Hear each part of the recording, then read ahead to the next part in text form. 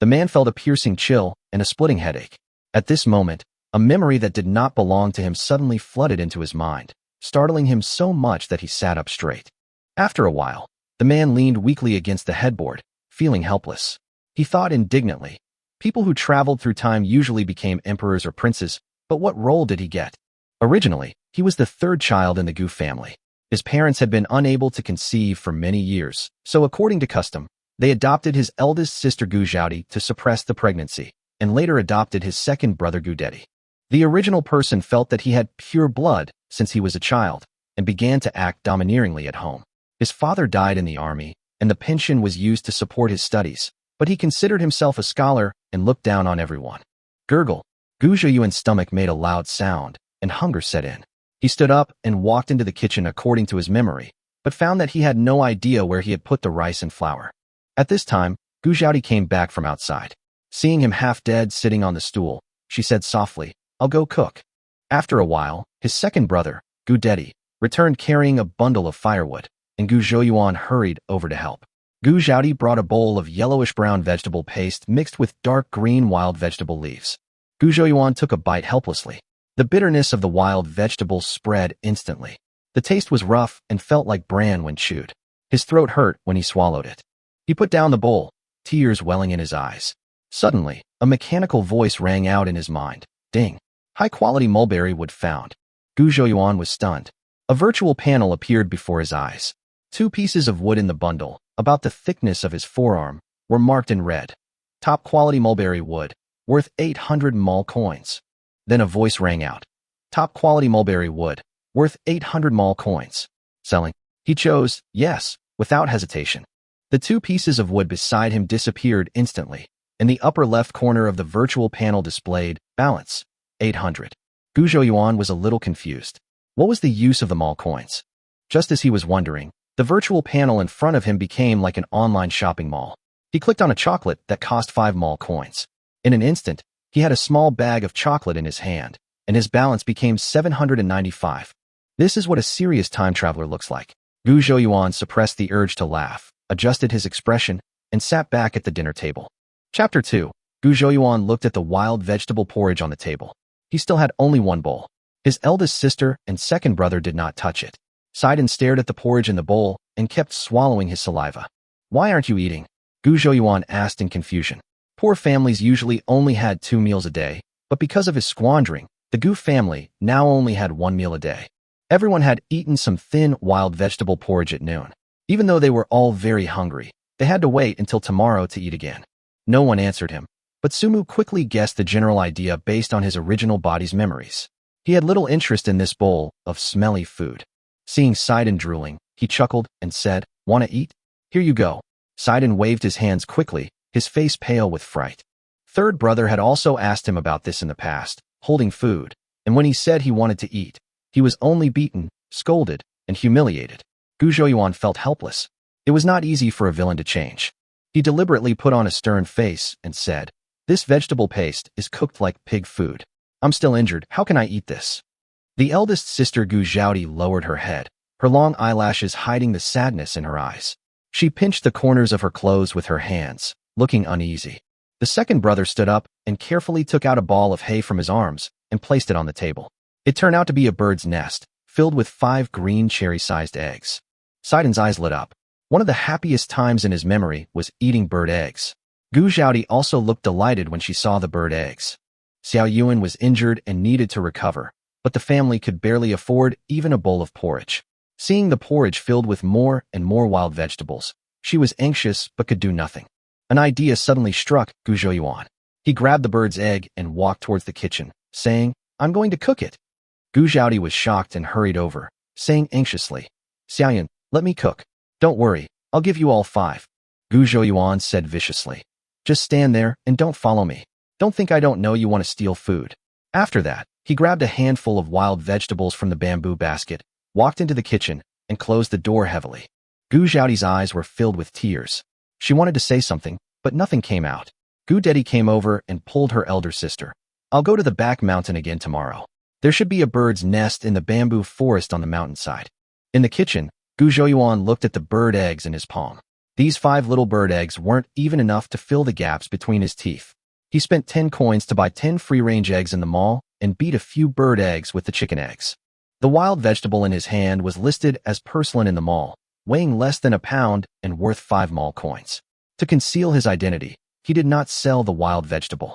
Instead, he cleaned it, blanched it, chopped it into small pieces, and added it to the egg mixture and stirred it evenly.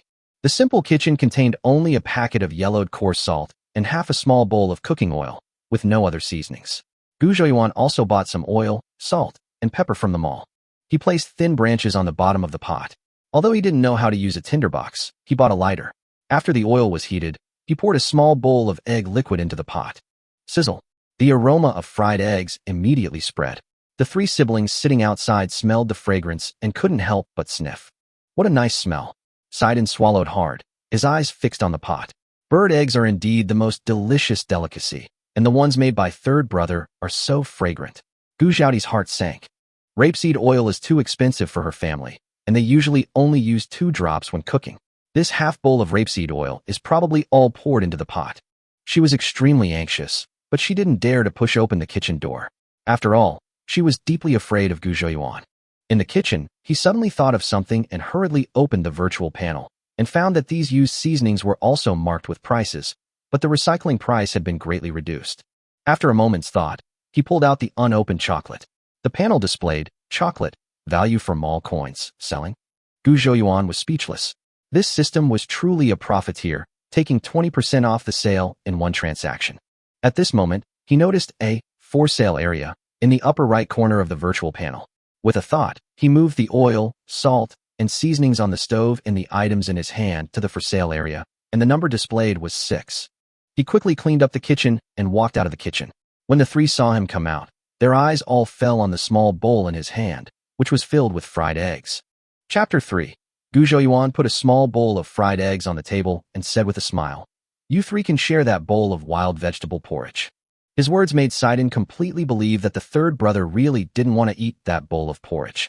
Sidon quickly ran into the kitchen and took 2 broken pottery bowls, and deftly divided the porridge into 3 bowls. Although this bowl of vegetable porridge was not a good food for Sidon, he had already gotten used to it. As far as he could remember, he never seemed to have a full stomach.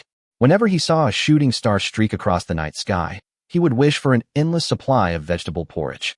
However, his eyes couldn't help but glance at the bowl of fried eggs. Gu Zhaoti was a little bewildered. 5 small bird eggs had turned into a small bowl full of wild vegetable omelette. She couldn't help but wonder, how on earth did third brother do it? Gu Dedi also found it incredible. He usually did manual labor and rarely cooked. But now, he understood that his third brother could make so many fried eggs with just 5 bird eggs. This was simply too much. Sidon couldn't wait to pick up a piece of fried egg with chopsticks and started to eat it ravenously. "It's delicious, so delicious," he muttered incoherently while eating. Gu Zhouyuan looked at Sidon funny, and after he finished eating, he grabbed another fried egg and threw it into his bowl. Sidon felt the kindness of the third brother and became a little bolder. He said excitedly, "Third brother, how did you make so many fried eggs with those few bird eggs?" Gu Zhouyuan stuffed an egg into his mouth, coughed, and replied mysteriously, "I put a lot of wild vegetables in it." Sidon continued to ask doubtfully, "Why was there only a little bit of the Chinese tune bird eggs that big sister made that time?" Gu Zhouyuan immediately realized, and his heart moved. Maybe big sister stole some. Sidon wanted to ask something, but Gu Zhouyuan was already furious. "Are you done yet? Even eating can't shut your mouth." Sidon immediately shrank his neck and shut his mouth obediently. Gu Zhaoti and Gu Dedi watched this scene with a smile, and couldn't help but sigh in their hearts. Third brother has changed. He has really changed. As the sun began to set, Lu finally returned home. Her steps hurried, her heart filled with worry. The third child was hit on the back of the head with a stick and had to be taken to the county to see a doctor. The family was really out of money, so she could only go to her parents' home for help. She sighed, paused at the gate, dusted herself off, took a deep breath, and walked into the yard. Sidon was the most perceptive and ran out the first time, shouting, "Mom, you're back." Gu Zhouyuan heard the noise and came out of the main room. Seeing Lu walking at the end, he immediately put down the things in his hands and walked towards her. When Mrs. Lu saw Gu Zhouyuan, she was so excited that tears streamed down her face. She covered her mouth and said, "You're okay, Xiao Yuan? I was so scared. Thank God, you finally woke up." Gu Zhaodi quickly took out a cloth to wipe Lu's tears, while Gu Zhouyuan stepped forward and tried to take the cloth from Lu's hand. Lu's heart tightened suddenly. The reed basket contained 2 kilograms of corn given by her eldest sister-in-law, enough to support the family of 5 for half a month. She was reluctant to give the food to the third child, but she was also worried that he would waste the precious food.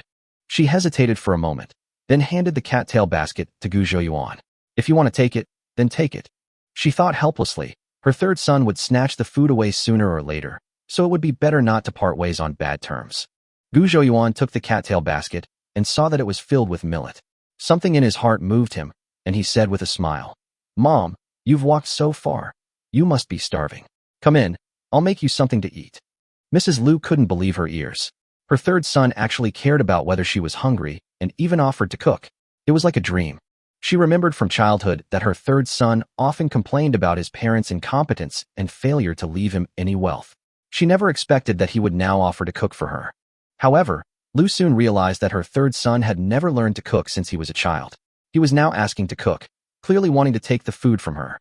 She gave a wry smile and handed over the cattail basket in her hand. Gu Zhouyuan took the basket and understood his mother's concerns. He smiled and said, "Don't worry, Mom. My cooking is delicious and I won't waste any food." Then, he carefully took the basket and quickly walked into the house. Lu sighed deeply, and Sidon and Gu Zhaodi supported her into the main hall. Sidon asked curiously, "Sister, what delicious food do you think third brother will make?" Mrs. Lu frowned, looked at Sidon, then turned to look at her eldest daughter, her eyes full of confusion. Chapter 4. In the kitchen, Gu Zhouyuan held his chin in his hand and thought. He knew that he couldn't take things out of the mall openly, so he had to be careful. The ingredients on hand were limited, so what could he make? He looked at the 2 pounds of corn and half a basket of porcelain on the table and suddenly had an idea. He decided to make porridge. Although he had just made vegetable omelette for everyone, since everyone had eaten, Gu Zhouyuan only grabbed 2 handfuls of millet to make porridge. He washed the millet, put it into the pot, added a large ladle of water, brought it to a boil over high heat, then turned to low heat and simmered until the porridge became thick. Then, he bought 3 eggs from the mall, beat them into egg liquid, poured them into the porridge, added some brown sugar, spent 7 mall coins, grabbed a handful of sugar, and put it into the pot. In order to make the porridge more delicious, he took out the seasoning from the for sale area and made a simple stir-fried porcelain. Sidon, his elder sister Gu Zhaodi, and his second brother Gu Dedi were discussing the delicious food they had for today. Gu's mother, Lu, was listening quietly with a smile on her lips, but a bitter feeling rose in her heart. She knew that these children were used to suffering and could hardly have a good meal on weekdays, but now they were actually talking about the deliciousness of this meal, and she couldn't help feeling sad. "Mom, try the corn porridge I cooked." Gu Zhouyuan smiled and put the steaming porridge on the table. The voice brought Gu's mother back to her senses. She saw that Gu Zhouyuan had actually made her a bowl of porridge. She held up the bowl, her trembling hands as if they were holding the most precious treasure in the world, unable to feel the bowl's scalding heat. With tears in her eyes, she whispered, "Xiaoyuan, did you really do this?" "Mom, be careful, it's hot." Gu Zhouyuan quickly reached out and snatched her bowl, put it on the table, looked at her hand, and saw that it was only slightly red. He felt relieved. Although Gu Zhouyuan had no family affection in his previous life, he could feel this sincere care and warmth at this moment, and his heart couldn't help but be touched. Mother Gu looked at him, tears streaming down her face. She had grown accustomed to Gu Zhouyuan's indifference, and had even once believed he was unchangeable. But at this moment, her heart was filled with pride and joy. Sidon smelled the aroma of the porridge and his mouth watered. "Third brother, the porridge you cooked smells so good." Gu Zhouyuan ignored Sidon and rolled his eyes inwardly. This kid, who had just eaten wild vegetable porridge and fried eggs, was actually craving it again. However, he didn't intend to pay attention to Sidon and just continued to eat his porridge with his head down. Sidon didn't get a response, but he didn't care. He stared intently at the bowl of steaming porridge. "Third brother, why are there egg drops in this porridge?" Gu Zhouyuan smiled faintly. "I saved one of the bird eggs just now." Sidon suddenly realized. So that's how it is. No wonder eldest sister said she wanted to save some fried eggs for mother to eat. It turns out that you, third brother, had planned it all along. Gu Zhouyuan almost rolled his eyes. How could this kid be so stupid? 5 bird eggs, 5 people, so of course 1 for each person, he said nonchalantly. Sidon was stunned, and he also felt the warmth of his third brother in his heart. In fact, he always felt that although Gu Zhouyuan was indifferent on the surface, He would feel a kind of warmth every time he cared about him. Seeing Saiden's silly look, Gu Zhaoti couldn't help but gently pull Saiden's ears. Stop thinking about it and eat. Saiden lowered his head and obediently began to eat his porridge. He drank the sweet porridge with mixed feelings. He could taste a lot of egg droplets in every mouthful, yet he found the porridge's sweetness unusual. The porridge tasted completely different from the simpler foods he'd eaten before. He'd expected it to be rough, but it was incredibly sweet. He wondered if Xiao Yuan had put something special in it. This porridge made the whole family feel particularly satisfied, and even a long-lost warmth. The family sat together, eating the delicious porridge, and the laughter and joyful atmosphere filled the whole house. Everyone seemed to have forgotten the passage of time, as if all this beauty was not real, but just a dream. Gu Zhouyuan was also enjoying this moment, feeling warm in his heart. However, how to sleep at night became a problem for Gu Zhouyuan. There were only 2 bedrooms in the house, one for his mother and Gu Zhaoti, and the other for his 3 brothers. Although the second brother looked thin due to malnutrition and Saiden was only a half-grown child, how could 3 people fit into this bed that was only 1.2 meters wide? Gu Zhouyuan felt helpless, covering his head and thinking, how am I supposed to sleep tonight? Chapter 5. At dawn, a rooster crowed and woke up the Datong village. Gu Zhouyuan rubbed his eyes and lifted Saiden's smelly feet from his stomach. He tossed and turned last night, only falling into a drowsy sleep late at night. Touching his face, he felt the marks left by the reed mat and secretly gritted his teeth, thinking, I want to spread a cotton mattress. I want to build a new house. I want to have my own room. The farmers all got up early. Gu Zhouyuan stretched and walked out of the house and found that his mother Lu had already dug a basket of porcelain. The climate this year was abnormal. It rained for a month starting in mid-February, causing floods in many places in Qingshan County and even Tali County. The following April and May were marked by a prolonged drought, with many wild vegetables withering on the parched land.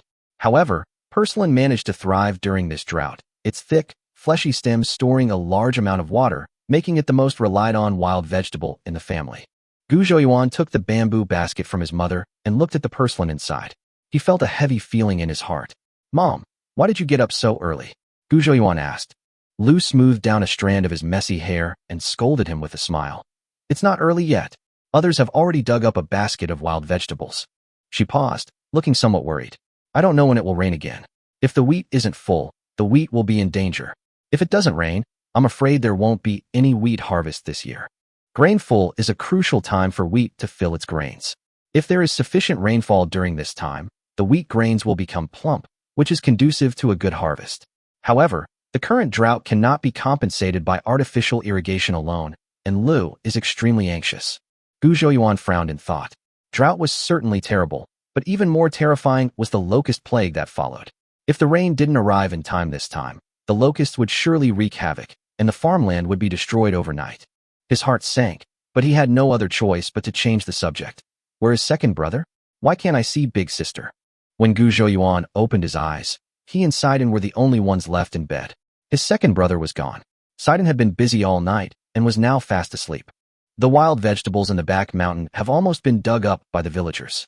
Your eldest sister and Chunmei and the others went deep into the mountains together, Lu said as she spread out the porcelain in the basket. This year's drought has made all villagers feel an unprecedented sense of crisis, and every household has begun to desperately stockpile wild vegetables. Gudedi got up early to fetch water. 2 of the 3 wells in the village have dried up, and the remaining old well is almost dry. He went to fetch water and never came back. After hearing this, Gu Zhouyuan came up with an idea. I'll go to the back mountain to take a look. Anyway, the firewood sold in the mall was carried back by my second brother from the back mountain. After saying that, he walked out. Kid, didn't I tell you that all the wild vegetables in the back mountain have been dug up, and even the firewood has been almost chopped down? Why are you still going there? Lu said angrily. I'll just walk around and maybe find some bird eggs. Gu Zhouyuan laughed, opened the door, and was about to leave. When Lu heard this, she smiled and looked up. There are more people going to the back mountain every day than birds. Who would leave bird eggs for you? Gu Zhouyuan had already walked out the door and responded with a smile. Who knows? Let's go for a walk and see.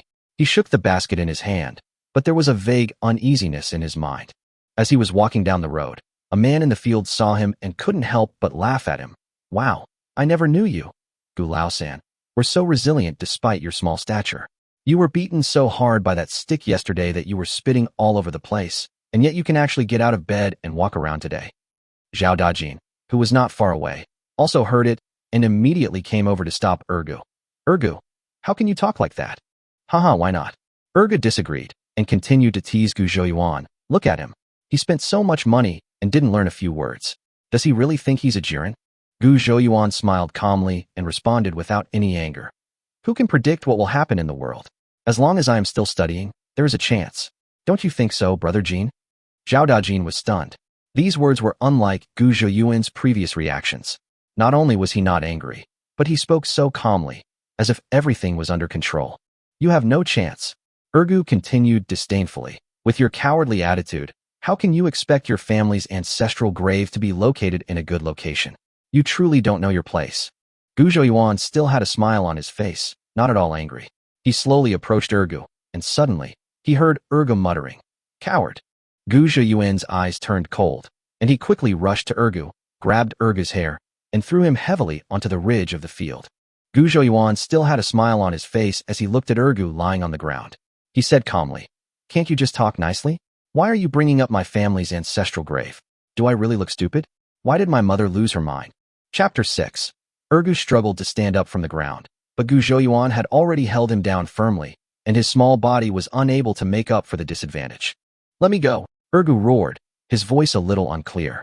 Gu Zhouyuan lowered his head and smiled, revealing 2 rows of white teeth, a dog biting the moon.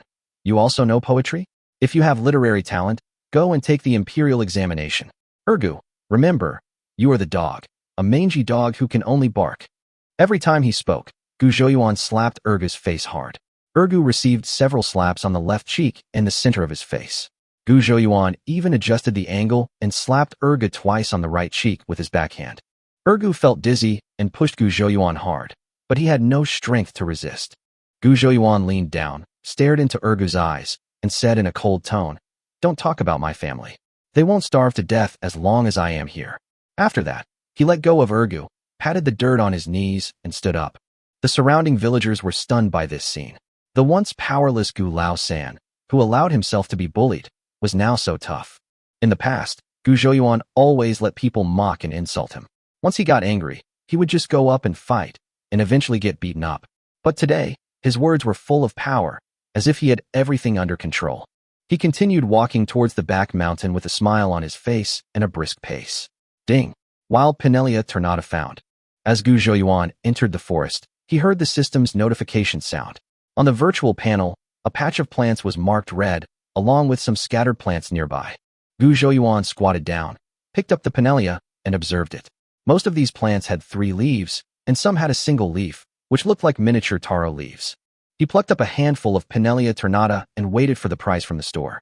However, the virtual panel hadn't updated yet, and he was a little puzzled. Could it be that the system used CDs? Suddenly, he had an idea. He picked up a branch and gently dug the soil a few times. He actually dug out 2 gray-brown rhizomes, the size of yam eggs. Ding! Found wild Pinelia Tornata, worth 0.5 mall coins. Sell it. Yes. Gu Zhouyuan was surprised to discover that the valuable part of the Pinelia Tornata was its rhizome. He quickly picked up his tools and continued digging.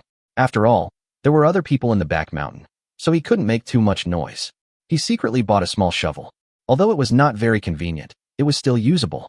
This piece of Pinelia can yield about 3 or 4 pounds. The purchase price given by the mall is 105 mall coins, which is equivalent to about 30 coins per pound. Yesterday, he spent 800 mall coins on eggs and seasonings, and today he spent another 12 coins on a small spatula. But even so, he still had 828.5 mall coins left in his account, which made him feel much more at ease. There might be other mountain products in this forest. Gu Zhouyuan decided to go deeper, hoping to find other more valuable plants. He walked deeper and deeper, excitedly thinking that he might find some old mountain ginseng. But the forest was dry, and there was no trace of any mushrooms or fungi. The drought lasted for days, and not even a root pili could be seen in the forest. Gu Zhouyuan felt a little disappointed, but he still followed the path carefully. As he walked, he found many villagers on the road, and some of them were concentrating on searching for food and medicinal herbs in the mountains. Gu Zhouyuan looked around excitedly, and unknowingly, he had walked further and further away from the others. At this moment, he suddenly heard a woman's cry from a distance. Help! Gu Zhouyuan shuddered, his heartbeat accelerated, and his hair stood on end. This was the voice of his eldest sister. Chapter 7. Gu Zhouyuan heard a rapid cry and immediately ran towards the source of the sound. The elder sister's cry for help continued, and Gu Zhouyuan felt nervous. He speculated that if she was being held hostage, she wouldn't have cried for help for so long. The most likely scenario was that she had encountered a wild animal. Gu Zhouyuan suspected she wasn't in immediate danger, and several possibilities quickly emerged in his mind: a wild boar, a bear, or a timber wolf. While running, he opened the virtual panel and bought a machete from the mall as a self-defense tool. After walking a short distance, Gu Zhouyuan's heartbeat suddenly accelerated. He heard roars coming from the bushes ahead, and his eyes widened as he saw a massive wild boar frantically pounding a tree. The boar, weighing a full 200 kilograms, was pounding the trunk with all its might, as if to knock it down. Gu Zhouyuan looked up and saw two women struggling to hold on to a tree branch less than 2 meters from the ground. One of them was his sister Gu Zhaodi. She clung to the branch, holding onto the woman next to her with one hand, and desperately grasping the tree with the other to maintain her balance. The woman next to her was pale and seemed about to faint. Gu Zhaodi's body swayed with the shaking of the tree. She bit her lip tightly, extremely nervous. Gu Zhouyuan could tell at a glance that the tree was already teetering on the brink of collapse. The wild boar's constant pounding had loosened the tree's roots. If he didn't act, Gu Zhaodi and the woman would be thrown from the tree and put in danger. "Sister, big sister," Gu Zhouyuan shouted. "Hold on, I'm here to save you." When Gu Zhaodi heard the sound, she turned around and saw her third brother Gu Zhouyuan running towards them with a knife in his hand. She was shocked and extremely anxious, with a flash of despair in her eyes. "Go. Xiao Yuan, go. Leave me alone." Adult wild boars can reach a size of 1.5 to 2 meters and have almost no natural enemies. Even tigers are reluctant to attack adult wild boars easily because they have thick skin, coarse hair, strong defense, and sharp fangs. With his current weapons and strength, he had no chance of winning in a head-on confrontation. However, he couldn't just watch his sister die. Gu Zhouyuan's hands trembled slightly as he tightened his grip on the machete. Although the mall had long-range weapons like bows and arrows, Gu Zhouyuan didn't have enough mall coins to buy them. At this point, he could only rely on the available means. Facing this angry wild boar, the only way he could think of was to attack from behind. "Xiao Yuan, don't come over," Gu Zhaodi shouted anxiously on the tree. Her hands were almost losing support and her body was shaking. Gu Zhouyuan responded loudly. "Sister, hold on to the branch tightly and don't move." Just as he was about to rush forward, the wild boar suddenly stopped and looked back at Gu Zhouyuan. It let out a few low growls and snorted twice, as if judging the human who suddenly appeared in front of it. Gu Zhaodi seized the opportunity, took off her straw sandals, and hit the wild boar's head with all her might. Sure enough, the wild boar's attention was attracted, and it turned its head to continue hitting the tree trunk. At this moment, the woman next to him recovered from her shock and burst into tears. "I don't want to die? Gu Sainer, you can't beat it. Run. Tell my mother that I hid 16 coins under the straw on the bed." Gu Zhouyuan had no time to respond to her words. His attention was completely focused on the wild boar in front of him and the crisis at hand. Although there are many items to buy in the mall, time is running out and he can't waste a second. Seeing that her third brother had no intention of escaping and was getting closer and closer, Gu Zhaodi made up her mind, hugged the tree trunk, and started to slide down. "Sister, what are you doing? Crawl back." Gu Zhouyuan was horrified, his head covered in cold sweat. Gu Zhaodi still said resolutely, "Xiao Yuan, if you don't leave, I will jump down." Gu Zhouyuan was stunned, his heart trembling. This silly sister, even though her original body had treated her badly before, she still wanted to fight for him, even making such a dangerous decision at this moment. Just as he was stunned, the system prompt sounded suddenly. Ding. High-quality wild mulberry fungus found. Gu Zhouyuan came back to his senses instantly, his eyes lighting up. Felinus versicolor is a medicinal fungus, and like other herbs like Cordyceps sinensis and Ganoderma lucidum, it has extremely high medicinal value. In the past few years, Corylus versicolor has been extremely popular in the market, selling for hundreds of yuan per kilogram. He decided to go and see the Corylus versicolor on the tree first. He quickly turned and ran towards the tree, his heart full of hope. When Gu Zhaodi saw Xiao Yuan finally turned around, a relieved smile appeared on her face, but there was still a trace of sadness in her eyes. Gu Zhaodi pulled Chunmei up the tree branch, whispering to her, "Chunmei, are you afraid?" Chunmei looked up, a bit bewildered. "One thing is, I haven't been to the county market yet. I heard that the big market has everything. I was planning to save some money to go to the market, but I didn't expect that I might never have the chance again." Gu Zhaodi looked at her enviously and said with a smile, "You are so amazing. You can actually save more than 10 cents. She took out a cloth bag from her arms. Inside the bag was a bird's nest with 6 bird eggs in it. Chapter 8. Gu Zhouyuan stood under the mulberry tree, raising his hand to touch the height of the branches. Suddenly, he heard the system prompt sound. Ding. Found wild, high-quality Felinus lentius, worth 4,500 mall coins. So, his mall balance instantly increased from 2,288 to 5,228. After a brief thought, Gu Zhouyuan decided to spend 5,000 mall coins to buy a compound bow. The 60-pound-strong bowstring had been adjusted and was equipped with 10 high-carbon steel arrows. Such a configuration is enough to deal with wild boars and even brown bears. As he was about to move forward, movement under the tree caught his attention. Gu Zhaodi continued to scream, her voice filled with fear. Gu Zhouyuan's heart sank as the wild boar continued to destroy the tree. Gu Zhaodi and Chuanmei's screams were heard again. Gu Zhouyuan slowed down and approached the source of the sound. Gu Zhouyuan saw the wild boar ramming the tree trunk frantically, and the tree was shaking violently and was about to collapse. Big Sister and Chunmei were trapped in a tree, about to fall into danger. Sister! Big Sister! Gu Zhouyuan shouted anxiously, with the bow and arrow in his hand ready. Gu Zhaodi turned around when she heard the sound, and saw Gu Zhouyuan approaching with a bow and arrow. Her eyes suddenly widened. Xiaoyuan? She looked at her third brother in disbelief.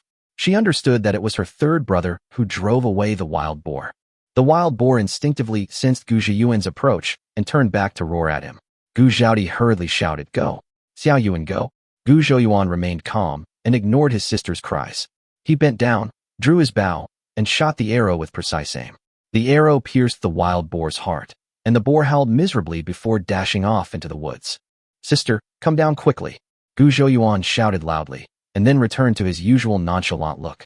Chunmei slid down from the tree with a grateful smile on her face, and Gu Zhaodi finally returned to safety from the brink of life and death. Gu Zhouyuan smiled and teased Chunmei. Sister Chunmei, I didn't know you could climb trees. Your pants are all torn. It's really not worth it. Chunmei was embarrassed for a moment. Her face flushed, and she lowered her head and stopped talking.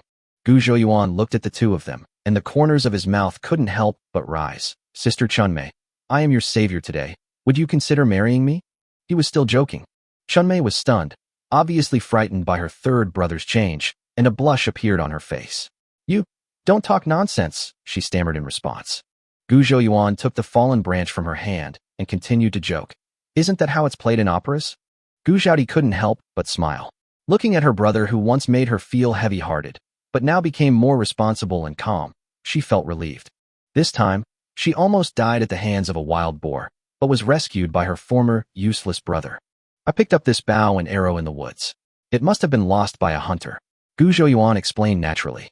Although he knew that his sister would not believe him, he would rather let them accept that the bow and arrow were picked up by chance rather than provided by the system.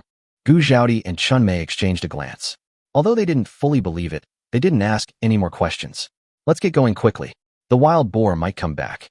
Gu Zhaodi was a little anxious and held Gu Zhouyuan's hand. Gu Zhouyuan smiled faintly. Don't worry, the wild boar is probably dead. He lowered his head and searched the ground for bloodstains. After walking about a mile, he finally found the wild boar's body in the bushes. The wild boar's chest was pierced by an arrow, and blood was constantly flowing from the wound. Its body was also covered with mud and blood. Dead. Gu Zhouyuan confirmed it and called the two people over. We can take the pork back. Gu Zhaodi saw the sheer size of the carcass and immediately felt it was difficult to handle. This wild boar must weigh 400 kilograms. How can I carry it back? Gu Zhouyuan frowned. We have to cut it up first and take the meat back. The pig head and internal organs will be left here. Gu Zhaodi shook her head. No, we can't waste the pig's head. The offal is edible too. If the three of us work together, we can definitely bring it back. Chunmei chimed in. That's right. This is 400 kilograms of meat. We can't waste it. Chapter 9. How come this stupid pig has grown so fat? Chunmei panted, her hands supporting her knees. She, Gu Zhouyuan, and Gu Zhaodi were sweating profusely as they dragged the wild boar to the forest path with great effort. Gu Zhouyuan rubbed the blisters from the hemp rope and looked at Chunmei with resentment. Although he had the system, he couldn't use its convenient functions. The three of them dragged a wild boar weighing more than 400 pounds through the thorny forest. Gu Zhouyuan felt like his waist was about to break. He looked around and suddenly noticed a figure in the woods ahead. The figure was squatting on the ground, apparently digging wild vegetables. Gu Zhouyuan was delighted. put down the hemp rope, and ran towards the man. Not long after walking, Gu Zhouyuan saw that the man was actually his original body's second uncle, Gu Montsong, who was concentrating on digging chicory. The original person had two uncles, his father being the eldest. As a child, the family lived together, and although there were occasional disagreements, the overall relationship was good. However, with the original person's parents' decision to adopt a child, family relations became strained, and the Gu family eventually split off and became independent. Second uncle, Gu Zhouyuan greeted him. Gu Montsong looked up and saw that it was his eldest brother's youngest son, Xiaosan, and nodded. Xiaoyuan, why did you run into this wild forest? I came here to find something to eat. There was nothing outside the back mountain, so I walked inside. Gu Zhouyuan replied with a smile. Gu Montsong stood up, opened the bamboo basket, took out 2 kudzu roots and handed them to him. This is the kudzu root I just dug. Take it home and cook it. I heard that you were beaten. After I finished my work in the fields, I was going to go to your house to check on you. But I heard that you were fine. Thank you, second uncle. I have food at home. Gu Zhouyuan did not take the pureria root. He thought that his second uncle's family life was not easy either, and he could not take his second uncle's things anymore. You kid, why are you being so polite to your second uncle? Gu Montsong scolded with a smile and stuffed the pureria root into Gu Zhouyuan's hand. Gu Zhouyuan could feel the complex look in his uncle's eyes, which contained regret, anger, pity, and helplessness. He lowered his head and stuffed the kudzu root into the bag. Uncle, I hunted a wild boar in the mountains, and I'd like you to help me bring it home. What? You hunted a wild boar? Gu Montsong's voice rose several degrees, obviously extremely surprised. It is almost impossible to encounter a wild boar in the mountains. Ordinary people are lucky even if they encounter a pheasant or a rabbit, but if they encounter a wild boar, they will be in big trouble. Although Gu Montsong was suspicious, Gu Zhouyuan looked determined, and he put his doubts aside. Gu Montsong followed Gu Zhouyuan for a short distance before he saw Gu Zhaodi and Chun Mei standing by the roadside, and behind them, lying on the ground, was a huge wild boar. Second uncle Gu. Gu Zhaodi and Chun Mei shouted at the same time. Gu Montsong was stunned for a moment, his eyes fixed on the wild boar. God bless you. He prayed silently. He quickly took out a rope from his backpack and neatly tied it around the wild boar's hind legs. Then he waved to Gu Zhouyuan, signaling him to lead the way and lead everyone in pulling the wild boar down the mountain. Gu Zhouyuan had been very busy all along the way. He had just finished fighting with Ergu in the morning, dug up Pinelia Ternata, and then rescued his eldest sister and defeated the wild boar. Then he dragged the giant beast home. After a long time, he finally arrived home at 3 p.m. Gu Zhouyuan overheard the villagers' discussions as they passed by him on the road. Many people looked at them with envy and jealousy. A wild boar this big is enough to feed us until the new year. Who would be willing to eat it? It could be exchanged for more than 10 stone of white rice. If it were brown rice or corn, wow. Gu Laosen is so lucky.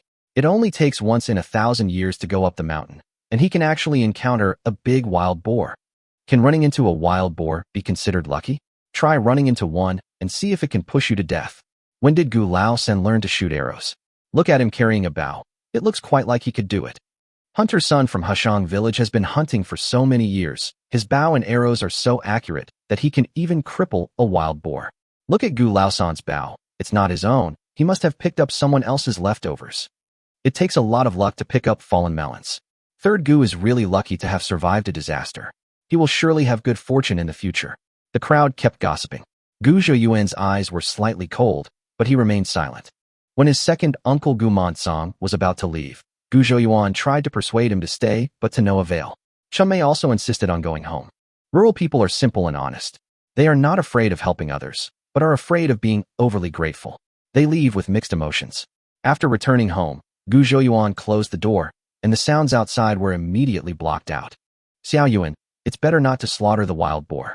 Tomorrow, take your Uncle Kai's ox cart and take it to the county to sell it. You can exchange it for some food and earn some money. Lu was boiling water in the kitchen, feeling sorry for the value of the wild boar meat. Mom, it's hot now. The pork will be fine if left overnight, but the pig's internal organs will definitely go bad. The rotten internal organs will affect the meat of the whole pig, and it won't sell for a good price. Gu Zhouyuan scooped water from the pot, preparing to process the pork. It's better to butcher the pig. Pig offal is delicious and is no worse than pork.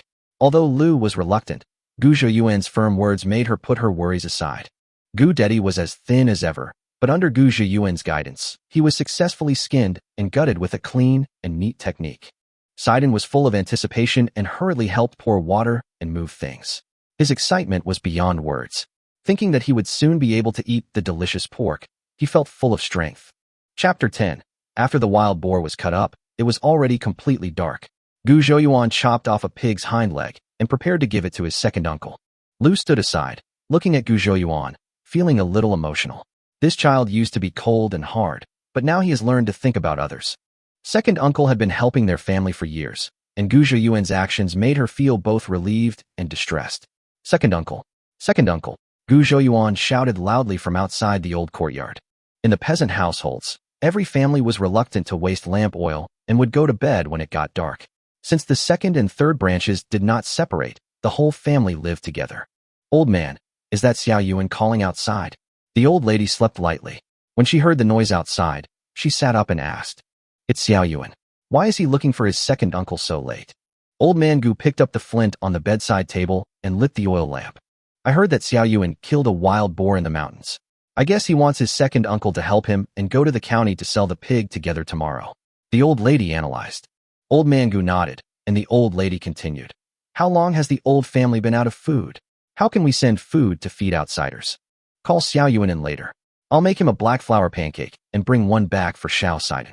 The old lady kept chattering while old man Gu had already walked to the door in his straw sandals and opened it. "Grandpa, I caught a wild boar today. Please send me a pig leg," Gu Zhouyuan said with a smile. Anyway, their family has not split up, so it doesn't matter who it is given to. "You kid, how much is this pork leg worth? Why did you send it here? Take it away quickly.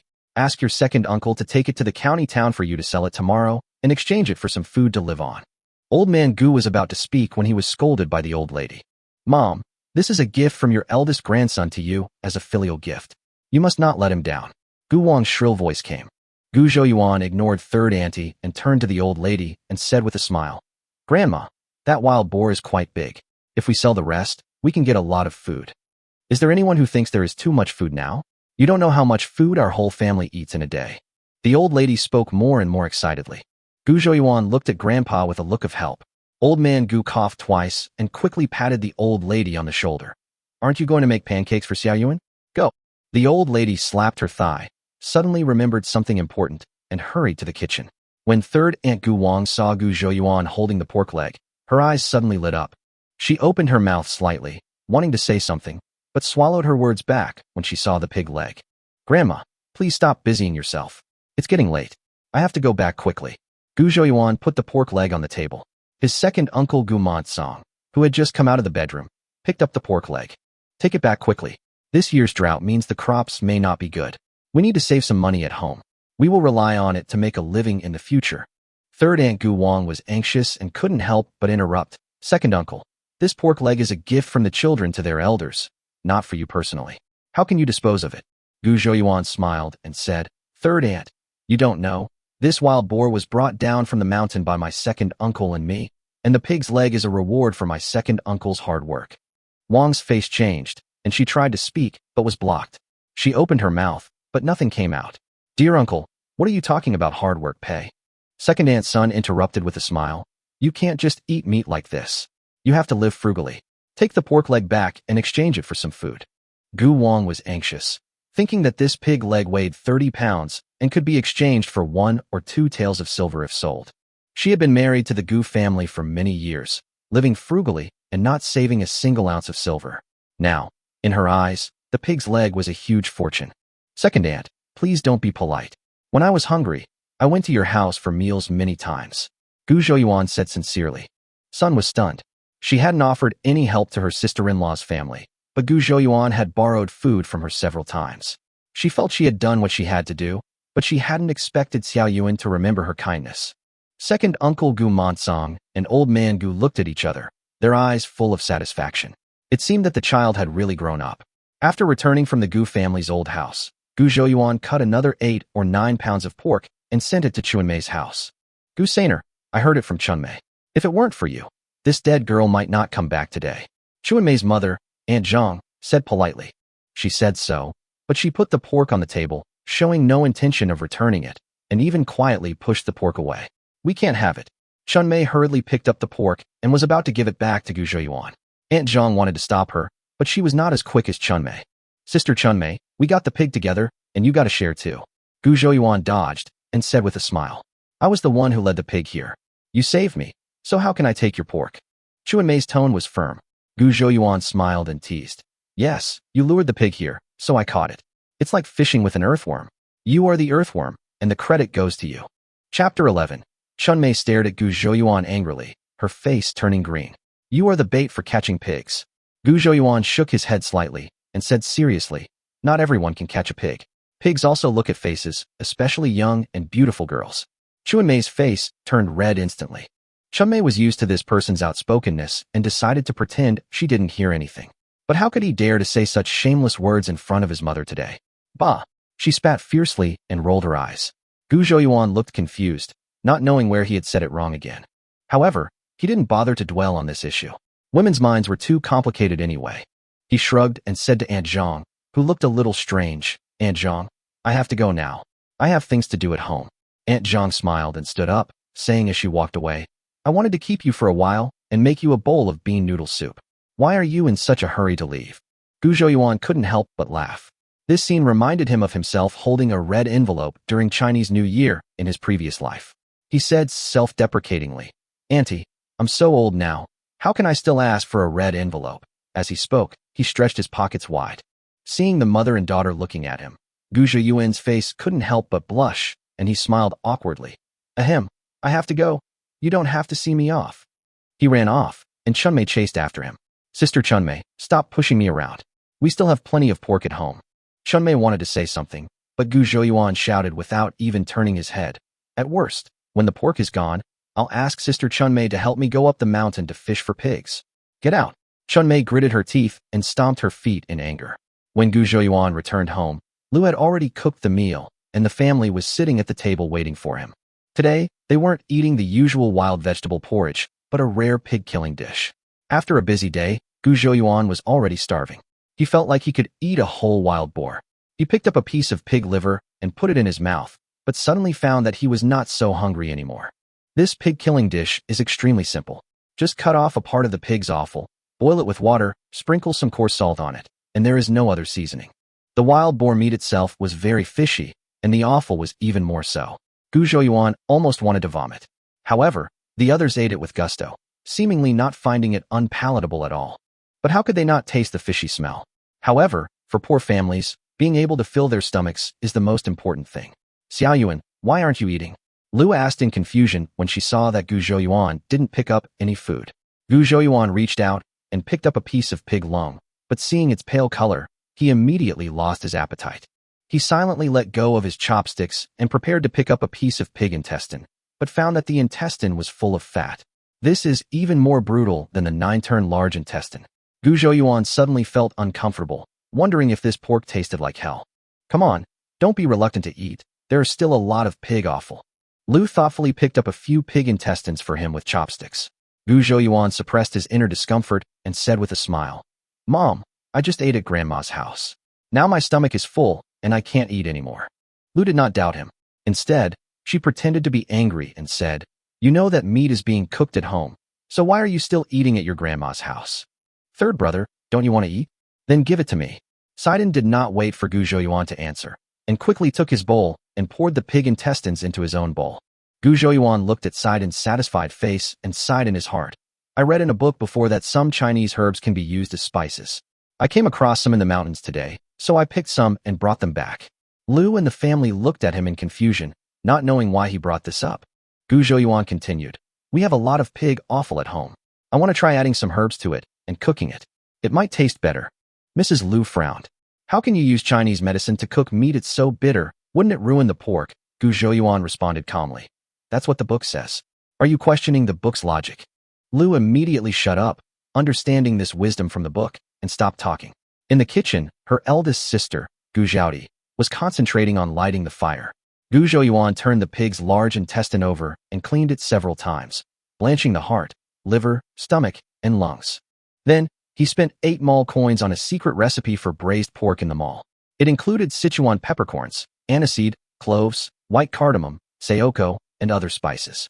Although it looked a bit complicated, he decided to throw them all into the pot. He added a handful of rock sugar and simmered it over low heat until the sugar color turned. Gu Zhaoti listened to the sizzling sound of frying in the wok and felt a little worried, but she didn't dare disturb Gu Zhouyuan because he told her that the recipe needed to be kept strictly confidential and not even she could peek. Gu Zhouyuan saw that his elder sister was concentrating on the fire, so he boldly put all the spices into the wok. The flavor of the braised meat, including sliced ginger, scallion knots, cooking wine, light soy sauce, dark soy sauce, oyster sauce, and spice packets, gradually became richer, almost making Gu Zhaoti swallow her saliva. She had clearly eaten a full meal, but she still couldn't control her mouth's cravings. Chapter 12. Sidon sat outside the yard, his nose twitching as he sniffed the fragrance in the air, his heart agitated. Lu also smelled the alluring aroma. Life at home was tight, and although she had been cooking for years, her best dish was vegetable porridge. Although she wasn't particularly particular about gourmet food, the rich aroma of meat made her want to smell it a few more times. Gu Dedi swallowed silently, his mouth suddenly filled with saliva. The braised meat in front of him made him salivate more than once, especially the aroma of the pig liver fresh from the pot. He couldn't help but pick up a piece of pork liver and took a random bite. Ha! The liver was so hot that he gasped, but after taking a bite, he found the meat was tender and the aroma of the sauce was fragrant, without any fishy smell at all. Gu Zhouyuan nodded with pride, praising his own cooking skills. He casually fished out the braised meat, chopped it a few times, and placed it in a large bowl. He called out to Gu Zhaoti, and the two of them walked out of the kitchen together. The rest of the family gathered around. The pig offal in the bowl was bright red and looked particularly tempting. The air was filled with a rich aroma, a flavor completely different from the food they usually smelled, complex and unique. What are you still standing there for? Come and try it and see if it tastes good. Gu Zhouyuan saw that Sidon's eyes were about to be teased, and he couldn't help but urge him. As soon as the words fell, Sidon hurriedly picked up a piece of pig intestine and stuffed it into his mouth. What's the hurry, kid? No one's trying to snatch it from you. Lu scolded with a smile. Ha woo, so delicious. Sidon's mouth was so full that he could barely speak. It turns out pig intestines don't necessarily have a bad smell. The ones he'd eaten before had a fishy smell because they were poorly cooked. This one, with its rich sauce aroma, melted in his mouth. Gu Dedi picked up a piece of pig stomach. It was soft, tender, and fragrant, with no trace of fishy smell at all, just a rich sauce flavor. In comparison, the boiled offal he had just eaten was a world of difference. He began to wonder how he had ever been able to eat such white, fishy things before. Gu Zhaoti ate a piece of pig liver and suddenly blushed. She had thought that the pig offal she and her mother had cooked before was fishy and smelly, but she had never expected it to be so delicious. She finally understood. It turned out their cooking skills weren't good enough. No wonder Xiao Yuan always refused to eat. How could pig offal be so fragrant? She couldn't help but sigh. Sure enough, the recipes in books are the best. Mrs. Lu tasted a piece of braised meat and nodded repeatedly. Yes, reading is still the best. But then she changed the subject and asked, Xiao Yuan, are you really not going to Nanhu Academy? Nanhu Academy is a private school in the county, mostly with children from poor families. The tuition fee is 1 or 2 taels of silver per year, or it can be replaced by food. Gu Zhouyuan originally had mediocre qualifications and his grades were at the bottom, but he once felt that scholars were superior to others. He spent his days in the academy and felt a sense of superiority when he returned to the village. His family worked hard to support his studies, but Gu Zhouyuan's heart was no longer on his studies. He became obsessed with the girl who worked at the Yuanqing restaurant near the school. To get close to her, he often went to the restaurant to spend money and show his presence. Eventually, his behavior angered the restaurant girl's real lover, leading to his beating. Now, having traveled through time, Gu Zhouyuan had no desire to return to the academy and read those ancient texts. He had already decided to stay away from that world of books. He shook his head. My family doesn't have enough money to support my studies. Accommodation and meals cost money. Lu sighed. After the wheat is harvested, I'll go to the school to pay for your tuition and accommodation. No, Mom, I can study at home. Gu Zhouyuan refused without hesitation. Lu glanced at him and saw his firm attitude. She could only sigh helplessly and said nothing more. The braised food on the table was quickly consumed, and Gu Zhouyuan went to the kitchen to carve up another large bowl. The pot was small, and only the pig's liver, pig's stomach, pig's lungs, and some large intestines were braised. He added some more marinade ingredients and prepared to continue marinating the pig's head, pig's heart, and pig's tail. He also added a pig's foot and continued to cook in the soup. Gu Dedi brought a bundle of firewood, and Gu Zhaoti skillfully started the fire. After a busy period, it was already approaching 11 p.m., the hour of high. Normally, Everyone would have gone to bed by this time, but after such a sumptuous meal tonight, everyone in the family was full of energy and not at all sleepy. We have to go to the county to sell pork tomorrow, so hurry up and wash your feet, Gu Zhouyuan reminded them. Despite the drought and water shortage, Gu Zhouyuan still couldn't tolerate anyone going to bed without washing their feet. So he strongly urged Gu Dedi and Sidon to wash their feet. Gu Dedi and Sidon washed their feet reluctantly, and then Gu Zhouyuan took the basin and poured the black water into the dry wheat field. Perhaps it was because of the day's fatigue, or perhaps it was because he was not bothered by smelly feet, but Gu Zhouyuan slept exceptionally soundly that night. In the early morning, the sound of a rooster crowing awakened the Datong village. Gu Zhouyuan simply washed up and saw that his second brother had already moved half a pig to the yard. I just asked, Uncle Kai's ox cart didn't leave today? I'll just go and call when it leaves, Gu Dedi said, wiping the sweat off his face. The Gu family was a prominent family in the village. Gu Yotsai's family owned a water buffalo. During the slack season, several villagers would gather and ride ox carts to the county town, earning 2 cents each to supplement their family income. Breakfast was a common practice, with only 2 meals a day being common. Gu Zhiyuan's stomach rumbled, and he entered the kitchen to see that all that was left in the pot was the braised pork from last night. It wasn't appropriate to eat something so greasy so early in the morning, so he cooked some corn porridge. Lu and Gu Zhaodi hadn't returned yet, so only Gu Zhouyuan and his 3 brothers were eating at the table. The corn porridge, without the vegetables, was surprisingly delicious. Gu Zhouyuan also served a cold dish of purslane, which was refreshing and crispy. The corn porridge and purslane were a perfect match. 4th brother, did you pry open mother's cabinet? Sidon asked in a low voice. Gu Zhouyuan rolled his eyes at him and ignored him. If we keep eating like this, will we only be able to eat wild vegetables in a few days? Sidon was worried. The delicious food he had enjoyed over the past 2 days had made him a little uneasy. He had never heard of anyone in the village eating breakfast, especially such delicious corn porridge. He felt that his 3rd brother didn't want to live anymore, and he was afraid that after these 2 days of enjoyment, the family would have to starve again. Chapter 13. 3rd brother, can I eat first? Why do you have so many ideas, kid? Don't worry, you won't starve with me here, Gu Zhouyuan said unhappily. Sidon was a little suspicious. He thought that his 3rd brother had changed in the past 2 days, and his cooking was delicious. But the bird eggs and wild boar eggs won't always be available. What will happen to our family when the wild boars have eaten them all? 3rd brother doesn't know how to be frugal either. It really makes me worry. Gu Zhouyuan really didn't like the look in the boy's eyes, so he reached out and gave Sidon a slap on the head. He got up, went into the kitchen, scooped out a large bowl of braised meat, and brought it to the old house. Mom, I seem to smell the fragrance of meat. Xiaohua, who was picking wild vegetables, said to Son beside her. Xiaohua is the 3rd girl in my 2nd uncle's family. My 2nd uncle has 3 sons and 1 daughter. The eldest brother Daju is 1 year older than Gu Zhaodi. He is 19 years old this year and is already married. His wife Wen Yang is now pregnant. Erju is 17 years old this year, the same age as Gu Zhouyuan. Xiaohua is 13 years old and is a twin of Lao Siju. 2nd aunt Sun rolled her eyes at Xiaohua and said, You're only thinking about the pork leg your 3rd brother sent you. It's not even cooked. How can you smell the aroma of meat? Your father is going to sell it for some corn and salt. Xiaohua sniffed hard, and she really smelled the aroma of meat. It wasn't that she was greedy, but the aroma seemed to be getting stronger and stronger. Aunt, are you picking wild vegetables? Gu Zhouyuan greeted. Sun turned around and saw Gu Zhouyuan, nodded and smiled. Xiaoyuan, are you here to see your 2nd uncle? He has already packed up and is waiting for you.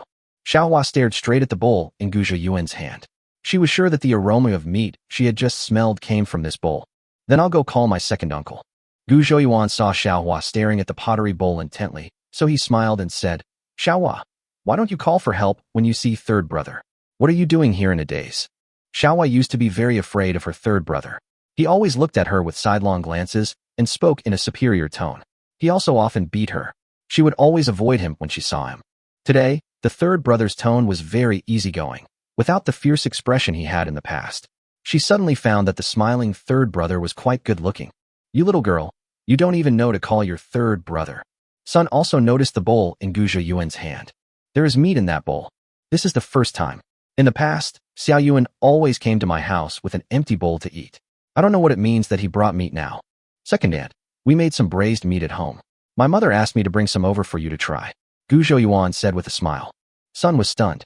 Gu Zhouyuan's family separated because the old lady didn't like Gu Zhaodi and Gu Dedi, and his eldest sister-in-law Lu didn't have a good relationship with the people in the old house. Now her sister-in-law actually asked Xiao Yuan to deliver meat to them, which surprised her. Xiaohua immediately stood up and said sweetly, "Third brother, is this meat for us?" Seeing her third brother nod, she boldly said, "Can I eat my piece first?" Her grandmother was extremely patriarchal, so when this big bowl of meat was brought into the house, it would definitely be eaten by her brothers first, then by the elders, and finally by her. There would probably be nothing left. She wanted to eat meat, and this obsession even overwhelmed her fear of her third brother, giving her the courage to negotiate with him. Gu Zhouyuan smiled, picked up a piece of pork head, and handed it to Xiaohua. Xiaohua reached out to take it, but when she saw that her hands were covered with mud from the wild vegetables, she quickly retracted her hand. Gu Zhouyuan leaned over and handed the pork to her mouth. Gu Xiaohua subconsciously opened her mouth and bit it. As soon as the meat entered her mouth, her eyes widened immediately. Is this meat? She had never eaten a large piece of pork before. The black-faced pork dumplings she had during the New Year's meal were also mixed with a lot of cabbage. It turns out there are things in this world that are more delicious than dumplings stuffed with pork and cabbage. The meat was stewed until it was soft, and she ate it without noticing. She regretted it as soon as she swallowed it. Such delicious food should be eaten slowly and savored carefully. Why did she swallow it whole? Here, eat another piece of pig's tail. It's specially used to cure children's drooling. Gu Zhouyuan grabbed another piece of pig's tail for her. Xiaohua wiped her hands on her body again and again, took the braised pig's tail, held it carefully, and was reluctant to take a bite. Sun's eyes were filled with relief. She scolded with a smile. "You little girl, you're just too greedy. What are you standing there for? Go call your grandpa and grandma, and tell them that your third brother brought them some delicious food." The old man was chopping firewood in the yard, and the old woman was chopping wild vegetables to prepare chicken feed. There are only 2 old hens left at home. Because there is no food to feed them, they only rely on wild vegetables. The 2 chickens are skinny and have not laid eggs for a month. They were absolutely reluctant to kill and eat them, so the old couple planned to ask their second son to take the 2 hens and the wild boar leg to the county to sell them today. Feed it more now, so that you can weigh more later. Grandpa and Grandma, third brother is here to bring you some meat. Xiaohua jumped in and shouted, "I've told you so many times that a girl should be quiet and steady. In 2 years, she will be of marriageable age. When she gets married, people will say that our Gu family has no manners." Old Mrs. Gu scolded. What did you just say? Your third brother brought the meat." Old Mrs. Gu suddenly reacted. "Didn't they just deliver a pork leg yesterday? Why are they delivering meat again? Did they catch another wild boar today?" Old Master Gu also spoke in confusion. "No, it's cooked pork. Third brother said it's called braised pork. Look, this is the kind of meat." Xiaohua raised the pig's tail in her hand and showed it to Grandpa Gu. Old Mrs. Gu reached out and grabbed the pig's tail. She smelled it and was filled with the aroma of meat. Xiaohua looked at the meat in Grandma's hand with eager eyes, hoping that Grandma would return it to her. But Grandma held the pig's tail tightly, not realizing that it was the braised meat given to her by her third brother. Gu Xiaohua pouted in grievance and was about to cry. At this moment, a shadow blocked her way, and then she felt something heavy in her hand. She looked down and saw half a pig's trotter in her hand. She raised her head and saw her third brother winking at her and making a shushing gesture. She quickly stuffed the pig's trotter into her arms and smiled sweetly at her third brother. "Grandma, my mother asked me to bring some braised meat over." Gu Zhouyuan handed a large ceramic bowl to Grandma Gu. Old Mrs. Gu complained, "We need to live a simple life. No matter how much pork we have, we can't afford to eat it like this. These are all pig offal. They will go bad in 2 days, so we cook them all. Also, the pig heads and pig feet can't be sold at a good price, so my mother braised them together." Gu Zhouyuan said slowly. The old lady nodded. In fact, she was also very happy in her heart, because this old family had never given her peace of mind. "My eldest daughter-in-law and I have had conflicts before, and we don't even say hello when we meet on the street. It is rare that the eldest daughter-in-law still remembers to be filial to the old man now, and Xiao Yuan seems to have become smarter. Her worries have now been mostly cured. However, it would be even better if we could drive away the wild girls and boys from the old family." Chapter 14: Selling Pork in the County Town. The old lady took the big bowl. This heavy bowl of soup contains cooked pig offal that is bright red in color and exudes an enticing aroma. At this time, Dazhu and Erju, who had gone out to fetch water, came back. Gu Dazhu put down the bucket, wiped the sweat off his forehead, and nodded to Gu Zhouyuan as a greeting. Erju is about the same age as Gu Zhouyuan. He has a lively personality and is a chatterbox. "Xiao-san, my dad told me that you shot a wild boar yesterday. When did you learn how to shoot arrows?" Zhu threw the carrying pole aside and said excitedly, I always have, but you just don't know it. Gu Zhouyuan said perfunctorily. Impossible. You can't even chop wood. How can you shoot arrows? Gu Zhu obviously didn't believe it. Do you think my mother spends so much money every year to send me to school just to learn how to read? Gu Zhouyuan said with disdain. Zhu was stunned. What else could he learn in school besides learning to read? Learning to chop wood? It's too shallow. Gu Zhouyuan suddenly raised his voice and shouted. What's shallow? Zhu asked casually. Your vision is too narrow. Gu Zhouyuan looked up with an arrogant attitude. You know what? It's 100% consistent with the original body's temperament. I tell you, in school we not only learn to read, but also learn etiquette, musical instruments, archery, and horseback riding. They're called the 6 arts of a gentleman. Etiquette, music, archery, charioteering, calligraphy, and mathematics. Forget it. You wouldn't understand even if I told you. Gu Zhouyuan waved his hands, looking mysterious. What is the 6 arts of a gentleman? Zhu doesn't understand it at all. In the past, the mistress would also brag, but he would always expose her after a while. Maybe Xiao San is still bragging today, but the bragging is so profound that he has no way to refute it. For the first time, he had a feeling that the mistress was quite powerful. At least he is bragging a lot now. Gu Zhouyuan felt Zhu's eyes filled with amazement and a hint of admiration. He put his hands behind his back, looked up at the sky at a 45-degree angle, his gaze far away. Uncle Monsong, the weather is so hot. We have to sell all this wild boar meat in the city as soon as possible. It would be best to sell it to restaurants, as they use a lot of meat there. Gu Yukai, who was driving the ox cart, reminded. Normally, a bullock cart is fully loaded with 12 people, and it will depart when there are 6 people. Today, Gu Zhouyuan spent 18 cents to get off the ox cart after pulling half a pig and a pig leg. Of course, he didn't have any copper coins. The money was given by his second uncle Gu Monsong. What Uncle Kai said is true. Apart from selling grain, we haven't sold anything else in the city in these years. So we can just go to the grain store to have the grain weighed. Pork is different from grain. We have to go to the local store to see how to sell it. Gu Monsong responded with a smile. Gu Zhouyuan felt no pressure at all. Meat was in short supply these days, and the country people were reluctant to eat it, but the rich people in the city didn't care about spending money. Excluding the pig's head, trotters, and offal, this half pig weighs about 170 to 180 kilograms. Adding my second uncle's pig hind leg, it only weighs about 200 kilograms. For such a big county, it is easy to consume 200 kilograms of pork. Even if no one buys it, he still has them all. The ox carts waited for more than an hour and arrived at the county town at noon. Among the 3, Gu Zhouyuan is the most familiar with the county town. After all, he studied here for 2 years. Following the feeling in his mind, Gu Zhouyuan directed the ox cart to a restaurant. Yuanqing Restaurant. With a huge golden sign hanging high up, this restaurant looks very grand. This memory probably contains the obsession of the original body. Otherwise, how could it end up here inexplicably? It turned out that he was in love with the daughter of the restaurant owner, which brought him into trouble.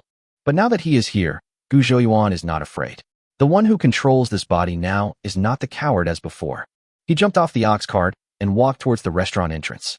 Hey, Xiaoyuan, where are you going? Gu Monsong panicked. Xiaoyuan might be hungry, but even if he was hungry, he couldn't go to this big restaurant to eat. Even if he sold half a pig, it might not be enough for a meal. I'll go ask this restaurant if they want wild boar meat. Gu Zhouyuan gave a reassuring look. Anyway, we have to go to restaurants to sell our products, so it doesn't matter which restaurant we start from. Wait, what are you doing here? A waiter at the door stopped Gu Zhouyuan and asked. These waiters have been welcoming and seeing off customers every day, and have long developed a pair of sharp eyes. Gu Zhouyuan has taken off his long robe these 2 days since he returned to the village. Today he is wearing a coarse cloth short shirt. In the eyes of the waiter, the man dressed like a beggar and was definitely not a customer worthy of spending money at Yuanqing Restaurant. I want to discuss some business with your boss. Gu Zhouyuan stopped and said, You have a good business deal. If you need food, just tell me. There will be no leftovers until the afternoon. Look at you. You look so poor, yet you're still talking about business. Why are you pretending? The waiter looked at him with disdain. You look down on people with your eyes. Call your boss out quickly. You can't afford to delay business. Gu Zhouyuan glanced at the servant sideways, and his attitude looked even more like he deserved a beating than the servant himself. The waiter was frightened by him and was a little confused about where he came from. At this moment, a middle-aged man came over and said, Zhao Kai, what are you arguing about? The man was about 40 years old, had a goatee, and was as thin as a praying mantis. Zhao Kai bent down and said, Boss, this is not my fault. This peasant said he wanted to discuss business with you. Don't you think he is just making fun of you? The shopkeeper raised one eyelid and glanced at Gu Zhouyuan. He said with a forced smile, I wonder what business this gentleman wants to discuss with me. He deliberately emphasized the word master. Gu Zhouyuan smiled and said, I caught a wild boar in the mountains yesterday. You have such a big restaurant, so you should have some special dishes. The shopkeeper was stunned. It was not easy to come across this wild boar meat. If he bought it and asked the kitchen to come up with some new dishes, he might even be able to overshadow the Lai Fu restaurant across the street. It is said that competitors are enemies. Lai Fu restaurant has always been a sworn enemy of Yuan Qing restaurant, and the dishes of both restaurants have their own merits and demerits. The two restaurants have been researching new dishes in the hope of suppressing their rivals. Whenever a restaurant launches a new dish that is well received, that restaurant will temporarily attract most customers to try it. But it won't be long before the other restaurant will come up with the same dishes. Since we can't take the lead in dishes, we have to work hard on the ingredients. With this wild boar meat and some publicity, we will definitely be able to leave Lai Fu restaurant behind. The shopkeeper Wu Shuiping stroked his goatee thoughtfully. After thinking for a while, he asked, Where's the wild boar meat? It's just outside the restaurant. Gu Zhouyuan pointed outside the door. Take me to see it. When he got outside and saw half a pig on the ox cart, Manager Wu nodded with satisfaction. The pig's skin was gray and black, and its hair was long and hard. He was sure it was a wild boar. Just when he was about to ask the price and buy the pork, a voice rang out. Daddy, don't buy pork from this scoundrel. Chapter 15, The White Moonlight of the Forerunner. Daddy, don't buy pork from this scoundrel. Gu Zhouyuan looked in the direction of the sound. The visitor was a young woman. She was wearing a long pink silk dress with exquisite embroidered patterns on the lapels. She has fair skin and a pretty face. At this moment, she pursed her thin lips, frowned slightly, and looked unhappy. She's not bad looking, but she smells like tea. Gu Zhouyuan commented in his heart. Shopkeeper Wu Shuiping smiled and said lovingly, Zhiro, you're back. Wu Zhiro didn't answer her father's words. She snorted coldly, put her hands on her hips, and scolded Gu Zhouyuan. How can you be so shameless and still have the nerve to pester me? I'm telling you straight out today, even if I were blind, I wouldn't fall for you. This restaurant is located in a busy area of the city, and the commotion here attracted many passers-by to watch. It's obvious that this poor boy is ignorant of the immensity of the world. He fell in love with a rich girl, was rejected by her, but he still keeps pestering her. Hey, this melon is worth eating. The confused crowd pointed at Gu Zhouyuan. Gu Monsong and Gu Yukai had never seen such a scene before. They lowered their heads and tried to reduce their presence. In his previous life, Gu Zhouyuan almost became a gigolo. You can imagine how thick-skinned he is. He just smiled and said, Look at the girl. She looks very well-groomed. How come she is blind? TSK, TSK, TSK. He shook his head as he spoke, his face full of regret. When had Wu Zhiro ever been humiliated like this? Her face flushed red as she pointed at Gu Zhouyuan. You're talking nonsense. I burned that disgusting love poem you wrote me, and you still refuse to give up. You're a toad, wanting to eat swan meat. He said this in a hurry to explain the situation to the onlookers. He was really distressed because he was being constantly harassed by a pervert. Oh, you burned the love poem? That's completely unfounded, just based on your own words. Then I said you wrote me a love letter, pursued me but failed, and turned love into hate. Gu Zhouyuan scratched his ears and sneered. Wu Zhiro grew up in a merchant family and is scheming in her bones. Normally, she relies on her good looks to be distant and approachable towards men who covet her beauty, just like she has a pond full of fish. The guy in front of me named Gu is the most inconspicuous shrimp in the fish pond, but although the shrimp is small, it is still meat. I just smiled at him and occasionally said a few words to him when I met him, but this silly boy acted like he had lost his soul. Although this silly boy was poor, he had no capital to smile. After selling it to this poor boy, he spent nearly 20 taels of silver in the restaurant. 20 taels is not a lot, but there are still a lot of 20 taels in the fish pond. She didn't want to give up any of the fish or shrimp in the pond. But that day, the love poem written to her by the boy named Gu happened to be seen by the son of Mr. Zhao. The first element of Neptune's fish breeding is to give everyone hope and make you feel that you are her only one. Young Master Zhao always thought that Wu Zhiro was his woman. No man could tolerate someone writing love poems to his woman. Compared with Mr. Gu, Mr. Zhao is a big fish. Is there any need to say how to choose between a small shrimp and a big bass? Wu Zhiro's eyes rolled and she immediately started crying, saying how this scoundrel named Gu had been obsessed with her, how she had rejected him, and how he kept pestering her. Young Master Zhao was naturally furious. He found a few ruffians and stopped Gu Zhouyuan on his way back to the academy and broke 2 wooden sticks. The second element of fish farming is time management, which is to ensure that every fish in the pond is not aware of the existence of other fish. Now that the man's surname Gu has been exposed, of course, she has to give him up. She has to play her role well and not affect other big fish. This poor boy named Gu used to look stupid and foolish, and he couldn't even speak clearly when he saw me. What happened today? He was so articulate and aggressive that she was almost overwhelmed. Seeing his precious daughter being bullied, Wu Shuiping couldn't stand it any longer. Boy, if you keep talking nonsense, I'll get someone to knock all your teeth out. Upon hearing this, Guman Song, who was sitting on the ox cart, immediately jumped off the cart, holding the wooden stick for lifting the wild boar in his hand, and stood beside Gu Zhouyuan without saying a word. Gu Yukai also stood up and picked up the long knife used to cut up wild boars from the car. It was your daughter who threw dirty water on me first, so why is it that when I talk back I become talking nonsense? Gu Zhouyuan cried out in injustice. In broad daylight, in the open, you want to knock out all my teeth? Boss, just because you are rich and powerful, you can ignore the laws of Dakian and hurt a poor person like me at will. His voice was so loud that the crowd of onlookers was in an uproar. After all, the poor make up the majority of the world's population. They are oppressed everywhere on a daily basis, and many of them have a hatred of the rich. Now, with just a few words, Gu Zhouyuan elevated the conflict between the two men to a conflict between the rich and the poor. He has become the representative of the poor, fighting against the rich and unkind people. Don't be afraid, little brother. If you hurt someone without reason, you will go to jail. Sue the county magistrate, and we will be your witnesses. What's wrong with being rich? Can rich people do whatever they want? Wu Jiro looked at the restless crowd in horror. She felt that things were going completely differently from what she expected. Seeing that the situation was not good, shopkeeper Wu was a little furious. You are so sharp-tongued. Are you really not afraid of death? Don't you see whose territory this is? I'm scared. I'm scared to death. Gu Zhouyuan patted his chest with an exaggerated expression. He inexplicably traveled to this world, wearing the skin of an ancient person, but at heart he was still the 21st century Gu Zhouyuan.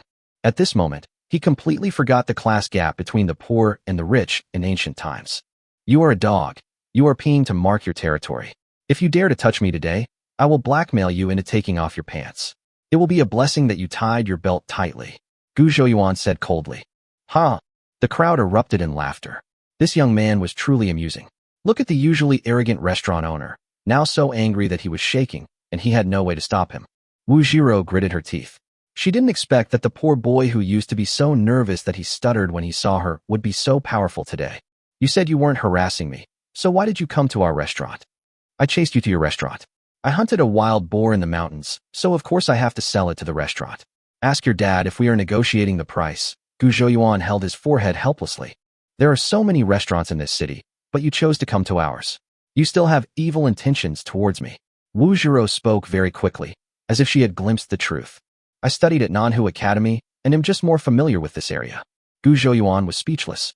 Self-righteous. Such a pretty girl. How come her train of thought is so strange? He was powerless to complain. Bah! Wu Jiro's face flushed, shameless. Huh? Gu Zhouyuan looked confused. I advise you to give up on this idea. There's no way between us. No matter how much you flatter and praise me, it's useless. Wu Jiro spoke righteously, and the sun was shining behind her, casting a layer of light on her body. Gu Zhouyuan didn't want to say anything more. This woman was so narcissistic. Chapter 16 Business Opening.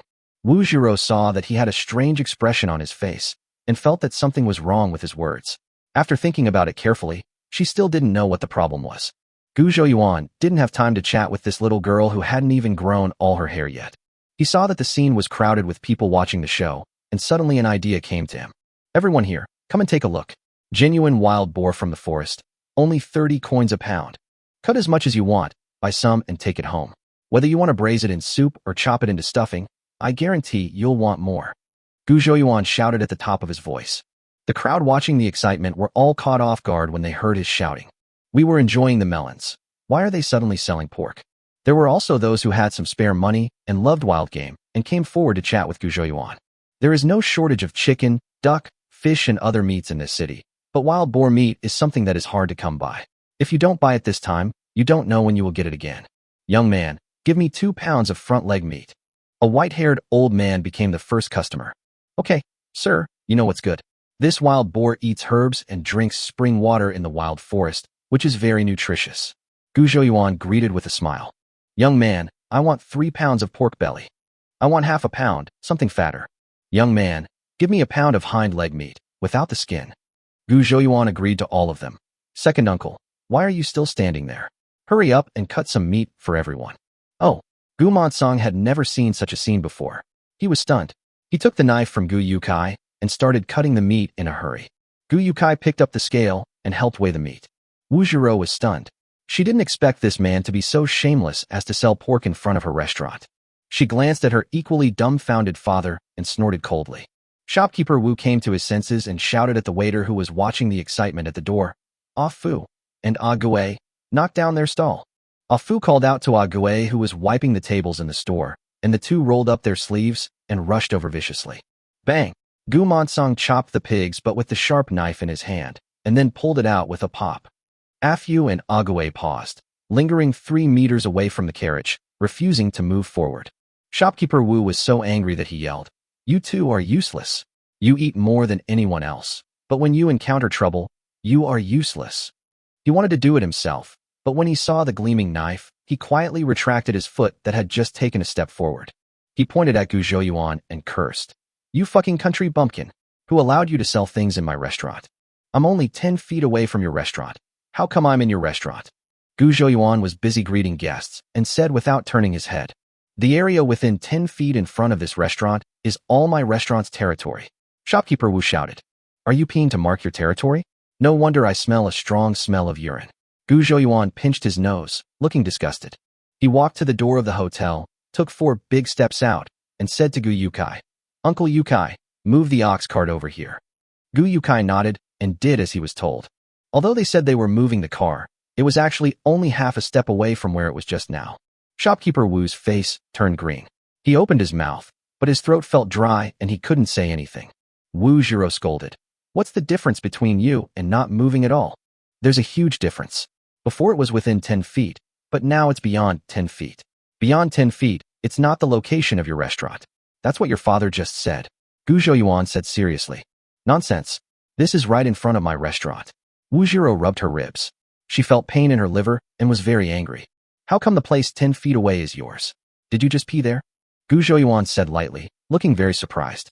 "You." Wu Zhiro felt dizzy. As far as she could remember, no one had ever been so rude in front of her. Especially since she came of age, men have tried their best to please her. No matter what dirty thoughts they had in their hearts, they all appeared to be gentle and graceful gentlemen in front of her. Ha! Many men in the crowd laughed out loud. Watching the high and untouchable goddess being trampled into the mud gave them a strange pleasure. Bah! The women looked at him with disdain. Why did this man feel like a gangster? He could say such shameless words without changing his expression. Gu Zhouyuan really had no intention of causing trouble. He could feel his original body's love for this woman from the memories in his mind. But he is not himself. With his awareness as a gigolo, the woman in front of him is not a white lotus. But he didn't want to do anything deliberately. In his opinion, there was nothing wrong with the original body falling in love with the young woman and pursuing her. There's nothing wrong with the woman looking down on him. So, he neither loves her nor hates her. He doesn't want to care about the past anymore, but don't mess with me now. I'm not going to live my life again to be a punching bag. He no longer paid attention to the father and daughter, whose faces were ashen, and continued selling pork. "Brother, this wild boar thing is really good. Buy it and stew it with wolfberries. It's so powerful." Gu Zhouyuan pointed at the wild boar hook, laughed strangely, and gave a you-know smile to a bald middle-aged man. Mediterranean also gave him an understanding look. He seemed to be thinking of something happy. He had a silly smile on his face and laughed out loud from time to time. Gu Zhouyuan took 2 steps back in horror, staying away from the pervert. The middle-aged man came to his senses, wiped the saliva from the corner of his mouth, took out a handful of copper coins, stuffed them into Gu Zhouyuan's hand, picked up the spiral hook, and left in a hurry. "I have 2 of these left. They're even better than hooks. First come, first served," Gu Zhouyuan shouted with a smile. "Uncle, you are almost 80 years old. Are you okay? It would be a waste if you eat this tonic." "Leave it to the young people," said a man about 30 years old. The white-haired old man held one tightly in his hand and said, "It's because you can't do it that you need to replenish it. You are so young, and you have to use this beastly thing. It would be a waste of treasure if I gave it to you." "Ah, big sister, this stuff is for men to eat. Like cures like, you're missing a part, so eating it is useless." The man gave up the one in the old man's hand and tried to grab the other one, But unexpectedly, that one was also taken away by the older woman. It's useless for me to eat it, but I have someone I can use at home. No matter how good your supplements are, they are still used to serve us women. The eldest sister was extremely fierce. She held it, raised her hand slightly, and slowly clenched her fist, and the ball in her hand slowly deformed. Then he glared at the man in protest. The man felt a chill in his crotch. All the men present squeezed their crotches together, feeling a dull pain somewhere in their bodies. Chapter 17. Settle new and old grudges together. Oh, Mr. Gu, you are quite lucky. A voice sounded, revealing a sense of arrogance and domineering. Gu Zhouyuan looked up. The man who came was Mr. Zhao's son. Zhao Fugui had previously asked his men to teach Gu Zhouyuan a lesson.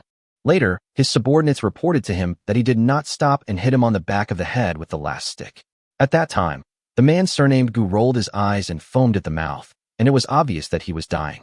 Although he behaved erratically, he had never taken a life. He was so nervous these 2 days that he didn't even leave the house. After waiting for a few days and finding that there was no movement outside, he took 2 followers and wandered around the streets. I've been feeling very cooped up these past 2 days, so I'm going to Manhwa Tower to have some fun. It's still early, and Manhwa Tower will be fun only at night. He first came to the Yuanqing restaurant. He hadn't seen his sister Zhiro for a few days and missed her very much. From a distance, he saw a group of people gathered at the entrance of the restaurant. It was very lively. I thought Yuanqing restaurant was launching some new activity to attract customers. When I got closer, I found out that it was a guy named Gu selling pork, and his business was pretty good. This kid is not dead. The fear in his heart dissipated, and instead, anger filled his chest.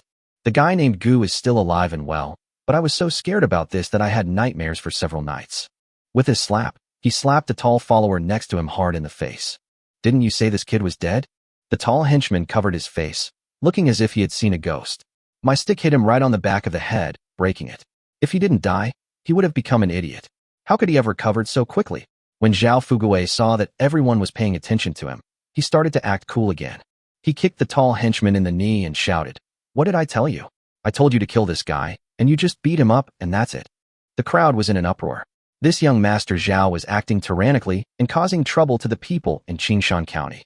He was a great threat, but I didn't expect that he would dare to order his servants to kill people. But everyone was angry but dared not speak out, because Mr. Zhao's father was Mr. Zhao. Yuanwei was the name of an official in ancient times, but they were all officials other than regular officials. This kind of official position can be obtained through donations. Many wealthy people who failed to pass the imperial examination would seek the help of a wealthy man in order to fulfill their dream of becoming an official. Although there are no real rights, this change in title still satisfies the inner desires of many people. Mr. Zhao is rich and powerful, and he has daily contacts with officials in the yamen. Ordinary people naturally can't afford to offend him. Zhao Fugui obviously enjoyed the feeling of being noticed. Seeing that Gu Zhouyuan didn't say a word and didn't even tremble and kneel on the ground to beg for mercy, he couldn't help but feel a little angry. "Oh, you don't want to study anymore and switch to selling pork," he said in a vulgar tone. He has offended the young master. How can he still dare to study in that academy? Isn't he waiting to be beaten? A follower beside him said with a smile. "That's true." He nodded with satisfaction, then turned around and waved his hand.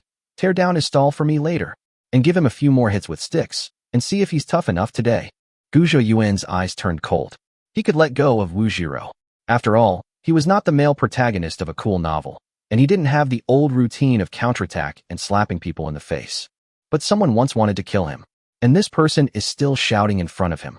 Well, let's settle both the new and old grudges together. He gathered his thoughts and put a smile back on his face. I was wondering why there were crows cawing nonstop on the roof of the Yuanqing restaurant. So it must be you, Master Zhao. In one sentence, the faces of the 3 people present turned black. Shopkeeper Wu, whose roof is that crow cawing on? That thing is so unlucky. Wu Jiro, people say that if someone's daughter is very rich, she will attract a phoenix. If the girl in this family has a good fate and is able to bring prosperity to her husband and family, there will be a magpie landing on the eaves. The roof of her house attracted a group of crows to caw. Aren't they calling her a jinx? Mr. Zhao, as the old saying goes, if you encounter these 5 things when you go out, disaster is sure to come. Things like breaking dishes when getting ready to go out, encountering snakes blocking the way after going out, and the third one attracting crows to cry. This kid is clearly cursing me. Zhao Fugui sneered. Okay, you're really brave, kid. Do you know whose territory this is? Here we go again. Why do all the villains here like to ask questions like this? Could it be your territory, Mr. Zhao? Gu Zhouyuan acted as if he suddenly understood something.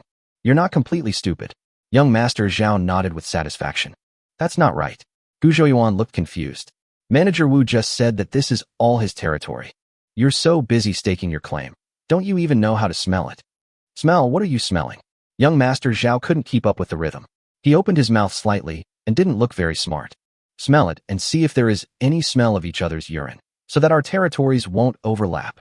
Gu Zhouyuan said seriously. I don't know who burst out laughing first, but it immediately caused the whole audience to laugh. Zhao Fuguei stood there stupidly, not knowing what these people were laughing at. Shopkeeper Wu's face turned pale, and he leaned over to whisper something in Zhao Fuguei's ear. Zhao Fuguei was immediately furious. How dare you call me a dog? Someone kill him.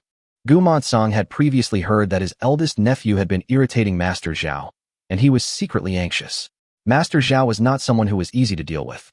But now when he heard that someone was going to attack Gu Zhouyuan, he immediately put his worries aside, picked up the stick, and stood in front of Gu Zhouyuan. Gu Zhouyuan was deeply moved. He shouted to the restless Gu Yukai, Uncle Yukai, you take care of the stall. Leave these small fry to me and my second uncle. Gu Yukai was anxious. Although Gu Zhouyuan was hated by everyone in the village, those were all internal conflicts among the people. Once we get outside, we must stand united against the outside world. Gu Zhouyuan couldn't lift anything with his shoulders or hands, so how could he beat these thugs hired by rich people? But he also knew that there were too many people here, and he had to protect the meat on the ox cart. Let's see the situation first. If it doesn't work out, he will just ignore the pork and chop down 2 of them with a knife. Gu Zhouyuan felt no pressure at all. He was an orphan in his previous life, but he was not someone who would suffer any loss. He had no one to rely on, and he had fought countless fights since he was a child in order to avoid being bullied. Street fighting, empty-handed and armed, they fight in all kinds of places and have extremely rich experience. He sold the compound bow in the mall and secretly bought electric brass knuckles in the mall and put them on his hands. At the signal of shopkeeper Wu, Ah Fu and Ah Gui went into the store. Each took a long stick and surrounded Gu Zhouyuan. Gu Monsong is less than 40 years old and tall. Long-term physical labor in the fields has made him very strong. He swung his arm and hit Ah Gui, who was running in front of him, on the butt with a stick. Ah Gui screamed in pain and stopped. Ah Fu seized the opportunity and hit Gu Monsong on the head with a stick, but Gu Monsong blocked it with his stick. Chapter 18 Cool Capoeira. Gu Zhouyuan dodged a kick from the short follower by moving sideways. At the moment when the two passed each other, Gu Zhouyuan delivered a heavy elbow strike, hitting the short follower's ear hard. Bang! The sound of the olecranon hitting the skull. Bang! The sound of the short follower falling to the ground. In just one round, Gu Zhouyuan easily defeated an enemy. He looked at the tall follower coming up from behind with cold eyes, and suddenly grinned, revealing his sharp white teeth. He searched his memory and found that it was this guy who had beaten the original body to death with a stick. The tall follower felt an inexplicable chill in his heart, as if he was a frog being targeted by a poisonous snake. However, he had once killed Gu Zhouyuan, so he was full of confidence at this time. He shook his head to dispel the uncomfortable feeling in his mind and pulled out the short stick at his waist. The quick elimination of his short companion just now still made him feel a little wary. He held a short stick and slowly approached Gu Zhouyuan. Gu Zhouyuan's expression was relaxed. He even turned his head left and right, and heard the cracking sound from his neck. He felt a little helpless. This body has a good foundation, with long arms and legs, and is tall and big, but the original body is a lazy guy and doesn't exercise enough, so he always looks like a weakling outside. Fortunately, the system later strengthened his physical fitness, so it shouldn't be difficult for him to deal with these minions. The corners of Zhao Fugui's mouth curled up. He usually did things without scruples and made too many enemies. This tall subordinate was hired by his father at a high price from outside to protect him. This man's name is Wang Debao. He is agile and ruthless. It is said that he was involved in a murder case outside and had to go out to avoid being arrested by the government, so he had no choice but to work as a thug in Zhao's house. Fortunately, I brought Wang Debao with me today. Let him do whatever he wants and beat up this foul-mouthed guy. Shopkeeper Wu had a gloating smile on his face. He also knew that Wang Debao was the gold medal thug under Master Zhao. Today, this poor boy would probably be skinned alive if he didn't die. Wu Jiro gathered her hair around her ears and pretended to be indifferent, but she was secretly happy in her heart. The two men pursuing her were jealous of each other for her and fought in front of her. She enjoyed this feeling very much. Gu Monsong saw that Wang Debao was a martial artist and wanted to help his nephew, but he was entangled by Afu. Agaway, who had recovered, also joined the battle. He was hit by 2 sticks himself and could not get away to help Gu Zhouyuan. Wang Debao felt that Gu Zhouyuan was already within his attack range. He lowered his waist and held his breath, then swung his hand violently, sweeping a stick across Gu Zhouyuan's head. Gu Zhouyuan quickly squatted down to avoid it. Perhaps he didn't stand firmly. He stumbled and fell to the ground. Ha! Young Master Zhao laughed wildly. This Gu Zhouyuan was too despicable. He was so embarrassed after just meeting him. He hadn't even had enough fun watching the show, but he was about to be solved by Debao. Wu Jiro also had a look of sarcasm on her face. How dare such a fellow come and confess his feelings to her? Looking at his miserable appearance, he was quite sharp-tongued just now, but now it seemed that he was just talking. Gu Monsong was fighting fiercely and didn't notice what was happening on Gu Zhouyuan's side. Gu Youcai's face tensed. He picked up the meat-cutting knife, a fierce look on his face, and was about to run over there. The onlookers were afraid of the knife in his hand and made way for him. Everyone had different reactions, but it only took a moment. Just when Gu Zhouyuan was about to fall to the ground, he pushed his left hand against the ground and used the force to soar into the air. The posture changed to head down and feet up, with the right foot raised high, and kicked Wang Debao's neck hard. Wang Debao was obviously dazed by the powerful kick. He staggered and retreated. Gu Zhouyuan took 2 steps to run up, used the momentum to jump high, first kicked in the air to accumulate energy, and then turned his body in the air again. The body rotated twice, generating terrifying kinetic energy. This extremely ferocious kick landed brutally on the head of Wang Debao, who was already suffering from tremors. As Gu Zhouyuan landed with a beautiful somersault, Wang Debao's eyes became dull and he fell straight to the ground. Boom! A dull sound struck everyone's heart like a heavy drum. They all opened their mouths wide, their eyes full of disbelief. They were not shocked by the defeat of the gold medal fighter Wang Debao, but they were shocked by how gorgeous Gu Zhouyuan's combination skills were. It's as cool as dancing, or as modern people would say, it's so fucking cool. Gu Zhouyuan was very satisfied with the reactions of the people present. That's right, the fighting technique he just used was capoeira, also known as Brazilian war dance. The Brazilian war dance was developed by African immigrants in Brazil in the 16th century. It is known as a killing technique disguised as a dance. Capoeira is a delightful dance to watch when the music is turned on.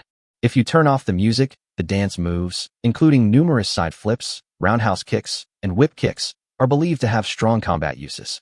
It was once banned by the Brazilian government. It was not until the 1930s that Brazilian capoeira was officially allowed to be taught and spread among the people. Because this dance originated in Africa, but incorporates a considerable degree of cultural characteristics of Brazil's indigenous peoples, it is considered one of Brazil's most important indigenous cultural symbols and national skills. In his previous life, Gu Zhouyuan learned all kinds of fighting techniques in order to avoid being bullied. I am proficient in judo and taekwondo, but I put the most effort into practicing sanda. However, sanda resolves battles too cleanly and neatly, and is too practical to be suitable for showing off. After much consideration, he finally chose capoeira, which is known as the coolest fighting technique in the world. Gu Zhouyuan brushed off the dust on his clothes, ignored Wang Debao who was lying on the ground, his life or death unknown, turned around, and looked at Zhao Fuguei, who had turned into stone. Zhao Fuguei's legs were shaking. He shouted fiercely but weakly. You, what do you want to do? Don't come over here, or I'll. What do you want? Gu Zhouyuan asked playfully. I'm about to run away, Zhao Fuguei said in his heart. He turned around and ran as fast as he could. This guy is really good at fighting. Wait for me to gather some men, and then I'll come and deal with him. Gu Zhouyuan was stunned. This Mr. Zhao is also a talented person. He can bend and stretch himself. He would rather die than lose face. I like this character. It has been a while since he inexplicably traveled to this world, and he has been trying hard to adapt to it. But there is always a feeling of depression in my heart that is difficult to express, and today I met this arrogant and domineering Mr. Zhao. Perhaps it was because there were too many pin-up negative emotions, or perhaps it was affected by the soul of the original body who was unwilling to die.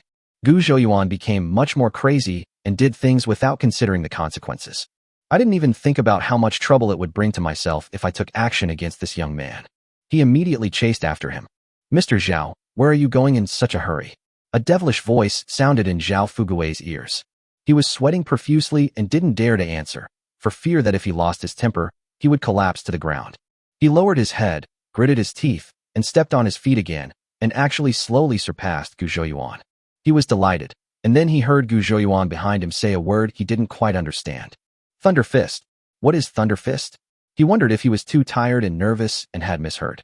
Suddenly, he felt a sharp pain in his back, and then the pain disappeared, and was followed by a tingling numbness that made him feel like he was in ecstasy. Chapter 19 Crazy Gu Zhouyuan. His legs went weak, and he could no longer support his body, and he suddenly fell to his knees. This was naturally Gu Zhouyuan's doing. He had electric brass knuckles on his hands, and the moment he punched Zhao Fugui on the back, he pulled the switch on it. What kind of magic are you using? Zhao Fugui knelt on the ground, unable to move. He had never felt an electric shock before, and the tingling pain and numbness made him extremely scared. Gu Zhouyuan laughed and said, "You'd better not mess with me. When I go crazy, even I'm afraid of myself." He didn't want to talk too much with this young man. On the night after killing the wild boar, he discovered that the system mall had been upgraded and was no longer like a certain Duo store where only regular and legal weapons and items could be purchased. The hot weapons column has also been unlocked. Having mastered such a powerful force, Gu Zhouyuan had a sense of transcendence, as if he was looking down on all living beings. After teaching Mr. Zhao a lesson, he clapped his hands and turned to leave. Zhao Fugui has been a rampant man in the village, and he has never suffered such injustice, not to mention that Wu Zhiro is watching him. His blood boiled, and he gritted his teeth and said sinisterly, "Your family is from Datong village, right? You have sisters and brothers at home." What he meant was that you can be awesome, but your family may not be as awesome as you. Gu Zhouyuan raised his eyebrows. "Hey, I really met someone who is not afraid of death today." He pulled out a portable high-voltage electric baton from his pocket, looked at Zhao Fugui, and said calmly, "Are you ready?" "What are you ready for?" Zhao Fugui was a little confused, but he couldn't help but feel his hair stand on end. What do you want to do?" "There's something wrong with your brain. Let me give you some electrotherapy." Gu Zhouyuan smiled at him gently, his smile full of sincerity. The living creature's instinct when faced with crisis made Zhao Fugui burst out with unprecedented energy. He unexpectedly got rid of the paralyzed and weak state, supported himself on the ground with his hands, and kept moving backwards. "Get as far away from this lunatic as possible." A voice in his heart reminded him. Gu Zhouyuan took 2 steps forward, put one end of the electric baton against his forehead, and pressed the switch. Here it comes again. It's the same feeling. Zhao Fugui thought to himself. The tingling and numbness like a needle was several times stronger than before. He opened his mouth wide, his whole body trembling, and his limbs slowly straightened and stiffened. Gu Zhouyuan was satisfied. He turned off the switch, and Zhao Fugui fell to the ground like a puddle of mud. Gu Zhouyuan put the electric baton into the mall without leaving any trace. He turned around and found that everyone behind him was petrified, including Gu Monsong and others who were fighting. Zhao Fugui just escaped and ran away, running dozens of meters away. Although the onlookers didn't know how Gu Zhouyuan tortured Zhao Fugui, they could clearly hear Zhao Fugui's screams like a pig being slaughtered. The sound of swallowing saliva could be heard from the crowd. A child was frightened and cried, and the adults nearby quickly covered the child's mouth, fearing that they would anger this violent man. Gu Zhouyuan clapped his hands in relief. The feeling of lawlessness, awesome. He walked towards the crowd with a smile, and the gathered people made way for him. You killed someone. How dare you kill young Master Zhao?" Wu Zhiro hid behind the trembling shopkeeper Wu and said bravely, "I didn't kill him. Mr. Zhao just fainted. He will wake up naturally in 2 days." Gu Zhouyuan said casually. 2 days later? Is that even human language? His nonchalant look is truly maddening. Hearing that Gu Zhouyuan did not kill her, Wu Zhiro became bolder. She came out from behind shopkeeper Wu and said coldly, "Even if young Master Zhao's life is not in danger, you beat him and his 2 followers in the street, causing them all to be seriously injured and unconscious. I will report it to the authorities and have the county magistrate arrest you and put you in jail." Haha, Gu Zhouyuan laughed out loud. "Ms. Wu, you're really good at distorting the facts." Wu Zhiro's expression changed. "You beat someone to a pulp. This is a fact. Everyone present saw it. How could I, a poor scholar from the countryside, take the initiative to provoke this local tyrant, Mr. Zhao?" Asked the brothers and sisters, uncles and aunts present here, "Am I selling my pork properly? Why did this Mr. Zhao come here and want to kill me?" Gu Zhouyuan looked solemn. "That's right, the young man was selling pork well, but Zhao Fugui came to find fault with him," said the aunt who bought a big lychee. This Zhao Fugui relied on his father Zhao Yuanwai's wealth to do countless evil things. Today he finally met his end. Bah, he deserves to be beaten to death, another passerby said with saliva flying. Last time, Zhao Fugui ate wontons at Lao Li's wonton stall and refused to pay. He also beat up Lao Li's youngest son. He also molested widow Zhou, who sold tofu, and later accused her of seducing him. She was so angry she jumped into the river, but luckily she was rescued. Everyone in the crowd was talking and accusing Mr. Zhao of evil deeds. Gu Zhouyuan cupped his fists towards the crowd and smiled at Wu Zhiro. Look, everyone's eyes are sharp. I was harmed by the villains for no reason and was forced to protect myself. Wu Zhiro looked at the angry crowd and felt annoyed. She said coldly, I only saw Master Zhao being beaten unconscious by you. As for how to sentence him, that's the county magistrate's business. Are you having an affair with Zhao Fugui? Gu Zhouyuan looked surprised. You are talking nonsense. Wu Zhiro looked ashamed and angry. Although she would treat the fish differently according to their size in the pond, and would have some ambiguity with Mr. Zhao, she really did not have any affair with him. She is not stupid. She doesn't cherish a man once he gets him. Besides, Mr. Zhao is not necessarily the biggest fish. Oh, not having an affair? Then why are you so biased towards him? And you are going against your conscience and confusing right and wrong. Gu Zhouyuan said playfully. What I said is all true. How can I be partial? If you say that word again, I will report you to the county magistrate and charge you with defamation and insulting a woman. Wu Zhiro blushed. She was a pure and innocent girl and could not bear such an insult from Gu Zhouyuan. Which word? Gu Zhouyuan looked confused. Oh, you mean concubine. He acted as if he suddenly understood. Before Wu Zhiro could get mad again, he continued. How can a weak man like me, who can barely even tie a chicken, beat up 3 burly men? Not to mention that one of them is armed with a weapon. He pointed at Wang Debao, who was lying on the ground.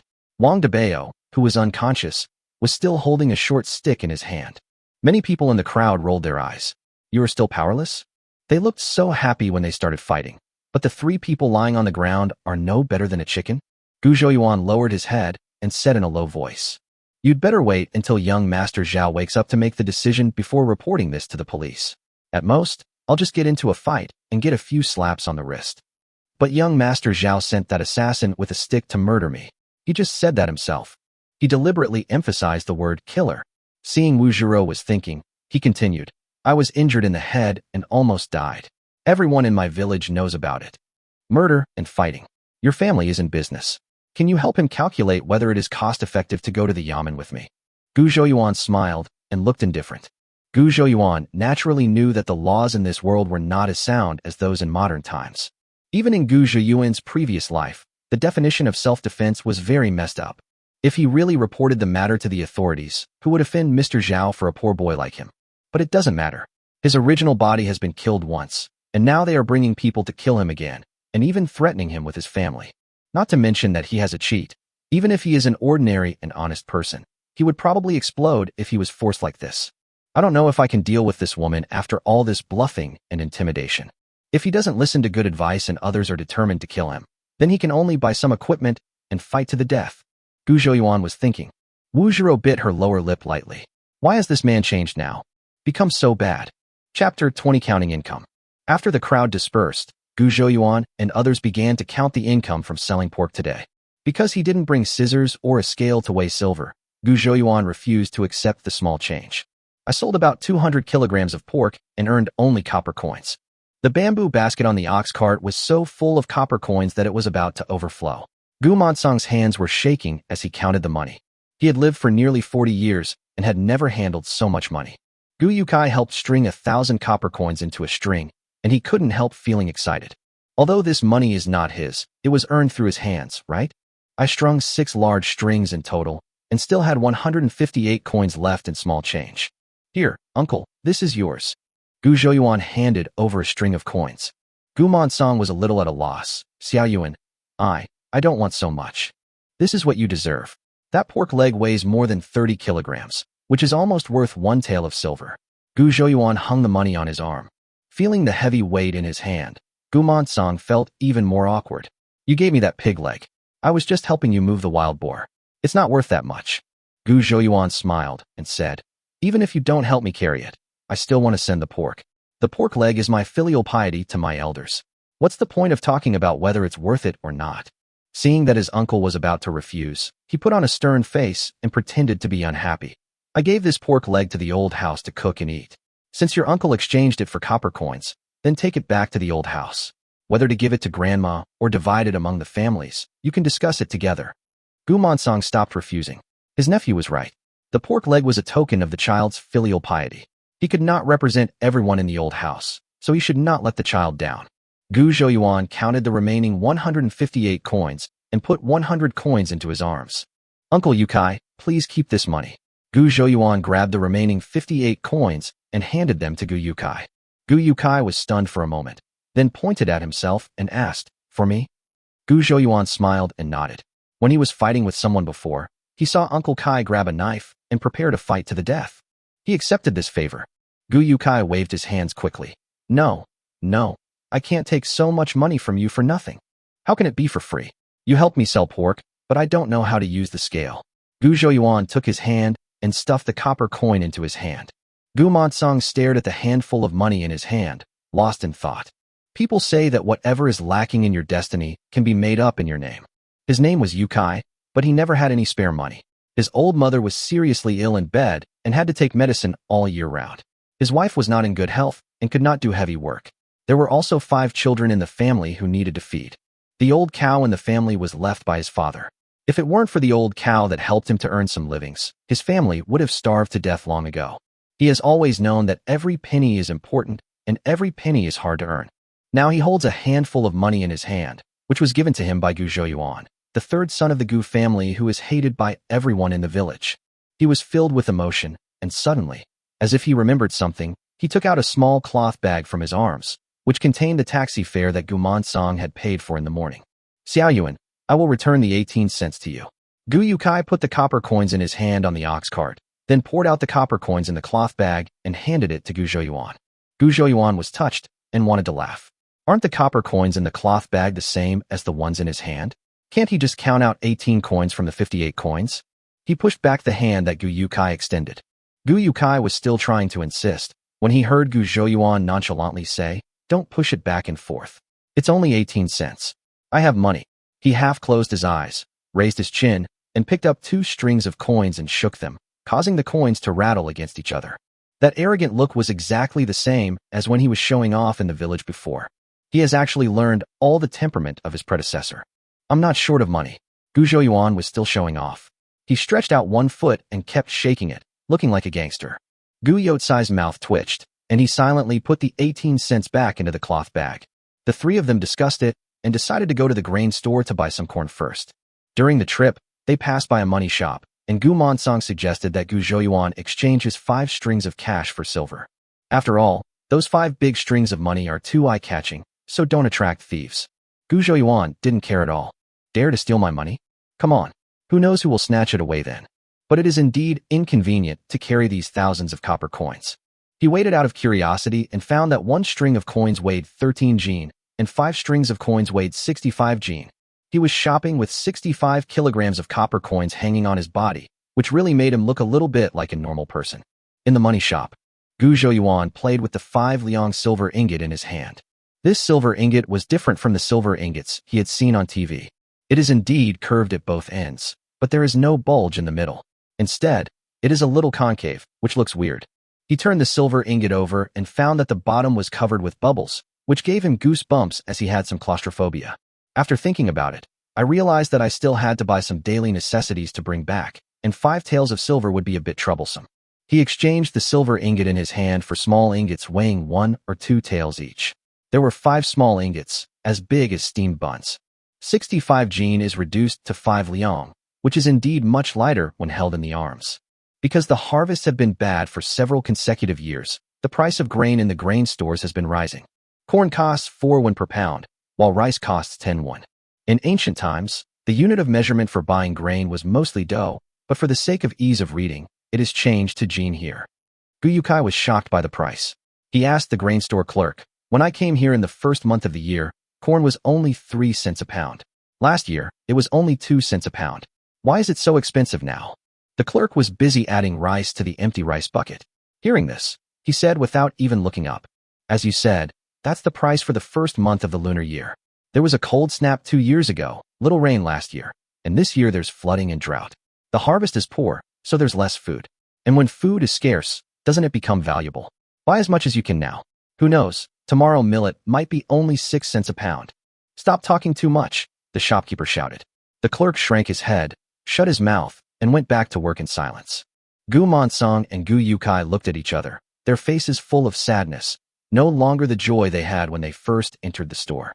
Gu Zhouyuan didn't care. He had the mall in his hands, and no matter how much the price of grain increased, it would not affect him. But he had to make sure that the food in the mall came from a legitimate source. He said loudly, "Little brother, weigh me 20 caddies of corn, 10 caddies of white rice, and 5 caddies of white flour." The guy cheered up when he heard this. People from the mountains came to the city just to sell some mountain products and firewood, which were not worth many copper coins.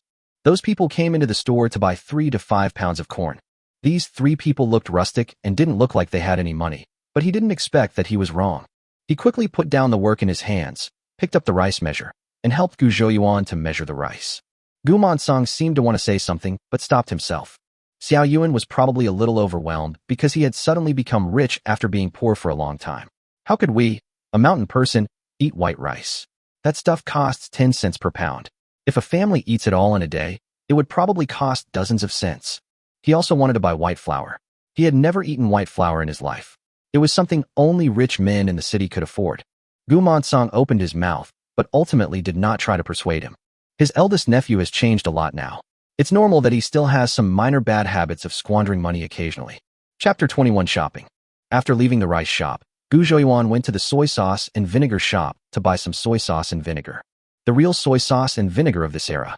Sun-dried for 180 days. The taste made Gu Zhouyuan's eyes light up, as he was used to eating all kinds of technological soy sauce. As for spices for cooking, I searched several grocery stores but couldn't find them.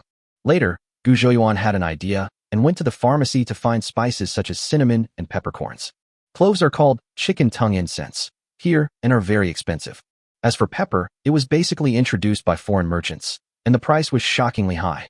Many spices have never appeared here, such as star anise and chili peppers. Gu Zhouyuan got a rough idea of the market and felt that the owner of the drugstore was becoming increasingly impatient. He randomly weighed out an ounce of cinnamon and left the drugstore. I remembered that my eldest sister's clothes were so old that there were even patches on top of patches in some places. Of course, the clothes of the rest of the family were not much better. It was just that he felt more distressed about his eldest sister, a grown-up girl. She was at the age of a flower, when she should be loving beauty, but she only had 2 sets of tattered clothes to change into. The clothes in the mall are obviously not suitable for this world, and the fabrics seemed too delicate. He thought about it, and then walked towards the cloth shop. Gu Monsong and the other man followed him around the city. They were secretly shocked at the speed at which Gu Zhouyuan spent money. If he continued to spend at this rate, the 5 taels of silver would not be very worthwhile. But they didn't say much. After all, the money belonged to Gu Zhouyuan, and he could spend it however he wanted. High-end fabrics like silk are too expensive. I guess my family wouldn't dare wear them even if I bought them, so I won't consider it. After several comparisons, Gu Zhouyuan chose linen cloth, which is considered mid to high-end among linen cloths, and costs 450 won per piece. He asked the shop owner, one piece of cloth can make about 5 to 8 sets of clothes, and with 5 people in his family, it is not enough for each person to make 2 sets of clothes. He bought a piece of green cloth. Dark-colored clothes are more suitable in rural areas and are more resistant to stains. I wanted to buy a piece of bright cloth for my elder sister and mother, but after hesitating for a long time, I gave up. Finally, I chose a black one. Black and blue can be worn by both men and women. Seeing that Gu Zhouyuan was quick to act, the boss also added some scraps of colorful cloth to use for mending and embellishment. Boss, give me a foot of black linen. Gu Monsong said a little embarrassedly. The clothes in his family had been patched up for 3 years. It was impossible to make new clothes by tearing off the cloth. He would buy a foot of cloth and his wife would cut some scraps for mending, and they could also make 2 pairs of shoes. The shopkeeper smiled broadly. Originally, this cloth costs 450 won per piece and 15 won per foot. Today, I'll sell it to you at the price of the whole piece, 12 won per foot. Here, 1 horse is 40 feet. The harvests have been poor in the past 2 years, and the poor are becoming increasingly penniless. Although this cloth shop does not rely entirely on selling coarse cloth to make money, its business has been affected nonetheless. Since he opened the shop today, he has only sold some small items. He was in a very good mood after selling 2 pieces of cloth. Give me a foot too. Gu Yukai also spoke when he saw this. A foot of cloth is 3 cents cheaper. It would be a waste not to take advantage of this bargain. The shopkeeper happily agreed. Gu Zhouyuan thought of the greedy Sidon, so he went to the bakery to buy some cakes. He was very curious about the various shops here, and inevitably spent some money by wandering around. He bought a large bamboo backpack and put all the odds and ends, except for 2 large pieces of cloth, into the basket, mixing them together. When he could secretly carry some contraband, no one would notice. Wow, did Third Gu get rich? He bought 2 pieces of cloth. Under the big locust tree at the entrance of the village, a group of old aunts and young sisters-in-law were chatting about family matters and pointing and talking. I don't know what kind of luck this kid had when he went up the mountain yesterday. He picked up a wild boar. Now he's selling it in the city. The pig was so big, it must be worth a fortune. You've just made a few bucks and you don't even know your own name. Who doesn't buy cloth during festivals? And you bought 2 pieces. Oh, and they're linen. With his wasteful nature, the money he earned from selling pork wouldn't last him many days. Have you forgotten how much his dead father worked so hard for, and how he spent it all? The sour voices of the crowd were neither too loud nor too soft, and Gu Zhouyuan could hear them clearly from the ox cart. He didn't have time to pay attention to these chattering women and just pretended not to hear anything. Look at him, he really thinks he's a local tycoon. Pooh. Seeing that their sarcasm and ridicule had no effect, they became angry. Before entering the courtyard, Gu Zhouyuan saw Gu Sidon from outside the low courtyard wall, squatting on the ground and collecting dried purslane into a bamboo basket. He quietly moved the things behind the courtyard gate and shouted, "See Dan." Gu Sidon was frightened by the sudden sound and trembled. He recognized the voice as that of his third brother. I have felt the change in third brother in the past 2 days. Sidon is no longer afraid of him as before. He put down the dried wild vegetables in his hand, ran over, looked up, and said expectantly, "Third brother, you're back. Is anyone buying pork?" "Nonsense. With third brother taking action, there is nothing that cannot be sold," Gu Zhouyuan said casually. Gu Sidon immediately became happy when he heard this. "Third brother, how much did it sell for?" "You guess. Do you have 800 won?" He tried to guess as much as possible. 800 won was already a huge amount of money for Sidon. Gu Zhouyuan shook his head. "What about the 500 won?" Sidon asked cautiously. Gu Zhouyuan shook his head again. "Then, what about the 100 won?" Sidon lowered his expectations again. Gu Zhouyuan saw his face gradually falling and stopped teasing him. He reached into his bosom, pulled out 3 small ingots, and threw them to Sidon. Excluding the 58 coins he gave to Uncle Yukai, he got a total of 5,100 coins. "I spent 255 coins on rice and flour, 900 coins on cloth, 60 coins on cakes, 35 coins on cinnamon, 8 coins on a bamboo basket, and another 53 coins on miscellaneous small items. A total of 1,311 coins were spent, leaving 3,789 coins. Among them, 3,001 were small ingots, and the remaining 789 were some of the change from the store, and there were about 200 copper coins." Sidon caught it in a panic and asked in confusion, "Third brother, where did you pick up the stone?" He had never seen silver in his life. Moreover, this silver had been circulating in the market and had long been oxidized and turned black. It was normal that Sidon could not recognize it. Gu Zhouyuan was so upset that he wanted to give this guy a shock, but he didn't expect that the boy didn't have the experience at all. He gritted his teeth, snatched the silver from Sidon's hand, and then took out a small cloth bag from his cloth bag and threw it to Sidon. Sidon saw that his third brother was looking at him fiercely, and he didn't know what he had done to offend him. He swallowed and jumped up to take the small cloth bag. It felt heavy in his hand, and there was a rustling sound inside. He suddenly became nervous, as if he had thought of something. Sidon opened the small cloth bag with trembling hands, and as expected, all he saw were copper coins. Lots and lots of copper coins. Chapter 22, I've never seen so much money. Sidon looked at the cloth bag in his hand with his mouth wide open. "A few days ago, my third brother was beaten up. My mother said that there was no money left at home, and she wanted to go to my uncle's house to borrow money to save my third brother. At that time, he felt that this home was shrouded in layers of dark clouds. Now, the third brother has woken up and become different. Not only does he not take things out of the house, he can also earn so much money. He felt like it was a dream." After being stunned for a while, Gu Sidon suddenly slapped himself in the face. Snap! A red mark instantly appeared on his face. He laughed and said, "This is true." Gu Zhouyuan felt both sad and amused. He rubbed Sidon's head and said in a light-hearted tone, "Why did you slap yourself in the face? You look so stupid." Gu Sidon chuckled twice. At this time, Gu Dedi, who had gone up the mountain to carry firewood, came back. Sidon hurried forward and handed the cloth bag to the second brother, opening the bag wide as if presenting a treasure. "Look, second brother, third brother made so much money." With the help of Gu Zhouyuan, Gu Dedi unloaded the firewood. He put the hatchet aside on the ground and looked at the cloth bag in Sidon's hand. There are indeed quite a few copper coins in it, but such a big half-pig should be sold for more than this much money. Maybe Xiao Yuan went to the restaurant in the city to drink again. He had heard of the restaurant. Xiao Yuan boasted to the villagers that he would marry the restaurant owner's daughter in the future. Most of the money Xiao Yuan lost was given to the restaurant. He knew it was a trap, but he didn't dare to persuade Xiao Yuan. But what surprised him was that Xiao Yuan actually brought back some copper coins this time. Instead of spending his money drinking and partying in the city like before, and then coming back to make trouble after spending all his money. He nodded gratifiedly and grinned. Second brother, where are mother and elder sister?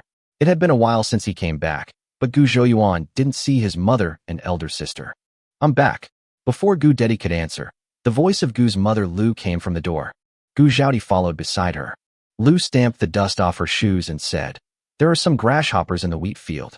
Your eldest sister and I have been catching them since noon, and we are still catching them now. Gu Zhouyuan's heart sank. Since ancient times, droughts and locust plagues have often occurred one after another.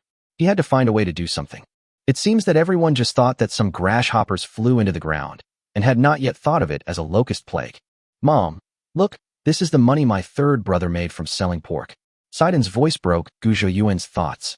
Lu's reaction was exactly the same as Gu Dedi's. Although she guessed that most of the money from selling pork was spent by her third son, she was still very relieved. Xiao Yuan actually knew to bring the money he earned home. Gu Zhouyuan was a little confused. No, I just took out more than 200 copper coins. Why are they all so satisfied? Did I oversell it? Is the pig only worth 200 coins? He began to doubt his life and hesitated whether to take out the silver in his hand. Well, Mom, I still have some silver here. Gu Zhouyuan scratched his head and stretched out a hand. Lu took it woodenly, her face full of disbelief. The others also came over and saw some small silver coins in their mother's hand. Although they didn't know how much the silver was worth, it was definitely more valuable than the copper coins in the cloth bag. There are about 5 cents of change here. Looking at the family's confused expressions, Gu Zhouyuan explained. In this way, the concept of a lot of money began to become concrete. It was actually 500 coins. Together with the copper coins in the cloth bag, there were probably 700 or 800 coins. The family immediately went from being penniless to having a small fortune. Everyone was breathing rapidly. Xiao Yuan, the third brother, suddenly overturned the image of a debt collector, making them a little dazed. Third brother, is this silver? I have never seen silver before. Saiden picked up a piece of silver and said with shining eyes. Look at how useless you are. You get so excited when you see a few coins. I just gave you 3 whole ingots, but you treat them as broken stones. Gu Zhouyuan rolled his eyes at him and didn't answer. Mom, please keep this money and use it to buy some household items. Gu Zhouyuan said with a smile. Lu looked Gu Zhouyuan up and down. If she hadn't been sure that Xiao Yuan in front of her was indeed her third son, she would have doubted whether these words came from someone else. Keep it for me. Lu felt as if she was dreaming and unreal. For the first time, this kid actually gave her money. Yes, you know me. I spend money lavishly. I don't feel safe leaving this money with me. Gu Zhouyuan said with a smile. Okay, my Xiao Yuan has grown up. Then mother will save it for you so that you can use it to get married in the future. Lu wiped the corners of her eyes and nodded repeatedly. Well, I still have 3 taels here. Please keep it with me, Mom. Gu Zhouyuan felt a little embarrassed. If I had known this earlier, I would have taken it out right away. Instead of going through all this trouble, everyone's mood has been so up and down. In fact, it's all the fault of that kid Saiden. In his eyes, silver is just a few pieces of broken stones. Gu Saiden looked at his third brother with admiration, but suddenly realized that his third brother was looking at him with an unfriendly look.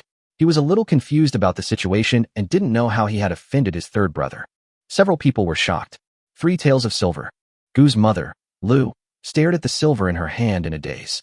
Apart from the relief money given by the court when her husband died in the battle, which was quickly squandered by Xiao Yuan, she had never handled so much silver before. Moreover, this money was earned by Xiao Yuan, so it has even more special significance.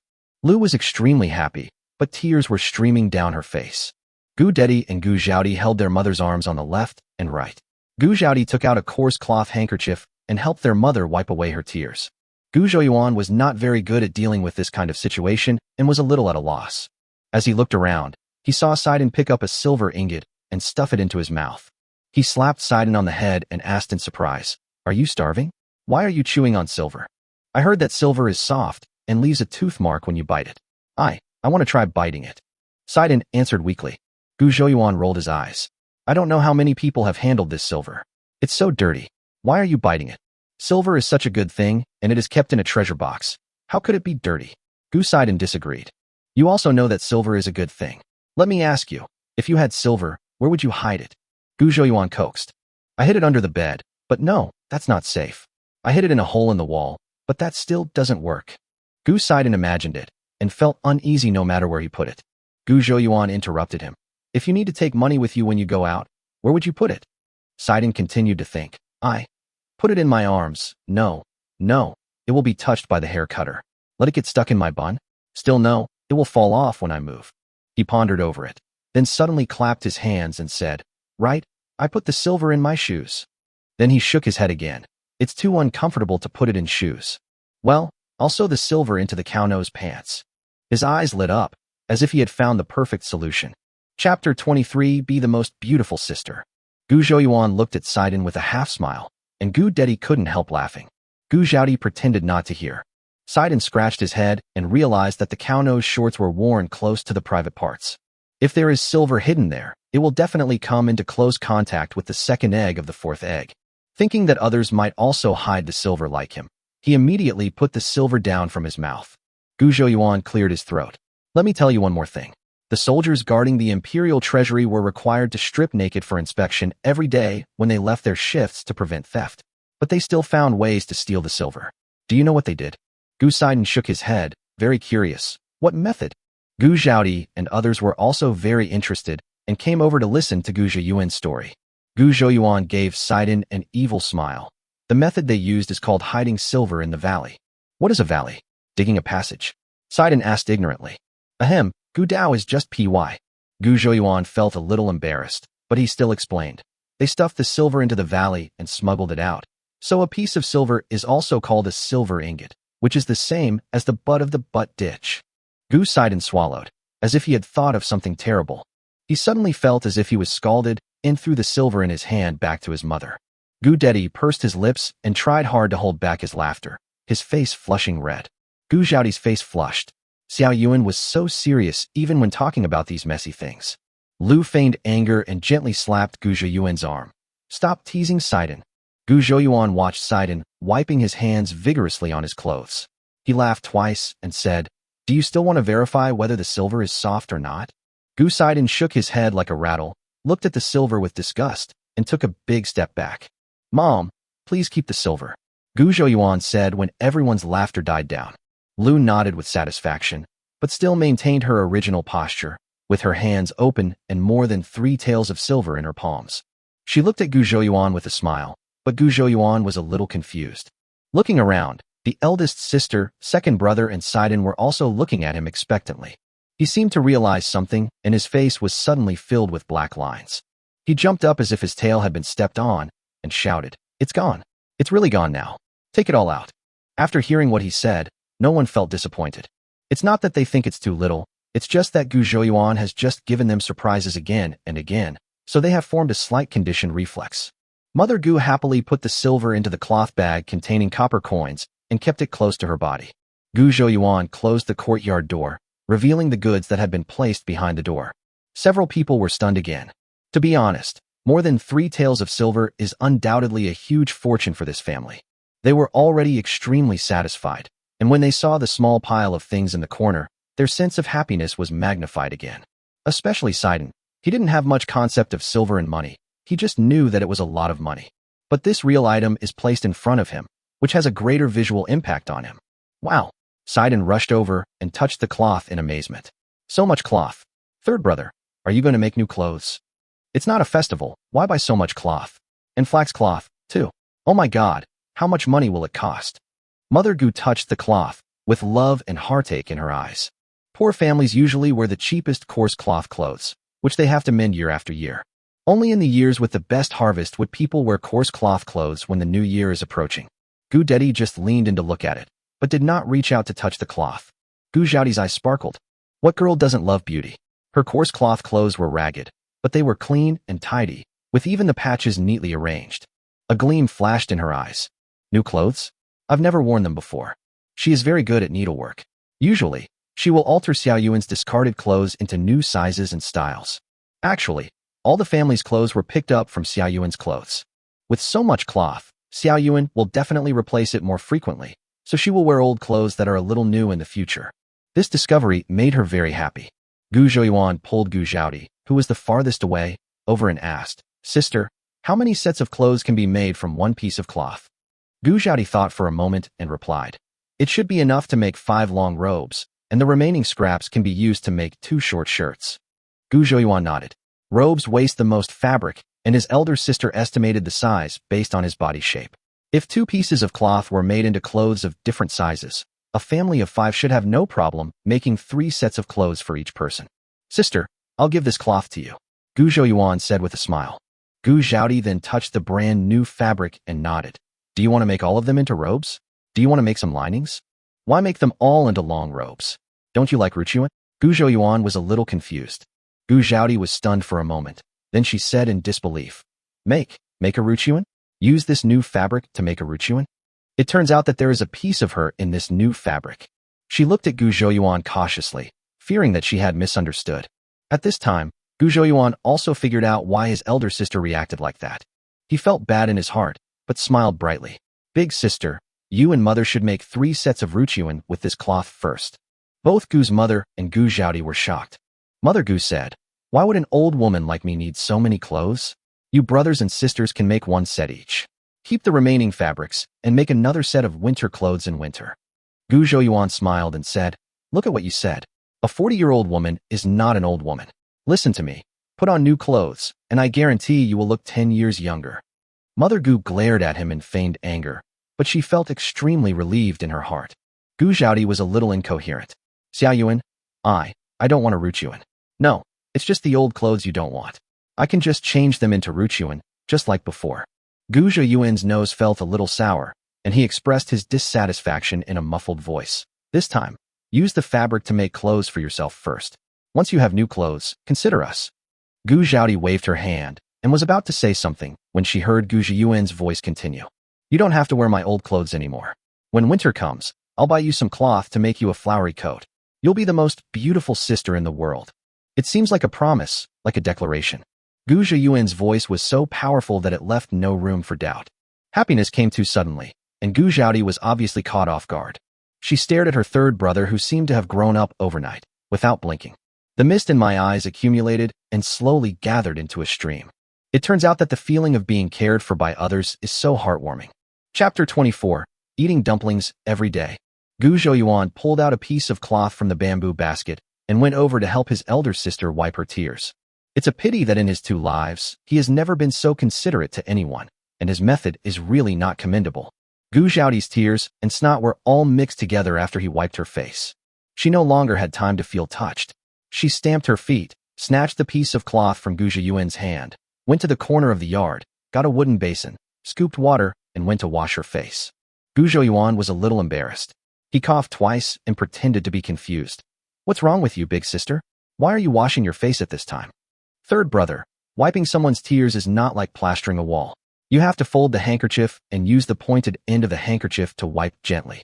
Gu Sidon said seriously, and then he pulled out another piece of cloth to demonstrate like a proper person.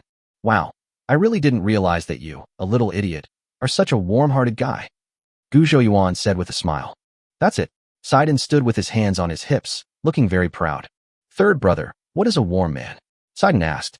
When he saw the unfriendly look in his third brother's eyes, he laughed dryly and stuffed the piece of cloth in his hand back into the bamboo basket. Gu Zhouyuan moved the bamboo basket over, took out all the small pieces of cloth from it, and placed them on the pile of firewood beside him.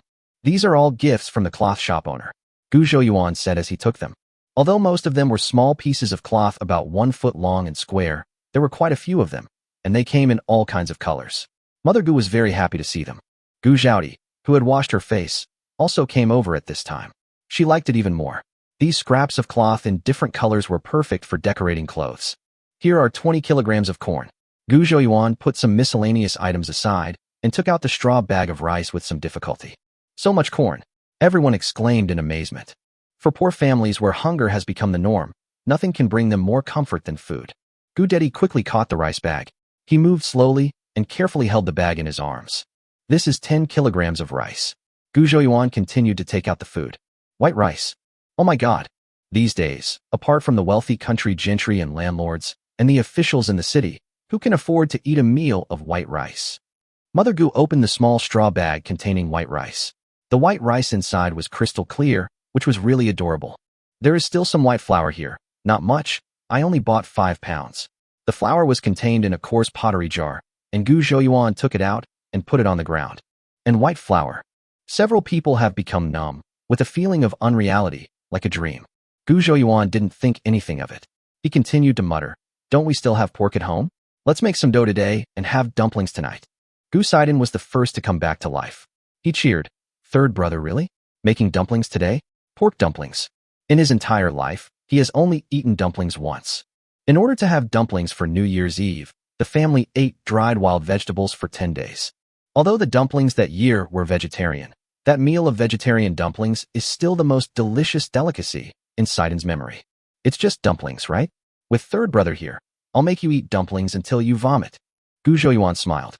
What kind of family is this that can eat dumplings until they vomit? Gu Zhaodi and the others obviously thought that Gu Zhouyuan was just trying to make Saiden happy. Although they shouldn't take it seriously, they were still excited. After all, life was getting better, right? Only Saiden swallowed the big pie drawn by the third brother. He shook his head and said, "No, third brother, don't worry. I won't vomit even if I eat dumplings every day." Everyone laughed. Gu Zhouyuan glanced at him sideways. "Oh, since you like dumplings so much, then don't eat the mung bean cake. Save your stomach for the dumplings." Gu Zhouyuan opened the food box containing several kinds of pastries. Gu Saiden's eyes widened and he swallowed. The third brother picked up a piece of cake and handed it to Enyang, saying, "Mom, try this mung bean cake." The shopkeeper said that their best-selling cake is mung bean cake. Mother Gu took the mung bean cake, took a bite, and nodded repeatedly. It's delicious." It was the first time for Lu to eat city pastries after growing up for over 40 years. She savored the sweetness in her mouth and was reluctant to swallow it. When Gu Zhouyuan saw that his mother liked it, he also became happy. He picked up another piece of cake and handed it to Gu Zhaodi. "Sister, try this. This is called juju paste pastry." Gu Zhaodi took it carefully. The juju paste pastry was very delicate, with 4 bright words printed in red ink on the rectangular white shell. "What's printed on it? Aren't there 3 words, juju paste pastry?" Gu Zhaodi said softly. Except for Gu Zhouyuan, no one else in the family can read. Gu Zhouyuan pointed at the words on the cake and said word by word, "Date, and fong su." "Look, this fong is what we call square and round. Isn't Ernie Yu's wife's surname Fong? That Fong is also this Fong." Saiden and the second brother also came over and listened carefully. Saiden swallowed his saliva and said, "So this is how the word square is written. It looks easy." Gu Zhouyuan smiled and said, "Learning to read is actually quite simple. I will set aside an hour every day to teach you how to read." "Great, great." Gu Saiden clapped his hands and cheered. Hee, this way I can be a scholar too." Eldest sister and second brother also want to learn to read. Gu Zhouyuan turned and said to the two of them, "Anyway, teaching 1 is the same as teaching 10.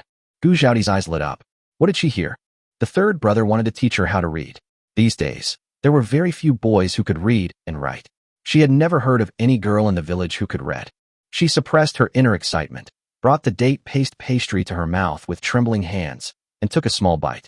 Sweet. So sweet. Her eyes curved into a smile, her happiness overflowing and unable to be concealed. Gu Dedi scratched his head and said, "Xiao Yuan, I won't learn it anymore." "Oh, second brother, don't you want to learn to read?" Gu Zhouyuan raised his eyebrows and asked in confusion. No. Gu Dedi waved his hands quickly. "There's a lot of chores to do at home, fetching water, chopping wood, pulling weeds and catching insects. I really don't have time to learn to read." As an adopted person, he has a clear understanding of his own position. He has to work hard to repay his gratitude, instead of learning to read with Saiden. Gu Zhaodi became alert instantly after hearing this. The kindness radiated by Xiao Yuan made her feel a little flattered, and she even wanted to learn to read and write. Is that something a wild girl like her, abandoned by her biological parents, can do? Gu Zhouyuan noticed the change in atmosphere and put away the smile on his face. "Brother, this home is ours. We need to support it together. There's no reason for you to do all the work." Gu Zhouyuan looked at his second brother who remained silent and continued, "Remember, you have never been an outsider. You are the eldest son of this family and my biological second brother." Chapter 25. Hide the snacks quickly. Gu Dedi was a reserved person, his expression normal, but his arms, which were holding the bag of corn, became stiff, and his knuckles turned white from excessive force. He had never expected that his third brother, who had always ridiculed and excluded him, would say such words. Over the years, his third brother would remind him from time to time that he was a daughter that could only cling to bean sprouts to absorb nutrients. He didn't argue because he was adopted, he was a daughter, and he survived because of this family. He worked hard, never complained, and endured being beaten or scolded. He doesn't feel wrong because this is his fate. Xiao Yuan just said he was my biological second brother. He is a member of this family. He suddenly grinned, but tears fell. Mother Gu also wiped away her tears. This crooked sapling that was the most difficult to trim had grown up to be surprisingly strong and straight. Gu Zhaodi had already burst into tears. Seeing this, Gu Zhouyuan hugged his elder sister and said affectionately, "Eldest sister, are you jealous of my second brother? You don't have to be so sad. In fact, I respect you too, even more than I respect my second brother." Gu Zhaodi burst out laughing and punched Gu Zhouyuan lightly. This Xiao Yuan can make people want to cry sometimes, and make people want to laugh sometimes. Gu Sidon couldn't understand why these adults were crying for no reason. You all got some snacks, but I didn't get anything. I think I should be the one crying the most. He looked at the snack box and swallowed the saliva in his mouth again and again. If he hadn't been forced by his third brother's power, he really wanted to grab a piece and stuff it into his mouth. Third brother, third brother. A little girl's voice came from outside the door. Sidon's attention was temporarily diverted from the snacks. He asked in confusion, "It's Sister Xiaohua. Isn't Sister Xiaohua the one who's most afraid of third brother? How dare she come here to look for third brother?" Gu Zhouyuan rolled his eyes at him. "Am I a jackal or a mandrill? Why would Xiaohua be afraid of me? You used to be scarier than a mandrill." Gu Sidon muttered softly. Gu Sidon suddenly seemed to remember something and became nervous. He said anxiously, "Hurry, hide the snacks. Xiaohua must have known that third brother bought some delicious snacks, so she came here." He spoke very seriously and stopped calling her Sister Xiaohua. In anger, he gritted his teeth and called her Xiaohua. Gu Zhouyuan smiled. This kid is too protective of his food. Mother Gu opened the gate. "Aunt, is my third brother here?" Xiaohua asked, sticking her head out. Mother Gu smiled and nodded. "Yes." Then she stepped aside. "Xiaohua, what's the matter with you looking for third brother?" Gu Zhouyuan said with a smile. Sidon squeezed next to Gu Zhouyuan and tried his best to block the bamboo basket with his body. Xiaohua was holding a small bag made of green grass.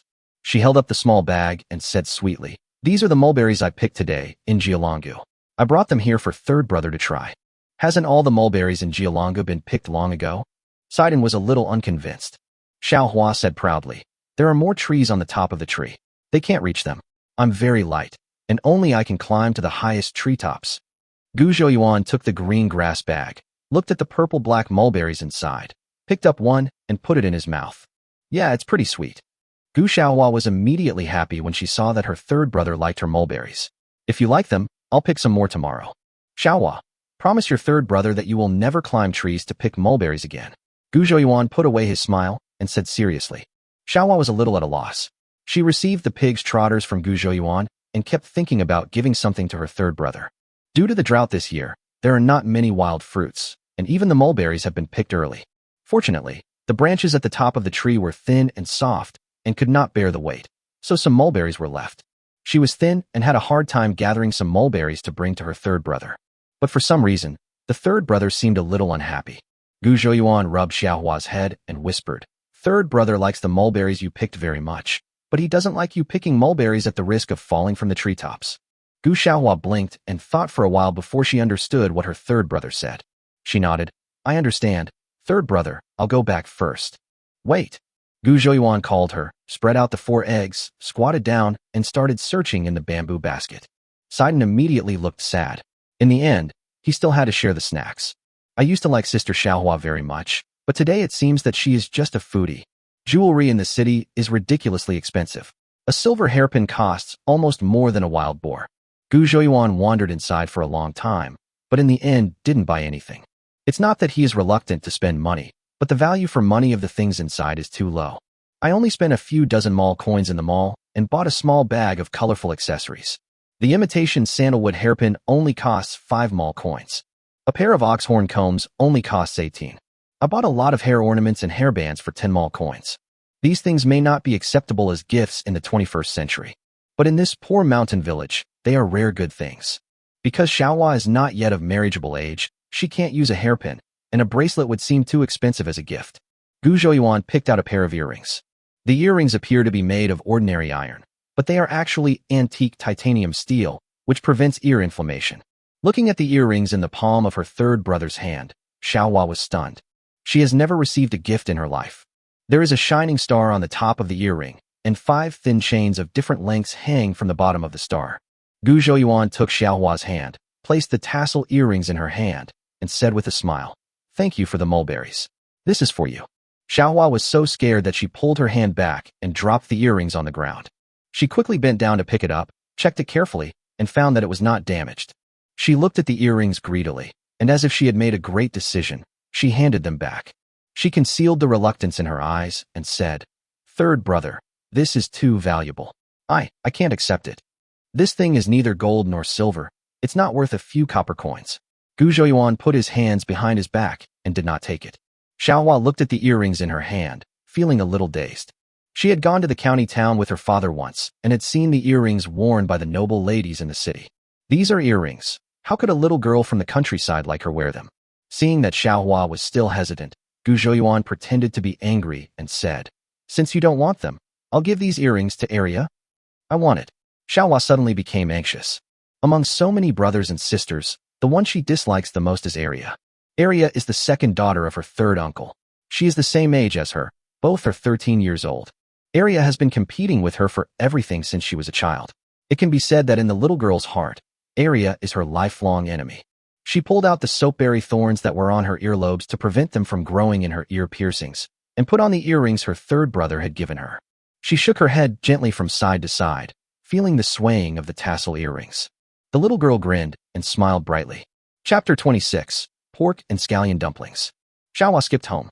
Gu Zhouyuan gave her a box of snacks and asked her to take it to the old house. Unable to bear Saiden's resentful look, Gu Zhouyuan took out a box of pastries and sent him away. "Mother, please try on this bracelet." Gu Zhouyuan took out a pair of imitation sandalwood bracelets. In fact, the silver bracelets in the mall are not very expensive, but the silver in this world is directly linked to the currency. The purchasing power of silver is very strong. Wearing a pair of silver bracelets is too ostentatious, and it is not easy to explain where they came from. After all, even that wild boar cannot be exchanged for a pair of silver bracelets. "You kid, why are you spending money recklessly? I'm an old woman. Why should I wear a bracelet?" Lu said angrily, but she couldn't hide the joy between her brows. No one will be unhappy to receive a gift. It feels really wonderful to be cared for by someone. The key point is that Gu Zhouyuan has already handed over so much silver and money to her, and she guessed that the bracelet was not an expensive item. If the bracelet had been taken out earlier, she would have been very happy, but she would definitely have felt more heartbroken. Lu put the bracelet on her wrist happily, then raised her hand, looked at it over and over again, nodding and smiling. Gu Zhaodi was trying hard to hide the envy in her eyes when she saw an extremely beautiful hairpin appear in front of her. The slender hairpin has a smooth shape, and at the end of the hairpin are a few blooming flowers with 2 round beads hanging on the flowers. Different from any hairpin that Gu Zhaodi knew, the special workmanship and pattern showed a unique beauty. This is a begonia spring color, sandalwood retro hairpin that Gu Zhouyuan picked out in the mall, which cost him 12 mall coins. Gu Zhaodi was struck by this sudden happiness and took the hairpin in a daze. She stared at the hairpin in a daze. Although her heart was warm, her tears kept falling. "You were always bullied by me before, but I never saw you cry. Why are you crying nonstop now that I'm giving you a gift?" Gu Zhouyuan was quite helpless. Gu Zhaodi hugged Gu Zhouyuan, buried her head in his shoulder, shook her head, and wiped her tears on his clothes. She raised her head, having stopped crying, and smiled at Gu Zhouyuan. "Xiao Yuan, I like this hairpin very much."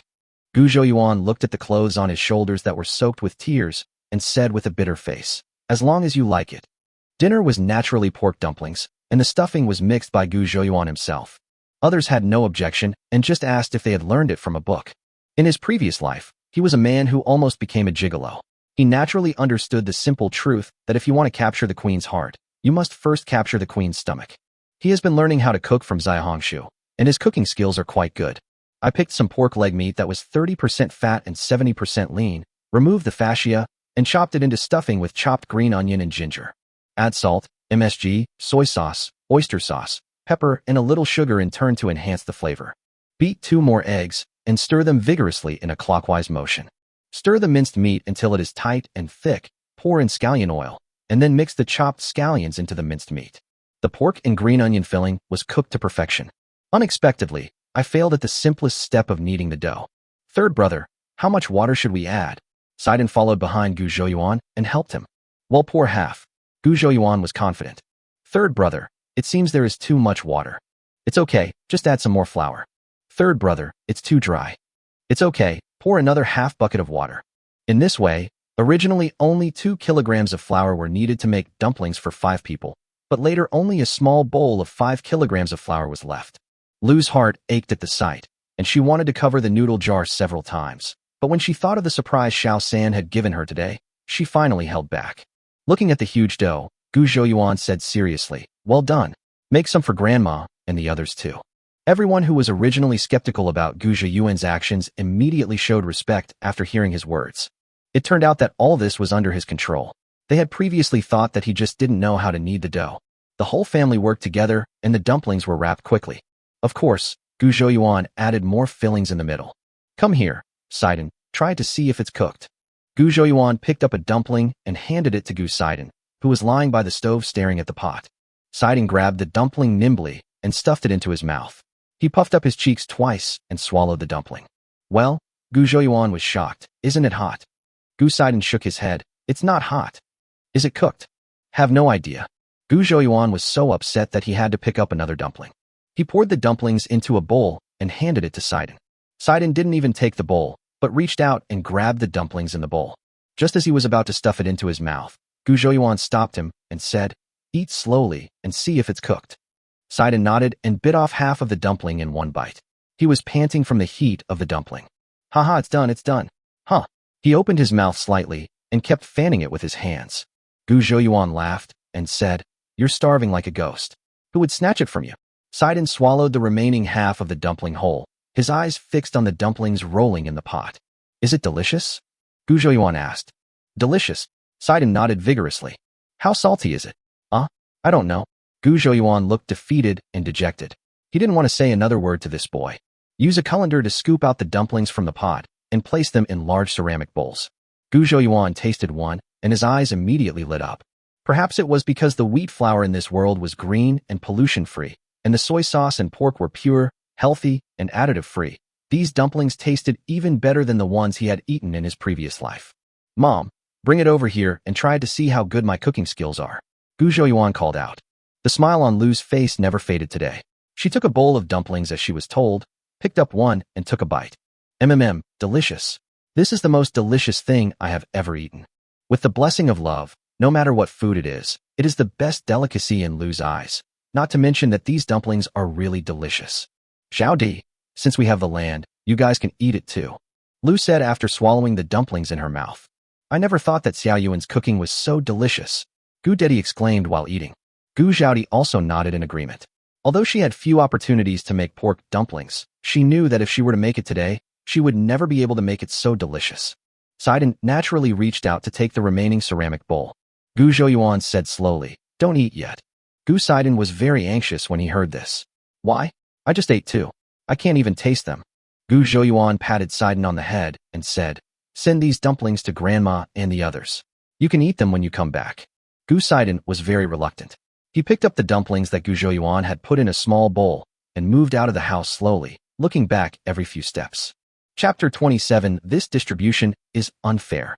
Looking at Gu Sidon's miserable state, Gu Zhouyuan said unhappily, "There are still so many dumplings left to cook. Why are you panicking?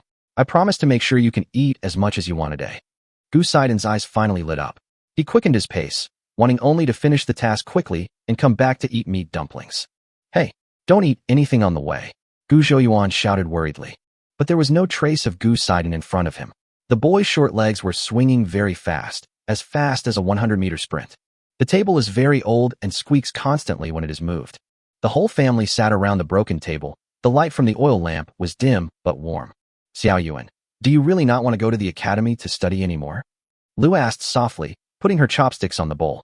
Originally, Xiao Yuan himself didn't want to go to school, and she also accepted the reality that Xiao Yuan was not good at studying.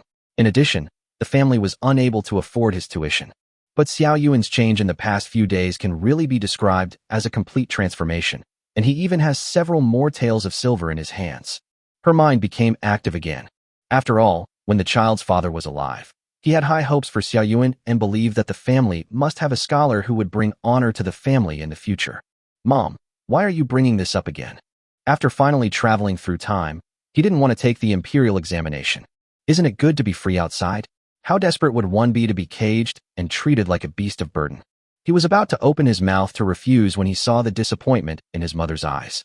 He couldn't bear it for a moment, so he said vaguely, let's talk about it at the beginning of the new year.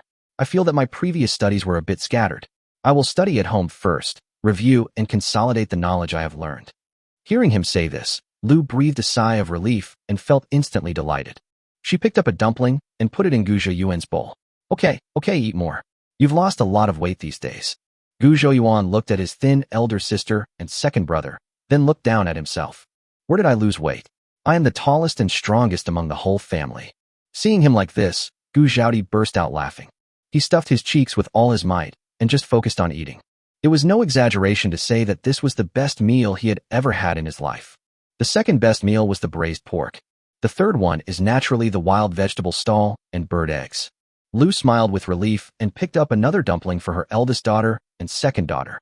In the old house, Sidon put down the dumplings and only had time to say, Grandpa and Grandma, these are the dumplings my third brother asked me to deliver. He didn't even bother to put away the basin that was brought to him and ran home in a hurry. Now this pot of dumplings is placed in the middle of the table. 1, 2, 3, 4, 14 people in total were squeezed around the not-so-big table. White flour dumplings. Daya's eyes almost popped out. She is actually already married and happened to come back to her parents' home today to see her parents. She lived in the Gu family until she was 17 years old and had never eaten white flour dumplings. Her husband's family was even worse off than the Gu family. On weekdays, the vegetable porridge was so thin that you could see your reflection in it, let alone eating dumplings. It smells so good. Siju narrowed his eyes and greedily sniffed the fragrance in the air. Hurry up and wipe your saliva. Erju pushed Siju with some contempt, even though he was swallowing his saliva too. Siju didn't even turn around. He just wiped his mouth with his sleeve, his eyes still fixed on the dumplings. Arya is a person of action. She reached out and quickly grabbed a dumpling and was about to run outside. But with 13 people squeezed together, where was there any space for her to squeeze out? She rolled her eyes and stuffed the dumplings into her mouth. Arya is really quick-witted, but the old lady Gu next to her is not a dull person either. She has recovered from her brief days.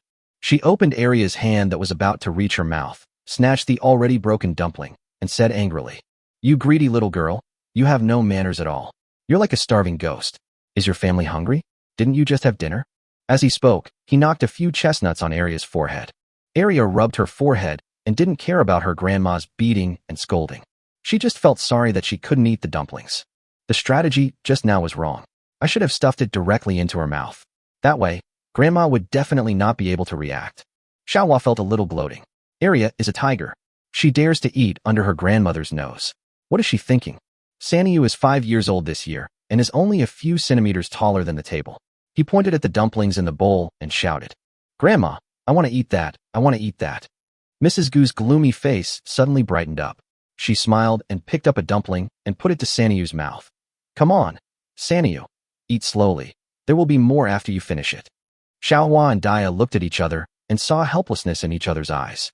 Arya rolled her eyes. They are no longer surprised by such scenes. Grandma is extremely patriarchal. These girls are just a waste of money. Eating one more bite is a waste of food. Old Madame Gu picked up her chopsticks and handed a dumpling to Huinyang, who was standing quietly. Huinyang, have one too. Seeing that her parents-in-law, mother-in-law, uncles, and aunts hadn't touched their chopsticks, Huinyang quickly waved her hands and said, Grandma, I just had some porridge. I'm not hungry. Old Madame Gu feigned anger and said, You don't want to eat it, but my great-grandson in your belly wants to eat it. Hurry and take it. Huinyang had no choice but to say, Thank you, Grandma, and then stretched out her hands to hold the dumplings. Siju and Arya immediately turned their attention to Huinyang. Huinyang felt a little embarrassed as everyone was staring at her. She blushed and took a bite of the dumpling. His eyes suddenly lit up. The pork filling had a rich and fresh aroma that instantly filled her mouth. It was so delicious that she narrowed her eyes. Siju sniffed the tempting aroma and chewed the food unconsciously along with Huinyang's. Second brother, go get some bowls. These dumplings are going to stick together if you don't stir them up. Son responded and went into the kitchen to take out 4 or 5 ceramic bowls. The dumplings were placed one by one in the ceramic bowl, and Mrs. Gu counted them as well. 37 dumplings in total. Big pillar, second pillar, fourth pillar, and 3 oxen, 3 for each of the 4 boys. Plus Huin Yang is pregnant, that's 3 for each boy. Mrs. Gu thought about it and decided on a distribution plan. Wang's eyes changed, and she wanted to say something, but then she heard Mrs. Gu continue. The second and third families have 3 children each. The old lady paused, calculated in her mind, and then said, there are still 10 dumplings. The 2 of us will take 7, and the remaining 3 girls will each get 1. Xiaohua's eyes lit up. She didn't expect that she could get 1 this time. Dia pursed her lips and said nothing. But Arya refused to accept this. She said angrily, Siju and Sanyu are not even as old as me. Why should they have 3 and I only have 1? Xiaohua usually doesn't get along with Arya in everything, but now she feels some admiration for her archenemy. Why? This is also the question she has always wanted to ask, but has not dared to ask. You could hear a pin drop in the house. Favoring sons over daughters was a common phenomenon in this era, and no one thought there was anything wrong with it. Old Mrs. Gu's face became visibly darker. Chapter 28. It's so hard to live in this world. Before Mrs. Gu could lose her temper, Arya's mother, Mrs. Wang, grabbed Arya's ears, twisted them in circles, and shouted, You silly little girl, how dare you talk to your grandma like that? You have no respect for your parents. Have you completely forgotten all the etiquette I taught you? It hurts. Mom, please let go. My ear is about to be twisted off. Arya cried out in pain with her head tilted. When Mrs. Gu saw Wang teaching Arya a lesson, her expression eased a little. Wang glared at Arya, but glanced at her mother-in-law out of the corner of her eyes, scolding. If you have any ideas, don't shout them. Tell them to your grandma nicely. She'll definitely listen. Why don't you ask around? Everyone in our neighborhood knows that your grandma has always won people over with her virtue. Conquer people with virtue? Who is it? Is it their old lady? Everyone in the room rolled their eyes. Old Mrs. Gu was extremely pleased to receive Wang's flattery. She nodded and said, That's right. Home is a place where reason prevails. If you have any opinions, feel free to raise them. Mother, we've been pulling weeds and catching grasshoppers in the fields these past few days, and we're exhausted. We don't have the energy to eat just the porridge. Can you put a handful of corn in tomorrow's porridge? Seeing that his mother rarely let the masses speak out, Gu Manton immediately became excited. He raised his hand and rushed to shout. Mrs. Wang was almost angered to death by her own man. Whether the porridge is thin or not is a family matter. No one else mentions it. Why do you have to be the bad guy? The most urgent task is to fight for the interests of our own small family. She stepped hard on Gu Manton, looked at her mother-in-law whose face darkened again, and said with a smile, Mother, don't listen to his nonsense. He doesn't manage the household, so he doesn't know how expensive firewood and rice are. You have to manage the food and clothing expenses of this whole family, so you have to be careful about how much food is in the pot. Then he turned around and scolded Gu Manton. If you were in charge of the food, not only would we have to eat porridge, but in a few days, the whole family would have to starve. Old Mrs. Gu released the Dantian Qi that she had just accumulated and was about to start practicing the lion's roar technique. She nodded expressionlessly. Old Third, you understand how difficult it is for me. Unlike your man, I can never be satisfied or accustomed to him. After saying that, he glared at Gu Manton fiercely. Gu Manton, what exactly happened? Didn't you tell us to raise our opinions? Why am I the one being criticized and scolded? Xiaohua watched her uncle's family taking turns making a lot of noise. She didn't quite understand what was going on, but she enjoyed it and was happy to be a spectator. Wang Shi saw that she had already set the mood, so she smiled and said tentatively, Mother, look at the dumplings sent by my eldest sister-in-law's family. You 2 elders can keep them and eat them. Don't worry about these grandchildren. They are my eldest sister-in-law's filial piety to you and father. Old Madame Gu raised her eyebrows. What are you talking about?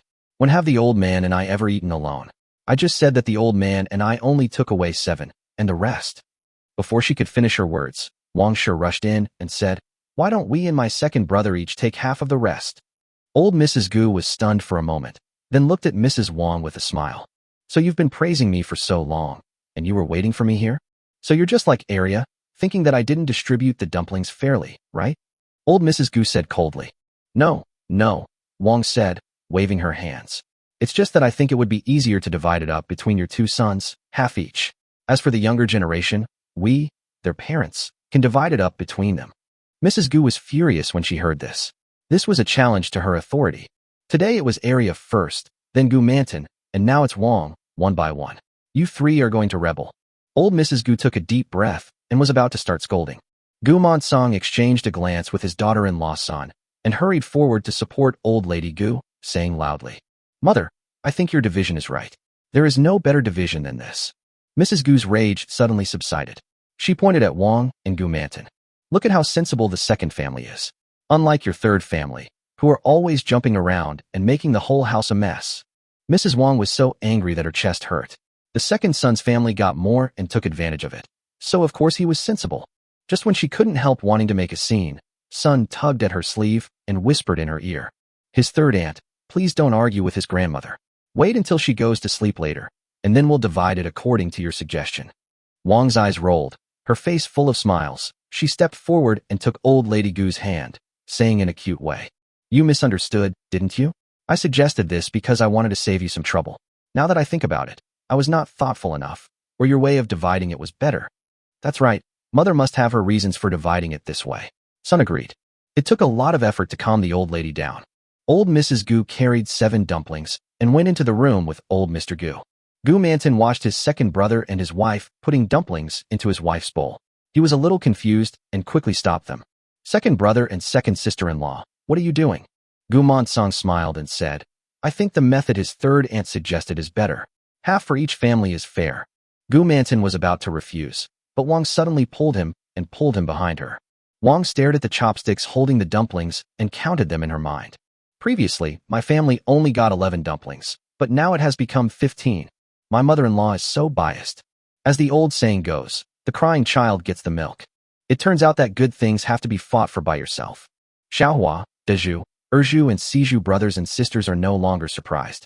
"My parents have always been like this, always giving in to Aunt San, and often teaching them, suffering a loss is a blessing." Xiaohua actually doesn't agree that suffering a loss is a blessing. She only knows that suffering a loss often makes her go hungry. However, when she touched the earrings in the bag, the unhappiness in her heart immediately disappeared. "You don't even have the earrings that third brother gave me, huh? Besides, since Grandma was the one who distributed the dumplings, I could only have one. There are 15 dumplings in her family now. There are 7 people in her family, and her parents will probably give 2 to her." Huinyang also has a kind and gentle personality. She smiled at Daju, who had an expressionless face. Daju stretched his stiff facial muscles and gave a barely perceptible smile. "Mom, we won't starve to death." The person who spoke was a little girl of 5 or 6 years old. Her eye sockets were sunken due to hunger, and her head looked very big against her thin limbs. "I dug this up in the mountains. It looks like the kudzu root Auntie Gu gave me last time." The girl was holding a few plant tubers in her hands with difficulty, her eyes sparkling with excitement. Widow Luo took the thing from her daughter's hand, and her eyes flashed. "She knows this thing, and I think most people in the mountains know it. Kudzu, this thing is poisonous. There was a famine in the early years, and some people could not bear the hunger and ate this bitter tree kudzu and were poisoned to death. She had a miserable life. Less than a year after she got married, her husband fell to his death while cutting wild honey on the mountain, leaving behind an orphan girl and a widow to suffer in this world. The mother-in-law thought that she had a bad fate and that she had brought her man to death. She was kicked out of her husband's home, and the mother and daughter depended on each other for survival. She is not very old and is quite good-looking. A young widow without any support is like a fish thrown on the shore in this world, unable to breathe and attracting wild cats and dogs. The idlers and vagrants in the village hang around in front of their houses all day long, especially the bad boy at the end of the village, who would knock on doors and climb over walls in the middle of the night. She had beaten him away with a broom countless times. The family has been out of food for some time. Although they had to go hungry for one meal and then have a full meal for the next in previous years, the mother and son could barely survive with some wild vegetables and fruits. This year, it is even more difficult to maintain life. First, it rained for a long time, and then there was drought. Everyone knows that this year will not be a good year, so everyone has a sense of crisis. The wild vegetables nearby had long been dug up by the villagers. If they wanted to get wild vegetables, they could only go to the mountains. She had been malnourished for years and finally collapsed a few days ago. This time the cold wind came with great force. She covered herself in the quilt, feeling hot and cold, and her body was so exhausted that she had no strength left. The only way they were able to get through these few days was thanks to 5-year-old Chunsheng catching grasshoppers in the fields and roasting them to eat. It's so hard to live in this world. She stared at the kudzu tree in her hand in a daze. Take another gentle look at your well-behaved daughter. One last full meal. She thought so. Chapter 29 Poisoned. Mrs. Lu looked at the children who had eaten their fill, and a long-lost sense of happiness enveloped her. Ever since Xiao Sun woke up from her coma, everything seemed to have changed. The dark clouds that had been hanging over their home all day were blown away, and the day suddenly became hopeful. Zhao Di, I'll scoop out 2 bowls of corn, and you can take them to your sister-in-law Luo. Life at home was getting better day by day. At this time, Lu thought of Luo Yatu, who was also an orphan and a widow. There is always trouble around a widow, and Lu and widow Luo are in the same boat. Although Lu has 4 children to raise, her eldest and second oldest children have grown up and can help with housework. With the help from the old house, her family would have been able to get by if the third brother hadn't been so mischievous before. Widow Luo's husband was the only son in the family. Her mother-in-law was a mean and harsh person, and she bluntly said that it was Luo who killed her son. Both Mrs. Luo and her money-losing maid were driven out of the house.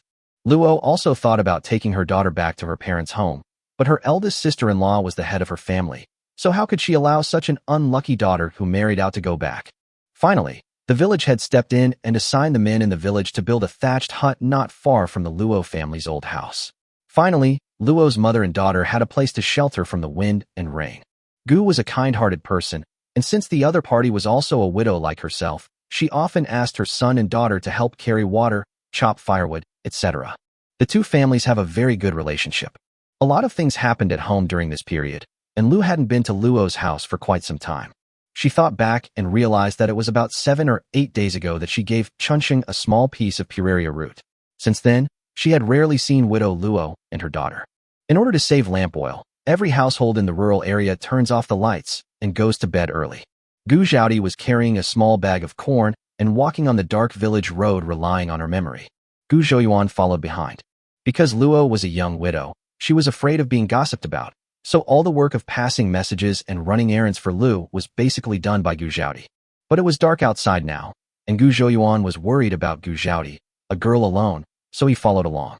Widow Luo's house was not too far away, only about 10 minutes away during the day, but at night the road was invisible and it took almost 20 minutes to get there. Mrs. Luo, are you asleep? Gu Zhaodi patted the gate. No one answered from inside. Gu Zhaodi knocked on the door a few more times and called out in a louder voice, Sister Luo, it's Zhaodi. Are you asleep? Still no one responded. Chunxing, I am your sister Zhaodi. Gu Zhaodi raised her voice again.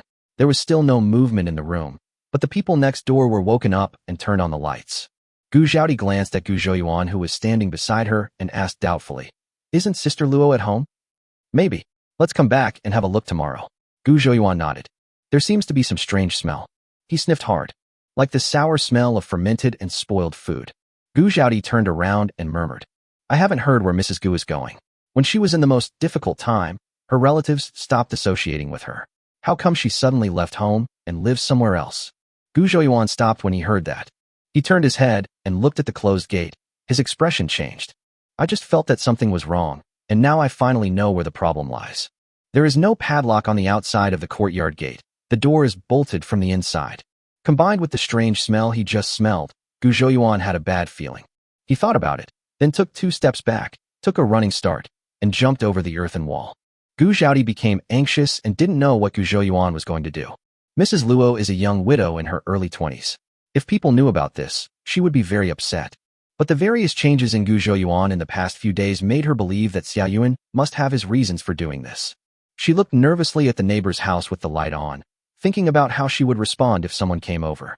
The sour smell became stronger and stronger. Gu Zhouyuan's face was solemn. He now remembered what the smell was. It was the smell of vomit. He took 2 steps at a time, rushed to the only window, and reached out to pull open the straw curtain. The room was pitch black and I couldn't see anything, but the smell was overwhelming. If you listen carefully, you can hear faint breathing sounds. He looked around, bought a small flashlight from the mall, and shone it into the room. I saw a woman lying on the bed in the room, her head sticking out of the bed, drooping limply.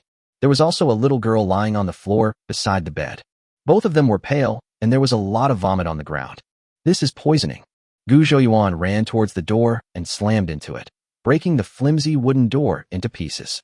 Gu Zhaodi was startled by the loud noise coming from the yard. She shouted nervously, What's wrong, Xia Yuan? Gu Zhouyuan had no time to care about anything else as he had already rushed into the house. He checked the breath of the 2 people in the room and found that they were both still alive, but unconscious. He breathed a sigh of relief. Should I ask my elder sister to come in and help? After hesitating for a moment, Gu Zhouyuan gave up the idea. Things in the mall cannot be exposed. I opened the system mall and bought 2 packets of saline solution to rinse the vomit from the mouths and noses of both people. Then he carried the little girl on the ground to the bed. He was not a professional doctor and could not tell what poison the 2 people had been poisoned with. He looked around the room, trying to find some clues. Finally, 2 uneaten pieces of food were found on the bamboo sieve on the table. He called up the system panel again and aimed it at the 2 suspicious plant roots. After a few days of familiarization and adjustment, his system panel is no longer triggered passively, but will only appear when he actively summons it. Ding! Wild cassava found. Cooked. Worth 0.01 mall coins. So, it turned out to be cassava. Gu Zhouyuan suddenly realized. Cassava is generally poisonous. The roots, stems, and leaves of cassava contain a toxic substance called cyanogenic glycoside. Gu Zhouyuan remembered that in the world before he traveled through time, cassava was an imported product introduced in the 19th century. How come cassava has become a native variety in this world? He also remembered that the harvest season for cassava was in autumn and winter, but it was only spring now. Where did Mrs. Luo's family get the cassava? In fact, he was just surprised by what he had seen. Cassava is a perennial woody plant. Its tubers are available all year round, but they are buried in the soil. He didn't have time to think too much at this moment. Although it has been confirmed that it is cassava poisoning, he is now completely in the dark and has no idea how to save people. Others who traveled through time automatically maxed out their medical talents, so why can't he do anything? In my previous life, I rarely even caught a cold, so naturally I never thought about studying medicine. He had no choice but to buy a book called The Complete Book of Poisoning and Detoxification in the mall. Fortunately, he found the treatment method for cassava poisoning after just turning a few pages. Looking at the puddles of cassava on the ground, I realized that I had basically vomited out all the cassava I had eaten. However, Gu Zhouyuan still followed the instructions in the book, bought cobalt editate and sodium thiosulfate, and gave an injection to Widow Luo and her daughter. In fact, the book said that intravenous infusion was required, but that would take a very long time, and it would be difficult to keep Gu Zhouyuan secret, so he changed the method. Almost everything was done. Gu Zhouyuan relaxed his mind, and then he heard the noise coming from outside. Gu Zhouyuan quickly cleaned up the scene, walked quickly to the yard, and opened the gate. Chapter 30. Catching an Adulterer. As the gate creaked open, the noisy sounds outside suddenly stopped. Gu Zhouyuan saw only 7 or 8 people gathered outside, and an old man was holding a torch. Gu Zhaodi was surrounded by people, her face flushed, as if she had just had an argument with someone. Gu Zhaodi, you're such a jerk. I was wondering why you were standing outside this gate so late at night instead of sleeping. Turns out you're guarding the door for your 3rd son. The person who spoke was a thin old woman with wrinkles all over her face. Gu Zhouyuan searched his memory and remembered that this was Widow Luo's mother-in-law, Mrs. Hu. Mrs. Hu pinched her waist with one hand and pointed at Gu Zhaodi with the other, looking very angry. Gu Zhaodi's pretty face turned red with anxiety, but she was speechless. The key point is that she didn't know what Gu Zhouyuan was doing after climbing into the yard. At this point, he could only wave his hands and defend himself in a hurried tone. No, it's not what you think, Aunt Hu. My mother asked me to bring some corn to Sister Luo. As he spoke, he raised the bag of corn in his hand and showed it to everyone. Just deliver the corn, but why are you standing outside the courtyard gate instead of going inside? And what is your 3rd son Gu doing climbing over the wall into a widow's house? The old man holding the torch said that this man was Widow Luo's father-in-law, and everyone in the village called him Hu Lao Kwai. The old couple Hu and Kwai had always suspected that this vixen who had killed their own son was restless and would definitely not be able to remain a widow at such a young age. So she kept an eye on this little slut all the time, just waiting for the day when she could find evidence to drive this unlucky girl out of the village, and at the same time extort some money from that wild man. Gu Zhaodi's previous knocks on the door were a little too loud, and Hu Laoquai heard the noise. The old couple peeked through the crack in the door for a long time. After seeing Gu Zhouyuan climbing over the wall, they deliberately waited for a while, thinking of letting this illicit couple succeed before going to their house and catching them in bed. I just didn't expect that this slut would have an affair with the 3rd son of the Gu family. But it wasn't too surprising. A broken pot deserves a broken lid. I heard that Gu Laosan just sold a pig and should have some money on hand. This time I must take every penny out of his family. Gu Zhaodi was about to answer when a sarcastic voice sounded beside her. You're such a slut. You're making your sister look out for you. Gu Lao-san, you're really capable. Lizzie, what nonsense are you talking about? Gu Zhaodi stomped her feet and said anxiously. I'm talking nonsense. The facts are right in front of us. Do you think we're all blind? Widow Luo has always pretended to be a chaste and virtuous woman, but it turns out she's so frivolous. Pot. Lizzie said this and spat fiercely on the ground. Widow Luo had fair skin and a plump figure, and he had been coveting her for a long time. However, he tried to probe her many times, but was rejected by Widow Luo. Sometimes, when he brought some money and food, she would throw them away. Recently, he finally lost his patience. Several times, he took advantage of the darkness and sneaked into Widow Luo's yard, but was beaten out by Widow Luo with a broom. This woman kept a pair of scissors next to her pillow, saying that if she couldn't kill the scoundrel with a stab, she would stab her own neck. Lizzie looked at the piece of fat meat, but couldn't put it into his mouth. Little did he know that the piece of fat meat had already been eaten up by the third son of the Gu family. This made him burn with jealousy, and the eyes he looked at Gu Zhouyuan seemed to be spitting fire. Pooh! He was furious and spat on the ground again. Where the hell are you spitting? The saliva was blown away by the wind, and Gu Zhouyuan quickly avoided it. He glanced at Lizzie and said with disgust, "Hey, Lizzie was just looking for an opportunity to mess with Gu Zhouyuan, and this guy came up to him. Why should I spit on you? You're having an affair with a widow, and anyone who sees you will spit on you." Gu Zhouyuan raised his eyebrows and chuckled twice. "You said I was a slut, so I'm a slut? Come on, spit at me again if you have the guts." The situation in the room was clear at a glance, and he was not in a hurry to prove his innocence. He was free late at night, so it would be nice to play with the monkey to relieve his boredom. The key point is that he had just treated Widow Luo and her daughter, and the medicine has not yet taken effect. If someone barges in and tries to provide treatment in a chaotic manner, things will go wrong. Now is a good way to delay time. Lizzie never took Gu Zhouyuan seriously. He let out a hat and was about to spit a mouthful of thick phlegm towards Gu Zhouyuan. But when her eyes met Gu Zhouyuan's calm expression, she suddenly felt a little scared for some reason. Ergu, who was watching the fun nearby, pulled him and shook his head at him. Ergu and Lizzie have a good relationship on weekdays, perhaps because they are both from the second generation. He was beaten up by Gu Zhouyuan 2 days ago. Today, seeing that his brother was about to get into trouble, he decided to give him a hand out of chivalry. Lizzie also gave in and spat a mouthful of thick phlegm at his feet, pretending to be dissatisfied and said, "Ergo, why are you pulling me? This slut deserves to be punished." Gu Zhouyuan glanced at Ergu with a half-smile. Ergu's eyes dodged. Gu Zhouyuan's ferocity that day had left him with a serious psychological trauma, and his nose was still aching slightly. Mrs. Hu and Mr. Hu met and whispered about something.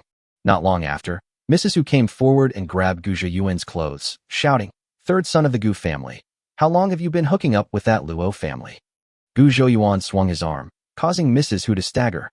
He said calmly, "No hookup." Mrs. Hu refused to listen. She jumped up and down on the spot, her teeth bared and claws waving. "Why are you pretending to be so elegant? You said there was no affair, so there was no affair? That slutty woman is still the daughter-in-law of my Hu family. Don't you know that adulterers and adulterers will be thrown into the pig cage?" Gu Zhouyuan nodded expressionlessly. Mrs. Hu's face lit up with joy. Did he admit it?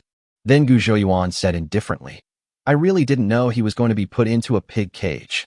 "Okay, don't think that just because you're the second uncle of the Gu family, you can do whatever you want just because someone backs you up.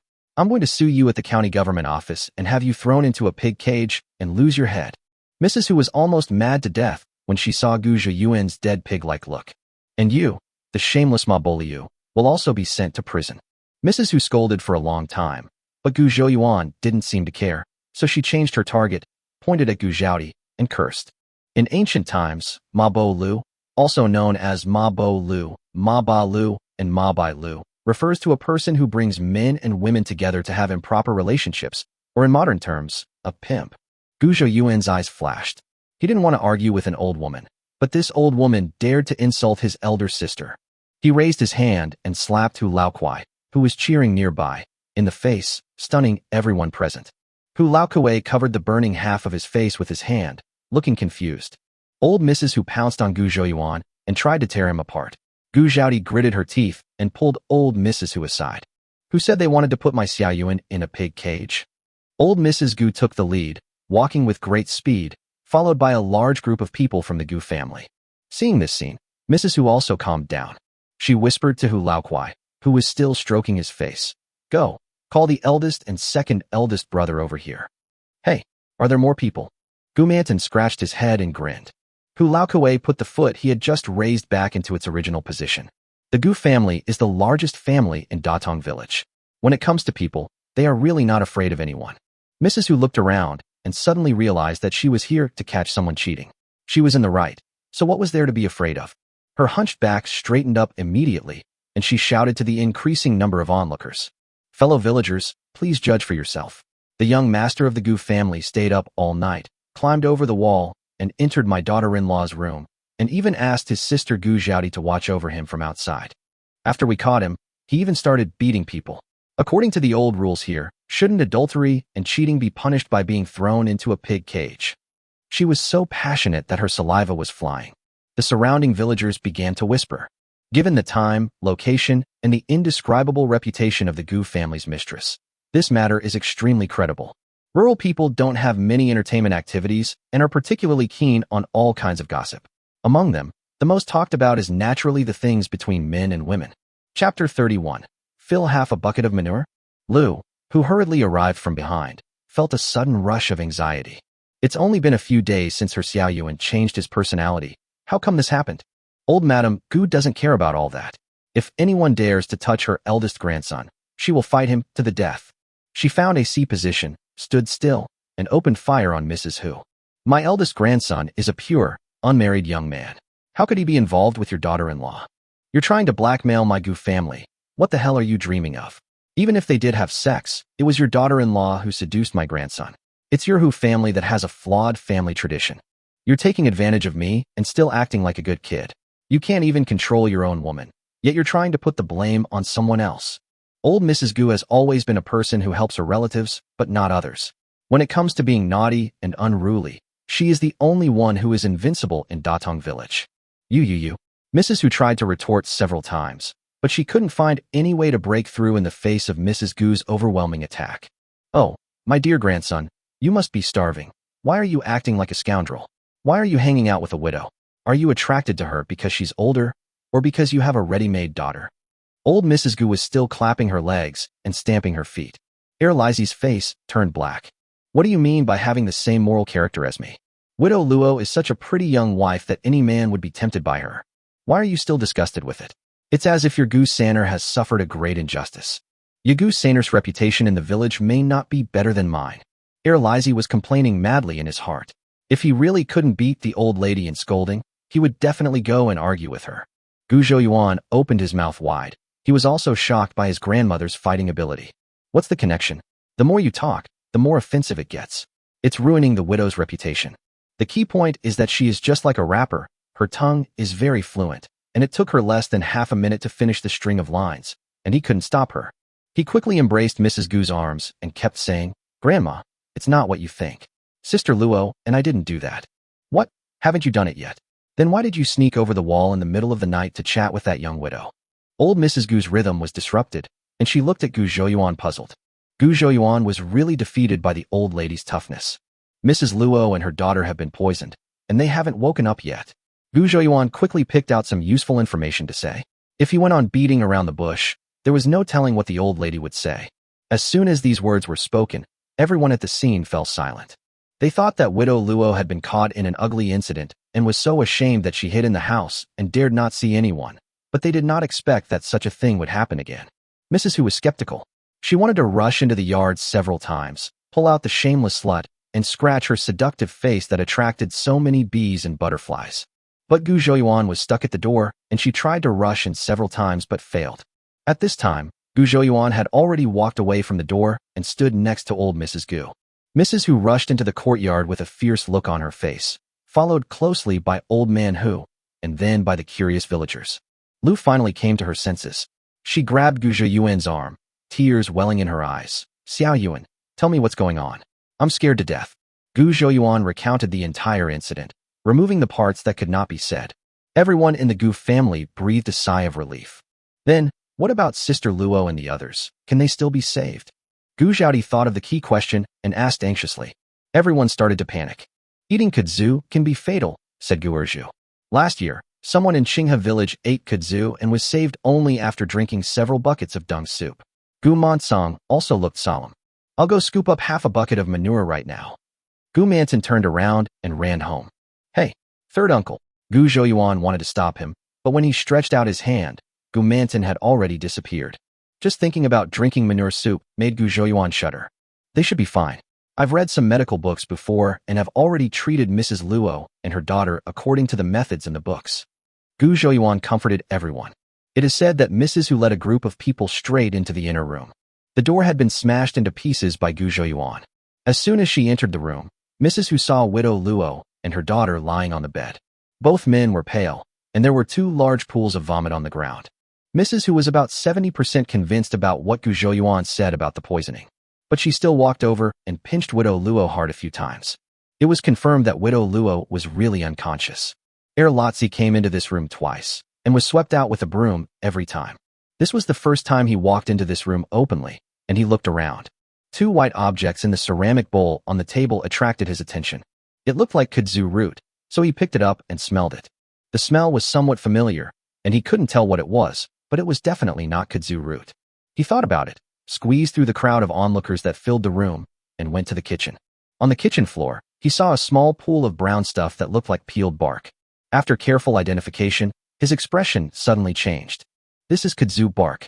He grabbed a handful of kudzu bark and ran into the inner room. Widow Luo and the others ate bitter kudzu. He shouted as he squeezed in. When everyone in the room heard this, their expressions changed.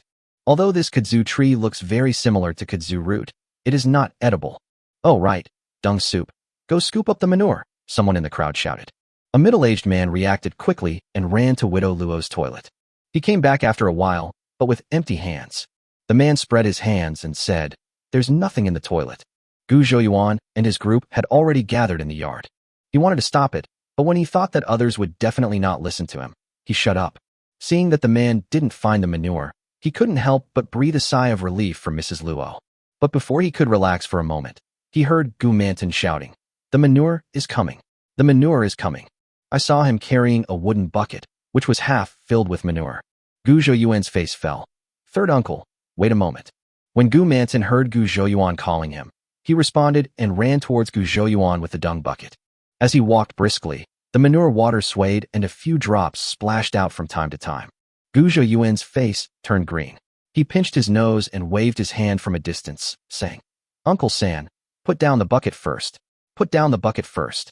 Gu Manton stopped and put down the dung bucket as he was told. The middle-aged man who had been there before dodged and picked up the dung bucket that Gu Manton had just put down and ran into the house. Gu Zhouyuan sighed lightly. He could convince the Gu family, but he couldn't convince anyone else. The original body was a joke in the village. If he had told people that there was no need to pour sewage, he would have treated the 2 people in the house. Others would definitely think he was crazy. "Mrs. Luo, you'd better wish yourself well. If you eat half a bucket of this, you won't be hungry for 3 days. Gu Manton clapped his hands and walked towards Gu Zhouyuan. "Xiaoyuan, what's wrong? What's the matter with calling third uncle?"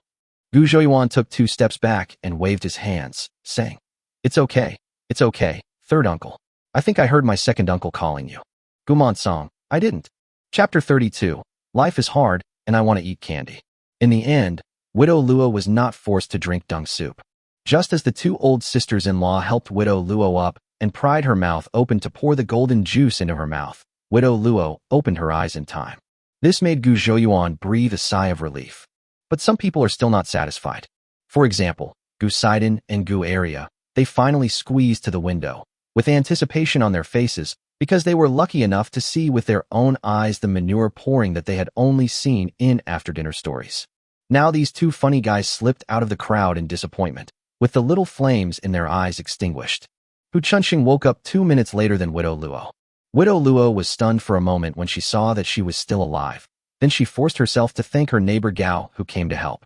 Now that Widow Luo was fine, everyone gave her a few words of advice, asking her to take good care of herself, and then left one after another. The old couple, Mrs. Hu, were naturally not in a good mood. They turned around and left without even a word of comfort. "You are indeed a jinx, never at peace wherever you go." When she reached the door, Mrs. Hu turned around and glared at Widow Luo fiercely. Old Mrs. Gu also asked everyone in the old house to go home and sleep. "Third uncle," Gu Zhouyuan called out to Gu Manton, who had already left the hospital. "You forgot that." He pointed to the half-filled bucket of manure in the room. "Oh, by the way, this manure can't be wasted. It takes me half a month to save it to get half a bucket." He slapped his forehead and hurried back to pick up the manure bucket. Gu Zhouyuan pinched his nose and hid far away. Huiyu, why did you eat kudzu? Don't you know it's poisonous? Now only Gu Zhouyuan's family was left. Lu sat beside the bed, took Widow Luo's hand, and said with concern. Widow Luo's maiden name was Huiyu. I just didn't recognize it at first, and thought it was Pueraria lobata. She forced a smile. Gu Zhouyuan saw that Widow Luo's eyes were evasive, and there was no relief on her face after surviving the disaster. Instead, there was a deep sorrow between her brows. He had already guessed the whole story in his heart, but he remained calm on the surface. He took out 2 rice cakes from his pocket, which he had just bought in the mall. He handed a piece to Chunxing, a little girl who was lying straight and looking at the ceiling. Chunxing hasn't said a word since she woke up. She blamed herself for digging the wrong thing in the mountains, which almost caused her mother to be poisoned to death. Suddenly, a piece of cake appeared in front of her, and the strong aroma of rice rushed into her nostrils. She hadn't eaten properly for several days, and a meal of kudzu vine in the evening made her vomit bile. Now she just felt extremely hungry and couldn't help swallowing. But she didn't reach out to take it, but turned her head to look at Inyang. Widow Luo was usually taken care of by Gu Zhouyuan's family. She knew that the Gu family had always been short of food and clothing. She had already made up her mind to die and naturally didn't want to owe anyone any favors. She shook her head at her daughter. Chunxing received the signal from his mother, turned his head slightly, and smiled at Gu Zhouyuan. Thank you, Uncle Xiaoyuan. I'm not hungry. Lu's nose felt sore, and she coaxed him softly. Chunxing, eat quickly. You've taken so many poisonous things, it's like you've had a serious illness. How can you recover if you don't eat? Seeing that the little girl just closed her eyes and shook her head stubbornly, Gu Zhaodi also said gently, look at how pale your mother is. If she doesn't take good care of herself, she will definitely get sick in the future. If you don't eat, your mother certainly won't eat either. Be good and eat the cakes. These words really worked. Chunxing opened his eyes and looked at Widow Luo. He saw that Inyang's face was extremely pale and there was no life in her eyes. She struggled to get up, and Gu Zhaodi quickly reached out to support her. A determination that was not in line with her age flashed in the little girl's eyes. She took the rice cake, brought it to her mouth, and took a bite. It is sweet, fragrant, and soft in the mouth, and extremely delicious. She finished the rice cake in 2 or 3 bites and thanked him sensibly. Thank you, Uncle Xiaoyuan. After saying that, he looked at Inyang again. Gu Zhouyuan handed another piece of rice cake to Widow Luo. Widow Luo felt her daughter's hopeful gaze and smiled helplessly. I already owe a lot of debts, so I don't mind adding another one. Time is running out, so I'll just let my daughter do whatever she wants. She looked around at the Gu family members gathered around the bed and silently swore in her heart. If there is an afterlife, she will work like a slave and repay this kind family. However, the world is too hard, and she doesn't want to come back in her next life. She took the rice cake and took small bites of it. This delicate and delicious cake tasted like chewing wax to her. Even Gu Sidon could feel that the atmosphere in the room was very depressing. He took his eyes off the cake next to Widow Luo's mouth and took out a few candies from his pocket. That was given to him by Gu Zhouyuan before. He only ate 2 and couldn't bear to eat the rest. He picked up one, peeled off the paper, and held it to Hu Chunxing's mouth. Open your mouth. Your Uncle Danner is giving you a candy. No matter what's bothering you, eat this candy and forget everything. Chunxing didn't react for a moment and opened his mouth reflexively. The mouth is instantly filled with sweetness. Sweeter than ever. Incredibly sweet. Her eyes narrowed with happiness. Seeing her like this, Gu Sidon also became happy. Right, there is nothing that can't be solved by eating one candy. If there is, then eat 2. Here, sister-in-law, you should eat 1 too and be happy. Gu Sidon peeled another one and handed it to Widow Luo. You're such a good jerk, Gu Sidon. Didn't you say you had finished the candy this morning? And you even came here to trick me into giving you one. Gu Zhouyuan patted Sidon on the shoulder and said with a forced smile. Gu Sidon's face turned pale, and he smiled awkwardly. Well, I thought I had finished eating, but when I touched my pocket just now, I found that there was still some. Widow Luo looked at the candy in her hand, and her nose felt sore. Gu Zhaodi carried the small bag of corn and placed it beside the bed, saying, if Mother hadn't asked Xiaoyuan and me to deliver the corn today, Sister Luo and Chunxing would have been in danger. When Widow Luo woke up, she saw a room full of people. She only guessed that she and her mother were rescued by someone, but she didn't know the details. She was also puzzled. How could anyone discover that they were poisoned at this time? Now after hearing what Gu Zhaodi said, I understand there is another reason. Gu Zhaodi briefly recounted the whole story. Widow Luo didn't expect that Gu Zhouyuan, who was usually careless, would be so decisive when encountering problems. When she heard that Gu Zhouyuan was misunderstood by her mother-in-law, and wanted to arrest the two of them and put them in a pig cage. Her pretty face was flushed red. As if possessed by a ghost, she looked down at her clothes. They were a little messy, but still intact. Gu Zhouyuan's face darkened. What did this mean? Do I look like the kind of person who would take advantage of others? Widow Luo also realized that there was something wrong with her subconscious actions. The main reason is that she is a young widow and has been coveted by the men in the village for a long time. What's more, Erlizy climbed over the wall into the house a while ago. Although he was chased away by her, the psychological trauma remains. In addition, in everyone's impression, Gu Zhouyuan is not a gentleman. So before her brain gave any instructions, her body had already reacted instinctively. She felt very guilty, brushed off her clothes to cover it up, looked up at Gu Zhouyuan, and smiled. Xiao Yuan, you saved my sister-in-law and Chunqing, but you were also slandered by others. I really don't know what to say. Chapter 33, I can remove the poison of kudzu. Gu Zhouyuan waved his hand to indicate that it was no big deal. Widow Luo had just eaten rice cakes and had some strength left in her body. With the help of Gu's mother, she stood up and pulled out a small wooden box from under the bed. There were no jewelry or valuables in the wooden box, only 2 thin pieces of paper. Widow Luo picked up the 2 pieces of paper, seemed to recall something, and was stunned for a long time. Mom, what's wrong with you? Chunqing called out. Widow Luo's thoughts were interrupted. She placed 2 pieces of paper in Gu's mother's hands and said with a smile, "This is the title deed to my house. I'm giving it to you, Annie." Except for Gu Zhouyuan, everyone in the room's expressions changed. Mother Gu was shocked and asked, "How can this be possible?" Widow Luo tucked her scattered hair behind her ears and whispered, "If it weren't for my aunt and her family taking care of me these years, I would have collapsed long ago. I always want to thank my aunt, but the debt of gratitude keeps growing. There's really nothing good left at home. This house deed and land deed is the only thing worth a few copper coins." She smiled sadly. To be honest, even this house was built with the help of my aunt and several brothers and sisters from the Gu family. No matter how slow-witted Mother Gu was, she noticed that something was wrong with Widow Luo. She stuffed the deed back into Widow Luo's hands and said anxiously, "Huiyu, no matter how hard or tiring life is, just grit your teeth and you'll get through it. Look at Chunqing, such a sensible girl. You can't let it get to you." Children from poor families are precocious, and Chunqing understood it at this time.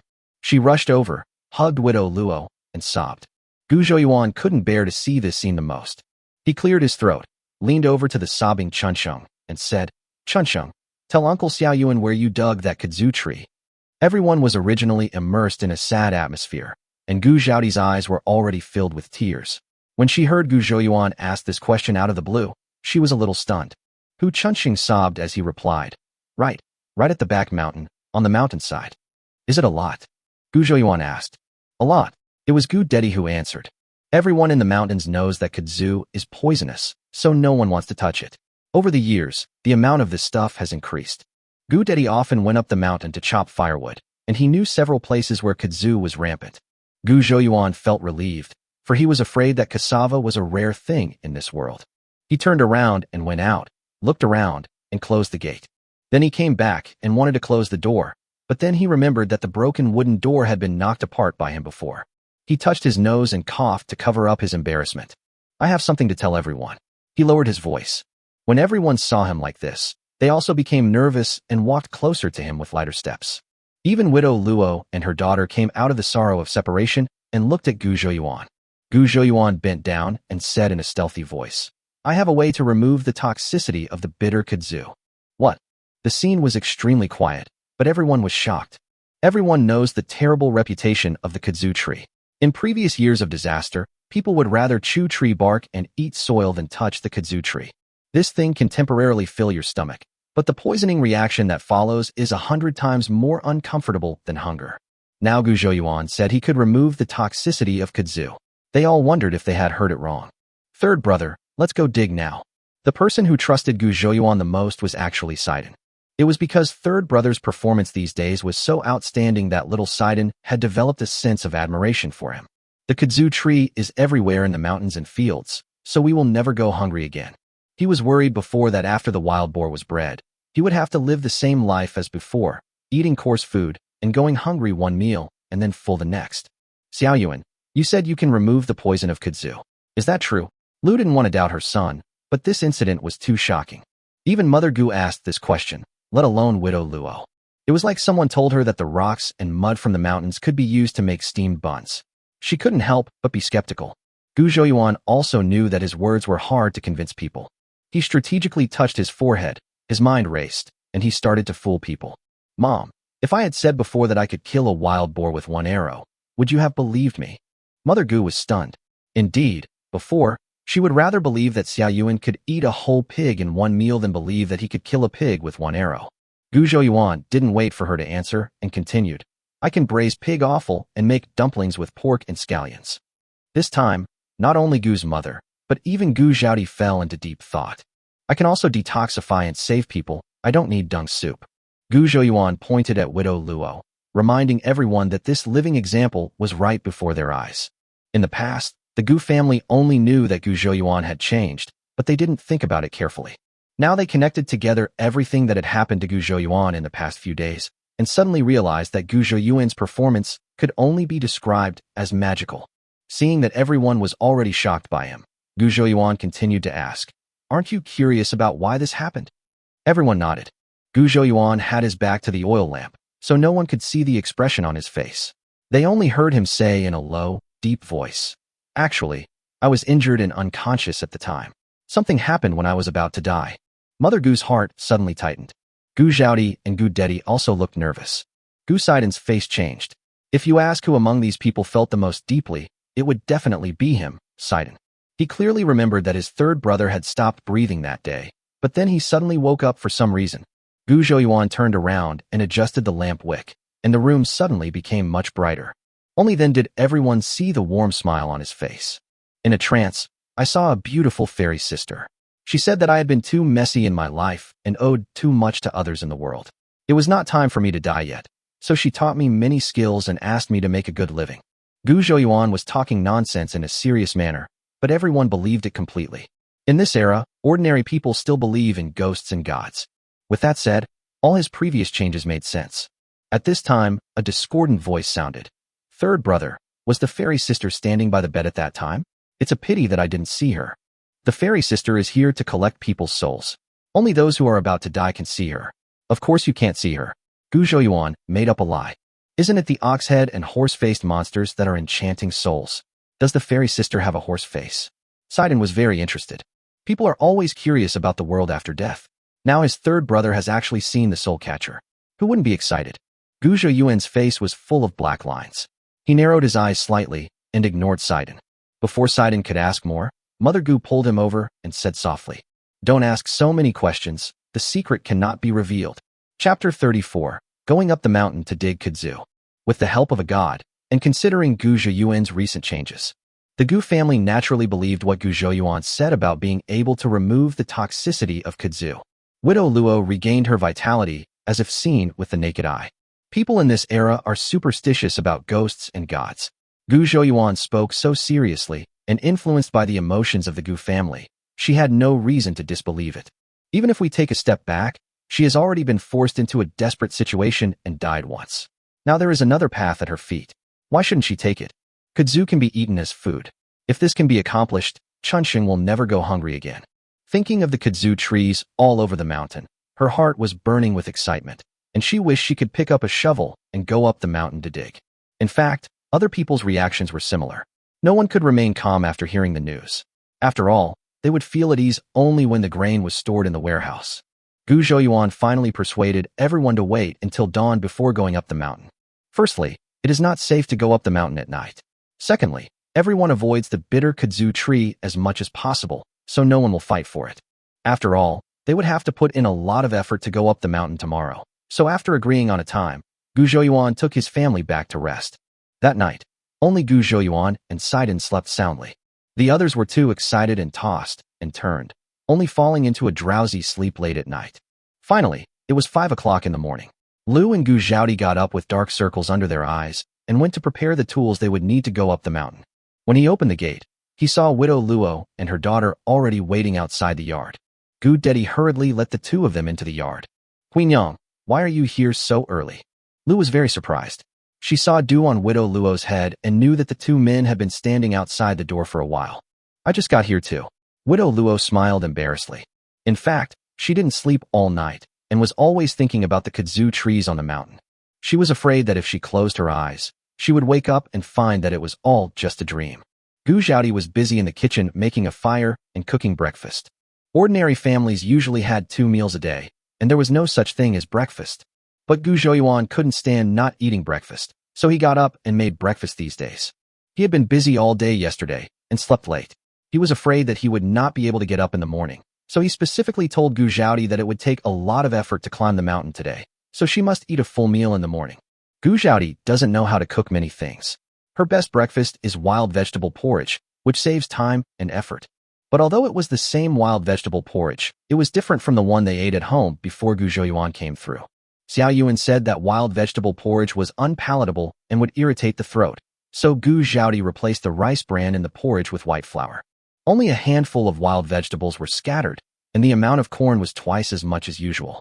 The most important thing is that Gu Zhaodi was generous for once and put a large bowl of minced meat in the porridge. The fragrant aroma made Gu Zhaodi realize that it wasn't that her cooking skills were bad. As long as she was willing to use more ingredients, she could also make delicious food. Gu Dedi went to call Gu Zhouyuan and sighed in to get up and have breakfast. Widow Luo felt a little embarrassed. It was so awkward for her and her daughter to stand here while others were having dinner. In fact, it's not her fault. How could she have known that the Gu family, who only had 1 meal a day before, would now eat breakfast like the rich families in the city? She glanced at Chunqing and prepared to go home first and come back after the Gu family finished eating. Huiyu, where are you going? Lu stopped Widow Luo, who was about to leave.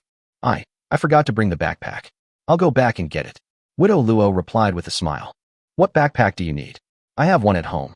How could Lu not know what Widow Luo was thinking? She didn't wait for Widow Luo to answer. She held Chunqing's hand with one hand and Widow Luo's arm with the other and walked into the house.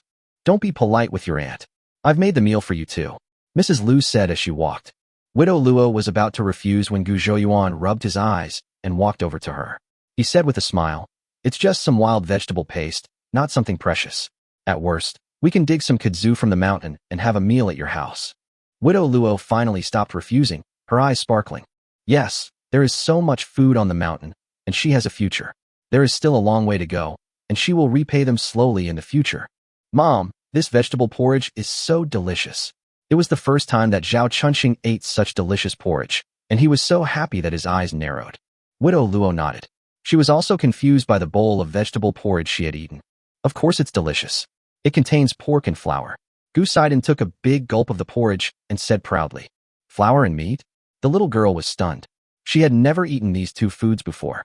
It was pitiful that she had never even seen them. She no longer ate in big mouthfuls like she did just now. Instead, she picked up the bowl, took a sip of the paste, and savored it carefully in her mouth. Widow Luo felt a lump in her throat and looked at the Gu family members with gratitude.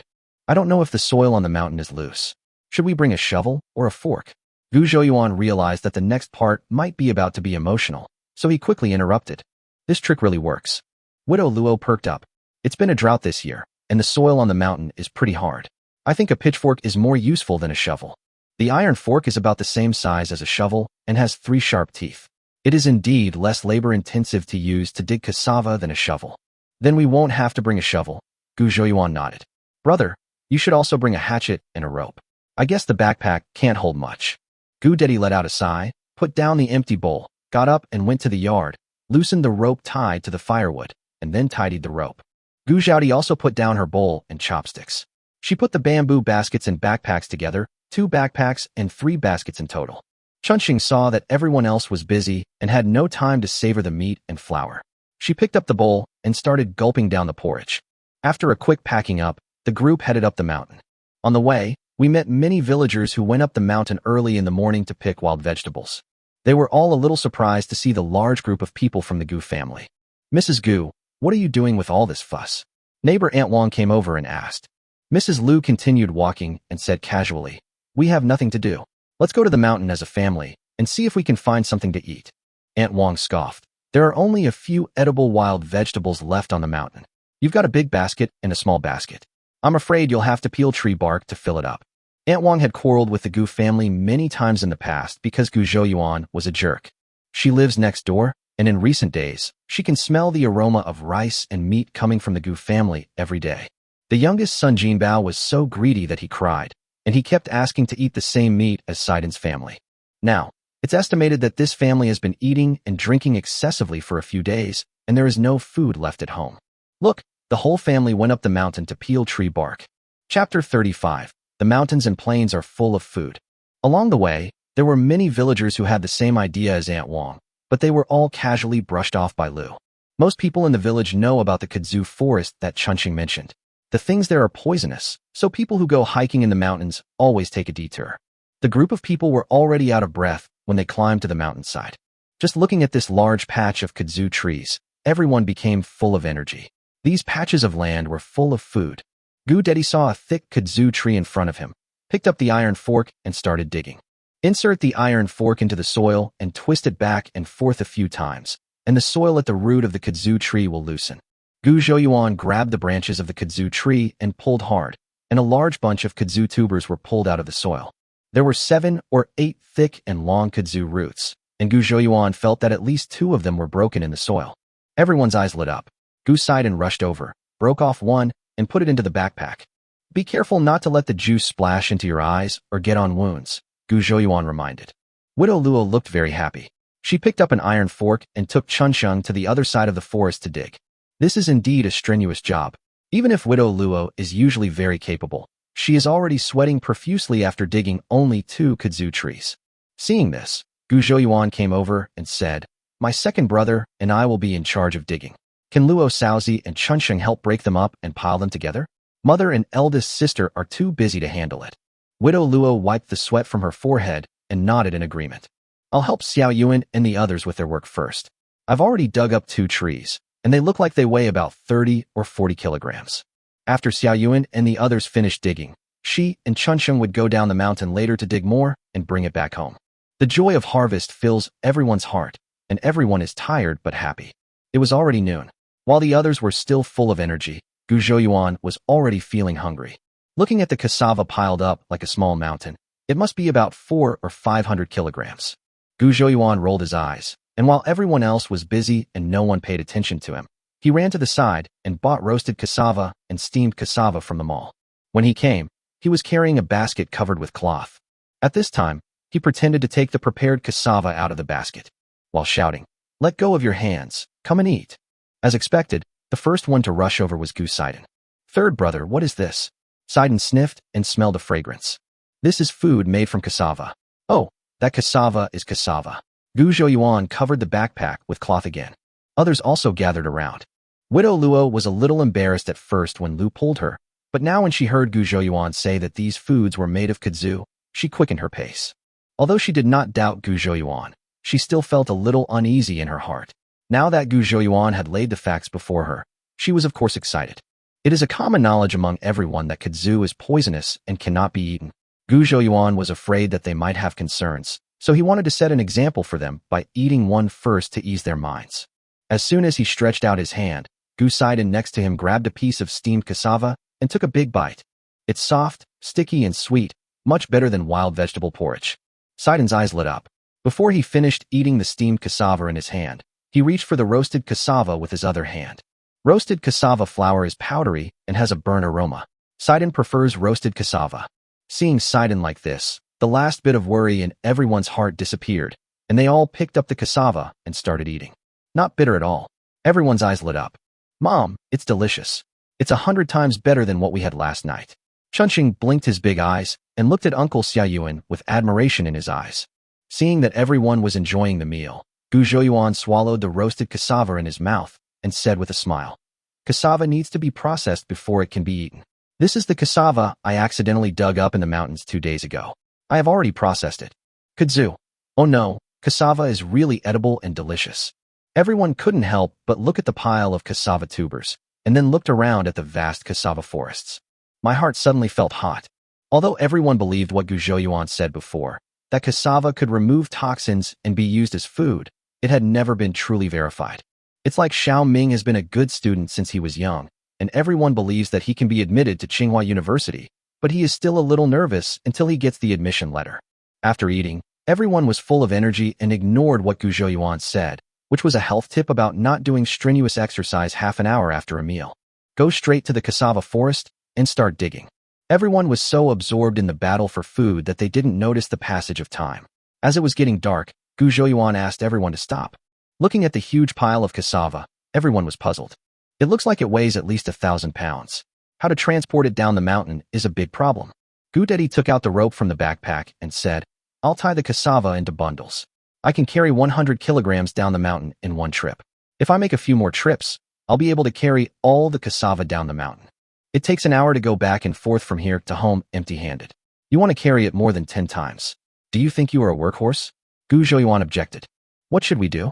These are all food. What if someone takes them away if we leave them outside? Gu Zhaodi said anxiously. Gu Zhouyuan laughed and said, This cassava has been growing on the mountain for who knows how many years. Has anyone taken it away for food? Yes, other people don't know how to remove the toxins, so I'm afraid no one will want this cassava even if it's given away. The most important thing to detoxify cassava is to soak it in water. Such a large amount of cassava requires a lot of clean water. Gu Zhouyuan said slowly. It's been so dry for days now. There's only one old well in the village that still has water. It's useless to bring back cassava.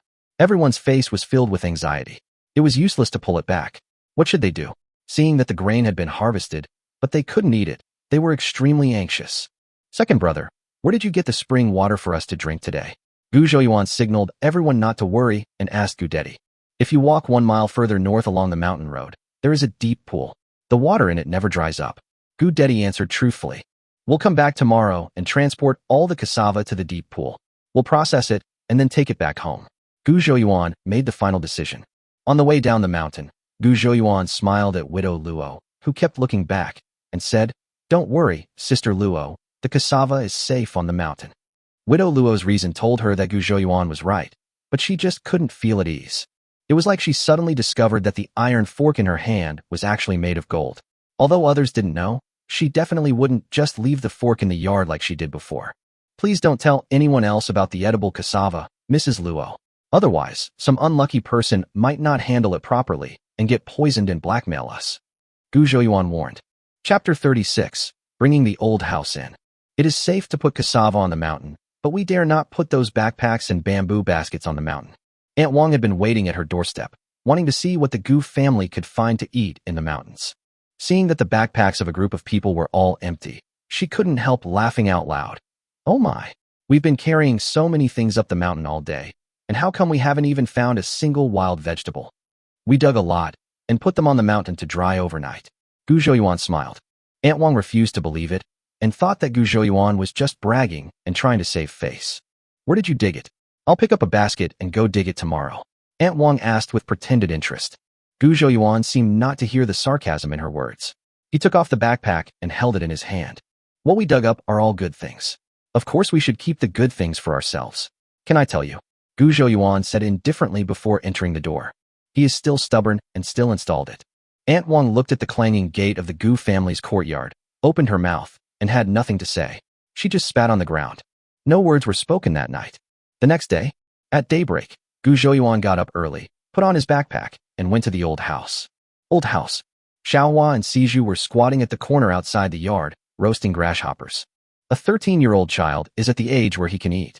The 2 meals a day at home are just porridge and watery soup. After peeing twice, my stomach is empty. The brother and sister were so hungry that they went to the fields early to catch a bag of grasshoppers, threw them into the fire, and roasted them to satisfy their hunger. Siju, that's a piece of charcoal, not a grasshopper.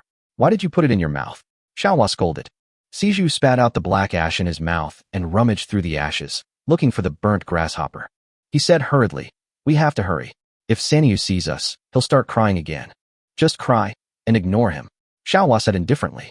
As soon as he cries, Arya will go to complain to Grandpa and Grandma, so we have to share some with him. Siju picked up a grasshopper, blew off the grass ash on it, stuffed it into his mouth, and chewed it. I won't give it to you. If you want to eat it, go catch it yourself in the fields.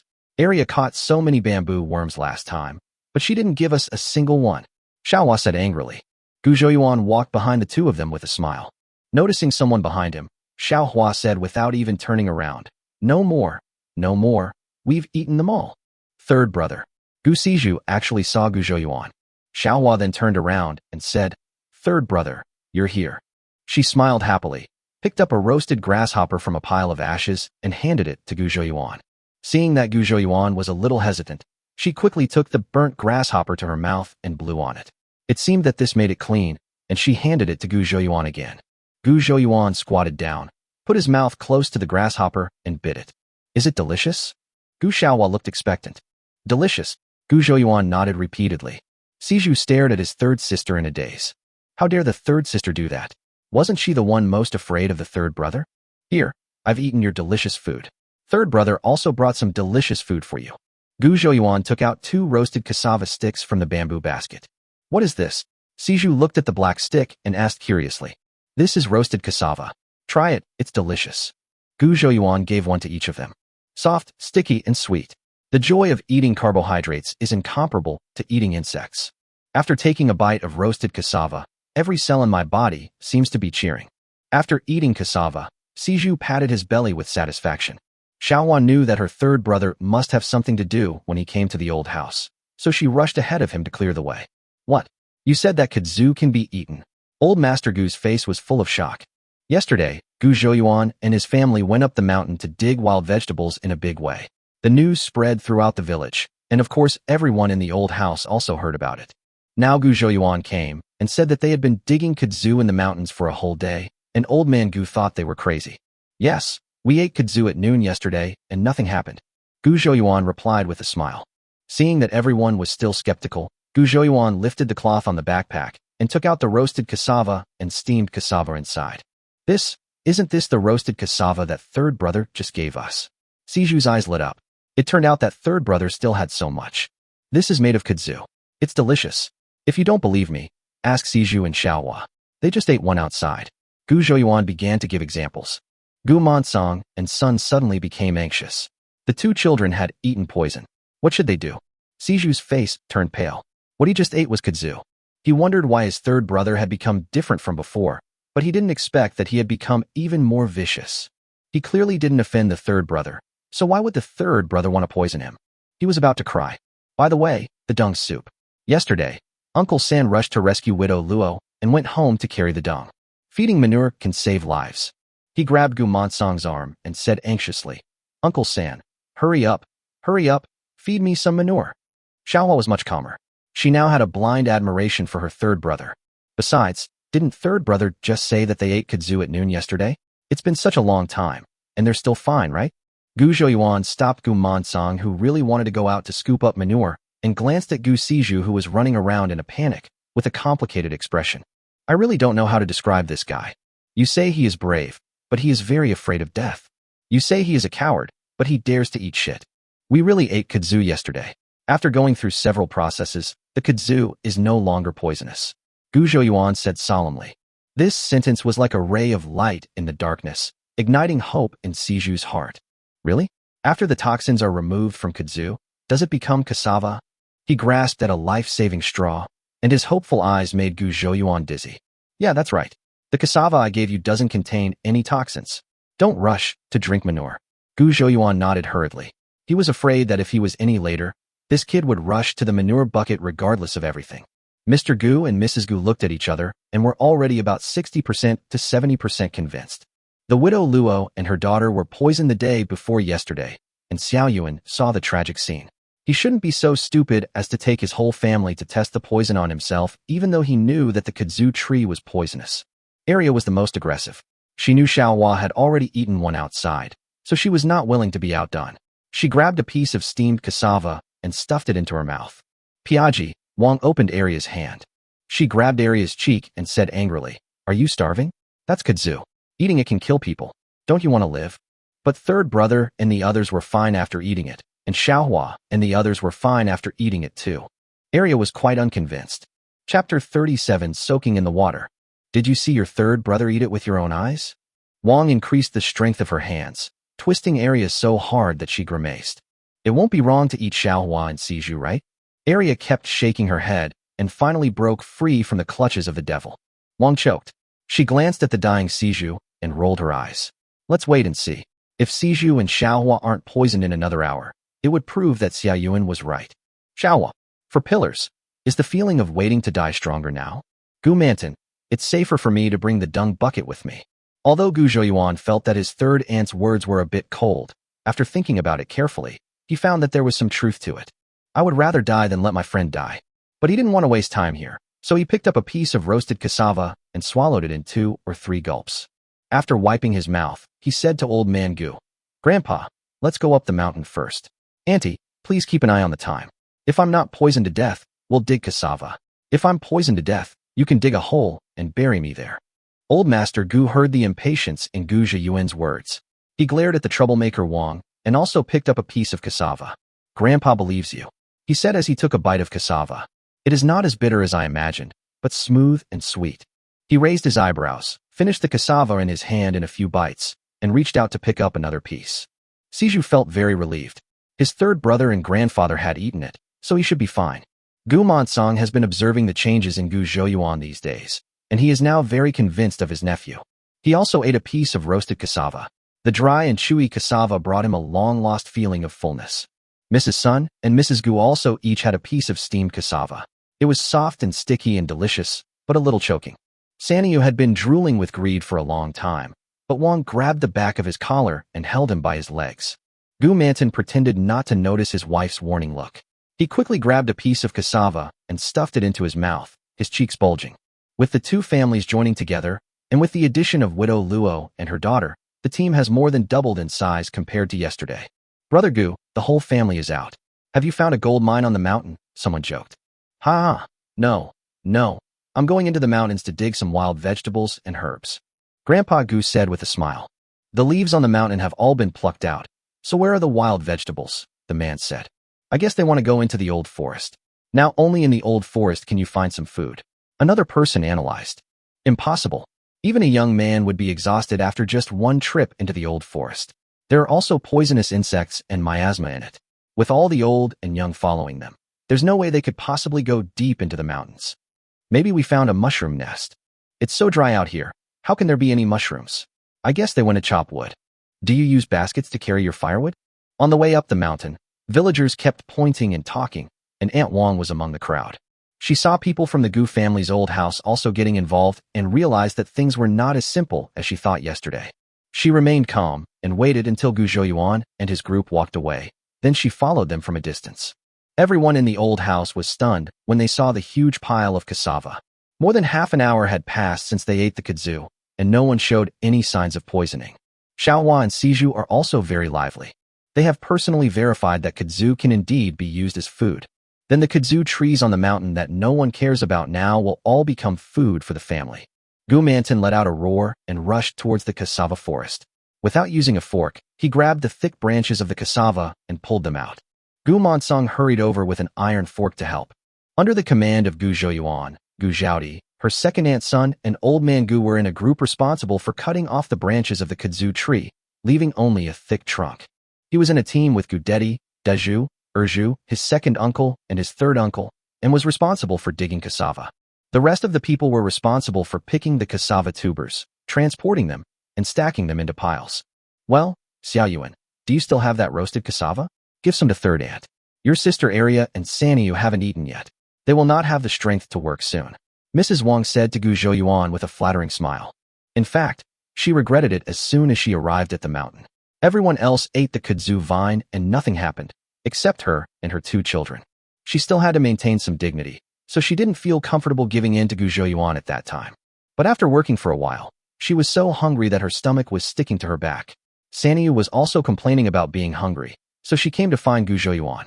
Gu Zhouyuan wiped the sweat from his forehead and panted while leaning on the handle of the iron fork. "There are still some cassava left, but third aunt, why don't you wait a couple of hours to make sure we haven't poisoned you before eating it?" Mrs. Wang pretended not to hear Gu Zhouyuan's sarcasm. She picked a cassava leaf and fanned Gu Zhouyuan with it, and the smile on her face became even brighter. "How could that be? What do you think of Aunt San? Look at your brother Sanyu. He's starving." She kicked Sanyu, who was still sitting on the ground crying, to make him cry harder. Unexpectedly, Sanyu felt pain and stopped crying. He looked at Wang stupidly, thinking that his mother was impatient and was going to take real action against him. Gu Zhouyuan found it a little funny. His third aunt's personality was really unpleasant, but his third uncle was quite nice to him. He took some cooked cassava from his backpack and handed it to Wang. Wang immediately smiled, took the cassava, picked up Sanyu and walked under the shade of the tree. There were many people here today, and in less than 2 hours, all the cassava trees on the mountainside were dug up. Together with the more than 1,000 kilograms from yesterday, The total is about 3,000 kilograms. Everyone ate cooked cassava to restore their strength. Seizing the time, all kinds of tools were used to transport the fresh cassava to the edge of the pond. Come, I'll teach you how to peel cassava. Gu Zhouyuan held cassava in his left hand and a hatchet in his right hand and demonstrated to everyone. I saw him using a knife to cut the cassava skin in a spiral shape, and then using the tip of the knife to pick out the snow-white flesh of the cassava. This method was very simple. Everyone was used to doing farm work, so they all learned it after watching Gu Zhouyuan demonstrate it once. Gu Zhouyuan asked them to peel the skin and then chop it into small pieces. The middle of the pool was dark green, and Gu Zhouyuan judged that the pool must be bottomless. As the saying goes, the deeper the water, the greener it is. This also explains why, after so many days of drought, and when many rivers have dried up, there is still water here. Fortunately, the water at the edge of the pool is not very deep, only about 1 meter, and the water is very clear, and you can clearly see the gravel at the bottom of the water. Gu Zhouyuan led everyone to soak the peeled and cut cassava in shallow water. Modern cassava is a modified variety and can usually be eaten after being cooked and soaked overnight. Some of them don't even need to be soaked. They can be eaten after being peeled and cooked. Gu Zhouyuan was a little unsure about this wild cassava, so he decided to soak it for a few more days. Well, soak it for 7 days.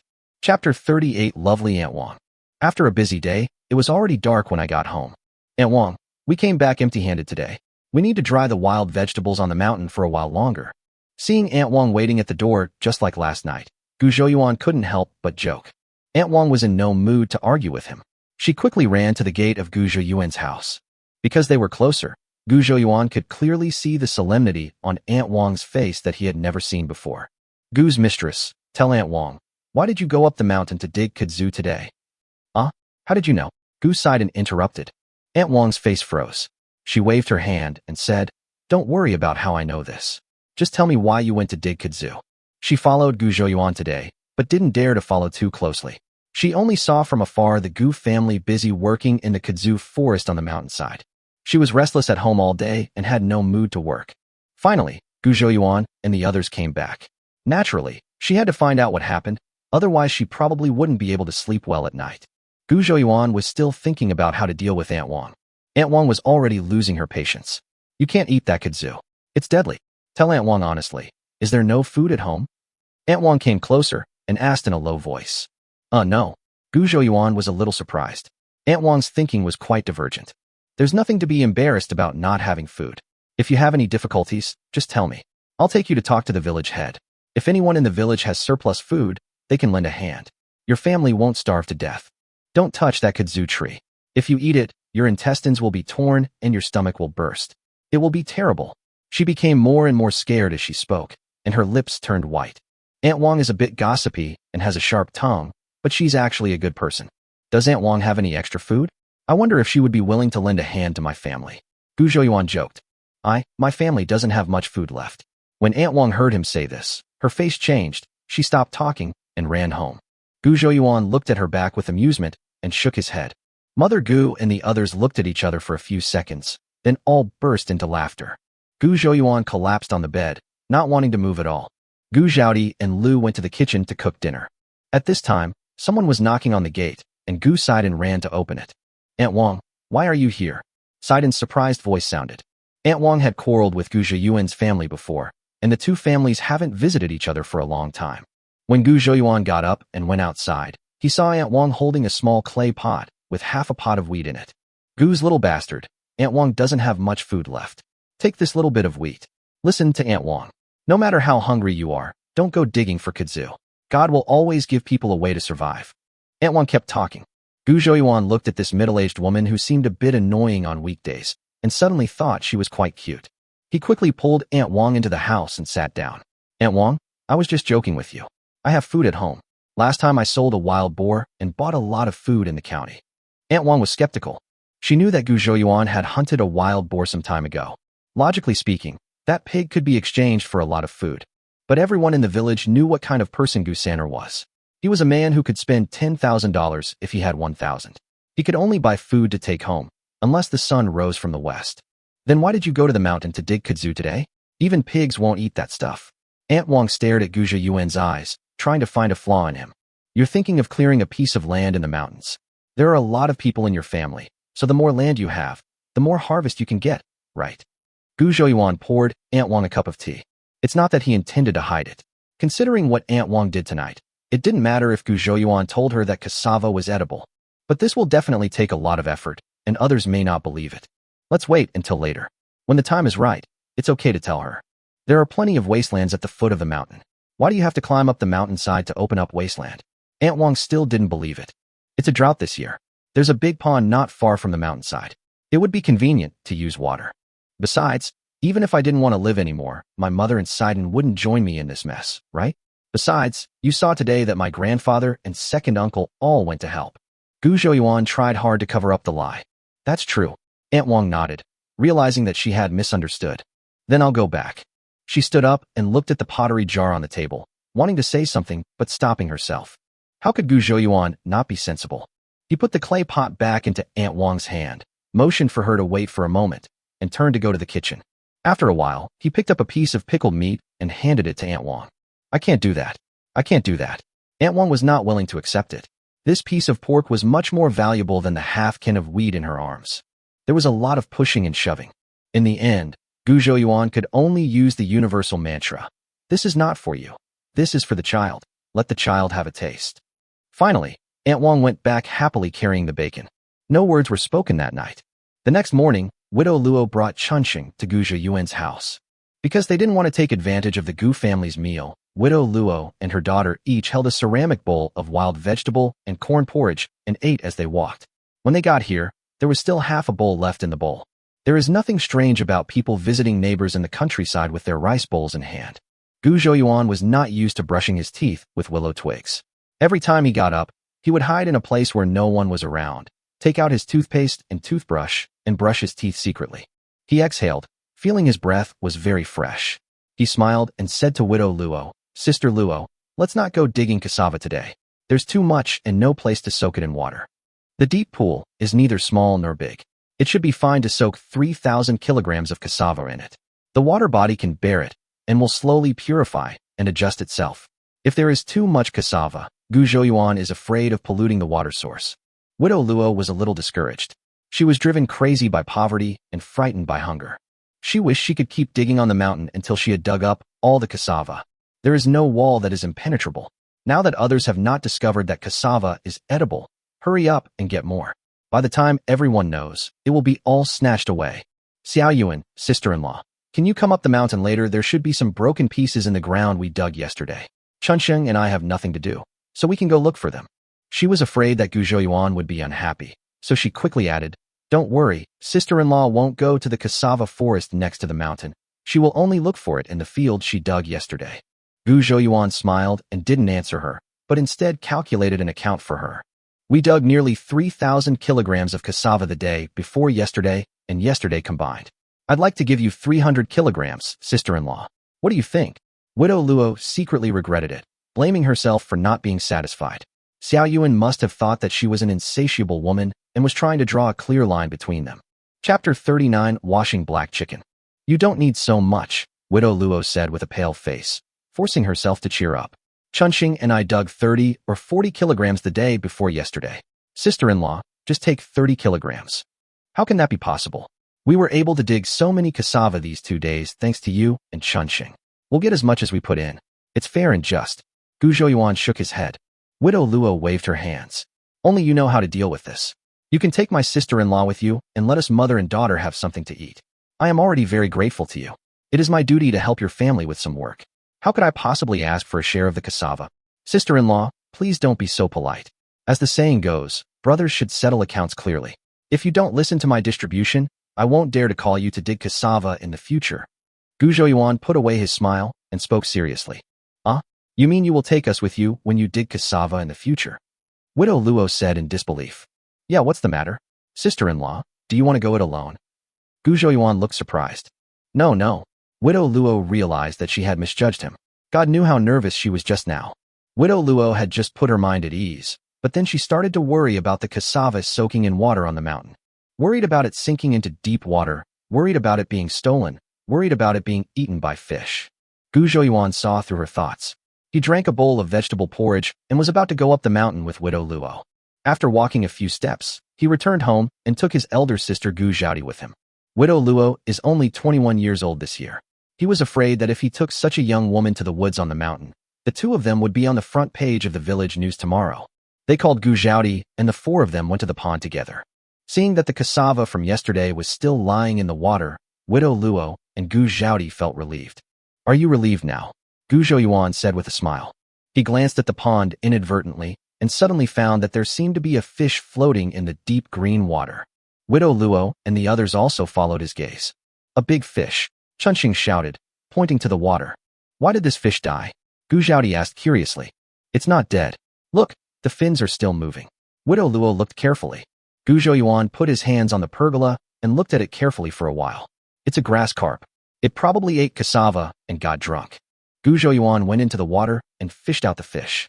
He tested the water temperature and gave up the idea. The weather in May was not that hot, and the water in the deep pool was freezing cold. With Gu Zhouyuan's current physical condition, there shouldn't be any problem for him to go into the water, but with Widow Luo and the others present, it would be a bit unpleasant to get soaked all over. While several people were worrying, the drunken fish swam slowly to the shore with its belly facing up. Gu Zhouyuan grabbed the fish's gills and pulled them ashore. This fish weighs at least 10 kilograms. Gu Zhouyuan laughed. Gu Zhaodi made a straw rope and strung the fish together. Xiao Yuan is amazing. He always gets something when he goes up the mountain. Last time he got a wild boar, and this time he got a fish this big. Gu Zhouyuan waved his hand modestly and said, It's mainly because of good character, low-key, low-key. Gu Zhaodi found it very funny to see him acting funny. Widow Luo also covered her mouth and laughed. Xiao Yuan, it's still early. Why don't we go to the bamboo forest? That's where we found a nest of bird eggs last time. Gu Zhaodi said expectantly. She had eaten a lot of delicious food recently, but somehow, she always missed the wild vegetable stall and bird eggs that night. Gu Zhouyuan nodded and said, Big sister, lead the way. I'm the best at robbing bird nests. There are plenty of eggs in Gu Zhouyuan's mall, and each stupid egg only costs 1 mall coin. But I just couldn't find a good reason to take it out.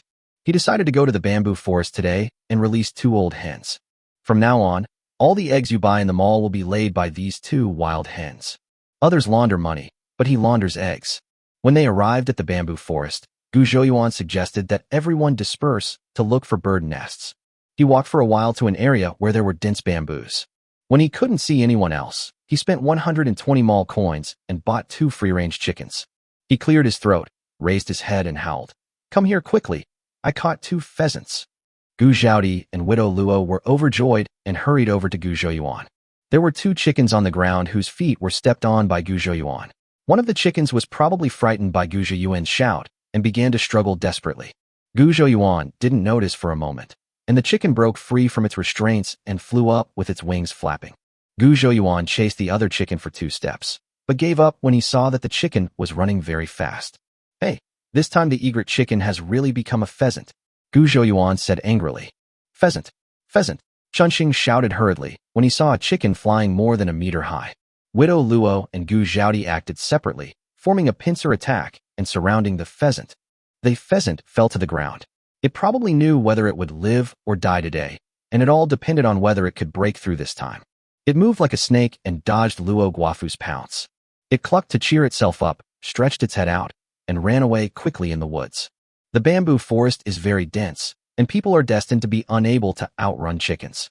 After chasing for a while, Gu Zhaodi and Luo Guafu returned empty-handed. Gu Zhouyuan bought another chicken in the mall to fill the gap. He held up a chicken in one hand and said with a happy smile, Look, I caught 2 pheasants. Actually, there were 3 of them, and 1 ran away. He was very upset. Widow Luo's face was filled with surprise. Xiao Yuan, you are amazing. Zhaodi and I couldn't catch a single chicken, but you caught 2 by yourself. Gu Zhaodi was also very happy. She tied the chickens tightly with straw ropes and found that there was something strange about the 2 chickens. She wondered, why is this chicken different from the pheasants I've seen before? It looks a bit like a domestic chicken. Gu Zhouyuan's heart skipped a beat. He pretended to be nonchalant and asked, Do domestic chickens look like this? That's not the case. The chickens raised by Grandma are yellow, and these 2 chickens are black and white. Gu Zhaodi shook her head.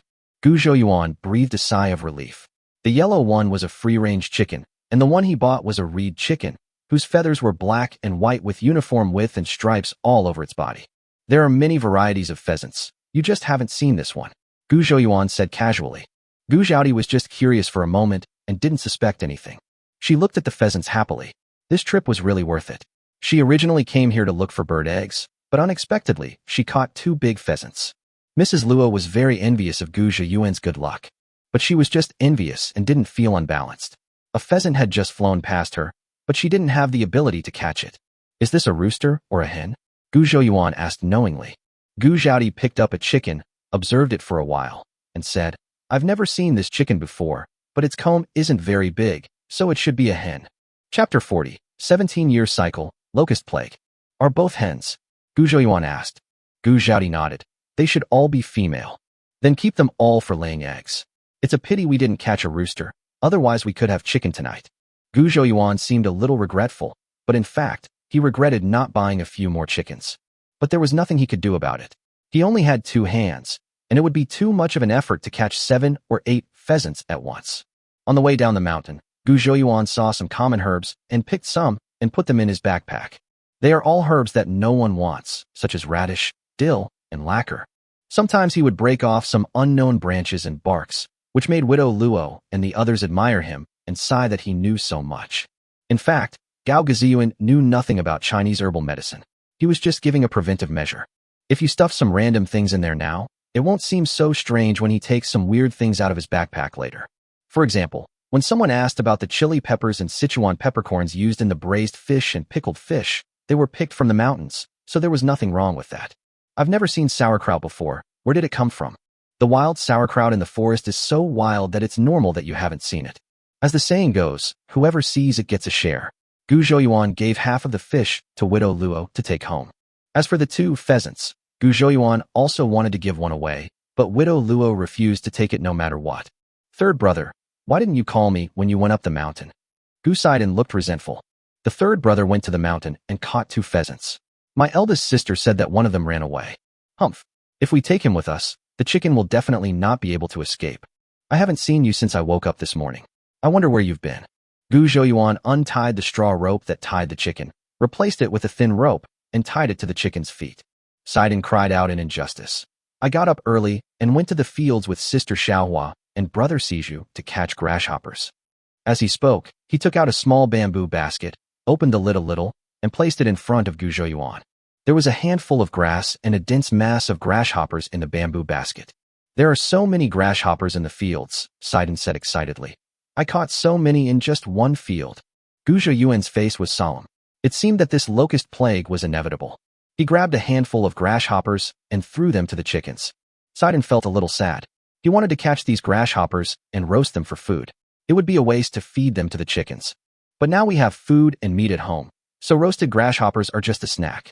There are plenty of grasshoppers in the fields now, so we can just catch more when there are none left. He also caught a handful of grasshoppers and put them near the chicken's mouth, muttering, Eat more, and you'll lay more eggs after you finish eating. I'll catch more for you later. Gu Zhiyuan remembered that he had seen a short video like this in his previous life, which said that raising ducks could be used to control locusts. In the Qing dynasty, Lu Shi's records of eliminating locusts records. Locusts have not yet learned to fly, and ducks can eat them. Hundreds of ducks can be placed in a rice field, and the locusts will be wiped out in an instant. This is also a method of catching locusts in the south of the Yangtze River. That is to say, before the locusts form large groups and migrate in all directions, the ducks can eat the larvae and eggs. But Gu Zhiyuan understood that using ducks to control locusts had limited effectiveness and could only be used as a small-scale regional measure, with the goal of prevention being more important than treatment. Even so, Gu Zhiyuan still wanted to buy some ducklings to give it a try. We can't just sit and wait for the locust plague to come. We have to do something. Even if the ducks cannot control the locust plague and the fields fail to produce any harvest, we can still harvest a flock of fat ducks. Gu's mother, Lu, also returned from outside. She said worriedly, There are so many grasshoppers in the fields that we can't even catch them all. Everyone says this is going to be a locust plague, just like 17 years ago. 17 years ago, the drought was accompanied by a locust plague, and the entire Tally County was affected.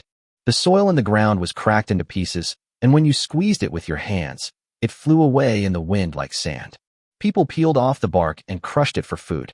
Leaves became a rare commodity, with one leaf being sold for 20 cents. At that time, there were starving people everywhere, and later there was even a horrific phenomenon of people killing each other. Exchanging children for food was common, and some mountain people turned into bandits, catching refugees on remote roads, killing them, and eating their flesh. Gu Xiaodi frowned. She heard from the villagers that she was born in Lantian County, which was the hardest hit by the disaster. Her parents could not support the child, so they sent Gu Xiaodi to Gu Zhiyuan's family. At that time, the village head of Datong village acted decisively and called on villagers to harvest the wheat while the seedlings were still green, so the disaster in Datong village was not particularly serious. Mom, give me the silver quickly. I'm going to the county to buy some food now. Gu Zhiyuan looked solemn. He had to make some plans early before the news of the locust plague spread. Lu was stunned for a moment and immediately understood Gu Zhiyuan's worries. She hurried into the house to get the silver. Xiao Yuan, Daddy, quickly take the bamboo basket and follow me to the city.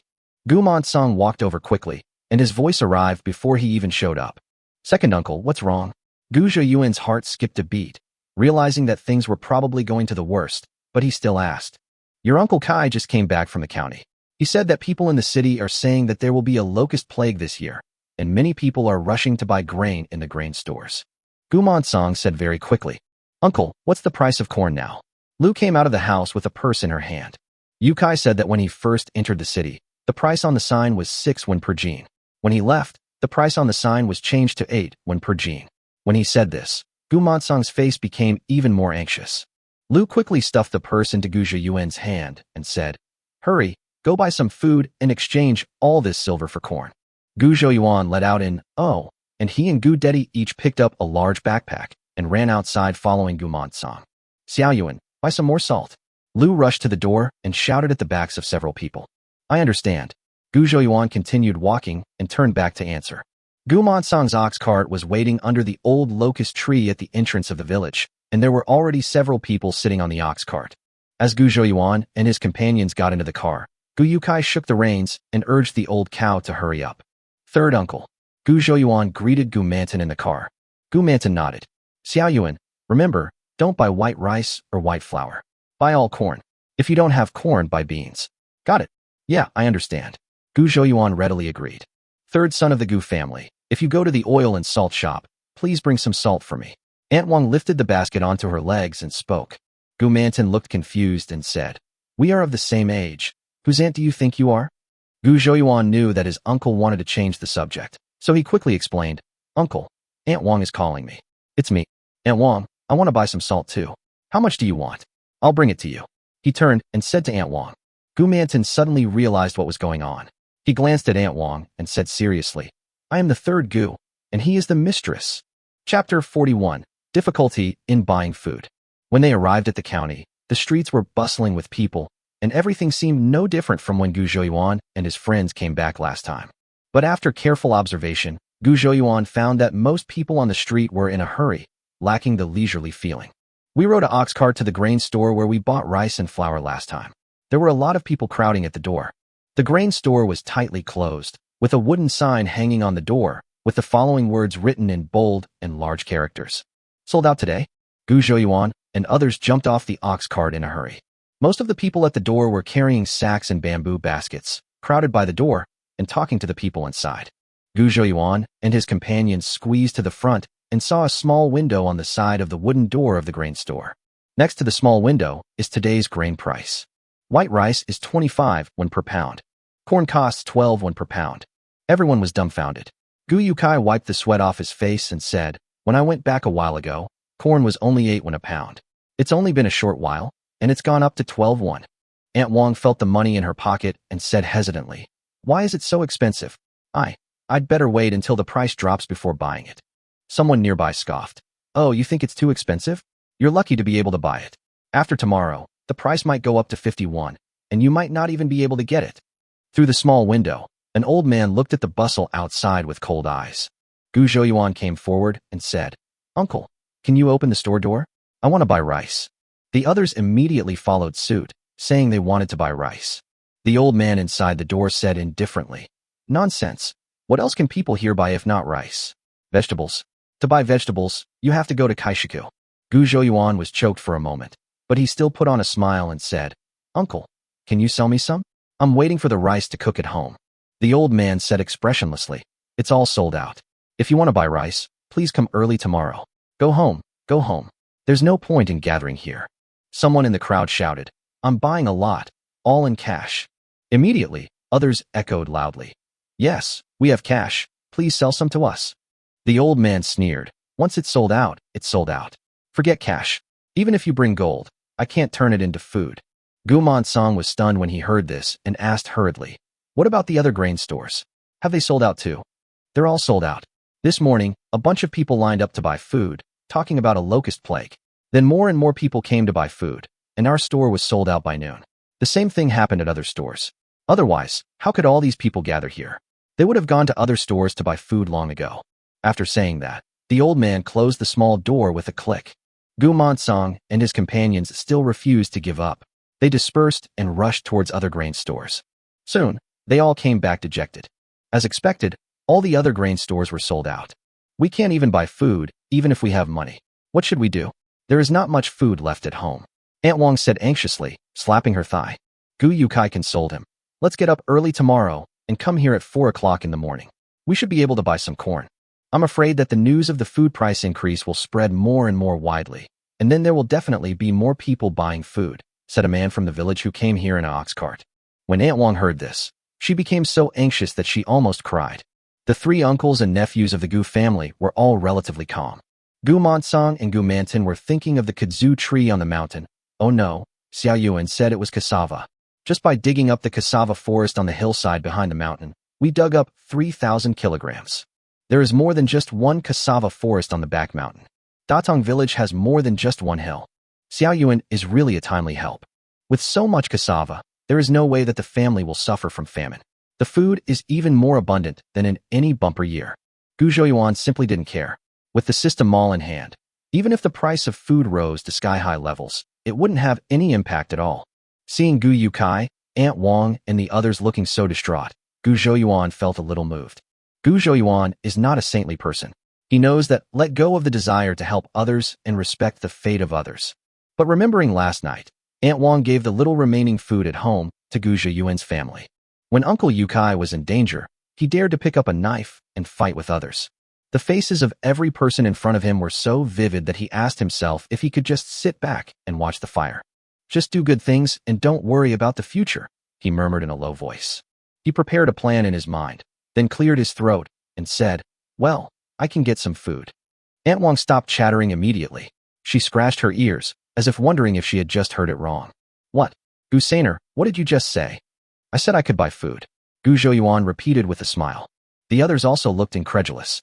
Gu Song pulled Gu Zhouyuan over, walked aside, and asked in a low voice, Xiao Yuan, you said you could buy food. Is that true? Of course it's true, Gu Zhouyuan said with a smile. We can't joke with everyone at this time. Aunt Wong's voice suddenly sounded beside her. She couldn't help but follow the two of them and eavesdrop. Others also gathered around. Didn't I study in this county before? I made a good friend there. His family is a horse racing team. It shouldn't be a problem to ask him to help get some food. Gu Zhouyuan had already thought of this excuse. Everyone was relieved to find out what had happened.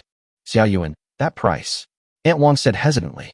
She was just worried about not being able to buy food, and thought to herself that no matter how much it cost, even if it rose to 50 cents per pound tomorrow, she would grab some. But now that the food source has been solved, she wonders if it can be made cheaper. Actually, it's not her fault. As the saying goes, greed is human nature, dissatisfaction is the norm, and the reluctance to part with every last drop is real. I'll have to ask my friend to find out, but I estimate the price will definitely be cheaper than at the grain store. Gu Zhouyuan thought for a while and said. After receiving such an answer, several people were delighted. But, Gu Zhouyuan said in a long tone, everyone's heart skipped a beat, thinking that something unexpected had happened again. My friend has a bit of a strange personality and doesn't like meeting strangers. You guys wait here while I go find him alone. Gu Zhouyuan patted Gu Yukai and said, Uncle Yukai, please lend me the ox cart. Let's meet at the entrance of Yuanqing restaurant where we met last time. Gu Yukai was stunned. What Yuanqing restaurant? He couldn't read it all, so how could he remember anyone like Yuanqing and Fengqing? Gu Zhouyuan held his forehead. That's where we sold pork last time. Oh, I understand. Gu Yukai nodded. Gu Zhouyuan drove the ox cart and strolled aimlessly.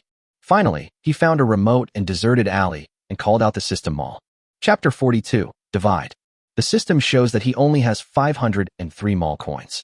He didn't sell much to the mall these days, and only resold some mulberry wood once. He secretly made up his mind to hurry up and recharge them all. In the mall, rice costs only 2 mall coins, but corn costs 6 mall coins. He was quite worried. If he bought all white rice, he was afraid that Aunt Wong and the others would be scared. But he felt it was not worth it to pay a higher price for corn, the cheap grain in this world. After much deliberation, he decided to buy 200 kilograms of rice, 10 kilograms of corn, and 10 kilograms of coarse salt. After loading all the things onto the cart, he drove the ox cart to Yuanqing restaurant. More than 200 kilograms of food, not too much, not too little, were packed in 3 cloth bags, 2 large and 1 small. It cost me 15 to buy that cloth bag. The snakeskin bag is cheaper, but it doesn't exist in this world, so it's hard to explain why I brought it out. Gu Zhouyuan felt something was wrong with seeing someone walking through the streets, so openly carrying a few bags of food. This is an extraordinary period, so don't let anyone target you. He then got another straw mat and covered the grain. Yuanqing restaurant didn't seem to be affected at all, and there were still quite a few diners. From a distance, Gu Zhouyuan saw Gu Yukai talking excitedly and telling something to everyone. When I got closer, I heard him talking about the last fight. You don't know that Mr. Zhao was being chased by Xiao Yuan. He was almost scared to death and knelt on the ground begging for mercy. When he got excited, Gu Yukai was seen dancing with his hands and feet, his face flushed. Aunt Wong and the others held their breath, obviously attracted by the tense plot. Gu Montong watched with a smile. The last fight happened not long ago. Now thinking about it, Xiao Yuan's fight was indeed beautiful. Gu Zhouyuan got off the ox cart, walked over and coughed twice.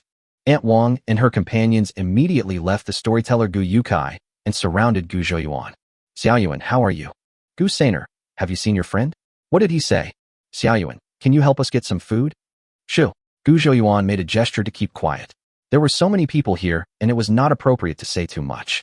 Sure enough, some passers-by with sharp ears slowed down their pace and listened attentively when they heard the words, get food. Gu Montong gave a wink, and everyone shut up and walked towards the ox cart together. When they saw the bulge on the ox cart, everyone tried hard to suppress their excitement. Gu Montong slightly lifted the straw mat and saw the shape of the cloth bag. He guessed that it was probably filled with food such as rice and wheat. He glanced at Gu Zhouyuan, who nodded. Several people sat on the ox cart tacitly, without lifting the straw mat, and even pressed the edge of the mat under their buttocks. No conversation along the way. After leaving the county town, we walked to a remote mountain road. Uncle Yukai, please stop for a moment. Gu Zhouyuan shouted. Gu Yukai stopped the old cow. Gu Zhouyuan looked around carefully and made sure that there was no one else nearby. He then lifted the straw mat on the car. Aunt Wong's eyes widened. So much white rice. But she soon calmed down. She had just heard at the grain store that white rice was sold for 25 won per pound at noon. At that time, there were people in the crowd who offered 30 won per caddy, wanting to buy some from those who had bought the rice. I don't know how high the price is now. She decided to buy corn. No matter how expensive corn is, it is still much cheaper than white rice. But there wasn't much corn, only a very small bag. She asked nervously, how much is this corn per pound? 8 cents per pound. Gu Zhouyuan answered casually. What? Everyone shouted. It was clearly written on the wooden sign at the grain store. Corn is 12 cents per pound. The corn that Gu Zhouyuan got now was 4 cents per pound cheaper than what the grain store offered.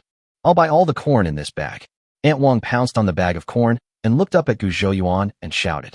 No, how can you buy everything? I want to buy some too. A young woman from the same village had been quiet all the way, but now she had to speak up. First come, first served.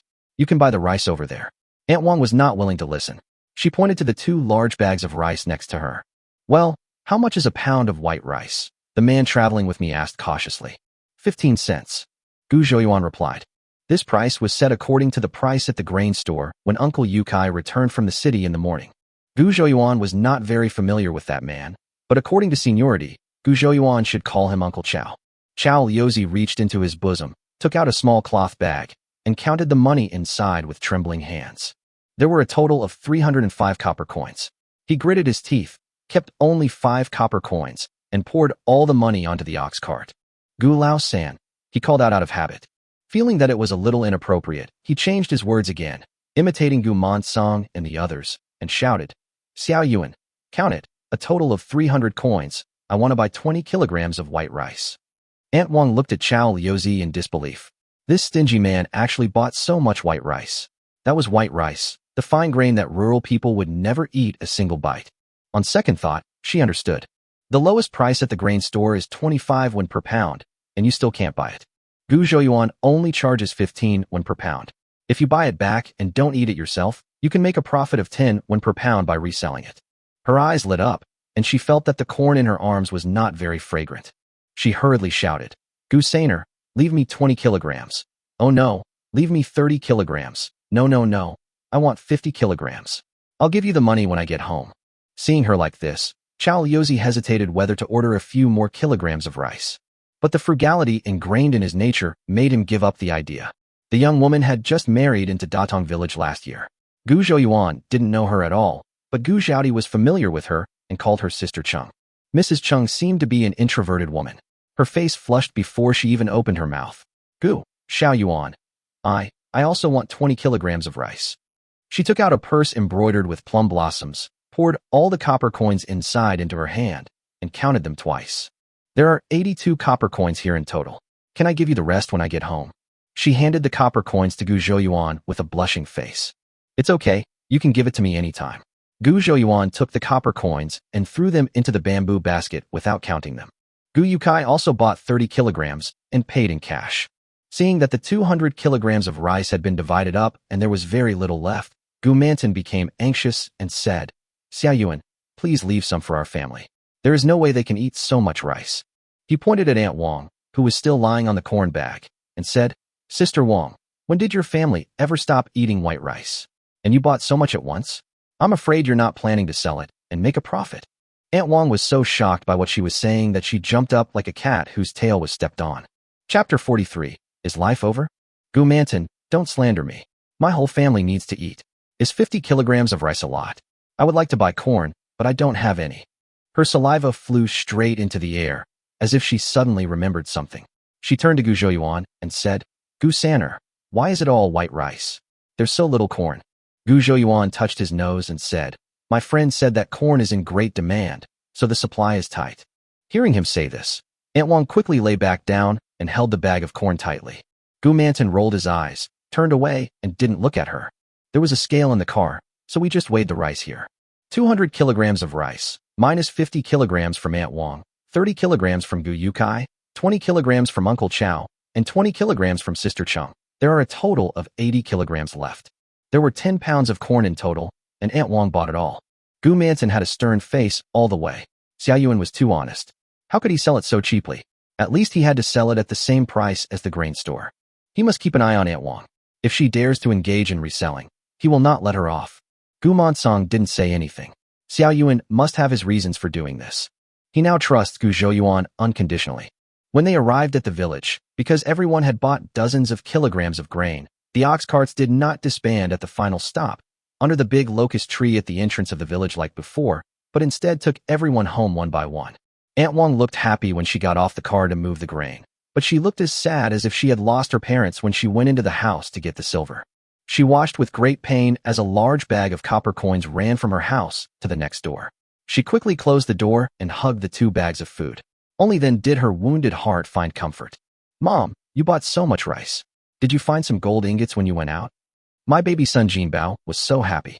With so much white rice, it seemed that he could have white rice in the evening. He has never eaten white rice in his life. I heard from my aunt who married and moved to another place that eating white rice will make people tall and white. When he becomes tall and white, he will see if Sidon next door still dares to call him Yam Egg. Aunt Wang had no time to pay attention to him. She stuffed the rice under the bed, pulled the bed sheet to the side of the bed, and then put it down to cover the bottom of the bed. At this time, there was a loud banging sound at the door outside. Aunt Wang thought about it and was still worried, so she pulled some miscellaneous items and piled them outside the rice bag. Then she nodded with satisfaction. "Open the door." It turned out that it was Wang de Gui and his 2 daughters who came back from the fields. "Why are you closing the door in broad daylight?" Wang de Gui looked suspicious. Aunt Wang looked around outside the door, then reached out and closed it again. Wang de Gui didn't know what this old woman was up to, and he wasn't in the mood to ask. He sighed and said depressedly, "The wheat in the fields is dying if it doesn't get watered. The 2 rivers next to the wheat fields have dried up. We used to be able to get water from wells, but now there's only 1 well left in the village with water. The village head has ordered that well water cannot be used for irrigation. Each family can only carry 2 loads of water a day for their own consumption. If anyone is found to be breaking the rules and secretly carrying water for irrigation, their family will not be allowed to use the water from the well anymore." Aunt Wang opened her mouth slightly and finally digested Wang Degui's words. Are we just going to watch the wheat die? The village head is so overbearing. That well is an ancient well in the village, and it wasn't dug by Gu, the village head. Aunt Wang said angrily.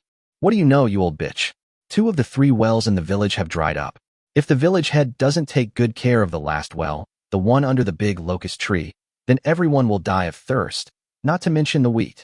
Wang Degui glared at Aunt Wang and said, You don't understand anything. You just talk nonsense all day long. Aunt Wang was not angry when her husband scolded her. She had been used to it for so many years. Isn't there a big pond on the north hillside of the back mountain? The old people in the village said that the bottom of the deep pond is connected to the dragon palace and the water will never dry up. If that doesn't work, we can go to the mountain to fetch water and irrigate the fields. Aunt Wang quickly thought of a solution. It takes more than an hour to carry a load of water from the pond and back.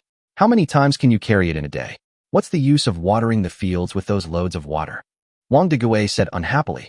Aunt Wang choked and stopped talking. This doesn't work, and that doesn't work either. So what do you think we should do? Alas, Wang Degui sighed again. It's not just a water shortage issue now. The more we catch grasshoppers in the fields, the more we're catching. It looks like there's probably a locust plague coming, just like everyone's been saying lately. If there really is a locust plague, why bother carrying water to irrigate the fields? In the end, it will just feed the locusts anyway, Wang Degui said unhappily. Oh, by the way, you went to the city to buy food today. How much did you buy? Wang Degui was a little uncomfortable with his noisy wife's rare silence. Aunt Wang picked up a small cloth bag and threw it on the table. Wang Degui opened his pocket and saw a bag of corn. He weighed it in his hand and nodded. I have 10 kilograms. There's talk of grain prices going up at the county grain store. How much did you pay for this corn per kilogram? Aunt Wang became excited again. She picked up the big bowl on the table, scooped a bowl of water, and gulped it down. She wiped her mouth, pulled over a stool, sat down, and began to recount everything she had seen and heard in the grain store today, adding some exaggeration. When I heard her say that corn was priced at 12 won per pound, I still couldn't get it. Even some people in the crowd were shouting to increase the price to buy rice, but they still couldn't buy it. Wang Degui and Danny and Ernie were both shocked. Corn cost 12 won per pound, and rice cost 25 won per pound. Is this a way to make people live? Wait, where did these 10 kilograms of corn come from? Were they also purchased at a high price? Thinking that this bag of corn might have cost more than 100 coins, Wang Degui felt his heart bleeding. Before he could explode, Wang Jinbao, who had been holding it in for so long, finally couldn't hold it in any longer. He pointed under the bed and shouted. My mother even bought a lot of white rice and hid it under her bed. She was asked to cook white rice for dinner, but she refused. Wangda was so angry that he couldn't say a word. He bent down and pulled apart a pile of debris, and indeed, he pulled out a big bag from under the bed. Wang Ernie went over to help open the pocket, revealing crystal clear white rice grains inside. Wang Defa felt dizzy. He slammed the table and shouted angrily, You old spendthrift woman, you, what are you buying all this rice for? Don't you have enough to live on? He was going crazy thinking about how all the family wealth that had been saved by cutting back on money over the years was squandered by this damn woman today. What a sin. He stamped his feet, wanting to cry but without tears. Aunt Wang watched her husband gradually collapse with cold eyes, and she felt a little happy in her heart. Humph, I'll let you walk into the room with a trembling face and scold me. She felt the time was ripe, so she cleared her throat and said in a pretentious tone, Why don't you ask me how much all this rice cost?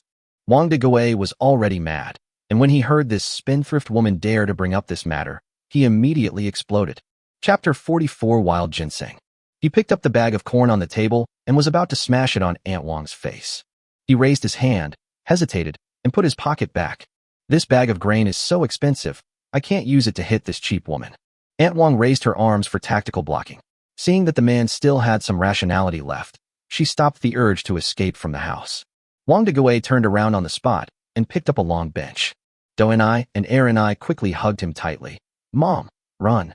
Aunt Wang ran out. When she got outside, she remembered, why should I run away? I didn't spend the money. She thought so, but she was still a little scared when she saw the man's furious look. She leaned against the door, poking her head inside. I only spent 8 cents on a pound of corn. What? Wang Degui was stunned for a moment. Tell me again, how much is 1 pound? 8 cents. Aunt Wang was very satisfied with her man's reaction. She stood up straight and stepped into the house. What about this bag of rice? How much is 1 pound? Wang Defa put down the stool in his hand, and Danny and Ernie also let go of their hands. They all looked at Aunt Wang. Aunt Wang immediately became lively and proud. She walked into the house and sat down on the bench. Under Wang Digui's increasingly impatient gaze, he slowly extended a finger and said proudly, 15 cents. Wang Digui's breathing became rapid. He heard from someone in the village today that Gu Yukai came back from the county this morning and brought back news about the rising price of grain in the city. It is said that corn costs 8 won per pound, and white rice costs 15 won per pound. The woman just said that the price of corn in the grain store has risen to 12 won, and the price of white rice has even reached 25 won. There is a consensus in the village that a locust plague is going to happen, and everyone knows that food prices will definitely soar. Now this woman actually said that she bought grain at such a low price. Where did she find the leak? Aunt Wang told the story of Gu Zhouyuan using his connections to buy grain. Wang Degui and his daughter were all stunned. I didn't realize that the third son of the Gu family had this ability. Looking at the white rice again at this time, Wang Degui's eyes were full of excitement. If you buy at such a low price, you will make a profit as soon as you get it. This is not white rice, this is pure silver.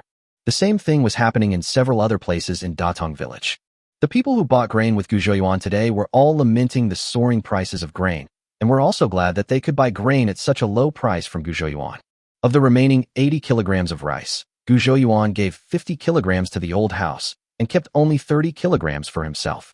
He has a system mall, so he doesn't have to worry about food. The cassava also needs to be soaked in water for a few days. I had been planning to buy some ducklings to put in the wheat fields, but I was busy buying food in the city and didn't have time to do that. The next morning, Gu Zhouyuan went into the mountains for a walk. After buying rice and salt, there are only 3 mall coins left in the system. Gu Zhouyuan kept the system running all the way. He bought up everything, including Penelia, Wolfbane, and Datura, as long as the system showed that they could be purchased. After working for a whole day, the system balance number finally became 250. Should I buy some ducks directly in the system? After thinking about it, he gave up the idea. It's better to go to the city to buy some ducklings, so as to avoid making up excuses to explain where they came from. But where do we get the money to buy the ducks? Others who came here through time all started digging wild ginseng. How come I have been here for so many days and have been into the mountains several times, but I haven't even seen a single ginseng hair? That's right, he slapped his forehead. Since he couldn't dig up wild ginseng, couldn't he buy non-wild ginseng? He opened the system mall and searched for ginseng. The cheapest garden ginseng, which is as thick as a radish, is sold by the kilogram, at only 66 yuan per kilogram. He always felt that it was a bit unethical to sell ginseng of this quality. I guess the owner of the medicine shop would be doubting his life. The 1,000-year-old mountain ginseng is not as strong as these garden ginseng, but its medicinal effect is pitifully low. Fortunately, Gu Zhouyuan still had some conscience. He spent a long time choosing and finally chose a 30-year-old forest ginseng, spending 150 mall coins. Forest ginseng is the kind that is sown in the mountains and forests to imitate the growth environment of wild ginseng, and then allowed to grow on its own. This kind of ginseng looks not much different from wild ginseng, and is the best choice for scamming, or rather, selling it to others. He carried ginseng and walked through the village in a swaggering manner. Soon, the news that the third son of the Gu family had dug up wild ginseng in the mountains spread throughout the village. Gu Sainer, where did you dig this ginseng? Was it in the old forest? A villager asked. I can't tell you that. That's a feng shui treasure land. After I sell this ginseng, I will go there to look for it. Maybe I can dig up 10 or 18 trees. Gu Zhouyuan said defensively. The man choked. He had originally wanted to ask where the ginseng was dug and try his luck. I didn't expect that Gu Sainer, who was so stupid before, suddenly became smart today and knew how to keep a secret. Bah, you're still digging up 8 or 10 of them. Do you think ginseng is the same as the white radish in your vegetable garden? You can have as many as you want. This wild ginseng is about 40 years old. If we sell it at Huachuntang in the county, it should fetch a lot of money. Dr. Wei from the village said, stroking his beard. Gu Laosan, my mother is seriously ill. The doctor said that wild ginseng is needed to prolong her life, preferably 40-year-old wild ginseng. I will pay 1 string of money. Can you sell this ginseng to me? Zhao Goxing chased after him and shouted in a hoarse voice. Before Gu Zhouyuan could say anything, someone in the crowd shouted, 1 tael of silver. How dare you ask? I'll give you 2 taels of silver. Gu Lao-san, sell me the ginseng. Seeing someone was trying to sabotage him, Zhao Goxing complained. I bought it to save my mother. What's the matter? Your mother is dying too. The man was furious and was about to go up and teach Zhao Goxing a lesson with his fist raised, but then he saw a figure flash behind Zhao Goxing. He put away his fist and gloated. It doesn't matter whether your mother can save you or not. You are probably beyond saving. Zhao Goxing didn't know what this person was talking about. He curled his lips and wanted to catch up with Gu Zhouyuan. Suddenly, someone grabbed his ear tightly, and he heard his mother scolding him harshly in his ear. You heartless little bastard. When did I give up? Are you trying to make me die soon? You're even buying ginseng to keep me alive. Even if I ate ginseng as a meal, I wouldn't be able to handle the anger you've caused me, you little bastard. Goxing's mother was watching the fun in the crowd, but suddenly her son's death countdown came. At that time, many villagers around her turned to look at her, and she was so embarrassed that she wanted to find a hole in the ground to crawl into. It hurts. It hurts. Mom, let go quickly, my ear is about to fall off.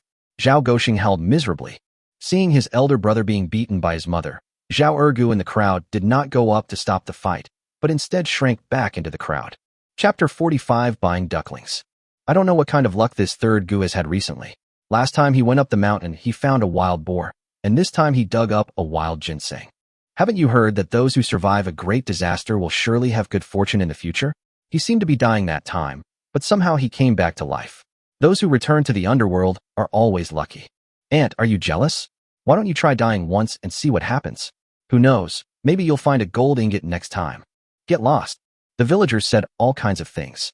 The news of Gu Zhouyuan digging up wild ginseng caused a lot of buzz, and of course everyone in the Gu family knew about it. Everyone in the old house is now gathered in Gu Zhouyuan's yard. Xiaoyuan, do you want me to accompany you to the county to sell this wild ginseng? Gu Mansong was very excited. No need, second uncle. I'll go sell it by myself. You go up the mountain with third uncle today and cut some Namma bamboo. I want to divert the water from the deep pool down the mountain. Gu Zhouyuan said quickly. If his second uncle were with him, many things would be inconvenient to do. Of course, diverting the water down the mountain was not an excuse for him to send his second uncle away, but a decision he made after careful consideration. The combination of drought and locust plague is basically unsolvable, but he will do his best to find a solution. As the saying goes, do your best and leave the rest to fate. Giving up without doing anything is not his style. After going through all this, Gu Zhouyuan's words now carry a lot of weight in the Gu family. Gu Manton and Gu Mansong nodded in agreement. Old Madame Gu instructed, take the wealthy ox guard and keep the wild ginseng close to your body. Don't carry it around in the streets like you did just now. The times are tough these days, and those with red eyes are capable of anything. I understand, Grandma. Gu Zhouyuan agreed with a smile. Xiaoyuan, can you ask your friends in the caravan to buy some more corn? If there is no corn, some white rice will do. Third Aunt Wang seized the opportunity and interrupted. She has always been a smart person and naturally knew that food prices would continue to rise. Although the imperial court's granary would eventually release affordable grain, after being exploited by officials at all levels, very little of the affordable grain would actually reach the hands of ordinary people. Gu Zhouyuan has a way to get food at such a low price, and he is rushing to sell the food home before others can react. This child is brainless. She has a treasure bowl in her hand but doesn't know how to use it. Let her, as the elder, worry about it. She handed Gu Zhouyuan a small purse, which contained all her private money. Here's 1 ounce and 8 cents of silver. Help me exchange it for food. Corn or white rice will do. Gu Mansong frowned and glanced at Gu Manton. Gu Manton pulled Wang Shi aside and said, why are you buying so much grain? Xiaoyuan, don't listen to her. In fact, how could he not know what his wife was thinking? He was not stupid. He knew that if he bought the rice and resold it and stored it for a few days, it would not be a problem for the price to increase. It was really faster than robbing money. But he also knew that he couldn't put Xiaoyuan in a difficult position. It might be okay once, but if Xiaoyuan had to keep asking others for help, his friends would definitely get annoyed. Gu Zhouyuan smiled and said, after I sell all the ginseng, I'll go look for my friend. But I can't guarantee that this will be done. After all, you all know how hot the grain market is right now. Wang nodded repeatedly. I believe you can do it. Gu Zhouyuan chuckled. We took an ox cart to Huachuntang in the county town. The shopkeeper saw the ginseng that Gu Zhouyuan took out and looked at it carefully. Well, it's about 50 years old. Although there is no human intervention in forest ginseng, the environment chosen is still carefully selected and is definitely not as harsh as the growing environment of real wild ginseng. Therefore, the rhizome of a 40-year-old forest ginseng is about the same size as that of a 50-year-old wild ginseng. The shopkeeper carefully picked up the ginseng and sniffed it, frowning slightly. The medicinal smell of the ginseng seemed to be a little lighter. Gu Zhouyuan asked, Shopkeeper, how much do you think this 50-year-old ginseng is worth? The shopkeeper thought for a moment, then stretched out his index finger and thumb, making the number 8. 8 taels of silver. Gu Zhouyuan pondered. To exchange 100 mall coins for 8 taels of silver, it was almost 80 times the original amount. He should be content. But as the saying goes, if you ask for a high price, you have to pay on the spot. The shopkeeper must have left some room for negotiation. If he was too straightforward, it would only arouse suspicion. The shopkeeper is being a bit harsh. My 50-year-old ginseng is worth at least 20 taels of silver.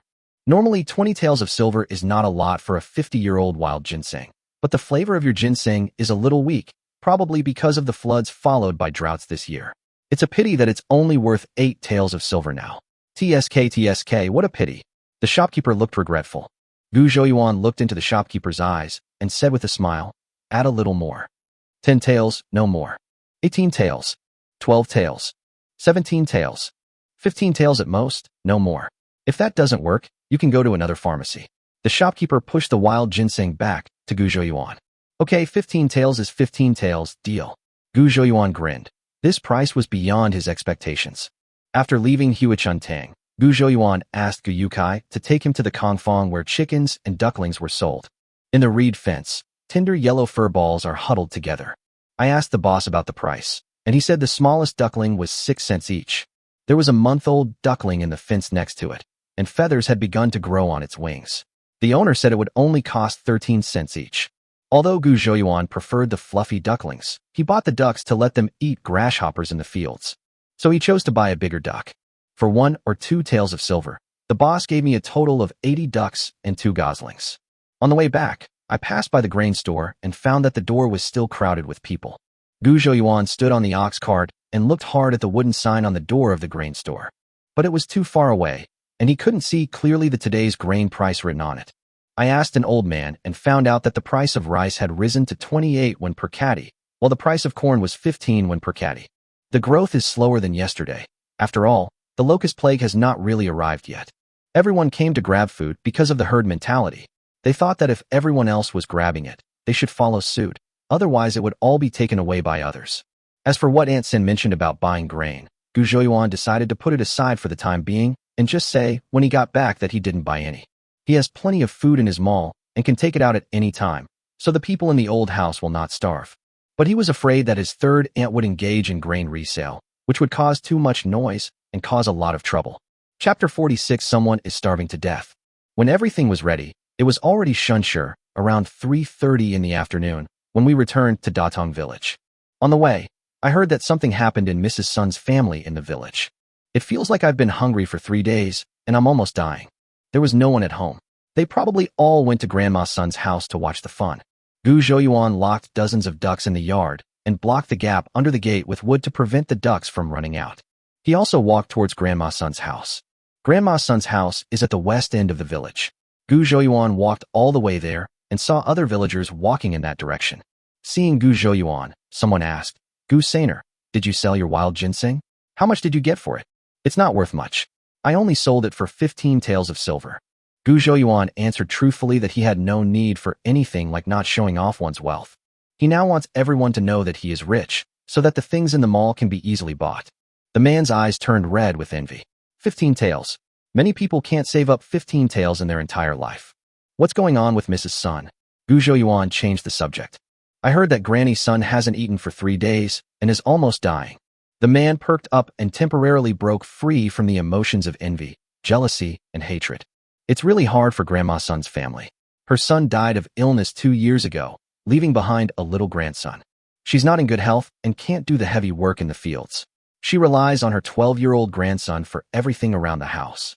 This year's harvest is looking bad, and there have been rumors of a locust plague. Grandma Sun probably doesn't want to burden her grandson, so she's going on a hunger strike and trying to starve herself to death. Gu Zhouyuan listened quietly without saying a word.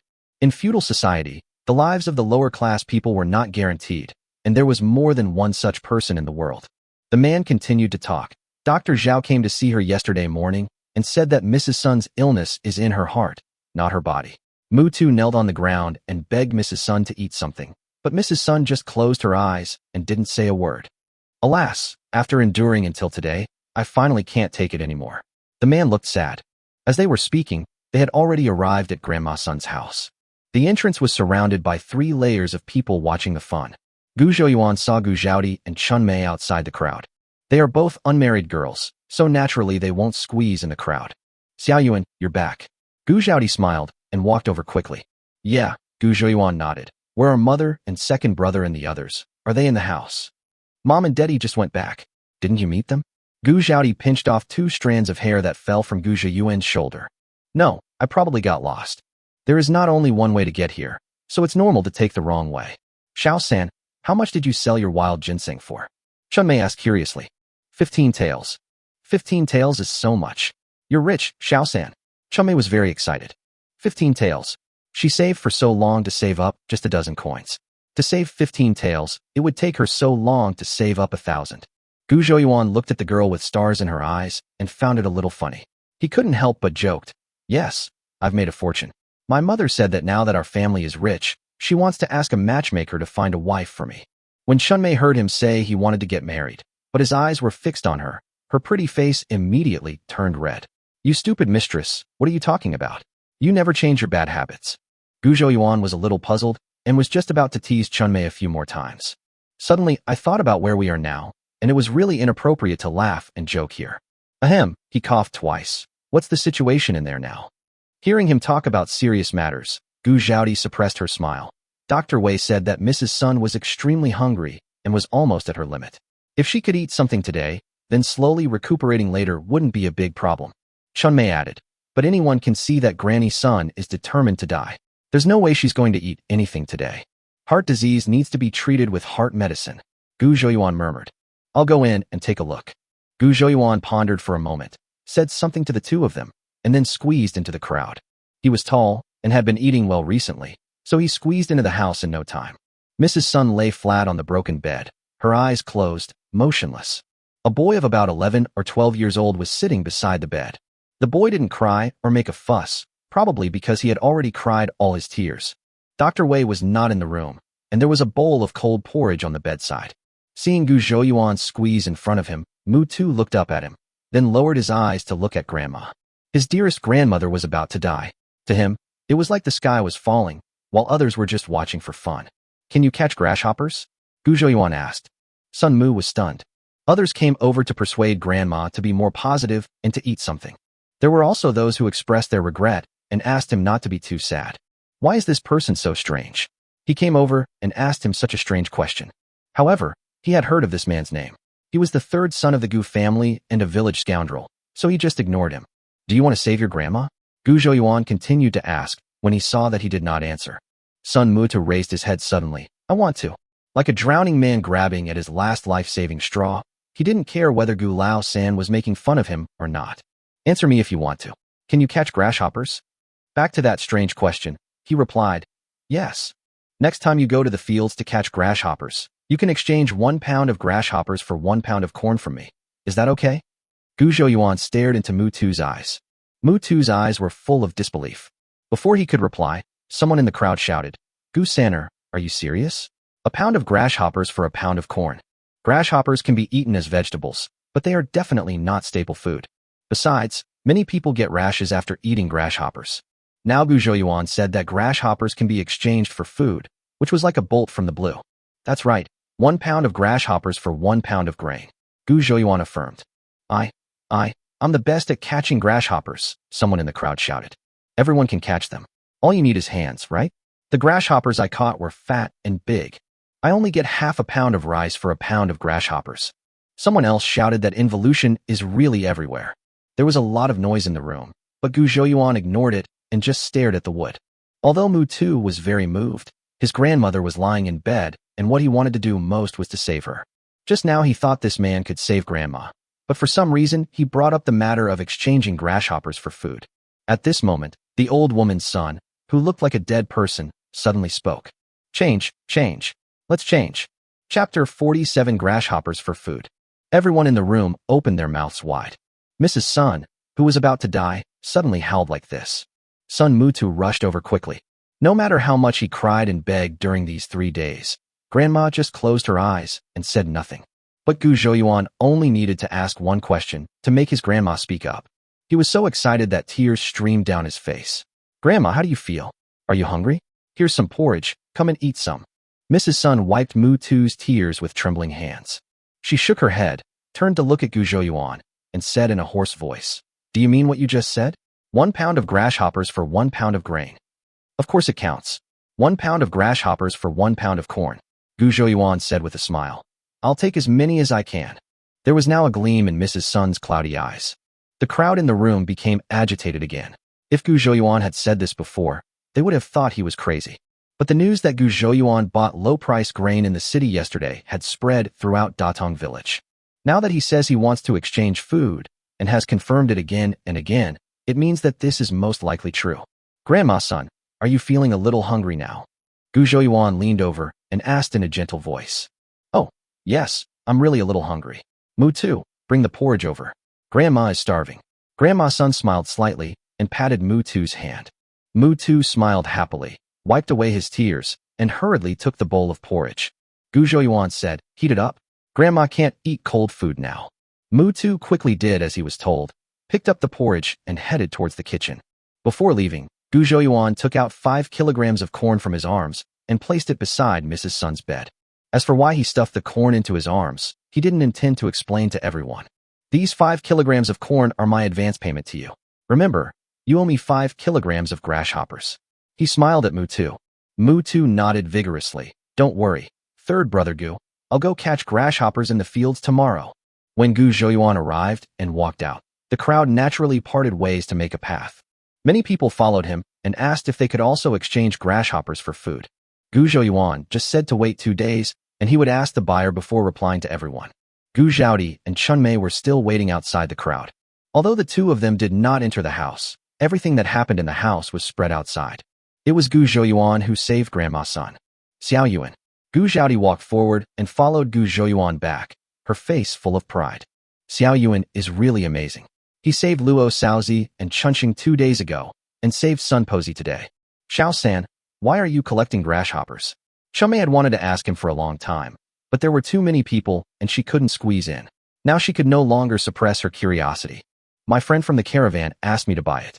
He wants to transport it to the capital and sell it to restaurants." Gu Zhouyuan started to make up stories again. "Do people in the capital also go hungry? Do they also eat grasshoppers?" Chunmei didn't understand. In her opinion, grasshoppers are only eaten by poor people who have no food and are extremely hungry. "What are you thinking about? The rich masters in the capital are tired of the usual delicacies, so they like to eat all kinds of new things." Gu Zhouyuan explained. Tired of eating delicacies from land and sea. She didn't understand the world of the rich. She paused for a moment and then asked, "I have a lot of grasshoppers in my field too. Do you want to pick them?" She was a little nervous. Just now, when someone asked Gu Zhouyuan whether he would accept grasshoppers, Gu Zhouyuan had evaded the question. But she subconsciously always felt that she should be different from others in Gu Zhouyuan's mind. So she asked this question, her heart pounding, waiting for Gu Zhouyuan's answer. "Yes," Gu Zhouyuan answered casually. In his system mall, the purchase price of grasshoppers is 22 per kilogram. Corn only costs 6 mall coins. He makes a lot of money in one round trip, and he can also control the number of locusts to a certain extent. In fact, white rice is cheaper, but the market price of white rice in the world is too high now. He is afraid that if too much white rice suddenly appears in the village, it will attract the attention of interested people. Chunmei got the answer she wanted, and her heart beat faster. She asked shyly, "Then why did you say you'd talk about other people's grasshoppers later?" Gu Zhouyuan was still weighing the pros and cons in his mind when he casually replied, "Can you be the same as others?" Chunmei's pretty face was so red that it seemed to bleed.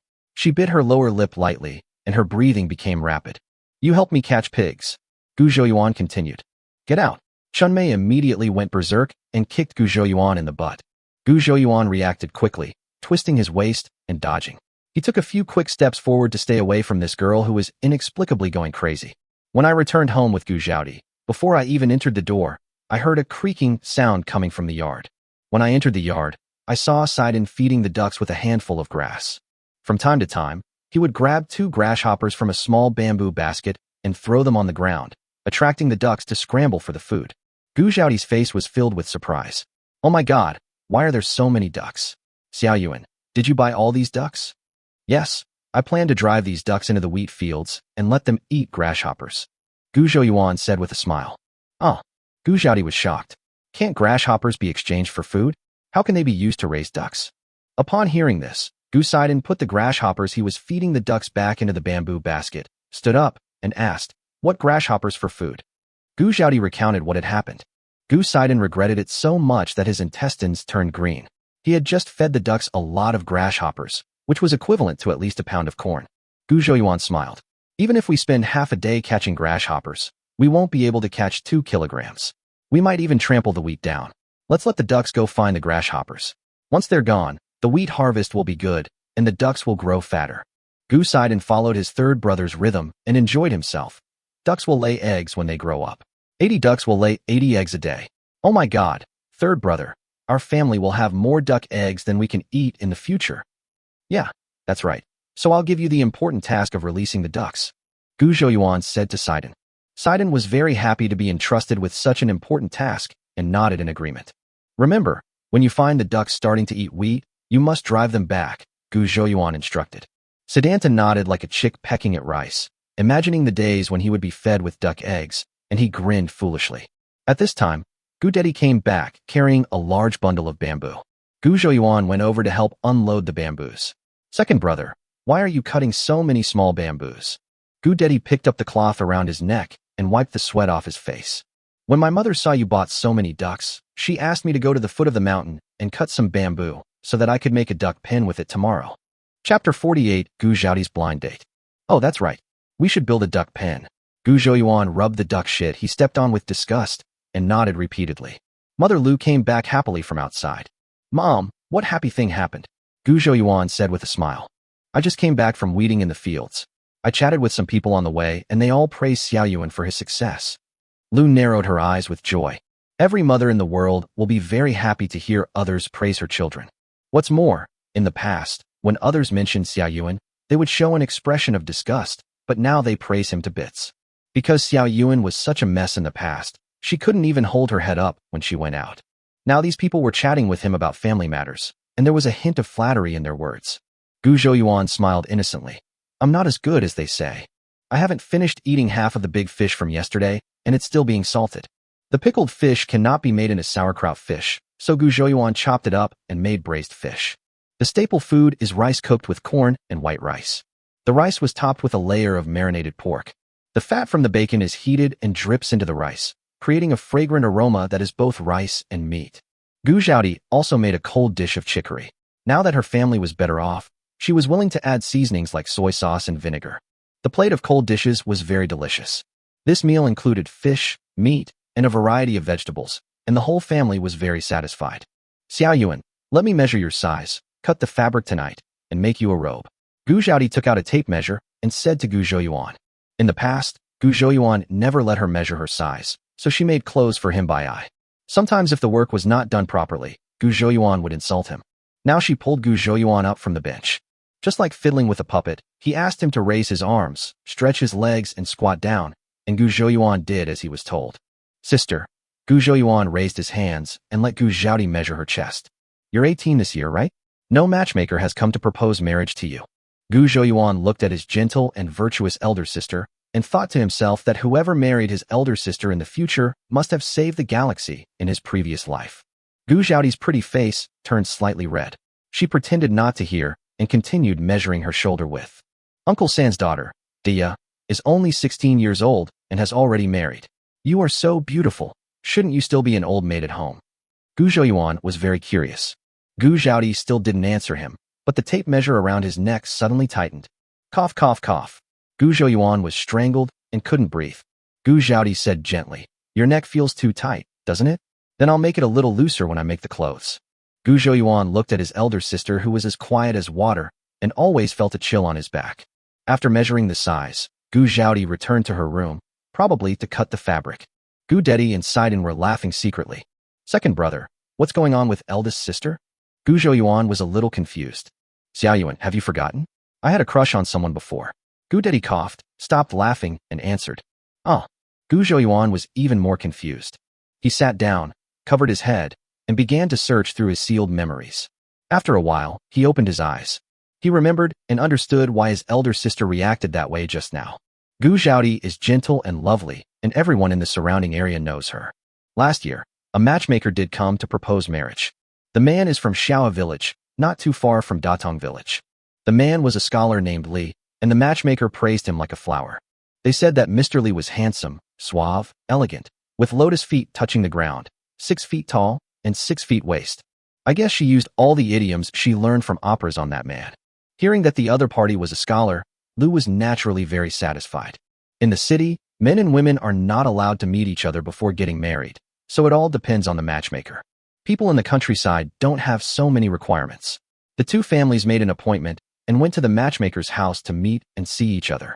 When they met, I saw that Mr. Lee, although not as handsome as the matchmaker described, was fair-skinned and well-mannered. Lou immediately agreed to the marriage. Gu Zhaodi is a soft-spoken person and leaves everything to her mother.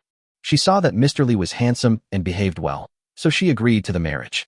Unexpectedly, when the two families were about to make the decision to exchange letters, Gu Zhouyuan, who had received the news and ran over from the county school, refused to do so. He said that Gu Zhaodi was raised by his parents and asked the man to pay a sum of money to buy her out. The engagement was delayed because of his interference. However, the man obviously liked the beautiful Gu Zhaodi very much. He often asked people to pass messages to Gu Zhaodi, and sometimes he would find excuses to visit Gu Zhaodi in Datong village. Gu Zhouyuan was studying in the county town and was unaware of these things happening at home. Until one day, he drank too much and went to Ingshun Tower to have fun. In Ingshun Tower, he got into a fight with someone over a prostitute named Xiaolan. The matter was eventually brought to the government office, and both parties involved in the fight were arrested. Finally, when Gu Zhaodi and the others received the news and borrowed money to come to the government office to redeem the person, they found out that the person who was jealous of Gu Zhouyuan was actually Master Li.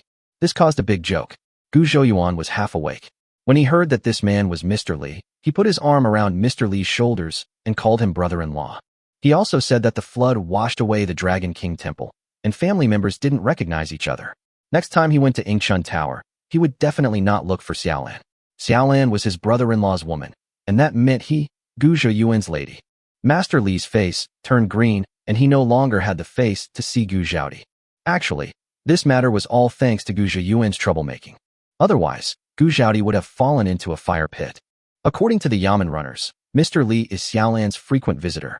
Most of this memory happened after Gu Zhouyuan was drunk, so it was normal that he couldn't remember it just now. He was now deeply regretful and was busy trying to find a way to make amends. He gently opened Gu Zhaodi's door and saw Gu Zhaodi sewing by the oil lamp. The dim light of the oil lamp shone on her jade-like face, flickering. Big sister. Gu Zhouyuan walked over with a shy face. Are you sewing clothes? Yeah. Gu Zhaodi replied softly. Are you tired? Gu Zhouyuan made small talk. He also took out the folding fan he used to show off, opened it with a whoosh, and fanned Gu Zhaodi's face hard. It's May now, and it's still a bit chilly in the mornings and evenings. Gu Zhaodi felt a chill coming over her and couldn't help but shiver. Gu Zhouyuan keenly noticed his elder sister's needs. He pulled the thin quilt on the bed and draped it over Gu Zhaodi, fanning her more vigorously with the folding fan in his hand. He even laughed dryly and said, "That's much better now." Chapter 49 Duck Circle. Seeing him trying to please her like this, Gu Zhaodi felt a little amused. She put down the work in her hands and twisted her sore neck. Gu Zhouyuan immediately put away his folding fan and began to massage her shoulders. If you're tired, take a break. How do you feel about the strength? Do you want to push harder? Gu Zhaodi couldn't hold it in any longer and burst out laughing. She nudged Gu Zhouyuan gently with her elbow and said, "Stop being naughty. Sister, you are not angry anymore." Gu Zhouyuan said excitedly, his hands still moving. "Why should I be angry? It's not your fault," Gu Zhaodi said softly. Her mood was very complicated. She almost got married and became a wife, drifting further and further away from this family. She didn't think there was anything wrong with it before, because she was an outsider in this family anyway. Thinking about it now, she suddenly felt afraid of getting married. I'm afraid that I'll become a complete outsider in this family in the future. I was afraid that I would never be able to sleep in the same bed with my mother again. She was afraid that her second brother would sound distant when talking to her. She was afraid that Sidon would never hug her legs and act coquettishly again. She was afraid that Xiao Yuan would never massage her shoulders like he did now. She turned her head to look at Gu Zhouyuan and suddenly smiled. "Xiao Yuan, thank you." Gu Zhouyuan was stunned for a moment, then understood. "You're thanking me for helping you discover the true face of that scumbag, right?" Gu Zhaodi's eyes were burning. "Thank you for being so good." "Yeah." She nodded vigorously. The next morning. Ga. Chuckle. Gu Zhouyuan was awakened by the sounds of chickens and ducks outside. He rubbed his sleepy eyes and opened the door, and saw Gu Dedi busying around in the yard. There was a small pile of sawed bamboos of similar length on the ground. Did I make too much noise and wake you up? Gu Dedi said apologetically. No, I've had enough sleep. Gu Zhouyuan walked over and asked, Second brother, are you making a duck pen? Guda nodded and said, It's no use keeping so many ducks locked up in the yard all the time. I don't even dare to open the gate. Yeah, and he's pooping everywhere. Gu Zhouyuan echoed. Where is Sidon? Didn't I ask him to drive the ducks to the field yesterday? Gu Zhouyuan didn't see Sidon when he woke up. He was called by his elder sister to boil the pot. Gu Dedi wanted to build the duck pen outside the courtyard wall, with one side against the wall and the other 3 sides made of bamboo sticks inserted into the ground one by one, just like the fence of a vegetable garden. I want to dig a small pond in the depression on the west side of the yard, and then enclose the pond to raise ducks. Gu Zhouyuan thought for a while and said. He put down the saw and wiped the sweat off his face. In his impression, the villagers raised chickens, ducks, and geese in the yard. He had never seen anyone like Xiao Yuan raising 70 or 80 chickens at once. Since there is not enough room in the yard, we naturally build a pen outside the yard. Xiao Yuan said he wanted to dig a pond to raise ducks, which he found interesting. That depression always accumulates water when it rains, so we can't grow any crops there. It's just been left barren. We can dig a pond there. Gu Dedi thought for a moment and nodded. Gu Zhouyuan brought a bowl of water and handed it to his second brother. Gu Dedi took the water and drank it in 2 gulps, then put the bowl on a stool beside him. It's not next to the yard. I'm afraid someone will come and steal the ducks at night. Guda expressed his worries. This is a problem. After all, he can't install surveillance. When the time comes, I can get a dog and buy 2 geese, and everything should be fine. Everyone in the countryside knows the name of the 3 rural bullies. The combination of the local dog and the big goose is so powerful that any villain will have to stay away. Today's breakfast is pure corn porridge without any wild vegetables, and it is thick and fragrant. It is delicious with pickled radish. Gu Zhouyuan said that one should have a good breakfast, and drinking porridge alone is not enough, but also boiled eggs are needed. Where are the eggs at home? Gu Zhouyuan went to the chicken coop and found 6 eggs. Sidon was very puzzled. I checked the chicken coop every morning for the past 2 days, but I couldn't find any eggs. You must not have looked carefully enough. Really? Gu Sidon touched his head and began to doubt himself. After breakfast, Gu Zhouyuan picked up a bamboo with a white cloth tied to it, called out to the ducks, and prepared to drive the ducks to their own wheat field with Sidon. Sidon opened the gate and was stunned. Get out of the way, kid. Why are you blocking the door? Gu Zhouyuan said while driving the ducks. Seeing Sidon still standing there motionless, Gu Zhouyuan walked over and kicked him in the butt. Turning around, he saw a row of people squatting outside the wall of his yard. Everyone in the village heard that Gu Zhouyuan wanted to exchange grain for grasshoppers. Although he only said yesterday that he would collect the grasshoppers from Sun Muda's family, the others had to wait for news. But some villagers still got up early and went to the fields to catch grasshoppers, hoping to try their luck. Seeing that the gate of Gu Zhouyuan's house was closed, they all waited outside. Brother Gu-san, look at my grasshoppers. They are all very big and lively. Do you think we can exchange them for corn? A villager asked with a silly smile. Brother Gu-san, my grasshoppers all have big bellies. These grasshoppers with seeds are the most delicious when roasted. Please take this one from me. Another villager in his 30s squeezed over and said. In the past, the villagers called Gu Zhouyuan Gu Lao San, and some even mocked him for being pedantic and called him Jiren Lao Yi. Now, everyone, regardless of their status, calls him Gu Sen Gu. Gu Zhouyuan pondered in silence. Exchanging grasshoppers for food is a win-win-win situation for all parties. Catch grasshoppers to control the locust plague. Villagers can exchange it for food. His mall deposits will also increase. In this way, the impact of the upcoming locust plague on Datong village will be minimal. After all, even if the locust plague does not come, drought will lead to poor wheat harvest. Now the pests in the wheat fields can also be exchanged for food, and some people even hope that there are as many insects as possible in their own fields. Xiaoyuan, if you can change it, then change it. If you can't, then don't change it. Don't make it hard on yourself. In the distance, old Mrs. Gu and her 2 daughters-in-law were walking towards this side. Grandma, Gu Zhouyuan greeted Sidon. When everyone saw that Gu Zhouyuan did not respond, and old lady Gu came over to interfere, they all thought that the grasshopper for food deal was a failure, at least not today. Someone picked up the basket and prepared to leave. Then Gu Zhouyuan said, 1 pound of grasshoppers and 1 pound of corn, I'll take them.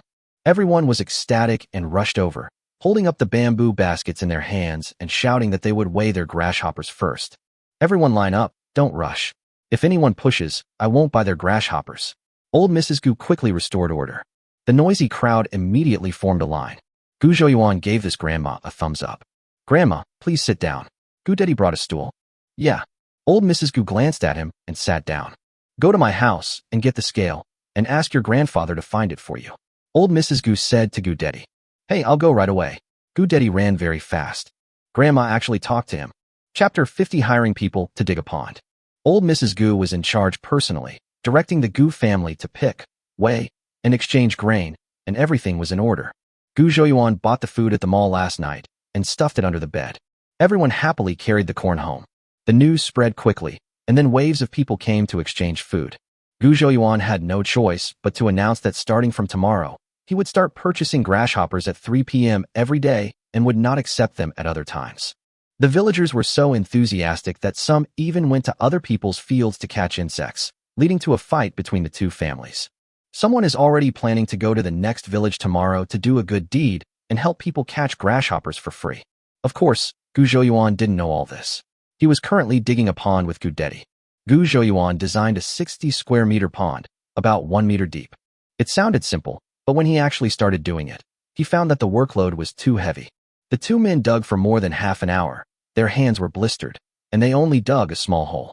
Gu Zhouyuan immediately decided to call for help. He ran to the yard and shouted to the man selling grasshoppers. We're hiring people to dig pits. 30 coins a day. Someone signed up immediately. Aye, I'll go dig. Zhao Yozi jumped up and shouted. He was carrying heavy bags for people at the county dock, and he only earned 25 cents a day. But he could work right at his doorstep and earn 5 cents more a day.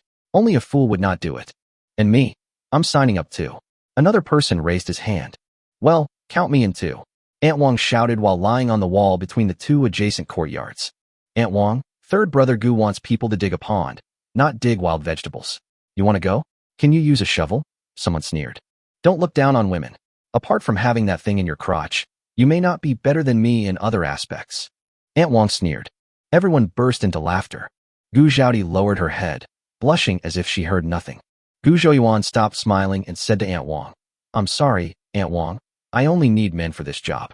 You can ask Uncle Wang to come and help. Aunt Wang said angrily.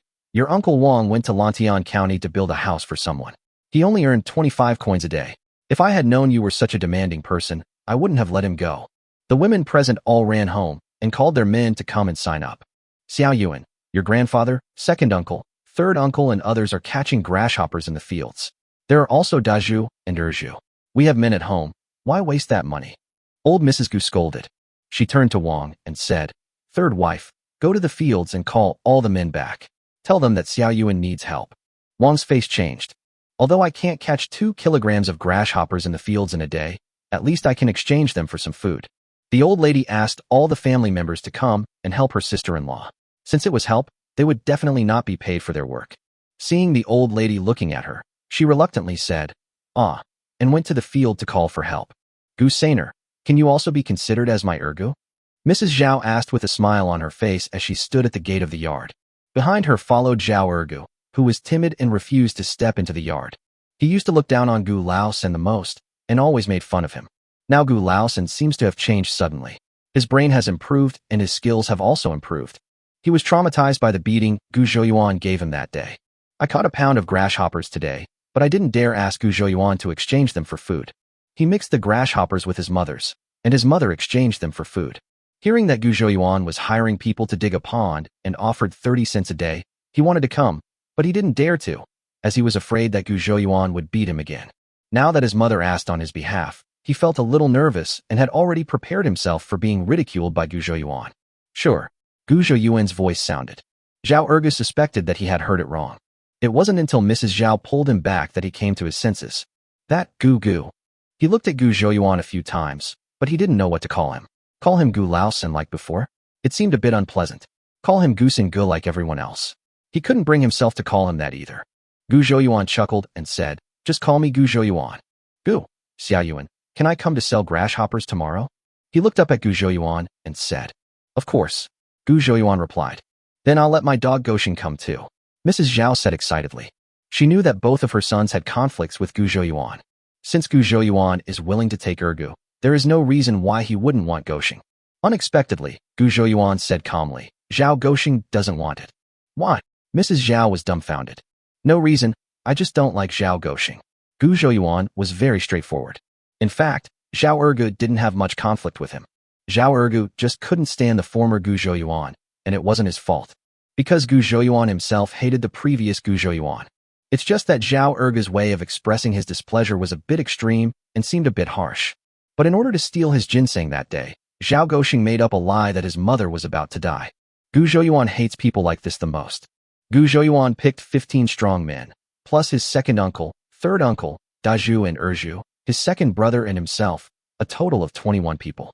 It is indeed easier to work with more people. The 60 cubic meter pond was half empty in less than one morning. At noon, Gu Zhouyuan went home and personally prepared a working lunch for everyone. In fact, he is not good at the big pot meal. Gu Zhaodi can handle it completely. But he was so tired from digging that he was too embarrassed to say he couldn't do it anymore, so he found an excuse to leave. 2 large pots full of corn rice were stewed. The pot at home was not big enough, so Lu and Sun stewed it in the old house. The dish is a pot of stew. The salty pork belly is stir-fried to release the fat, and then the onions, ginger and garlic are added to sauté until fragrant. Then pour in the soak-dried wood ear mushrooms and wild vegetables, and add the wild cabbage from the mountain, and stew it with water over high heat. You don't even need to lift the lid of the pot. The aroma will burst out. All the people digging the pond were stunned. This meal was too sumptuous. 31 a day is already a high wage, so it is normal even if there is no food. They were all from the village and thought they would go back home for lunch. Gu Zhouyuan insisted on keeping them for dinner, and they thought it would be a bowl of wild vegetable porridge for each person. Who knew that what we would eat for lunch would be dry rice? They can boast of 3 big bowls of this rice without any dishes. There is a big pot full of vegetables and meat in the pot. These big and strong men suddenly became shy. Each of them only had half a bowl of rice, and they only dared to pick some wild vegetables and black fungus as dishes. Aren't you hungry? Or is the food not to your liking? Gu Zhouyuan said with a smile. Chapter 51 15-day construction period. This much is enough for me. Wei Liuzi stuttered. You need to be full to have the energy to work. There is still a lot of work to do in the afternoon. If anyone is too hungry to work and tries to slack off, I won't pay him, Gu Zhouyuan said with a stern face. No, don't worry, boss, we will work hard. Gu Manton shouted at the top of his voice. He deliberately called Gu Zhouyuan Dongjia, which made everyone laugh. He was not going to be polite with Gu Zhouyuan. While others were still being shy, he had already finished a bowl of rice. He stood up and filled himself a bowl of rice, picked up a large piece of vegetables with chopsticks and covered the rice with it, and began to eat the rice with a huff. His mind was extremely clear, and he wanted to be the first to eat. If these people start to stop pretending to be polite, he might not be able to snatch the goods from others. Gu Mansang's reaction was not much worse than his. Seeing the 2 brothers eating in an ugly way, everyone let go of their reserve, picked up their bowls, and put dozens of chopsticks into the pot. The meal was very enjoyable, and everyone's stomachs were full. Putting down their chopsticks, everyone rushed to continue digging the hole. Gu Zhouyuan stopped him. He said, if you eat too much and do physical work, you might get gastroptosis. He made it mandatory for everyone to find a place to rest for half an hour before returning to work. Everyone sighed. This third brother Gu is so kind. Other employers would rather hire him to work for them with a rice bowl in hand. He was so good. He treated everyone to delicious food and drinks, and after finishing the work, he required everyone to rest well before continuing the work again. Everyone secretly made up their minds to work hard and repay the kindness shown to them. The progress of digging the pond in the afternoon was even faster than in the morning. Gu Zhouyuan made a temporary decision to expand the duck pond into a fish pond. He planned that the fish pond would have a total area of 2 mu, with a depth of 3 meters in the center and 1 meter on the sides, forming a slope. Gu Zhouyuan likes to eat fish. Pickled fish, boiled fish, Wanzhou grilled fish, etc. are all his favorites. When the time comes, put some crucian carp, grass carp, and black carp in it, and you can go fishing when you have nothing to do. It's wonderful just thinking about it. How much water does such a large fish pond need? The wells are all dry. Where can we get so much water? Just wait for the rain. If it doesn't rain this year, it will rain next year. Everyone was talking about all sorts of things. I plan to dig a hole at the pool on the mountainside, dig a small ditch, and lay a pipe with Nanmu bamboo to bring the water down the mountain, said Gu Zhouyuan. Taking advantage of the fact that there are so many people around, Gu Zhouyuan plans to complete these projects at once. How much time and manpower would it take to bring water down from the mountain? There's not much work to do in the fields anyway, and there are so many people here. What are we afraid of? The crowd became agitated again. In fact, If you think about it carefully, it is not impossible to dig ditches from the mountain to divert water down the mountain. It's just that the project is quite large and there is no one to take the lead in organizing it. Besides, even if someone makes such a suggestion, probably no one will buy it. After all, if no one pays, who would be willing to work for nothing? By then, whoever has more work to do and whose house the reservoir is closer to will have a lot of trouble. Boss, do you want us to do the work of digging ditches to divert water? Someone asked loudly. Yes, if you are willing, Gu Zhouyuan said with a smile. Will it still be 30 cents a day? After all, digging a shallow ditch and then paving it with bamboo is easier than digging a pond. It doesn't feel worth 30 cents a day. Still 30 days. Gu Zhouyuan nodded. 31 a day may seem like a lot, but considering the current skyrocketing food prices, it can only buy a little over 1 kilogram of rice. Everyone cheered. It would take at least 20 days to dig the fish pond and bring water from the mountain.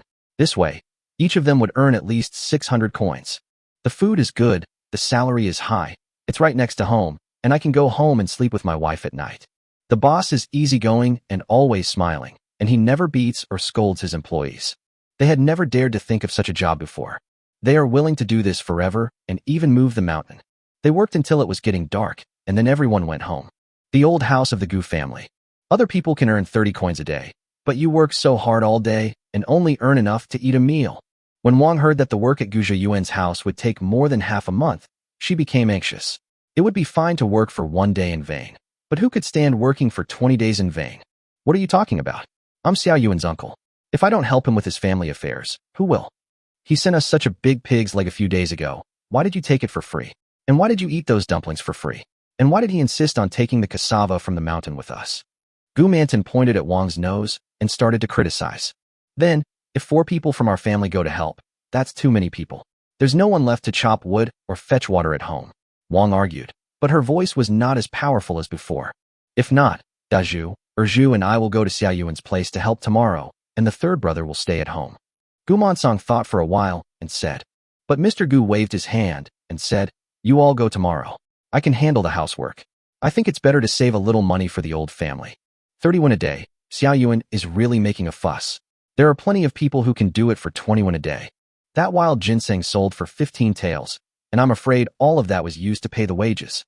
After saying that, he sighed deeply. Dad, you are old.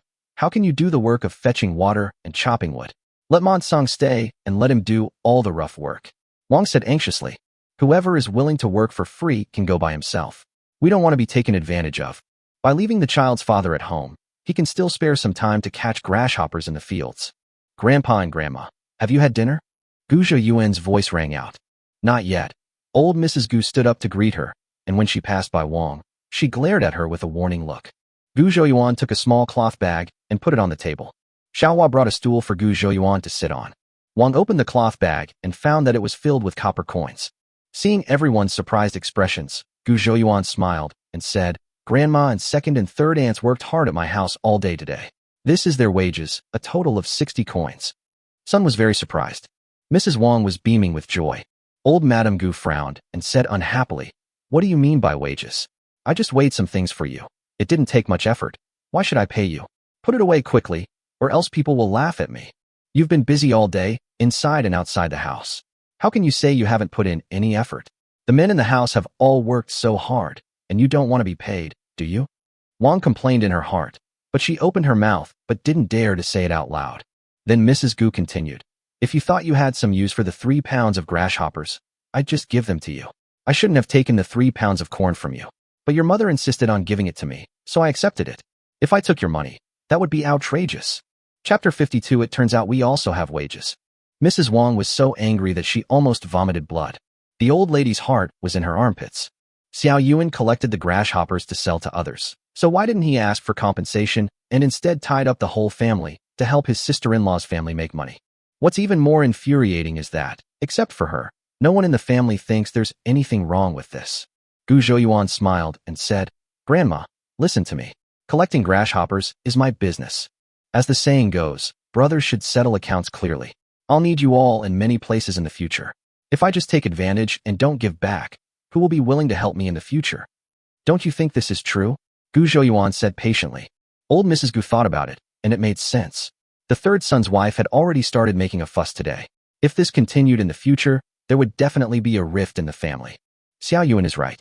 After all, he is a businessman, and his vision is farther than those of us who make a living in the soil. Mrs. Wang nodded repeatedly. Old Madame Gu glared at her fiercely. That's too much money. It's just easy work. 15 cents is enough. Wang gritted her teeth. How could she lower the price herself? I'm unlucky to marry into the Gu family. They are all stupid. Although the work is relatively easy, it is tiring. It's no easier than digging a pond in a day. 30 cents a day is not much, Gu Zhouyuan explained. He took a bite of the wild fruit Xiaohua gave him and squinted his eyes because it was so sour. Xiaohua was covering her mouth and laughing beside her. When she heard him mention digging a pond, the joy that had just surged in Wang's heart was immediately extinguished. She put on a fake smile and said, Xiao Yuan, look, your uncle and the others have gone to help you dig a pond. There's no man in the house, and there are some heavy work that we women can't do. We were just discussing this. Look, your uncle won't go digging tomorrow. Let him work at home. Seeing Gu Manton opening his mouth to say something, Wang quickly pinched his waist. Gu Zhouyuan nodded and said, it's okay. It doesn't matter if third uncle doesn't go. I have 20 people over there. He swallowed the remaining wild fruit whole and swallowed the sour water in his mouth several times. He said to Wang, since third uncle won't be working for me tomorrow, I'll pay him today's wages. Ah. Wang and Gu Manton were both stunned. Wages? Turns out there are wages. Gu Zhouyuan took out a purse from his pocket, counted out 30 coins from it, and put them on the table. Well, Wang suddenly panicked. There's actually no heavy work to do at home. Just now, your grandfather said that he can do anything from chopping wood to fetching water. 30 cents a day. Even if I give 15 cents to the old lady, there will still be 15 cents left. After 20 days, her private money would increase by 300 coins. Gu Zhouyuan waved his hand and said, Grandpa is so old. How can he be asked to do such heavy work? I think it would be a good idea to keep third uncle here. No. Your family needs help, but 3 people went to your second uncle's house, but no one went to your third uncle's house. If the villagers knew about this, wouldn't they poke your third uncle in the back? She rolled her eyes and said anxiously, why don't you let Daju stay at home? Your third uncle will go to help you tomorrow. Daju, I also want to earn wages. I can hand over 15 cents to grandma and 10 cents to mother, and I can still have 5 cents left in my hand. This is much more than what I earn from chopping wood and selling it. Old Mrs. Gu patted the table, signaling everyone to be quiet and listen to her. How much work can there be at home? If you can't carry water, can't you just fetch it? The firewood in the yard is piled as high as the wall. If I don't chop wood for a month, there's always enough to burn.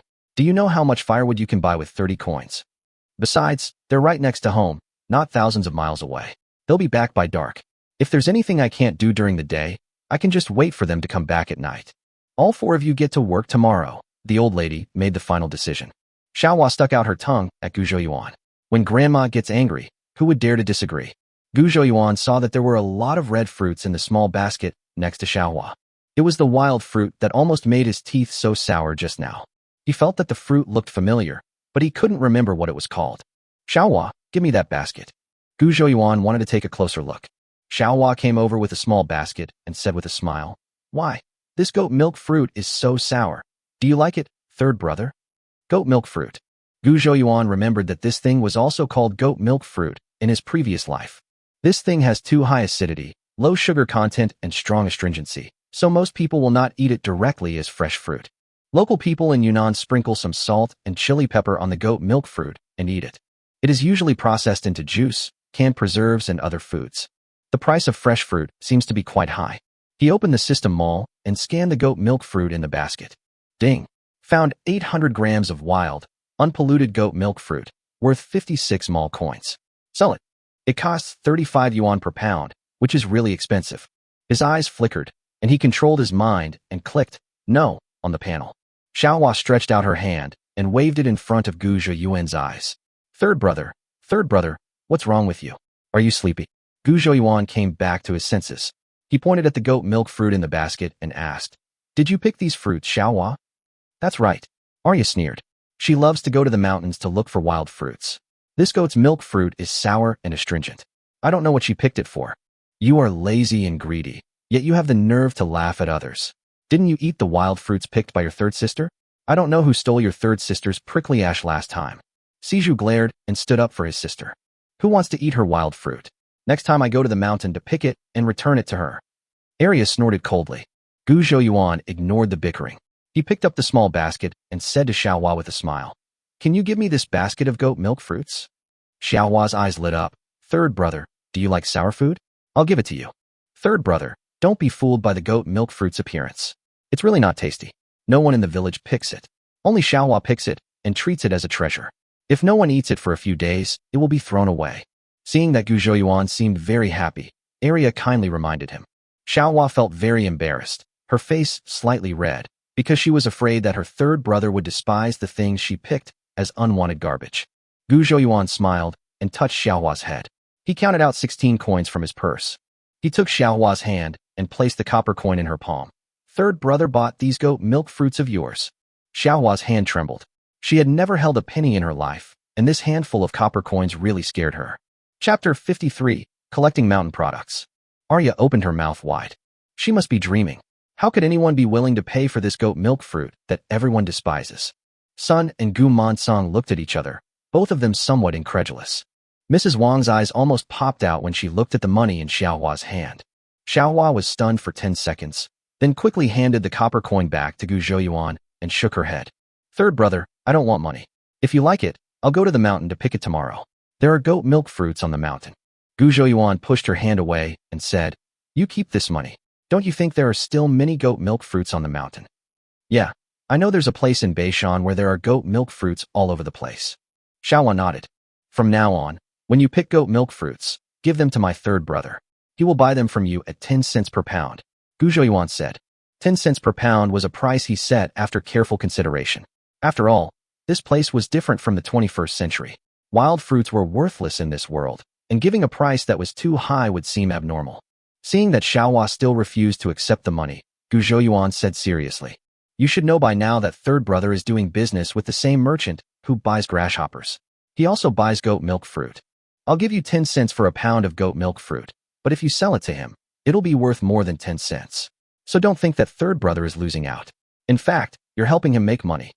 Xiaohua looked at Gu Zhouyuan seriously and finally confirmed that what her third brother said was true. She happily accepted the copper coins. "Mother, this is what my third brother gave me." Xiaohua placed the copper coin in front of Sun's eyes. "How much should I hand over?" She knew that her father and third uncle had to give half of the money they earned from working outside to her grandmother. The eldest and second brothers would give half of the money they earned from selling firewood to grandma first, and the rest to mother. As for how much Nyang withheld, it was not certain. Sometimes she would give my eldest brother and the others 1 penny, and sometimes she would give them nothing at all. The girl had never had any money, so she didn't know what the standards for handing over were. Sun couldn't make a decision, so she looked at Mrs. Gu. Mrs. Gu thought for a moment and said, "As usual, just pay half." Sun hurriedly counted out 8 cents and handed them to Mrs. Gu. She took away 4 of the remaining 8 cents. Xiaohua said in disbelief, "Are these 4 cents all mine?" Sun smiled and nodded, saying, "This is the money your third brother gave you to take care of you. From now on, when you sell goat milk fruit, apart from the money you give to your grandmother, you can keep half of the remaining money." Xiaohua jumped for joy. For cents, she actually had 4 cents. And there will be a lot of 4 cents in the future. Arya was so envious that her eyes turned red. She also wanted to have her own private money. "Third brother, I can also pick goat milk apples. Can you buy some for me too?" She looked at Gu Zhouyuan eagerly, and her heart became nervous for a rare time. Gu Zhouyuan felt closer to Xiaohua. But apart from being a little fierce, the little girl doesn't seem to have any major problems. Gu Zhouyuan thought for a moment and asked Xiaohua, "Arya is also going to the mountain to pick goat milk apples. Are you afraid that she will snatch all your fruits away?" Xiaohua puffed out her chest and said, "I'm not afraid. She's so lazy that she usually doesn't go up the mountain. When she picks wild fruits, she can only pick up the leftovers behind me." Gu Zhouyuan saw that Xiaohua did not resist him taking Arya's fruit just because Arya had laughed at her before. He rubbed Xiaohua's head, turned to Arya and said, "It's also 10 cents a pound. Take as many as you can." Arya finally let go of her worries. She tugged at Wang's sleeve and said, "Mother, will you keep half of my earnings for me, just like second aunt did?" Wang wanted to say, "You wish." But now Arya can earn money by picking fruits, which gives her family an extra source of income, and she is in a good mood. In addition, she didn't want to lose face in front of her second sister-in-law, so she gritted her teeth and nodded in agreement. "Okay, I'll give you half of it." "Third brother, will you collect the wild fruits picked by men?" Siju asked cautiously. Everyone laughed. "Oh, you can also pick wild fruits?" Gu Zhouyuan asked teasingly. Siju was very proud. "I usually don't pick goat milk fruit. It's not tasty. I like jujube, girl fruit, and August fried fruit. But these fruits are not available now because they are not in season. There are sea buckthorn, tangerine peel, and mulberries on the mountain. My favorite is the prickly pear. He knew all these things by heart after listening to the Four Pillars, but he had never even heard of the names of many of them. Gu Zhouyuan had a flash of inspiration. He stood up, took a goat's milk fruit in his hand, put it to the tip of his nose and smelled it, and a faint fragrance penetrated into his nostrils.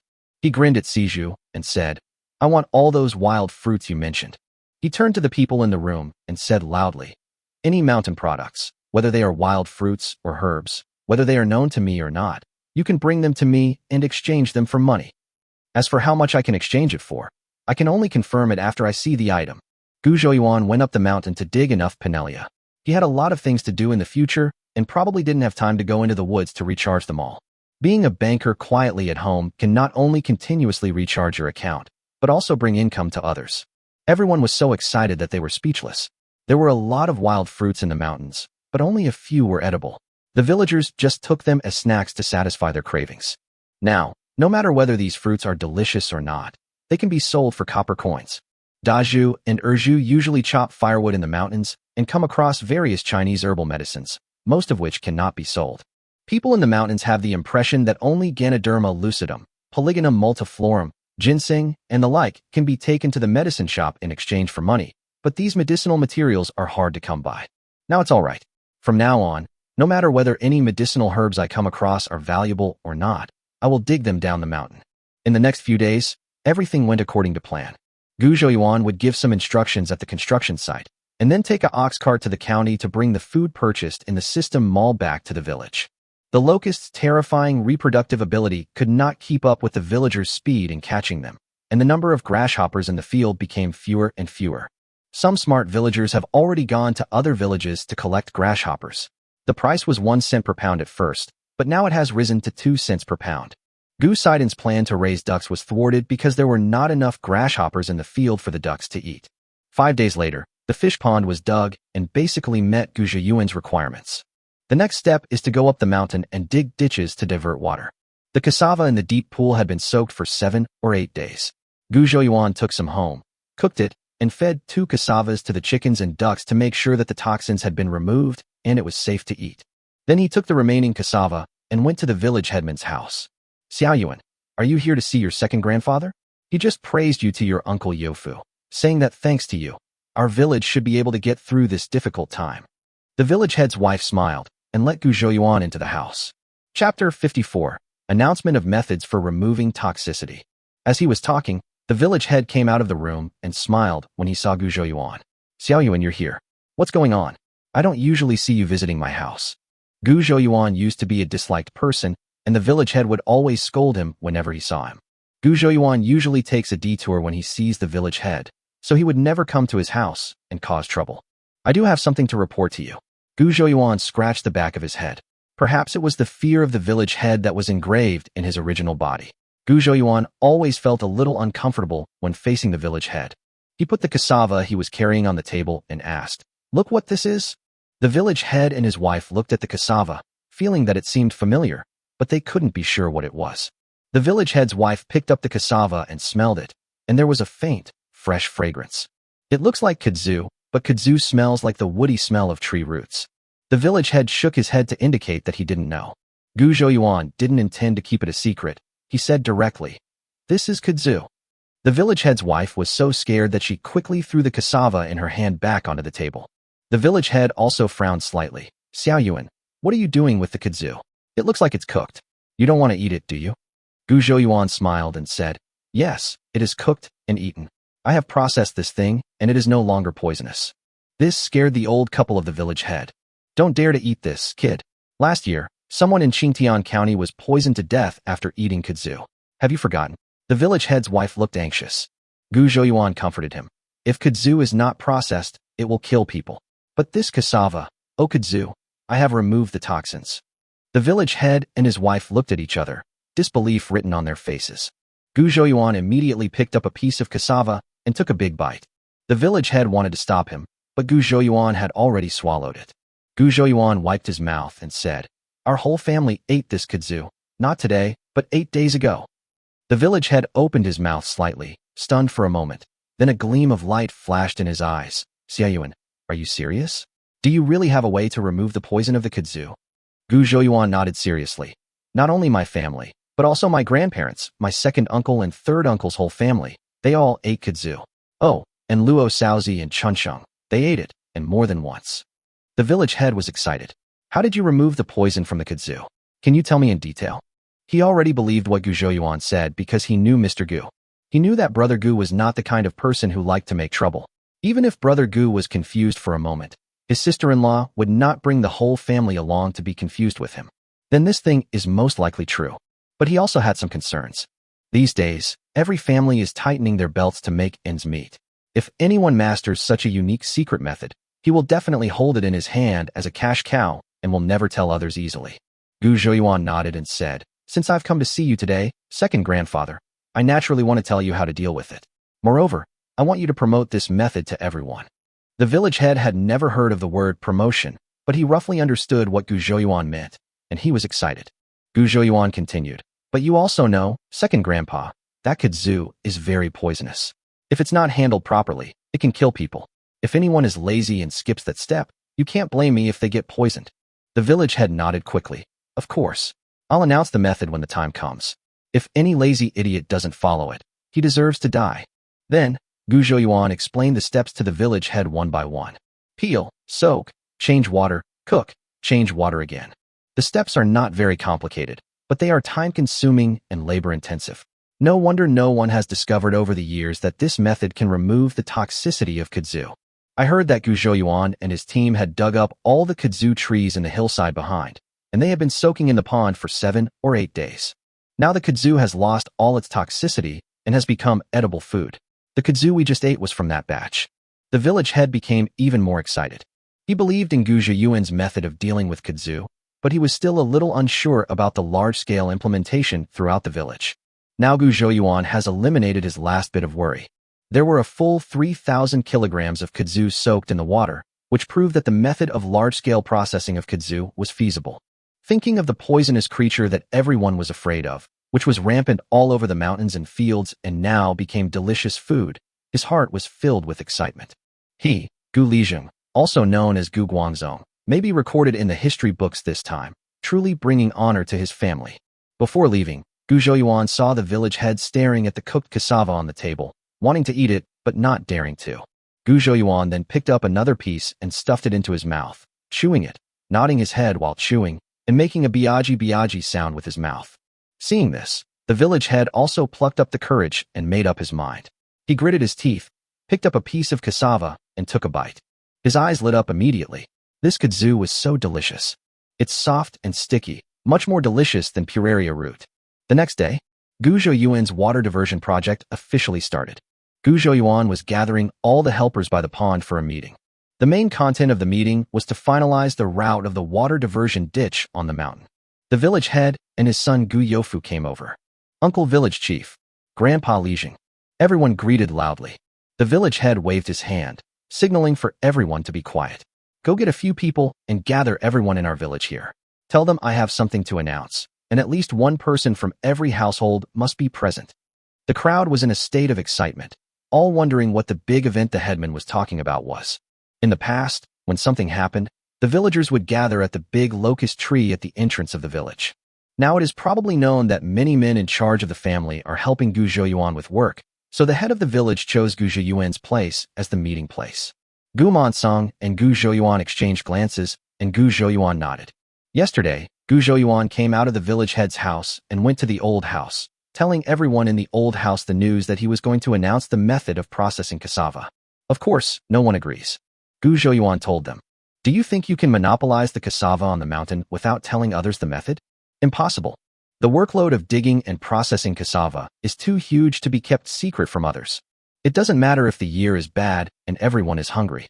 But if your family is well fed while others are hungry, some may even starve to death. Then someone will overturn their rice bowls and smash their pots, leaving no one with anything to eat. As the saying goes, what is worrying is not the lack of wealth, but the inequality. By then, they will be isolated and excluded by the villagers, and eventually they will have no place to stand." Chapter 55. All these changes are because of you. Gu Zhouyuan asked the villagers who were helping him to go to the village to call for help. Datong village is not very big, with more than 100 households in total. Soon, more than 200 people came. There was no room to stand by the pond. People were so crowded that some were pushed under the pond. Gu Zhouyuan simply asked everyone to stand under the pond. There was no water in the pond now anyway, and with more people, the soil would be stepped on more firmly so that the water would not leak out. The village head announced what Gu Zhouyuan had said, that there was a way to remove the toxicity of kudzu. As expected, the crowd immediately exploded. Village head, are you telling the truth? Have you ever tried poison? Mrs. Zhao shouted at the top of her voice. The village head snorted coldly and glanced at Mrs. Zhao. I tried it, and look, he's not dead yet. The villagers burst into laughter, and Mrs. Zhao didn't take it seriously. The head of the village reached out and pressed down, and everyone gradually quieted down. He coughed and said loudly, it's true that kudzu can be eaten. Don't doubt it. As long as it is handled properly, cassava will be our staple food. There is no doubt about Li's prestige in the village. The villagers were all excited. Let's go. Go up the mountain and dig kudzu. Wait for me. I'm going home to get a shovel. It's all over the mountain. Why are you so anxious? That's good. We won't go hungry in this disaster year. Many villagers were so excited that they turned around and ran home. The village headman roared angrily. Do you know what to do? What's the point of rushing to dig it back? The villagers finally became obedient. How did you deal with it? Please tell us, head of the village. The village head glanced at Gu Zhouyuan, who was standing quietly in the crowd, and smiled. This method was thought up by Gu Xiaoyuan. He explained it most comprehensively. Let him teach you. Gu Zhouyuan was stunned. Hadn't they agreed to make the announcement in the name of the village head? That way, people would be more willing to believe it. In fact, he underestimated himself a little. In the eyes of the villagers, he is no longer the former Gu Laosan. The villagers are forgetful and will only remember the kindness of those who can bring them tangible benefits. Now Gu Zhouyuan's prestige in Datong village is probably second only to the village head. The village head tossed and turned all night, and after much deliberation, he finally decided to let Gu Zhouyuan teach the villagers how to deal with kudzu. Firstly, as he just said, the method was thought up by Gu Zhouyuan, and Gu Zhouyuan knew the details best. Since it was relayed by someone else, there would inevitably be omissions. Secondly, he really couldn't do anything to steal the credit from the younger generation. Okay, Gu Sainer. Aunt Wang rushed towards Gu Zhouyuan with great momentum. The other day I saw you guys digging kudzu leaves on the hillside behind me. I was worried for a long time. Turns out you already knew this stuff was edible. They even lied to me and said they were going to the mountains to open up wasteland. I was puzzled. There are so many wastelands at the foot of the mountain. Why would anyone go up the mountain to open up wasteland? Bah, you're so young, but you don't even tell the truth. Aunt Wang became more and more excited as she spoke, and her saliva sprayed all over Gu Zhouyuan's face. Gu Zhouyuan smiled repeatedly. At that time, the cassava. Oh, it was kudzu. The kudzu had not been processed yet. If I told you that kudzu was edible, you wouldn't believe me.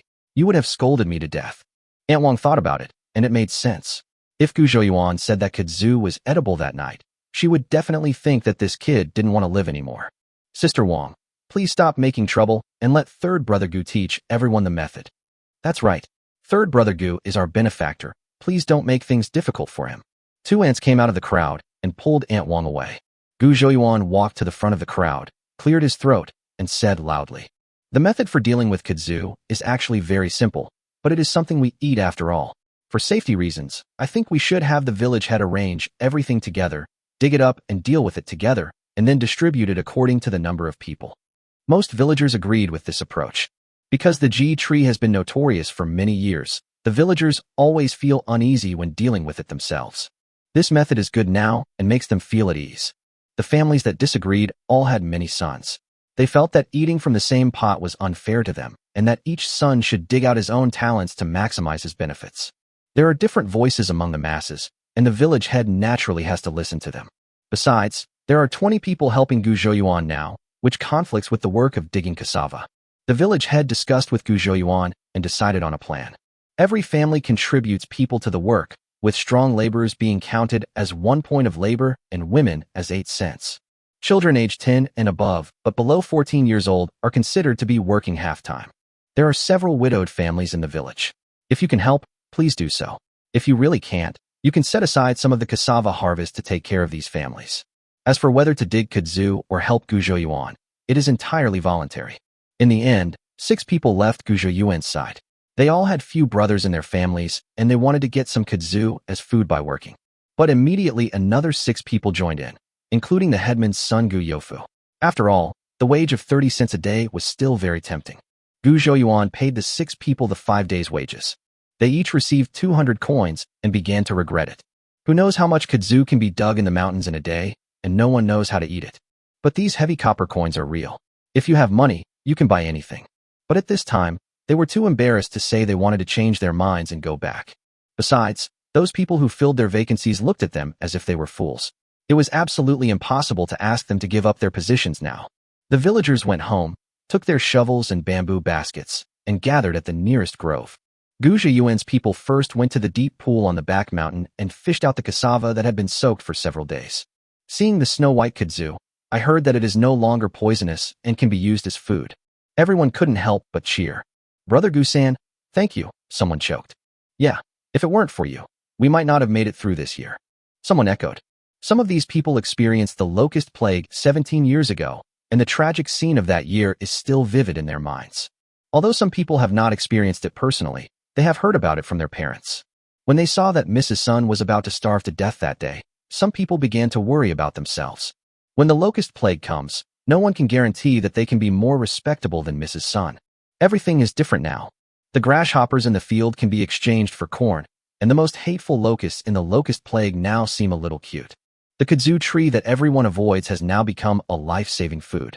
During this famine, they no longer had to worry about their lives, and could even earn 30 cents a day. All these changes are because of the young man in front of me. There was a hint of fanaticism and fanatical faith in everyone's eyes when they looked at Gu Zhouyuan. Chapter 56. Having an affair with Widow Luo. Because Lu and Gu Zhaodi had experience in digging cassava, the village head asked them to lead the villagers. This cassava forest is also on the back mountain, but it is farther away than the one on the mountainside, so you have to climb a long way up the mountain. When they arrived, the villagers were already out of breath. Everyone was very excited looking at the lush forest in front of them. I don't know how many years the cassava here has been growing, and each one is very thick. Before the head of the village gave the order, some people were already unable to wait. They started digging with shovels, and the soil was blown high. Oh, wrong, Sidon shouted. What's wrong? The villagers looked at each other. First, use a hatchet to chop off the cassava stalks, leaving only a section that is easy to pull out, probably like this, half a person's height. Lu picked up the hatchet and chopped off the branches on the cassava. Gu Zhouyuan always called kudzu vine cassava, and now she is used to calling it that too. The village head nodded and assigned a group of people to cut cassava stalks, and then pull them out of the forest. The group responsible for digging cassava is composed of strong men. As soon as a cassava plant was dug out, people from the auxiliary team would come up immediately, chop off the cassava tubers with a hatchet, throw them into a basket, and take them away. Sidon brought a group of young boys to dig out the cassava that was broken in the mud. The cassava were gathered in an open space. Lu and Gu Zhaodi took the lead and taught the women waiting here how to process cassava. The women sat together in groups of 3 or 4, some sat on stones, some sat on wooden blocks, and most of them sat directly on the ground. Everyone joined the battle with sickles and hatchets in their hands, and some even had kitchen knives. I watched as Lu used the knife to cut down the cassava while rotating it in her hand, and then used the tip of the knife to easily peel off the cassava skin. All the aunts and sisters-in-law learned it as soon as they saw it. Lu said, "By the way, chop the cassava into small pieces so that it can be soaked thoroughly." This is easy. I thought it was difficult before. It's just peeling and chopping, just like cutting vegetables at home, someone said. Lu smiled and said, "Yes, it's just like cutting vegetables, but be careful not to get the cassava juice in your eyes or mouth." The whole forest was very lively, and everyone was busy. "Mrs. Luo, your knife isn't sharp enough. Would you like to use mine? I just sharpened it yesterday morning." Widow Luo was sitting on a wooden block peeling cassava when Erlaizi's voice suddenly rang in her ears. Erlaizi was assigned by the village head to the group that dug cassava. After digging for a while, he felt so tired that his waist and legs ached, so he tried to find a way to be lazy. He used the urination trick 3 times, this time using the excuse of needing to poop. He saw Widow Luo sitting there from afar. The round buttocks, thin waist, and snow-white neck made him feel itchy. Widow Luo is an introvert and is not very close to other villagers except Gu Zhouyuan's family. She and Chunxing's mother and daughter sat at the outermost edge of the crowd. At this time, Chunxing ran to work with Sidon and others. Seeing Widow Luo sitting there alone, Erlaizi felt that the opportunity had come, so he sneaked over like a dog. Widow Luo was shocked, but when she thought about it, it was broad daylight and there was a crowd of people not far away. She thought Erlizzie would not dare to do anything rash. She pretended not to hear Erlazzie's voice and continued with her work. Erlizzie's eyes scanned Widow Luo up and down. Widow Luo felt a tingling sensation all over her body, so she turned around and faced Erlizzie with her back. Erlizzie stared at Widow Luo's buttocks for a few moments, then leaned over and said lamentingly, "Look, you have blisters on your hands. Come on, let me take a look, and I'll blow them for you." Widow Luo felt nauseous. She raised an unpeeled cassava and glared at Erlizzie, saying, "Get out of here." Erlizzie didn't care at all. He grinned and said, "Don't you feel that my brother cares about you? You said you've been a widow for so long, without a man to nourish you. Look at your hands, they're all dry and cracked." As he spoke, he was about to grab Widow Luo's hand. Widow Luo was furious. She picked up the cassava in her hand and smashed it on Erlizzie's head. With a bang, the cassava broke into pieces. Erlizzie covered his forehead with his hands, his eyes flashing with ferocity. "Are you having an affair with Gulao-san? You don't talk nonsense." Widow Luo was so anxious that tears were about to come out. The commotion here has attracted the attention of the crowd over there. The closest ones are Old Lady Hu and the two aunts of the Hu family. One of the aunts wanted to come over to see what was going on, but was stopped by Mrs. Hu. She wanted to see what trouble this unlucky star could come up with. Today she was going to find evidence against her, and the village head was there too. Then she could drive her out of the village, and the village head would have nothing to say. "I'm talking nonsense." Erlizzie bared his teeth and snorted. "Do you think I didn't see it? You've been secretly looking at Gulao-san the whole time. I suspected it that night. Gulao-san is very good at climbing over walls. This is definitely not his first time climbing over your wall. You two must have been fighting for a long time." The more he talked about it, the more he felt that this was true. Thinking about the woman he had been thinking about day and night but couldn't get, but who took the initiative to throw herself into the arms of someone else, he felt like he was being cheated all over. Widow Luo's face turned red and white. She suddenly stood up, holding a hatchet in her hand, and was about to fight Erlizzie to the death. Erlizzie saw that the woman had gone crazy again. His face changed, and he stepped back repeatedly. But she kept on nagging him. "Why are you pretending? You've done shameful things, and no one can say anything about you. Do you think you're still a White Lotus? Do you want the village head to have someone erect a chastity arch for you?" When Widow Luo heard Erlizzie talking nonsense, she bit her lower lip tightly, and tears fell down. "I wanted to hack this disgusting scoundrel to death and then commit suicide by slitting my throat, but I couldn't catch up with him." She gasped and cried. You are such a bully." Some people had already put down their work and gathered around. Aunt Wong is always at the forefront of the melon-eating crowd.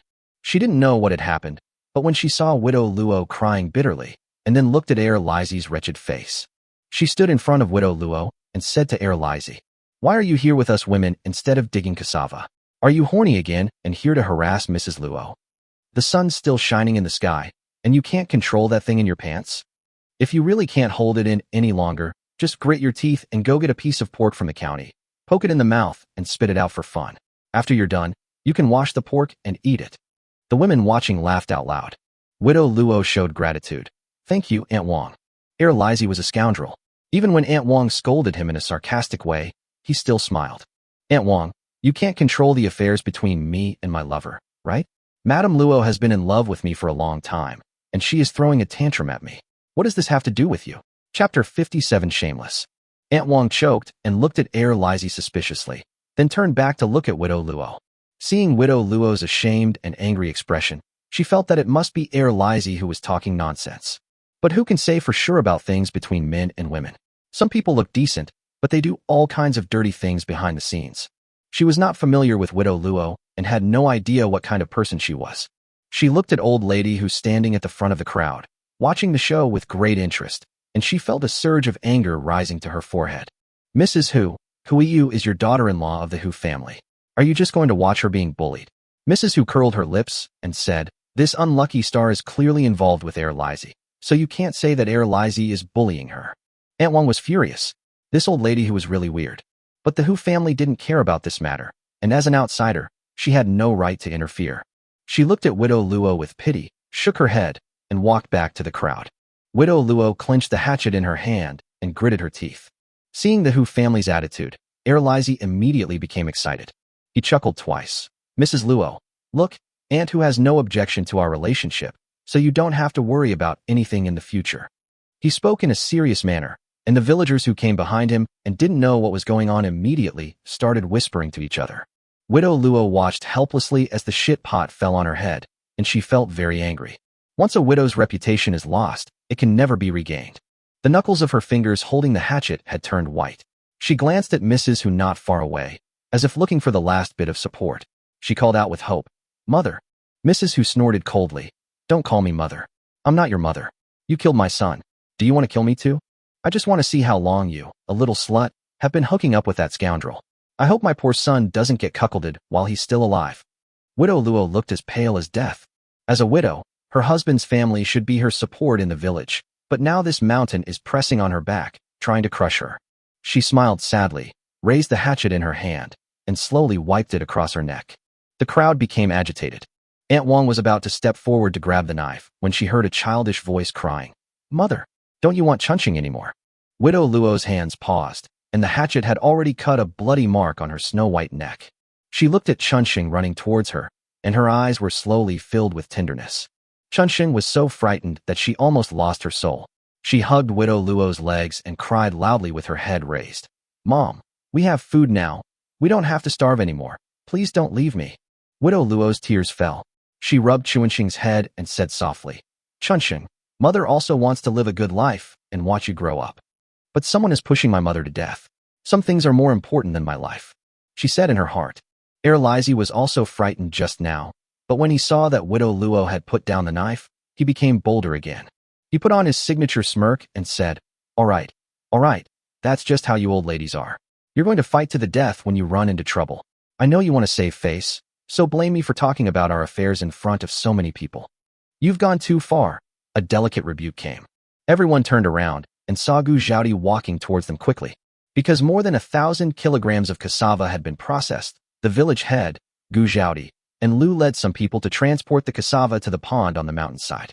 Lu and the village head were still at the pond directing the villagers to soak the cassava and asked Gu Zhaodi to come back first to transport the next batch of cassava. Gu Zhaodi saw from afar that many villagers were gathered here, and she knew that something must have happened. As I got closer, I heard the scoundrel words that Lizzie was saying. "Hee, where did you come from, girl? Why do you want to interfere in the private affairs between me and Madame Luo?" Lizzie stroked his hair and said in a gangster tone. Gu Zhaodi was originally a gentle person, but when she saw so many people looking at her, her pretty face couldn't help but blush. But when she saw Mrs. Luo's desperate expression, her eyes became sharp. She took 2 deep breaths to encourage herself, pulled Widow Luo behind her, and raised her head and said, "How could Sister Luo possibly like you? If she is really like what you said, would she be so depressed that she would commit suicide?" The villagers began to whisper to each other. "Yes, Widow Luo is so pretty. There are many young men in the village who like her. How could he fall for Lizzie? I saw Lizzie harassing Widow Luo earlier, and she beat him with a broom." Lizzie saw that the good situation was about to turn around, and he glared at Gu Zhaodi hatefully. A lewd smile appeared on his face. "Sister Zhaodi, you are still young. There are some things you don't understand. The things between men and women are not just about looks. I may not be good looking, but I am good in that aspect." Mrs. Luo didn't know how powerful I was at first, but after she got a taste of my power, she became friends with me. This remark was so obscene and offensive that some of the young girls and wives in the crowd blushed and spat at the remark together. Mrs. Luo felt that he was becoming more and more disgusting and shameless as he spoke, and she was so angry that she almost fainted. She pulled Gu Zhaodi's sleeve, not wanting her to be humiliated with her. Gu Zhaodi was an innocent young lady who had never married, so Lizzie's words were blatantly disrespectful to her. Her pretty face turned pale, and she pointed at Lizzie with a trembling finger and cursed. "You are talking nonsense. A dog can't spit out ivory." She had never had a conflict with anyone and had very few curse words in her mind.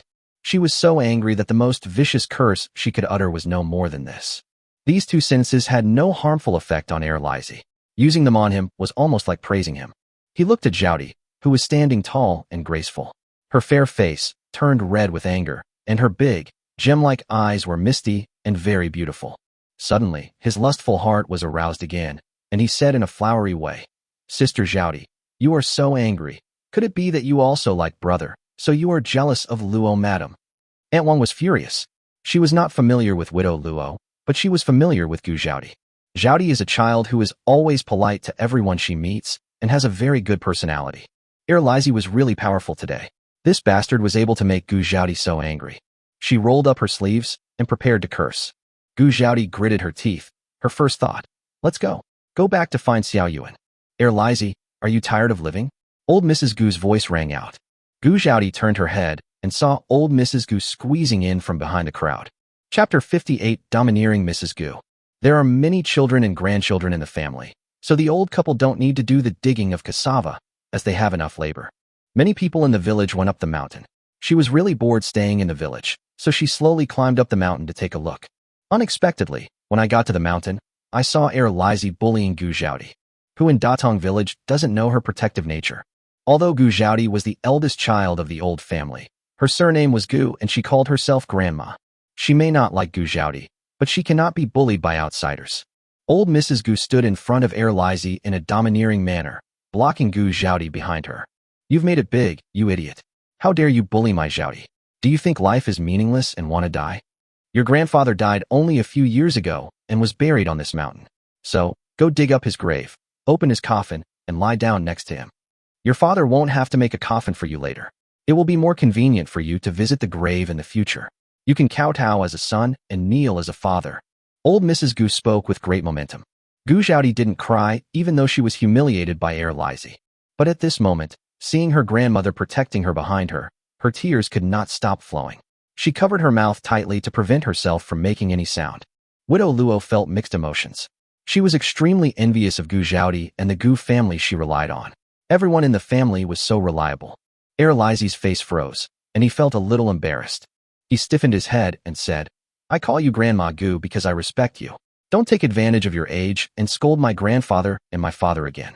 I will be rude to you. Oh, I didn't realize that you, a dog, are actually a filial son.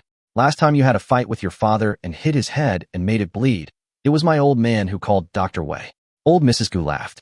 Why didn't you show filial piety back then? Your father must be no good to have raised such a despicable person like you. At this point, Mrs. Gu paused deliberately and looked at Lizzie, her expression clearly saying, I scolded your father, so why don't you be rude to me and show me how to do it? Gu Zhaodi was afraid that Lizzie would get angry and do something to hurt Grandma. She walked to the side of Old Lady Gu and looked at Lizzie warily. Old Mrs. Gu obviously understood Gu Zhaodi's thoughts. She reached out, grabbed Gu Zhaodi's hand, and pulled her towards her. But she continued to fire away. I'm not bragging. If you touch a hair on my head today, I, the Gu family, will skin you alive. Lizzie was too timid to respond. None of old Mrs. Gu's sons and grandchildren were here, but there were still many people with the surname Gu in the crowd. Don't be fooled by the fact that these people are now looking at the fun as if it has nothing to do with them. That's because Old Lady Gu has the upper hand. The Gu family in Datong village has always been a close-knit group. If they see Old Lady Gu suffering a loss, these people will definitely come out to help. He knew that the face he had lost today could not be recovered. He was about to run away, and before leaving, he wanted to say something harsh to save some face. I'm to blame for what happened today, from now on. Before she could finish her words, Old Lady Gu raised her stick and started beating Lizzie without any shame. The stick in her hand was a piece of sea buckthorn which she had picked up from the roadside when she was tired from climbing the mountain. She used it as a crutch. And later, today's matter is not over yet, and you still want later? Can the girls of my Gu family be bullied by others? Old Mrs. Gu beat and scolded her. Lizzie got so angry that he wanted to go all out and beat up the hateful old lady. He glanced around and saw that all the sisters-in-law and aunts from the Gu family were staring at him with unfriendly expressions. He had a premonition that as soon as he made a move, these women would definitely rush over and tear him to pieces. He no longer dared to act rashly and could only squat on the ground with his head covered, allowing Old Lady Gu's stick to hit him. Fortunately, the old lady was very old and became out of breath after a while. He crouched down and raised his foot tentatively to leave. You want to run away? Old Madame Gu yelled. Go and apologize to my Zhaodi. Lizzie stood up trembling, bent over, shrugged, and walked to Gu Zhaodi, saying with a smile, Sister Zhaodi, I was wrong today. I have a mouth full of nonsense. Can you please forgive me and not hold it against me? Gu Zhaodi didn't even want to look at him. She turned her head away and said in disgust, You, what brother and sister? Don't talk nonsense. Yes, look at my broken mouth. He slapped himself hard on the mouth. Then, I'll leave. He spoke to Gu Zhaodi, but his eyes were secretly looking at Old Lady Gu. You have to apologize to Sister Luo and explain clearly whether it was you who slandered Sister Luo today, said Gu Zhaodi, pulling Widow Luo in front of her. Old Mrs. Gu looked confused. She came late and had no idea what Widow Luo had to do with this. Gu Zhaodi told Old Lady Gu the whole story in her ear. When Mrs. Gu heard this, she immediately became angry. She picked up the stick and started beating him again. You little bastard, you thought you were just taking advantage of me with words, but you almost got yourself into trouble. Xiao Luo is a widow. If you tarnish her reputation, it's the same as taking her life. She stopped after a few hits, leaning on the stick and catching her breath. Gu Zhaodi quickly patted her on the back to help her calm down. At this time, the people who were responsible for soaking cassava in the pond came back one after another. As soon as Mrs. Wang and Mrs. Sun came back, they saw their old lady beating someone with a stick. The two of them tried hard to squeeze into the crowd. Hu Lao Kuai, Xiao Luo is your Hu family's daughter-in-law. Are you just going to watch Er Lizzie throw dirty water on her? When Mrs. Gu saw that Mrs. Hu and her husband were watching the show calmly, she became even angrier and pointed at Mr. Hu and shouted, "Oh my, Sister Gu, you're really nosy. You also said that the unlucky star is my daughter-in-law. I didn't say anything about my family's affairs. Why are you, an outsider, meddling in other people's business?" Mrs. Hu folded her arms across her chest, raised her head, and sneered. Seeing that Mrs. Hu dared to argue with her, Mrs. Gu's eyes turned stern. As the old saying goes, if the road is uneven, everyone will step on it. The dirty things your Hu family has done are worse than pigs and dogs. Don't even mention that Xiao Luo is your daughter-in-law. Even if she's a stranger, you wouldn't stand by and watch if you ran into her. Your family are all shallow-minded idiots. Did that idiot humiliate Widow Luo? He humiliated your Hu family. He flirted with your woman right in front of you, and you two idiots didn't slap him, but were still laughing foolishly. I suspect that when the midwife twisted your umbilical cord when you were born, she must have twisted your brains as well. There was a burst of laughter in the crowd. Isn't that the truth? No matter how much you dislike your daughter-in-law, it's your family's business to close the door. But helping outsiders to tease your own daughter-in-law is indeed not something a normal person would do. Chapter 59, I want to break off the relationship. Sun and Wang finally squeezed to the front. Seeing their mother-in-law's powerful performance, they were no longer anxious and stood in the crowd to enjoy the show. Sun thought, my mother-in-law is still so scary when she gets angry. Mrs. Wang's eyes lit up. When will I be able to be like my mother-in-law and kill everyone when we have a quarrel? She carefully observed Mrs. Gu's tone of voice and even her body movements, and secretly learned from them. Seeing the villagers pointing at her, Mrs. Hu became anxious. She put her hands on her hips and said, no flies will bite an egg without cracks. Why doesn't this idiot say that others are having an affair with him, but only says it about her? She's just itching to have an affair with someone else. My son is dead. How can we, an old couple, control her? As she spoke, she pointed her hands, stamped her feet, and spit flew everywhere. Old Mrs. Gu smiled contemptuously. That night when you falsely accused my Xiao Yuan, that's not what you said. Didn't you yell that you wanted to drag my Xiao Yuan into the pig cage? Why, are you so happy about Er Lizie's change this time? Do you like Er Lizie's ugly appearance, or his skinny body? You're going to marry your daughter-in-law to such a disgusting guy. Mrs. Hu's face turned pale and red. Since ancient times, officials have not investigated adultery unless the people report it. If it gets out of hand, it is not an exaggeration to say that the person will be arrested and thrown into a pig cage. The reason why Mrs. Hu was clamoring to arrest Gu Zhouyuan and put him in a pig cage last time was simply to extort some money from him. She knew that she was no match for old Lady Gu in an argument, and she saw old Hu hunching his neck like a quail, not daring to say a word. She simply sat down on the ground and began to cry loudly. My son, why did you leave in such a hurry? Why didn't you take me with you? Otherwise, I would be bullied in this world. Old Mrs. Gu had seen all kinds of scenes, so she didn't bother with this crazy woman. She looked at Gu Zhaodi and said, if you encounter any problems in the future, don't rush forward rashly. You will suffer losses if you do so.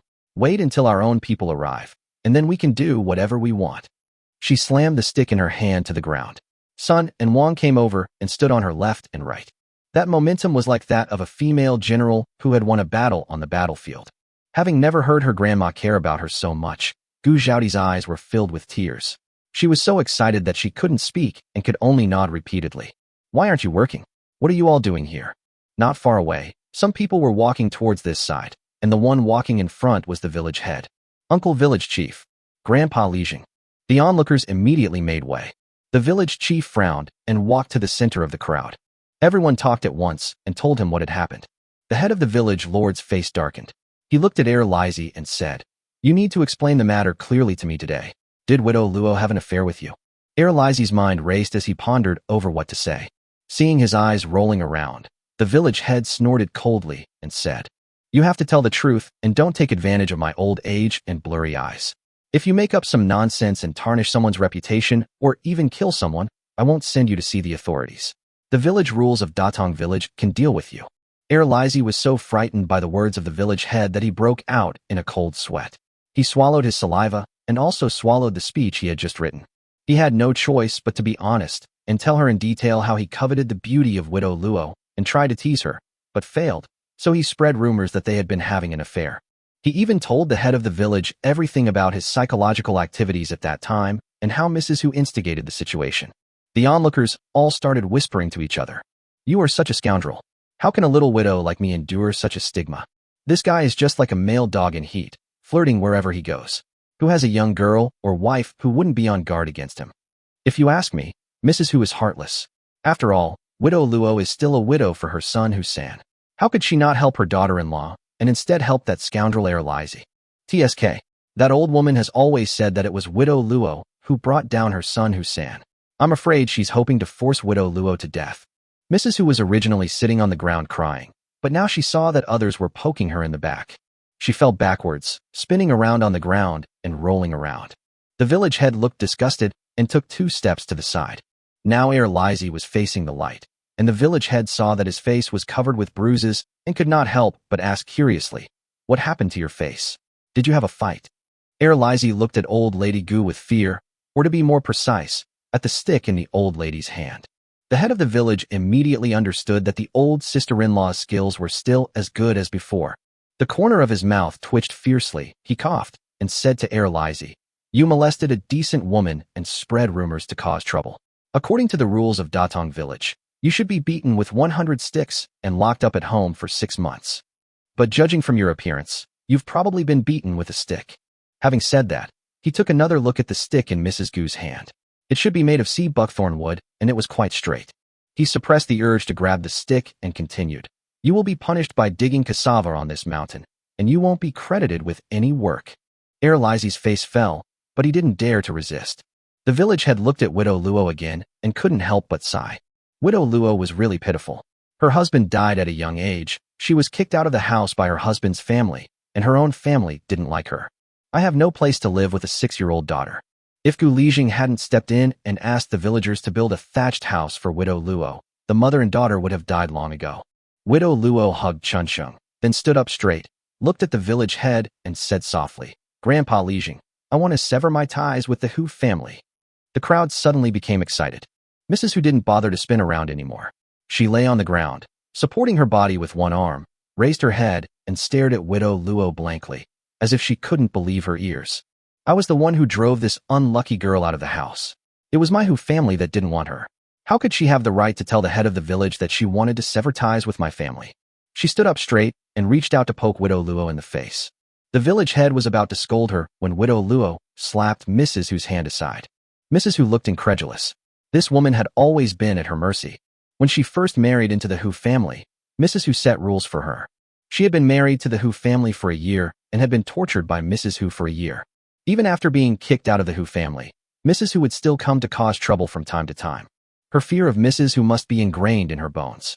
After a brief moment of daze, a hint of ferocity flashed across Mrs. Hu's dry old face. She raised her hand and grabbed Widow Luo's face, wanting to tear this vixen's face apart. Chapter 60, Delivering Meals. Widow Luo showed a trace of fear on her face, but she was stubborn and did not retreat at all. "From today on, I will never take a step back in front of this old woman." Widow Luo thought so in her heart. Repeated tolerance did not win any goodwill or support, but only made others become more and more aggressive and unscrupulous. The head of the village kicked Mrs. Hu in the waist, causing her to fall over. He flew into a rage. "How dare you hurt someone in front of me? Old woman Hu, are you trying to go to heaven?" Hu Laokuei ran over and helped Mrs. Hu up. Mrs. Hu clutched her waist and cried out in pain. "Ouch! Ouch! My waist is broken, ouch." The authority of the Li Zheng in the village is very strong. It has been better in the past 2 years. In the early years, the Li Zheng of each village had the right to set up a private punishment hall and punish those who violated the village rules and clan rules by confinement, kneeling, caning, etc. If a woman behaves immorally or a girl loses her virginity, which brings disgrace to the clan, or if there are serious crimes such as raping a woman or stealing property, the village head or clan leader can beat the person to death, hang him or her, or drown him or her. Today, Mrs. Hu and Heir Lizzie worked together and almost forced Widow Luo to death. Now she wanted to beat people up. Gu Lijing kicked her, which was considered as restraint. The village head snorted coldly. Once Widow Luo married into your Hu family, she is now the Hu Luo clan of your Hu family. As the saying goes, those with the same surname share the same virtues, and those with the same virtues share the same heart. If your Hu family cannot protect her, then it is only right that she sever ties with your Hu family. Today, when I get down the mountain, I will tell your Hu family's old patriarch to open the ancestral hall as soon as possible and remove the Hu Luo family name from the family tree. Although Mrs. Zhao was unwilling, she did not dare to refute under the strong pressure from the head of the village. She just covered her waist and kept crying, ouch, ouch. Widow Luo took Chuanqing's hand and knelt down in front of the village head. Thank you, Grandpa Lijing. Old Madame Gu pulled up Widow Luo and her daughter and comforted them. Don't cry, child. You are finally out of this sea of suffering. Your future will be better and better. Okay, we've seen enough fun. Stop standing around and get to work. There's still so much cassava left to dig. The village head said with a stern face, waving his hand to drive them away. The villagers all dispersed, but they were still talking to each other in groups of 3 or 4 as they walked, reminiscing about today's melon. Gu Zhaodi and Widow Luo sat together peeling cassava. Sister Luo, are you going to establish a female household? It's all fine, but to establish a female household, I have to go to the county government office to change the household register. I have never been to the county government office, so I'm a little scared. Widow Luo picked up a piece of cassava that fell outside the basket and put it back in. It's okay, Xiao Yuan has been there. Let Xiao Yuan help you later. Gu Zhaodi looked at Chunxing with a smile. The little girl didn't dare to leave her mother's side for a moment. She was picking up the cassava peels peeled by Widow Luo and piling them up not far away. Chunxing, you have to change your name to Luo Chunxing from now on, Gu Zhaodi said with a smile. Chunxing was very smart. She smiled sweetly and said, Luo Chunxing is good. He sounds much better than Hu Chunxing. While we were busy, the sun was already setting. People delivering food from various households arrived one after another. Wash your hands clean, and don't put the cassava juice into your mouth. It will be poisonous, the village head shouted loudly. There were a few buckets of water placed by the woods, which were fetched from the pond by the village head. The villagers rushed to wash their hands. Don't push, line up. Don't wash in the bucket. Scoop it out with a ladle, the village head shouted loudly, trying to maintain order. After washing their hands, those who had done so wiped their bodies roughly and then went to look for the person who would deliver their meals to them. Lu and Sidon who delivered meals to the Gu family. They went straight home to cook from the pond and did not go up the mountain with the village head and others, so they were not aware of the conflict that had occurred on the mountain. Gu Zhaodi lifted the bowl that was turned upside down on the ceramic bowl as a lid and suddenly smelled a burst of fragrance. A large bowl of corn rice, topped with a few large slices of steamed bacon and some pickles. Widow Luo pulled Chunxing, whose throat was shaking, and was about to find an excuse to leave. Lu hurriedly called out, Huiyu, take Chunxing to wash his hands quickly, or the food will get cold and won't taste good. As he said this, he placed 2 large bowls on the wooden stool in front of him. Widow Luo was shocked and waved her hands repeatedly. No need, Auntie. We are not hungry. What nonsense are you talking about, kid? You've been working all day. How can you not be hungry? Go wash your hands quickly. How can you have the energy to peel cassava for half a day if you're hungry? Every family on the mountain had someone delivering food, but there were only Widow Luo and her daughter at home. Lu found out that both of them were in the mountains, so there was naturally no one to cook at home. It was absolutely impossible to rely on her mother-in-law, Mrs. Hu. When Lu was cooking, she added an extra handful of rice. Widow Luo was very uneasy. She had already caused too much trouble to this family, and her debt of favor was growing. She was afraid that she would never be able to repay it in this lifetime. Sidon had already scooped up a bucket of water and said, Hold out your hand. She stretched out her hands as she was told, washed them, and then helped Chunxing wash his hands as well. Gu Zhaodi helped them lift the lids of their bowls and handed them a pair of chopsticks. Eat. Xiao Yuan prepared this marinade, and the bacon is so delicious. Widow Luo hummed with a nasal tone and took the chopsticks. Keep this kindness in your heart. I also reminded myself, bring food with me tomorrow morning and don't eat other people's food at noon. After getting Yan's permission, Chunxing immediately picked up the bowl and started eating. As far as she could remember, She had never eaten dry rice, let alone such a big piece of meat. She was a small and skinny girl, but she finished the whole big earthenware bowl of food very quickly. There was nothing left in the bowl, and the bowl was cleaner than if it had been washed. Sidon was also busy eating, observing Chunxing while eating, as if he was afraid of being outdone by the little girl. But he had been eating too well recently. He had eaten this corn, rice, and bacon several times, so his eating speed was always a little behind Chunxing, just a little bit. Lu was very happy to see that everyone was eating with relish. She took out a small bamboo plate from the lunch basket, on which were slices of steamed cassava. Gu Zhouyuan had all the cassava soaked in the pool on the mountain transported down the mountain. The cassava had been processed, so Lu steamed some and brought it up the mountain. After Sidon finished a big bowl of dry rice, he felt like there was still room in his stomach. He went up and grabbed 2 pieces of cassava, stuffed one into his mouth, and handed the other to Chunxing. The Gu family members and widow Luo and her daughter had eaten this cassava before, so they didn't feel anything special when eating it again. It was still as soft, sticky, fragrant, and delicious. They don't find it strange, but some people do. One of the other villagers eating on the mountain exclaimed, "Is this cassava? It looks delicious." After the cassava was transported down the mountain, Gu Zhouyuan gave 2 kilograms of cassava to each of the villagers who helped him work to try. These people kept someone at home to cook. When they heard that the cassava had been processed and was no longer poisonous, they cooked it and gave it to their families who were digging cassava in the mountains. Chapter 61 Taste of Cassava. Urga's wife, give me a bite. A woman looked greedy and stretched out her chopsticks to pick up food from someone's bowl. Urga's wife quickly turned away and said, "No, I only have a few slices. Eat your vegetable paste." "My blessed wife, can you give me a piece to try? I'll trade it with you for some vegetable dumplings, okay?" A man smiled shyly. Gu Youfu's wife covered the bowl and said, "I don't want to eat your wild vegetable dumplings." The people who worked for Xiaoyuan were all given cassava. "Who told you to quit? But it's thanks to you that you quit. Otherwise, there wouldn't be a vacancy for my family to go in. We get 41 a day, and we can eat cassava." The man was one of the 6 people who left Gu Zhouyuan's water diversion team in the morning. He felt a little regretful at that time, and now he was even more regretful after being hit by a series of attacks from Gu Youfu's wife. His wife and mother scolded him, saying that he was not smart. The salary was so high and the meal was provided, but others who wanted to go were not given a spot. But he took the initiative to withdraw. Some villagers got to taste cassava by asking for it or exchanging it with people they had good relations with. These people tasted the cassava in an ostentatious manner, deliberately showing an expression of enjoyment. The other villagers were anxious. They had always said that cassava was edible, but they had been digging in the mountains for so long and had not even tasted whether the cassava was bitter or sweet. "Sidon, can you let your aunt have a taste?" Aunt Wang came over with a bowl of vegetable porridge, smiling. Gu Sidon was half lying on the small bamboo plate filled with cassava, shaking his head like a rattle. His family had a quarrel with Aunt Wang's family, and on the night they came back from digging cassava, Aunt Wang came to make fun of them.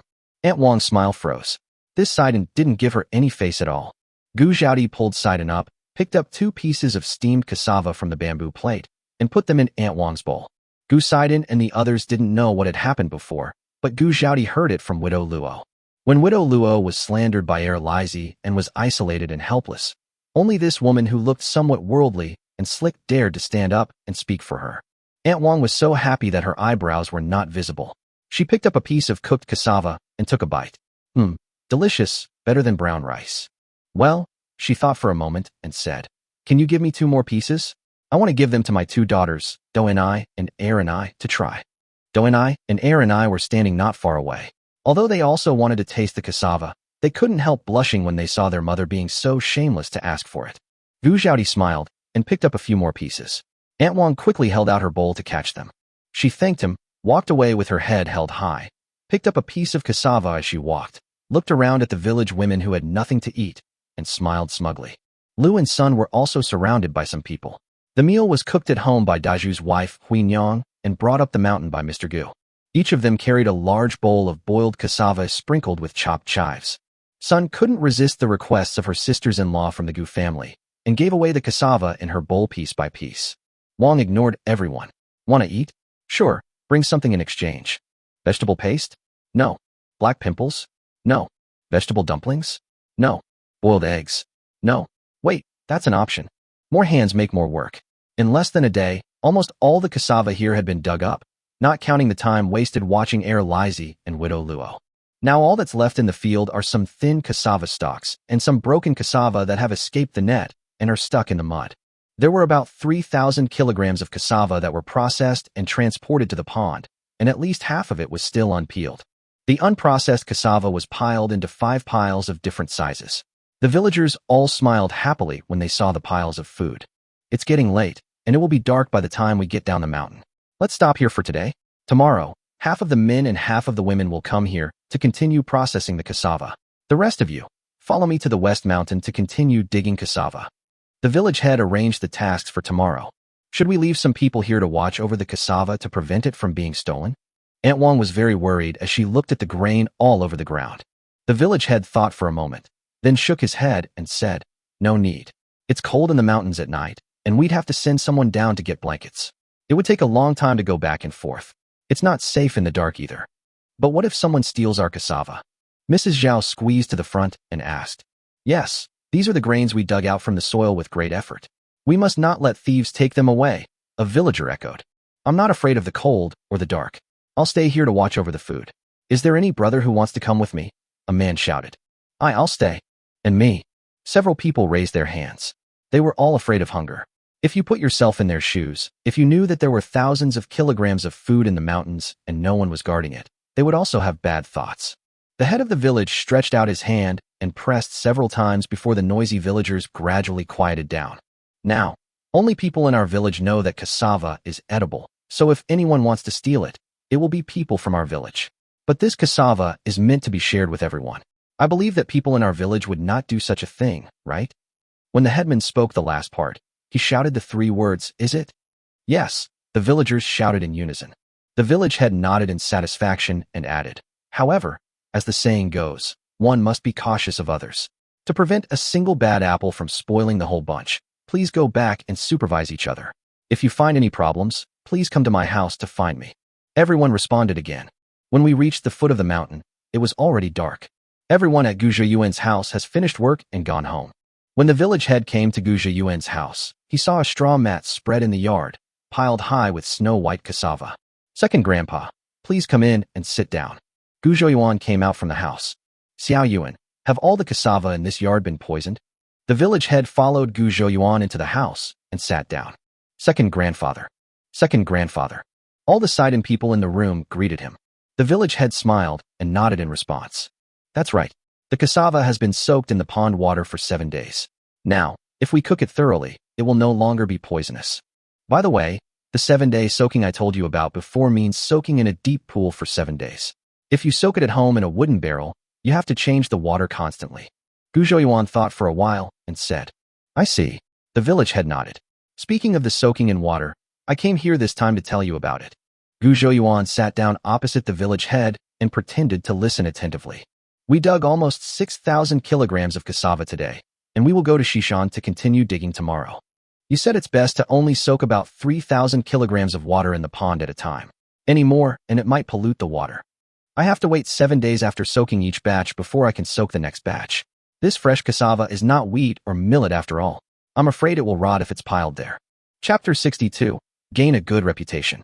Gu Zhiyuan nodded as he listened. Second grandpa is right to worry. Fresh cassava really can't be stored well. The village head came here today just to hear if Gu Zhiyuan had any good ideas. But now it seems that Gu Zhiyuan has no ideas either, and he can't help but feel distressed. He thought for a moment and said tentatively, "How about we not go to the mountain to dig tomorrow? Wait until this batch is finished before digging the next batch. The cassava will not rot if it's growing in the soil, right?" Gu Zhiyuan shook his head. "After all, cassava is not a crop from our own fields. We can harvest it whenever we want. I didn't know this thing was edible before, so naturally, no one cared about it for many years. But things are different now. Everyone knows that cassava can be used as food. It grows in the mountains and has no owner. Whoever grabs it first gets it. Even if you can prevent the people of Datong village from digging, can you prevent people from other villages from stealing?" At this point, seeing that the village head seemed to want to say something, Gu Zhiyuan smiled and continued. "Maybe you will say that other villages don't know that cassava is edible and won't come to dig it. But you should know that there is no such thing as a completely impenetrable wall. There are many sisters-in-law and aunts in the village, and they are all girls who married from other villages. Can you control everyone's mouths?" The village head opened his mouth and lowered his head dejectedly, obviously shocked. It's not right to dig this cassava, and it's not right not to dig it. What should I do? Gu Zhouyuan looked relaxed. I have another way to process cassava. It doesn't require soaking in water and is durable in storage. It's... Before he finished speaking, the village head suddenly looked up at him, his eyes full of hope. What is it? Gu Zhouyuan was stared at by the village head. He swallowed and continued. It's just a bit time-consuming. He didn't keep us in suspense and directly told us the method. Just peel and slice the cassava, then dry it in the sun. Dried cassava will not go bad, even if you keep it for a year or two. The village head's eyes lit up. That's a good idea. We're in a drought and water shortage right now, so sun-drying is a good idea. How do you eat the dried cassava? Just boil it in water. Does it need to be soaked in water? The village head asked impatiently. After being exposed to the sun, all toxins in cassava are removed. It can be cooked and eaten directly, ground into powder and made into cassava cakes, or added with fillings to make cassava rice cakes or steamed buns. There are so many ways to eat it. The village head smiled happily and said, Then I will lead the whole village tomorrow to harvest cassava before other villages react. Second grandfather. Gu Zhouyuan shouted, and the headman turned around excitedly and asked, What's wrong? I want our Datong village to make every effort to harvest for 7 days, and then you can report the cassava processing method to the county government and let the county magistrate promote it throughout the county. What do you think? Gu Zhouyuan said seriously. The village head was stunned for a moment. Then he understood. He looked at the upright young man in front of him and felt a sense of awe. This year was destined to be a famine year, so he did not hide the cassava at home, but shared it out so that the whole village could have something to eat. Now he wants to let more people know about this method so that more people can survive. As the village head, I was just thinking about how to get the villagers to keep the secret. Compared with the young man in front of him, he felt a little embarrassed. But that trace of shame was instantly dispelled by the pride that surged in his chest. This outstanding young man is from Datong village and is a family man. He patted Gu Zhouyuan's shoulder hard, nodded, and walked out of Gu Zhouyuan's house with a big laugh. In fact, Gu Zhouyuan was not as noble as the village head thought. He just felt that Datong village could not keep this secret at all. Instead of being forced to compromise in the end, it would be better to tell it out on his own initiative and gain a good reputation. Lu came out of the kitchen and said, The meal is ready.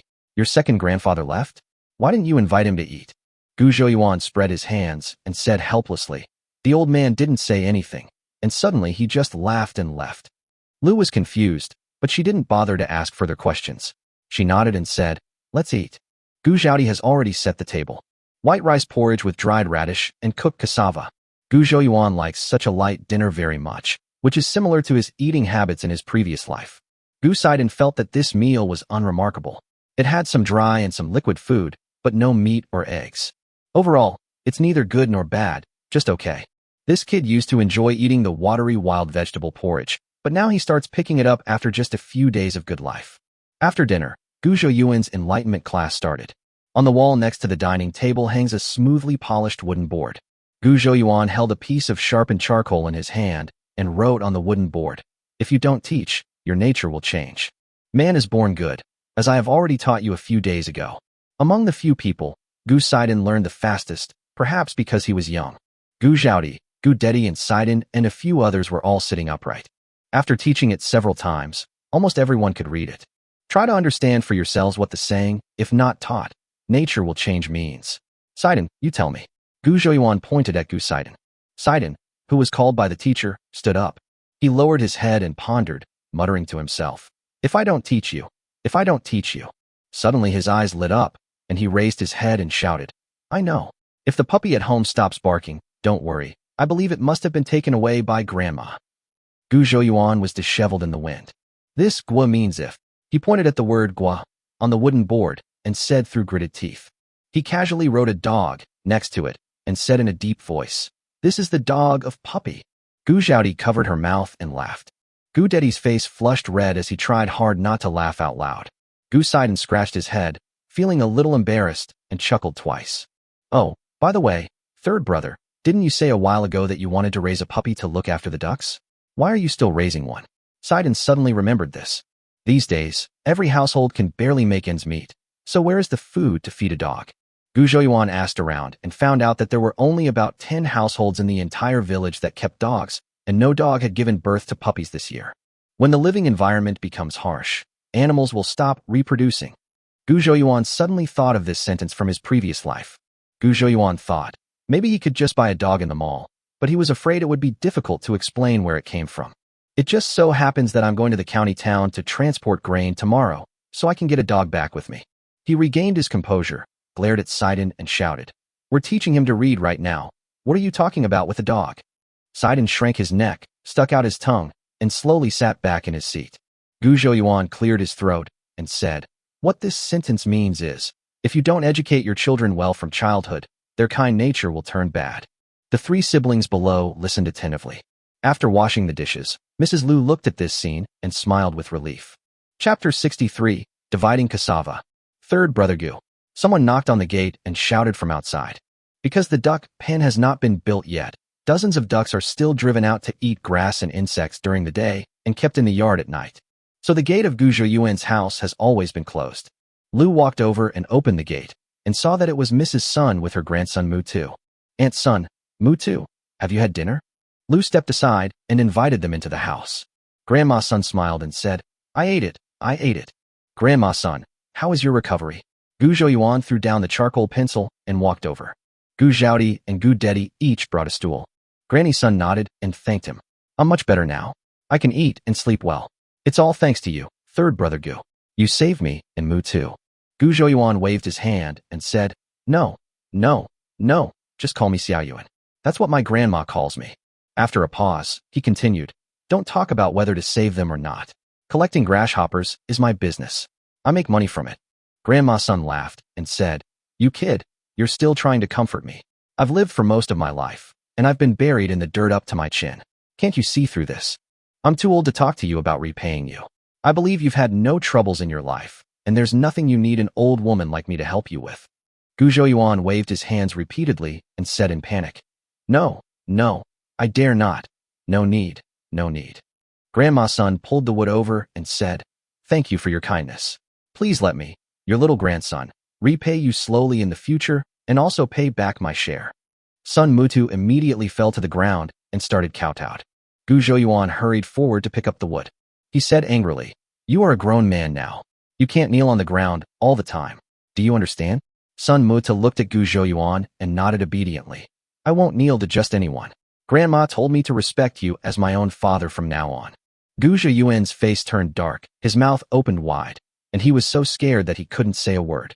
Sidon had just been copying the words on the wooden board on paper. When he heard Sun Mutu's words, he turned around and asked in confusion, "If third brother becomes your father, then shouldn't you call me Uncle Sidon?" Gu Zhouyuan's face turned even darker. The next day, Gu Zhouyuan asked Gu Dedi to take his helpers to continue digging the water channel on the mountain. He went to the village head's house early, and the two of them agreed that the cassava dug out in the future would be transported directly down the mountain without being soaked in the pond. On the one hand, there are too many toxins, and we are afraid that the water in the deep pool will be completely ruined. On the other hand, if the soaked fresh cassava is not eaten within a few days, it will rot and can only be used as food storage after being dried. Gu Zhouyuan called everyone in the old house and Widow Luo to his home. Prepare to start dividing the cassava. The scale was just borrowed from the village head's house. It is a large scale used to weigh grain in the village. Everyone already knew yesterday that the cassava was being transported here, but now seeing these piles of cassava again, they still couldn't help but feel excited. Gu Zhouyuan pretended to take out a small account book, appearing very professional. In fact, the lyrics of Wu Bai's song were written in the notebook when he was bored. Now I take it out and pretend it is an account book. No one can read anyway. He read to the notebook, "I heard you say, the sun rises and sets," and said, "Sister Luo and Chunxing worked for a day and a half, a total of 3 jobs, and were rewarded with 300 kilograms of cassava." He picked up a carbon black pen and scribbled something on the notebook. These 300 kilograms of cassava were promised by Gu Zhouyuan a long time ago.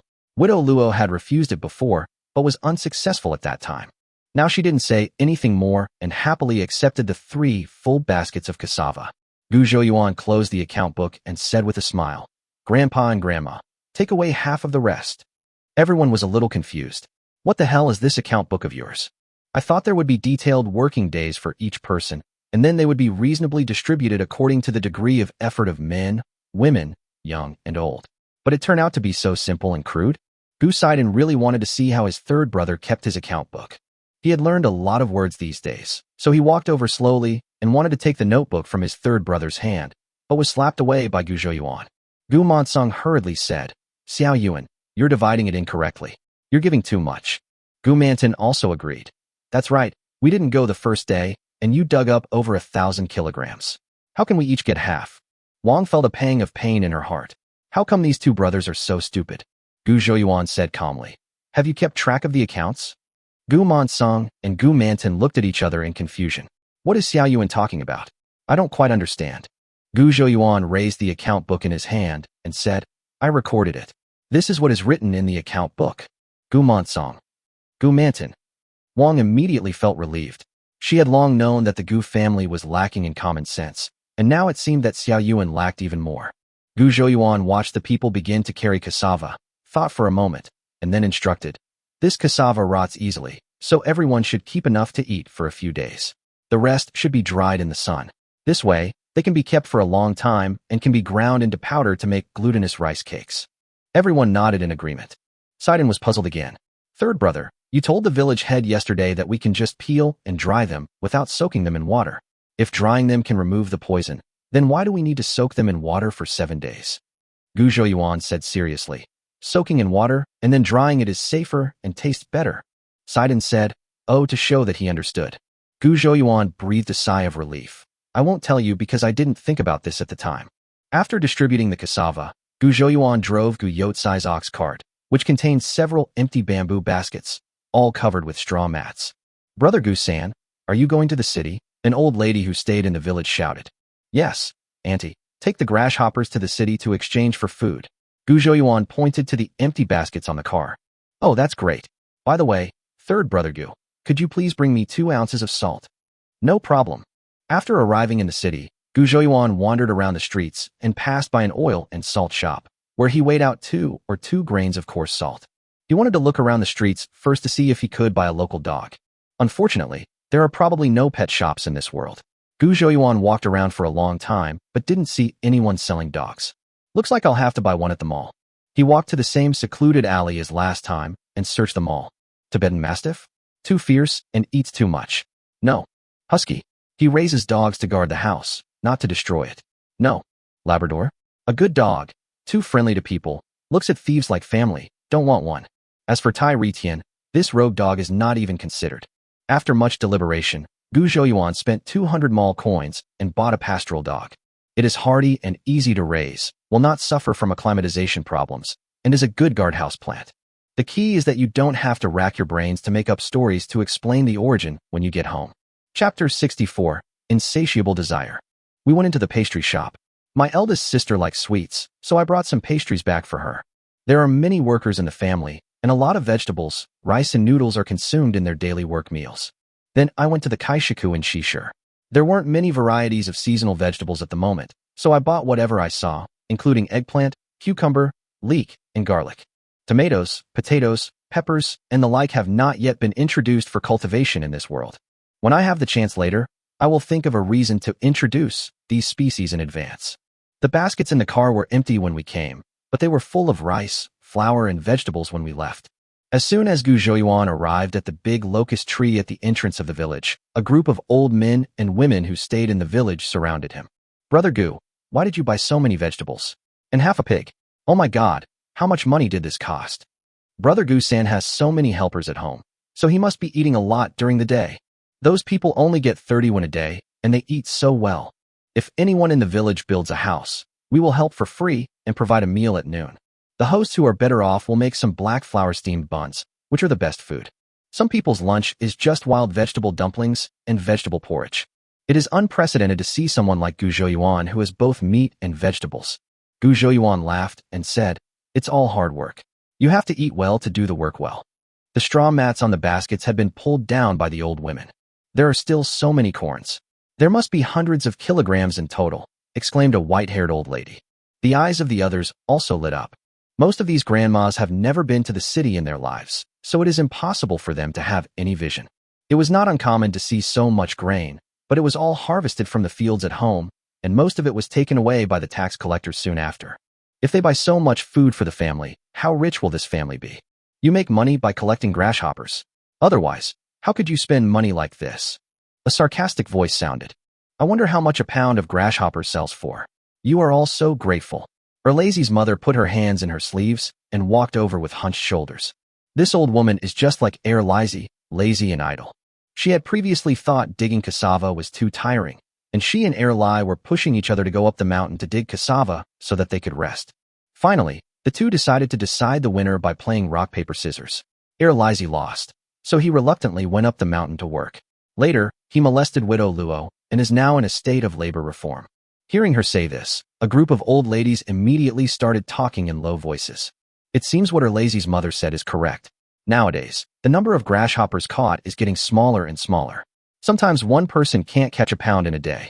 I heard that the rich people in Beijing like to eat grasshoppers. Those gentlemen are very generous, so it is possible that these grasshoppers are very valuable. A pound of corn only has a little bit, but a pound of grasshoppers takes up half a basket, so it seems like a bit of a loss to exchange them. Gu Zhouyuan raised his eyebrows and said, "Yes, this grasshopper is quite valuable. The masters in the capital are willing to pay a high price for it." The crowd's discussion became louder. Erlazy's mother immediately started boasting. Look, I told you, we worked our ass off catching grasshoppers in the fields, and he just turned them over and made a killing." Gu Zhouyuan smiled without saying anything. He pulled the straw mat over to cover the bamboo basket and drove off to go home. Two old women stopped in front of the ox cart, with fake smiles on their faces. "Gu Sanner, how much are your grasshoppers per pound? Where do you buy them?" Gu Zhouyuan smiled even more brightly. He didn't answer, but just glanced at the group of people in front of him. The only people who jumped out were the two old women who stopped the car, and the others were just whispering something. A mother-in-law came over and pulled the old woman who had stopped the carriage, saying angrily, "Why are you asking about this? Brother Gusan was kind enough to exchange food with us because he wanted to help us. Have you forgotten that your grandson was so hungry that he gnawed on the bed at night?" Erlazy's mother chuckled twice. "If you have a kind heart, you wouldn't try to take advantage of our fellow villagers." She spared no effort to instigate, trying to incite more people to join the team. She couldn't stand seeing others doing well, and on top of that, Erlazy was beaten into a pig's head by the old lady of the Gu family, and had to go to the mountains to work for nothing every day. She didn't dare to seek revenge on old lady Gu, so she picked on Gu Zhouyuan, a soft persimmon. Sure enough, the old woman threw her hands and said, "Why are you pretending to be a good person? Your eldest and second sons are working for Gu Sanner. Can you be bribed with 60 coins a day?" Another old woman who stopped a car chimed in. "We're so tired working in the fields that our backs ache. All we get from catching grasshoppers all day is just a little corn, enough for a family to eat." She pointed at the ox cart and said, "Look at them. They don't have to do anything, but they buy all these delicious fish and meat. They even have so many people helping them. Even the rich and powerful wouldn't be so generous."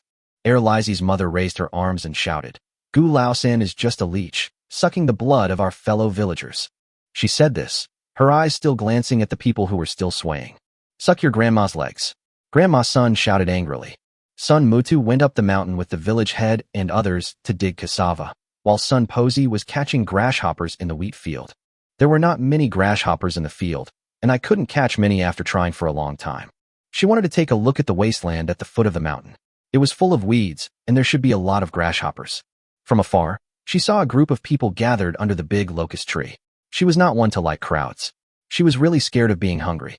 Now she just wanted to catch more grasshoppers so that she could exchange them for some food with Xiao Yuan. She walked with her head down, passing by the crowd, and just then she heard Erlazy's mother shout, "Gu Laosan is just a leech." She suddenly became angry, threw down the bamboo basket, and rushed over. Erlazy's mother was stunned. "Are you sick? Why are you scolding me?" Grandma's son glared at him. "What kind of blood did Xiao Yuan suck from you? Without him, you would all be like me and starve to death sooner or later. What kind of blood do you have for him to suck?" The onlookers nodded. Grandma's son was right. What could these poor mountain people have to offer others? Erlazy's mother was afraid of old Madame Gu, but not of old Madame Sun. She put her hands on her hips and said, "He bought our grasshoppers cheaply and sold them at a high price. Look at his family. They raise ducks and dig fish ponds. Where does all that money come from? We catch them one by one. Don't you think he's sucking our blood?" The group of wavering people began to nod again, and Erlazy's mother was right. If they hadn't caught grasshoppers, Gu Zhouyuan's family would not have been able to live such a good life. Chapter 65, Please Stay Away From Me. Grandma Sun's eyes turned red with anxiety. "You ungrateful bastards. Those grasshoppers are destroying the crops in the fields, and none of you have the ability to sell them for a high price." The mother-in-law who just spoke up for Gu Zhouyuan, her two sons, Denyo and Ernyo both work for Gujo Yuan. She said indignantly, "Isn't it just the pink eye? You can't stand seeing others doing well. You pick up your bowl to eat, and then put it down to curse. You're a bunch of old women with shallow eye sockets. Yo, why are you two pretending to be good people? Are you so eager to show your loyalty? If I'm an ungrateful wolf, you two are just lapdogs. All you know how to do is wag your tails at me." Erlazy's mother said disdainfully, and as she spoke she turned up her eyelids with her hand and made a sarcastic expression. The short old woman who stopped the car also said, "We didn't say anything bad about him. We just wanted to know where he got these grasshoppers." Mrs. Sun was about to go up and argue with her, but was stopped by Gujo Yuan. He grinned, revealing a row of white teeth, and looking around, he said, "They are all from the same village. I can tell you where I collected the grasshoppers." Mrs. Sun and Mrs. Denyo's expressions changed. "This child is too kind. If you behave like this, these ungrateful people will only think that you are weak and easy to bully, and will become even more aggressive."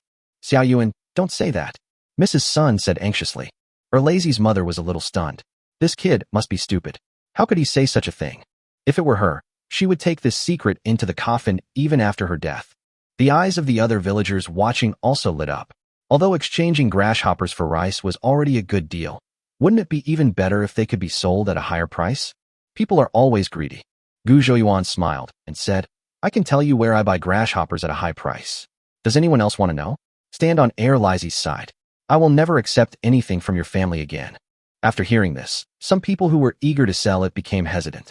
"It's actually quite good now, and I don't know if it's reliable if I sell it to others." Two old women walked out of the crowd and stood next to Erlazy's mother. "If you don't make money even though you have the money, you're a bastard. If I can sell it at a high price, of course I will sell it at a high price. Who wants you to buy it? By then I will also collect grasshoppers from others and make a lot of money, and then I can buy rice and meat to fill a cart." "Just for? That's all?" Gujo Yuan asked. The crowd murmured and murmured for a while, but in the end no one stood up. "Okay, then I'll tell you where the grasshoppers are collected." Gujo Yuan nodded. The four old ladies, who had a premonition that they were going to make a lot of money, had fiery eyes, and even the silent villagers' heartbeats quickened. Gujo Yuan stood on the shaft of the ox cart and shouted, "Maj restaurant in the capital. They're buying grasshoppers at a high price." Everyone was dumbfounded. How could there be a restaurant called Jingqing Meiji in our county? This name was too strange. "Is the restaurant that sells chicken in the capital located in the East Market or the West Market in the county?" the short old woman asked loudly. "Oh, it's not in our county." Gujo Yuan waved his hand. "It's in the capital. The restaurant is called Meidaiji." The short old woman panicked. "Beijing? Are you kidding me?" Gujo Yuan smiled and said, "I don't have the time to joke with you. The capital is only about 3,000 miles away, not too far. Go sell it there. The price is higher." The four old women were on the verge of tears. 3,000 miles is not far. Their old bones will probably be buried in the capital when they reach it. Everyone present finally realized that Gujo Yuan was making fun of them. Mrs. Sun and Mrs. Denyo breathed a sigh of relief, looked at each other, and both wanted to laugh. Erlazy's mother threw a tantrum and said, "You clearly sell grasshoppers in the county. Why are you asking us to sell them in the capital?" "Oh," Gujo Yuan said calmly. "The county will eventually sell it to the capital. I'm afraid you'll feel like you've lost money. It's better to go to the capital. It's more expensive there." "No, we just want to go to the county town to sell it." "Tell us where it is," said the short old woman, pulling the reins of the cow. "Get lost." Gujo Yuan wiped away the smile on his face. "You can sell it wherever you want. Why should I tell you? I've spoiled you." The two old women who stood up later turned pale. The whole family now relies on catching grasshoppers and exchanging them for food from Gujo Yuan to survive.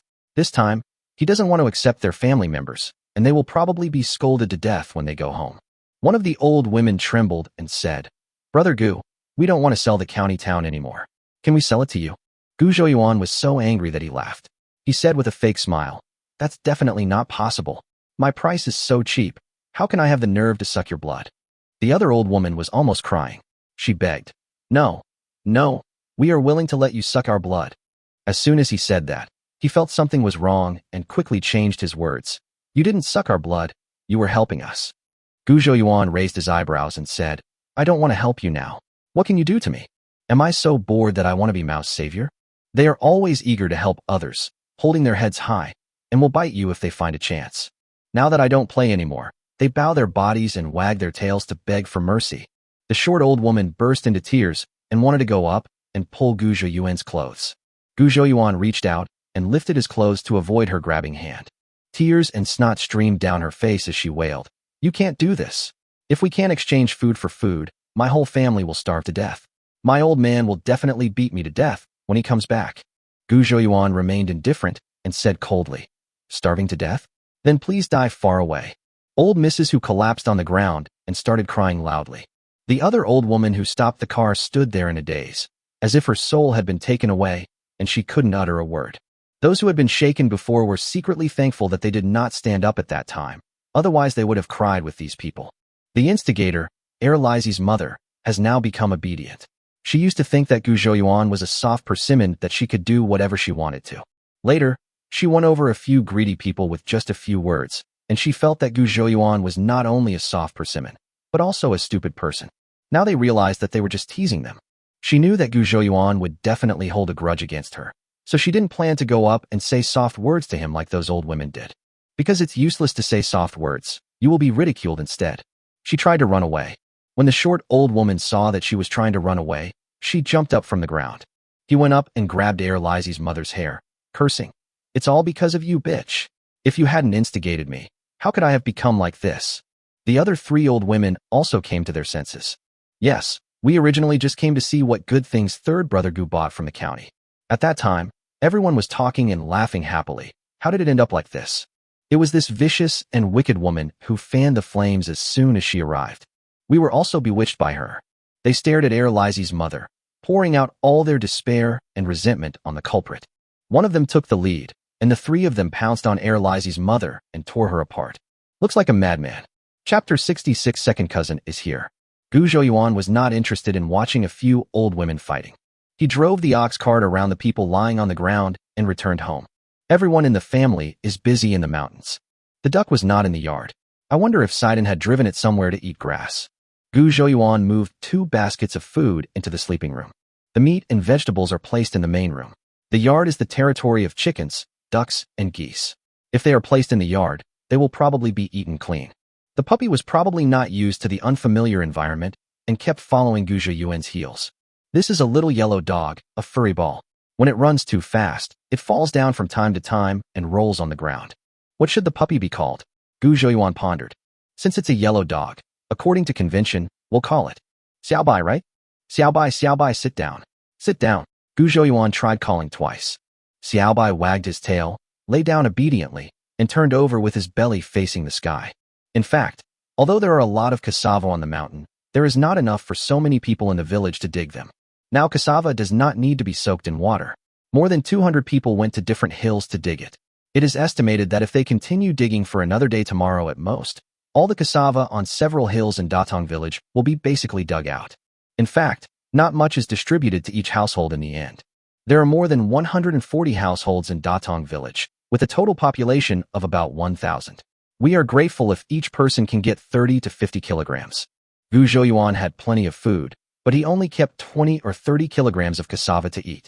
He sold the rest to the shopping mall when no one was around.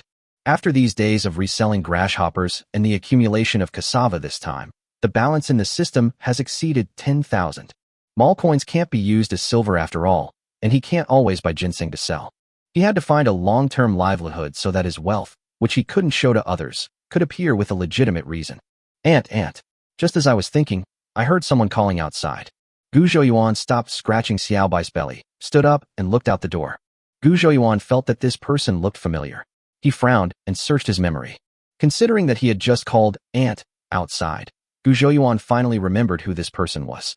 This is his second cousin Lu Erbao, the second child in his second uncle's family. This second cousin has visited the house only a few times over the years, and the most recent time seemed to be when the original owner's father was buried. Second cousin, why are you here? Gu Zhouyuan stepped forward and greeted him. Lu Erbao has never liked these 3 cousins. He heard from his family that these 3 cousins are lazy and idle, and are a spendthrift. He put on a fake smile and said, Xiao Yuan, I'm here to see my aunt. I have something to tell her. Gu Zhouyuan used his toes to make Xiaobai, who was next to him, fall over. Xiaobai got up quickly and ran to rub his feet again. Gu Zhouyuan said with a smile, My mother is not at home. She went to the mountains with my eldest sister and the others. When Lu Erbao saw that Gu Zhouyuan was the only one in the house, he understood what was going on. My aunt's family probably ran out of food. The last time my aunt went to his house to borrow money, my aunt gave her 2 kilograms of corn. So many days have passed, and those 2 kilograms of corn should have been eaten up no matter how frugal they were. Now my aunt must be going up the mountain to dig wild vegetables. A trace of disgust flashed across Liu Erbao's face. Even Sidon had gone out to dig wild vegetables. It was a pity that this third cousin, who was so big, was just staying at home to tease cats and dogs. He couldn't even keep up the fake smile on his face, and said coldly, "When your aunt comes back, tell her that Chunhua is getting married the day after tomorrow and invite her to the wedding banquet." Gu Zhouyuan didn't know what was wrong with his second cousin. Why did he suddenly become so cold, as if someone owed him money? He nodded in agreement. "Second cousin, come in and sit down." Liu Erbao waved his hand expressionlessly. "No, since I've already delivered the message, I'll go back now." Having said that, he turned and walked out. Gu Zhouyuan hurriedly asked, "Why are you leaving now? Aren't you staying for dinner?" Liu Erbao acted as if he didn't hear anything and walked faster. "Dinner? Your family has run out of food. What are you going to have for dinner?" He does nothing and just eats and waits to die. He probably doesn't even know if there is any food at home. Gu Zhouyuan scratched his head. This guy has a bump on his head. He shook his head and walked into the house, not paying attention to his feet, and stepped on Xiaobai's tail. Ah! Xiaobai screamed in pain. Gu Zhouyuan quickly lifted his foot and apologized. "Oops, I'm sorry for stepping on you. Why did you keep crawling under my feet?" He looked around and decided to build a nest for Xiaobai in the southwest corner of the yard. Use bamboo strips to nail together several bamboo boards, which are then assembled into a doghouse, and some hay is spread inside. I carried Xiaobai into the doghouse, and it came out shaking its head. When Xiaobai saw the 2 goslings that were given as a gift when he bought the duck, he pounced on them. The frightened goose ran around the yard with its butt shaking. Gu Zhouyuan walked over, picked up Xiaobai, and said to it, "You can only bully them now. Wait a few months, and you won't know who will bully whom." Xiaobai whimpered twice as a response. I put Xiaobai into the doghouse again, but maybe because he was not used to his new home yet, he ran out again. Just as Gu Zhouyuan was about to grab it, he saw it pick up one of Gu Zhouyuan's shoes that was drying in the yard and go back to the doghouse. These days, Gu Zhouyuan can almost estimate the time without a watch. He looked at the sun, and it was about 4 o'clock in the afternoon. The people on the mountain should be finishing their work and going down the mountain soon. He turned and went into the kitchen and cooked a small pot of cassava as the main meal for the evening. He took out 2 more eggs from the chicken coop. These 2 pheasants can now lay eggs normally, but as for how many eggs they lay in a day, that's not certain. If Gu Zhaodi or Sidon went to the chicken coop to pick eggs, they would find 2 eggs a day. If Gu Zhouyuan were to touch the eggs, it would be possible to touch 6 or even 10 eggs a day. After thinking about it, Gu Zhouyuan put the eggs in his hand back into the chicken coop and bought 10 more eggs in the mall. I'm going to wait for my mother and the others to come back and make some scrambled eggs with leeks. I also bought eggplant today, so I'll have some minced meat and eggplant. All the seasonings he bought at the mall are now poured into small clay pots. Gu Zhaodi and the others all thought that the pepper powder, oyster sauce, and other things were all prepared by Gu Zhouyuan himself. Gu Zhouyuan had just finished picking the leeks when he heard a group of ducks quacking outside. Chapter 67. What does Big Sister like? He looked outside the yard and saw Gu Sidon holding a long bamboo pole and driving the ducks back. There were dozens of ducks, which was too many for Sidon to handle. Gu Zhouyuan went out to help, but when the ducks saw him rushing towards them, they were frightened and ran around in panic. The situation was a little out of control for a while. Sidon's face fell, and he waved his hands and said, "Go back, go back." Gu Zhouyuan wondered if ducks could understand human language. Then he saw Sidon with an anxious look on his face, waving at him. Only then did he realize that the boy thought he was in the way and asked him to go back to the yard. After a flurry of activity, the ducks were finally driven into the yard. Sidon put down the backpack on his back, which was filled with some old wild vegetables. "I can't even chew these wild vegetables. What are you going to do with them?" Gu Zhouyuan asked. "Chop it up and feed it to the chickens and geese, especially the rhubarb and erhuang. They love eating wild vegetables." It can be seen that Sidon takes good care of these chickens, ducks, and geese, and even knows their respective taste preferences. By the way, Dahuang and Erhuang were the names given by the 2 little geese, Sidon. Now you know why Xiaobai is called Xiaobai even though he is a yellow dog, right? It's not that Gu Zhouyuan has a bad taste, but Dahuang has been registered by other users.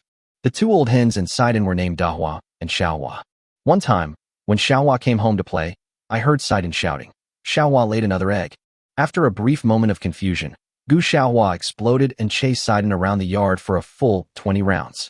Later, the 2 hens were renamed Dahe and Xiaohe. Anyway, The names of the chickens and geese at home always have a dog-like sound to them. As for the real dog, it was frightened by so many ducks and was hiding in its nest, shivering. At this time, Sidon also noticed that there was a new doghouse in the yard. His eyes lit up and he rushed over. Finally seeing the puppy he had been longing for, Sidon danced with joy. Third brother, have you named the puppy? Sidon asked excitedly. Got it, call him Xiaobai. Gu Zhouyuan said lightly. Third brother, what name did you choose? Sidon was speechless. You chose a good name. Gu Zhouyuan rolled his eyes. The courtyard door was pushed open, and Lu and Gu Zhaodi walked in. You must be tired. Come into the house and rest. I have prepared dinner. I can cook 2 dishes quickly, and we can eat. Gu Zhouyuan took the hatchet basket from their hands. Lu nodded with relief.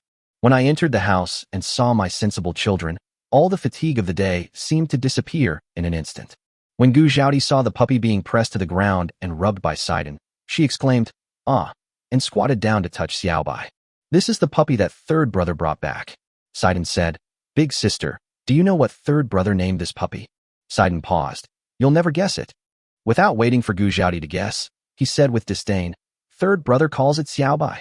It's obviously a yellow dog, but third brother insists on calling it Xiaobai. I don't know what he is thinking. He was very confused. Then what do you want to call it? Hearing him complaining all the time, Gu Zhouyuan was on the verge of losing his temper. Sidon said as a matter of course, It's a yellow dog, of course it's called Da Huang. As soon as he said that, he realized something was wrong and quickly changed his words. You can call me Xiao Huang, too. Gu Zhouyuan said with a forced smile. A dog is on friendly terms with 2 geese, and they even prioritize the oldest over the youngest. Have you ever considered their feelings? Xiaobai barked twice at this time. Gu Zhouyuan said, Look, Xiaobai is protesting. Sidon was speechless. At this time, the courtyard gate was opened again, and Gu Dedi came in carrying a shovel. Second brother, look at Xiaobai. Sidon shouted. Gu Dedi was stunned for a moment, then realized that he was talking about the puppy on the ground. Although he thought the name was a bit strange, he wasn't the type to ask questions, so he smiled and nodded. Chubby is good. Just stop the few people who want to cook and let them rest and wait for the meal. Gu Zhouyuan washed the leeks and eggplants and took Sidon to the kitchen. For eggs are burning in the pot. Chop the chives into sections, beat all 10 eggs, and add some pepper to remove the fishy smell. Third brother, hurry up. The pot is burning red. Sidon shouted. Gu Zhouyuan quickly poured oil into the pot. Then quickly fry the eggs, add oil and chives, fry until they change color, pour in the scrambled eggs, season, stir-fry briefly a few times and serve. His movements were neat and smooth, and a dish of scrambled eggs with leeks was ready in just over 2 minutes, not counting the preparation time. Minced meat and eggplant are more difficult to make than leek and egg, but it only takes a little more time. The 3 people waiting outside were tired after a whole day and were already starving. The fragrant aroma wafting from the kitchen made them feel even more hungry. The food was served. As soon as Lu picked up the first piece of food with her chopsticks, Gu Sidon suddenly picked up a piece of fried eggs with leeks and stuffed it into his mouth. Delicious, delicious. Every dish cooked by third brother is delicious. Sidon squinted his eyes and enjoyed it. Gu Dedi also took a bite of the fried leeks and eggs, which were fresh, fragrant, and delicious. Gu Zhaodi took a small bite and sighed. Xiao Yuan really should open a restaurant in the county. Sidon quickly stuffed another piece of eggplant into his mouth. Ha! It's so hot. He spat the eggplant into the bowl and stuck out his tongue because of the burn. Slow down. Who's trying to snatch it from you? Lu said with both heartache and blame. Mother. Gu Zhouyuan picked up a piece of cassava and ate it. My second cousin came to our house today. Lu obviously didn't react. He's my second cousin from my second uncle's family, cousin Bao. Gu Zhouyuan explained. Oh, Lu nodded. When did he come? Is there something wrong? It's probably been less than an hour since I left. They said Chunhua is getting married the day after tomorrow, and they want to invite you to dinner. Gu Zhouyuan swallowed the cassava in his mouth and replied. Mrs. Lu nodded. Chunhua is getting married soon, and I still think of her as a little girl. She thought about it and calculated it in her mind, then said, Chunhua is 16 this year, and it's time for her to get married. As she spoke, she glanced at Gu Zhaodi and sighed softly. Gu Zhaodi lowered her head and ate, as if she didn't notice anything, but her ears seemed to have turned a little red. Don't worry, Mom. My sister is so beautiful. Are you still worried that she won't be able to get married?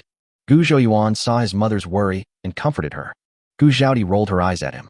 Wait until I work hard to make money and prepare a generous dowry for my eldest sister, and then I'll choose a best family for her to marry into. Gu Zhouyuan said with a playful smile. Sister, what kind do you like? I'll keep an eye out for you. Gu Zhouyuan continued to talk. Gu Zhaodi was both embarrassed and angry. She glanced under the table and stomped hard on Gu Zhouyuan's foot. Oh, sister, why are you stepping on me? Gu Zhouyuan cried out in pain. Gu Zhaodi took a bite of cassava angrily, but the corners of her mouth rose slightly. Chapter 68, No Manners. Just as Gu Zhouyuan predicted, the cassava digging was completed after another day. The village head asked the strong laborers to transport all the cassava down the mountain in one day. The women were in the village, waiting to peel and slice the cassava. The water diversion project on the mountain is still in progress, led by Gu Dedi. Gu Zhouyuan just walked around the site twice and offered some suggestions for improvement. The village head discussed with Gu Zhouyuan and decided to go to the county government office to find the county magistrate and disclose the method of processing cassava to the county magistrate after all the cassava were processed. The next day, Mrs. Liu got up early and took Gu Zhouyuan and Sidon to her mother's village, Liujia village, to attend Chuanhua's coming-of-age banquet. In ancient times, a wedding banquet was not a wedding banquet, but the last meal a girl had at her parents' home. After marriage, you become a member of the man's family, and when you return home, you become a relative by marriage. On the wedding day, according to the rules, the bride's parents are not allowed to appear at the wedding.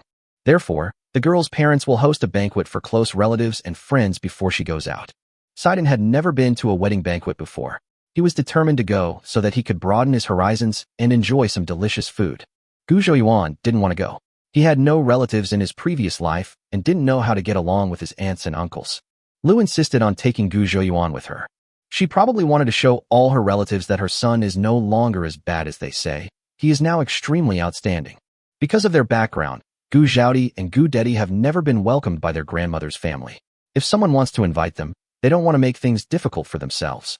Liujia village is quite far away, and you have to walk all the way. The mother and her 2 children hurried as fast as they could, but it was already past midnight when they arrived. Gu Zhouyuan saw that there were already quite a few people at his grandmother's door. My uncle Lu Dajiang was welcoming the guests at the door. Seeing his eldest sister, Lu, coming from afar, he hurriedly apologized to the people in front of him and strode towards them. Big sister, you're here. Lu Dajiang smiled. My eldest sister had the best relationship with him when she was not married. He knew that his eldest sister's family had been having a very difficult time in the years since his brother-in-law passed away.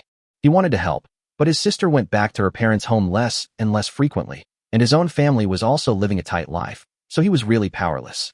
Uncle, Gu Zhouyuan and Sidon shouted together. Lu Dajiang touched Sidon's head and nodded at Gu Zhouyuan with a smile. Most of the difficulties faced by the eldest sister come from the nephew in front of her. To be honest, he really disliked Gu Zhouyuan. This nephew is overambitious, greedy, and afraid of work. He has no skills at all, but he looks down on everyone. But everyone in the family knows that Gu Zhouyuan is the eldest sister's favorite.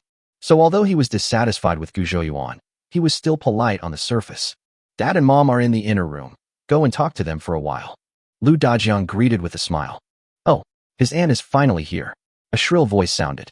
Second, Aunt Lu Ding smiled. Today she was wearing a newly made apricot-colored skirt, with blush and lip balm on, and she was twisting her waist as she moved through the crowd. Lu walked over and said with a smile, Second sister-in-law, congratulations. Mrs. Ding snorted twice. Her second aunt came early today to help with the housework. His eldest aunt was very busy and didn't come until almost noon. She spoke with sarcasm, but Lu remained calm. She's used to it. Lu Dajiang was unhappy, but Ding was his sister-in-law after all, so he couldn't scold her. I had to interrupt and say, Big sister, you must be tired after walking such a long way. Come inside and sit down and rest for a while. Mrs. Ding sneered. Other people are busy running around without complaining about being tired, but his aunt is really enjoying a life of luxury. In the future, your Xiao Yuan will definitely pass the imperial examination. Then you will be the mother of a Jiren, and you will even have someone to serve you at meals. Lu's face changed, and she had an urge to take her 2 children and go home, but she thought that today was Chuanhua's wedding day, and her second brother took good care of her. She gritted her teeth and endured it. Gu Zhouyuan chuckled, bowed to Mrs. Ding, and said, Thanks to my second aunt's good wishes, I will work hard to pass the imperial examination and live up to your expectations. I expected a hammer. Mrs. Ding was stunned. The mistress of the Gu family was still so stupid that she couldn't even tell the difference between good and bad words. She dressed up carefully today and naturally didn't want to waste time here. She walked towards the crowded area and said in a long tone, Hey, his 6th uncle, why are you here just now? Gu Zhouyuan and his companions walked into the house, and Lu greeted the acquaintances along the way. Inner room. Old Mrs. Lu sat by the bed, holding Chuanhua's hand and saying something. There were 3 people sitting on the bench next to them. Gu Zhouyuan recognized that they were her second aunt's family of 3. It turns out that sitting here and chatting is what my second aunt meant by being busy. Gu Zhouyuan rubbed his face vigorously, speechless. Lu smiled and walked to the bedside, calling out, "Mother." Gu Zhouyuan and Sidon also called out, "Hello, Grandma." Old Mrs. Lu raised her eyelids and nodded imperceptibly. "Aunt, you seem to have changed." Chuma was a little surprised. The last time my aunt came to borrow money, she seemed. She has never been to school and doesn't know the idiom old and gloomy. In short, his eyes were empty and lifeless. But today, my aunt exuded a sense of calmness and indifference. Has it changed? Lu looked at herself from front to back.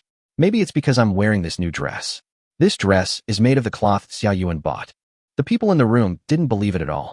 Old Mrs. Lu curled her lips and said, "Last time you came to our house to borrow money, how come you have enough money to buy new clothes? Did you find a gold ingot?" Lu's eyes lit up, and she told them about Xiao Yuan's glorious deeds, letting them all know that Xiao Yuan had become different.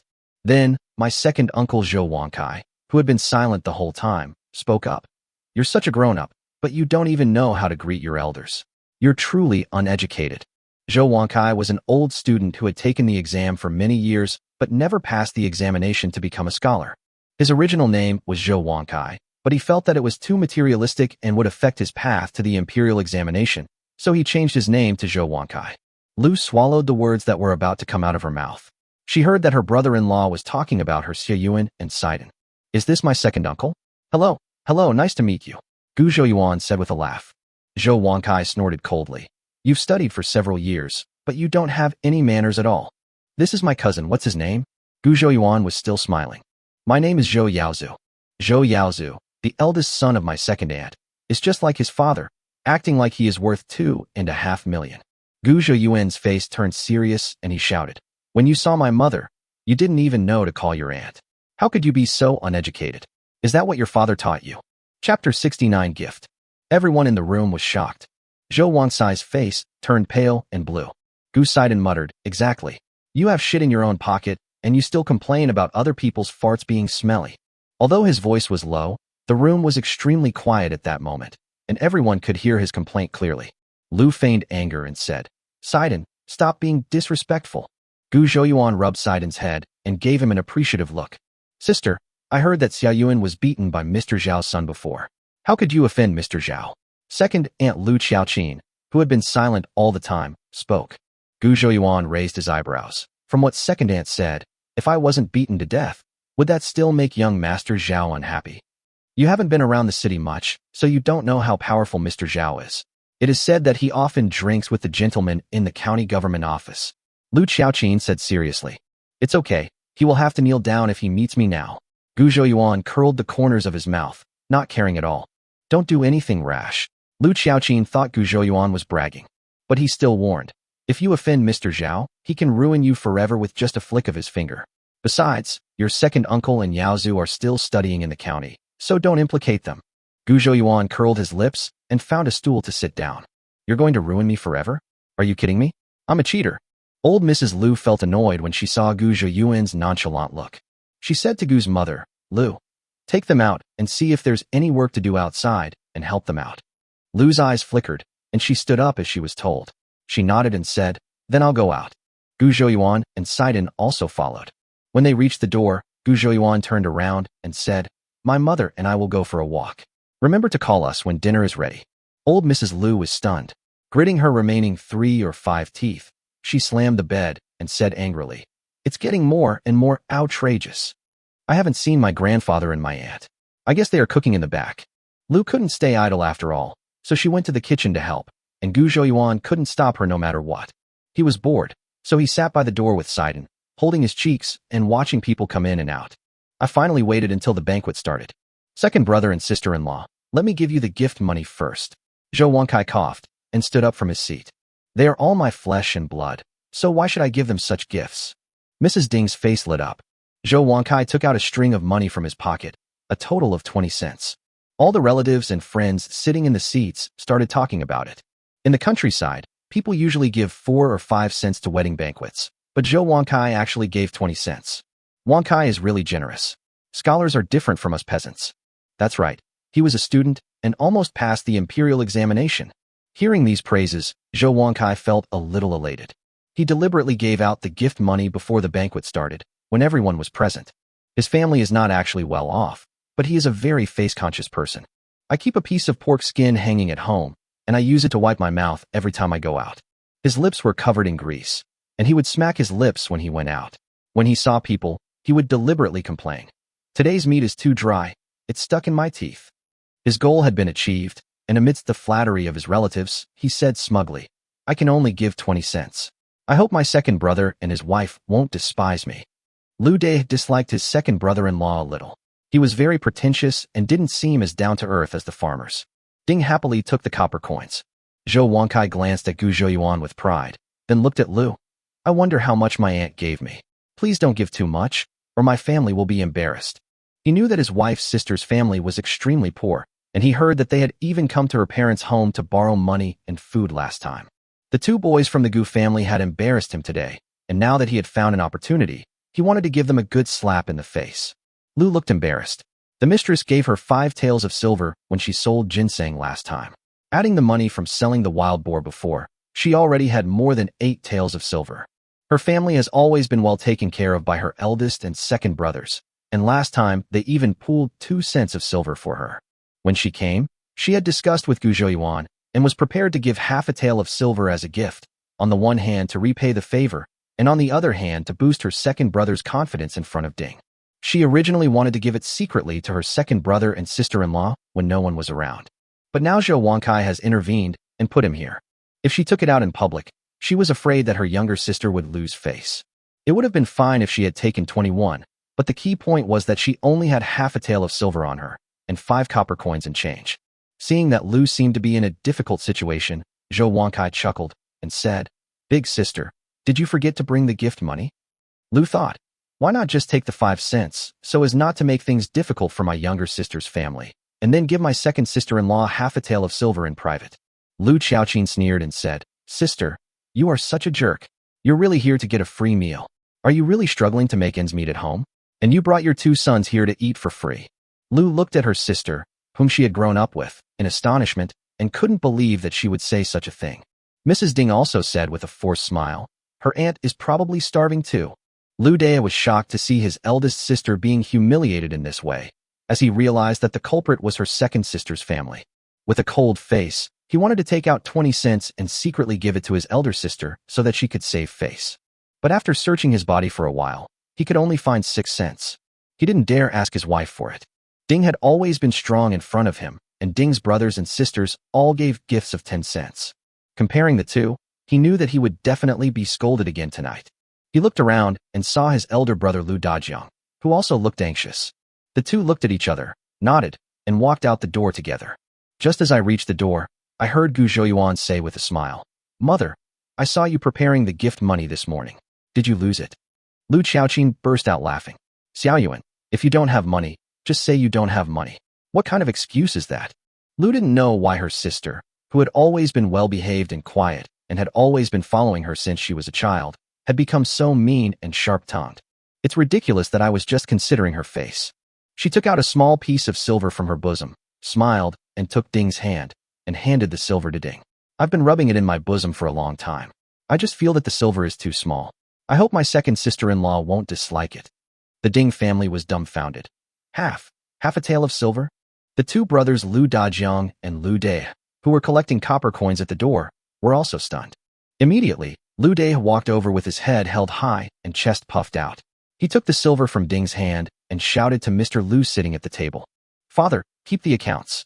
Aunt Lu Qiaoyuan, the gift, 500 coins. Chapter 70 Partial Eyes. Zhou Wankai and his family were halfway through their meal when they found an excuse to go home. After the meal, everyone left one after another. Old Mrs. Lu finally found an opportunity and pulled Mrs. Lu aside to ask her, Xiaoyun, why did you give so much? Where did you get the money? She hadn't called Lu by her nickname for many years and always followed the children in calling her his aunt. Lu told the story of Gu Zhouyuan catching wild boars and digging ginseng. Everyone was very surprised. After a brief silence, Uncle Lu Dajiang patted Gu Zhouyuan on the shoulder and said, even if you encounter a wild boar, you still have to save your sister. You are a real man. The second uncle also laughed and said, I underestimated you before. You even killed a wild boar. Well done. Aunt Chung said, Xiao Yuan looks different now. Ding's heart was filled with mixed emotions.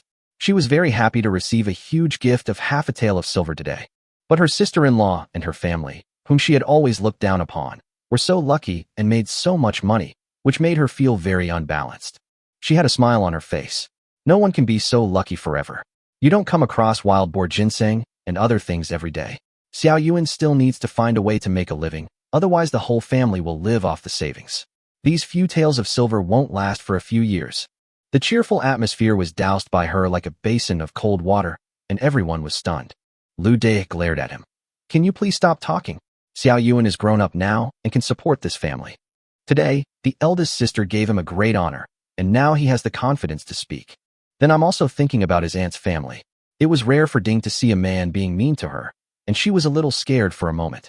Old Master Lu knocked on the table and said impatiently, All right, stop arguing. He looked at Gu Zhouyuan and said earnestly, Actually, what your second aunt said makes some sense. Even if you have some money, don't spend it lavishly. You're already that old, and you'll need money to get married and stuff like that in the future. He turned to Lu and said, And you, why did you bring so much as a gift today? Even 10 or 8 cents would be quite a bit. Lu smiled and nodded. Father is right, I understand. When Mrs. Lu heard the old man mention the gift, she remembered the huge sum of 500 coins. She looked at Ding and coughed suggestively. Grandma, do you have a cold? It was obvious that Mrs. Ding and her did not have a good understanding. Old Lady Lu said unhappily, When are you going to hand in the gift money you received today? Only then did Mrs. Ding react, and took out the cloth bag containing the gift money. She discussed with Old Lady Lu with some distress. His grandmother, I don't want any of the other gift money. I'll give it all to you. Can you leave his eldest aunt's money to me? Old Mrs. Lu was so angry that she laughed. The gifts from all the people added together were not as much as Xiao Yuan's. Are you talking nonsense to me?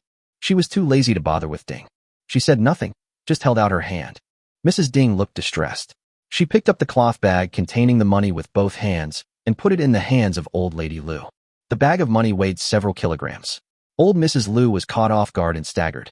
Fortunately, Lu Dajiang supported her. Old Mrs. Lu gritted her teeth in anger, but when she thought that the thing that crushed her was a copper coin, she became happy again and wished that the damage on her hands would be more severe. It's just like what people say today. Come on, throw your money at me and kill me. Ding saw the old lady put the money on the table and held it in her arms. She reminded the old lady, Grandma, according to our family's rules, there's still half of me in it. Old Madame Lu's face fell, and she said unhappily, Don't all those meals today cost money?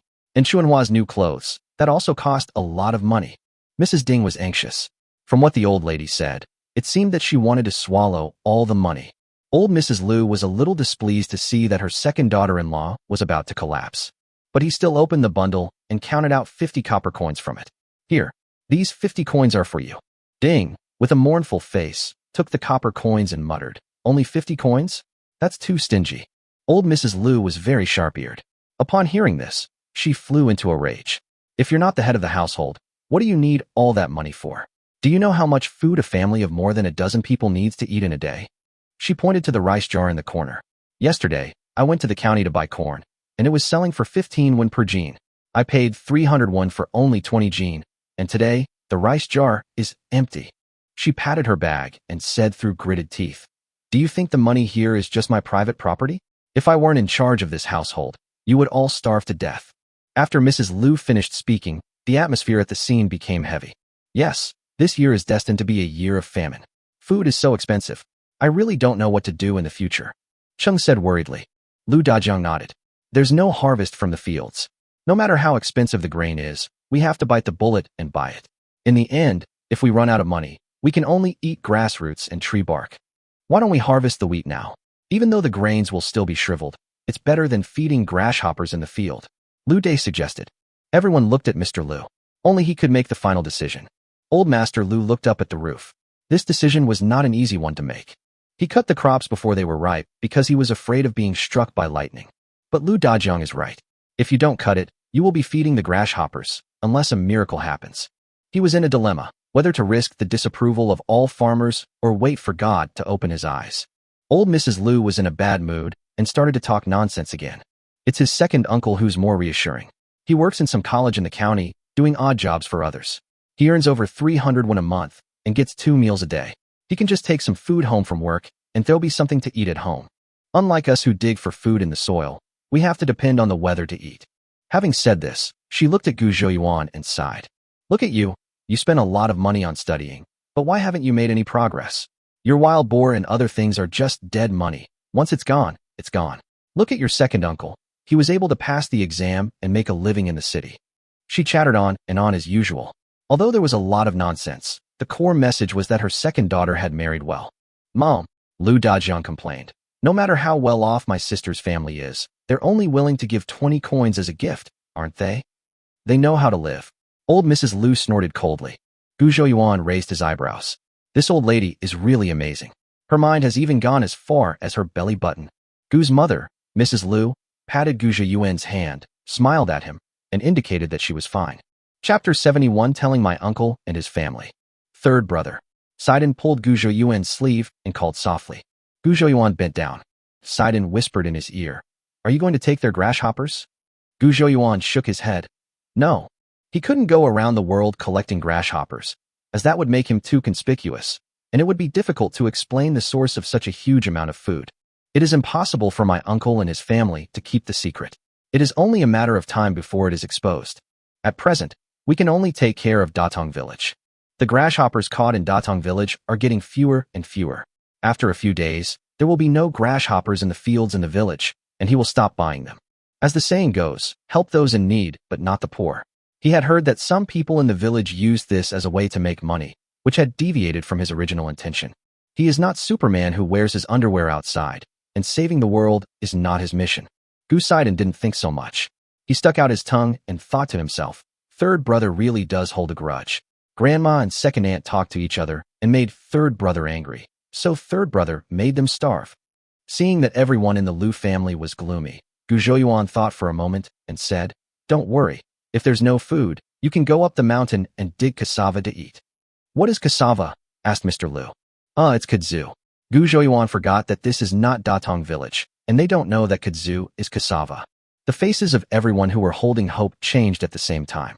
Xiaoyuan, this kudzu tree can kill people, don't dare to eat it. If you're really hungry, come find your uncles. We can work together as a family and get through it. Cheng's face turned pale with fright, and she grabbed Gu Zhouyuan's hand and said anxiously. Mrs. Ding sneered. Didn't you hear, sister-in-law? He's asking us to dig up kudzu and eat it. It seems he knows it's poisonous and wants our whole family to die. Old Madame Lu's expression was also very unhappy. She said coldly, I admit that I usually speak to you harshly, but it's not necessary to make you hold such a grudge against me. The Lu Dajiang brothers and Old Man Lu were also very surprised. They didn't know what Gu Zhouyuan meant by this. Seeing that her parents, brother, and sister-in-law had all misunderstood, Lu quickly explained, Xiaoyuan has a way to remove the poison from cassava. What? Everyone couldn't believe it. Him? He can't even tell the difference between kudzu and kudzu root, and he wants to remove the poison. Ding said sarcastically, You dare to question the third brother if you have any doubts. Sidon couldn't stand it anymore. He rushed to say, Third brother can really remove poison. Everyone in our village has eaten it, and you don't understand anything. To everyone's astonishment, Lu briefly told everyone about the cassava digging activities in Datong village these days. Although Lu Dajiang already believed it, he still couldn't help but ask, Xiaoyuan, is this true? Gu Zhouyuan took out a cooked cassava from his pocket and handed it to Lu Dajiang. People in our village have been eating kudzu for many days. This is the processed and non-toxic kudzu. Sidon, third brother, when did you bring cassava? You stuffed it in your arms. Gu Zhouyuan, I got it at home this morning because I was afraid you'd get hungry on the way. In fact, he just bought this cassava in the mall. He took out another one from his pocket and handed it to his second uncle Lu Dai. Try it, it's delicious. As he said that, he took out another one and took a big bite. Sidon stared at third brother's chest, his mouth wide open in shock. Lu Dajiang mustered up the courage to take a bite, his eyes lighting up. Delicious, delicious. Lu Dai took a bite and gave a thumbs up. Not bitter at all, really edible. Old Master Lu was itching to have one. He said to Gu Zhouyuan, Are there any left? Give Grandpa one to try. Gu Zhouyuan reached into his arms. He looked at Gu Sidon, who was staring at his chest with curiosity, waiting to see him take something out of his arms. He touched his nose, coughed, and said, "Well, that's all. I only brought 3. Gu Zhouyuan explained the method of processing cassava in detail twice, and asked Lu Dajiang and others to repeat it again to make sure they all remembered it. The reason why we had to tell them about the cassava was that in a few days, the village head of Datong would report the method of processing cassava to the county magistrate. The county magistrate will definitely promote it throughout the county and even report it to the court. He asked my grandfather's family to take advantage of the time difference and dig as much cassava as possible before everyone knew that it was edible. In fact, although there seems to be a lot of cassava on the mountain, it is only because it is a poison and has no use. When it becomes food and everyone scrambles for it, each person actually only gets a few pounds. Just like Gu Zhiyuan's previous life, crayfish, which were once rampant, later had to be farmed to meet market demand. Let my uncle's family stock up as much as possible at home first. Others get a little bit more, so what does it have to do with him? Because discussing these things took up quite a bit of time. After everything was done, Lu realized that it was already early afternoon. Old lady Lu tried to persuade him to stay, saying, "It's a long way to go. It might be dark by the time we're halfway there. It's not safe to walk on the mountain road at night. Let's stay here for the night and go back tomorrow morning." Lu nodded in agreement. The next day, Gu Zhouyuan and his family got up early, said goodbye to his grandfather's family, and headed towards Datong village. My uncle and the others didn't try to persuade me to stay, because they were all eager to go up the mountain to dig cassava. It's still so comfortable at home. Gu Zhouyuan sat in the yard basking in the sun, rubbing Xiaobai's head and sighing. "Third brother, you're back."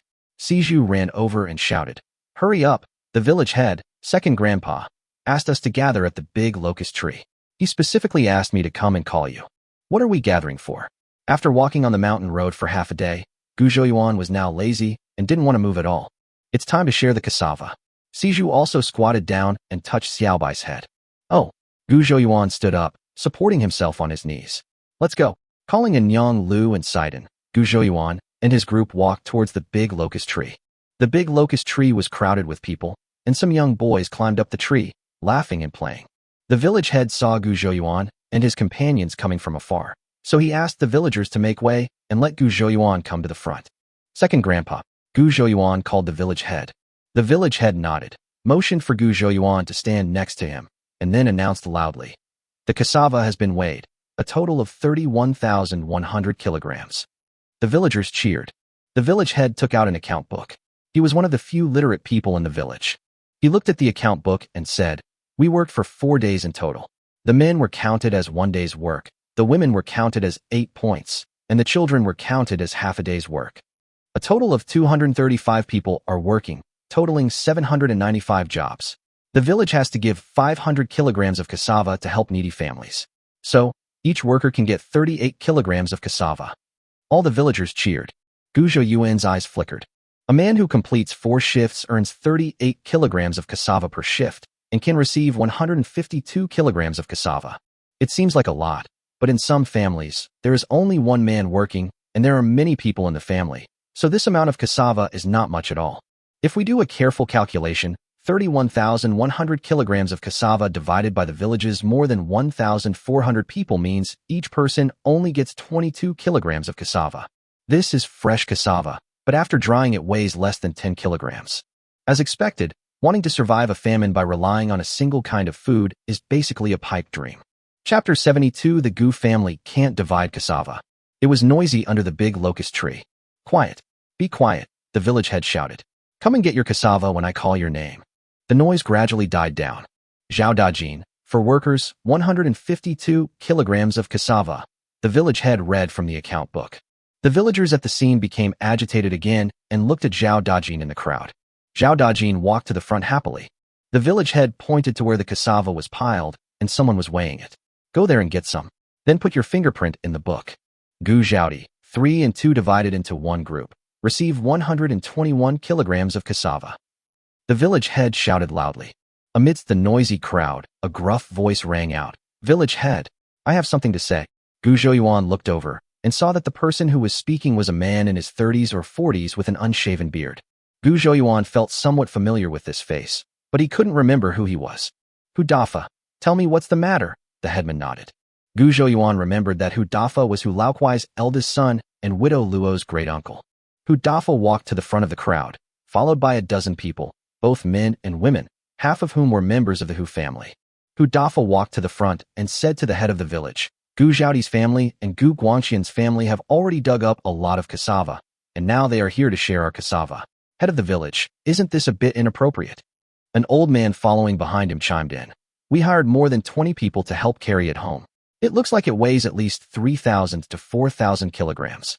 The villagers were silent for a moment, then immediately started whispering to each other again. I saw it too. Thousands of kilograms of cassava, plus what we distributed today, my God. What does it have to do with you that people dig their own cassava? But the cassava comes from our village. They ate it all by themselves, and then shared it with everyone else. It's a bit. The village head was so angry that he laughed. He looked at Hudafa and his group and asked, So what do you mean? Hudafa felt the wonderful feeling of being supported by others. He straightened his clothes and said slowly, It's very simple. Either the Gu family takes out the cassava they dug earlier and we share it with everyone, or they don't get to share the cassava this time. Gu Zhouyuan smacked his lips.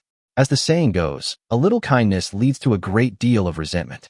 Sometimes, he discovered that human nature is really complicated and ugly.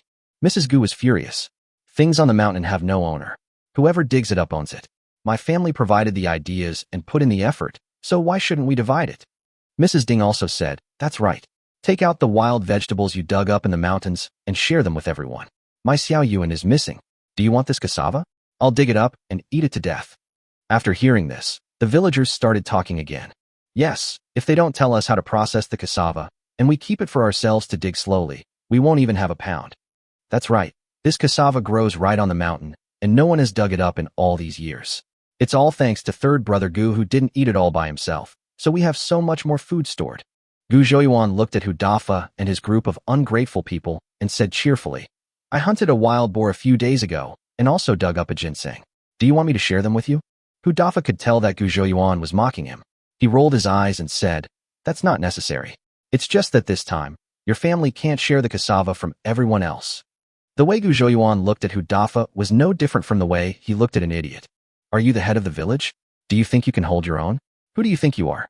Why are you pretending to be so arrogant in front of me? The cassava I dug belongs to my family. Is that hard to understand? He grinned. Hudafa's expression changed, and he pointed at the people behind him and said, I'm not the only one who thinks this way. This is what everyone thinks. Gu Zhouyuan gradually lost his patience. Do I really have to listen to what you rotten fish and shrimp say? Today, not only do I want a share of the cassava, but I also want 1,000 kilograms as payment for telling you how to remove the toxins. The crowd was in an uproar. The village head looked at Gu Zhouyuan and said nothing. He understood Gu Zhouyuan's anger. If it were him, he would definitely be even angrier than Gu Zhouyuan. Why? We dug it out with great effort. Why should we give you more? Hu Laokuai jumped 3 feet high and said angrily. He is the only one who knows how to remove the poison from cassava, said the village head coldly. He glanced at the restless villagers, his face filled with disappointment. Don't look at me. I still don't know how to detoxify the cassava. I was going to announce it after we divided the cassava, but now it seems that may not happen. In fact, Gu Zhouyuan had already told him how to deal with it, but he was extremely disappointed with these selfish villagers today, and he wanted to support Gu Zhouyuan. The villagers were all panicked. They only knew that the cassava had to be soaked in water, but they had no idea what other specific steps were involved. Who would dare to try to remove the poison themselves? This is a deadly poison.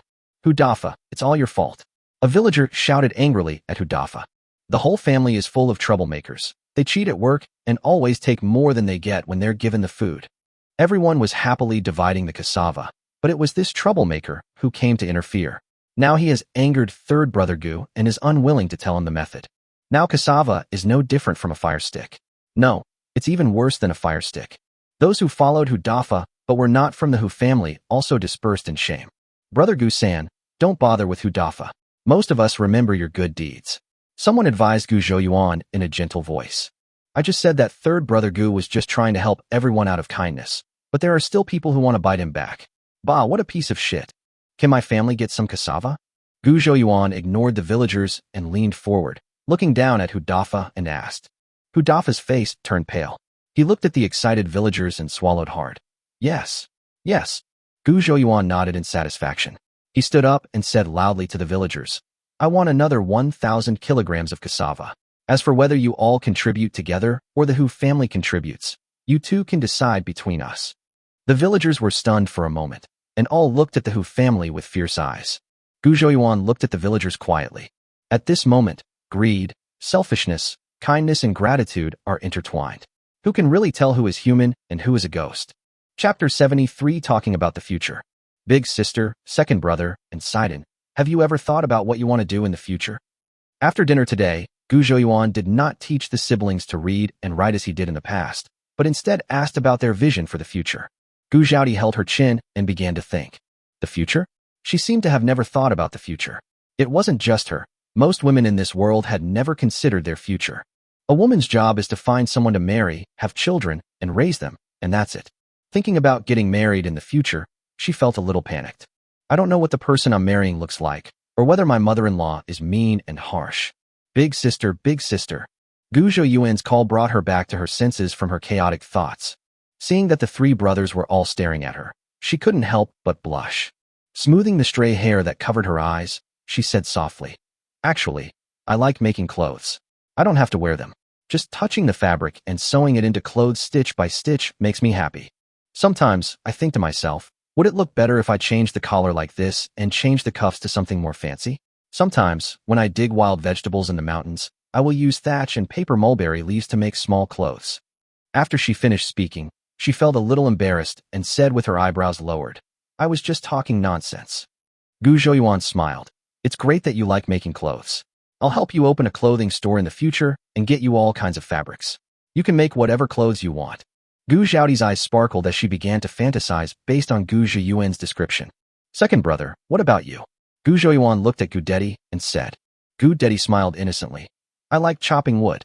Gu Zhouyuan covered his forehead and said, "I'm not asking you to choose between carrying water, farming, and chopping wood. I'm not asking you what kind of work you like to do. I'm asking you if you have any wishes in your heart, or what kind of life you yearn for." Gu Dedi frowned. "A wish. My wish is for our family to be together and happy, just like we are now." "Got it." He looked up as he thought of something. "When I'm chopping wood, I like to look at those strange weeds I haven't seen before.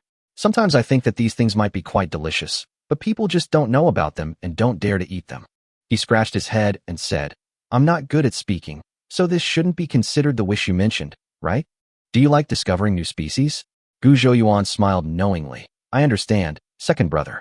When I have the ability, I will buy the back mountain and let you grow rare plants. By then, there will be papayas, pumpkins, zucchini, tomatoes, peanuts, sunflowers, peppers, sweet potatoes, corn, strawberries, pineapples. There will be plenty of new species for you to raise." Gu Zhouyuan was secretly happy. "Third brother, I want to open a restaurant in the future." Gu Sidon raised his hand. "Oh," Gu Zhouyuan said lightly. "No, third brother, won't you open a shop for me?" Gu Sidon felt that third brother's reaction was different from what he expected. "You just love to eat," Gu Zhouyuan said unhappily.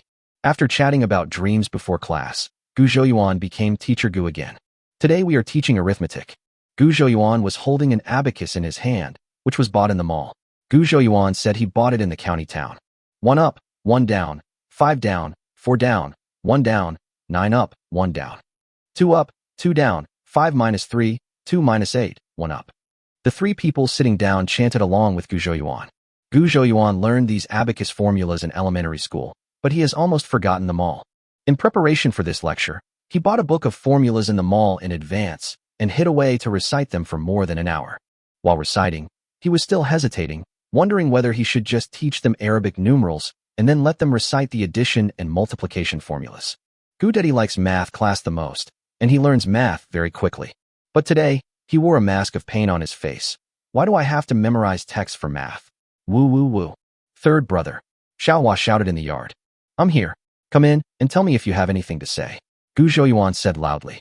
I saw Xiaohua carrying a small backpack, followed by Siju and Arya, each of them also carrying a backpack. "Well, let's go to the yard." Gu Zhouyuan put down the abacus. The room was not big, and it seemed a bit crowded with several people coming in. "Third brother, look.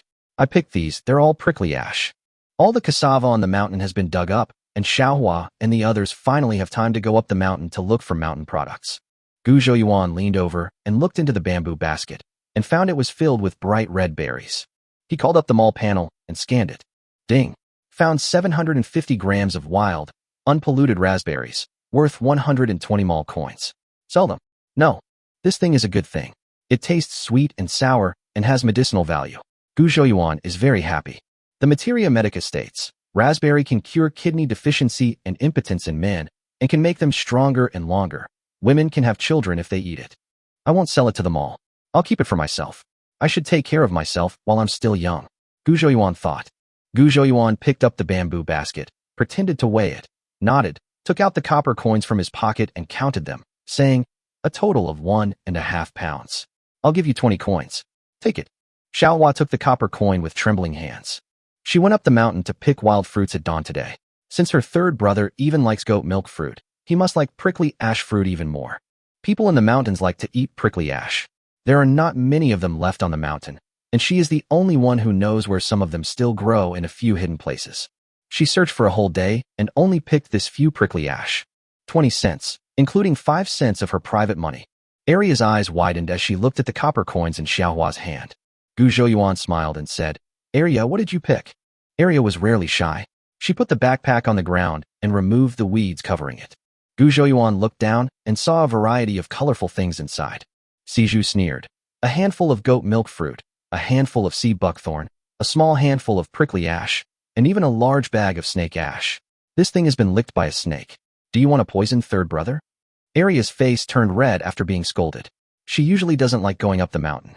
I used to laugh at Xiaohua for running up the mountain all day and bringing back some unpalatable fruits. She was quite excited when she knew that she could exchange wild fruits for money with her third brother. She thought that the fruits on the mountain were just wild fruits, but everything on the mountain was money. When she got up, she found that Xiaohua and the others had already gone up the mountain. She was still a little disdainful. Why are you so anxious?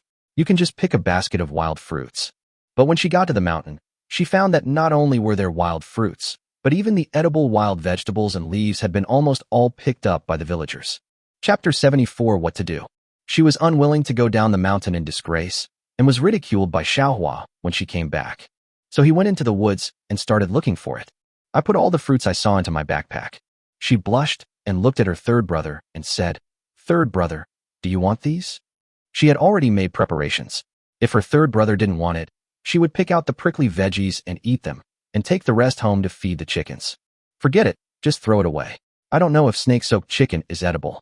I don't want to poison the only 2 chickens left in the house. Gu Zhouyuan picked up the bamboo basket, and the shopping mall panel showed that there were snakeberries, rambutans, raspberries, sea buckthorns. There were about 8 or 9 kinds of fruits in total. He poured the wild fruits into his own bamboo basket, and then handed the empty basket back to Aria. Yes, Gu Zhouyuan smiled. But the things are too mixed, not as valuable as the small flower thorns. For so many, I'll give you 5 cents. Aria's eyes lit up. She actually still had 5 cents. She took the money that Gu Zhouyuan gave her, counted it one by one, and divided it into 2 parts, half for grandma, and half for me and my mother. I counted several times, but still couldn't figure it out. Gu Zhouyuan smiled, took out 3 copper coins and gave them to her, saying, I'll give you another 3 coins. Don't count them. After you go back and pay it to the government, you still have 2 coins for your own use. Xiaohua Aria happily held the money in her palm and said to Gu Zhouyuan crisply, Thank you, third brother. Gu Zhouyuan nodded and said to Siju, What about you?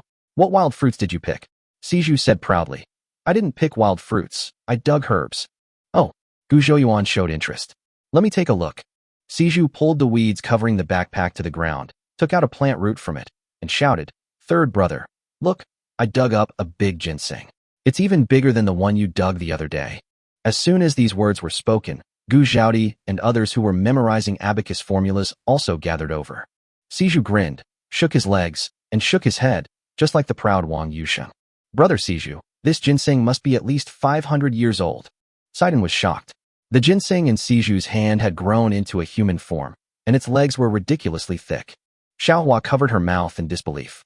No wonder Siju was so mysterious along the way and refused to let her touch his backpack. It turned out that he had dug up 500-year-old ginseng. Third brother, name a price and I'll sell it to you at a lower price. Siju waved his hand and said generously. He calculated it on the way and sold his third brother's 40-year-old ginseng for 15 taels of silver. This 500-year-old ginseng of his is at least. He calculated for a long time, but didn't know how to convert it.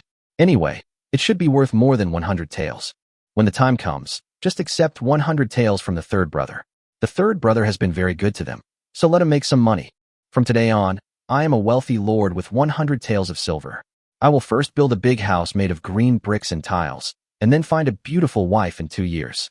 Hee, life is wonderful. Gu Zhouyuan touched his nose, trying hard not to laugh.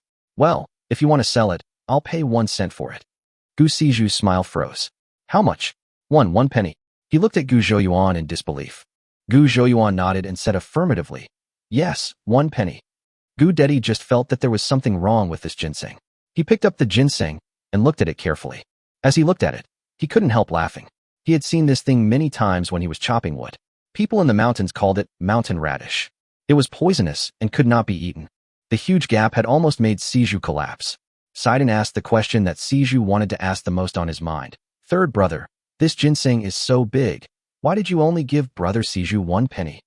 Gu Zhouyuan said helplessly. Because it is only worth 1 cent to me. If I sell it to someone else, it will be worthless. Seeing that they were even more confused, Gu Dedi put the ginseng on the table and said with a smile. Because this is not ginseng, but poisonous chervil. It turns out that my second brother knows this thing, which saves me the trouble of explaining it. This so-called ginseng, which is also called mountain radish by Gouda, is actually scientifically called Phytolacca japonica. The name sounds elegant, like a handsome young man, but the whole body is full of toxins. In his previous life, Gu Zhouyuan saw in the news that someone was poisoned after digging up some wild ginseng and making soup with it. Siju's dream of becoming rich was completely shattered. He stared blankly at the big ginseng, with lifeless eyes and a distraught look. Gu Zhouyuan opened the system mall again, and it indeed showed that this was Shanglu, worth 1 mall coin. Just as he was about to put away the panel. Ding! Wild, pollution-free grass jelly, Chao Xian discovered. Gu Zhouyuan looked at the place marked in red by the system. It was the weeds that Siju had covered on his backpack, which had just been thrown to the ground by Siju. The leaves look a bit like mint. So this is grass jelly. The female boss that Gu Zhouyuan pursued in his previous life liked to drink milk tea, especially grass jelly milk tea, but she was afraid that the milk tea sold outside was unhealthy. Gu Zhouyuan quickly learned the recipes of various milk teas and started making loving milk tea for the beautiful general manager at home, such as the traditional method of roasted grass jelly and roasted grass jelly with brown sugar pearls and coconut milk. But what he bought online was dry grass jelly, some of which was gray, some was black, and needed to be soaked, washed, and boiled. This was the first time he had seen this fresh magical herb. Are there a lot of weeds here? Gu Zhouyuan asked, patting the distraught Siju. Siju looked up at Gu Zhouyuan, his eyes slowly focusing. He looked at the pile of grass that Gu Zhouyuan pointed at, nodded weakly, and said, That's snotweed. There's a lot of it in the shady area behind the mountain. Can you help me pick it, and I'll give you 1 penny per pound? Gu Zhouyuan asked. Okay. Siju nodded continuously. Although the 100 taels of silver were lost, at least there was another way to make money. If I save pennies one by one day I will have saved up 100 taels. By then, the house and the beautiful wife will still be mine. Gu Zhouyuan picked up the fairy grass and rubbed it with his fingers. After a while, he felt his fingertips were covered with sticky liquid. I haven't figured out what to do yet. He had thought about selling braised meat before, but with the seasonings and cooking techniques he mastered, the braised meat he made would definitely be a hit. He holds the system in his hands and comes to this world to enjoy himself. He doesn't want to be busy like a dog doing business. Now that I think about it, it's better to sell sugar water. There is jellyfish on the mountain, and the starch used can be cassava flour. Tapioca starch can also be used to make pearls and milk tea. It's a famine now. Who has spare money to drink sugar water? When the time comes, he will set up a small stall and make some grass jelly, sago, and walnut milk. If you set the price too high, you will definitely get no business. He would then get some rare items from the mall to sell, and use the candy shop to pass all the money through a clear channel, thus laundering the black money cleanly. He had a nice idea, but he didn't realize it yet. Whether it is a famine or not has nothing to do with the rich. The gentleman in the city can still eat and drink well. The dessert shop he wanted to use to enjoy some leisure time will keep him busy until he has no time to rest. Chapter 75, Herbal Jelly. The next day, Gu Dedi went to the mountain to dig a water channel, as usual. Mother Lu is cooking. Gu Zhaodi was cleaning the herbal jelly. Gu Zhouyuan has never made grass jelly with fresh grass jelly. He bought a book called The Complete Guide to Gourmet Cooking from the mall and read the methods in it. In fact, the method is similar to that of dried grass jelly. The water in the pot boiled, and Gu Zhouyuan threw in a handful of baking soda. Actually, clarified liquid from wood ash would also work. Put the cleaned grass jelly into the pot and cook until it is mushed. Let it cool slightly, filter out the leaf residue with linen cloth and pour it back into the pot. Get another bowl and mix the tapioca flour with water. Third brother, why did you put so much flour? Gu Sidon asked curiously. When he woke up in the morning, he heard that Gu Zhouyuan was going to make some delicious sweet water, so he quickly drove the ducks to the wheat field to graze. He also asked Mrs. Sun, who was catching grasshoppers, to help him look after them, and he ran back in a hurry, fearing that he would miss the delicious food. This is not flour, it's cassava flour, Gu Zhouyuan replied without even raising his head. Is this tapioca flour? It feels smooth to the touch. He picked up some tapioca flour and rubbed it with his fingertips. When did you make tapioca flour? I did this a few days ago when you were putting the ducks up there. I was like, why are you talking so much nonsense? You're like a chatterbox. Gu Zhouyuan said impatiently that of course he bought the tapioca flour in the mall. Sidon chuckled twice and shut his mouth. Pour a pot of cassava water into the pot and cook it together with the grass jelly water. Mother, turn down the fire a little, Gu Zhouyuan said. Oh, I know. Gu Zhouyuan kept stirring the pot with a wooden spoon to prevent it from sticking to the bottom. According to the instructions in the book, when you see bubbles coming out of the pot, ask Nyang to take out all the firewood in the stove and leave only one. Simmer over low heat until the liquid in the pot becomes slightly transparent. Pour the grass jelly soup into the wooden basin while it is still hot. Gu Zhouyuan clapped his hands and said with a smile, done. Sidon came over and looked at the gray-green soup, feeling a little disappointed. Every time third brother made something so delicious that he wanted to swallow his tongue, but this time, third brother probably failed. I spent so much time just to boil a pot of water. It looks like wild vegetable porridge without rice. How can it be delicious? He couldn't help asking. Seeing that the boy started to ask questions again, Gu Zhouyuan glared at him and said, not yet. There's still a lack of time. What time does it taste like? Sidon didn't understand. When I wanted to ask again, I saw Gu Zhouyuan turned around and walked out. Gu Zhaodi and Lu looked at the soup in the wooden barrel and studied it for a while, but couldn't figure out anything. Gu Zhouyuan took a few soaked cassava sticks and returned to the kitchen. Mother, please help me cook this cassava. Add 3 large buckets of water and simmer it slowly, Gu Zhouyuan said. Lu lit the fire as instructed, and Gu Zhaodi quickly cleaned the pot and scooped 3 ladles of water into it. Throw the cassava segments into the pot and cook. Gu Zhouyuan then began to study how to make pearls using tapioca flour. Go and borrow 2 wooden basins from Grandma's house. We don't have enough basins at home. Gu Zhouyuan added another ladle of water to the pot and said to his follower Gu Sidon. Sidon nodded and ran out. When Sidon came back, the water in the pot was boiling. Gu Zhouyuan cleaned the wooden basin that Sidon brought back and poured some tapioca flour into it. Then scoop a ladle of boiling water from the pot, put a piece of brown sugar in to melt, pour it into the tapioca flour, and stir quickly with a wooden spoon. When it was no longer hot, Gu Zhouyuan threw away the wooden spoon and started kneading the tapioca flour dough. It felt a bit mushy, so I added a little bit of tapioca flour. The final dough was about the same hardness as the dough for making dumplings. Cut a piece of dough, roll it into long, thin strips, and then pinch it into small pieces. Third brother, are you making dumplings? These dumplings are too small. Sidon found that this set of techniques was the same as making dumplings and rolling out the dumpling wrappers last time, so he couldn't help but ask. We're not making dumplings, we're making glutinous rice balls. Gu Zhouyuan picked up the small dough, rubbed it twice in his palm, and a round little glutinous rice ball was born. Gu Zhaodi learned it in no time. She went to the yard to wash her hands, then came over to help make the dumplings. I know how to do this. Sidon's eyes lit up. I used to play with Saigwa and the others by peeing and mixing mud. We would roll balls out of the mud, and I was the only one who could make them the fastest and roundest. After saying that, he ran out, probably to wash his hands. Gu Zhouyuan's mouth twitched. Do the kids here like to play such interesting games? Sidon came back in a hurry, rolled up his sleeves, and was about to grab the dough. Gu Zhouyuan quickly stopped him, saying, No, no, no, just watch from the side. Leave these dumplings to me and big sister. Sidon thought that Sang-gu didn't trust his skills, so he held his head high and said, I really can rub it, and it's even rounder than yours. Gu Zhouyuan nodded. I know you can. Can you help me go to Grandma's house and borrow a few bowls? Sidon felt a little itchy, but he still obediently ran to Grandma's house to borrow a bowl. Gu Zhaodi's face turned red, and only after Sidon left did she burst out laughing.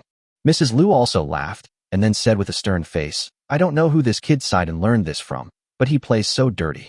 When he comes back later, I will definitely teach him a lesson. When Sidon came back with 3 bowls, Gu Zhouyuan and Gu Zhaodi had already rolled the dumplings. The table was covered with brown, soybean-sized dumplings, which looked very delicious. There is only one pot at home, and we have to wait until the cassava is cooked before we can cook the pearls. Xiaoyuan, how long do you need to cook it? I think the cassava is cooked, Lu said as she looked at the white steam rising from the lid of the pot. Gu Zhouyuan lifted the lid of the pot and took a look, then put the lid back on. It will take another half an hour to cook.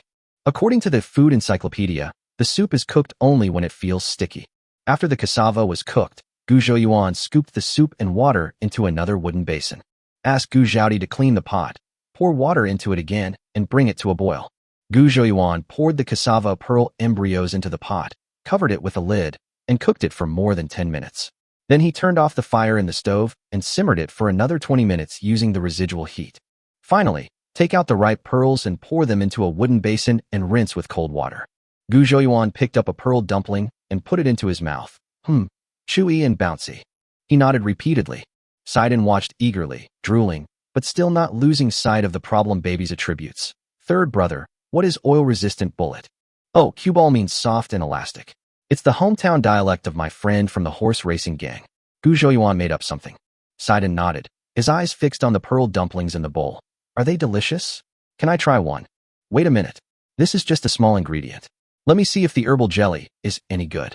Gu Zhouyuan squatted down and poked the basin of grass jelly with a wooden spoon. He found that the grass jelly had solidified into a shape, making a duong-duong sound, which was very tempting. Chapter 76 Cassava Soup. When Gu Sidon saw that the pot of soup had become like tofu, his eyes almost popped out. Gu Zhaodi and her mother also found it very magical. Gu Zhouyuan used a kitchen knife to cut a piece from the wooden barrel, put it in the bowl, and then used chopsticks to randomly pick it up into small pieces. I picked up a handful of sugar and put it in the bowl, and then added some tapioca pearls. A bowl of coarse pearl grass jelly is ready. Gu Zhouyuan took a bite and nodded. It tastes okay.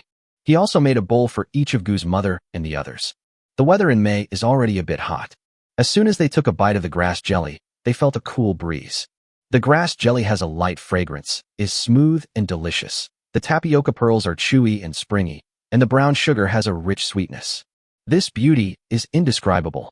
Gu Zhaodi narrowed her eyes with happiness. Lu also nodded while eating. The bowl with 4 eggs was made last, and it made him very anxious. As soon as he got the bowl, he gulped down a big mouthful. Delicious, delicious. Whatever third brother cooks is delicious. Gu Zhouyuan was not very satisfied. It's a pity that I can't add milk. It always feels like something is missing. After thinking about it, Gu Zhouyuan brought over the wild fruits that Arya and the others had collected yesterday. Mash the goat's milk fruit, put it into your own bowl, and stir it twice.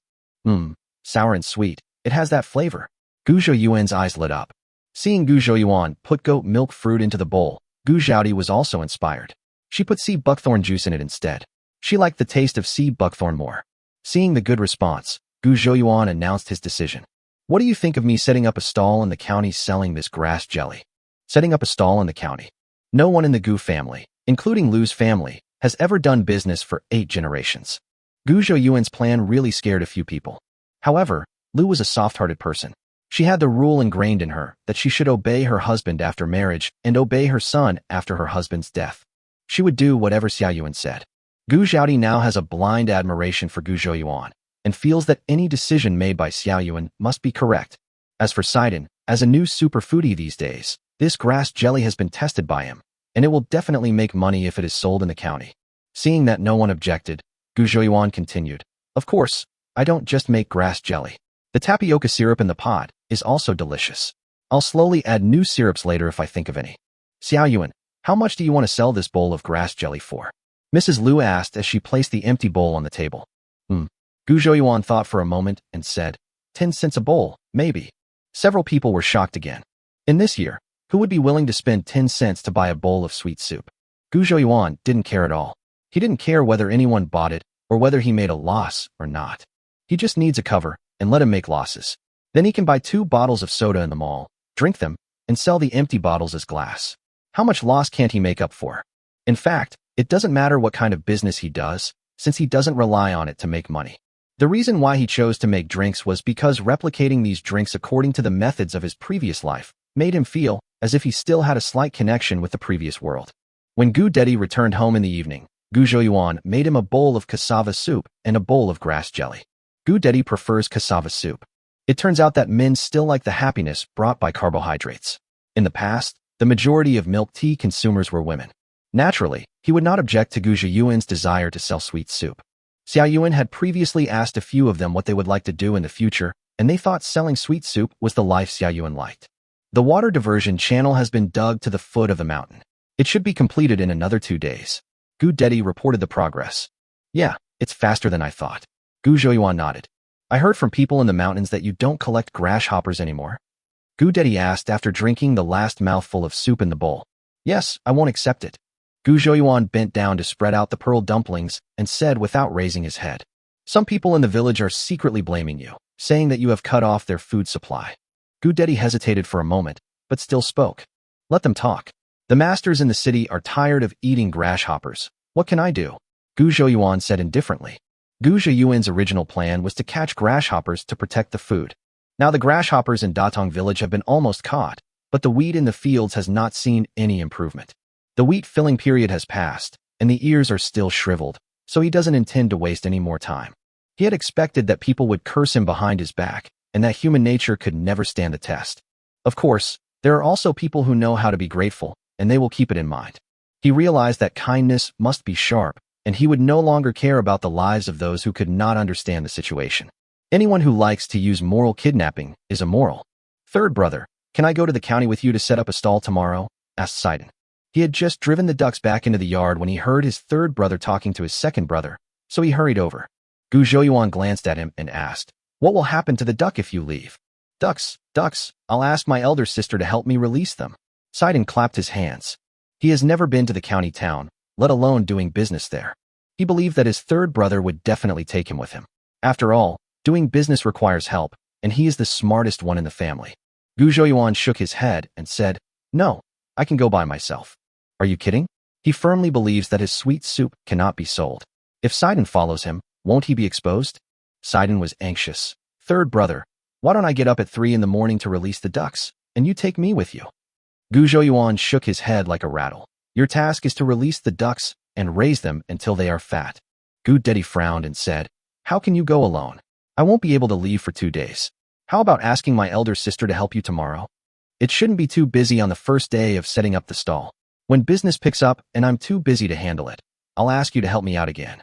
Gu Zhouyuan said this, but he was thinking in his heart, I'm afraid there won't be a day when I need your help. Seeing that he was determined, Gu Dedi didn't say anything more. Sidon kept on trying to get it back, but Gu Zhouyuan ignored him. Gu Zhouyuan prepared all the ingredients he would need for setting up his stall tomorrow. We don't have that many bowls and chopsticks at home. I'll go to the county tomorrow to see where I can buy them. If all else fails, just buy some ceramic bowls and bamboo chopsticks at the mall. Before it got completely dark, he went to Uncle Yotsai's house and told him that he would take his ox cart to the county the next day. Chapter 77, Setting Up a Small Stall. Early the next morning, Gu Yotsai's ox cart stopped in front of Gu Zhouyuan's house. He helped Gu Zhouyuan load several wooden basins filled with food onto the ox cart. Xiao Yuan, where are you going to sell that sweet soup? Is Shisha Market okay? Gu Yukata heard about selling sweet soup for the first time. Is there anyone who would buy this thing? Don't go to West Market. There are too many people there. Gu Zhouyuan answered casually. He moved another empty basket covered with a curtain, declined Gu Yotsai's help, and grunted as he carried it onto the ox cart, as if there were a lot of things in the basket. Ah, Gu Yukai was a little confused. Doesn't business require going to crowded places? Find someone with fewer people. Gu Zhouyuan blurted out, but halfway through his words he realized that what he said was indeed a bit abnormal. His old face flushed, and he quickly changed his tone and said, let's go to the East Market. There are more people there during the early morning market. In fact, Gu Yukai still has to go up the mountain to work with Guda today.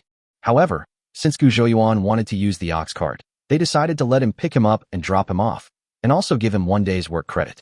Gu Yukai was given 40 cents for each use of the car. He felt a little nervous when he received it.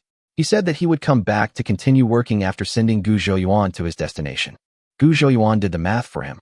It would take 1 hour to go to the county once, and 4 hours to go back and forth twice. By the time he rushed back and forth, a whole day would have passed, and he would not have been able to do any work. After a bumpy ride on an ox cart, we finally arrived at the county town. Because Datong village is quite far away, the streets are crowded with people, and the better locations have already been used to set up stalls. Gu Yukai looked anxious. What should I do? There are no good seats left. Gu Zhouyuan was very happy, as if he had gotten a great bargain. He said, it's okay. Good wine needs no bush. My sweet soup is delicious. I'll be in business wherever I put it. Seeing Gu Zhouyuan so confident, Gu Yukai also felt relieved. Gu Zhouyuan found an open space at the end of the street. The two men put all their belongings in the car on the ground. Gu Zhouyuan said to Gu Yukai, go and do your thing. Just come pick me up at 3 p.m. Gu Yukai waved his hand and said, I don't have anything to do, so I'll stay here and help you take care of the business. Gu Zhouyuan's face darkened. If you stay here, I can't slack off. Besides, it's not convenient to do fraudulent accounting. Go walk around by yourself. There's a monkey show in the West Market. You can go and have a look. Seeing that Gu Yukai was still about to refuse, Gu Zhouyuan said unhappily, this is my first time setting up a stall. I feel a little embarrassed to have you here. Gu Yukai suddenly realized that, indeed, sometimes he could not relax when there were acquaintances around. He nodded and walked towards the oxcart cart. Okay, I'll be over at the West Market and pick you up when the time comes. As soon as Gu Yukai left, Gu Zhouyuan started to get busy. The first thing to do is to borrow a table. That's right, because no one in the family had ever done small business. The family didn't think that a table was needed to set up a stall. Auntie, could you lend me one of your 2 tables? I'll use it for most of the day. I'll give you 2 cents, okay? The adjacent stall sold wontons, but probably because it didn't have a good spot, it didn't have much business, so both tables were empty. The plump auntie was startled for a moment, then nodded and said, you can use them. I'll give you 2 more stools. Anyway, the table is empty, so making a few cents is not bad, and it can be considered as today's income. Gu Zhouyuan thanked her and took out 2 cents and handed them to the aunt. He placed small items such as pearl dumplings and sugar jars on the table and bought some ceramic bowls and bamboo chopsticks from the mall. He took out these modern ceramic bowls with microwave safe written on the bottom from a basket covered with straw mat and placed them on the table one by one. After finishing his preparations, he sat down on a stool, took out a thread-bound edition of Gu Yin, and began to read it with relish. The fat lady at the stall next door had nothing to do, so she just kept watching Gu Zhouyuan busying around. By the end, she still had no idea what the guy was selling. She couldn't help but ask, young man, don't you have a cover? Gu Zhouyuan's face was full of question marks. What's the pretext? It seems like there isn't any. The fat aunt muttered, pointing to her own wonton stall. Gu Zhouyuan looked in the direction the fat aunt pointed and saw a stick stuck next to the wonton stall with a small rectangular flag hanging on the stick. The white flag had turned yellow, and on it was a bowl of steaming wontons painted with a brush. Gu Zhouyuan suddenly realized that the banner was almost the same as a signboard. The fat lady asked, is this your first time setting up a stall? Seeing Gu Zhouyuan nod, she shook her head and said, you don't have a cover, you don't shout, you just sit there, who knows what you're selling? Gu Zhouyuan smiled innocently. Auntie is teaching me that I have a cover, but I forgot about it in my busy schedule. As he said this, he began to rummage in the bamboo basket. I bought a triangular white flag and a charcoal pencil in the mall. Put 2 white flags on the table and write on them with charcoal, Gu Sweet Shop. After thinking for a while, he wrote on the other side of the flag, 10 cents a bowl. He found a stick on the side of the road and tied the flag to the stick with a thin rope. Use a stick to dig a small hole in the ground, then insert the stick upright into the soil and compact it with soil. Gu Zhouyuan clapped his hands and looked at the sign fluttering in the wind, feeling very satisfied. The fat aunt was stunned. The sign was written on the spot. You can write? What's written here? The fat aunt asked curiously. Gu's Dessert Shop. 10 cents a bowl. Gu Zhouyuan pointed at the sign and read. What kind of sweet soup costs 10 cents? The fat aunt asked through gritted teeth. The fat aunt swallowed back the following sentence. Are you crazy? Gu Zhouyuan smiled and said, let's try selling it first and adjust the price later. After saying that, he sat down again, picked up the book and started reading. I have to buy a chair and bring it over tomorrow and get a cushion. This small stool is too uncomfortable to sit on, Gu Zhouyuan thought. The fat aunt was shocked by Gu Zhouyuan's actions. If this could bring in business, it would be a miracle. After a long while, probably because people were hungry after shopping, the fat aunt's wonton stall finally opened, and people came to eat one after another. Young man, what are you selling? Someone asked curiously while eating wontons. Sugar water. Gu Zhouyuan looked up and answered with a smile. What kind of sweet soup? Give my wife a bowl to try later. The man asked loudly.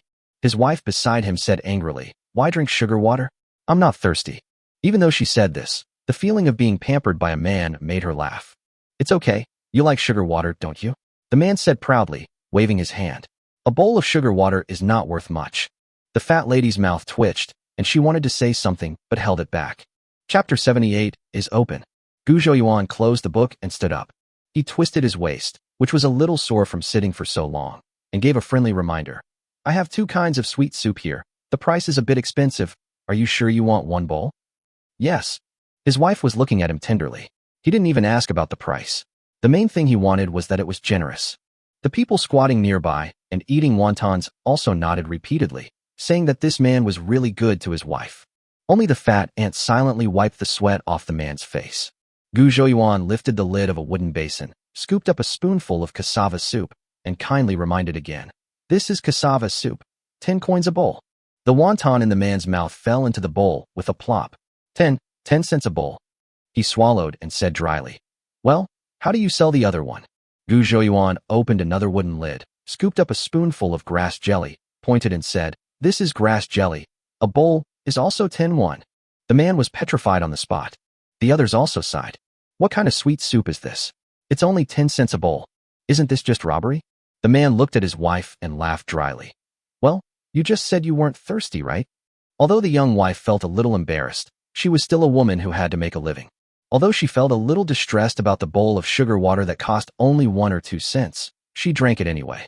But she really couldn't accept that a bowl of sweet soup on the roadside was sold for 10 cents. She nodded with a straight face and said, I'm not thirsty. The man laughed and said, Young man, my wife is not thirsty and doesn't want to drink sugar water. I'm sorry. Gu Zhouyuan shrugged and said, It doesn't matter. Sitting back on the bench, he was reading the 7th chapter of the book in his hand. Mei Zi, out of affection, brought her lover into the fireworks display. Zhongsheng accidentally visited a famous girl, and they had their first romantic encounter. I was attracted by the wonderful plot in the book and was fascinated by it. Then a voice rang out. Did you write the words on this banner? Gu Zhouyuan was reading a book at a crucial moment when he said, without even looking up, selling sugar water, 10 cents a bowl. The voice was somewhat displeased. Of course I know you're selling sugar water, and I also know it's 10 cents a bowl. Isn't it written on your sign? Gu Zhouyuan then raised his head and saw a fair-skinned young man dressed as a scholar standing in front of him, followed by 2 followers. Oh, sir, how many bowls would you like? Gu Zhouyuan put on a professional smile. Is this person a little deaf?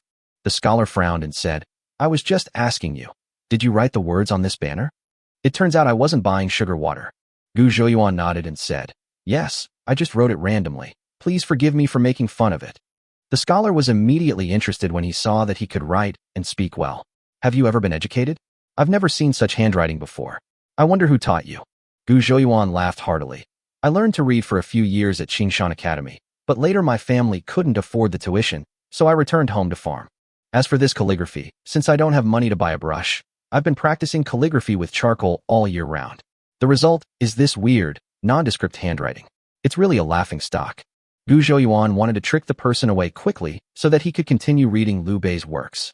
The scholar's eyes lit up, and he wanted to talk to Gu Zhouyuan in detail about the topic of practicing calligraphy with charcoal black. Gu Zhouyuan seemed to sense the man's intention. He chuckled and said, Brother, I have business to do. I won't chat with you anymore. Oh no, stop chatting. The young man finally realized. It's me, Meng Lang. He smiled and said, Please give me a bowl of sugar water. Gu Zhouyuan said, This sweet soup is 10 cents a bowl.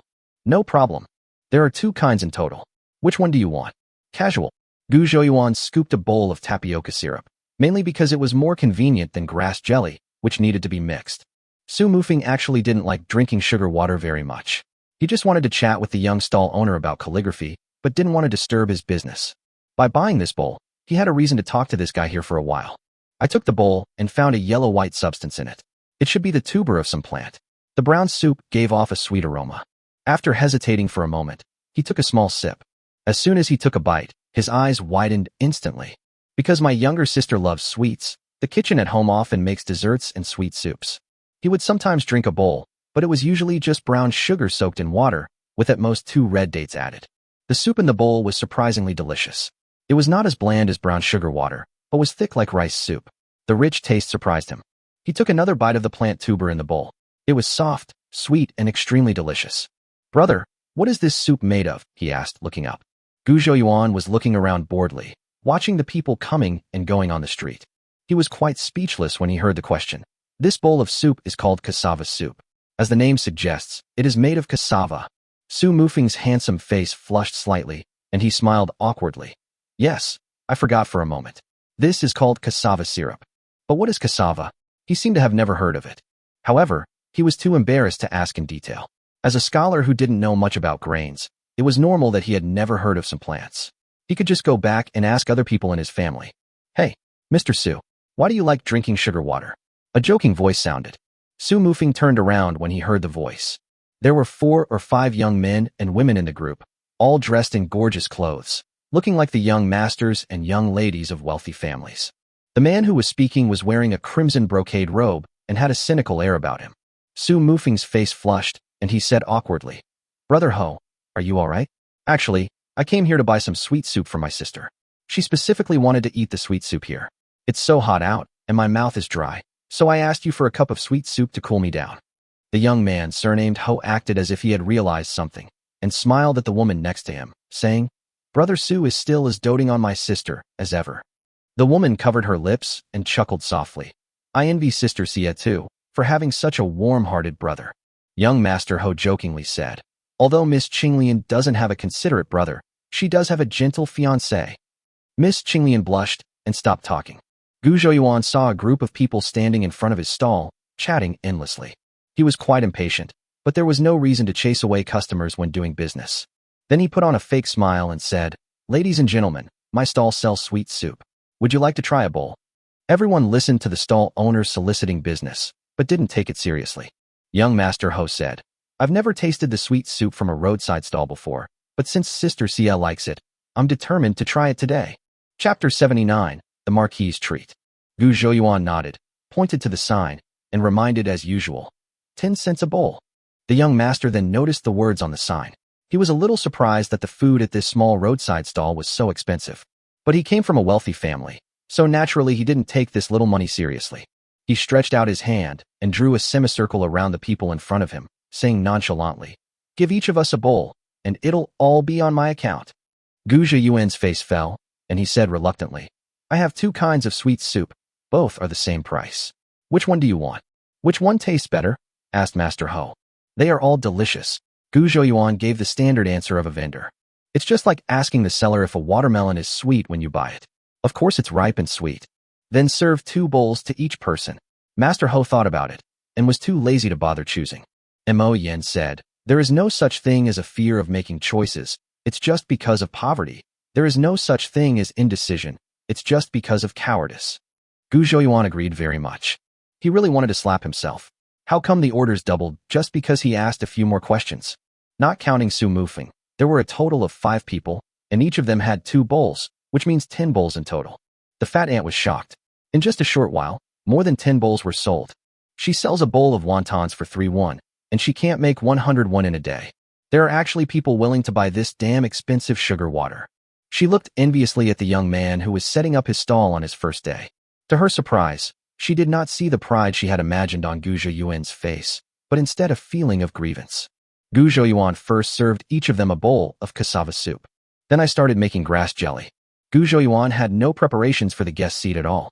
It is naturally impossible for these young men and women to stand there and eat with their bowls in hand, as it would be beneath their dignity. Seeing the young stall owner busy with a pout on his face, it seemed that he didn't care whether they had a place to sit or not. When Master Ho saw someone at the fat ant's place finished eating wontons, and the person just stood up, he ran over and took a seat.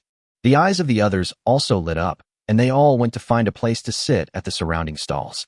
The stall owners were a little puzzled when they suddenly saw someone holding a bowl and sitting on their stools. However, seeing that these people were all wearing silk and satin, it was obvious that they were not people to be trifled with, so they all turned a blind eye. They sat down and started eating the cassava syrup. After taking the first sip, their reactions were exactly the same as Su Mufing's.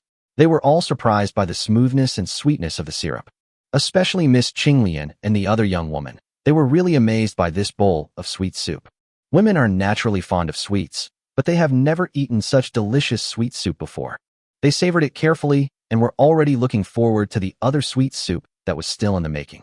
Gu Zhouyuan made 5 bowls of grass jelly, but when he looked up, everyone was gone. His face darkened, thinking he had run into someone who was trying to run away without paying. Fortunately, Mr. Su was still standing there, sipping cassava syrup. Where are the others? Gu Zhouyuan asked. Su Mufing turned around and pointed at various places. Look there? And there's another one. And there's another one. Gu Zhouyuan smiled and shouted. Come here quickly. The grass jelly is ready. The first person to rush over was Miss Qinglian. She handed the empty bowl back to Gu Zhouyuan and picked up the grass jelly on the table. There were small pieces of dark green stuff in the bowl, which looked a bit strange. As she moved the bowl, the lumps began to tremble. There was also a small wooden spoon thoughtfully placed next to the bowl. She picked up the spoon, scooped a piece, and put it in her mouth. Suddenly her eyes lit up, and she snorted. This so-called grass jelly is surprisingly smooth and refreshing. There must be brown sugar in the bowl, which gives it just the right sweetness, refreshing without being greasy. When I turned the bowl with a spoon, I saw some small reddish-brown balls at the bottom of the bowl. I picked a few and put them in my mouth. I don't know what these little meatballs are made of, but they are chewy and springy, which feels very special. Qinglian was just sighing that the cassava soup was the most delicious soup she had ever tasted. She didn't expect her favorite to be refreshed so quickly. Comparing the two, she prefers the taste of grass jelly. Others also took their bowls and tasted it, and they all praised it highly. In this hot summer, a bowl of grass jelly can instantly relieve the heat. Grass jelly tastes better after being refrigerated, but there are no refrigerators in this world, so Gu Zhouyuan put some mint powder in it. Now that costs have risen, Gu Zhouyuan plans to raise prices tomorrow. Su Mufing looked at the reactions of others and also became greedy. He said to Gu Zhouyuan, Brother, give me a bowl of grass jelly too. Put it on his account. He pointed at the hungry Ho Gongzi and said, And that bowl of cassava soup I just had is also his. Gu Zhouyuan nodded and took a bowl to serve the grass jelly. Su Mufing took out 20 coins from his purse and put them on the table. Gu Zhouyuan looked at him doubtfully. Isn't it Mr. Ho who invited you? Give each of my 2 followers a bowl. I'll pay in cash. Su Mufing replied with a smile. When the 2 followers heard this, they were delighted. The damn weather is so hot, but they are wearing thick clothes. Seeing others eating grass jelly, they have been swallowing their saliva. The name of the grass jelly contains the words grass and jelly, which sounds refreshing and heat relief. But 10 cents a bowl was too expensive, and they were reluctant to spend so much money to buy it. The 2 thanked Su Mufing. One of the short and stocky attendants called out, Hey, little bro, I want grass jelly, not tapioca syrup. I want some grass jelly too, the tall and thin follower also shouted. After Gu Zhouyuan's experiment was successful yesterday, he prepared some more supplies in the evening. But it wasn't a lot, about 30 bowls of grass jelly and a big pot of tapioca syrup, probably 70 or 80 bowls. His original intention was to spend a day on the street, sell the items if someone wanted to buy them, and then return them to the mall at a lower price if no one wanted to buy them. He sold 14 bowls in a short time, which gave him a new understanding of the consumption capacity of people in this world. In fact, if he had a thorough understanding of history, he would have discovered an eternal truth. The cold in winter belongs to the poor, because the rich have spring all year round. Years of disaster often make the poor poorer and the rich richer. Young man, can you deliver this sweet soup? Su Mufing asked after putting down the empty bowl. Gu Zhouyuan was stunned for a moment. They also provide takeaway service? He shook his head. During the Song dynasty, when the catering industry was well developed, some business-minded restaurant owners launched food delivery services. People in the market often only buy food and drink from local shops and do not buy vegetables at home. At that time, from the royal family to the common people, many people were too lazy to cook at home, and ordering takeout became a trend. It can be done now, and the call will be made at the appropriate time. The restaurant will send a delivery person to deliver the food to your door and supports cash on delivery. Chapter 80 sold out. This dessert of yours is definitely to my sister's taste, but I can't take it away. What should I do? Su Mufing was very disappointed. Master, the short and fat attendant reminded, why don't we just take the bowl away with us? Su Mufing's eyes lit up, and he said to Gu Zhouyuan, Can I take this bowl away? Gu Zhouyuan was stunned, then said, Sure, the bowls are also 10 coins each.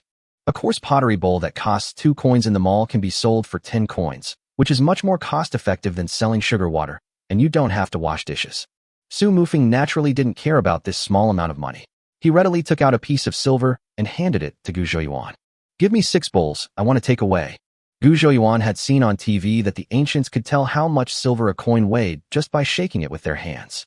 He imitated the movement and shook the change in his hand, but didn't feel anything. Then he asked, Mr. Su, how much does this silver cost? Is it worth the money I have for the sweet soup?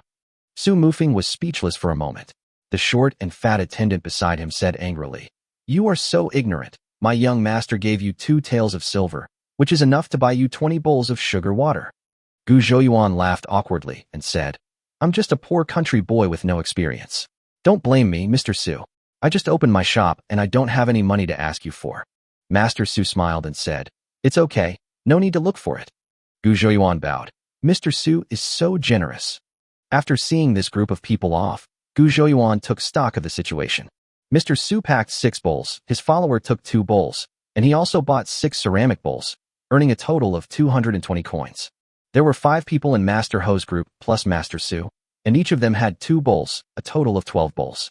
Yes, after receiving 220 coins from Mr. Su, Gu Zhouyuan still charged Mr. Su's 2 bowls of sugar water to Mr. Ho's account. The unscrupulous nature of the businessman has begun to emerge. Miss Qinglian and another woman each packed a bowl of grass jelly to take away. In the end, Mr. Ho paid 160 coins. The fat lady on the partition turned green with envy. At this moment, she had no customers over there, so she ran over to Gu Zhouyuan and smiled with all 16 teeth showing. Young man, you're making a lot of money from this sweet soup. You've sold so many in just a short while. Gu Zhouyuan counted the copper coins and replied, I don't make much money. This brown sugar costs 40 coins per pound, and my secret herbal jelly is made from precious health-promoting herbs. After deducting these costs, there's not much left. Before the Song dynasty, sugar was a luxury that only officials and nobles could afford. After entering the Song dynasty, with the comprehensive development of the sugarcane industry, sugar has been widely consumed and used in the daily lives of ordinary people in the lower classes. Sucrose was an important raw material and condiment in food processing and production in the Song dynasty. Su Shi wrote in his poem, Xiyun Qianpian, when you are young, you are as hard-working as eating water pepper. When you are old, you are as leisurely as eating sugarcane. He compared his leisurely retirement life to eating moist and sweet sugarcane. Judging from the various prices recorded in Rongjai Sui Bai, the price of white sugar was about 4 times that of rice at that time, while the price of brown sugar was slightly lower. The fat lady thought for a moment and said, That's true. I feel bad just looking at the amount of brown sugar you put in that bowl of sugar water. If you can't sell it, you'll lose a lot of money that day. As expected, no business that can make money is that easy to do, and the fat ant's envy diminished a little. Gu Zhouyuan put all his income today into his wallet and sat back to continue reading. At noon, he ate a bowl of wontons at the fat ant's stall and spent 3 cents. Some people also came to ask what kind of sweet soup the so-called sweet soup shop sold. Those who ask questions are no longer just wealthy young men and women, but also ordinary people with sufficient funds. Some people eat a bowl of food without caring about the money, while others think it is too expensive and leave after asking. In short, the business is intermittent, but it is still selling. Just after the hour of Wei, Gu Yukai came to find Gu Zhouyuan. When I arrived, I happened to see Gu Zhouyuan serving cassava soup to a fat middle-aged woman. He said happily, Xiao Yuan, your sweet soup is really sold out. Yes, there are quite a lot of people buying it. Gu Zhouyuan handed the sugar water to the middle-aged woman. He opened the lid of the cassava syrup container, and Gu Yukai saw that the syrup was almost gone.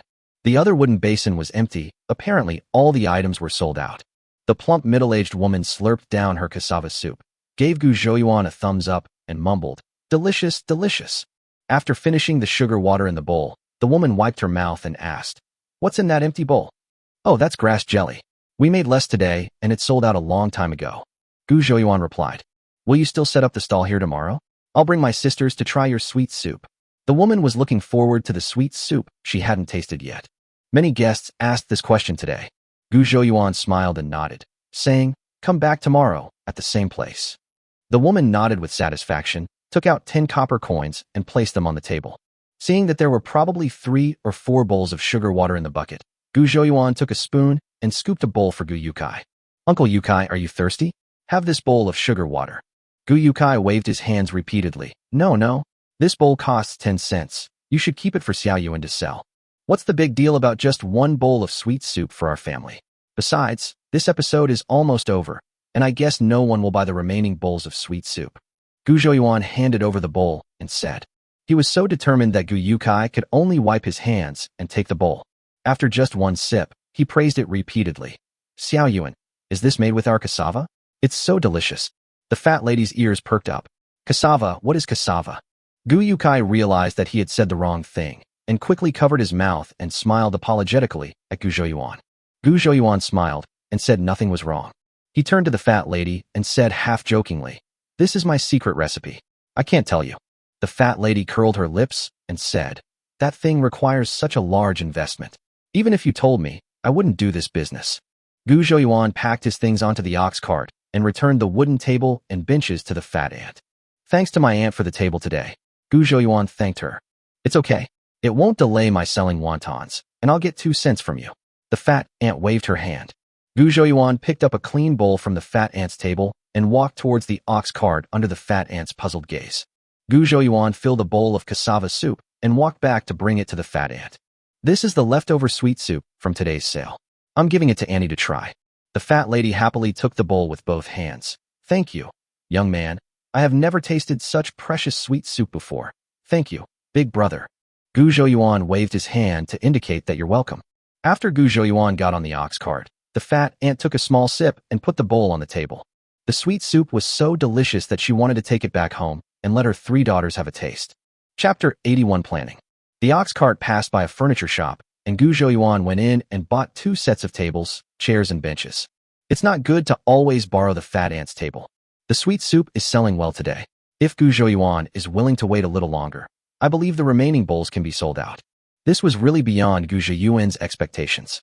Now that someone recognized him, he put away his initial playful attitude. I plan to run this business well. Even if I don't want to do it in the future, I can let my family run it. As the weather gets hotter, drinks like grass jelly will have a bad taste when they get hot.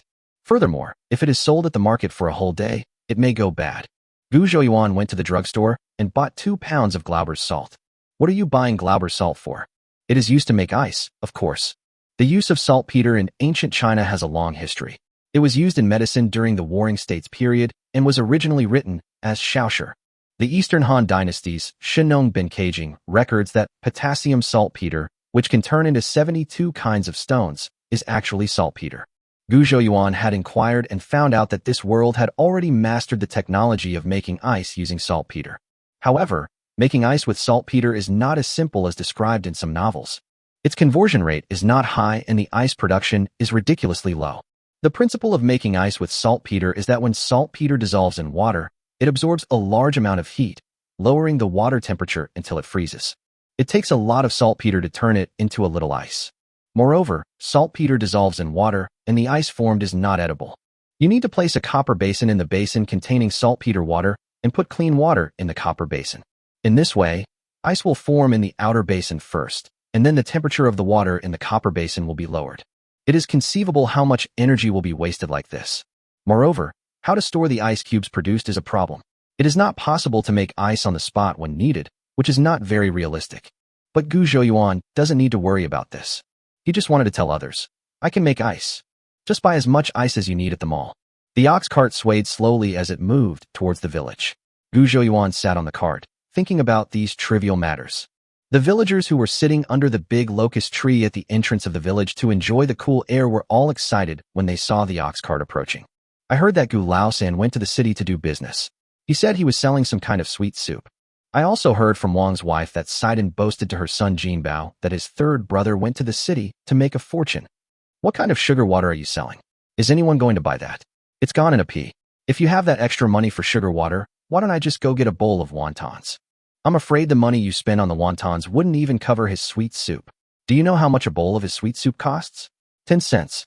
10 cents. Oh my God. Who's crazy or stupid enough to spend 10 cents on a bowl of sweet soup? Gu Zhouyuan heard all the villagers' discussions. He tacitly allowed Sidon to show off. He just wanted to let the villagers know that he had made money from his business. Later, when he built a house and other things, the money he took out had a source of income. Auntie, come here and enjoy the cool air. Aunt Shilian, have you had dinner? Gu Zhouyuan greeted everyone along the way. The villagers also responded with a smile. Brother Gu-san, I heard that you set up a stall in the county. How are your sales? Asked Aunt Shilian. It's selling quite well. I made less last night, and it wasn't enough to sell, so I closed up the stall early. Gu Zhouyuan pointed to the empty wooden basin. The villagers were all stunned. Just now they were laughing at Gu Zhouyuan for overestimating his own abilities and trying to learn how to do business from others. Is business that easy? At this moment, Gu Zhouyuan had sold out both of the 2 large basins. 10 cents a bowl. How much money can you make? Are all city dwellers just stupid and rich? Why are they rushing to buy such expensive sweet soup? I heard from my child's father that a master in the city can spend 1 or 2 taels of silver on a meal.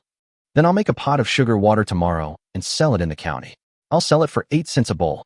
Can you make sugar water? You can even make it into a paste. Ha ha ha. The villagers were envious and laughing. Gu Zhouyuan returned home, and Gu Yukai helped unload the things from the ox cart. Third brother, have you sold it? Sidon was in a restless mood today, always thinking about selling the sweet soup. He even lost a duck. Fortunately, Gu Zhaodi helped him find it back in the end. Lu and Gu Zhaodi also looked at him with burning eyes. Although the sweet soup tasted good, they had no idea whether they could sell it. Gu Zhouyuan smiled and took out the purse from his backpack. All sold. Oh, Sidon cheered. I knew third brother would be able to make money. Gu Dedi also smiled with relief. Mother, did Siju and the others deliver the magic herbs today? Gu Zhouyuan asked. Judging from the feedback from customers today, grass jelly is obviously more popular. Yes, they came with Xiaohua. They brought 10 kilograms in total. Lu pointed to a bamboo basket in the yard, which was full of herbal jelly. Gu Zhouyuan nodded. Then let's hurry up and cook. We still need to make sugar water after dinner. Gu Sidon had already counted the money. His face flushed with excitement as he shouted, 680 coins. And a piece of silver. Oh, that's 2 coins worth of change, Gu Zhouyuan said with a smile. I sold more than 1,200 coins today, and I spent some on buying tables, chairs, and seasonings. In fact, he only sold more than 900 coins for the sweet soup today, and that included the money from selling bowls and the tips from Mr. Su. Anyway, his purpose is to launder money, so it doesn't matter if he says more. Several people's eyes were all burning with enthusiasm, selling 1,200 coins a day. Cassava is already available at home, but brown sugar is also quite expensive. Even after deducting all the other costs, there is definitely a profit of a few hundred coins. Oh my god, will their family become very rich in the future? Lu and Gu Zhaodi quickly went to the kitchen to cook dinner, while Gu Dedi began to wash the herbal jelly. Gu Zhouyuan moved the newly bought table to a place where it would not be in the way. He said to Gu Dedi, who was scooping water, Second brother, after the canal is completed, please help me find someone in the village who can build a stove. We need to build another stove and use it specifically for making sugar water. My second uncle knows how to do it. When the time comes, please ask him to come over and I will help him. It will be done in half a day. Gu Dedi pressed the magic grass into the water and turned around to say, That's great. I heard that my third uncle knows some carpentry skills. Please talk to him for me tomorrow and see if he can make 2 new wooden barrels with sturdier wood. Gu Zhouyuan thought for a while and said, Wooden barrels take up less space than wooden basins and have better heat preservation properties. Oh, I see. Gu Dedi replied. Because we were in a hurry, we made a pot of mixed noodles for dinner. Stir-fry the pork belly until it releases oil, add water, then put in the dough balls made from white flour, and finally throw in some wood-ear mushrooms and wild vegetables. It doesn't look good, but it tastes very good. Chapter 82 Ice Making. After dinner, the whole family began to divide the work and cooperate. Lu first boiled a pot of hot water and then began to cook the grass jelly. Under the guidance of Gu Zhouyuan, Gu Zhaodi kneaded the cassava flour into a dough. After Sedanzai washed his hands carefully, he was responsible for rolling the meatballs. Gu Zhouyuan took Gu Dedi and started experimenting with making ice. Actually, there is nothing much to experiment with. Just put a small basin in a large basin and fill both basins with water. Then pour saltpeter powder into the water in the large basin. The saltpeter dissolves, the water in the basin slowly cools down, and then a thin layer of frost forms. Gradually, a thin layer of ice formed in the small basin. Gu Dedi was extremely impressed. In such a hot summer, Xiao Yuan actually made ice. Sidon and the others also put down their work and gathered around. Sidon reached out and touched the ice in the basin. Hiss! It's so cold. Gu Zhaodi, a woman of refined temperament, immediately figured out the key point. Xiao Yuan, do you want to add ice to the grass jelly? There is a dong in the name of grass jelly, so it must be cool. Gu Zhouyuan nodded and shook his head. Grass jelly is indeed delicious when it's cold, but you can't put the ice in the grass jelly, as that would dilute the flavor. This ice is placed outside the bucket to chill the sugar water. Speaking of this, Gu Zhouyuan suddenly remembered that the thermal conductivity of this wooden basin was poor and the ice cooling effect was not good. But it's not good enough. He can't just make 2 stainless steel buckets. When he has time, he will go to the blacksmith shop to see if he can make 2 iron buckets custom-made. The ice produced was only a thin layer, but it was enough for Gu Zhouyuan to hide his tracks. Tomorrow I will make ice by myself in my room, and there will be a lot of big ice cubes. Third brother, can I go with you to sell sweet soup tomorrow? Gu Sidon made another application. In fact, he had just been rejected by his third brother in the morning, so he didn't have much hope this time. Then Gu Zhouyuan said happily, Okay, Sidon looked up in disbelief. Third brother, what did you just say? I told you to come with me to set up the stall tomorrow. I can't handle it alone. Gu Zhouyuan said with a smile. He is going to play badly today, so of course he can't bring anyone with him. Tomorrow will be different. If I want to do business seriously, I will naturally have to bring my assistant along. Happiness came too suddenly, and Sidon was still a little unable to accept it. He stammered. Then what about my duck? Gu Zhouyuan thought for a moment. Ask your friends if there are any willing to help you raise the ducks. Just offer them an egg a day. After a couple of days, the duck pen will be set up, and you won't have to worry about the ducks anymore. Sidon's eyes lit up, and he said excitedly, if I give a duck an egg a day, someone will definitely rush to do it. Sanlu would definitely be willing, but no, Sanlu is too wild. He often gets lost. If you ask him to release ducks, who knows how many he'd lose. Fat Little doesn't run around, but he's a lazy fellow. He won't move once he's lying down. A duck that eats in one place will definitely be hungry. He muttered to himself, worrying about what kind of successor to choose. Suddenly, he clapped his hands and said, let Ernie next door go. She's hardworking and likes ducklings. Yes, it's Wang Ernie. She's reliable. Gu Zhouyuan ignored him and was busy filtering out the herbal jelly juice and pouring it into a wooden basin. Lu cleaned the pot and started stewing cassava again. Third brother. This time it wasn't Sidon calling. Judging by the voice, it should be Xiaohua. Sidon looked at Gu Zhouyuan and whispered, Third brother, what should we do? Gu Zhouyuan was confused by his question. What the hell should I do? Will Sister Xiaohua learn our secret recipe? Sidon said with a vigilant look. Or I can find an excuse to send her away. This kid is quite cautious. Gu Zhouyuan smiled and said, what you said makes sense. I'll go out and take a look. He went out and opened the gate and found that there was not only Xiaohua outside the door, but also old lady Gu and his second uncle Gumansong. Gu Zhouyuan greeted everyone one by one and invited them into the house. Grandma, have you had dinner yet? What's the matter with Uncle Air coming here so late at night? We've eaten, Xiaohua answered from the side. Mrs. Gu got straight to the point and asked, Xiaoyuan, I heard people say you're selling sugar water in the city. Is that true? Gu Zhouyuan nodded and said, yes, I set up a stall in the East Market. Listen to Grandma and don't sell that damn sweet soup anymore, said Mrs. Gu earnestly. Why? Sidon and Gu Zhouyuan asked in unison. Even Gu Dedi, who was moving benches for everyone, sat up straight with a puzzled look on his face. Why? Mrs. Zhao told me that you use brown sugar to make your sweet soup, and that brown sugar is extremely expensive. Isn't it a waste of money to use that to boil water? Old Mrs. Gu sat down on the stool with a look of regret on her face. But I sell it at a high price, 10 cents a bowl. Gu Zhouyuan still didn't understand what the old lady meant. It's because you sell it at a high price that it's a bad thing. Old Mrs. Gu was a little anxious. It's a bad year now. Who would be willing to spend 10 cents to drink a bowl of sugar water? Your business is bound to lose money. Gu Zhouyuan wanted to say that even in a good year, farmers would not be willing to drink it. Seeing that he was silent, Mrs. Gu softened her tone and said, don't be afraid of losing face. Tell Grandma the truth. How much money did you lose today? It's not a loss. I sold them all. Gu Zhouyuan scratched his itchy nose and said helplessly, still making it up. There are no outsiders here. Now everyone is hungry. Who has the spare money to drink sweet soup? Old Mrs. Gu was so anxious that she wanted to beat someone up. You will never make money beyond your understanding. The poor took it for granted that 10 cents could buy enough rice for the whole family to eat for 2 days, and it was not worth it to drink a bowl of sugar water. There is a joke that goes like this. 2 old farmers were tired from farming, so they enjoyed the luxurious life of the emperor during their rest time. One said that the emperor must eat white flour buns every day until he is full. Another said that the emperor must have used a golden hoe when he went to the fields. Although the story is absurd, it also reveals the limitations of the thinking of the lower classes. Do you think rich people are as happy as you think? Wrong. You can't even imagine the happiness of rich people. Second Uncle Gumansong also advised gently, Xiaoyuan, second uncle knows you made some money by digging ginseng and selling it, but you hired so many people to help you with the work. After more than 10 days, there won't be much money left. We farmers should just live a down-to-earth life. Why would we engage in business? City people are full of tricks. It's not that easy to make money from them.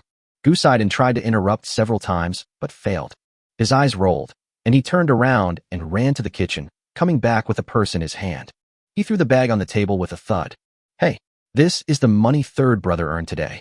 Chapter 83 Business is booming. The room suddenly became quiet, and only the sounds of chickens and ducks in the yard could be heard. Ah! Ga. Chuckle. Woof woof. Old Mrs. Gu turned her head woodenly and looked at the bag of money on the table. She sat back on the stool, tremblingly. Gu Monsong's face flushed. What on earth had he just said? Was he teaching Xiao Yuan how to endure poverty honestly? After a long silence, Mrs. Gu looked up and smiled. Xiao Yuan, you've been educated, and your knowledge is no less than those of us who dig for food in the dirt. Grandma just nagged a little, but you just pretended you didn't hear. Sidon brought 3 bowls of hot water, and Gu Zhouyuan put a spoonful of brown sugar in each cup. Whatever Grandma said, you are doing this for my own good. I understand. He picked up a bowl and handed it to Mrs. Gu with both hands. Old Mrs. Gu took the sugar water, took a sip, and felt extremely warmed in her heart. Gu Monsong drank the sugar water and felt very relieved as he looked at his nephew, who kept giving people surprises. He frowned as if he had thought of something and said, Xiao Yuan, since your business can make money, you have to do it for a long time, right? Gu Zhouyuan nodded. Of course. So you plan to hire Uncle Yukai to pick you up and drop you off every day? I heard that you paid him 40 cents for one day's work. 40 cents a day is too much. Gu Monsong said worriedly. That's true. It's indeed a bit expensive to do this every day. I plan to rent Uncle Yotsai's ox cart first, and when I make money after a while, I will buy an ox cart for myself. Gu Zhouyuan thought for a while and said. Gu Monsong and Gu Dedi's eyes lit up. Men have always been interested in cars. Owning an ox cart of your own is definitely the dream of every man in the village. Don't buy an ox cart. Oxen are good for plowing the fields, but they are too slow for traveling and pulling goods. An ox costs 20 strings of cash. Old Mrs. Gu said. You can buy a donkey cart for just over 10 strings of cash. It has plenty of endurance and can travel fast. Gu Zhouyuan nodded. I understand, Grandma. It's too early to talk about this now. I'll talk about it after I start my business. Everyone nodded. It's good to have other sources of income at home so that we don't have to rely entirely on fate for our livelihood. The next morning, Gu Zhouyuan drove an ox cart to the county town. Gu Zhouyuan rented this ox cart for 10 cents a day and originally offered 20 cents. However, Gu Yukai tried his best to lower the price, saying that a few cents would be enough. Anyway, he had been working these days and the ox cart was just sitting idle at home. Besides, Gu Zhouyuan charged him 40 cents for using the ox cart for a whole day yesterday, and he felt a little uneasy with the money. Finally, after Gu Zhouyuan's hard work, the two of them agreed on a price of 10 cents a day. Also sitting in the car were Gu Sidon and Gu Zhaodi. After all, Sidon was only a child of 7 or 8 years old and could only do odd jobs like serving bowls and collecting chopsticks. Yesterday's customer response was good. After a night of fermentation, today's business is bound to be better than yesterday. Gu Zhouyuan didn't want to be too busy, so he brought Gu Zhaodi to help. Xiao Yuan, should I laugh? Gu Zhaodi asked for no reason. Gu Zhouyuan was stunned for a moment. Then he understood what she meant. Sitting on the shaft of the cart, he turned his head and smiled. If you are happy, smile. No one is forcing you. But my mother told me that I should be enthusiastic when I see guests. Even if they scold me, I should greet them with a smile. Gu Zhaodi's uneasiness was visible to the naked eye. Gu Zhouyuan waved his hand and said, We are here to sell sweet soup, not to sell smiles. If you want to laugh, just laugh. No one will make things difficult for you. With Gu Zhaodi's gentle personality, she would never do anything to neglect her guests. If someone comes to cause trouble, Gu Zhouyuan will definitely support his elder sister. As for this deal, it doesn't matter whether it is done or not. With his comfort, Gu Zhaodi felt a little better. Sidon was not nervous at all. He just laughed. Seeing the copper coins flowing into his home, it was hard for him not to laugh. The ox cart was indeed slow. No matter how hard they tried, they arrived at the market at noon. From a distance, I saw a lot of people gathered around the fat ant stall. Auntie, your business is booming today. Gu Zhouyuan stopped the old cow and greeted the fat ant. Before the fat lady could reply, someone shouted, He's coming. The group of people surrounding the fat ant turned their heads and swarmed towards Gu Zhouyuan. Gu Zhaodi didn't know what was going on. She was so scared that her pretty face turned pale and she held Gu Sidon tightly behind her.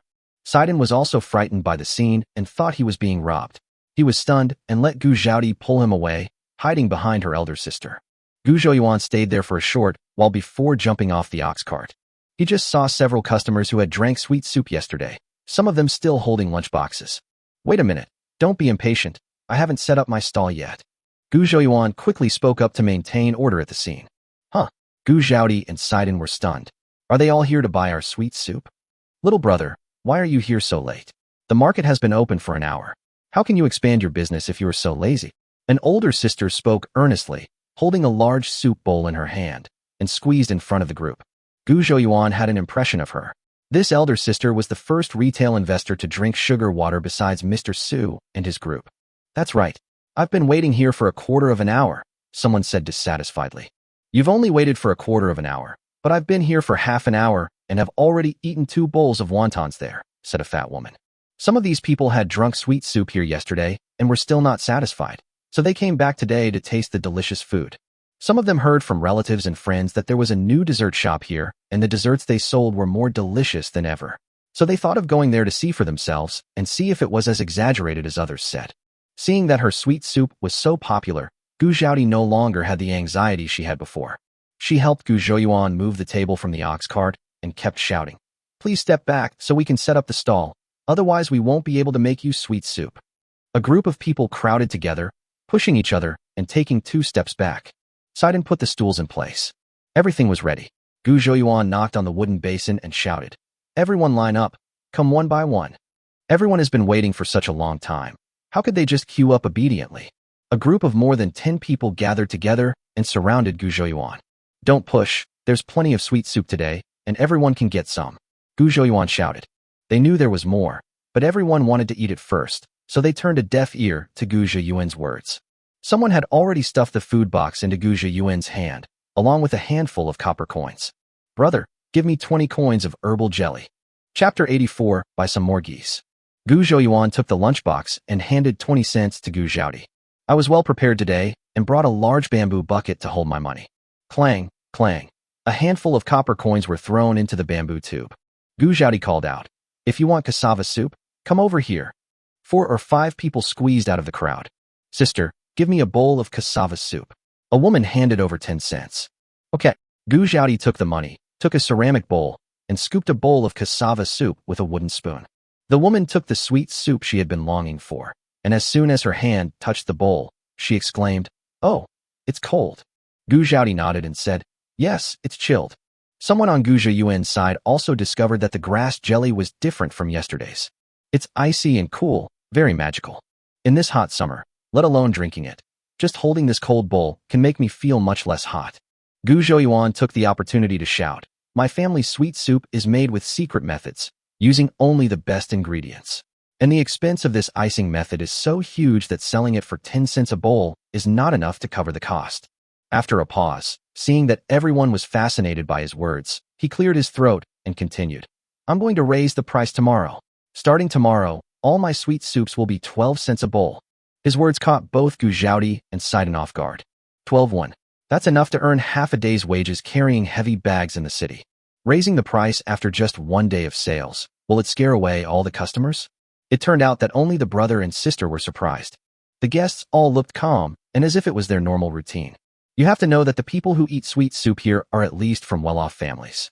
They are willing to spend 10 cents to buy a bowl of sugar water and don't care about spending 2 cents more.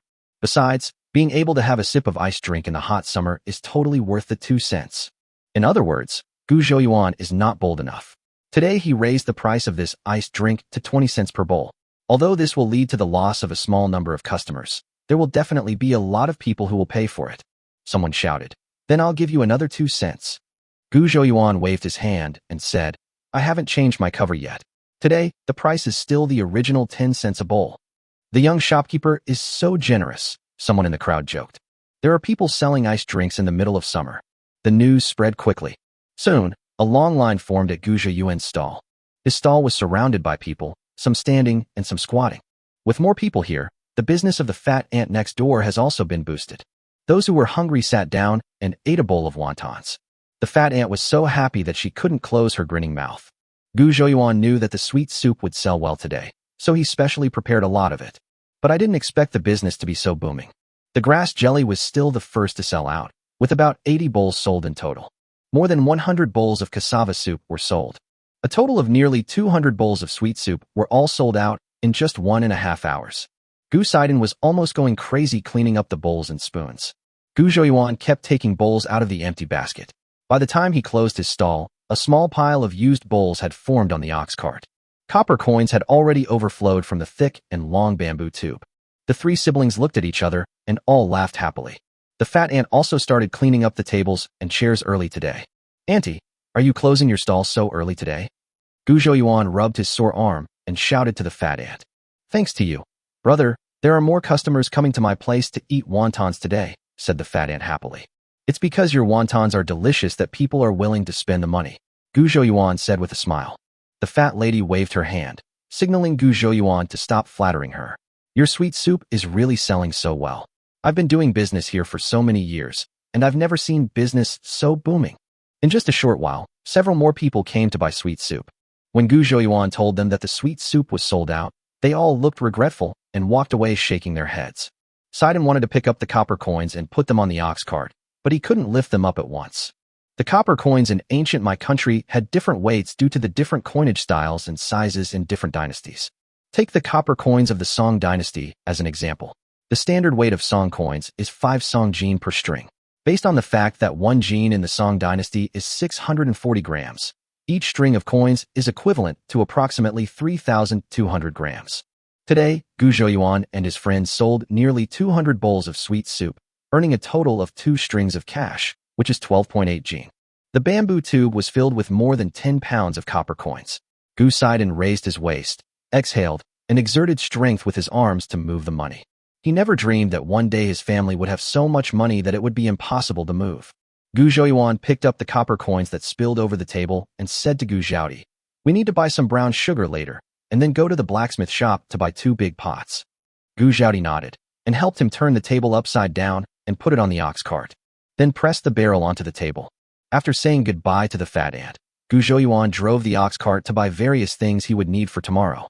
"Duck, duck!" Gu Sidon shouted excitedly as he passed by a stall selling chicken and ducklings in the market. He has been releasing ducks these days and has developed a deep friendship with them. He was very happy to see so many ducklings. Gu Zhouyuan gently pulled the leash, and when the ox cart stopped, he said to Sidon, "Let's go and take a look." Sidon was overjoyed. "Third brother, do you still want to buy ducks?" There are already dozens of ducks at home. Although dozens of ducks may seem like a lot, they are nothing if they are placed in the vast fields. Gu Sidon always fantasizes about expanding the duck team when he has the chance. In a couple of days, my third brother's pond will be filled with water and flocks of ducks will be swimming in it. Just thinking about that scene makes me excited. When the stall owners selling chicken and ducklings saw that Gu Zhouyuan and his friends wanted to buy them, he hurriedly pulled the baskets closer to the ox cart. The dark face smiled brightly, revealing a mouthful of yellow teeth. "Little brother, big sister, do you want to buy a little duck?" Gu Zhouyuan shook his head and asked, "How much are the geese?" Sidon's face, which had just fallen, instantly showed a smile again. "Third brother, it's okay to buy a gosling. Da Huang and Huang can't play with ducks, and it's too lonely with only 2 of them." Gu Zhouyuan doesn't care whether Da Huang and the others are lonely or not. He just likes to eat stewed goose. When we make sweet soup at home in the future, we will use a lot of cassava as flour. The ducks don't like to eat the leftover residue, but the geese are not picky eaters. Raising more geese can also prevent weasels. If so many ducks are raised outside, weasels will definitely be a big trouble. Chapter 85 Purchase. The goslings are 8 cents each. You can't get any cheaper than mine. How many do you want, big brother? The dark-skinned stall owner was selling with all his might. Although geese are omnivorous animals, they mainly eat grass. The wild grasses that people in the mountains don't eat are quite suitable for feeding geese.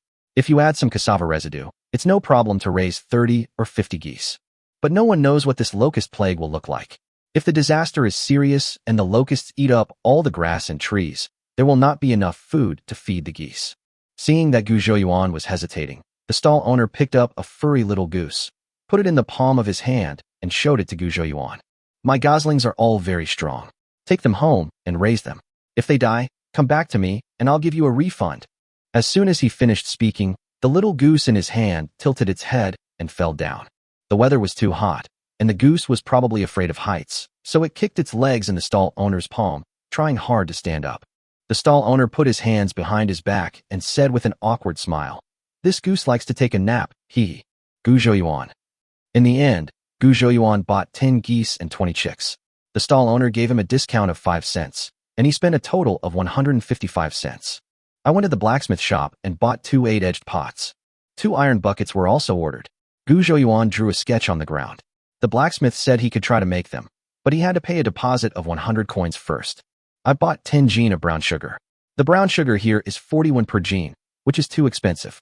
Gu Zhouyuan plans to buy brown sugar in the mall and then mix it into these 10 kilograms. Money is earned quickly and spent even faster. After walking around this circle, only half of the copper coins were left in the bamboo tube. But Sidon and Gu Zhaodi were heartbroken. However, they also know that necessary investment is inevitable when doing business. Besides, you won't need to buy the big pot and iron bucket again after buying them once. There are also goslings and chicks, which can be exchanged for more money after they grow up. Thinking of this, they felt relieved. Gu Dedi said yesterday that the water diversion channel on the mountain can be completed today. No need to cook for so many people anymore.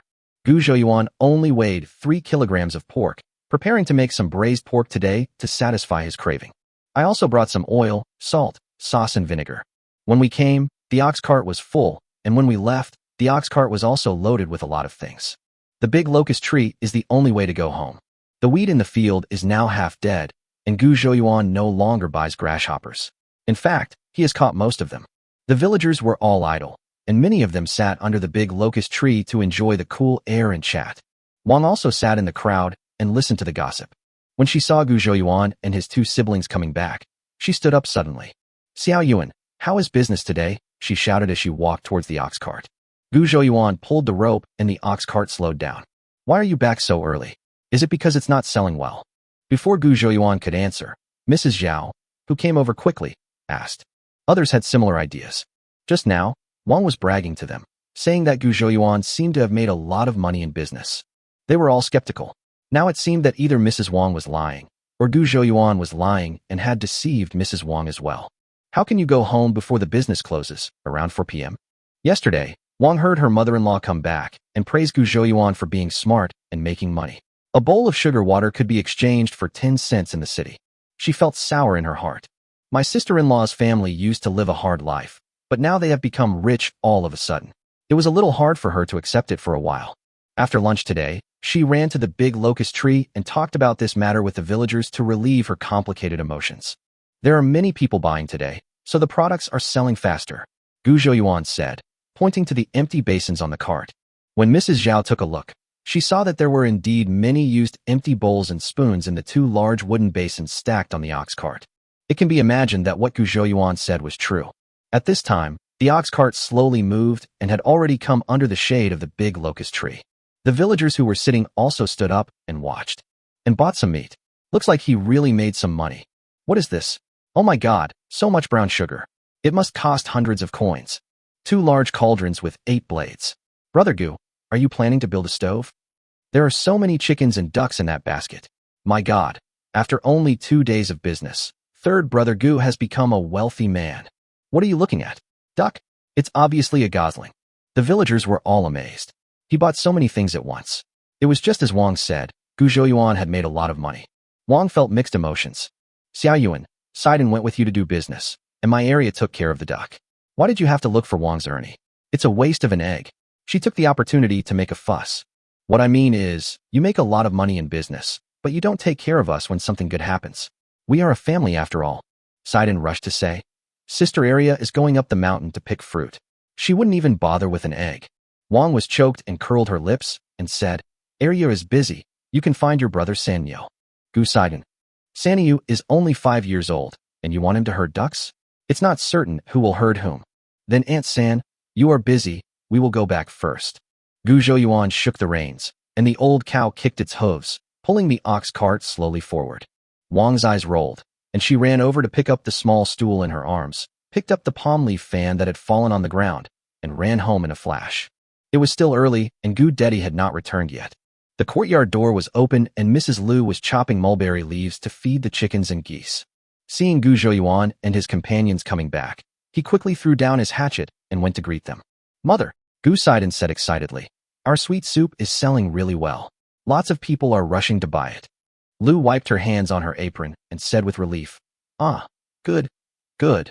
Gu Zhouyuan put the backpack on the ground and said to Liu with a smile, Look, mother.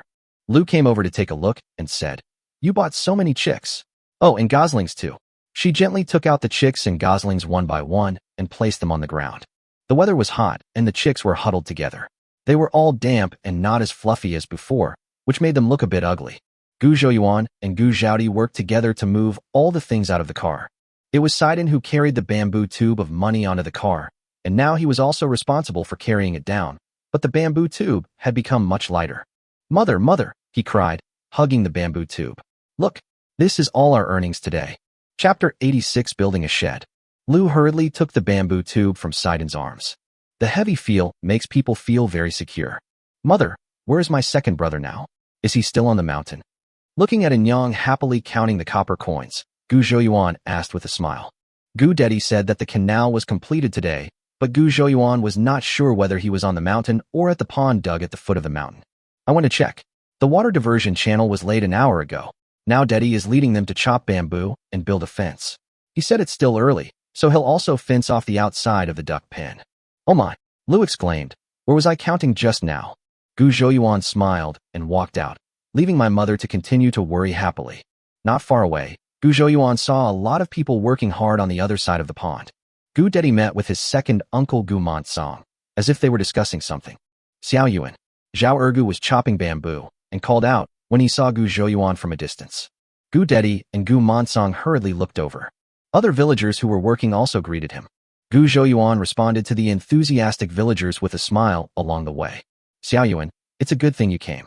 I was just discussing with Dedi whether we should build a shack by the pond. Gu Montsong said. Gu Zhouyuan smiled and said, just building a shack might not be enough.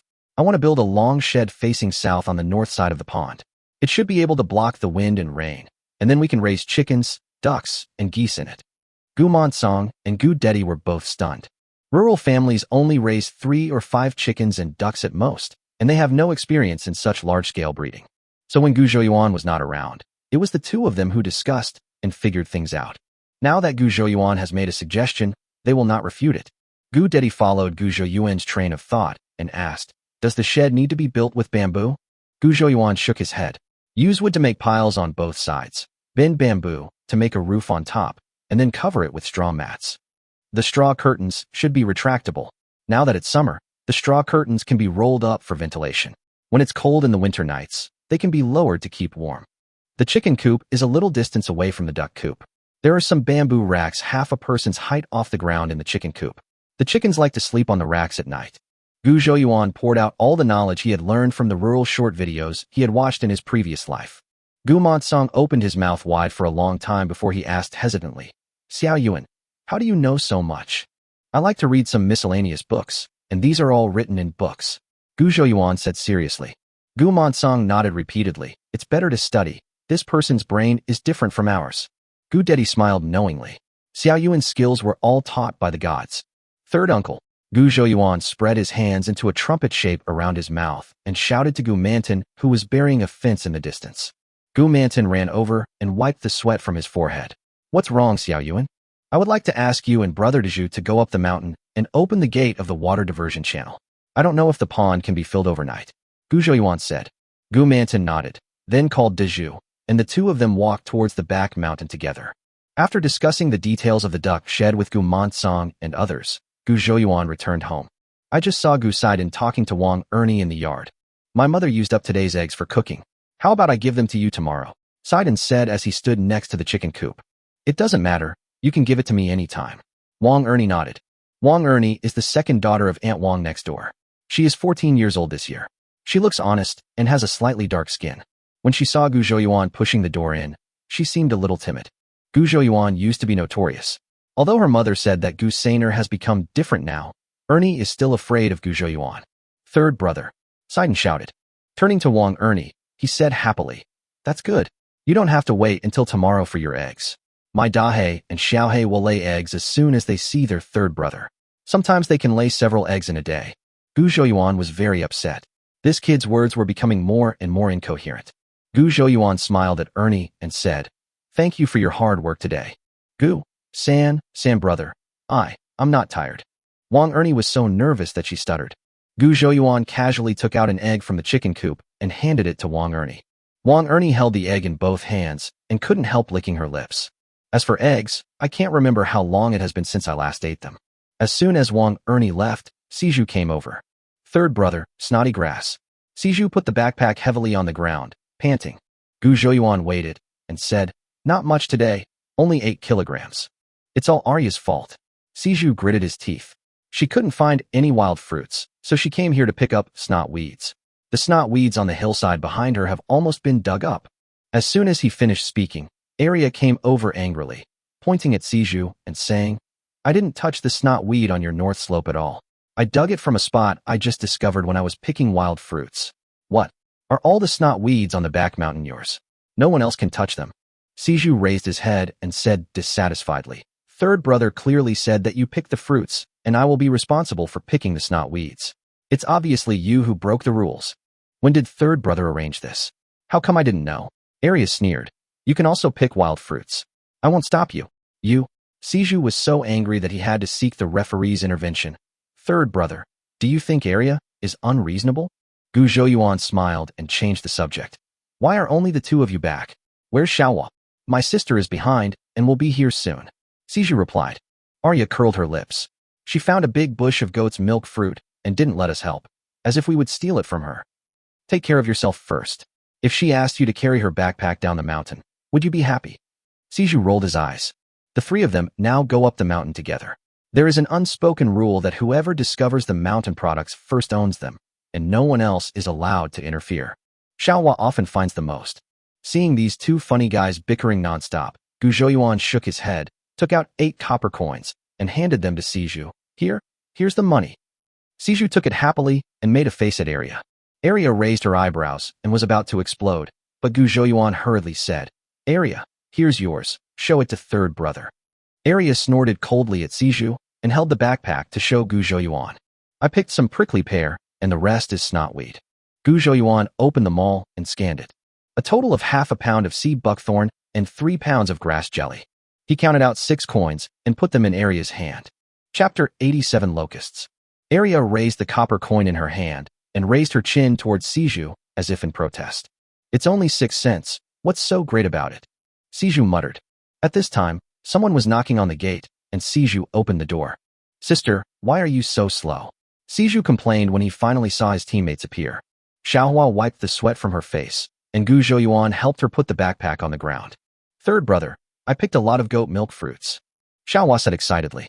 Food is in short supply now, and wild fruits on the mountain are really rare. All safe places have been roughly swept through by the villagers.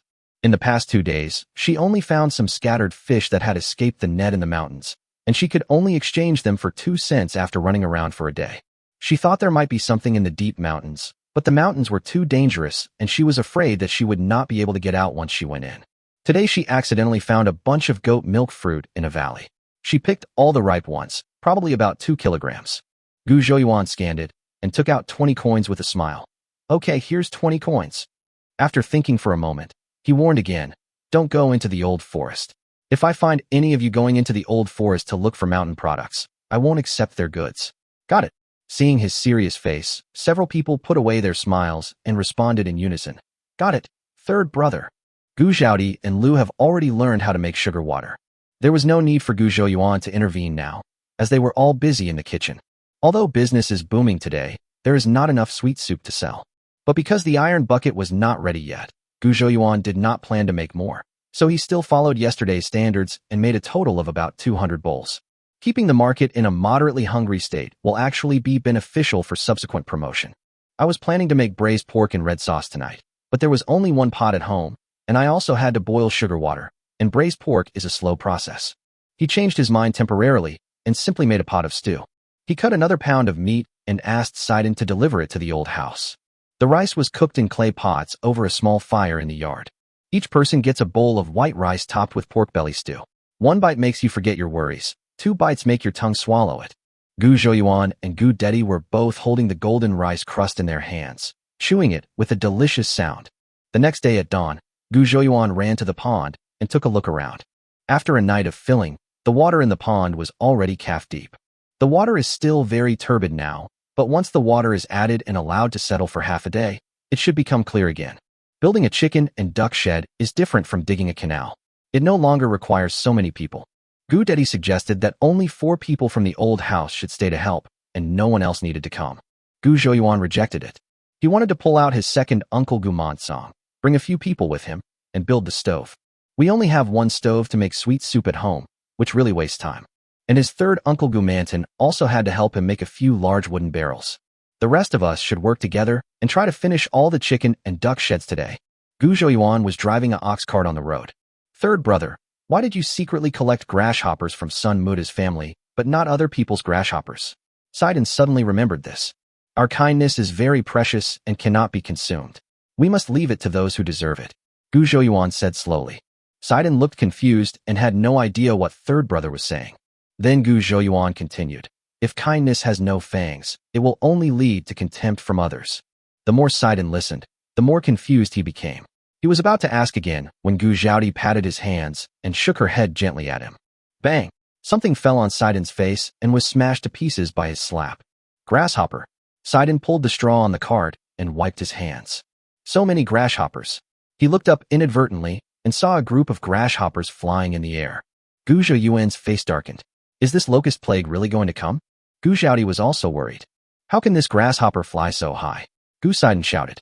Locusts are peculiar insects. The solitary stage of locusts is called grasshoppers, and grasshoppers cause limited damage to crops. Under certain circumstances, grasshoppers will reproduce rapidly, and when they become overcrowded they will transform into locusts. Their legs actually rubbing together triggers this transformation. Once grasshoppers start swarming, they join up with other swarms, grow larger, change color, and eat anything they can find. The situation is not optimistic. Gu Zhouyuan sighed. Yesterday, the village head went to the county government office and reported the cassava incident to the county magistrate. It is estimated that all villages will receive the news today and start harvesting cassava in full swing. Although relying solely on cassava is not enough to help people survive a disaster, it always gives people a better chance of survival. Unlike the tense atmosphere in the village, the market in the city seemed to be unaffected. Gu Zhouyuan came to the old place where he set up his stall yesterday, and someone was already waiting there. The fat ant stall opened early today, and some people who had been waiting for a long time would eat a bowl of wontons to fill their stomachs first. Gu Zhouyuan finally arrived, but before the ox cart stopped, a group of people rushed over. A familiar guest from yesterday helped to move the things off the ox cart. Hey man, can't you come earlier? Someone complained. Gu Zhouyuan smiled and said, I rushed here at dawn, but the journey is really long. No matter how fast I hurried, I still kept you waiting for a long time. Then you won't get up at 3 in the morning to travel, someone shouted in the crowd. Ha! Everyone laughed. It was impossible to queue up. Just like yesterday, whoever squeezed to the front would be served first. Gu Zhouyuan suddenly thought of an idea. While scooping the sugar water, he said loudly, I will come here at this time every day from now on. Don't come too early, it will delay your work. If you want to come early and are willing to wait here, go get a number plate from the ant at the wonton stall and line up according to the number on the plate. He took out a few thin pieces of wood he had just bought at the mall, on which were engraved the numbers 1, 2, 3. This is probably the first time that a number-taking and calling service has appeared in the world. Everyone understood and praised this idea. I'm sorry to trouble you, Annie. Gu Zhouyuan bowed and smiled at the fat auntie. The fat lady smiled and nodded. What trouble is there? I'll put your wooden sign there, and they can take it themselves when they come. It won't bother me at all. Gu Zhouyuan's booming business has boosted customer flow, making the fat ant's wontons much easier to sell. She was grateful to Gu Zhouyuan, so helping him with this little favor was natural for her. Brother, you finally set up your stall. A clear voice rang out. Gu Zhouyuan looked up and saw that the person who spoke was the first customer of the dessert shop, Su Mufeng, who was dressed in white. Chapter 88, All the Rage. Oh, Mr. Su, I haven't seen you for a long time. I miss you so much. Gu Zhouyuan laughed with a slightly exaggerated expression. The corners of Su Mufeng's mouth twitched. He was obviously not used to Gu Zhouyuan's speaking style. You're joking, little brother. I came here yesterday evening looking for you, but I didn't see you. I thought you'd moved to another place to do business.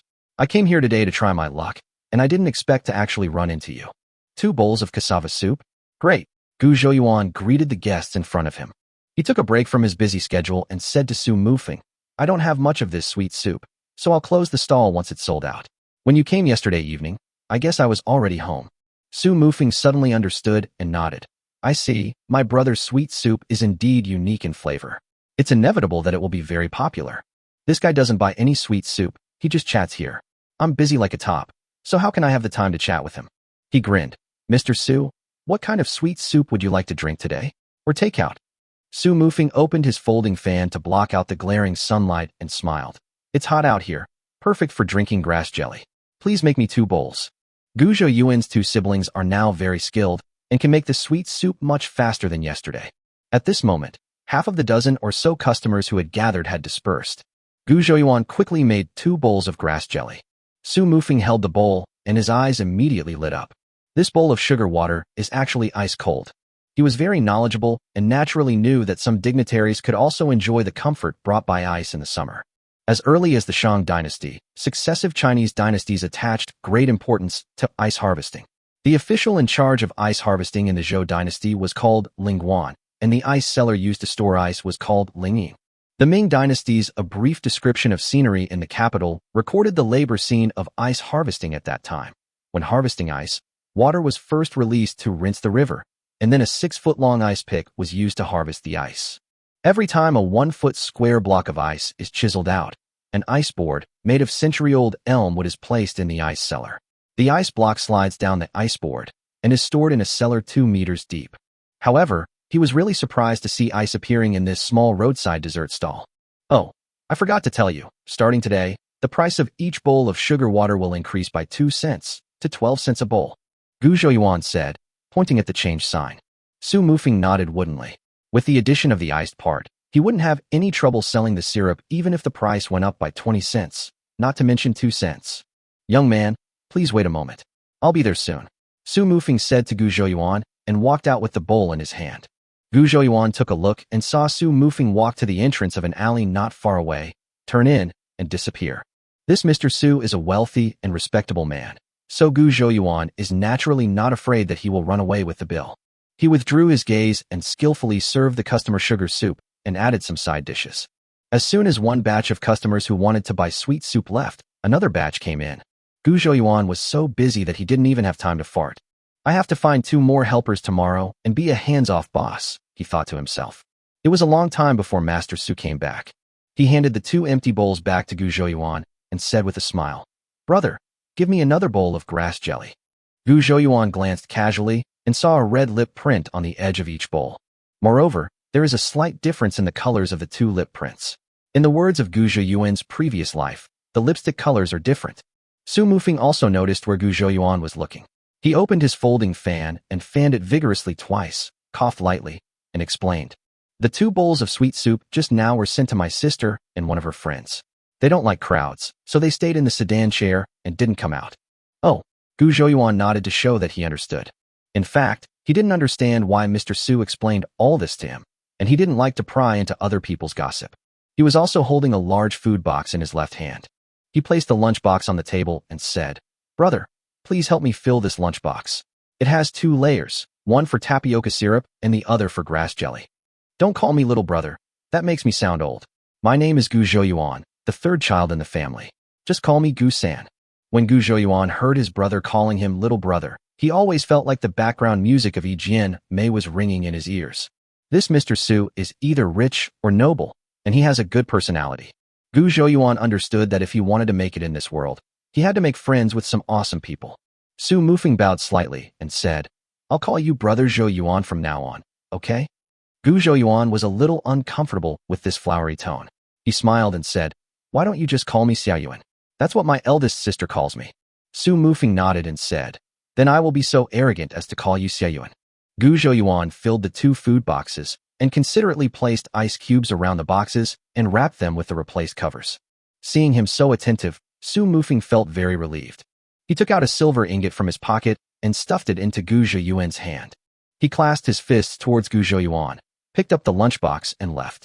Gu Zhouyuan raised his hand and saw a small silver ingot in his palm. He recognized this silver ingot. After selling the wild boar, he exchanged it for a few more ingots. This is a silver ingot weighing 1 ounce. Saiden's eyes widened. Last time he mistook a silver ingot for a stone and made a fool of himself. He has gained more knowledge these days and is no longer unfamiliar with silver. He also recognized that it was 1 or 2 taels of silver. "Third brother, why did that man give you so much money?" He stared at the silver without blinking. "I was wondering why you kept talking to him and adding ice cubes to his plate. It turns out he gave him more." Saiden thought about it and came to a conclusion. Gu Zhouyuan laughed and said, "That's right. What we compete on is attitude. If we make customers feel comfortable, they will naturally be willing to pay." Gu Zhouyuan instilled in Saiden the modern concepts of customer as God and service first. Saiden nodded repeatedly. "If you have a better attitude and smile more, you can earn more money." "I understand. Little brother, 1 serving of each of the 2 sweet soups." A slightly hoarse voice sounded. The owner of the voice was a middle-aged man with a big belly. He was dressed in black brocade clothes with golden ingots embroidered on them. It was obvious that he was a man with no shortage of money. Gu Zhouyuan filled a bowl of cassava soup and handed it over. The man took a sip, smacked his lips, and gave a thumbs up, praising, "It's really delicious." No wonder it attracted so many customers in just 2 or 3 days.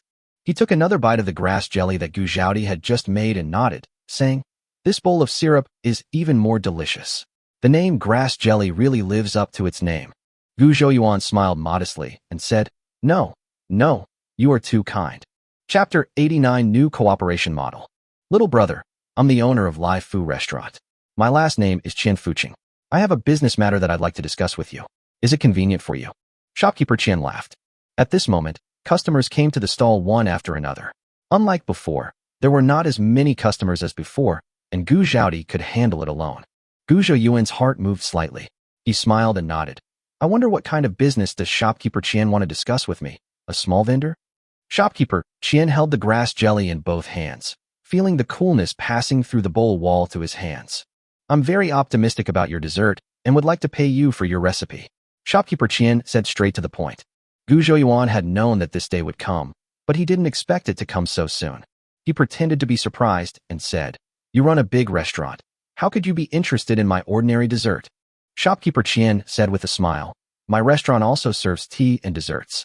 Besides, the sweet soup you made is totally different from the ordinary ones. Gu Zhouyuan nodded and greeted the regular customer next to him, then turned around and said with a smile, My family depends on this small stall for their livelihood. As for the recipe, I absolutely cannot sell it. Hearing him say this, Shopkeeper Qian was not angry at all, but instead smiled even more brightly. I'm offering this much. He stretched out a finger and smiled mysteriously at Gu Zhouyuan. 1,000 taels. Gu Zhouyuan was shocked. Shopkeeper Qian frowned. You're joking, little brother. It's 100 taels. Gu Zhaodi and Saiden's expressions changed and their breathing became rapid. 100 taels. They couldn't even dream of such a large sum of money, and now Xia Yuan was actually negotiating a business worth 100 taels. Oh, 100 taels? Gu Zhouyuan said with little interest. This recipe is an heirloom from my family. My father told me that if the recipe is lost, it will be gone. I dare not sell it. Shopkeeper Qian's mouth twitched. You're obviously complaining that the price is too low. What's with all this ancestral rules? Can you at least act more convincingly? Then little brother, give me a price. How much can you sell this recipe for? I won't sell it to you no matter how much money you are. Gu Zhouyuan put away the smile on his face and said seriously. Shopkeeper Qian was stunned for a moment, then shook his head regretfully. He drank the grass jelly in the bowl in one gulp and handed the bowl back. He took out 24 coins from his bag and placed them on the table. He turned around and was about to leave when he heard Gu Zhouyuan shout, Manager Qian, please stay. Shopkeeper Qian turned around with a delighted look on his face. Little brother, have you figured it out? The price is negotiable. Gu Zhouyuan shook his head and said, The recipe really can't be sold. Without waiting for Qian to ask, Gu Zhouyuan continued, We can change the cooperation model. Cooperative mode? That's a pretty novel term. Shopkeeper Qian became interested. Oh, tell me about it, little brother. Gu Zhouyuan said, Here's what I think. I'll provide you with grass jelly and tapioca syrup. You can buy them from me and sell them in your restaurant. This way, I don't have to sell my ancestral recipe. Your restaurant can also sell my sweet soup. Shopkeeper Qian stroked his beard and thought to himself, This is indeed a solution.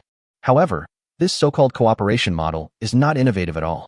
It is just the most basic buying low and selling high in business. He nodded and said, That's a feasible method. I wonder how much it would cost if I bought from you. Gu Zhouyuan scooped up a bowl of sugar water and took a big sip to moisten his throat. He looked up and continued, First, give me 50 taels in one go, and then a bowl of sugar water is 12 won. Even though Shopkeeper Qian had a good temper, he was now a little angry. Little brother, are you trying to make fun of me? I have no objection to 12 coins for a bowl of sugar water, but why do you want me to pay 50 taels first? Although 12 cents for a bowl of sweet soup was not the best price, he could still accept it. In his restaurant, a meal would easily cost 3 or 5 taels. If he used some better ingredients and drinks, even more than 10 taels was not uncommon.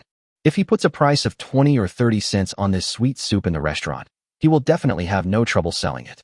A plate of stir-fried vegetables in a food stall costs 5 yuan, while a plate of stir-fried vegetables in a star-rated hotel costs 80 yuan, and no one thinks it is expensive. The environment you are in is different, so your net worth will naturally be different. Don't worry, Manager Qian, Gu Zhouyuan said, extending his hand and making a gesture. This is the new cooperation model I just mentioned. Shopkeeper Qian suppressed his displeasure and said patiently, Please tell me quickly, little brother. Gu Zhouyuan smiled faintly. I call this cooperation model of mine the franchise model. What is the franchise model? Asked Manager Qian. The so-called franchise model means that you pay a franchise fee up front, and I'll teach you all the production techniques except the core technology. There were many strange new words in Gu Zhouyuan's speech, but fortunately, he spoke very slowly. Shopkeeper Qian was a businessman, and his ability to accept new things was much stronger than that of ordinary people, so he could barely understand it. Then I won't join and just buy your sweet soup and sell it directly. Wouldn't that have the same effect? I can also save some money. Shopkeeper Qian raised his doubts. Gu Zhouyuan smiled and shook his head. It's different. If you pay the franchise fee, I will also teach you all the new sweet soups I will launch later. And the supply of sugar water will be determined based on the needs of your restaurant. But if you simply buy the sugar water from me to sell it back home, then there's no contract between us. If I'm happy today, I'll sell you 100 bowls. If I'm in a bad mood tomorrow, I'll only give you 20 bowls, or even not sell it to you at all and sell it to the restaurant across the street instead. After listening to Gu Zhouyuan's words, Shopkeeper Qian already understood the advantages of this so-called franchise model. For him, 50 taels is neither too little nor too much. He rummaged through his pockets and found that he only had a dozen or so taels of silver. He bowed to Gu Zhouyuan and said, Young man, wait a moment. I'll go back and get the silver. After saying this, he walked away hurriedly. Xiao Yuan, Gu Zhaodi called out excitedly. Just now, she saw Gu Zhouyuan talking incessantly in words that she could not understand. She could only barely understand that Gu Zhouyuan asked the restaurant owner to pay 50 taels of silver, and that in the future, when purchasing goods from him, it would still cost 12 cents per bowl. Seeing that Shopkeeper Qian was obviously interested, Gu Zhaodi's heart began to beat wildly. Hearing Shopkeeper Qian say he was going home to get the silver, she could no longer contain her excitement. She grabbed Gu Zhouyuan's arm and shook it, saying, 50 taels. He's really willing to give 50 taels. Gu Zhouyuan smiled and said, This Shopkeeper Qian is a smart man. He will not let him lose these 50 taels. Gu Zhouyuan suddenly felt that something was wrong today. He thought about it and realized that Sidon, who was usually talkative, was surprisingly quiet today. Sidon, why aren't you talking? Gu Zhouyuan asked. San brother, please help me. I feel a little dizzy. Sidon turned his head blankly, his voice trembling. Chapter 90 Pre-order. The sweet soup sold out very quickly and was sold out half an hour earlier than yesterday. Gu Zhouyuan and his companions were packing up their stall, but people kept coming to ask to buy sweet soup. Auntie, give each of us a bowl of wontons. He didn't feel it when he was busy just now, but now that he's taking a break, Gu Zhouyuan feels extremely hungry. It was just past noon, and the scorching sunlight was so bright that it was impossible to open one's eyes. The fat ant had a simple bamboo screen on her stall, with a straw curtain hanging on it to block out the sun. Gu Zhouyuan and his sister sat in a shady spot behind the wonton stall. Third brother, why hasn't Manager Qian come yet? Sidon kept looking in the direction where Manager Qian left. What's the hurry? Gu Zhouyuan fanned himself vigorously with the palm leaf fan on the table. Sidon grabbed a handful of ice cubes that hadn't completely melted yet and kept playing with them in his hands. Could it be that he's reluctant to part with the 50 taels and has changed his mind? It shouldn't be. Shopkeeper Qian looks quite ambitious and doesn't seem like such a short-sighted person. Gu Zhouyuan swung the palm leaf fan in his hand, and Gu Zhaodi and Sidon also felt the cool breeze. As soon as he finished speaking, Sidon stood up suddenly, pointed in a direction and shouted, Here they come. Then I saw Manager Qian rushing towards this side with a big belly. Before he even arrived, he clasped his fists and apologized. I'm fat and clumsy. Sorry to have kept you waiting. Gu Zhouyuan waved his hand to indicate that it was okay. Shopkeeper Qian wiped the sweat off his face and said breathlessly, I just thought of something on the way and wanted to discuss it with you, little brother. You say? Gu Zhouyuan nodded. Some of the dishes in my restaurant taste better when chilled. Could you please provide more ice, little brother? Shopkeeper Qian's eyes were filled with hope. He knew how rare ice was in the summer. If his restaurant had a long-term source of ice, he could develop many new dishes. Shopkeeper Qian has a good business sense, and Gu Zhouyuan gave him an approving look. How about this? Gu Zhouyuan thought for a moment and said, I'll sell you my sweet soup for 10 won a bowl, not including ice. Ice is provided separately. How about a bucket of it for 1 tael of silver? Shopkeeper Qian calculated in his mind that a bowl of sugar water originally cost 12 won, which included 2 won for the ice portion. 100 bowls means 200 coins for ice. If the insulation measures are good, it doesn't actually take too much ice to chill these sweet soups. Now, for just 1 or 2 taels of silver, you can buy a bucket full of ice cubes, which can be used to make sashimi, fish skin jelly. Sure, shopkeeper Chien said readily. Excuse me, little brother, how do we sign this contract? Do you want me to find a middleman to act as a guarantor? Gu Zhouyuan waved his hand and said, don't bother. I'll write 2 copies of the contract right now, one for you and one for me. As he spoke, he pulled out 2 sheets of rice paper from his backpack and quickly wrote 2 deeds with a charcoal black brush. Shopkeeper Chien exclaimed in amazement, little brother, your calligraphy is quite novel, and your handwriting is also unique. Gu Zhouyuan laughed heartily, signed his name on 2 pieces of paper, and raised the charcoal black brush and said, excuse me, charcoal black brush is more convenient to carry than a brush. Shopkeeper Chien took the carbon black and, imitating Gu Zhouyuan's example, quickly wrote his name. You know what, this carbon black is quite useful. The 2 of them pressed their fingerprints again, and each of them picked up a piece of paper, folded it, and put it in their arms. With a soft dong sound, Shopkeeper Chien placed a small cloth bag on the table. Here are 50 taels of silver, little brother, please count them. In fact, there was no need to count. Gu Zhouyuan opened the cloth bag and put 5 ingots of 10 taels of silver inside. Gu Zhaodi and Saiden's breathing became heavy. This huge sum of money was right in front of them, and they could touch it with their hands. This exciting feeling made them feel like they were in the clouds. Gu Zhouyuan tied up the cloth bag, clasped his fists towards Shopkeeper Chien, and said, then, happy cooperation. Shopkeeper Chien quickly returned the greeting. After a brief contact today, Shopkeeper Chien discovered that the young man in front of him had a calm and confident attitude that transcended his age. From the franchise model, he proposed to the fact that he remained calm when seeing 50 taels of silver. It can be seen from all his actions that this boy's future will definitely not stop here. He wanted to make friends, and his keen businessman sense of smell gave him a premonition that the current investment would definitely bring rich returns. The fat lady brought wontons to Gu Zhouyuan and the others. Gu Zhouyuan said to Shopkeeper Chien, would you like a bowl? Shopkeeper Chien smiled and waved his hand. I just saw Gu Zhouyuan's flamboyant signature on the contract.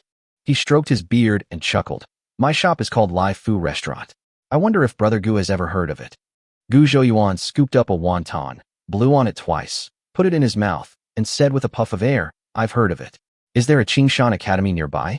Oh, and there's a Yuanqing restaurant across the street owned by a man named Wu, right? Shopkeeper Chien's eyes gleamed, and he asked in a deep voice, could it be that Brother Gu has some past with Wu Shuiping, the shopkeeper of Yuanqing restaurant? His Live Fu restaurant and Yuanqing restaurant are sworn enemies. If Gu Zhouyuan also provides sweet soup to Yuanqing restaurant, he will no longer have the advantage. It's a bit festive. Gu Zhouyuan smacked his lips while drinking wonton soup. Hearing this, Shopkeeper Chien suddenly became happy. Oh, then how did Wu Shuiping offend me? Gu Zhouyuan glanced at him, a little surprised by his reaction, then understood and said, why? Does manager Chien have a story with him? Wu Yukai is a selfish and narrow-minded person. He and I run a shop across from each other. Although we are in the same business, we are both enemies, but we each do business based on our own abilities, so there is no need for us to become enemies. But as the saying goes, even if people don't harm tigers, they're more likely to harm people. That time, I hired a chef from Lu who was a great cook. But Wu Shuiping got jealous and secretly plotted to steal the chef away for twice the price. Another time, my restaurant launched a dessert that was very popular with the ladies. He couldn't imitate it, so he sent someone to my shop to cry and complain, saying that he had found a fly in my dessert. When Manager Chien talked about these past events, he still couldn't help gritting his teeth. It is true that what kind of father you have will determine what kind of daughter you raise. Gu Zhouyuan laughed heartily. Don't be angry, Manager Chien. It's not worth getting yourself hurt by such a mean person. Gossiping behind one's back is not a gentleman's way. Shopkeeper Chien was not very familiar with Gu Zhouyuan, yet he actually complained so much to him. He looked a little embarrassed and laughed dryly. I'm sorry to have made a fool of myself, Brother Gu. Gu Zhouyuan waved his hand to indicate that it was okay. Shopkeeper Chien took out another small ingot of silver and placed it on the table. Tomorrow I'll order 100 bowls, 50 bowls each of the 2 kinds of sweet soup. I'd also like to ask you to prepare a basin of ice. Here's 1 tael of silver as a deposit. Chapter 91 Buying a Mule Cart. Gu Zhouyuan accepted the silver ingot. Thinking about the fact that I would have to go back and forth to the county town every day, it would be inconvenient to always borrow Uncle Yotsai's ox cart. I have several dozen taels of silver now, so it's time to buy a donkey cart for my family. Manager Qian will be our business partner from now on. He runs a restaurant in this city, so naturally he has connections. Gu Zhouyuan then said to shopkeeper Qian, I'm planning to buy a donkey cart so I can get to the city faster. Does shopkeeper Qian have any acquaintances with brokers? Shopkeeper Qian glanced at the ox cart and nodded, saying, Ox carts are indeed not suitable for transporting goods to the market. I do know a broker, but... He changed the subject and said, Brother Gu, why don't you consider buying a mule cart? Mules have plenty of endurance and good temperaments, don't eat much, and are very suitable for traveling on mountain roads. Mugs are the most commonly used by merchants here when they travel long distances to transport goods, but they are a bit more expensive than donkeys. A mule is the offspring of a male donkey and a female horse. It is larger than a donkey and has the advantages of both horses and donkeys. Gu Zhouyuan nodded and said, Then let's buy a mule cart. I'm not familiar with this city, so I'd like to trouble shopkeeper Qian to help me. Shopkeeper Qian smiled and agreed. It's a bit of a hassle, Brother Gu, don't be polite. A 5-year-old mule costs about 20 taels of silver, and with the carriage frame, it's estimated to cost 22 taels. Sidon was about to cry. 50 taels of silver, not even warm yet, and half of it was gone in an instant. But then I thought, there wasn't even a donkey cart in the entire Datong village, let alone a mule cart. If he were to go home in a mule cart, Sanlu and Fatty's gang would be so envious that their eyes would turn red. His expression kept changing, and Gu Zhaodi found it funny and couldn't help rubbing his head. 22 taels of silver? Sure. Gu Zhouyuan took out a silver ingot from his cloth bag. I wonder if 10 taels is enough for the deposit? No need for that. Generally, a deposit of 100 or 80 cents is enough. I have dealt with that broker many times, and we are all familiar with each other. My face is more reliable than the deposit. Shopkeeper Qian said with a smile. Then I'll trouble you, Manager Qian, to thank your friend the broker for me. Gu Zhouyuan put the silver back into the bag. Haha, we are taking care of his business. It's almost like he thanks you. Shopkeeper Qian laughed and spoke in a very pleasant way. It was agreed that the mule cart would be ready and delivered tomorrow. Shopkeeper Qian walked away with his hands behind his back, staggering with every step. The ox cart slowly moved on the way back to the village. The old cow has been on this road many times and is already familiar with it. It can pull the cart home by itself without Gu Zhouyuan's control. When the old cow sees fresh grass by the roadside, it will stop and eat a few bites, but Gu Zhouyuan ignores it. Gu Zhouyuan put his hands behind his head, held a piece of dogtail grass in his mouth, and dozed with his head tilted back. He covered his eyes with leaves to block out the glaring sun. Sidon no longer held the bamboo tube containing copper coins tightly in his arms like he did last time. What he was holding in his arms and staring at now was a cloth bag containing 50 taels of silver. Gu Zhaodi hugged her legs with both hands, rested her pointed chin on her knees, and nodded her head as the ox cart bumped along. She looked at the trees and ridges of fields slowly receding along the way, feeling calm and happy in her heart. In this hopeless year of disaster, life at home became full of hope just because of Xiao Yuan. When he returned to the village, he was surrounded by a group of villagers and asked questions as usual. Gu Zhouyuan dealt with them with a smile. With more than a dozen people working together, the chicken and duck shed was completed. Gu Zhouyuan took a look and found that it basically met his expectations. The water in the pond was already more than half full, but now the water has stopped flowing. It must be that my second brother had someone block the gate on the mountain. The bamboo fence, more than 1 meter high, had a door facing Gu Zhouyuan's home.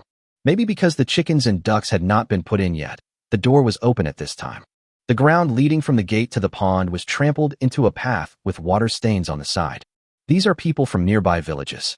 They are too lazy to fetch water from the big locust tree, so they come to your pond to fetch water, said the village head. But if you lock this door later, they won't be able to get in.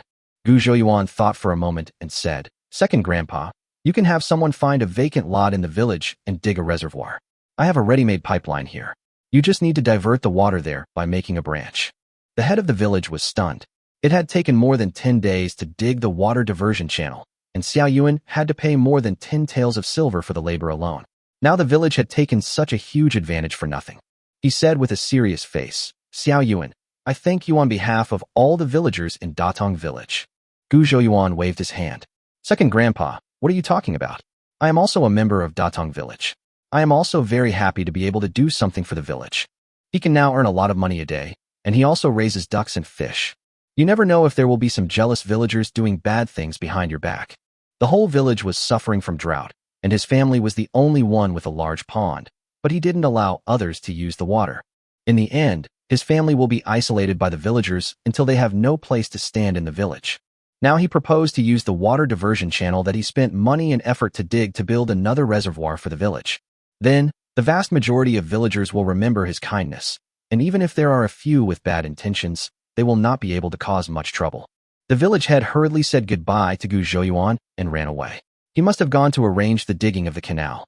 The water in the pond was still a little turbid, so Gu Zhouyuan decided to wait for 2 days until the water became clear before putting the fish in. Gu Dedi was building a stove in the yard with his second uncle, and Daju and Erju were helping by hammering the stones into the right size. Gu Monsong used yellow mud to glue the stones together. From time to time, he would stand up, walk a few steps to the side, and squint his eyes to check whether the stones were laid vertically. Gu Dedi saw Gu Zhouyuan coming in and smiled and nodded at him. Gu Zhouyuan also grinned in response. Second uncle, brother Daju, Erju, Gu Zhouyuan called them one by one. Daju hummed softly. Erju was a little dissatisfied and said, I'm 2 months older than you. Why don't you call me brother Erju? Gu Zhouyuan curled his lips and said, we are the same age, so let's not worry about those trivial things. Gu Monsong turned around and said, Xiao Yuan, you've come just in time. The stove will be built soon. Do you want to build a roof? Although it won't rain today, the drought won't last forever. It will rain one day in the future. People can't stand the scorching sun, and the northwest wind in winter is unbearable without a roof. Second uncle is right. Then let's build a roof and extend the chimney outside the roof. Gu Zhouyuan readily agreed. Seeing that several people were sweating profusely, Gu Zhouyuan walked into the house and brought each of them a bowl of iced sugar water. After drinking a bowl of ice water on such a hot day, the coolness went from the head to the tailbone, and several people breathed a sigh of relief. Chapter 92, Hooping the Barrel. Second brother, have you recorded the working days of the other people who helped? Gu Zhouyuan asked. It's all written down in the notebook you gave me. Guda nodded. He has been learning to read with Gu Zhouyuan these days, and can already write some simple words. When you come across a name you don't know how to write, just circle it in your notebook. Later he found that there were too many circles, and he was a little confused. So he asked Gu Zhouyuan for help. Now he can write the names of more than a dozen villagers who help him. Have everyone come to my house tomorrow, and I will pay them their wages. He didn't have that many copper coins on hand, so he would exchange them for copper coins at the money shop tomorrow, and then pay the villagers' wages. Erju was delighted. Including today, he had worked for a total of 20 days. He had already calculated privately that with a wage of 601, minus the 300 he had to give to grandma, he estimated that he could get 20 or 30 when his pocket money. Yes, he was very aware that his mother would definitely not give him half of the remaining 300 coins. However, he was already very happy to have 30 cents of pocket money.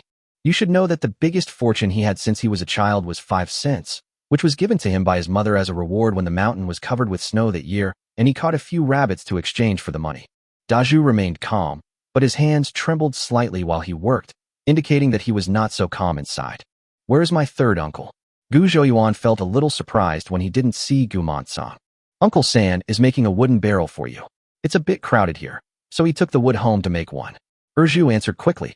Gu Zhouyuan nodded and said, I'll go take a look.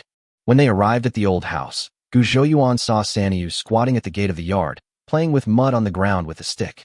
Considering what Sidon had said before about the mudball game, Gu Zhouyuan had reason to believe that the water Sanyu used to mix the mud was his own urine. Why do all the boys in Datong village like to play such interesting games? Sensing someone coming, Sanyu looked up and looked at Gu Zhouyuan with a pair of clear eyes. Third brother, he shouted and wanted to get up.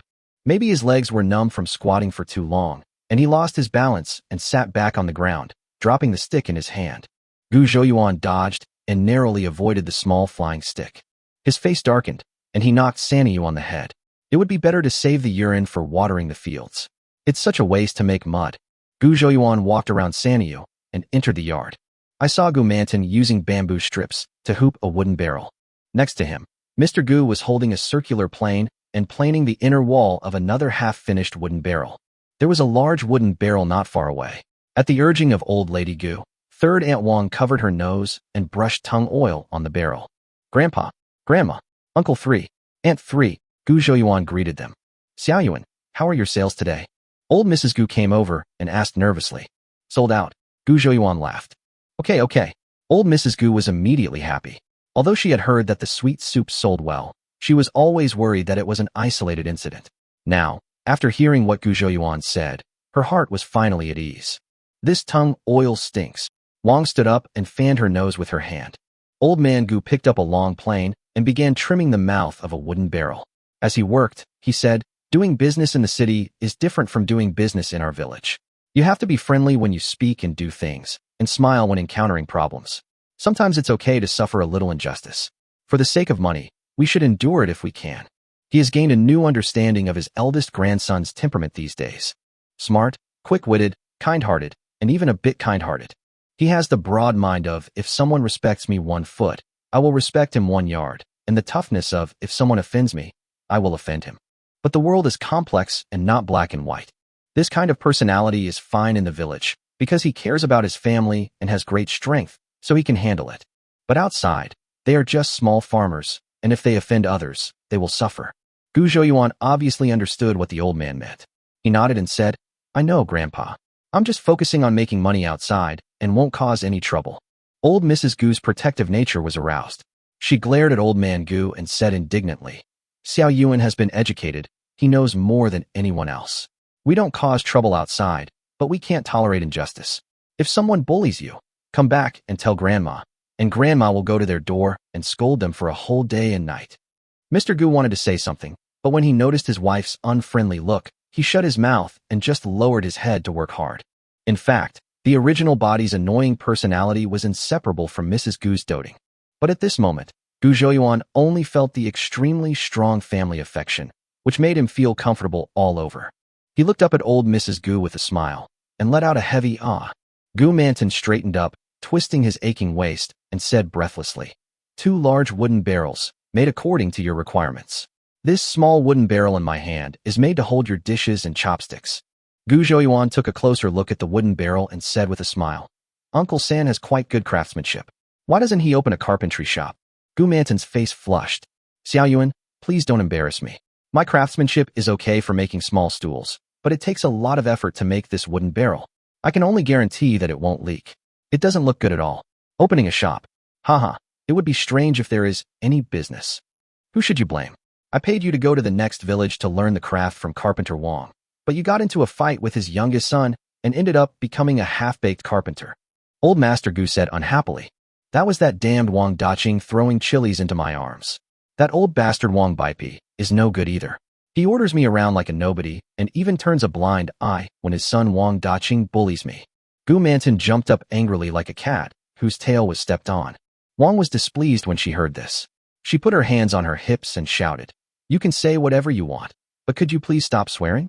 That Wong Baipi is my uncle, and now he's your uncle too. It's true that he is my uncle, but he is also an uncle with a lot of bad intentions." Gu Manton stiffened his neck and said unconvincedly, all right, what are you arguing about?" Old Master Gu said angrily, "None of you are easy to deal with. I told you long ago that you should smile when you are out there and be patient to keep things calm. The more I think about it, the angrier I get." Gu Manton muttered. Old Man Gu raised his hand as if to hit him, but Gu Manton threw away the hammer in his hand, shrank his neck, and ran away. Gu Zhouyuan looked at the noisy yard. The smile on his face never faded. "Third brother, my grandfather wants to beat my father. What are you laughing at?" Gu Zhouyuan felt someone pulling at the hem of his clothes. He looked down and saw Sanyu looking up at him, with his little hands covered in mud grabbing the hem of his clothes. His face suddenly turned green. Chapter 93, The County Magistrate's Big Pie. "Why can't I see Second Aunt?" After looking around and not seeing Second Aunt, Gu Zhouyuan asked. "Your second aunt went up the mountain with Xiaohua and the others," said Mrs. Gu. Arya and the others secretly discussed going into the old forest to look for wild fruits today. I overheard them and scolded them. Although they promised me not to enter the old forest, your second aunt was still a little worried, so she followed them up the mountain and blocked the sluice gate at the deep pool." Gu Zhouyuan nodded. "I told them yesterday that if they dared to enter the old forest, I would not accept their mountain products. How could they have forgotten in the blink of an eye? It was probably Arya's idea. That damn girl has the most tricks." Old Mrs. Gu said, gritting her teeth. "My Arya is always to blame for all the bad things that happen." Wong curled her lips, but did not dare to refute the old lady. Old Master Gu grinned and said, "Your second grandfather reported the method of detoxifying cassava to the county government 2 days ago. Today, the county government has sent people to each village to teach the villagers. The messenger who came to our village specifically mentioned your name, saying that the county magistrate admired your selflessness and would reward you after the cassava harvest. The county magistrate will report this matter to the imperial court and commend you for your achievements." The more Mr. Gu spoke, the happier he became. It was very likely that Gu Zhouyuan would be rewarded by the court in the future. Thanks to the blessings of his ancestors, this day has finally come to this old Gu family. Gu Zhouyuan was stunned for a moment. "I saw a second grandpa today. Why didn't he tell me? I told him not to talk too much. You are my, Gu Guangqian's, eldest grandson. Of course I am the one to tell you this great news," said Mr. Gu with a smile on his face. Things that have no basis in fact should not be taken seriously. Since the county magistrate can be the head of this county, he must be good at making big promises. Gu Zhouyuan chuckled twice, feeling that his grandfather was sometimes like a child. Back from the old house, the yard outside was covered with straw mats, on which the fairy grass was spread out to dry. Eldest sister Gu Zhaodi was squatting and turning the grass jelly over. Nowadays, fresh grass jelly is used to make grass jelly, and the extra grass jelly is dried and stored for later use. Because there was an order for 100 bowls from Live Fu restaurant today, Lu had already started making sweet soup early. Sidon couldn't put his ducks away, so he asked Wang Ernie where she put the ducks, and then took Xiaobai out. By the evening, the new stove and the roof of the house were all ready. My second uncle and the other two were invited to have dinner, but they all refused. After a while, Sidon and Wang Ernie came back with the ducks. The newly built stove took up a lot of space in the yard, making it difficult for the chickens, ducks, and geese to move around. Gu Zhouyuan decided to put all the poultry into the fence beside the pond early tomorrow morning. When Ernie heard what Gu Zhouyuan said, she became obviously depressed when she thought that she would no longer have the job of earning an egg a day. Gu Zhouyuan handed over an egg and said, "Ernie, can you help me cut a few baskets of grass every day so I can feed the chickens and ducks? How about one egg a day?" Wang Ernie's eyes suddenly lit up again. She took the eggs and nodded repeatedly in response. There are plenty of weeds in the fields, and even if she doesn't feed chickens and ducks, she still has to go to the fields to pull out the weeds. There were no chickens, ducks, or geese at home, so she used to throw the grass into a ditch far away. Now she put it in a basket and carried it over to me, and she could exchange it for an egg. My mother beat the eggs yesterday into the vegetable paste, and they tasted so delicious. At the dinner table, "Second brother, you have to go to the county town with me tomorrow." Gu Zhouyuan picked up a piece of leek and egg with chopsticks and said, "Now Gu Zhaodi is willing to use oil when cooking. The fried leeks and eggs are very delicious." "Well, but you're too busy?" Gu Dedi looked up and asked. "It's not that I'm too busy. I asked someone to buy a mule cart, and I want you to help me get back tomorrow," Gu Zhouyuan said while shoveling rice. Gu Dedi was completely stunned. "Mule cart? Xiao Yuan, you bought a mule cart?" Mrs. Lu was also stunned, holding her bowl. "What did Xiao Yuan just say? He bought a mule cart? Oh my god, that mule cart is so expensive. How could Xiao Yuan afford to buy such a large one? Wait, how much money has Xiao Yuan made these days? How did he afford a mule cart?" Gu Zhaodi and Sidon were personal witnesses, so they were not surprised at all. Especially Sidon, who kept shaking his head in a smug manner, his expression clearly saying, "Look at you guys. How come you get so scared when encountering a little thing? You are not calm at all." Gu Zhouyuan saw the confusion of his mother and second brother and explained with a smile, "I am a partner with the owner Qian of Live Fu restaurant. He paid me a franchise fee of 50 taels. Lu and Gu Dedi looked at each other. They didn't understand what the franchise fee was, but they understood clearly that they got 50 taels of silver. Bang! The chopsticks in Lu's hand fell on the table, but she seemed not to notice. She opened her mouth slightly and stared at Gu Zhouyuan blankly. Gu Dedi's Adam's apple rolled, and he swallowed his saliva. 50 taels. He had never even heard of anyone having 50 taels of silver. Sidon ran into the room and took out the cloth bag that Gu Zhouyuan had stuffed under the bed, put it on the table, and opened it casually. 5 ingots of shiny white silver were placed there. The dim light of the oil lamp in the room was not very strong, but Lu and his friends felt that the silver was dazzling. "Mother, this ingot of silver is worth 10 taels."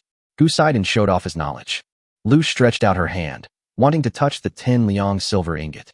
Just as she was about to touch the cloth bag, she hurriedly retracted her hand. Gu Zhouyuan picked up a silver ingot and stuffed it into her hand, saying with a smile, "This ingot is for you, mother. Save it and help your second brother get married in the future. The rest I need to buy a mule cart, and I also need to pay my second uncle and his colleagues for their work tomorrow." Lu seemed a little at a loss holding the silver. Over the past few days, including the 10 taels in her hand, Gu Zhouyuan had given her more than 18 taels of silver in total. He returned the money he had given to Gu Zhouyuan to buy rice without taking a penny. She now has a huge amount of money in her hands and really feels like she is dreaming. Xiaoyuan, I don't know how to drive a mule cart. Not to mention a mule cart. I haven't even driven an ox cart. Gu Dedi said. He was obviously more concerned about the mule cart. Gu Zhouyuan waved his hand and said, It's okay, I haven't rushed it either. Gu Dedi was anxious, and then he heard Gu Zhouyuan say, But it should be similar to driving an ox cart. If it doesn't work, you can drive the ox cart tomorrow morning and I will teach you. When we come back, I will drive the mule cart. This is indeed a solution. After thinking about it, Gu Dedi felt a little relieved. After dinner, the family started to get busy again. While we were eating, the fire in the stove was still burning and cassava soup was stewing in the pot. When the new stove is put into use tomorrow, we can cook the 3 pots at the same time, which will save a lot of time. Chapter 94 Visiting the Market. The next day, the family finished breakfast early. Gu Zhouyuan asked his mother Lu to drive the chickens and ducks to the pond. The one driving the ox cart was Gu Dedi, who now found that driving an ox cart was really easy. He didn't even need to whip the old cow, because the cow was more familiar with the road than he was and knew how to make progress on its own. Along the way, we saw many villagers carrying shovels and sickles, walking into the mountains with joy on their faces. Xiaoyuan, are they going to dig cassava? Gu Dedi asked. That's right.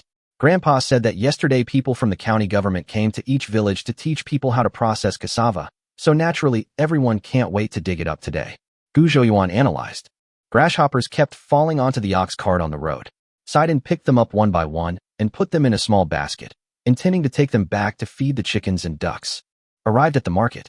Gu Zhouyuan had already said yesterday that the stall setting time would be similar every day from now on, so customers would not have to come so early. But these words seemed to have no effect, as there were more people waiting today than yesterday. But today was different. Each of them held a wooden sign in their hands. Gu Zhouyuan actually saw Manager Qian in the crowd. Shopkeeper Qian was desperately trying to squeeze his way to the front. Someone in the crowd complained, Why are you pushing? Let me see your number. It's number 21. Go wait at the back of the line. Shopkeeper Qian was so anxious that sweat broke out on his forehead. He waved his hands and shouted, Little brother Gu. Little brother Gu. Gu Zhouyuan smiled and replied, Manager Qian, what are you doing there? Come over here quickly. Others quit.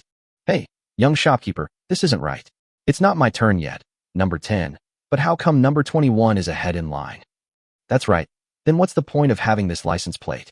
Gu Zhouyuan bowed and explained, Don't get me wrong. Shopkeeper Qian is here to buy goods, not to drink sugar water. He said helplessly to Shopkeeper Qian, Shopkeeper Qian, you too. Why didn't you just wait for me over there? Why did you run off to get that number plate? Shopkeeper Qian smiled awkwardly. I saw everyone else going to get a sign, so I took one too. At this time, Gu Dedi and his friends had already set up the stall. Gu Zhaodi shouted, Please line up according to your number plates. Number 1 goes first. The crowd was in chaos, and after a while, a crooked line was finally formed. Only then was Shopkeeper Qian able to squeeze out of the crowd. Gu Zhouyuan pulled him aside and pointed at the 2 wooden basins stacked on the ox cart. 50 bowls of cassava soup, 50 bowls of grass jelly. He pointed to a wooden barrel wrapped in hay and said, That's the ice you asked for. Shopkeeper Qian wiped the sweat off his face with a handkerchief and nodded, saying, Okay, I have a carriage ready. I'll send someone to move it right away. Gu Zhouyuan warned. This ice cube wrapped in hay might melt too quickly. Shopkeeper Qian, it's best to cover it with a quilt. That way it should last a day. Hey, I'll go get the winter quilt from home later. Shopkeeper Qian nodded repeatedly. All right. Before leaving, Shopkeeper Qian remembered something. Your mule cart will be ready before noon today. I'll bring it over to you with someone else. Okay, then I'll trouble you, Manager Qian. Gu Zhouyuan clasped his fists. You're welcome. After some polite exchanges, Manager Qian hurried back. The weather was hot.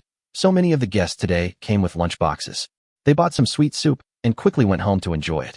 With Gu Dedi coming to help today, Gu Zhouyuan has some free time. He was wandering around the market. The market here is well managed. There are grids painted with white lime on both sides of the road. The stalls set up by small vendors are all within the lines, with an aisle in the middle for passage.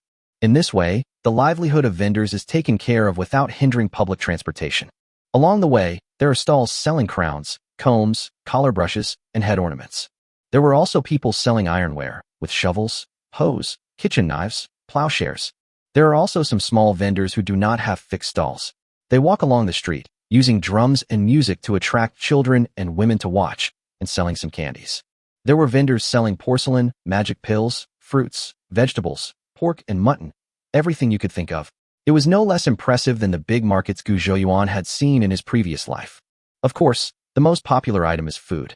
People hawked ginger fermented black beans, pork belly, roasted peppers, sour pork, mutton fat leek cakes, pickled lamb trotters, and pickled crabs along the streets. There are also people on stretchers selling spicy kinlungs, spicy vegetarian noodle soup, bacon, thin vermicelli, ginger shrimp. People here actually like spicy food. Gu Zhouyuan had inquired and found out that chili peppers had not yet appeared in the entire Dakian. The so-called spiciness here basically came from plants such as Cornus officinalis and mustard.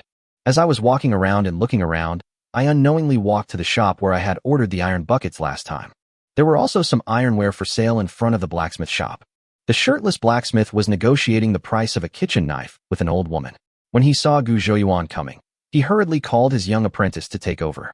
"Brother, you are finally here. Your iron bucket was made yesterday. I don't know where you live, so I can't send it to you," the bearded blacksmith said with a hearty smile. Gu Zhouyuan smiled and said, "I didn't expect it to be done so quickly. The shop has a backyard, and 2 iron barrels are placed on the ground in the yard. The shape of this iron bucket is similar to the one used in Gu Zhouyuan's braised meat shop in his previous life, but it is much larger. At that time, little brother, you didn't tell me whether you wanted a lid or not, so I didn't make it." The blacksmith laughed. "It's okay. I can just make a wooden lid when I get back. The iron lid is too heavy." Gu Zhouyuan waved his hand. He looked around the iron barrel.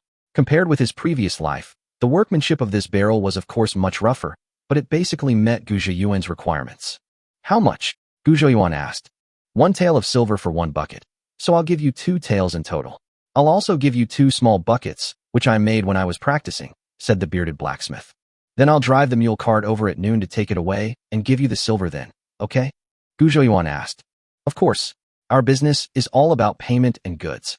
The bearded blacksmith was very generous.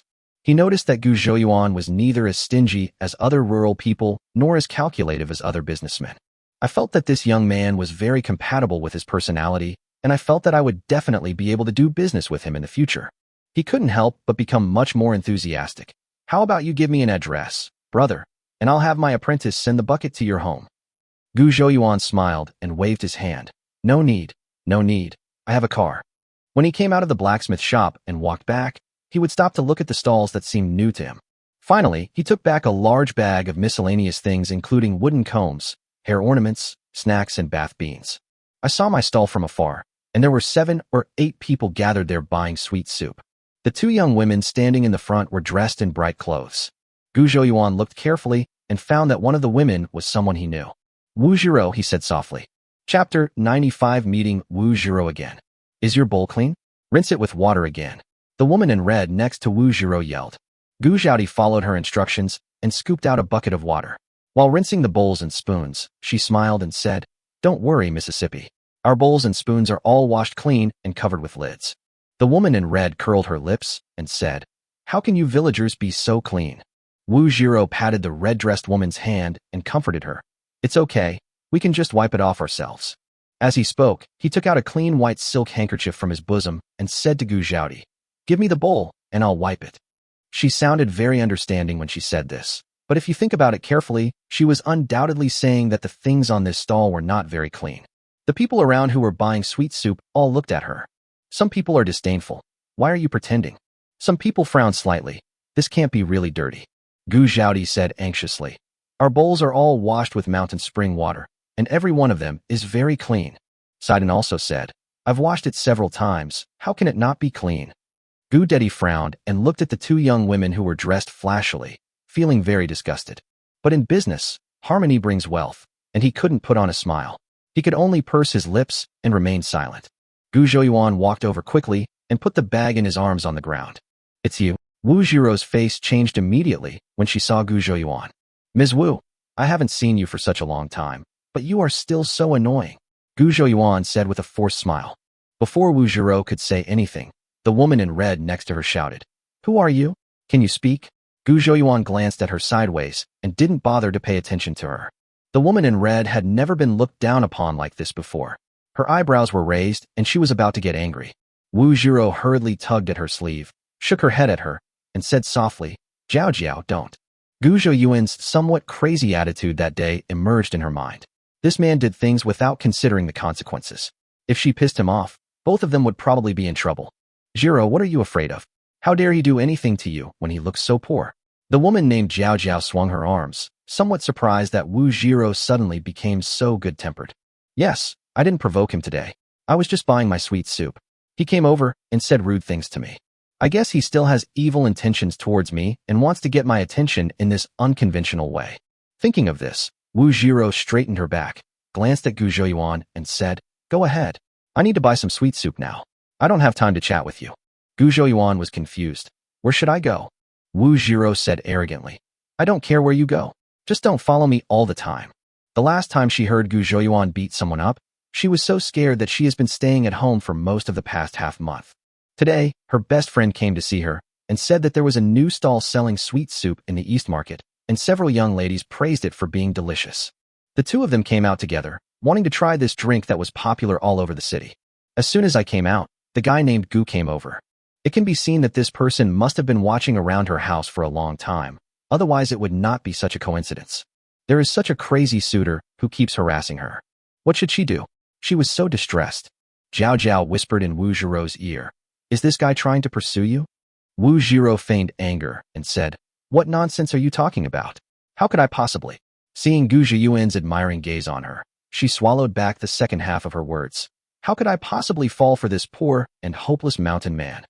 Gu Zhouyuan withdrew his compassionate look towards the idiot. He said helplessly, As long as you are happy. What he means is that as long as I'm happy, I can ask him to do anything. Wu Jiro blushed. How could this man be so shameless? Hey, since you followed me here, I'll give you a chance to show my affection. You'll have to pay for these 2 bowls of sweet soup. Jiao Jiao said with her chin raised. Hey, are you done yet?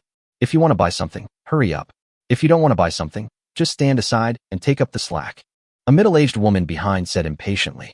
Gu Zhouyuan gave the ant a thumbs up. He turned to Wu Jiro and the other two and said, You two should stop drinking it. You're wasting such good sugar water. Jiao Jiao was unhappy when she heard this.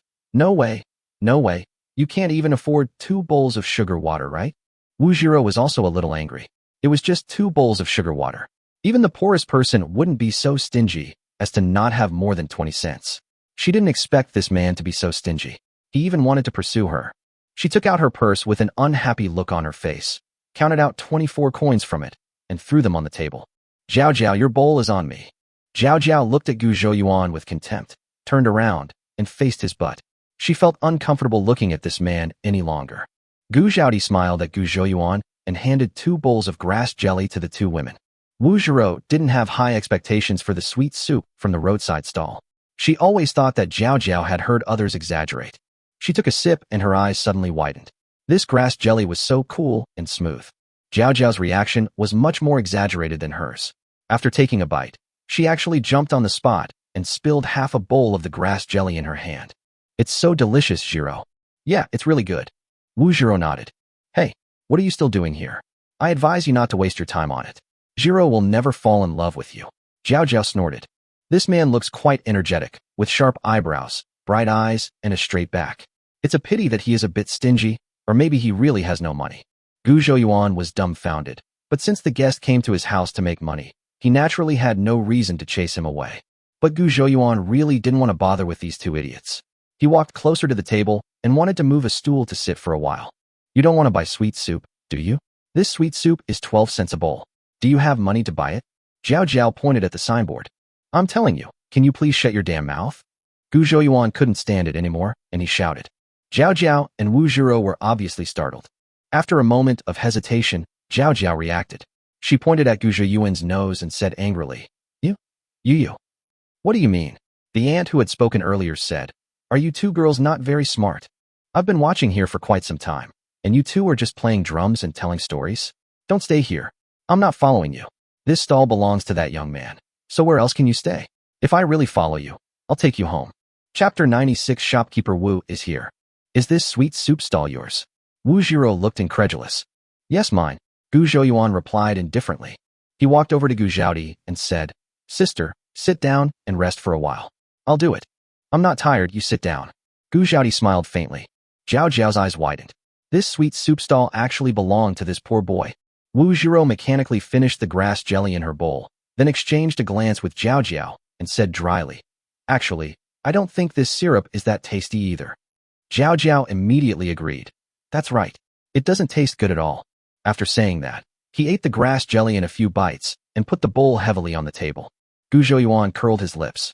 There was nothing much to say to these two idiots. He turned to Gu Dedi and said, Second brother, would you like to have a bowl of sugar water to cool down? Leave this to me. Gu Dedi was about to refuse when he saw Gu Zhouyuan snatch the long-handled wooden spoon from his hand, scooped a bowl of cassava syrup and handed it to him. He was slightly stunned, so he took the bowl, smiled and shook his head, then walked aside to drink the sugar water. Sidon watched eagerly. Under the scorching sun, his mouth was already dry. However, his eldest sister and second brother told him that a bowl of the sweet soup could be sold for 12 cents, so he couldn't drink it. I brought a large gourd of water from home, but I've been so busy that I haven't had time to drink a sip. Sidon, do you want tapioca syrup or grass jelly? He was still swallowing his saliva when he heard his third brother asking him. He was a little slow to react, and then said, tapioca syrup will do. In fact, he prefers grass jelly, but grass jelly is more popular with customers than tapioca syrup. He should just drink the cassava soup and save the grass jelly to sell. Besides, the cassava soup is also delicious. Gu Zhouyuan nodded and scooped him a bowl of sugar water. Sidon took it happily, walked 2 steps to the side, squatted on the ground, and started eating. When Wu Zhiro saw that Gu Zhouyuan didn't even look at her, her expression changed again and again. After analyzing it in her mind for a long time, she finally figured out the truth. This person was playing hard to get. He deliberately ignored her and pretended to be indifferent to her in order to attract her attention. Knowing that she likes sweets, I took great pains to set up this stall. This man's mind is really deep. Fortunately, Wu Zhiro is also a veteran in the love field. If it were an ordinary person, he would really be controlled by his tricks. She gave Gu Zhouyuan a meaningful smile. Then he pulled Jiao Jiao, who looked confused, and left proudly with his head held high. Third brother, who is she? She seems to be very familiar with you, but it feels a bit weird. Sidon finally couldn't help asking. Oh, she was your third brother's former white moonlight, and your third brother was also blind at that time. Gu Zhouyuan shrugged. Who would scold me like that? Sidon opened his mouth, feeling that what the third brother said was a little incomprehensible. After seeing off the last customer in line, Gu Zhouyuan took out the snacks he had just bought. Several people sat or squatted around the table and started eating. Today's desserts are still selling very fast and are all sold out by noon. Gu Zhouyuan and his 2 siblings packed their things onto the ox cart. After waiting for a while, I saw that the shopkeeper Qian had not come yet. Gu Zhouyuan wanted to go directly to Lai Fu restaurant to find him, but he was afraid that they would get lost. While he was hesitating, he saw 3 people coming to the ox cart. The sweet soup is sold out. Sidon looked up and said. Gu Zhouyuan raised his eyebrows and said, isn't this shopkeeper Wu? Isn't this your territory too? The person who came was Wu Shuiping, the owner of Yuanqing restaurant and Wu Zhiro's father. He brought 2 shop assistants with him, whose names seemed to be Afu and Agawei. Wu Shuiping's skinny shoulders were hunched and his head tilted slightly forward, and his appearance was similar to Gong Hanlin in the Empress Dowager restaurant. He said in a shrill voice, that sweet soup that's been causing quite a stir in the city these days, turns out it's sold at your stall. Gu Zhouyuan swallowed the rice cake in his mouth and said with a smile, why? Shopkeeper will want a bowl too? It's a pity that we have no more today. If you want to eat, please come early tomorrow. Wu Shuiping chuckled twice. I'm not here for sweets. I have a business deal to discuss with you. Gu Zhouyuan's mind moved, and he could probably guess what manager Wu wanted to say. He stood up and said, oh, I just sell sweet soup to earn a little money. I wonder if there is any business that shopkeeper Wu can discuss with me. Wu Shuiping folded his hands in front of him and grinned. I know it's hard for you to run the stall. So, I'll give you 50 taels of silver for your dessert recipe. Gu Zhaodi and the others all looked displeased, but Gu Zhouyuan waved his hand to signal them not to be anxious. 50 taels. Gu Zhouyuan looked surprised. That's right, 50 taels. Wu Shuiping thought that Gu Zhouyuan was scared by the huge sum of money he offered. He said proudly, with these 50 taels, you won't have to set up a stall in the wind and sun anymore. When you return to your village, everyone will envy you, and you'll eat delicious food and drink spicy drinks every day. Gu Zhouyuan glanced at Wu Shuiping, who was still enjoying himself, and said calmly, not for sale. Wu Shuiping paused, then asked in disbelief, what? What did you just say?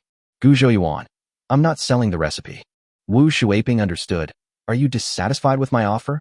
Fine. Young people who dare to think and ask for good things are good things. I admire you. So I'll give you 60 taels. Seeing that Gu Zhouyuan was unmoved, he continued to raise the price. 70 taels, will you sell it? Will you sell it for 80 taels? Ah Fu, who was standing next to him, was pulling Wu Shuiping, sweating profusely. Boss, you've given me enough. You can't add any more. If you add any more, you'll lose money. Ague also shouted at the top of his lungs. Yes, boss, no more. Whose sweet soup is worth so much silver? With so much silver, you can buy all the imperial recipes in the palace. Shopkeeper Wu waved his hand and said in a deep voice, I'll give you 100 taels of silver. As long as you sell me the recipe, I'll pay you 100 taels immediately. Even if I lose some money, I'll accept it. Gu Zhouyuan was tired of seeing this routine in various live broadcast rooms in his previous life. Shopkeeper Wu's attitude is very similar to those anchors who work hard to seek benefits for their families. Gu Zhouyuan crossed his arms and watched the show at ease, muttering, that short guy's performance was a bit exaggerated, and Shopkeeper Wu's emotional expression wasn't quite right. He probably has an idol image and can't let go. The tall and thin guy's acting is the best, but he kind of overshadows the main character, making Shopkeeper Wu look even more like a fool. Sidon was puzzled. What was third brother mumbling? He couldn't understand. Shopkeeper Wu and his companions felt that the atmosphere was a little off. Turning around, they saw Gu Zhouyuan and his 4 siblings looking at them as if they were watching a monkey show. He quickly stopped pulling. Shopkeeper Wu coughed lightly and said, Don't you know how much 100 taels of silver is? A full 100 strings of cash. With these 100 taels, you won't have to work for the rest of your life. Chapter 97, Plunder. This man is as self-righteous as his daughter. Gu Zhouyuan waved his hand and said, Shopkeeper Wu, please stop talking. This recipe was passed down from my ancestors, and I really can't sell it. Shopkeeper Wu's face darkened. Today, the business of his Yuanqing restaurant suddenly dropped a lot. Some customers who had already arrived at the restaurant were called out by others. When he asked around, he learned that Lai Fu restaurant across the street had brought in new drinks called cassava soup and grass jelly. It's not like he hasn't heard of this sweet soup before. His concubine has asked the shop assistants to go out and buy it every day these past 2 days, saying that this sweet soup has become popular throughout the county and the young ladies and ladies all like to eat it. He didn't think much of it at first, thinking that only some ignorant women would praise such a sweet soup from a roadside stall. Later, when his business was taken away, he realized the seriousness of the problem. I found out that the dessert stall was at the end of Dongsher Street. So he brought 2 of his men and came over in a hurry to have a talk. I also want to buy some sweet soups and sell them in the store like Lai Fu restaurant. When he saw that the stall belonged to Gu Zhouyuan, he immediately changed his mind. This guy sold pork at a stall in front of his store last time. Later I heard from my daughter that this boy was a poor guy. The reason why he fought so hard was probably because he was too poor and was not afraid of those wearing shoes. This time I will pay dozens of taels of silver to buy this kid's prescription. By then, when Lai Fu restaurant runs out of stock, all the customers who want to eat sweet soup will naturally come to his Yuanqing restaurant, because his sweet soup is the only one in the city. He had a nice idea, but he didn't expect Gu Zhouyuan to refuse to sell his son. He wouldn't even sell it for 100 taels of silver. This poor guy probably has never even heard of such a high price of silver. Shopkeeper Wu gritted his teeth and said, You better think it over carefully. If you regret it in a few days, you won't be able to sell it at the same price again. Then there's no need for you, Manager Wu. Gu Zhouyuan said indifferently. You. Seeing that Gu Zhouyuan was unmoved, Shopkeeper Wu said angrily, You're a mountain man, so you should be careful in this city. It's better to have one more friend than one more enemy. This is already a naked threat. Gu Zhouyuan's face turned cold, and he was about to say something. Then a hearty laugh came from not far away. Wu Shuiping, you are still so shameless. Shopkeeper Wu's expression changed. A mule cart drove towards here, and the person who spoke was Shopkeeper Qian. When the mule cart stopped, Manager Qian got off. He first nodded and greeted Gu Zhouyuan and others. Then he smiled at Shopkeeper Wu and said, Wu Shuiping, didn't you always use dirty tricks before? Why did you rob people openly this time? Shopkeeper Wu snorted coldly. What is Shopkeeper Qian talking about? Why don't I understand? Shopkeeper Qian chuckled and said, Brother Gu, have you offended Shopkeeper Wu in some way? You made him so angry. Gu Zhouyuan waved his hands repeatedly. How could I, a poor boy from the mountains, dare to offend the Shopkeeper Wu? He was just teaching me the principles of life and telling me to make more friends in the city. More friends means more opportunities. Manager Wu is right. Manager Qian nodded. Take me for example. Although I don't make much money, I still have a few close friends in this county. Brother Gu is also my friend now. If we encounter any problems together, we can discuss them and overcome any obstacles. Shopkeeper Qian's words were full of hidden meanings, and everyone present understood what he meant except Sidon. Qian, have some influential friends in this county. Gu Zhouyuan is also my friend now. If someone thinks that Brother Gu is a soft persimmon and wants to take advantage of him at will, they should think twice. Wu Shuiping's face was very ugly. Shopkeeper Qian, the water in this city is very deep. Laughing now doesn't mean you can laugh in the future. After saying that, he flicked his sleeves and turned away. Afu and Ague followed immediately. Shopkeeper Qian looked at their departing backs and frowned slightly. He turned to Gu Zhouyuan and said, Brother Gu, you better be careful. This shopkeeper Wu is very narrow-minded. If he doesn't succeed today, I'm afraid he won't let it go. Gu Zhouyuan clasped his fists and saluted, saying, Thank you, Shopkeeper Qian, for your righteous help. As the saying goes, when an enemy comes, we must fight him. When water comes, we must block it with earth. I am setting up my own stall, and I don't think he can find anything wrong with it. Shopkeeper Qian shook his head. It seemed that this young Brother Gu was very inexperienced and still thought that the way of the world was that if no one offended me, I would just not offend others. He said with a serious expression, It's always better to be careful. If you encounter something you can't solve, come find me at Lai Fu Restaurant. Gu Zhouyuan thanked him again. Okay, I'll make a note of it. That's right. Shopkeeper Qian clapped his hands and pointed to the mule track behind him. This is the mule cart you wanted. Someone paid a deposit 2 days ago but changed their mind. So Guoya gave you a discount of half a tael of silver. Including the horse, mule, and frame, it only cost 21 taels and 5 cents. He walked around the mule cart, looking at it carefully, his eyes full of joy. He reached out and touched the mule cart's frame, smacked his lips, and said, This mule cart looks solid and sturdy, and the mule is quite tall. Gu Dedi is a calm person and rarely gets as excited as he does today. This mule cart is second only to a horse carriage, and is like a luxury car in this world. There are few men who are not interested in luxury cars. Gu Zhaodi also nodded, her eyes sparkling. Her family actually had a mule cart, which was something she could not even dream of before January. Gu Zhouyuan smiled and said to Shopkeeper Qian, This price is really fair. I'm really sorry to bother you, Shopkeeper Qian.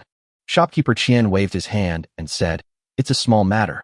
With this mule cart, Brother Gu can save at least half the effort when traveling back and forth in the future.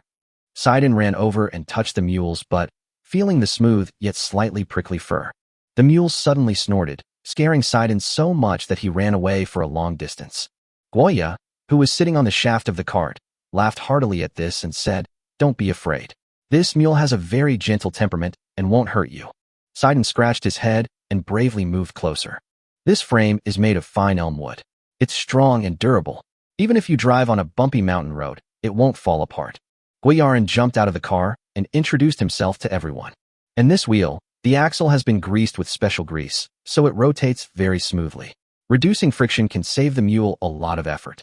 Gu Dedi couldn't help but touch the frame a few more times, as if he was touching a rare treasure.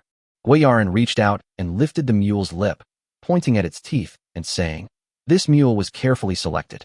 It's 5 years old and has excellent endurance. It can easily run dozens or even hundreds of miles a day. But remember to feed them well, use fresh hay, and occasionally give them some beans to replenish their body. Gu Dedi took note of it very seriously. He stroked the mule's mane and became more and more delighted the more he looked at it. Seeing that everyone was quite satisfied, Manager Qian also became happy. He thought of the feedback from the diners after they had the sweet soup in the restaurant today, and the smile on his face became even wider. Brother Gu, can you supply more sweet soup to my restaurant tomorrow? 100 bowls are not enough to sell. Chapter 98, Driving a Mule Cart Back to the Village. Shopkeeper Qian ordered another 150 servings of grass jelly and 50 servings of cassava soup. Add 2 buckets of ice, and the total amount of 4 taels of silver was paid on the spot. Gu Zhouyuan sold all 200 servings of sweet soup today. At the end of the day, he earned more than 6 taels of silver. Of course, this is just the turnover. The costs have not been eliminated yet. Gu Zhaodi and the others swallowed their saliva. It turned out that making money was so easy if you found the right method. Before they could get excited for long, they saw Gu Zhouyuan take out 21 taels and 5 cents of silver and hand it over to Guiyarin. Their hearts began to ache again. It turned out that money was not so easy to make. Not to mention the recipe and the cost. The huge expense of purchasing the equipment is enough to stop most people. Second brother, you want to drive the mule cart? Gu Zhouyuan saw that Gu Dedi liked the mule cart. No. I've never driven a mule cart, so please don't make any mistakes. Gu Dedi waved his hands repeatedly. Gu Zhouyuan smiled and said, I've never driven a mule cart before. Besides, This is your first time driving an ox cart today, isn't that good? Gu Dedi was somewhat tempted, but was afraid of damaging the precious mule cart. He shook his head and said, "You should come." "I don't dare." "What are you afraid of? It's just a mule cart. When we make a lot of money in the future, I will buy you a horse carriage," Gu Zhouyuan said proudly. Gu Dedi's breathing became rapid. Every promise Xia Yuan made seemed to be slowly coming true. Thinking that he might actually own a carriage in the future, he suddenly became bolder. He nodded and said, "Okay, then I'll try it." "Climb aboard the mule cart." Gu Dedi held the reins tightly with both hands, took a deep breath, and shook the reins gently. The mule cart was moving very slowly at first. The mule seemed to have noticed the driver's awkwardness, so it took slow steps and pulled the cart frame to move slowly. Gu Dedi was so nervous that sweat broke out on his forehead, and his eyes were fixed on the front. Gu Zhouyuan encouraged him from the side. "Second brother, relax a little. This mule is very obedient." After walking for a short distance, Gu Dedi's nervous mood gradually calmed down. He found that except for the faster speed, the operation of this mule cart was actually no different from that of an ox cart. He pulled the reins with one hand. The mule cart turned a corner and walked back to the ox cart. "I want to ride in my second brother's mule cart." Sidon raised his hand. Passing by the blacksmith shop, he moved 2 iron buckets, 2 large and 2 small, onto the mule cart. The bearded blacksmith returned the 100 won deposit, and Gu Zhouyuan paid another 2 taels of silver. Seeing the money being spent at such a rapid pace, Gu Zhaodi and the others had become numb. Because he had to settle the wages of the villagers who helped him today, Gu Zhouyuan went to the money shop to exchange some copper coins. Over the past 2 days, he had saved up more than 3,000 copper coins, and Gu Zhouyuan exchanged them for another 12 strings of cash. The mule cart was loaded with dozens of kilograms of copper coins. Gu Dedi was so nervous that he was sweating all over. He kept looking at both sides of the road, fearing that a few masked robbers with knives would jump out. Looking at the pedestrians on the street, each one is so suspicious. If he met someone carrying a hatchet or a hoe, he would stay away from them and pass by on the other side of the road. Sidon was infected by him. They leaned against the iron bucket filled with money, their nerves tense, and looked around vigilantly. Fortunately, they had no danger along the way, and when they saw the familiar village right in front of them, they both breathed a sigh of relief. "Gu Sainer, where did you borrow this mule cart?" From a distance, I could hear Aunt Wang shouting loudly. The villagers who were enjoying the cool under the tree all stretched their necks to look over there. They saw 2 cars coming from the village entrance, one in front and one behind. They were very familiar with the ox cart at the back, which belonged to Gu Yotsai's family. The one going in front was actually a mule cart. When the car got closer, everyone gathered around, fanning themselves with palm leaf fans. This is a brand new mule cart, pulled by a horse mule. A mule is more like a horse, but is much taller than a donkey. This mule has shiny fur and looks energetic. You can tell at a glance that it is young and strong, and its price must be very high. Sidon said proudly, "Aunt Wang, this mule cart is not borrowed. It's just bought by my family." As soon as these words were spoken, the villagers were in an uproar. In this poor mountain village, mule carts are rare. People gathered around and looked at the mule cart curiously. A young man couldn't help but reach out and touch the body of the mule cart, and said in amazement, "This must have cost a lot of money, right?" Sidon raised his chin proudly. "Of course, more than 20 taels of silver." The young man quickly retracted his hand. Aunt Wang was surprised and asked, "Gu Saner, you've only been doing business for a few days. How come you can already buy a mule cart?" Gu Zhouyuan smiled and did not answer. A young woman nearby said, "Didn't he sell a ginseng? And with the money he earned from collecting grasshoppers a few days ago, he should have enough money to buy a mule cart." Mrs. Zhao's expression changed and she said, "Gu Saner, you didn't spend all the money, did you? My Ergu has worked for 14.5 days and still hasn't received a penny." Several people in the crowd also became worried, as someone in their family was working for Gu Zhouyuan. What if Gu Saner has no money? What will happen to the wages? Seeing the crowd whispering, Gu Zhouyuan smiled and said, "Aunt Zhao, go tell Ergu to come to my house to collect his wages. And the uncles and aunties over there, go back and call them back so they can get their wages paid today." The crowd was quiet for a moment, then exploded again. Mrs. Zhao nodded repeatedly. Hey, I'll go back and call my dog." He ran home while saying this, not even bothering to take the small stool. The others also dispersed. I believe that in a short while, this news will spread throughout the village. The herbal jelly that Siju and his men delivered every day was dried, except for the one that was made into herbal jelly. Mrs. Liu was putting the dried grass jelly into a bamboo basket. When she heard the sound of hooves and wheels outside, she knew that the children had returned. When she looked up, She saw a brand new mule cart parked at the door. She covered her mouth with her hand, a look of disbelief on her face. Then I saw Gu Zhouyuan and Gu Dedi carrying an iron bucket and placing it in the yard. She walked over and took a look, and was so shocked that she almost screamed. The iron bucket was actually filled with copper coins, countless of them. She knew that Gu Zhouyuan had been doing good business in the past 2 days. I also know that 50 taels of joint venture money was collected yesterday. But the visual impact of these densely packed copper coins piled up in the barrel is too strong. Mother, we need to make more grass jelly today. The shopkeeper in the city thinks it's not enough to sell, Gu Zhouyuan said as he moved things. Lu nodded woodenly, obviously still not recovered from her shock. Gu Zhouyuan and others unloaded the things from the car. Gu Dedi drove the ox cart to return it to Uncle Yukai and asked Uncle Yukai to come and collect his wages. At this time, several villagers had come outside the yard to watch the fun. They pointed at the mule cart parked outside, and some of them even reached out to touch the mules. Chapter 99, Wages are paid. In the old house, except for Daju's wife Huinyang, who was unable to come because of her big belly and difficulty in moving, all the other people, young and old, came. When Daju and Erju saw the mule cart, their eyes lit up. Sanlu, who told you to climb onto the car? Get down now, Erju shouted. There are still 8 pounds left. Don't touch the mule's tail, or you'll get kicked. Erju chased away all the naughty children. He climbed onto the mule cart, pulled the reins, squinted his eyes, and imagined the feeling of driving the mule cart at full speed. Daju walked around the mule cart twice, touching the sturdy and straight frame, his eyes full of admiration. Gu Monsong went over and stroked the mule's mane. The mule shook its head, raised its hooves, and stomped a few times on the spot. This mule is so tall and beautiful, he exclaimed. Gu Monsong also squeezed next to Erju and said excitedly, Erju, let me feel it. Erju opened his eyes and reluctantly gave up the driving seat. Old Master Gu also looked very happy, but he still maintained his composure and resisted looking at the mule cart. He was afraid that he would run over and marvel endlessly along with these ignorant children and grandchildren. Grandpa, Grandma, Gu Zhouyuan and his siblings hurriedly called for help. Yeah.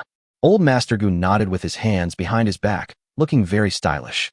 Old Madame Gu pushed him aside and said anxiously, Xiao Yuan, didn't Grandma ask you to buy a donkey cart? Why did you buy a mule cart? This mule is much more expensive than a donkey.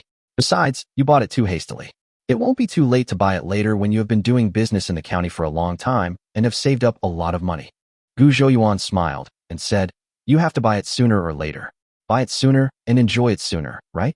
It will also make it much faster to get into the city and save you the money of renting an ox cart. Mrs. Gu agreed and nodded, then asked worriedly, do you still have money to pay them? Otherwise, forget about paying your second uncle and the others' wages and don't owe them anything. Gu Zhouyuan waved his hand and was about to explain. Mrs. Wang was anxious. That was more than 2,000 coins for 4 people. Could the old lady just say she didn't want it? Besides, there are 600 coins from her husband in it. It would be fine if the old lady was biased and used her own money to pay for the subsidy, but how could she use her family's money as well? She was so anxious that her forehead was covered with sweat. She spoke very quickly. Xiao Yuan, you are really something. You haven't even earned a penny yet, but you are so eager to enjoy yourself. Look at this hole you are in. How are you going to fill it now? When Mrs. Gu heard what she said, she rarely responded to her. She sighed softly and said, we have some money saved at home. Not much, so I'll give it all to you for your emergency. After saying that, the old lady turned around and walked home. Grandma, Mother, 2 voices rang out simultaneously. Wang was so angry that her face turned pale. She pulled Mrs. Gu's arm and said urgently, Mother, you don't want wages, and you're going to use all your belongings to help Xiao Yuan fill his hole. What are we going to do with all the more than 10 people in our family? Are we going to starve to death? Old Madame Gu swung her arms. What do you know? Xiao Yuan is just short of money temporarily. He's making money every day from his business in the county. He'll pay it back in due time. Why are you so anxious? Wang was about to say something else. Gu Zhouyuan pulled Mrs. Gu over and whispered in her ear, Grandma, I'll take you to see something. Old Mrs. Gu didn't understand what was going on and was pulled by Gu Zhouyuan to a corner of the yard. Grandma, look. Gu Zhouyuan pointed at the iron bucket filled with money. Oh my God, Wang, who was following quietly behind, exclaimed. Old Mrs. Gu was startled and turned around to glare at Mrs. Wang. Turning back again, she also let out a high-pitched cry of surprise. Oh my God. She immediately covered her mouth and stretched out a hand to block Wang's mouth as well. The bucket in front of me is full of copper coins. Grandma, I have money, Gu Zhouyuan said with a smile. The yard gradually became crowded with people. Gu Zhouyuan kept the villagers who worked for him and asked everyone else to leave. None of the villagers outside the yard were willing to go home. It was a rare thing to pay the villagers, so naturally they stayed to watch the fun. The courtyard wall was not high, so they stood at the base of the wall and looked into the courtyard. Gu Zhouyuan stood at the front, facing the crowd. He took out the account book kept by his second brother. Thank you, uncles and brothers, for making my pond and shed look great.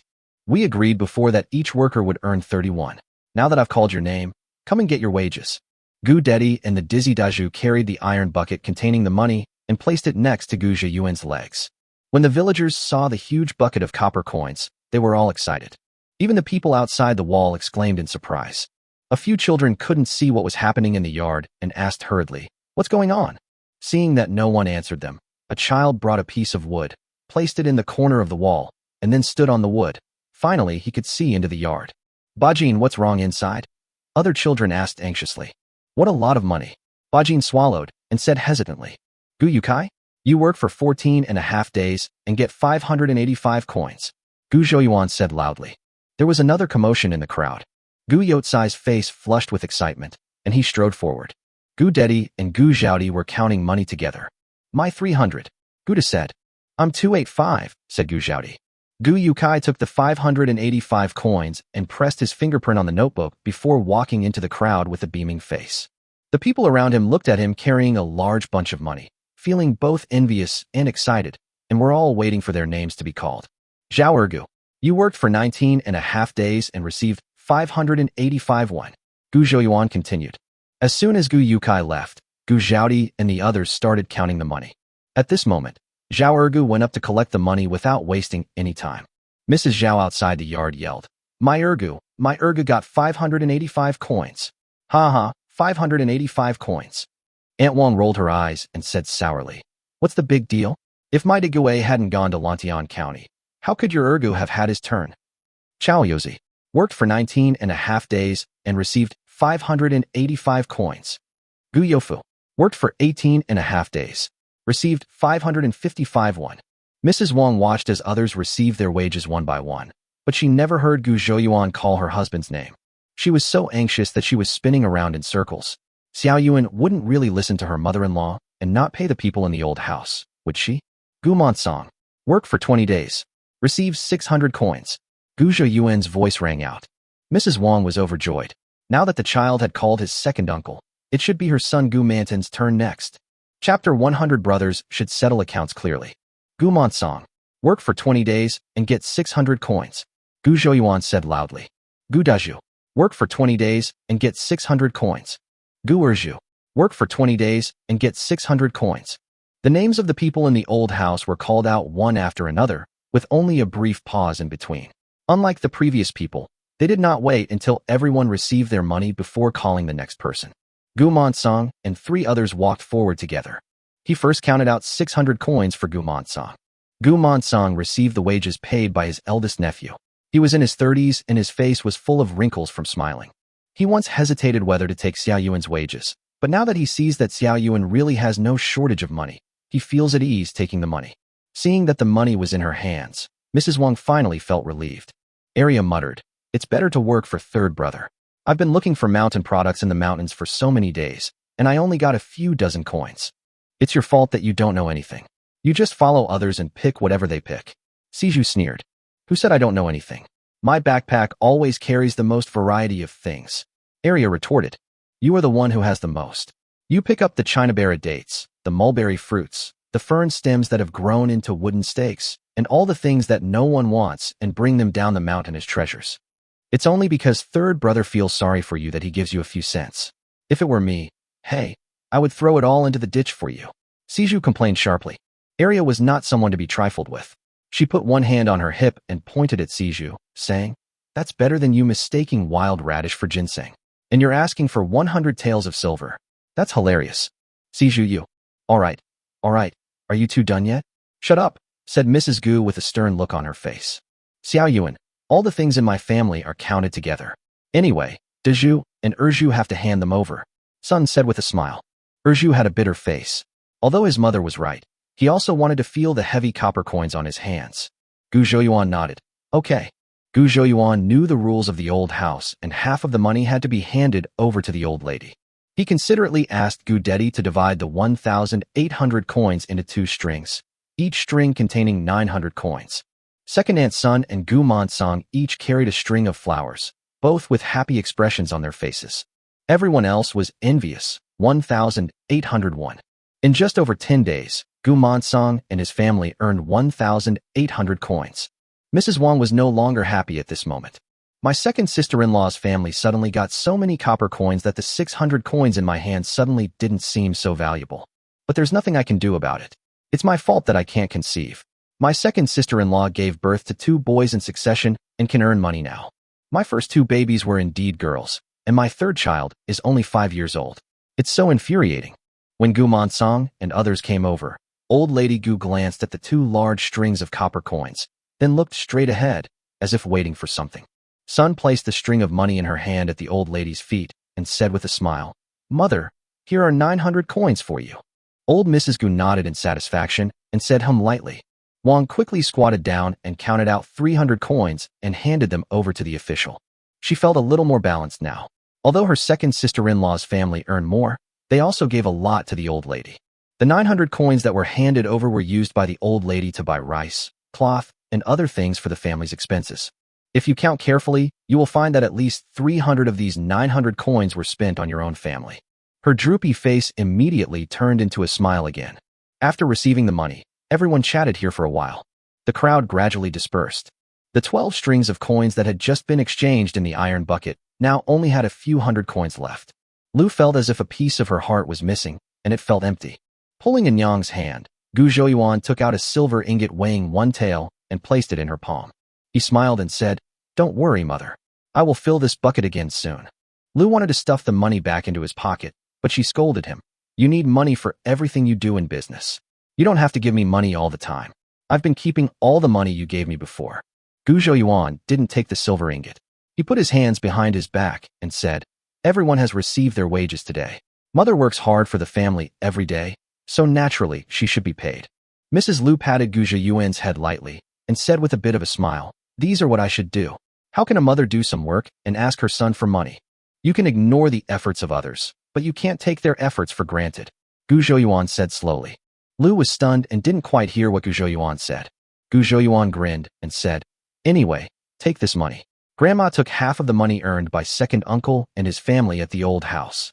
Seeing that he was determined, Lu stopped pushing it back. She would keep the money anyway and give it to her children in the future. Gu Zhouyuan took out all the copper coins from the iron bucket. He went back into the house and took out the copper coins he had saved from setting up a stall these days from under the bed. "Third brother, why are you moving all the money out? Do you want to count it?" Sidon asked excitedly. He loves the feeling of counting money the most. Gu Zhouyuan sat down on a stool and said, "You all should find a stool and sit down. I have something to tell you." Sidon ran into the house and brought out 2 stools. "Mother, sister, please sit down." He and Gu Dedi were sitting on small stools in the yard. Several people sat down and waited for Gu Zhouyuan to speak. But he said nothing and just counted the coins. 95, 100. He put 100 copper coins on the table. "Lower your head and continue. 5, 10, 15. When he counted 600 coins, he raised his head. He smiled at the confused people. Then he pushed the pile of money in front of Gu Dedi. Gu Dedi was stunned. He looked at Gu Zhouyuan with some trepidation. "Xiaoyuan, what are you doing?" "Here's your wages, 601. Gu Zhouyuan said with a smile. Gu Dedi was so shocked that he waved his hands repeatedly. No, I don't want it. Take it, this is what belongs to you. We agreed on 30 cents a day. This is the same amount I give to others, so I didn't charge you any more," Gu Zhouyuan advised. I'm different from others. I'm your second brother, and we're a family. How can I ask for your wages?" Gu Dedi shook his head violently, having the urge to stand up and run away. Brothers should settle accounts clearly. With me, you must get something in return for your efforts. I still have to pay money when I ask others for help, Gu Zhouyuan said seriously. Gu Dedi was a little at a loss. Others might not believe it, but he had never had a penny in his hand until he was 18 years old. He had never thought that he could get so-called wages by helping his younger brother do things within his ability. He was suddenly given such a huge sum of money that he really didn't know what to do with it. Chapter 101, Keep Them All for My Mother. Noticing his second brother's bewilderment, Gu Zhouyuan patted his shoulder and said with a smile, "Save it well. and find me a beautiful and virtuous second sister-in-law when the time comes. Gu Daddy's face suddenly turned red. He touched the back of his head and smiled foolishly. Sister, this is for you. Gu Zhouyuan counted out another 600 coins and gave them to Gu Zhaodi. Gu Zhaodi's eyes widened in shock. She said in disbelief, Me too? Gu Zhouyuan nodded and said, Of course, as I said, your efforts will definitely be rewarded.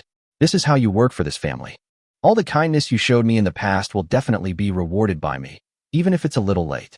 Gu Zhaodi stared at Gu Zhouyuan blankly. This younger brother always made her feel warm. She quickly lowered her head to stop the sore nose. Sidon, Gu Zhouyuan called.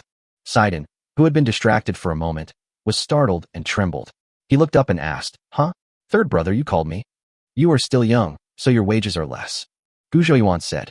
Sidon immediately became excited. Do I get paid too? Yes, you are very dedicated in releasing the ducks. I'll give you 50 cents. Please keep it safe and don't lose it. Gu Zhouyuan said with a smile. Hey, okay third brother. Thank you third brother. Sidon jumped up and shouted. Lu scolded. Sidon is only 8 years old. Why are you giving him so much money? He has no idea where to spend it. Gu Zhouyuan said with a smile. Then let him save it for when he gets married in the future. Lu couldn't help laughing and said, Well, Sidon, give me the money. I'll keep it for you and give it to you when you grow up and want to get married. Sidon didn't seem unhappy at all and handed the money to Lu honestly. Mother, this is for you. Please keep it for me. Gu Daddy looked at Gu Zhaodi and pushed the pile of copper coins in front of him to Lu. Mother, I'll give these to you as well. Mother, please help me collect it too. Lu looked at the pile of copper coins in front of her, then at her 4 sensible children. She was filled with joy and wanted to laugh out loud, but she couldn't control her urge to cry. Today, shopkeeper Qian only sold sweet soup for half a day, and the response was very good, so he doubled the pre-order quantity. As the reputation grows, the supply of sugar water will only increase. After thinking about it, Gu Zhouyuan decided to go to the old house. In the yard of the old house, Sanyu was holding a cicada in one hand, listening to its noisy chirping with a look of enjoyment on his face. Daju was chopping firewood, while his wife Huinyang was walking slowly in the yard with her big belly. The two brothers Gu Mansong and Gu Manton were handling a pile of wood, probably intending to make some furniture. Second uncle, third uncle, brother Daju, and his wife. Gu Zhouyuan greeted. Several people looked up and responded. Hey, Xiaoyuan is here. Hurry, go inside. It's too sunny in the yard. Daju, bring in the stool. Gu Zhouyuan entered the main hall surrounded by several people. Old Mrs. Gu came out from the inner room. She had just locked up a large sum of money she had received today in the cabinet. Seeing Gu Zhouyuan coming over, he hurriedly pulled him to sit down. Xiaoyuan, is there anything you need from Grandma? Asked Mrs. Gu in a gentle voice. My sweet soup is selling well. I need to make more every day. My second brother wants to go to the county with me to set up a stall. There's no one at home to chop wood. Before he could finish his words, Gu Erju shouted, Leave it to me. I can help chop wood. He had just received 15 cents in pocket money from his mother and was feeling very excited. Hearing that Xiaoyuan was in trouble, his elder brother Erju naturally wanted to help. Gu Zhouyuan looked at Erju and smiled. It takes a lot of firewood to make sweet soup at my house. Have you thought about it? Do you really want to pack it up? Erju hesitated for a moment, then gritted his teeth and said, It's no problem for me to help you carry an extra load of firewood every day. Okay, Gu Zhouyuan said. Erju, chop a load of firewood from the mountain, and I'll give you 20 coins. In ancient times, cooking and heating all relied on firewood. The price of firewood varied depending on the dynasty and region. In the economically developed Songjiang area during the Ming dynasty, every 100 jin of firewood was worth 7 flint to 1 shen of silver, which could buy a dough of good white rice. However, in some mountainous areas or rural areas with abundant forest resources, firewood is relatively easy to obtain and may be relatively cheap. People can even collect it themselves without having to buy it. Qingshan County is backed by mountains, and the people basically don't spend money to buy firewood. Some people carried firewood along long mountain roads to sell it in the city, but they often couldn't get much money. Depending on the season of the year, the price generally fluctuates between 5 and 15 won. It was the middle of summer, and the price of firewood in the county was about 10 cents per dan. Erju remembered Gu Zhouyuan's kindness and had no intention of accepting his money. He just thought that it would be no big deal if he worked harder and spent some time and energy to help chop a load of firewood. When he heard Gu Zhouyuan say that he wanted to pay, and it was 20 cents per load, he was speechless for a moment. In fact, if Gu Zhouyuan were to find other villagers, he would only have to pay 5 cents per load, and someone would do it. but Zhu is a family member. A load of firewood weighs about 100 kilograms. It is really a lot of work to chop it and carry it down from the mountain. 20 cents. Less than 2 bowls of sweet soup. Gu Zhouyuan didn't feel bad about giving such a small amount of money. Gu Monsong said unhappily, Xiao Yuan, even though you made some money from business, you can't act so recklessly. We don't have enough firewood at home. Your second uncle, third uncle, and Big Zhu and second Zhu are here. If we can just bring a bundle from the mountain, we'll have enough firewood, right? Dazhu said in a deep voice, that's right. We are mountain people. Why would we need to spend money to buy firewood? If we tell others about it, they will laugh at us. No. Gu Zhouyuan waved his hand and said, I need firewood for business, not for cooking at home. Business requires capital, and firewood is also a cost. Seeing that several people were still trying to refuse, Gu Zhouyuan said, this firewood needs to be supplied long term. How can we let people work for free? If Brother Zhu doesn't want to take the money, I will find someone else who is willing to pay. Mrs. Gu made the decision and said, stop arguing and just listen to Xiao Yuan. This finalizes the matter. Gu Zhouyuan continued, Xiaohua Siju, an area, you should go up the mountain to dig the fairy grass first. Make sure I have 15 kilograms of fairy grass every day, and then consider collecting wild fruits and herbs. The boy and girl nodded in unison. Yes, I understand, third brother. In fact, the matter of the fairy grass is not too urgent. Gu Zhouyuan can just buy some contraband from the mall and smuggle it in. He is making plans for the future, and he probably won't set up a stall all the time. Eventually, he will hand over the business to his family. He wants to perfect the entire line so that it can continue to operate without him. Sun handed over a palm leaf fan and said, look how hot Xiao Yuan is. Come on, fan him. Thank you, second aunt. Gu Zhouyuan took the palm leaf fan with a smile. Wang's eyes were full of jealousy, as her second sister-in-law's family had received so many copper coins today. Now that Zhu has gotten this job, why doesn't his family get any benefits? She glanced at Sanyu, who was still playing with cicadas, and felt annoyed. He snatched the cicada from Sanyu's hand and threw it out. Sanyu was stunned for a moment, then burst into tears. Gu Manton frowned, not knowing what was wrong with his wife. Chapter 102 Home Delivery. The next morning, Gu Dedi drove the mule cart along the mountain road leading into the city. Gu Zhouyuan, Gu Zhaodi and Sidon were sitting in the back carriage. Gu Zhouyuan was half lying down, resting his head on his arms, looking at the sky. The sky looked as if it had just been washed, blue and clear. The faint white that appeared on the horizon was gradually dyed by warm orange and pink, like a beautiful watercolor painting. From the branches of the trees on the roadside, the chirping of birds can be heard continuously, as if cheering for the new day. Third brother, this mule cart runs fast. It's true that its high price has a reason. Sidon leaned against the wooden barrel and sighed. Gu Zhouyuan was immersed in the beauty of this summer morning. Listening to Sidon sigh, he just said lazily. Gu Dedi held the reins with both hands. The trees on both sides retreated rapidly, and the cool breeze brought by the galloping mule cart made him squint his eyes. Today we use a newly made iron bucket with a wooden barrel on the outside to store the sugar water. The wooden barrel was slightly larger, and the gap between the two barrels was filled with ice cubes, and the outside of the barrel was covered with a thick layer of hay. Gu Zhouyuan decided to go to the shop in the city to buy a few quilts today and replace all the worn-out quilts at home. Then wrap the wooden barrel with a quilt to keep it warmer and prevent the ice from melting easily. Fortunately, the wooden barrels save space. If they were all packed in wooden basins, with 200 servings from my family, plus the sweet soup that the shopkeeper Qian ordered, and 4 people, the mule cart would be a bit crowded. It looks like we need to make a few more iron buckets. Because the mule cart was fast, several old customers were a little surprised when Gu Zhouyuan arrived at the market today. Shopkeeper Gu, why are you here so early today? Someone joked. Exactly. I just sat down and haven't even eaten a few wontons yet. Gu Zhouyuan clasped his fists and said, sorry to have kept you waiting. Today's mule cart is faster than the ox cart. Hey, change to a mule cart? Not bad. TSK. Even the container for the sugar water has changed. Shopkeeper Gu is making money. Several guests holding number plates came over. Everyone had become familiar with each other over the past few days and spoke casually to each other. No, I borrowed money to buy this mule cart. I felt bad keeping you waiting all the time, so I just starved myself to get this mule cart, Gu Zhouyuan said with a smile. Yeah, the ox cart is really slow when it comes to doing business. A customer helped Gu Zhouyuan move the stool down. The stalls were set up, and everyone lined up according to the number plates in their hands. Sidon handed the bowl skillfully. Gu Zhaodi is responsible for making grass jelly. Gu Dedi is dedicated to serving cassava soup. Gu arrived half an hour early today, and shopkeeper Qian had not come to pick up the goods yet. Seeing that his elder sisters and the others could handle it, and he had nothing else to do, he decided to send the dessert to Live Fu Restaurant. This place is not far from Live Fu Restaurant. Gu Zhouyuan drove the mule cart and arrived at the destination in no time. It was just past noon, and the restaurant had not yet accepted any customers. Gu Zhouyuan tied up the mule cart and entered the Live Fu Restaurant. The waiter, upon seeing the newcomer, hurriedly greeted him with a smile. "Hey, sir, please come in. You've come earlier than usual.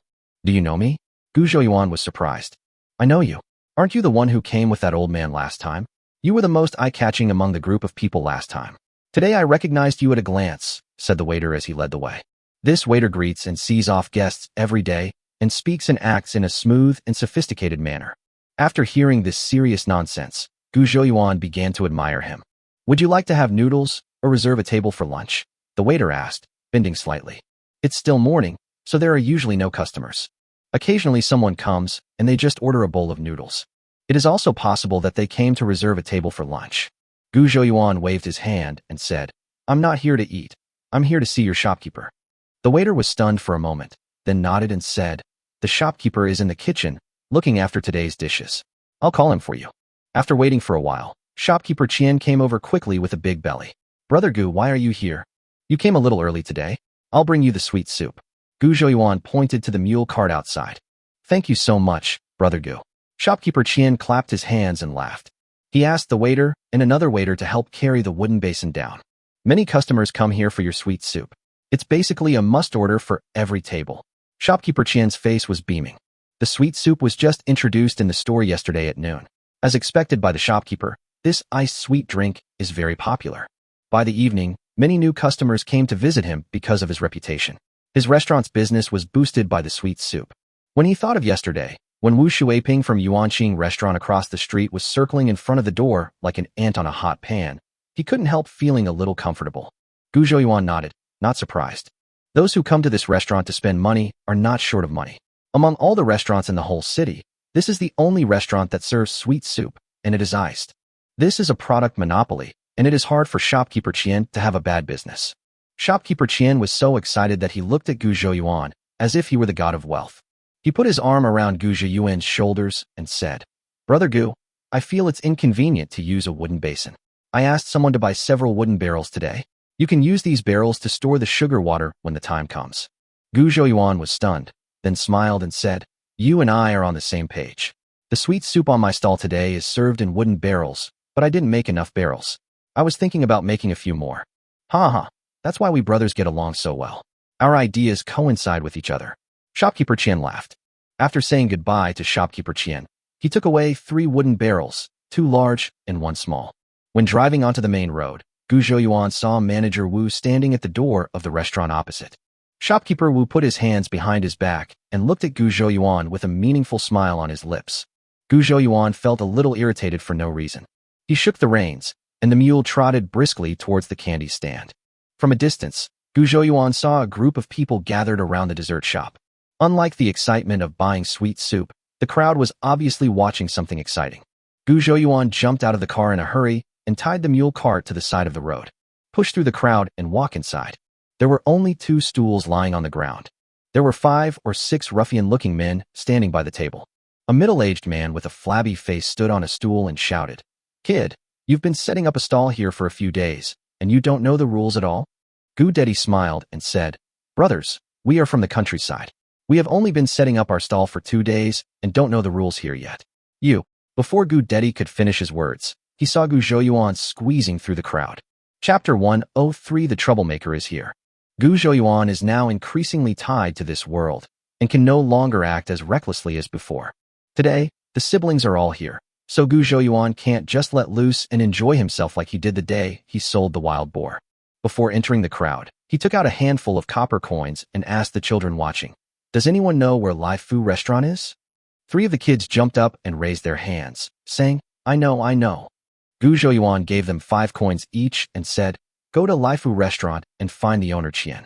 Tell him that something happened at the dessert stand. When you come back, I'll give you another 5 coins each." Is there such a good thing as just watching the fun? The 3 children, aged 11 or 12, were so happy that they ran towards Lai Fu restaurant. Only then did Gu Zhouyuan push through the crowd and walk in. As soon as they saw him, Gu Zhaodi and Sidon, who were frightened and at a loss, felt a sense of security. Gu Dedi also breathed a sigh of relief silently. Brothers, I have just started this stall and am not familiar with this area. Even if I want to pay the regular fee, I don't know who to give it to, Gu Zhouyuan said with a smile. Oh, you even know about the regular payment. It seems you are not a rookie. The fierce man grinned. The fat lady at the next stall pulled Gu Zhouyuan and said, This is my fault too. I was so busy these days that I forgot about it. In our East Market, stall owners have to pay a fee, 1 cent a day. For long-term stalls like ours, we pay monthly. Hurry up and give us 30 cents. Don't delay the brothers. She deliberately spoke loudly, blaming Brother Gu for being unfamiliar with the place, and no one reminded him. This way, everyone would have a way out. Gu Zhouyuan quickly took out 100 coins, handed them over, and said with a smile, I'm new here and don't know which Buddha to worship. Actually, I'm quite sincere. I'll make up the regular fee right away. The extra money is for me to treat you all to tea. The big man took the copper coin and weighed it in his hand. You are quite sensible, boy. A skinny monkey next to him chuckled twice and said sharply, What a pity, you've offended someone you shouldn't have offended. Before he could finish his words, the burly man with a face full of flesh shouted, Shut up. Why are you talking so much nonsense? The skinny monkey shrank his neck and stammered, Hey.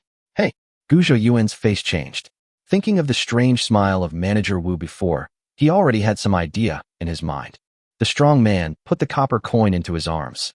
He kicked the overturned bench straight and sat down on it. He crossed his legs, shook his feet constantly, tapped the table with his fingers, and glanced at the crowd fiercely. Feeling that the situation was a bit tricky, Gu Zhaodi and others came to Gu Zhouyuan. Gu Zhouyuan also moved a stool and sat next to the burly man. He still had a warm smile on his face. Is the money not enough? Tell me an amount, and I'll see if my small stall can afford it. This strong man is one of the most idle people on the street. He has a group of thugs under his command and relies on the protection fees collected from vendors to make ends meet. After paying the stall taxes and business taxes to the government, the vendors here also have to pay regular fees to these street vendors. These rules are basically customary. If you don't pay, those thugs will always find trouble at your stall and you won't be able to do business. It was no use suing the government. When the government came and drove away one group of thugs, another group would come after them. Besides, these gangsters are all familiar with the bailiffs in the county government office, and they pay a sum of money to maintain their relationship during the 3 festivals every year. The county government basically turned a blind eye to these things. That strong man has been collecting protection fees for so many years, and every vendor who sees him is timid. At this time, he was very surprised to see that Gu Zhouyuan didn't show any reaction. He glanced at Gu Zhouyuan and sneered. Let me tell you a number? I'll tell you 1 ounce of silver a day. Can you afford it? Gu Zhaodi hugged Sidon and looked at Gu Zhouyuan with eyes full of deep worry. Life at home was getting better day by day, so how could this happen again? Gu Dedi took a step forward and stood with Gu Zhouyuan. These people were obviously here to cause trouble. He had never experienced such a thing before, so he couldn't help feeling a little nervous. But he still clenched his fists, thinking that he was the second elder brother, and if anything happened, he must stand in front of Xiaoyuan. After hearing what the strong man said, Gu Zhouyuan became more certain of his guess. 1 tael of silver a day? Even with the principal and interest, my small stall can't make 1 tael of silver a day. Brother, are you kidding me? Gu Zhouyuan leaned forward with his arms on his knees and smiled. My elder brother is so busy, he doesn't have time to joke with you. Can't afford it? If you can't afford it, pack up your stall and get out. The skinny monkey said viciously. The onlookers also understood what was going on at this point. This young stall owner must have offended someone, and this group of hooligans came to cause trouble. Gu Zhouyuan's stall is a little different from other stalls on the street. His customers are generally wealthy. Drinking sweet soup here has become a habit, and in the past few days, everyone has become familiar with the humorous Gu Zhaozangui. Now that we see him being embarrassed, it is very likely that we will not be able to drink sugar water in the future. They couldn't help but feel indignant. A middle-aged woman in the crowd shouted, Aren't you bullying me? I gave you 100 coins, and it's not enough. I'll sell this stall to you at 1 ounce of silver a day. The sturdy man said, Hey, and stood up. Gu Zhouyuan supported his knees with his hands and stood up. He was tall and straight, half a head taller than the short and stocky guy. He looked down at the unattractive man and chuckled. It's not necessary for me to set up this stall. He twisted his neck left and right, and his cervical vertebrae made a crackling sound. Several thugs were a little stunned. What did this guy mean? You are not even qualified to be gangsters. How can you force someone to death all of a sudden? Gu Zhouyuan grinned, revealing his white teeth. Just as Gu Zhouyuan said, it is not necessary to set up this stall. It will save him trouble to let Manager Qian come to pick up the goods in the future. He was bullied by these hooligans today, but he gave in again and again. It seems there is nothing to talk about now. Then go ahead and do what you want, but don't go home angry. He was choosing in the virtual mall, trying to figure out which weapon would be most suitable. The burly man in front of him felt the change in the young man's aura and felt a little flustered. He shook his head to dispel the ridiculous thought. With a cold snort, he said in a deep voice, "Pushing you to death? Hee. Don't say that I won't give you a way out. There is still a way for you to choose." He paused and saw Gu Zhouyuan staring blankly into space, probably frightened silly. He sneered and continued, "Hand over your sweet soup recipe, and you can continue to run this stall." Chapter 104, Collecting Protection Fees. We must end this quickly. Don't implicate my elder sister and the others. Gu Zhouyuan thought to himself. He selected the baton in the mall and was about to click confirm. "Jiang Tuanzi, you are so impressive," a voice came. Gu Zhouyuan silently put away the panel and turned to look towards the source of the sound. The attention of those thugs was also attracted. The person who came was the shopkeeper Qian. His forehead was covered in sweat, and it was unclear whether it was because of the heat or the urgency. He said to Gu Zhouyuan breathlessly, "I came here as quickly as possible. Fortunately, nothing went wrong." Gu Zhouyuan bowed and said with a smile, "Thank you for coming here to help me deal with these messes." Shopkeeper Qian waved his hand, signaling Gu Zhouyuan not to be polite. Gu Zhouyuan took out copper coins and gave 5 to each of the 3 errand boys. Shopkeeper Qian looked at these thugs and said straight to the point, "Jiang Tuanzi, how much benefit did that Wu give you this time?" Gu Zhouyuan glanced at Shopkeeper Qian in surprise. This fat boss was quite sharp, which didn't match his appearance at all. There is also this short and strong guy called Jiang Tuanzi. Hearing this cute nickname, Gu Zhouyuan inexplicably wanted to laugh. What is Manager Qian talking about? Why don't I understand? Jiang Tuanzi picked his ears, blew away the earwax on his little finger in one breath, and said nonchalantly. This was groundless, so Shopkeeper Qian naturally wouldn't argue with him. He said coldly, "Do you think you, Jiang Tuanzi, are the only ones who have the final say on this street?" Jiang Tuanzi looked a little unhappy. Although he was the one who collected the protection fees of this street, he also had a big brother above him, but the job he was assigned was just to collect the protection fees. He accepted 3 taels of silver from Wu Yukai and asked him to help him get the recipe for the sweet soup. After the matter is accomplished, he will be given another 20 taels of reward. He thought he had taken on a good job, taking control of a country vendor who came to the city to do small business. That was like taking control of everything. I didn't expect that this guy actually knew Manager Qian. He was not afraid of Manager Qian, but what if Manager Qian reported this matter to his superior brother? After all, he broke the rules by taking private work, and it would be difficult to explain to his elder brother. But now he was stuck in midair, and no one offered to give him a way out, so he felt a little uncomfortable. At this time, Gu Zhouyuan spoke at the right time. "Brother Tuanzi, go back and tell Shopkeeper Wu not to do anything behind people's backs. It's too low class to just bring in some hooligans to disgust people." "Brother Tuanzi?" Jiang Tuanzi was stunned for a moment before he realized that the boy was calling him. Wait, what's this guy saying in such a sarcastic tone? Is he calling these people low-class hooligans? His eyebrows were raised, and the younger brothers behind him took a step forward, looking like they were about to lose their temper. Gu Zhouyuan has made up his mind not to set up the stall tomorrow. It doesn't matter if he is alone. The key is that he has his elder sister and second brother. It's never a good thing to be targeted by these idlers. A thief can steal for 1,000 days, but you can never guard against thieves for 1,000 days. Since we've fallen out, there's nothing to worry about. When the time comes, he will stay in Datong village and not go anywhere else. What can these little ruffians do to him? Brother Tuanzi, don't be angry first. Wait for me to finish what I want to say. Gu Zhouyuan had a sincere smile on his face. Jiang Tuanzi suppressed his anger and waved to his younger brothers behind him, signaling them to wait a moment.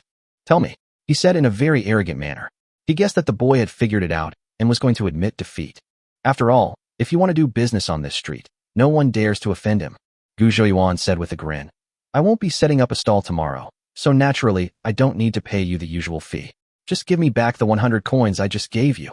Upon hearing that there would be no stall tomorrow, Gu Zhaodi and Sidon looked at each other, with a hint of sadness in their eyes. Although this stall has only been open for a few days, it carries all the hopes of this family. Why? It's so hard for an honest person without power or influence to do anything. Gu Dedi gritted his teeth, blaming himself for being incompetent and unable to protect his siblings. Shopkeeper Qian looked at Gu Zhouyuan in surprise, and then felt some admiration for him. He is decisive in dealing with things, and has a clear understanding of the subsequent development of things. At present, Manager Qian can put pressure on Jiang Tuanzi to leave, but he can't keep an eye on this place all the time. He is also brave and not afraid of several ferocious thugs. Jiang Tuanzi's face was trembling with anger. "You are making fun of me, aren't you?" As he said that, he picked up the bench in his hand and was about to throw it at Gu Zhouyuan. Gu Zhouyuan bent his waist and kicked Jiang Tuanzi's elbow from the side. He had already bought a baton in the mall before he took action. At this moment, he took out a baton from his arms and swung it. The baton, which was about 1 foot long, instantly became more than twice as long. He slapped Jiang Tuanzi in the face, and his younger brothers were all scared silly. How could this guy be so fierce? He was even more skilled in fighting than these street urchins. While they were still stunned, Jiang Tuanzi had already fallen to the ground. Seeing that none of his idiots came to help, Jiang Tuanzi howled miserably. "What the hell are you guys still standing there for?" The younger brothers finally reacted and rushed over with their weapons drawn. After just 2 steps, they stopped again. Because at this time, their boss was lying on the ground with a stick stuffed in his mouth. Gu Zhouyuan poked the baton downwards, and Jiang Tuanzi immediately let out a whimpering sound. Gu Zhouyuan felt around in his arms and took out a purse. He counted out 100 coins and stuffed the purse back into the bag. The onlookers were also shocked, especially the customers who bought sweet soup from his stall. Is this still the cheerful and good-tempered Xiao Gu? Why is he so violent when he gets physical? The incident happened in a flash, and Manager Qian was also dumbfounded. He had thought of thousands of ways to deal with Gu Zhouyuan. I just didn't expect that the method he adopted was so simple and crude. The fat lady swallowed her saliva. The young man had been with her for several days. He always smiles when he sees people, and never gets angry no matter what you say to him. He smiles all day long, and has no temper. This guy beat people with a stern face so fiercely, it's really scary. Not to mention that they were shocked. Even Gu Zhaodi and her 2 siblings were stunned. Gu Zhouyuan used to be a bully at home, beating and scolding his family members, but he became a coward when he went out. If someone bullies him outside, he just throws a tantrum. I have never seen him fight with anyone. Sidon murmured. "Third brother is so fierce." Gu Zhaodi was shocked and began to worry. She whispered to Gu Dedi, "What should we do now?" Gu Dedi shook his head and said, "Listen to Xiao Yuan." "Wow, it's quite lively." A young man's voice rang out. Outside the crowd, 7 or 8 people came in at some point. They were all young people with good temperament, both men and women. Gu Zhouyuan knew the person who spoke. He was the young Master Ho who treated everyone to sweet soup that day. Ho Yu. Chapter 105 Rescue.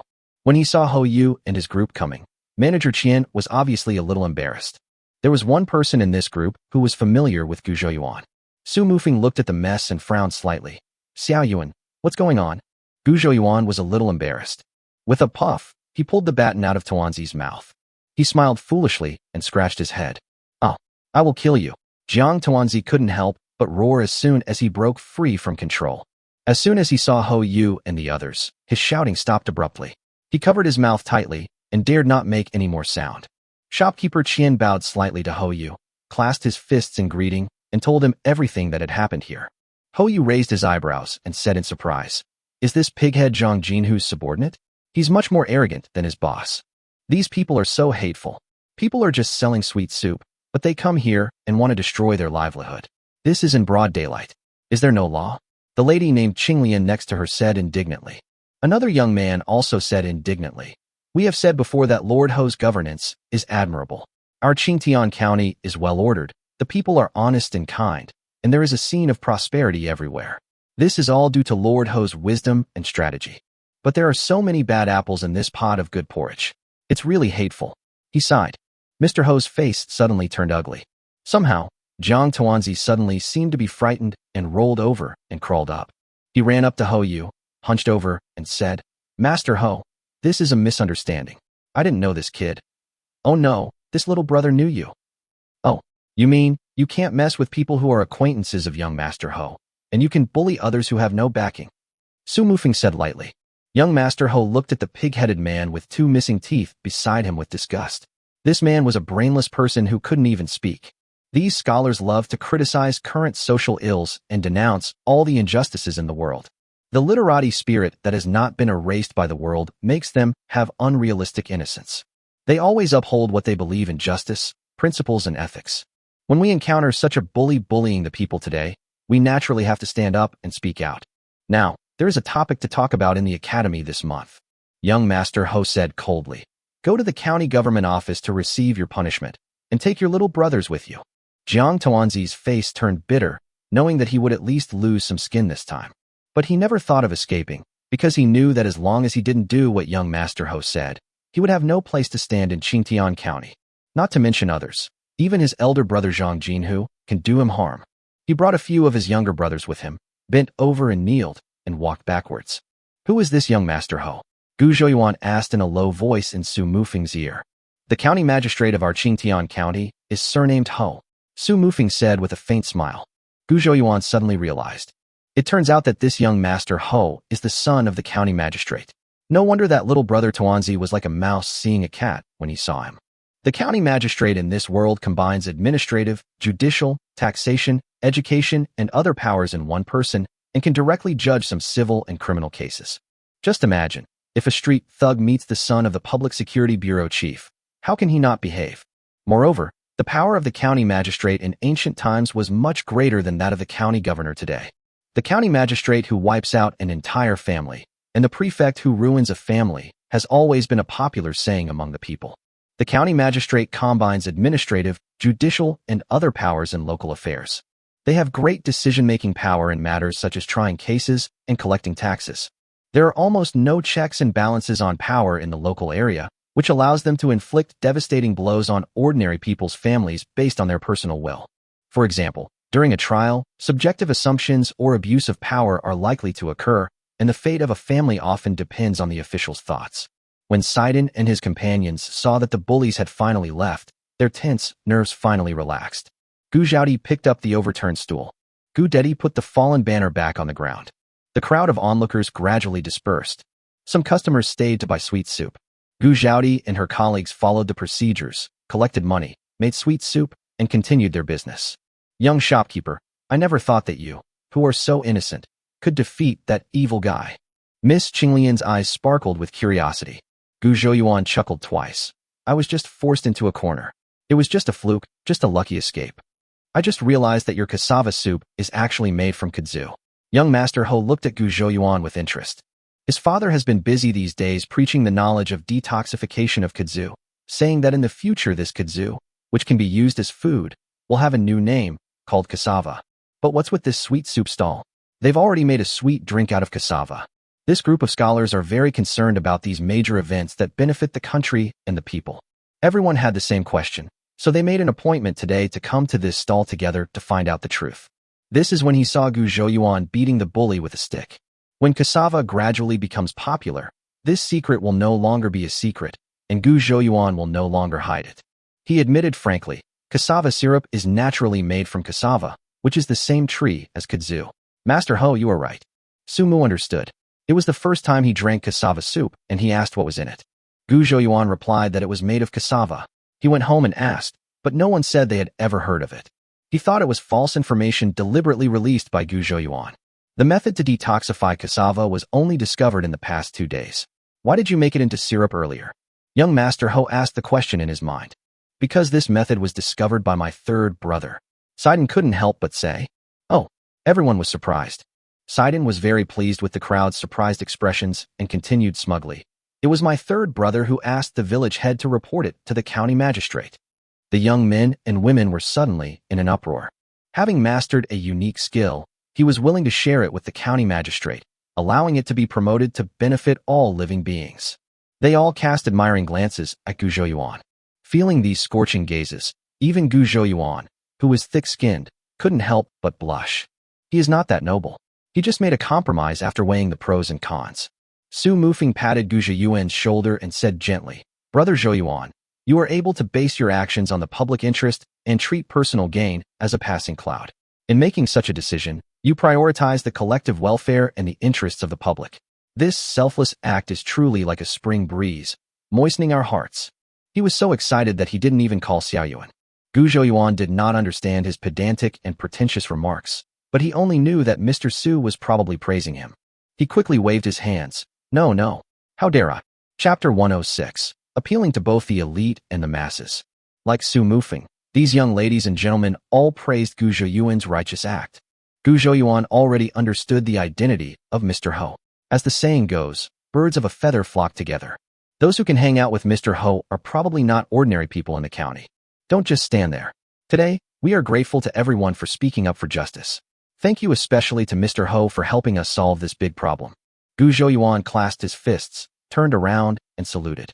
He said to his eldest sister and the others, "Give each of you a bowl of sugar water. It's my treat." Gu Zhaodi and the others let out an ah and started to get busy.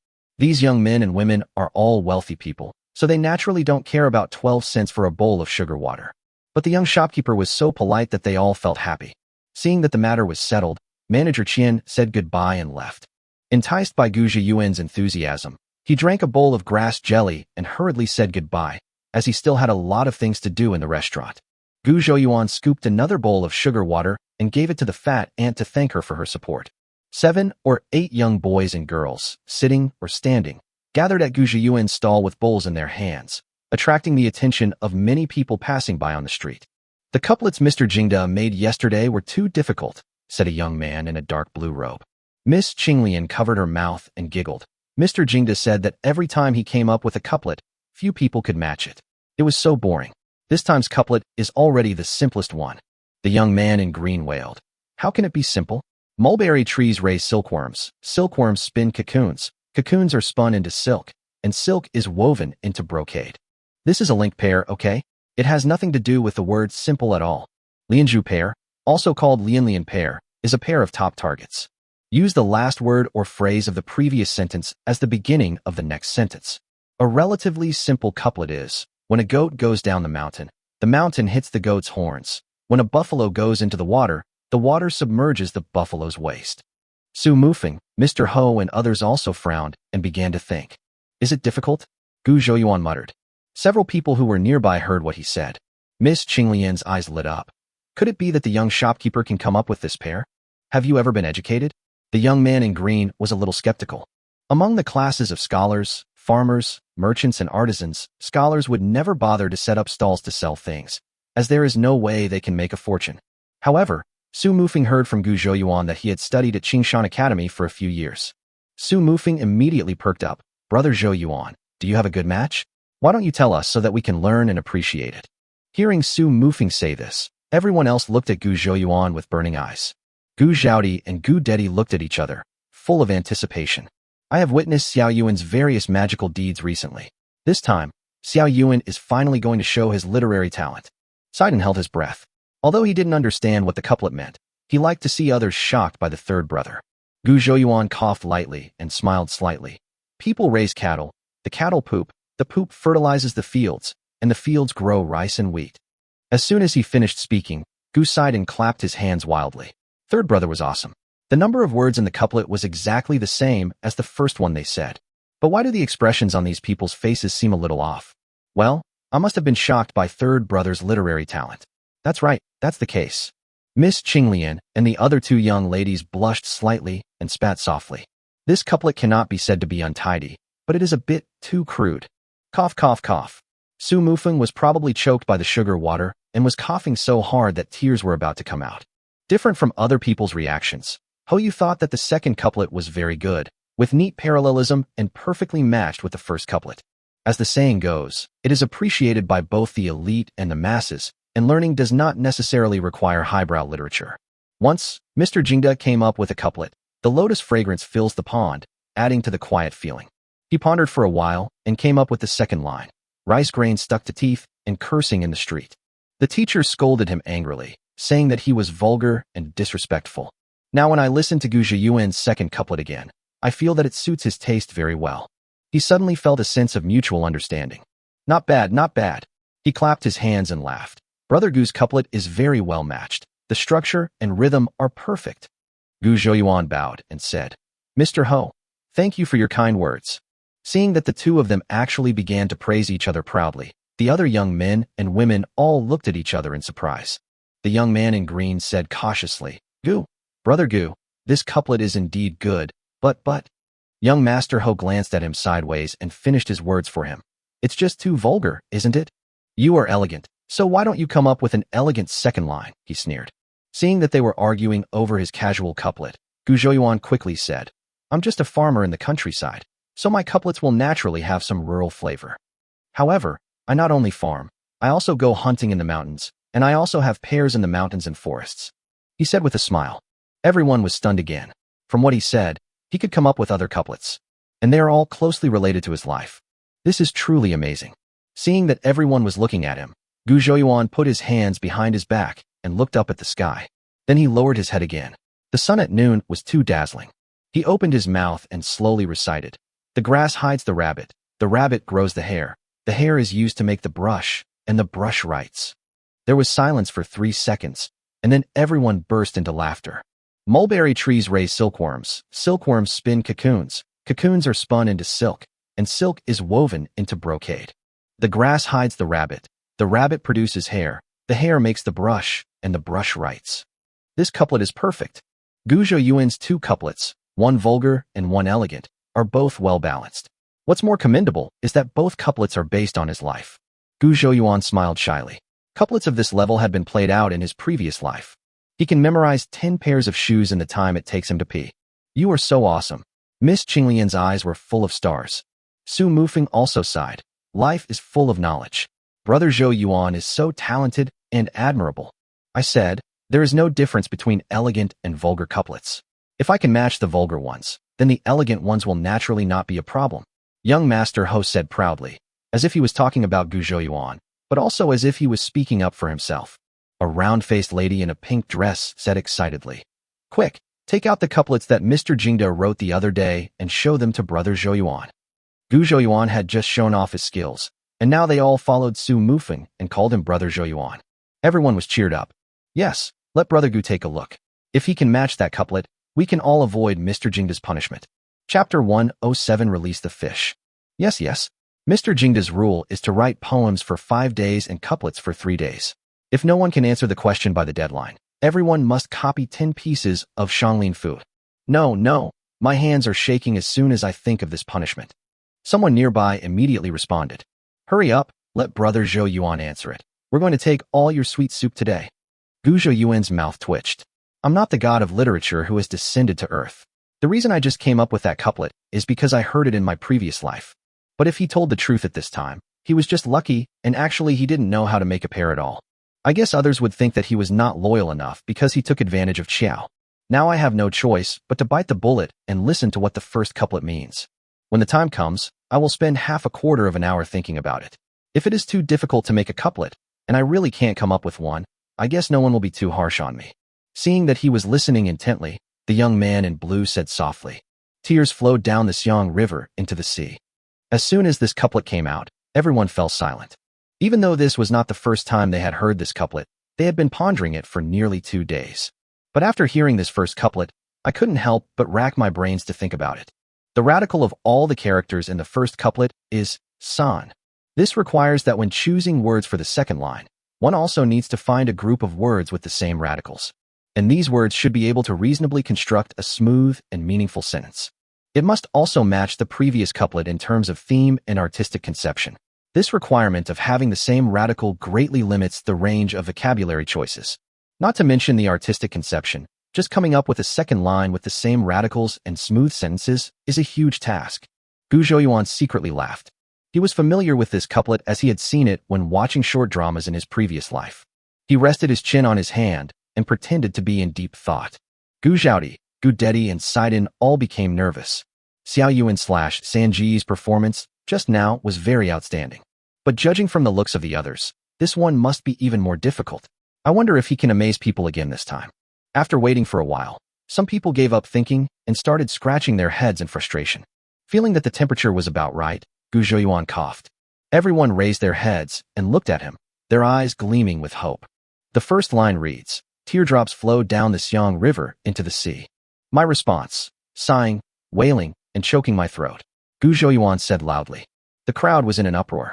All the radicals of the 7 characters in the first couplet are composed of 3 water drops.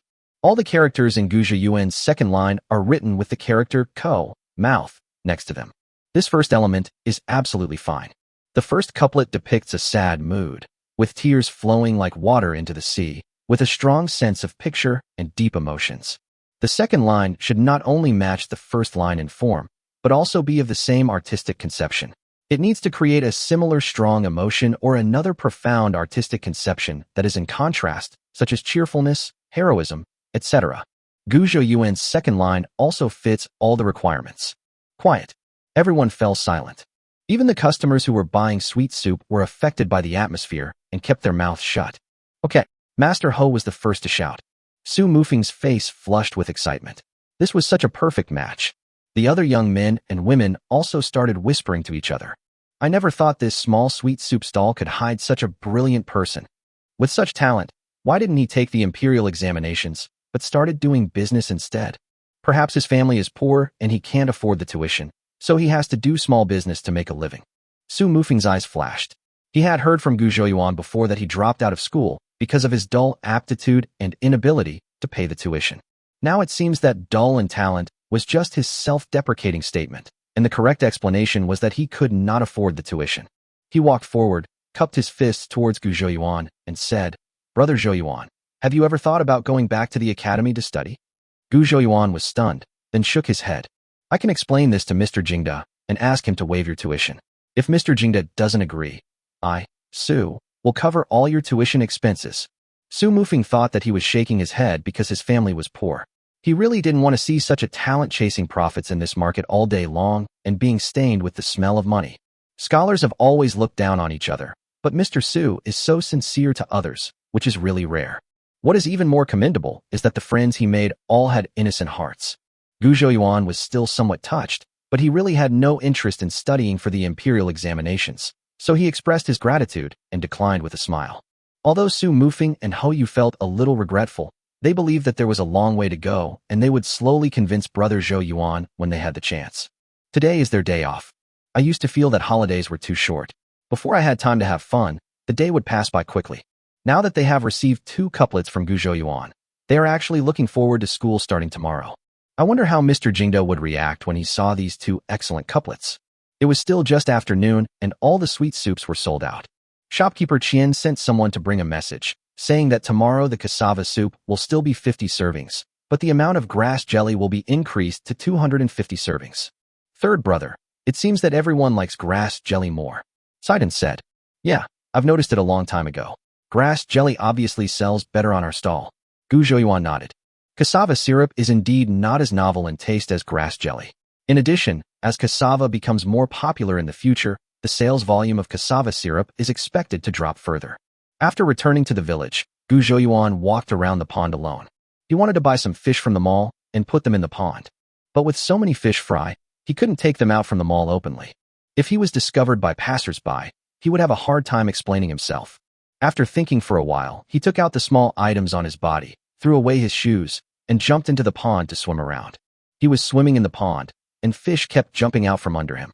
I bought 100 grass carp fairy weighing 3 taels each in the mall and put them in the pond. The little ducklings can't eat such big fry. He bought another 200 crucian carps. He likes to drink crucian carp soup, and it is also fun to fish for crucian carp in his spare time.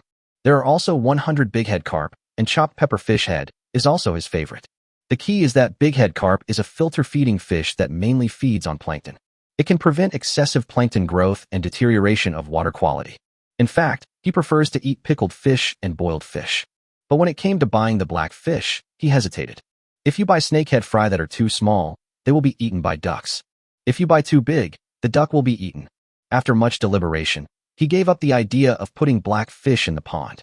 Snakehead carp is too ferocious to be raised with other herbivorous fish. He was afraid that there would only be black carp left in the pond. At worst, I can use grass carp instead when making pickled fish in the future, although the taste will be a little worse. If he really wants to eat black fish with pickled cabbage, he can just buy it from the mall. Chapter 108. Entering the Old Forest to earn mall coins. Because it is still summer, Gujo Yuan decided to release fewer fish. Without an aeration pump, the fish density is too high and the pond is easily overturned. After taking a walk around the mountain, I found that the water level in the deep pool on the mountainside seemed to have not dropped at all.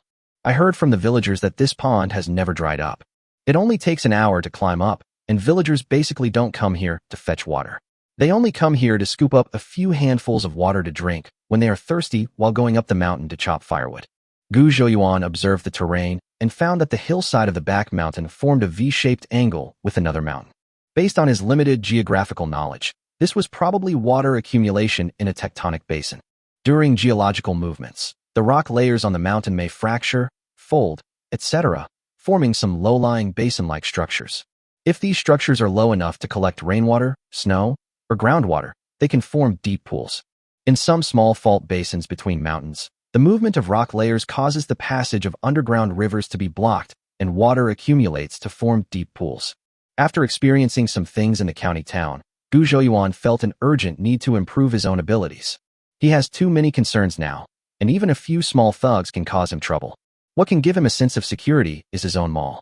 There was nothing good left in the back mountain, so he went into the old forest alone. Open the system panel and scan all the way. The panel keeps flashing red. Mulberry trees, neem trees, fir trees, pine trees, and cypress trees are the most common trees. But they are not worth the money.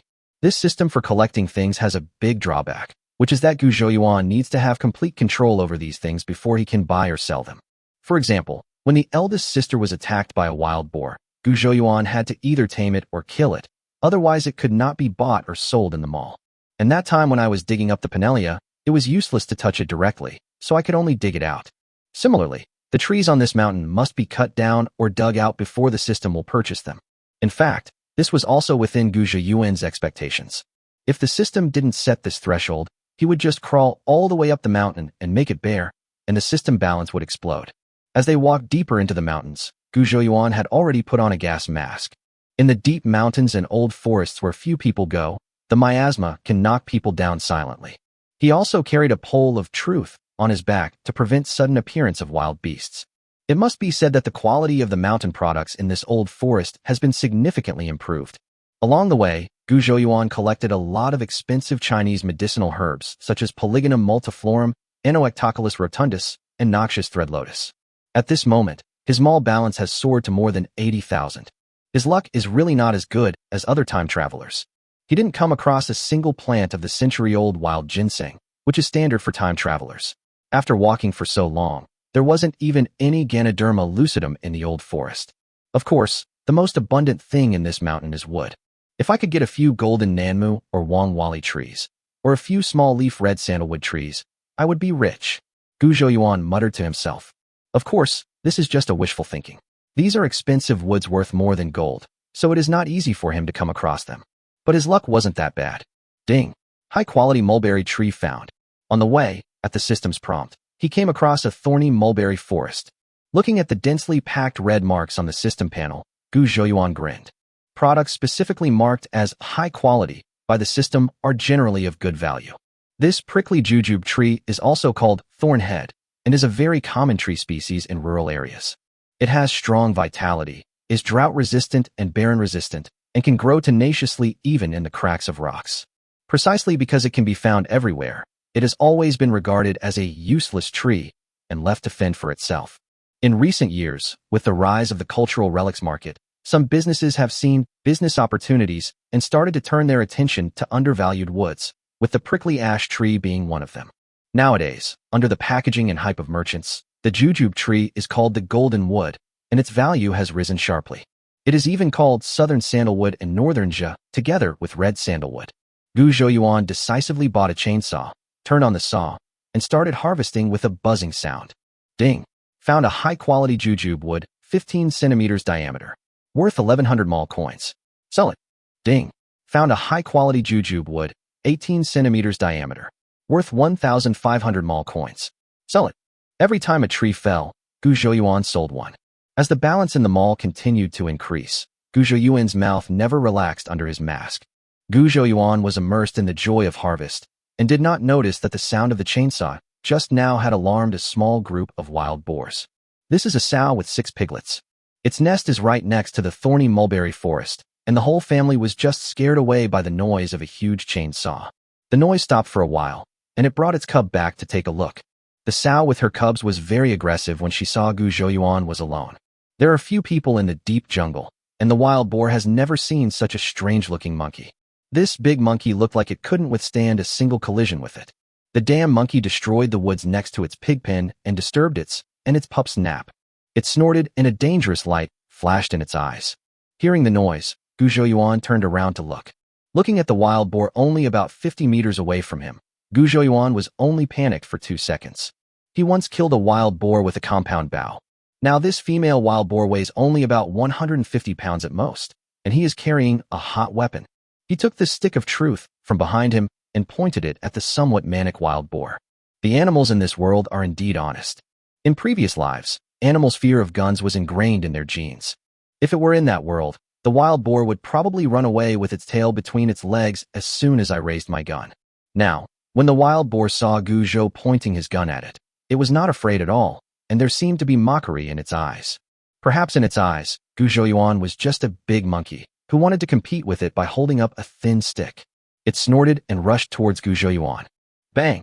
A gunshot rang out, and the wild boar that was rushing over fell down.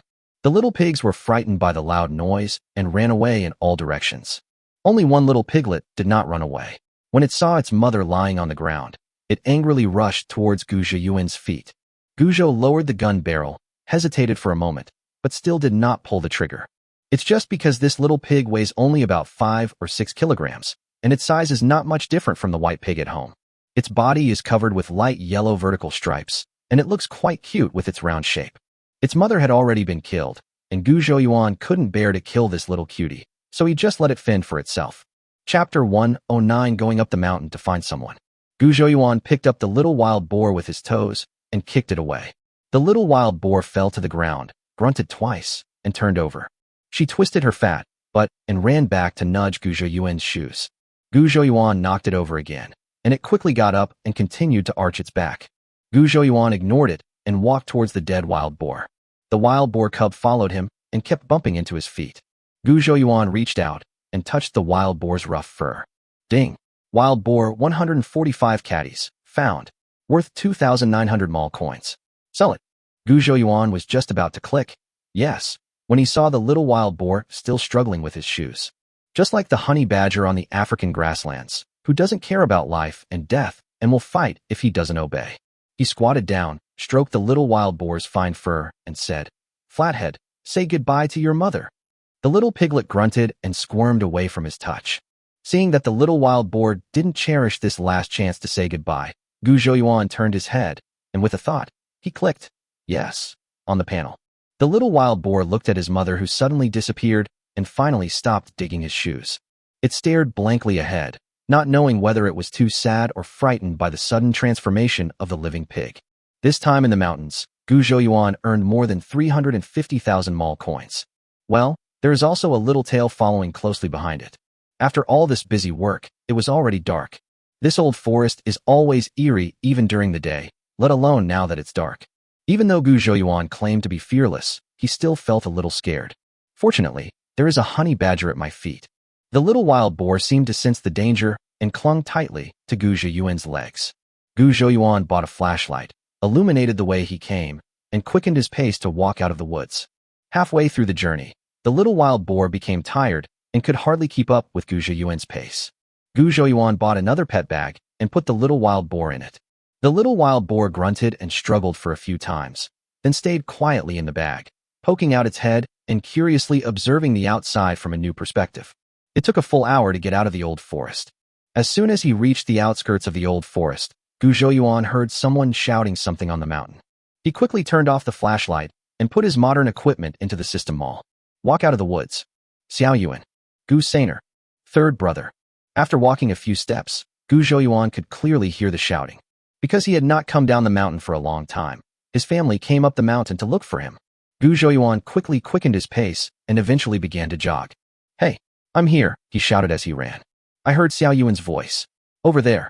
This was Gu Dedi's voice. "I heard it too. Third brother is there." Xiaohua's voice rang out.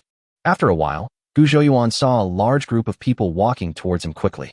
There were also 7 or 8 torches lit in the crowd. "Xiao Yuan, you scared me to death." Lu rushed over and hugged Gu Zhouyuan tightly. Tears welled up in her eyes, and her eyes were filled with joy after fear. Gu Zhaodi was already wiping away her tears. God knew what kind of fear she had just experienced. She didn't dare to think about any danger on the mountain. She just kept running, searching and shouting, not allowing herself a moment to rest. This way she wouldn't have any random thoughts and could suppress the pain in her heart. Gu Dedi secretly wiped the corners of his eyes, smiled, and called out to Gu Zhouyuan. Xiao Yuan. Gu Zhouyuan felt touched and apologetic, and said quickly, I'm fine. I just got lost in the woods and wasted some time. I'm sorry to have caused you worry. Gu Mansong said seriously, next time you go up the mountain, be sure to ask a companion. Don't go into unfamiliar forests. Do you know how dangerous it is to get lost in the mountains late at night? I've got that in mind, second uncle. Gu Zhouyuan nodded in agreement. Gu Zhouyuan looked at the huge team in front of him, which had about 30 to 40 people. Among them were not only Gu family members, but also some villagers who had joined the search team. His heart warmed, and he clasped his fists towards the crowd and said, Thank you all for your hard work in coming up the mountain so late at night. I, Gu Zhouyuan, would like to thank you all. Zhao Erga shouted, Brother Xiao Yuan, what are you talking about? We are all from the same village, so it's only natural that we should look after each other when something happens. Zhao Dajin also called out from the crowd, Xiao Yuan, you're too polite. Tell me how many good things you've done for our village.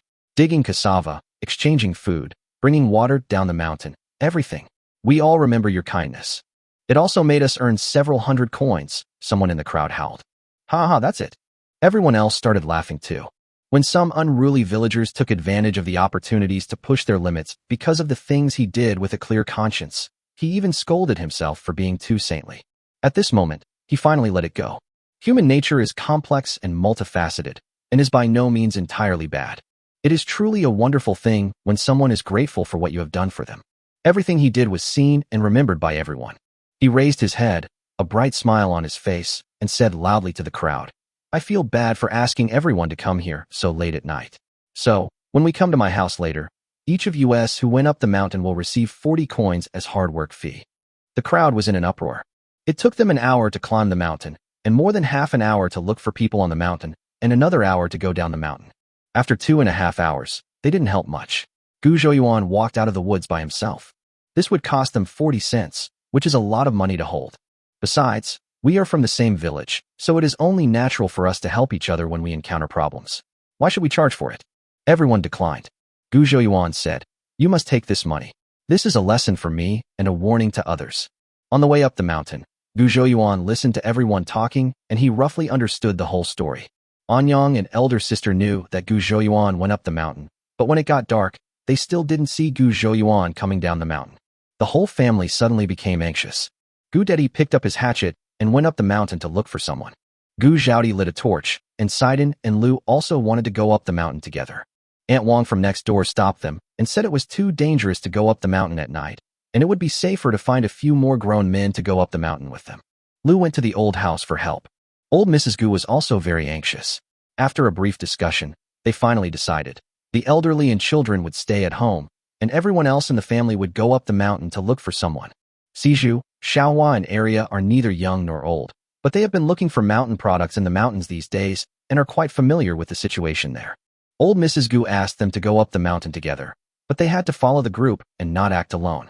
On the way to the back mountain of the village, villagers who heard the news kept joining the team. Chapter 110, Wild Boar Flathead. When we arrived at the village at the foot of the mountain, it was almost midnight. Gu Zhouyuan gave hard work pay to every villager who went up the mountain. After some arguing and pushing, everyone happily accepted the money at Gu Zhouyuan's strong request. After some pleasantries, everyone went home to sleep. Only people from the old house were left. Except for Hui Nyang, the whole family of my second uncle came out, a total of 6 people. The ones who came to Uncle San's house were Gu Mansong and Area, and Wang had to stay at home to take care of Sanyu. The old couple, Mrs. Gu, stayed at Gu Zhouyuan's house. Now everyone knew that Gu Zhouyuan had made money from his business, and Sidon was the only one left at home, so they were afraid that something might happen. Naturally, everyone in the old house didn't want Gu Zhouyuan's money. Gu Zhouyuan insisted several times, but failed to send the money.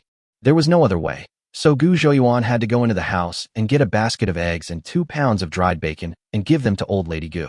He also gave Xiaohua, Siju, and Area a handful of candied fruit.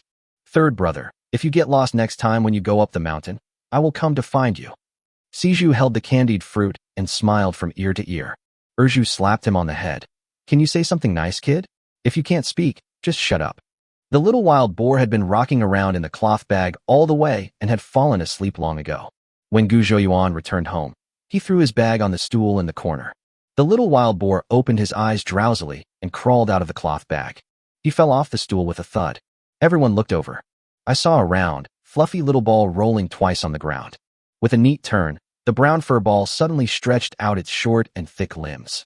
He ran with a bounce, making a humming sound as he ran. Third brother, what is this? Gu Saiden's eyes lit up, and he squatted down and wanted to touch the little wild boar. Although the little wild boar is small, it is very wild. When someone touched him, he took a few steps back. It immediately stood up its sparse but hard mane and made a short and sharp grunt sound from its mouth. The small body was tense and rushed toward Saiden's legs. Saiden was startled and stood up to avoid it. The little wild boar found that the legs and feet in front of it were all similar, so it just bumped into the nearest pair of shoes. It's a pity that it was too small. It hit Gu Dedi's leg and knocked itself upside down. His silly look made everyone in the room laugh. It stood up and sniffed here and there, and finally found the pair of shoes that it was most familiar with among the many shoes. Then he lay down next to Gu Zhiyuan's feet. Where did the wild boar cub come from? Asked Mr. Gu. People living in the mountains are naturally familiar with wild boar babies. Of course, it's normal for a kid like Saiden not to know him. I found it in the woods. I guess it got separated from the wild boar herd. Gu Zhiyuan replied. Gu Manton looked at the little wild boar with tenderness in his eyes. This pig is a little small, but after plucking the hair and removing the internal organs, it can still weigh 3 or 4 pounds of meat. Gu Mansong also nodded and said, this little piglet is the most delicious.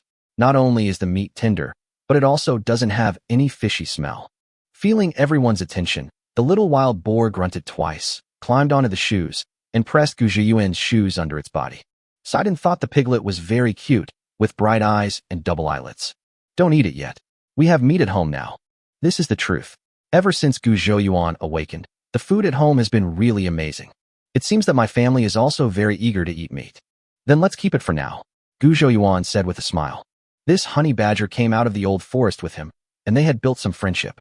Besides, he had just exchanged the piglet's mother for mall coins, and its brothers and sisters had not yet been weaned, and they probably wouldn't be able to survive in the old forest. It would be bad to kill them all, so let some descendants of the Pingtu family remain. The little wild boar didn't know that these few short conversations would determine whether it would become a suckling pig sandwich or live in the house. It nudged Gu Zhiyuan's trouser leg, pressed its pig nose against Gu Zhiyuan's ankle, hummed twice, and fell asleep soundly. It was already late at night, and everyone in the old house had to get up early to work tomorrow, so they all went home to rest. Saiden squatted down to look at the little wild boar and asked with great interest, Third brother, what should we name this little pig?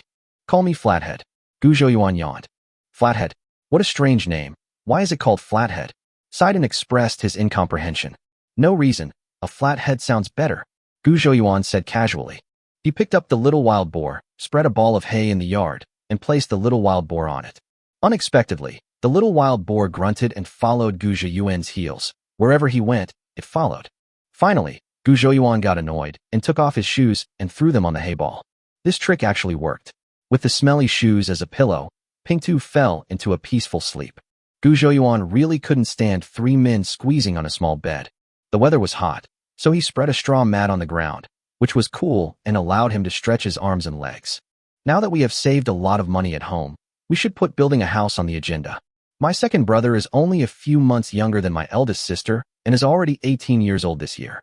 If you ever meet a girl you like, you'll need a place to get married. When I'm done with this busy schedule and have some free time, I'll go find the village head and buy a piece of wasteland to build a big house. The business in the city is taken care of by wealthy shopkeepers. In addition, young Master Ho and Master Su are also good friends with me. If I encounter some troubles and go to them, they will probably be willing to help. He will continue to run the stall for a few more days, and when everything is on track, he will be ready to sell it and hand it over entirely to his elder sister and the others. I go fishing, climb mountains, and enjoy life. Lying on the straw mat, Gu Zhiyuan had a lot of random thoughts in his mind until after midnight, when he fell into a drowsy sleep. I was woken up by Saiden in the morning. I have to go to the county to set up a stall soon, so I have to get up quickly and have breakfast. Gu Zhiyuan wanted to take a long day off today, so he let Gu Zhaodi and the other 3 go while he continued to catch up on his sleep. But thinking about what happened yesterday, he was still a little worried, so he struggled to get up and put his head in a basin of cold water to wake himself up quickly. In the yard, Xiaobai ran around Pingtu in circles, occasionally rushing over and lightly biting Pingtu's body. The wild boar cub was not to be outdone and wanted to use its little head to butt Xiaobai. However, although it has a fast speed in a straight line, it is not flexible enough in turning and often falls down while running. Pingtu suffered a loss at the hands of Xiaobai. When he saw Gu Zhouyuan coming out, he quickly ran to his feet and started whining, probably because he was not convinced and wanted to complain. Chapter 111. Home Bullying. Sidon came out with a bowl of vegetable soup and porridge. Xiaobai immediately stopped teasing Pingtu and ran to Sidon and wagged his tail vigorously. Sidon poured half a bowl of porridge into the dog bowl. Xiaobai couldn't wait to put his front paws on the edge of the bowl, dived into the bowl, and started swallowing it with a slurp. Sidon placed the remaining half bowl of porridge and the bowl on the ground in front of Pingtu. The little wild boar hasn't had a single sip of milk since yesterday and is already starving. But it was only about half a month old and could only drink milk and would not lick the porridge in the bowl at all. Sidon saw that Pingtu was just spinning around and humming, but he didn't even look at the food in the bowl. He asked anxiously, "Third brother, Pingtu doesn't want to eat porridge. Does he want to eat meat?" Gu Zhouyuan didn't know much about these wild boars and domestic pigs. He thought these pigs were a bit picky eaters and couldn't eat cooked food. He squatted down, patted the flat head, and coaxed it. "If you don't eat, you will be eaten." Pingtu was howling with hunger and was rubbing his feet at Gu Zhouyuan's feet, trying to find the familiar pacifier. Gu Zhouyuan brought the porridge over and put it to its mouth, but it almost knocked the bowl over. Gu Zhouyuan was so angry that he slapped it on the head and cursed. "If you don't eat, then starve to death, stupid pig." Aunt Lu came out to call them for breakfast and happened to see this scene. She couldn't help laughing and said, "It's not even a month old yet. It won't eat." Gu Zhouyuan suddenly realized it, rubbed the flat-headed boy's head, picked up the bowl of porridge, and poured it into his mouth. The piglet's head and face were filled with salty porridge. Flathead smacked his lips, feeling that the milk flowing into his mouth tasted a bit strange. But it was so hungry that it found the salty milk very delicious. Seeing Gu Zhouyuan's rude behavior, Lu couldn't help but pat him on the shoulder and said with a smile, "You go in and have breakfast. I'll feed Pingtu." Lu took the little wild boar in her arms. Gu Zhouyuan handed her the bowl, and then they went into the house to eat with Sidon. After breakfast, they loaded their things onto the mule cart and prepared to set off for the city. Then an old woman about 50 years old with a big red flower on her head walked over. Her face was covered with thick powder, making it look exaggeratedly white, and her cheeks were smeared with red rouge, which made her look very festive. "Is this Gu Manjiao's house?" asked the festive woman. "Yes," Gu Zhaodi replied. Gu Zhouyuan was stunned for a moment before realizing that his father's name was Gu Manjiao. "Then you are." The festive woman looked Gu Zhaodi up and down, covered her mouth with her hands and smiled. "You must be Gu Manjiao's eldest daughter." Gu Zhaodi felt a little uneasy when she saw the old woman's reaction. She had been on a blind date before, so she naturally knew where the woman dressed like that came from. In the countryside, someone who is so old and still wears a big red flower on her head can only be a matchmaker. She hummed softly, then lowered her head and stopped talking. Seeing Gu Zhaodi's beauty and shyness, the matchmaker nodded with satisfaction and said, "Is your mother home?" Gu Zhouyuan had already noticed something, and he smiled and said, "She's washing clothes in the yard." "Okay, I'll go into the yard and talk to her about something." As he said that, he walked into the yard. Gu Zhouyuan thought for a moment and said to Gu Zhaodi, "I'll go take a look. You three can go to the county today." He turned around and instructed Gu Dedi, "If anything happens, don't force yourself to deal with it. Go find Manager Qian of Lai Fu Restaurant." Gu Den nodded in agreement. "4 eggs," Gu Zhouyuan shouted. "Third brother, you say?" Sidon cheered up. Gu Zhouyuan, "Work hard and don't be lazy." Sidon. When Gu Zhouyuan entered the courtyard, the matchmaker had already been invited by Lu to sit in the house. The matchmaker grabbed a handful of prickly ash from the table and threw 2 into her mouth to chew. He said, "The girl sitting on the mule cart just now is your eldest daughter, right?" "Yes, that's my Zhaodi. Matchmaker Hua is here this time. Does she have a suitable family?" Lu poured a cup of tea and handed it over. That matchmaker Huang was really messing around last time. She introduced a guy to my Zhaodi, and he's a complete jerk. The flower matchmaker sneered. That yellow matchmaker relies on deception and deception. Only people from remote villages like yours are willing to come to her for marriage proposals and be deceived by her. Yes, her reputation is certainly not comparable to your matchmaker. Lu agreed with a smile. The matchmaker took a big sip from the tea bowl, wiped her mouth and said, "Your daughter is quite pretty. What a pity. What a pity." Lu was a little confused. So, a butcher in the county has had his wife die 3 years ago, and now he wants to have another wife. He wants a young and beautiful one, and he'll give 15 taels of silver as a betrothal gift. Lu was so angry that she stood up and pointed at the matchmaker, and was about to speak. Gu Zhouyuan, who was standing in the yard listening, was furious. He rushed into the house and shouted, "Where did this mean old woman come from? How dare you come to my house and humiliate my eldest sister?" With a bang, the matchmaker dropped the tea bowl in her hand onto the table in fright. Lu finally breathed a sigh of relief. Her hands began to tremble as she angrily shouted, "Matchmaker, you came to my house and I treated you politely because I heard you had a good reputation. But how could you say such unpleasant things?" Hua Matchmaker also calmed down at this point. She curled her lips and said, "Why do I have a good reputation? It's because I speak my mind, unlike Huang Matchmaker, who is always swindling and deceiving. Your eldest daughter has already been betrothed to someone else. As the saying goes, a good pot fits a good lid. One is a remarried woman, and the other is a widower. What's wrong with me trying to reconcile them?" Lu was almost angry to death. She turned around to get a broom. The matchmaker kept rambling. "Everyone in the nearby villages knows she has a lazy brother who's causing chaos at home. Is that you? But the butcher said he doesn't mind these messy things. As long as the girl is pretty and gives him a child in the future, he's even willing to help your family and take the girl's younger brother to the county to learn how to butcher pigs and sheep from him." Gu Zhouyuan held Nyang back and said to the matchmaker in a deep voice, "Where did you get this information?" "My eldest sister was married." The matchmaker rolled her eyes and said, "Li Qingsong from Xiaohe village said that Gu Zhaodi from Datong village was in a relationship with him, but he later wanted to marry a girl from the city, so he didn't marry her." Finally, the matchmaker added, "Everyone in their village knows it." Lu couldn't bear it any longer, so she picked up a broom and hit the matchmaker. The matchmaker raised her hands to protect her head and wailed, "Ouch! Ouch! What are you doing? I'm telling the truth, and I'm not making up a single word." After hearing these words, Gu Zhouyuan calmed down. This matter really has nothing to do with the matchmaker. It's all Li Qingsong's fault. He supported the staggering Nyang and shouted coldly at the matchmaker, "Get lost." The matchmaker quickly covered her head and ran away. There was a dangerous light flashing in Gu Zhouyuan's eyes. He came into this world, possessing power far beyond his time. But he has no ambition, is always calm and restrained, and treats himself as an ordinary person when encountering things. If you are pushed into a corner, you will just end up fighting. This was the first time he wanted to overturn the table. Chapter 112, Visiting Xiaohe Village. "Don't be angry, mother. I will go to Xiaohe Village to ask for an explanation." Gu Zhouyuan helped Lu sit on a stool and rubbed her back to help her breathe smoothly. Lu was really angry and took several deep breaths before she gradually calmed down. She wiped away her tears and said with regret, "It was my mother who was blind at the beginning. She wanted to marry your eldest sister to that Li guy. Sigh. I almost pushed Zhaodi into the fire pit. People's hearts are hidden. No one can predict this." Gu Zhouyuan advised softly. "What should we do? Zhaodi is an innocent young lady, and yet someone has thrown dirty water on her. They are trying to kill her," Lu said while choking with sobs. Gu Zhouyuan was not good at comforting others. He just said softly, "Don't worry, mother. Leave it to me. I will definitely seek justice for your elder sister." Although Lu was angry, she was still afraid that Gu Zhouyuan would do something stupid in his impulse.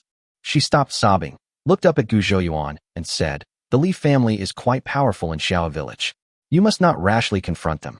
"I know, mother." Gu Zhouyuan nodded. After thinking for a while, Gu Zhouyuan lowered his voice and said, "Big sister can't know about this." Lu nodded. "Yes, mother, you don't have to worry about it. Xiaohe village and Datong village are separated by a hill." Gu Zhouyuan was familiar with this road. Gu Zhaodi almost exchanged letters and got engaged to her last time, and he even went to Xiaohe village to make a fuss. Gu Zhouyuan walked on the mountain road, with thousands of thoughts running through his mind. He was so angry just now that he wanted to go straight to Li Qingsong's house and kill him to vent his anger. He calmed down a little at this moment. Killing the man named Li was definitely not the best solution. My eldest sister's reputation was still ruined, and by then it would not only be known in Xiaohe village, but would probably spread throughout Qingtian County. Let's go to Xiaohe village first to see what's going on, to restore the eldest sister's reputation, and then kill him. When Gu Zhouyuan came to this world, he subconsciously treated most strangers with indifference. The power he wields is unconstrained, and whether it goes for good or evil depends entirely on his will. Sometimes he would feel like a wild beast, chained in iron chains, was lurking in the dark chamber of his mind. Waiting for some unexpected opportunity, it attempts to break through the seal, burst out, and vent its ugly, aggressive malice to the world. Fortunately, most of the people he met were warm and well-intentioned. This allowed him to continue to imprison the sealed malice, preventing it from running rampant and destroying the beauty and harmony in life.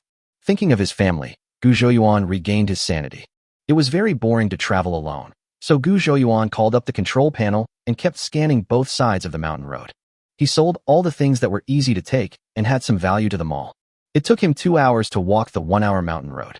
However, the mall coin balance also increased by more than 1,000.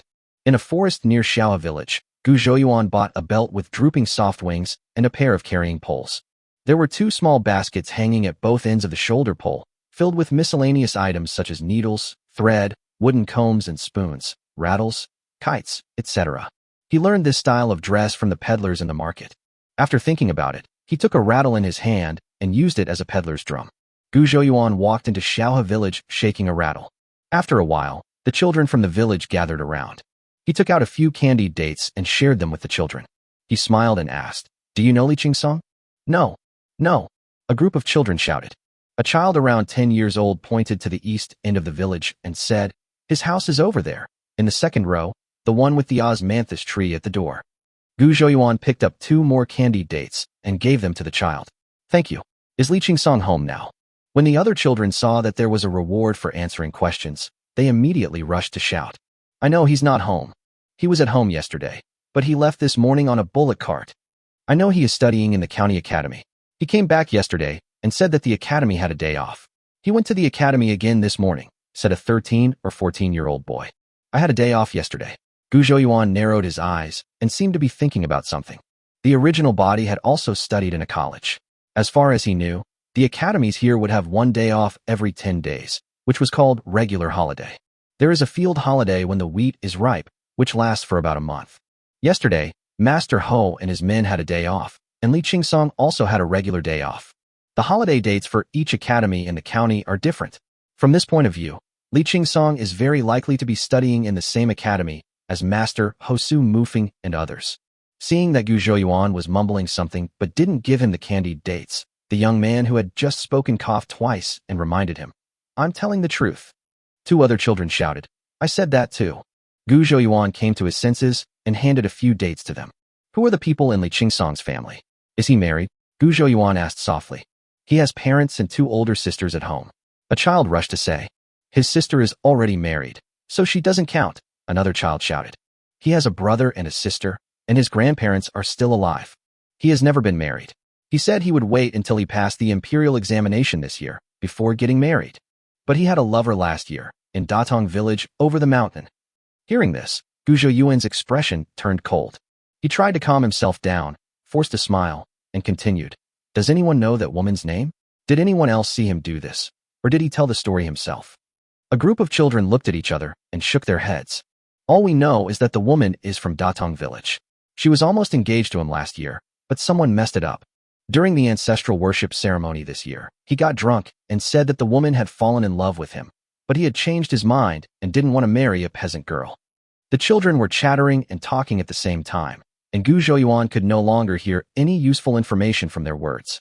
He grabbed a handful of candied dates and gave a few to each of them.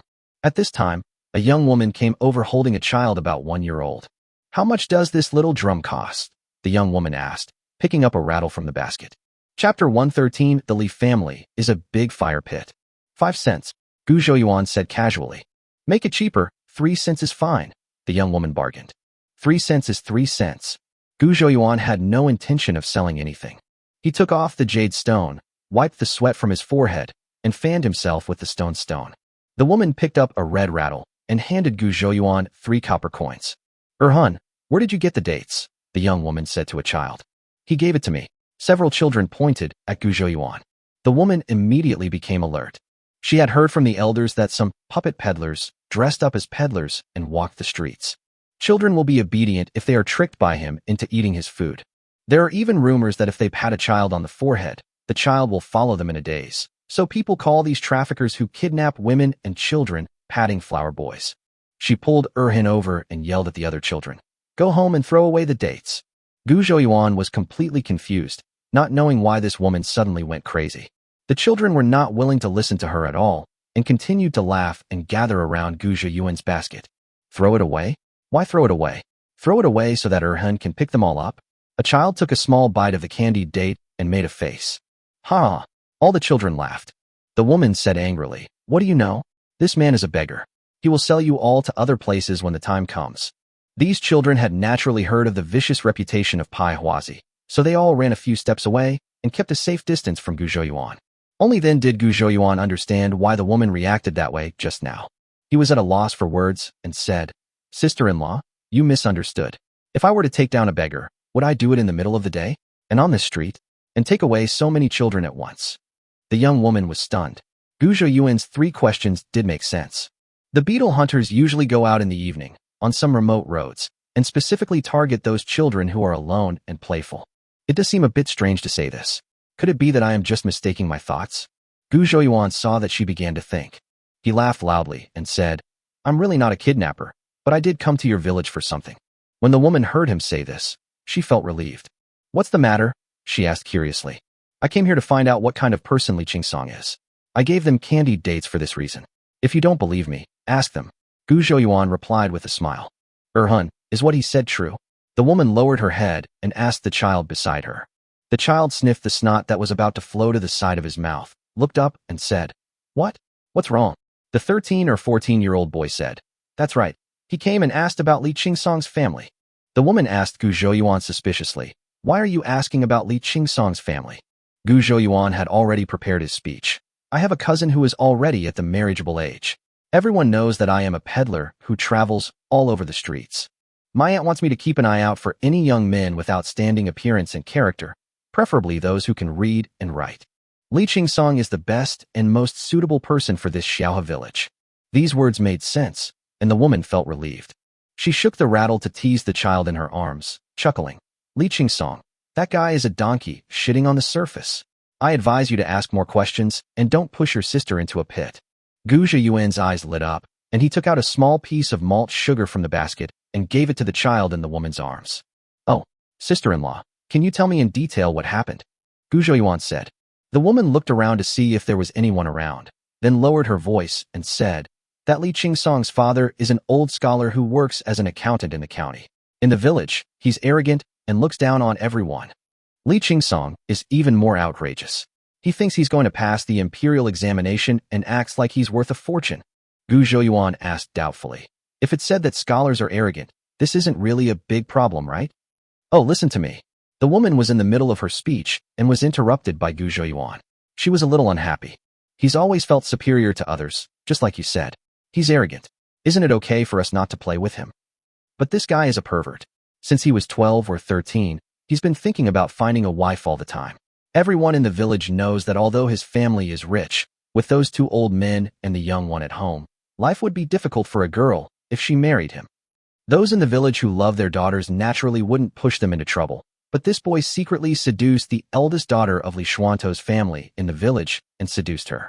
His father, Li Changchun, thought the girl wasn't dignified enough and said she couldn't be his wife, but only a concubine.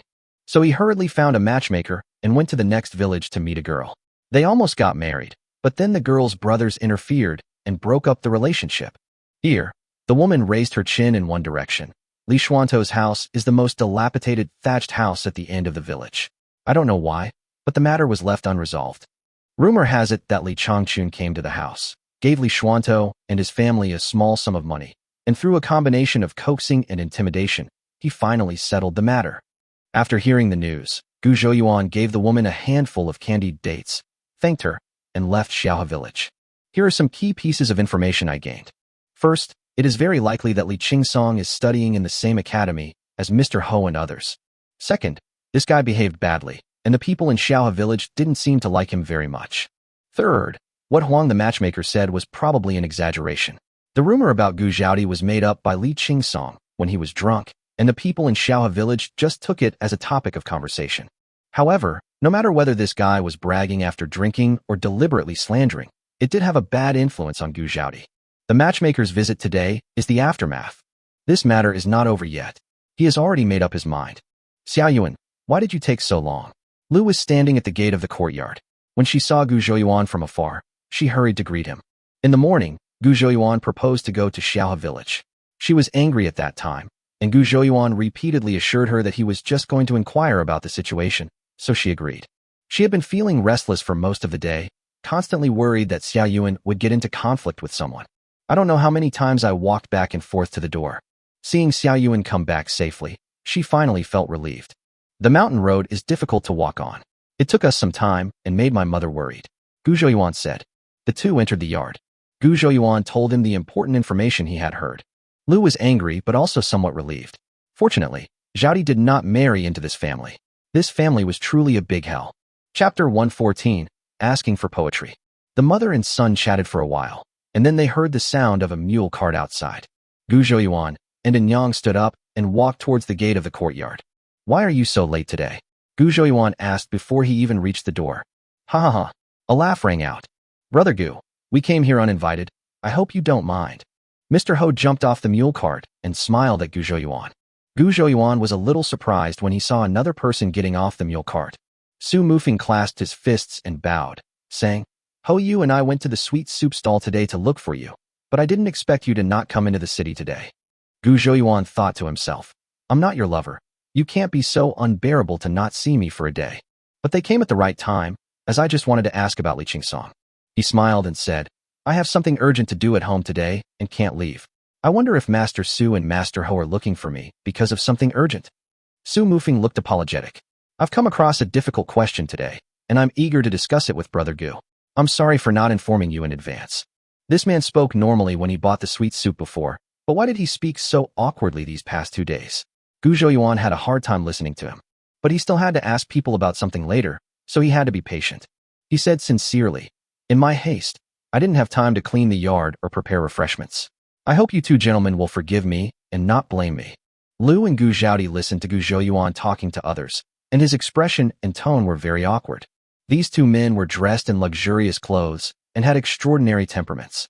At first glance, they were obviously the sons of wealthy families. Lu hurriedly invited people into the house.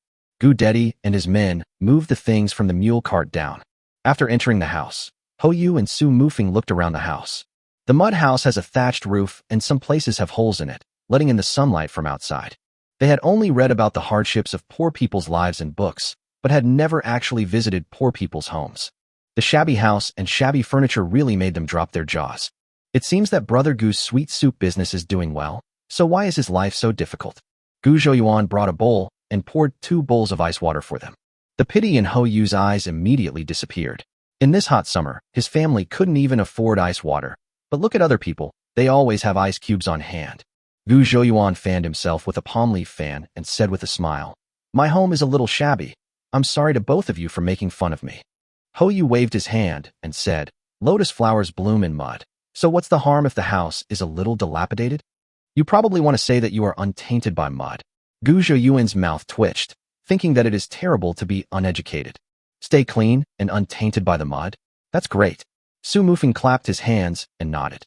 Gu Zhouyuan suddenly reacted. The world he lives in is called Daqian, which is different from the historical dynasties he is familiar with. In this world's Chu Han contention, the king of Chu defeated the Duke of Pei and established the powerful Chu dynasty. After the Great Chu, more than 10 dynasties came and went. According to the historical timeline of this world, it is now approximately the Song dynasty in Chinese history. His casual remark of coming out of the mud without being stained shocked Su Mufeng and the others a little. Gu Zhouyuan coughed twice to hide his embarrassment. Didn't you two just have a day off yesterday? Why are you on holiday again today? Ho Yu said proudly. We took your second couplet yesterday and presented it to Mr. Jingda. He was very satisfied and even praised us. At this point, his smile suddenly faded. It's all Mufeng's fault. He said that this second couplet was written by someone else and didn't deserve Mr. Jingda's praise. You know, Mr. Jingda rarely praises others. What a pity. He sighed and his words were full of regret. How can we scholars do such things to gain fame and reputation? Su Mufeng said calmly. Wait. Gu Zhouyuan was still confused. You two have been talking for a long time, but you still haven't explained why we're on holiday again. Although the teacher scolded us for cheating, he is very interested in you. He asked us to ask you if you can write poetry. Ho Yu looked at Gu Zhouyuan with burning eyes. Gu Zhouyuan hesitated for a moment, then nodded and said, I know a little. Then I added silently in my heart. I can memorize some of them. Su Mufeng and Ho Yu looked at each other and saw joy in each other's eyes. Mr. Jingda said that he has composed a new poem called Ode to Summer. Since we are going to find someone to help us cheat, let us continue to come to you. As long as the poem you write is better than his, not only will we be exempted from punishment, but we will also be given 10 days of free leave. We can rest whenever we want. Ho Yu said, Su Mufeng interjected. On the other hand, if we can't do it, let us copy the entire book of songs and book of rites. Gu Zhouyuan curled the corner of his mouth. Mr. Jingda was also a ruthless person. The complete book of rites alone was nearly 100,000 words, and adding book of songs, it was incredible. He looked at Hou Yu and Su Mufeng, his eyes full of pity. Hou Yu and Su Mufeng were also unsure, as they knew Mr. Jingda's background. I'm afraid that even if you search the entire Dakian, few people can match his poems, let alone surpass them. Brother Gu is indeed good at writing couplets, but there is a difference between couplets and poetry. They also knew that this was Mr. Jingda's punishment for them. You know how to ask for help, don't you? I'll beat your helpers too. But they still want to give it a try, just in case. Hou Yu took out his folding fan, opened it with a whoosh, and fanned Gu Zhouyuan with a somewhat flattering smile on his face. Brother Gu, how about I recite Mr. Jingda's poem to you first? Gu Zhouyuan pushed his fan away with amusement, nodded and said, recite it to me. Poems about summer? Not too difficult, as there are countless famous poems about summer in Chinese history. Listen to Mr. Jingda's poems first, and then consider which poem to come up with in response. The heat is steaming and the days are long. I seek coolness under the shade. Lotus, lotus. Hou Yu began to stutter as he carried it on his back. Su Mufeng was extremely speechless and even rolled his eyes. He said, let me do it. The heat is thick and the days are long. I seek coolness under the shade.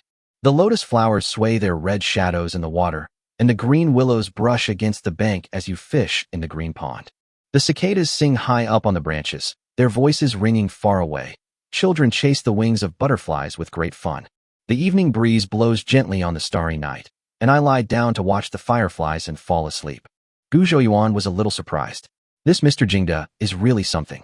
The first couplet of this poem describes the daily scene of people seeking coolness in the shade of trees during the scorching summer heat. The second couplet depicts the scene of lotus flowers reflected in the water and willow trees brushing against the bank, adding some color and agility. The second couplet shows the noisy chirping of cicadas and the playful children through auditory and visual means, which is full of life. The last couplet describes the scene of the summer night breeze and the dancing fireflies, which is full of leisure and comfort. However, although this poem is well written, it is still far from good enough in front of this cheating guy. He has the support of thousands of years of Chinese civilization and the countless excellent poems and lyrics that have been passed down. What he has to consider now is whose poem to choose to crush. Chapter 115, Who Can Compete With Me? Hou Yu saw him frowning in thought, so he gently closed his fan, afraid of interrupting his thoughts. Su Mufeng even slowed down his breathing and looked at Gu Zhouyuan nervously and expectantly. The little wild boar Flathead and Xiaobai have become familiar with each other, but he is still no match for Xiaobai when it comes to fighting. It had just been knocked down and teased by Xiaobai again, so it rushed in from the yard, ran to Gu Zhouyuan's legs, rubbed against him, and hummed to complain. Su Mufeng was anxious, but it was too late to stop him. Hou Yu's eyes lit up, and he said in surprise, this dog looks really weird, but it's quite interesting. The flat-headed man snorted twice in protest. Su Mufeng stretched out his index finger and made a silencing gesture at his lips. Gu Zhouyuan's slightly closed eyes opened at this moment. Hou Yu couldn't wait to ask, how is it? Do you feel anything? Gu Zhouyuan frowned slightly. He felt something wet around his legs, which was the saliva from Pingtu. Su Mufeng's heart sank slightly, but this was also expected. Writing poetry requires inspiration, let alone writing a good poem. He consoled him. It's okay, Brother Gu. The deadline our teacher gave us is tomorrow at 3 p.m. Take your time to get used to it. Don't be impatient. Although Hou Yu was a little disappointed, he still smiled and said, that's right. Think about it slowly. Mu Feng and I will stay at your house today and won't leave. Gu Zhouyuan kicked the flat-headed man away, stood up, cleared his throat, and said, no poem. Hearing him finally say this, the glimmer of hope in Hou Yu's heart was finally shattered. He forced a smile and said, it's okay. Writing poetry is not something you can do easily. But I have a poem, Gu Zhouyuan said slowly. Su Mufeng was overjoyed. He stood up suddenly and said, really? The lyrics are also good. They were finished so quickly. Hou Yu also stood up, put his hands on the table, and said excitedly, quick, quick, quick. Recite it and let me hear it. Gu Zhouyuan put his hands behind his back and recalled the recitation tones he had practiced specifically when he participated in the school recitation competition. He recited slowly in a deep baritone voice. The bright moon startled a magpie from a branch, and the gentle breeze made cicadas chirp in the middle of. The fragrance of rice flowers speaks of a good harvest, and the sound of frogs can be heard. 7 or 8 stars in the sky, 2 or 3 drops of rain in front of the mountain. The old thatched hut was beside the forest, and suddenly I saw it when the road turned to the creek bridge. Su Mufeng and Hoyu were both stunned. The subject matter of this poem is ordinary, the language is unadorned, and there is not a single allusion used. But it paints a picture of tranquil, peaceful, and warm life in the mountain village. The bright moon, sparse stars, creek bridge, and thatched hut make people feel as if they are in the quiet and peaceful countryside and mountains. The sounds of magpies waking up, cicadas chirping, and frogs singing form a pleasant symphony of the fields on a summer night. There is no piling up of fancy words, and the skill is best seen in simplicity. Who can compete with this poem? Su Mufeng's eyes were already full of little stars. Although Mr. Jingda is extremely talented, he has always been his idol. Although Mr. Jingda has a special relationship with him. But, he still had to declare that there was a huge gap between Mr. Jingda's poems and Brother Gu's lyrics. Hoyu's face was flushed. There was actually someone who could beat Mr. Jingda. Ha! He could no longer suppress the joy in his heart, patted Su Mufeng's shoulder, and said, I told you to give it a try. Ha! The family who were busy making sweet soup outside heard the sudden laughter coming from the house. They looked at each other, not knowing what was going on inside. Ping Tu was lying on the ground, but was frightened by the laughter and quickly stood up and ran out. Xiaobai immediately ran over from the nest and started playing with Ping Tu. Sidon pretended to go into the house to get tapioca starch. I saw the third brother drinking ice water calmly, while the 2 rich young men had red faces, and I don't know what they were excited about. Brother Gu is so talented. Su Mufeng woke up from his shock, clasped his fists, and bowed deeply to Gu Zhouyuan. Gu Zhouyuan quickly took a step forward to avoid his courtesy. What are you doing, Master Su? Hoyu put his arm around Gu Zhouyuan's shoulders affectionately and said, Mu Feng is like this. He was impressed by your poem. But, he changed the subject. Sometimes he's a little too old-fashioned, like an old scholar. So boring. Su Mufeng didn't get angry when he heard him making up stories about him. He was still reciting Gu Zhouyuan's lyrics softly. However, he didn't have the ability to remember things after listening to them once. After reciting a few sentences, he got stuck. He looked at Gu Zhouyuan and said anxiously, Brother Gu, blame me for being slow. I only remember half of a good poem. Could you please write it down? Gu Zhouyuan smiled and took out a charcoal black paper. In fact, there are pens, ink, paper, and inkstone at home, although he thinks hard pens are more convenient than soft pens. But the mainstream in this world is to use brushes. He bought calligraphy copybooks of Wang Shiji and Yin Jinxing in the mall and asked Sidon and others to copy them every night, and he would also practice with them. Su Mufeng had heard Gu Zhouyuan say before that he liked to write with charcoal black. This time I can finally see it with my own eyes. He and Hoyu came over and watched Gu Zhouyuan write the poem in a flamboyant style on the white paper. This font is indeed unique. Su Mufeng exclaimed. Hey, Brother Gu, Hoyu found something wrong. He pointed to the first line on the paper and said, Shi Jiangyu, this should be the name of a tune. What's the title of your poem? Gu Zhouyuan waved his hand and said, There's no title, otherwise let's use the first sentence as the title. This poem was written by Xian Qiji when he was demoted and living in Jiangxi. The original title was Zijianjiu, walking on the yellow sand road at night. The Huangsha Road in the title is an address, which is now Huangsha Village, Huangshaling Township, Shangrao County, Jiangxi Province. Of course, Gu Zhouyuan could not copy the original question, but he also did not want to change the question of Mr. Jiashuan without permission. Su Mufeng picked up the white paper and looked at it again and again, his eyes full of amazement and admiration. Suddenly he lowered his head and walked around the room, as if looking for something. Mu Feng, what are you doing? Hoyu asked curiously. Su Mufeng didn't answer him. Perhaps there was nothing he wanted in the room, so he turned his gaze outside. Got it.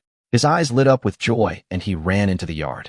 When he came back, he was holding a short wooden stick about 2 fingers thick.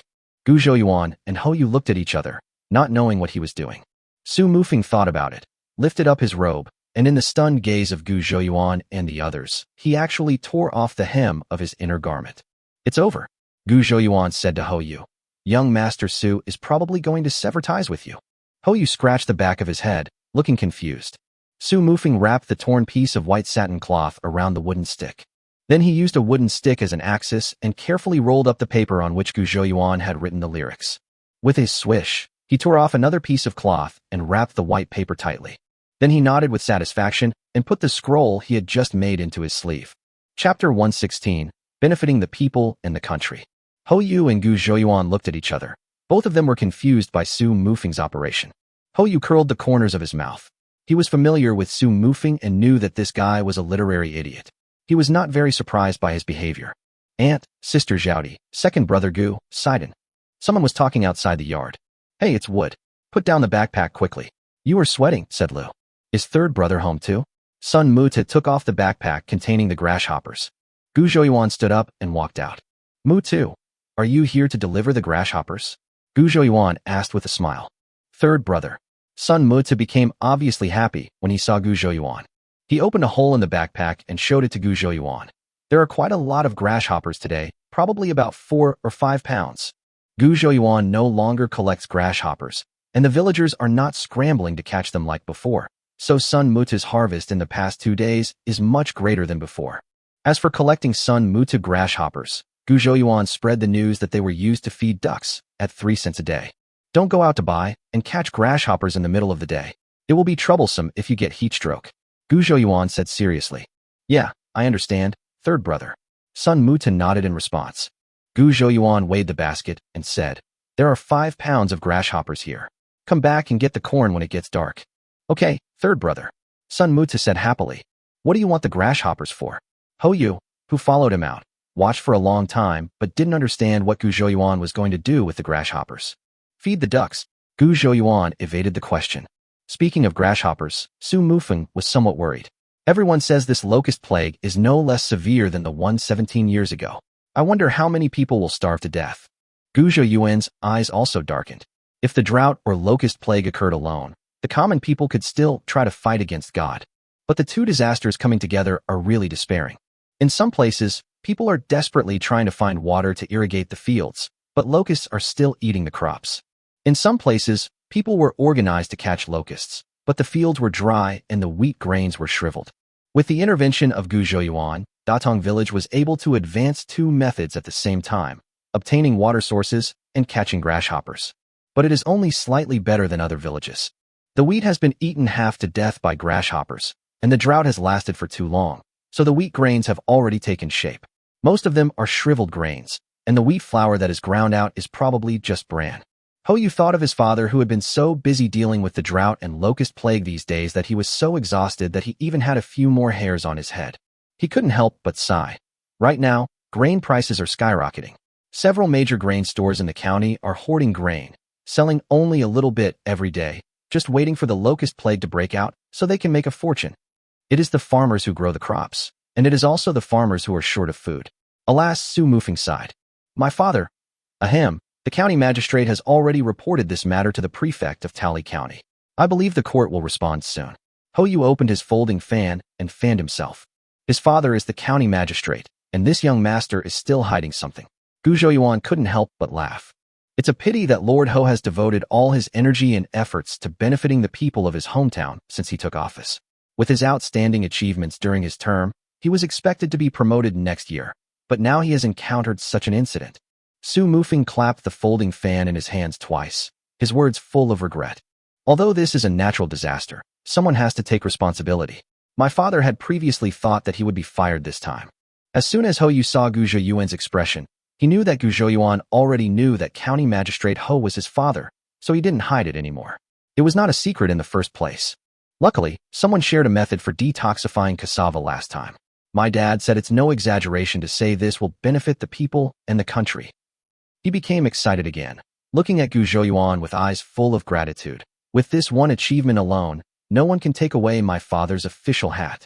If this natural disaster doesn't cause any man-made disasters, he will most likely be promoted to another level. Hou Yu's words were not exaggerated at all. The discovery that cassava can be used as food is absolutely revolutionary. Cassava is an extremely high-yielding crop. The key is that it has relatively low requirements for soil fertility and planting conditions, and can produce good harvests even on poor land.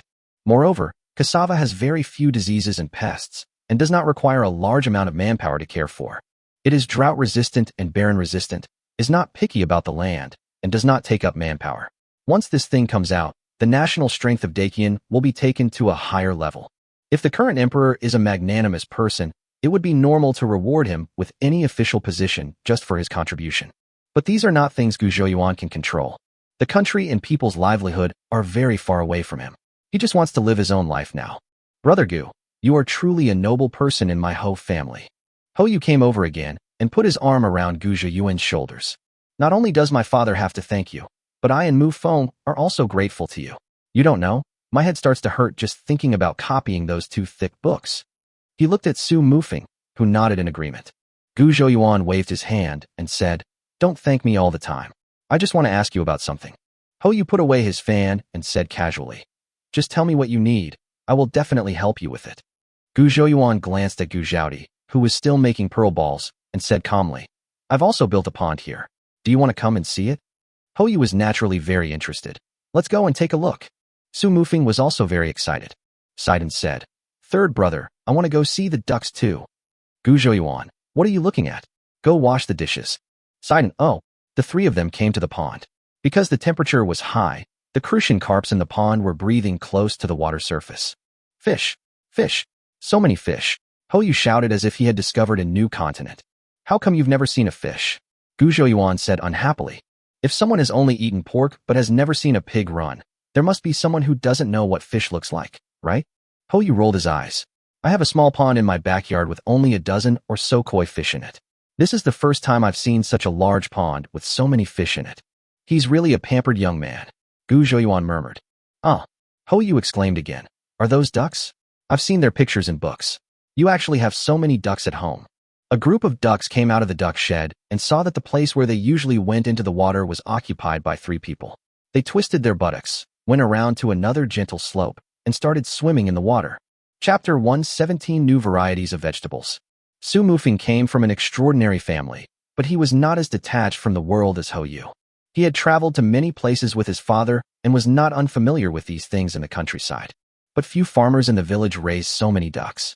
He saw some geese and chickens in the shed and couldn't help asking, "Brother Gu, you raise so many chickens and ducks. Are you planning to do business in this field?" "Oh, aren't there a lot of grasshoppers in this field? Raise more chickens and ducks to eat the grasshoppers. The chickens and ducks will never have to worry about food. When they grow up, keep the females to lay eggs and kill the males for meat." Gu Zhiyuan replied. Su Mufeng admired him and said, "Brother Gu is really smart. He can find ways to make money everywhere. By the way, you just said you had something to ask us. Now there is no one here. Tell me, what is it?" Ho Yu said. "He is not as rough as he appears." Just now, Gu Zhiyuan was obviously cautious in the yard. Gu Zhiyuan stared at the gate of his house to prevent Gu Zhaodi from coming over and hearing their conversation. He said with a serious expression, "I want to ask you, is there anyone named Li Qingsong in your academy?" "Li Qingsong?" Ho Yu thought for a moment and said, "I haven't heard of him." Gu Zhiyuan was a little surprised. Could it be that his analysis was wrong? However, our Qingtian Academy is divided into classes A, B, C, and D. Mu Feng and I are in Class A in gold. We only have contact with students in Class A. It is possible that the Li Qingsong you mentioned is in another class." Ho Yu added. Gu Zhiyuan nodded. "Then please keep an eye on it for me." When Ho Yu saw Gu Zhiyuan mention Li Qingsong, his eyes became a little gloomy. He asked curiously, "But did Li Qingsong offend you, Brother Gu?" Ho Yu and Su Mufeng both seemed to be somewhat jealous of evil, so Gu Zhiyuan pondered for a moment and decided not to hide it from them. He briefly recounted the story of how Gu Zhaodi was slandered by this man surnamed Li. As expected, Ho Yu was filled with righteous indignation and said, "This gentleman is a scoundrel. He is unworthy of being a scholar." Su Mufeng was also furious. "We in Qingtian Academy will never tolerate the existence of such scum. When I get back and tell Mr. Jingda, he will be severely punished." Seeing their reactions, Gu Zhiyuan clasped his fists and bowed to them. "I would like to thank you two gentlemen first." Su Mufeng returned the greeting, and as if he had thought of something, he said, "I'm just worried that he's not in Qingtian Academy." Ho Yu patted his chest and said, "What's there to be afraid of? No matter if he's from Qingtian Academy or not, as long as he's studying in Qingtian County. Oh no, as long as he's still in Qingtian County, I can make him come to my house and kowtow to our eldest sister to apologize." Ho Yu was not bragging at all. His father was the magistrate of Qingtian County and had absolute authority in Qingtian County. Just because Ho Yu doesn't bully others by taking advantage of his power doesn't mean he doesn't have the capital to do so. If he really puts all his energy into dealing with someone, it is not impossible for that person's family to be destroyed. Su Mufeng frowned slightly. He hated the dandy style of bullying others the most. But he was relieved immediately. Li Qingsong insulted someone's reputation, which was like taking his life. He deserved to be taught a lesson. Seeing Hou Yu being so supportive, Gu Zhouyuan also put his arm around Hou Yu's shoulders. He smiled and said, "Didn't Brother Hou say before that he wouldn't leave today? I'll prepare 2 delicious dishes for you tonight, and the 3 of us can have a nice drink together." Hou Yu's eyes lit up. He didn't have high hopes for the food in the countryside. What good food could there be in such a poor and remote place? But he has always been fond of drinking, and his father at home doesn't let him drink. In the academy, teachers also do not allow students to drink alcohol. He didn't care whether the wine here tasted good or not. As long as there was wine, he had been craving it for a long time. Su Mufeng warned, "If you return to the academy tomorrow and Mr. Jingda smells alcohol on you, you're doomed." "Oh, you always spoil the fun," Hou Yu complained. "Your eyesight has blurred after a night's sleep. You can't smell it." There was a small piece of land not far from the pond, and Gu Zhouyuan asked his second brother to separate it with a fence. There are some peppers and tomatoes planted there, and they have already produced small fruits when they were transplanted. At that time, Gu Zhouyuan removed the pot and planted it directly on the ground with the big soil ball. At this time, a lot of tomatoes and peppers have grown, some green and some red, which is very pleasing to the eye. What kind of plant is this? Su Mufeng is knowledgeable and has a good memory, and reads a wide variety of books. He had read many books on herbs and plant illustrations, but he had no memory of these 2 plants. "Oh, I transplanted these from the mountain. I thought they looked cute and wanted to plant them in the yard for viewing." Gu Zhouyuan started to deceive people. "Later, I bravely tried to make this fruit into food and found that it tasted quite good." Su Mufeng was shocked. You actually ate it?" It's no wonder he made a fuss. You have to know that to determine whether those unknown plants are edible or not, they are often verified by using many living creatures. Otherwise, the cassava that is everywhere in the mountains would not have been discovered to be edible only now. What's more, the fruits of these 2 plants are too bright. The lesson our ancestors learned from their lives is that the more colorful something is, the more dangerous it is often. Gu Zhouyuan nodded. "I've eaten it many times, it's not poisonous." Hou Yu gave Gu Zhouyuan a thumbs up, meaning, "You're awesome. Even more reckless than me." Su Mufeng's face turned pale. He said earnestly, "Brother Gu, you must not be so reckless in the future. People don't always get lucky." Gu Zhouyuan waved his hand and said, "I know. I always feed the chickens and ducks first to test them. I will only try them if there are no problems." "So you raise so many chickens and ducks for this?" Hou Yu suddenly realized. He looked at the huge fence and felt that there must be a lot of chickens and ducks in it. What they see now are all survivors. Gu Zhouyuan saw Hou Yu looking at him with fear in his eyes, and he thought they were still afraid that he would test the poison randomly. He was touched and said sincerely, "Don't worry, I won't eat anything carelessly in the future." But he changed the subject. "If I didn't like trying new things, how would I have discovered the detoxification effect of cassava?" Su Mufeng and Hou Yu were stunned. "That's true. Have you ever fished?" Gu Zhouyuan didn't want to dwell on this matter anymore, so he changed the subject. "I've fished before," Hou Yu shouted. "I've fished before," Su Mufeng nodded. "My father and I have been to many famous mountains and rivers. Occasionally, when he feels like it, he'll go fishing, and I've gone fishing with him twice. It's just that I've never caught a fish." Su Mufeng was a little embarrassed. "What are you talking about when you didn't catch any fish?" Hou Yu said disdainfully. "Have you ever caught one?" Su Mufeng was a little unconvinced. Judging from Hou Yu's impatient temper, he doesn't seem like someone who knows how to fish. "Of course," Hou Yu said proudly. "Which river did you fish in?" "In my backyard pond." Chapter 118 Leisurely Fishing Time. Modern fishing equipment naturally cannot be taken out. Gu Zhouyuan took the trouble to search for super tough silk thread in the mall to use as fishing line. The fish hooks are ordinary iron hooks. A bamboo pole is used as a fishing rod, and a piece of reed tip is used as a float. 3 sets of simple but practical DIY fishing tools are ready. The crucian carps in this pond are all adult crucian carps weighing 3 to 5 tails. Fishermen all know that this kind of crucian carp is the easiest to catch and feels good to catch. Su Mufeng and Hou Yu observed the pond for a long time, and each found a fishing spot that they thought was perfect. Gu Zhouyuan pretended to go to the field to dig earthworms, and soon came back with a small bamboo tube of earthworms. Have you made the nest?" Gu Zhouyuan asked casually. "Hou Yu, what does making a nest mean?" "Baiting means throwing some food into the water to attract the fish, gather them together, and then you can fish." "Is it that troublesome?" "I didn't bait a bait when I went fishing that time, but I still caught a lot." Hou Yu disagreed. Gu Zhouyuan rolled his eyes at him and said, "You're fishing in the small fish pond in the backyard. Not to mention not baiting the fish. Even if you don't put out bait and just fish with an empty hook, you can still catch a few fish. As the saying goes, if you don't bait your fish, you won't catch much. Look, I've prepared the bait for you. Gu Zhouyuan threw a handful of rice into the water, clapped his hands and said, "Okay, let's start fishing." Hou Yu sniffed. "Why does it smell like alcohol? This wine smells quite fragrant." Gu Zhouyuan ignored him and ran to the other side of the pond to make a nest for Su Mufeng as well. Su Mufeng and Hou Yu were secretly competing with each other. Gu Zhouyuan found a shady place and cast 2 shots. Then Sidon came over and called out, "Third brother, second and is looking for you." Sun and Sidon stood together and said with a smile, "Let's go fishing, Xiaoyuan. Can there be any fish in this newly released water? I also saw fish swimming in this pond today. I guess they are fish from the deep pool on the mountain, and they flowed down the canal." Gu Zhouyuan said seriously. As he was speaking, Gu Zhouyuan noticed that the float was moving constantly. As soon as he raised the rod, a big crucian carp was thrown up. Hou Yu and Su Mufeng over there were looking over here with envious expressions on their faces. Seeing Gu Zhouyuan catch the fish, they also became full of confidence. Hou Yu lifted up the fishing rod and hung a whole earthworm on the hook. "Come over here quickly. I have plenty of food here, and I'll keep you full," he muttered. Su Mufeng used a fan to block the sunlight and stared at the float. "Second Aunt, what do you want to talk to me about?" Gu Zhouyuan changed a piece of earthworm and threw the rod into the water. Sidon ran over and grabbed the crucian carp in his hand, exclaiming, "Wow, third brother, you are amazing." Sun also walked to Gu Zhouyuan's side. "The sun couldn't reach here," she said.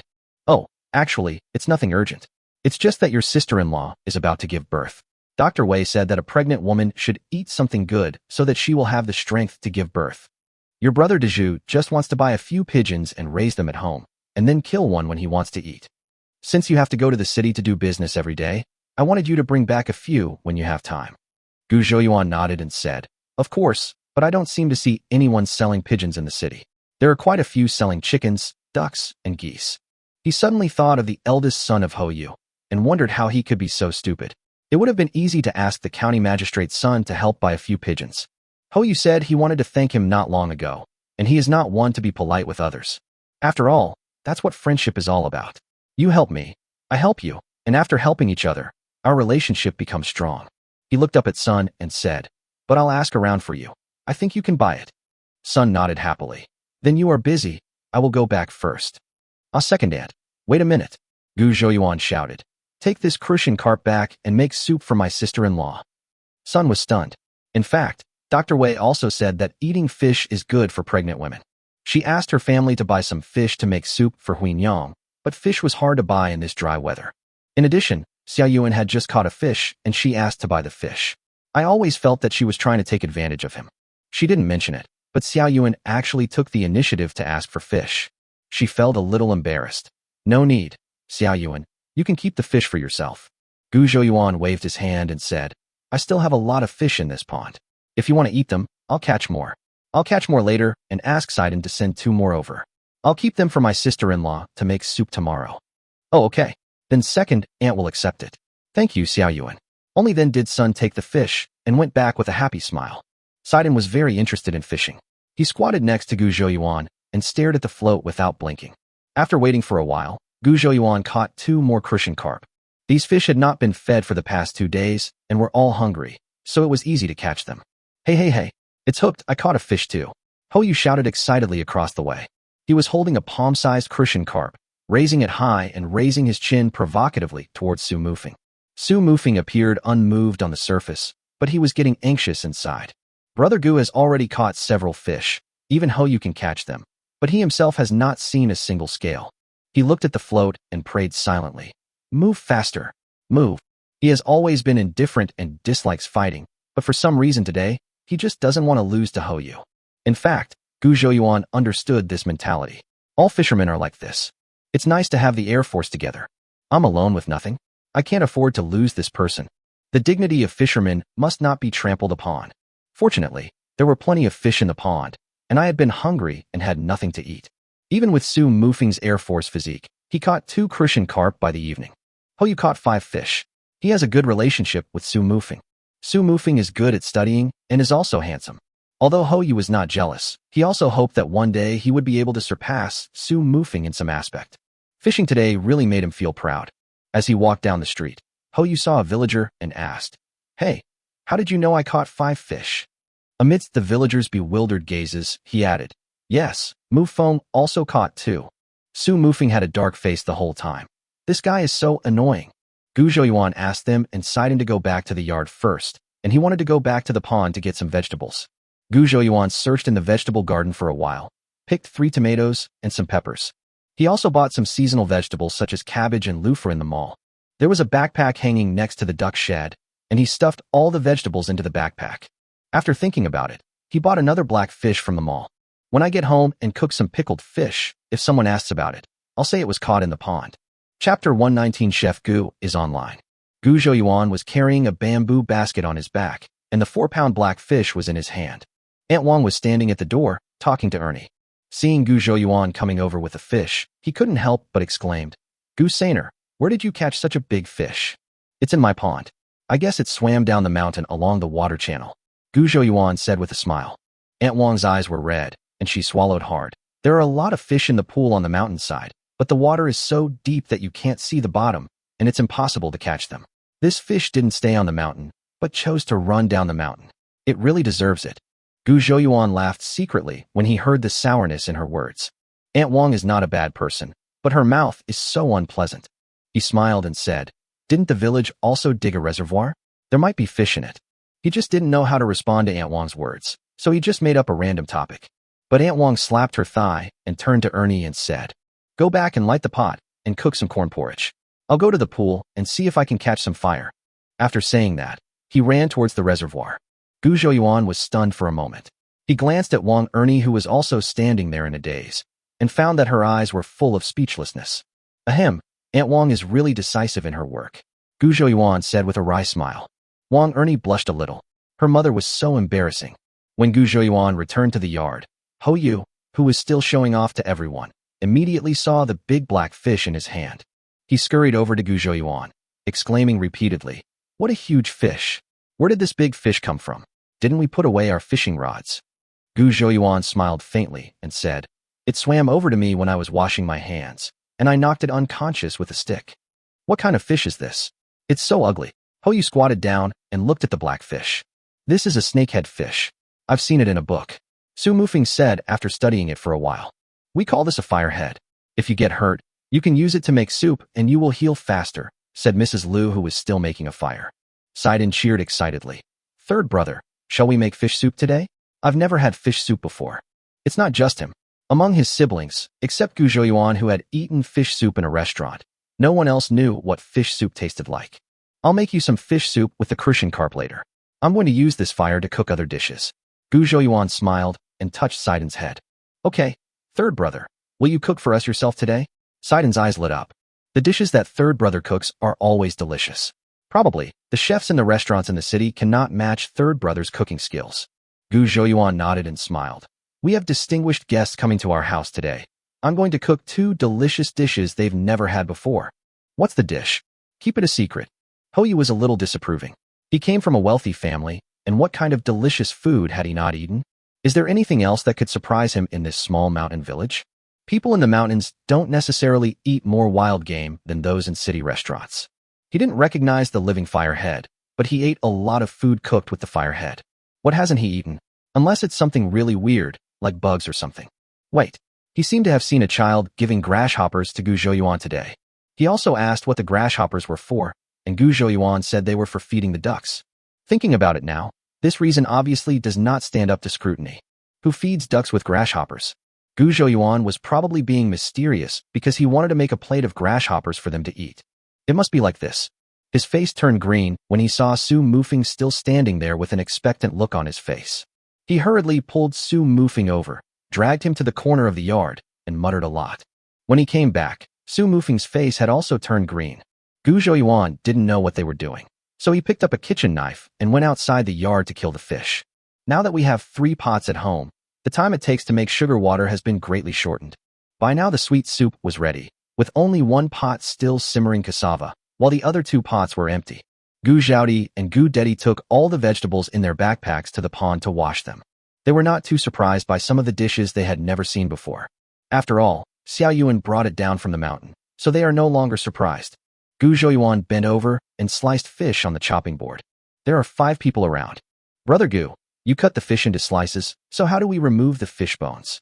Su Mufeng asked puzzledly. He doesn't like eating fish because it's hard to spit out fish bones. He had eaten some sea fish with his father, those fish with only big bones and thorns all over their bodies, and he thought they were pretty good. Now that Gu Zhouyuan has cut the fish into small pieces, won't those bones that are already small and difficult to remove become even smaller and more difficult to remove? Do you think it's possible for me to fillet the fish into thin slices so that I don't have to remove the bones at all? Gu Zhouyuan said without raising his head. Su Mufeng was stunned.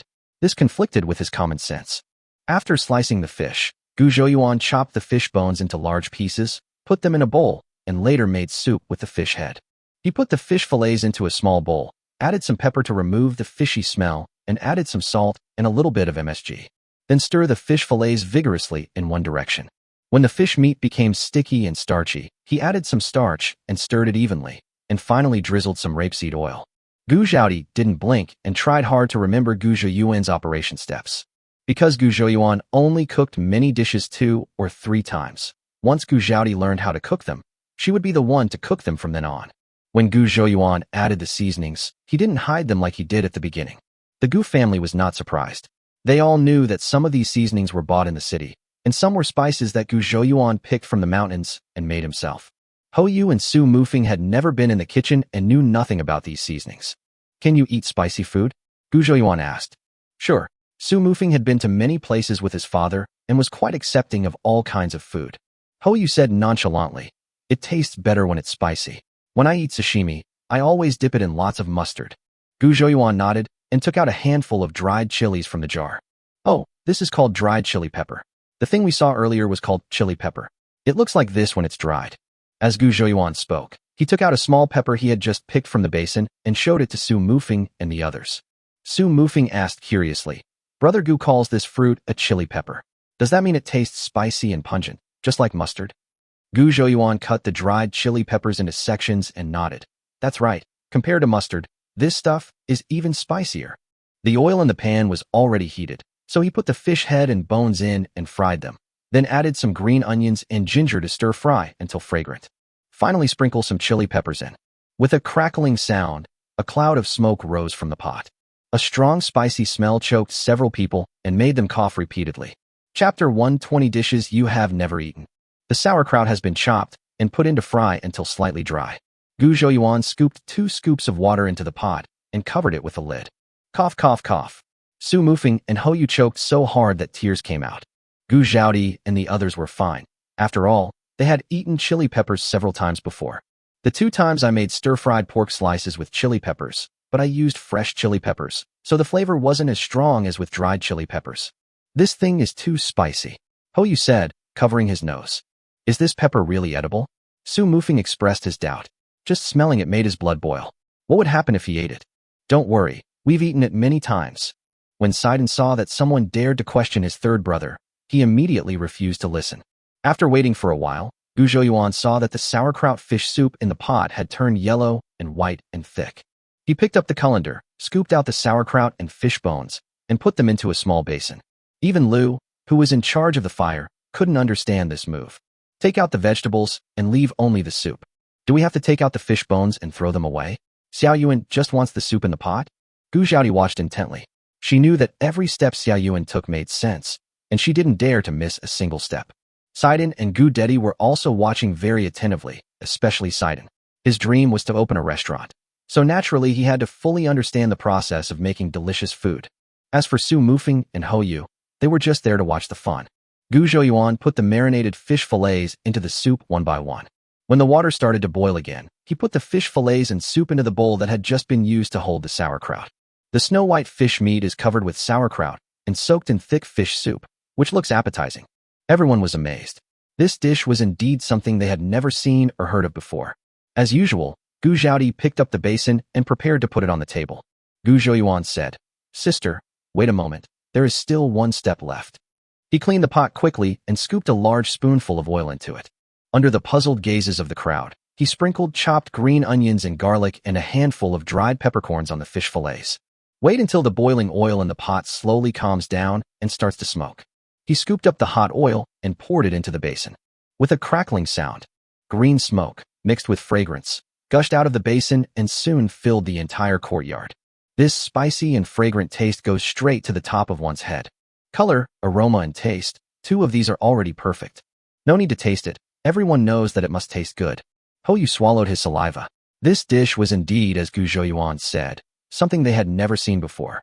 Su Mufeng believed that he had traveled to many places and tried many different types of cuisine. But the dish made with snakehead fish in front of him really amazed him. Especially the chili peppers that Gu Zhouyuan got from the mountains, which have such a wonderful aroma when used as a seasoning. This dish smells special, and it's no worse than Zuixinlu's signature dish, Hushi vinegar fish. Su Mufeng said. Hoyu curled his lips and said, "That signature vinegar fish? I can't eat a single bite. It smells sour and tastes sour and fishy. I really don't know how it became the signature dish of Zuixinlu." Haha. Su Mufeng smiled and said, "Everyone has different taste preferences, so the evaluation of Hushi vinegar fish naturally varies from person to person. If you ask me, this dish can't be called bad. How should I describe it? It's really hard to evaluate. It's probably somewhere between delicious and unpalatable. Is it so disgusting?" Hoyu interrupted Su Mufeng and complained. Gu Zhouyuan asked Gu Zhaodi to take the pickled fish away. He cooked a few more dishes: scrambled eggs with tomatoes, spicy and sour potato shreds, shredded cabbage, braised Crucian carp, and twice-cooked pork. When all the dishes were served, everyone was stunned by the sight of the table full of food. Su Mufeng and Hoyu sat at the table. Each dish was new and the two young masters had never seen before. "Brother Gu, were you the chef in charge of cooking in a restaurant before?" Su Mufeng swallowed and said, "Not really." Gu Zhouyuan sprinkled a handful of chopped green onions into the Crucian carp soup. "I just prefer to research new dishes. If you open a restaurant in the city, Zuixinlu will definitely not be able to compete with you," Hoyu said with certainty. Gu Zhouyuan smiled and didn't respond. He looked at Lu and Gu Zhaodi standing aside and said, "Mother, sister, why don't you sit down?" Lu waved her hand and said, "There are guests at home, so it's unreasonable for a woman to sit at the table." Gu Zhouyuan was speechless. What's wrong with women? We don't have so many broken rules in our family. Come on, sit down and eat together. Our table is too small to seat so many people. Gu Zhaodi shook her head and smiled. "It's okay, we can squeeze in and sit down." Hoyu stood up and sat at the same table with Su Mufeng. Gu Zhaodi and Lu still had some concerns. Hoyu said, "Brother Gu and I are close friends. We met so late, and in short, we are like brothers. Aunt and elder sister, please don't treat us as guests." In ancient feudal society, decadent concepts such as 3 obediences and 4 virtues bound women and believed that women should be in a subordinate position. In some family gatherings or banquets, women are placed in secondary positions and are not even allowed to sit at the table. Hoyu has always been carefree and doesn't take these so-called rules seriously. Su Mufeng was influenced by his father since childhood, so what he did and thought were different from those of ordinary scholars. Su Mufeng stood up and said, "Hoyu and I are already very embarrassed for intruding on your house. Aunt and big sister are both elders. How can we sit down while you two stand?" Seeing that they insisted and that the two young men seemed easy to get along with, Lu and Gu Zhaodi sat down on the other side of the table. "Today I steamed white rice. Although the family can now afford to eat white rice, they are used to being frugal, so they usually cook mainly with corn. There were guests at home today. The two of them looked like young men from the city, judging by their attire. Mrs. Lu was afraid that they would not be used to eating corn, so she gritted her teeth and steamed a large pot of white rice. Everyone waited for Lu to pick up the first chopsticks. Immediately, their arms were waving and chopsticks were flying around on the table. Everyone was showing off their dishes crazily. The most popular is pickled fish. Su Mufeng never thought that one day he wouldn't need to spit out the bones when eating fish. The fish fillets are extremely tender and smooth, and the so-called chili peppers, together with the Sichuan peppercorns, are stimulated by the hot oil to produce a strong spicy aroma. There is also sauerkraut at the bottom of the bowl, which is sour, crispy, and refreshing. The spiciness is completely different from the mustard and dogwood spiciness. The sourness is completely different from the sourness of the aged vinegar in Hushi vinegar fish. Chapter 121: Discovering Huge Business Opportunities. This kind of sour and spicy dish really stimulated the appetite, and Su Mufeng, who usually had a small appetite, ate 2 bowls of white rice. Hoyu swallowed the twice-cooked pork in his mouth and said to Gu Zhouyuan, "Didn't you say you wanted to have a drink with us? Why don't you have any wine?" He is just like that. Once he identifies with someone, he no longer considers himself an outsider. This kind of personality is sometimes not popular, but Gu Zhouyuan feels that he is open and carefree, and it is comfortable to get along with him. He stood up and said, "Wait a minute." After saying that, he walked towards the bedroom. "With so many delicious dishes, of course we have to have a couple of drinks." Hou Yu smiled at Su Mufeng. Literati loved wine, just like today's writers love smoking. Su Mufeng likes to have a few drinks when he has nothing to do. But he was a steady person and would not ask for wine directly like Hou Yu did. "What wine should I buy?" Gu Zhouyuan looked at the mall panel floating in front of him and hesitated. The original body had drunk the wine in this world. The wine was rather cloudy and not very strong. The ordinary wines he drank were around 12 or 13% strong. The most expensive liquor in a restaurant should not exceed 20 degrees. The alcohol content of the liquor in the mall is too high. I don't know if Hou Yu and the others can tolerate it. After much deliberation, he finally bought a bottle of 15% alcohol plum wine. "I got another bottle of 33.8 degree Yanghe micromolecule. After thinking about it, I bought a few bottles of low-alcohol sparkling fruit wine. This glass bottle was too scary to take out, so he searched for an antique ceramic wine bottle from the mall. Pour all the wine into the clay jars." Hou Yu kept looking towards the bedroom, but his chopsticks never stopped moving. He picked up a piece of shredded potato with chopsticks and stuffed it into his mouth, mumbling, "It's been so long. Why hasn't Brother Gu come yet? We've never made wine at home." Gu Daddy felt a little confused. He looked at Sidon, but Sidon didn't think much about it. After all, the third brother would hide a lot of things in the bedroom. "Eat your meal," Su Mufeng said unhappily. "Look at you. You haven't even eaten a single bite of rice. You're only eating vegetables." "I'm waiting to drink some wine. Why should I eat?" Hou Yu said indifferently. Su Mufeng felt a little embarrassed. He smiled apologetically at Lu and Gu Zhaodi. At this time, Gu Zhouyuan walked out of the bedroom with 4 wine bottles in his hands. Hou Yu shouted, "Come here quickly. If you come out any later, all the food will be eaten." "Su Mufeng, how dare you say that?" Gu Zhouyuan sat down, and Gu Zhaodi stood up to get 4 bowls and walked over here. Gu Zhouyuan turned around and shouted, "Big sister, bring 2 more bowls." Gu Zhaodi responded. Hou Yu couldn't wait to open one of the bottles of wine and took a sniff. "Fruit wine." Hou Yu raised his eyebrows. To be honest, he was a little uninterested.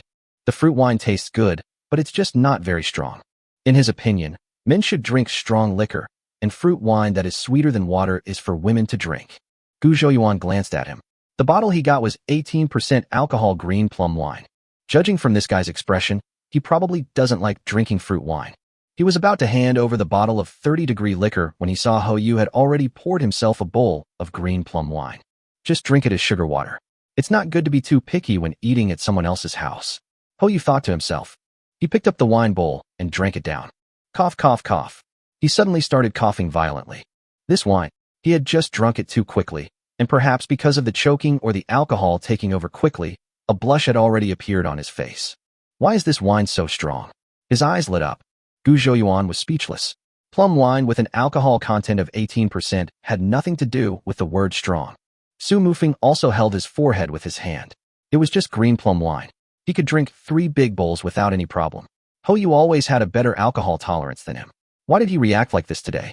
Hou Yu saw the 2 of them looking at him with a hint of contempt in their eyes. He picked up the bottle and poured a bowl for Su Mufeng and Gu Zhouyuan. He said to Su Mufeng urgently, "Take a sip first. Drink it quickly." Su Mufeng shook his head, picked up the wine bottle, and poured wine into Gu Daddy's bowl. He picked up the bowl and first smelled a fresh fruity aroma. He guessed that the wine should be plum wine. Then he took a small sip. His eyes suddenly widened. "How is it?"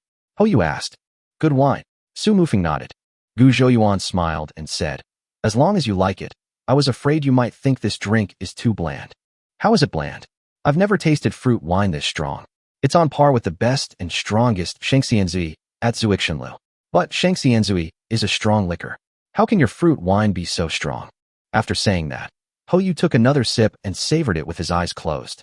Su Mufeng exclaimed in admiration. It has both the refreshing aroma of green plums and the fiery heat of liquor.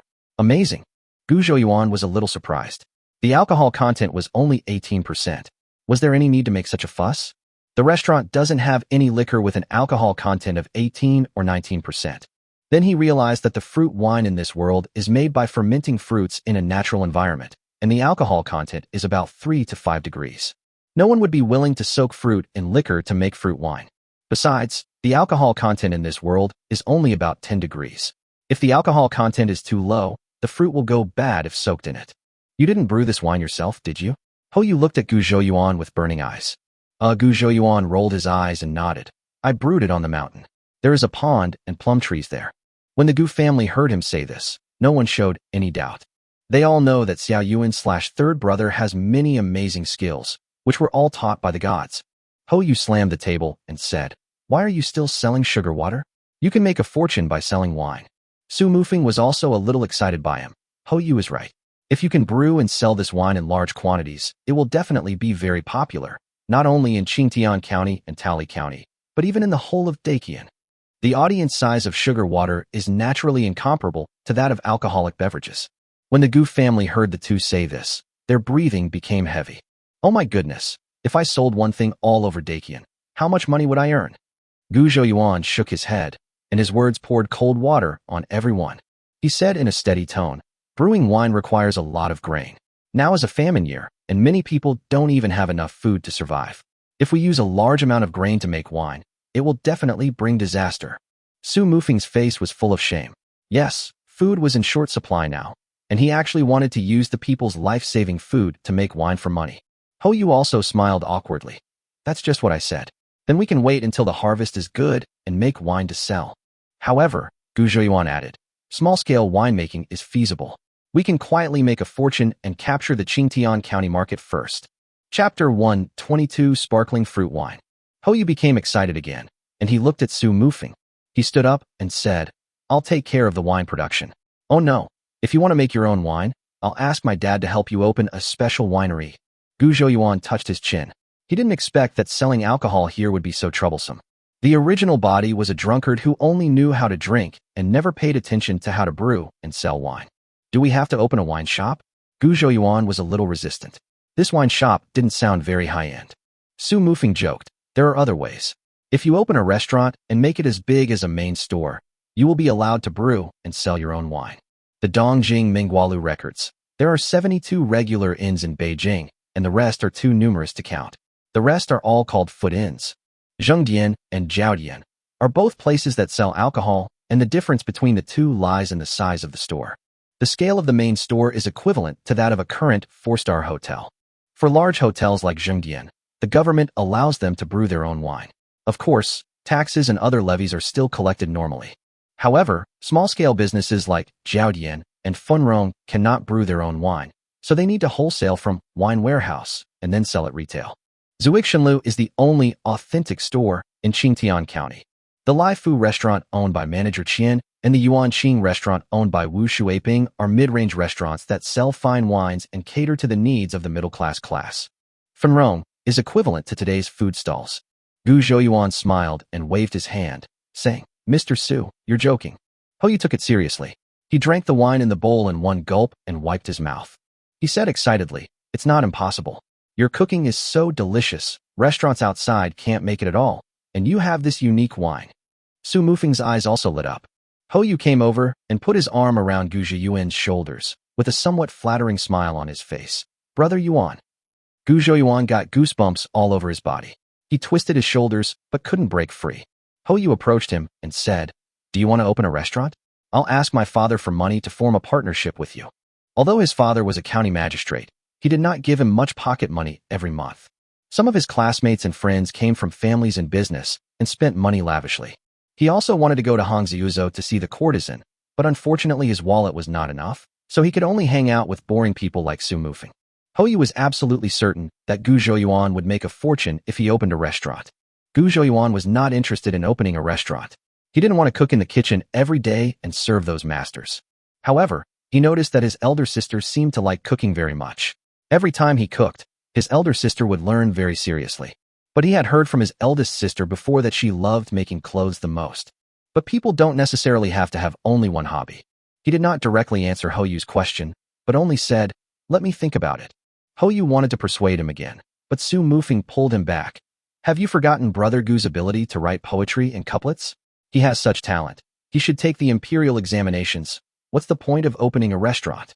Hou Yu felt a little dispirited. He sat back in his seat, poured himself another half bowl of wine, and drank it in small sips. Su Mufeng was right. No matter how much money the scholars, farmers, merchants, and artisans earn, it is never presentable. Capable people all pursue a career in government, who would lower their status in future to open a restaurant. It was Gu Dedi's first time to drink alcohol, and this high-proof, plum wine was a bit strong for him. He took 2 sips, and his face turned red. Gu Zhouyuan poured the wine in front of Gu Dedi into his own bowl. He opened the bottle of sparkling fruit wine and said, "Brother, are you not used to drinking green plum wine? Then try this sparkling fruit wine. It tastes milder." As he said that, he poured a bowl for Gu Dedi. Gu Dedi's face was full of smiles. He had never drunk alcohol before, so there was nothing he could drink that he was comfortable with or uncomfortable with. But what Xiao Yuan said could never be wrong. He picked up the bowl and took a sip. As soon as the wine took a sip, he couldn't help but let out a hum.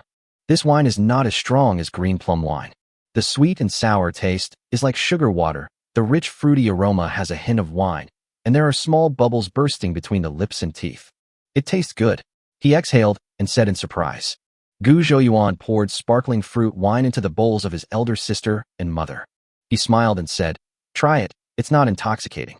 Lu and Gu Zhaodi took a sip and nodded repeatedly. It's sour, sweet, and bubbly. No wonder it's called sparkling fruit wine. Gu Zhaodi was very surprised. Seeing everyone enjoying themselves, Sidon was envious and took the bottle, saying, "I'll drink half a bowl too." Gu Zhouyuan snatched the bottle and said with a stern face, "What's the point of drinking wine, little kid?" Sidon was almost crying with greed, but he didn't dare to refute his third brother. He lowered his head and ate 2 large pieces of twice-cooked pork. Hoyu drank the wine in the bowl in one gulp, picked up the empty bowl, and said to Gu Zhouyuan, "Isn't this wine different? Pour me some too." Gu Zhouyuan poured it for both him and Su Mufeng. Delicious." Hoyu smacked his lips and said, "The taste is very unique. How can there be such rich bubbles?" The rice wine in this world also produces bubbles, but very few. During the process of sifting the wine and pouring it into the cup, the bubbles basically disappear. Su Mufeng took a few sips and squinted his eyes as he said, "This wine is indeed refreshing and mellow. It should be very popular with women." "Brother Gu," he said, opening his eyes, "do you still have this wine? Can I buy a pot and bring it back for my sister to try?" Gu Zhouyuan nodded and smiled. "There are still some left at home. Just take 2 bottles with you when you go." Su Mufeng took out a 10-tael silver ingot from his pocket and placed it on the table. He was still a little nervous. "I only have this much silver on me. If it's not enough, I'll ask Hoyu to borrow some more." Gu Zhouyuan was dumbfounded. He spent 10 taels of silver to buy 2 bottles of low-alcohol sparkling wine, and he was still worried that the money was not enough. The wine in ordinary wine shops is considered quite good at 40 won per caddy. Even if the price of grain continues to rise and the price of wine increases tenfold, it would still only be 400 won per caddy.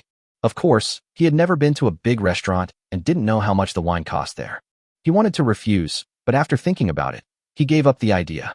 Free things seem cheap. When it's time to collect money, collect it openly. He laughed and said, "It's too much. It's not worth that much money." Su Mufeng just thought he was being polite. No matter what dynasty or where, things that are unique in the world are extremely expensive. The taste of this wine is very unique and cannot be bought on the market. So let alone 10 taels, if you meet those shrewd businessmen, it can be sold at 100 taels. Chapter 123. Stop pretending. Let's get down to business.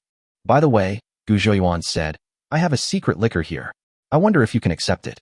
Hoyu sat up straight immediately and asked with great interest, "What kind of liquor?" The 2 wines just now were really good. He personally preferred the green plum wine, which was delicious and strong enough. But even if it was a strong liquor that he approved of, Gu Zhouyuan always looked indifferent, as if the liquor was not worth mentioning at all. Now, Gu Zhouyuan solemnly described the wine he introduced as strong liquor. It can be imagined that this wine must be extraordinary. Gu Zhouyuan didn't waste any words. He opened the porcelain bottle containing white wine. I poured half a bowl for each of them. Hoyu was just about to ask Gu Zhouyuan to pour more when he noticed something unusual about the wine in the bowl. The wine here is generally turbid. Even the best Shimianzi has a beige tint. But the wine that Gu Zhouyuan had just poured was as clear as spring water. Hoyu felt his nose instantly hit by a strong and spicy aroma of wine. He had never felt such a fierce and perverse smell of alcohol before. He impatiently picked up the wine bowl and took a sip. Cough, cough. The sudden burning sensation made him cough violently. "Ha, so spicy." He opened his mouth and breathed out. Su Mufeng laughed and said, "Don't you like stronger drinks? Last time Guan Hao drank sake, you laughed at him and called him a sissy. Why are you acting so shameless today? Drink it. Take a sip first," Hoyu said in a muffled voice. He picked up a piece of food with chopsticks and stuffed it into his mouth to suppress the spicy smell of alcohol. Su Mufing chuckled, picked up the bowl, and took a sip. His eyes suddenly widened. Spicy. This was his first impression. Burning mouth, throat, and heart. After the intense stimulation, the tongue and mouth respond with a sweet and refreshing feeling after being abused. Huh. He let out a long breath and squinted his eyes to feel the mellow and rich aftertaste in his mouth. Good wine. He opened his eyes and cheered. He put the wine bowl on the table and felt around in his arms. Then he turned around and took out a brocade bag from his arms under Ho Yu's astonished gaze. Su Mufing untied the silk rope and found only 3 taels of silver in it. He felt a little embarrassed and pushed the silver coins to Gu Zhouyuan, saying with a wry smile, "My father loves wine, and he's sure to like your strong liquor. Brother Gu, you see, this is all I have. How about I exchange the jade pendant for you?" Ho Yu was completely stunned. "This silver is mine. Why are you still complaining about it?" Gu Zhouyuan hurriedly stopped Su Mufing, who was taking off the jade pendant from his waist. He pushed the change back on the table. He picked up the ingot of 10 taels of silver and said, "I've already paid you. I'll let you take 2 bottles of each type of wine back home." Seeing him refuse, Su Mufing was not the kind of person who would shy away. There is a long way to go, so just get along well with each other in the future.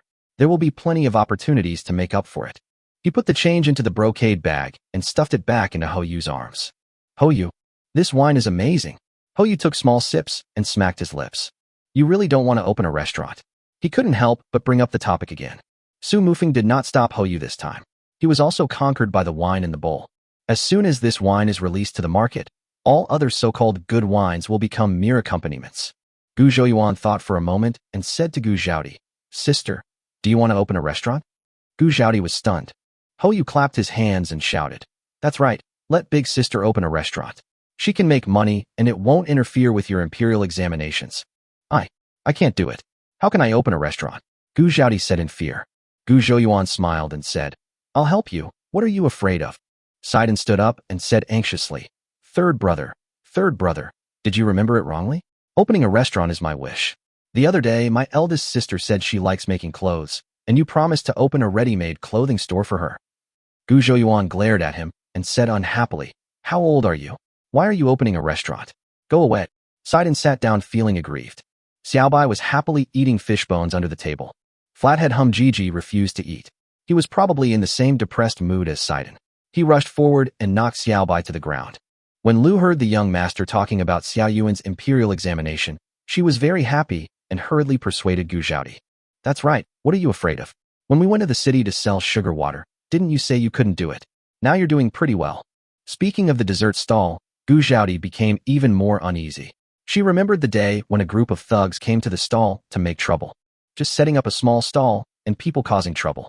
She couldn't bear to think about how stressful it would be to open a restaurant. She pondered, "I guess I can only set up a small stall. Just like Xiao Yuan said the other day, if something happens, the worst that can happen is I can just close the stall, but if I open a store, there's really nowhere to hide." Gu Zhouyuan finally understood what his elder sister was worried about. The eldest sister has a gentle personality and doesn't like to argue or quarrel with others. The gangsters who came to her house to cause trouble that day probably left her with a psychological trauma. He was about to offer words of comfort when Ho Yu slammed the table and said, "I'm here. If anyone dares to cause trouble for me, I'll kill him." Everyone was frightened by him.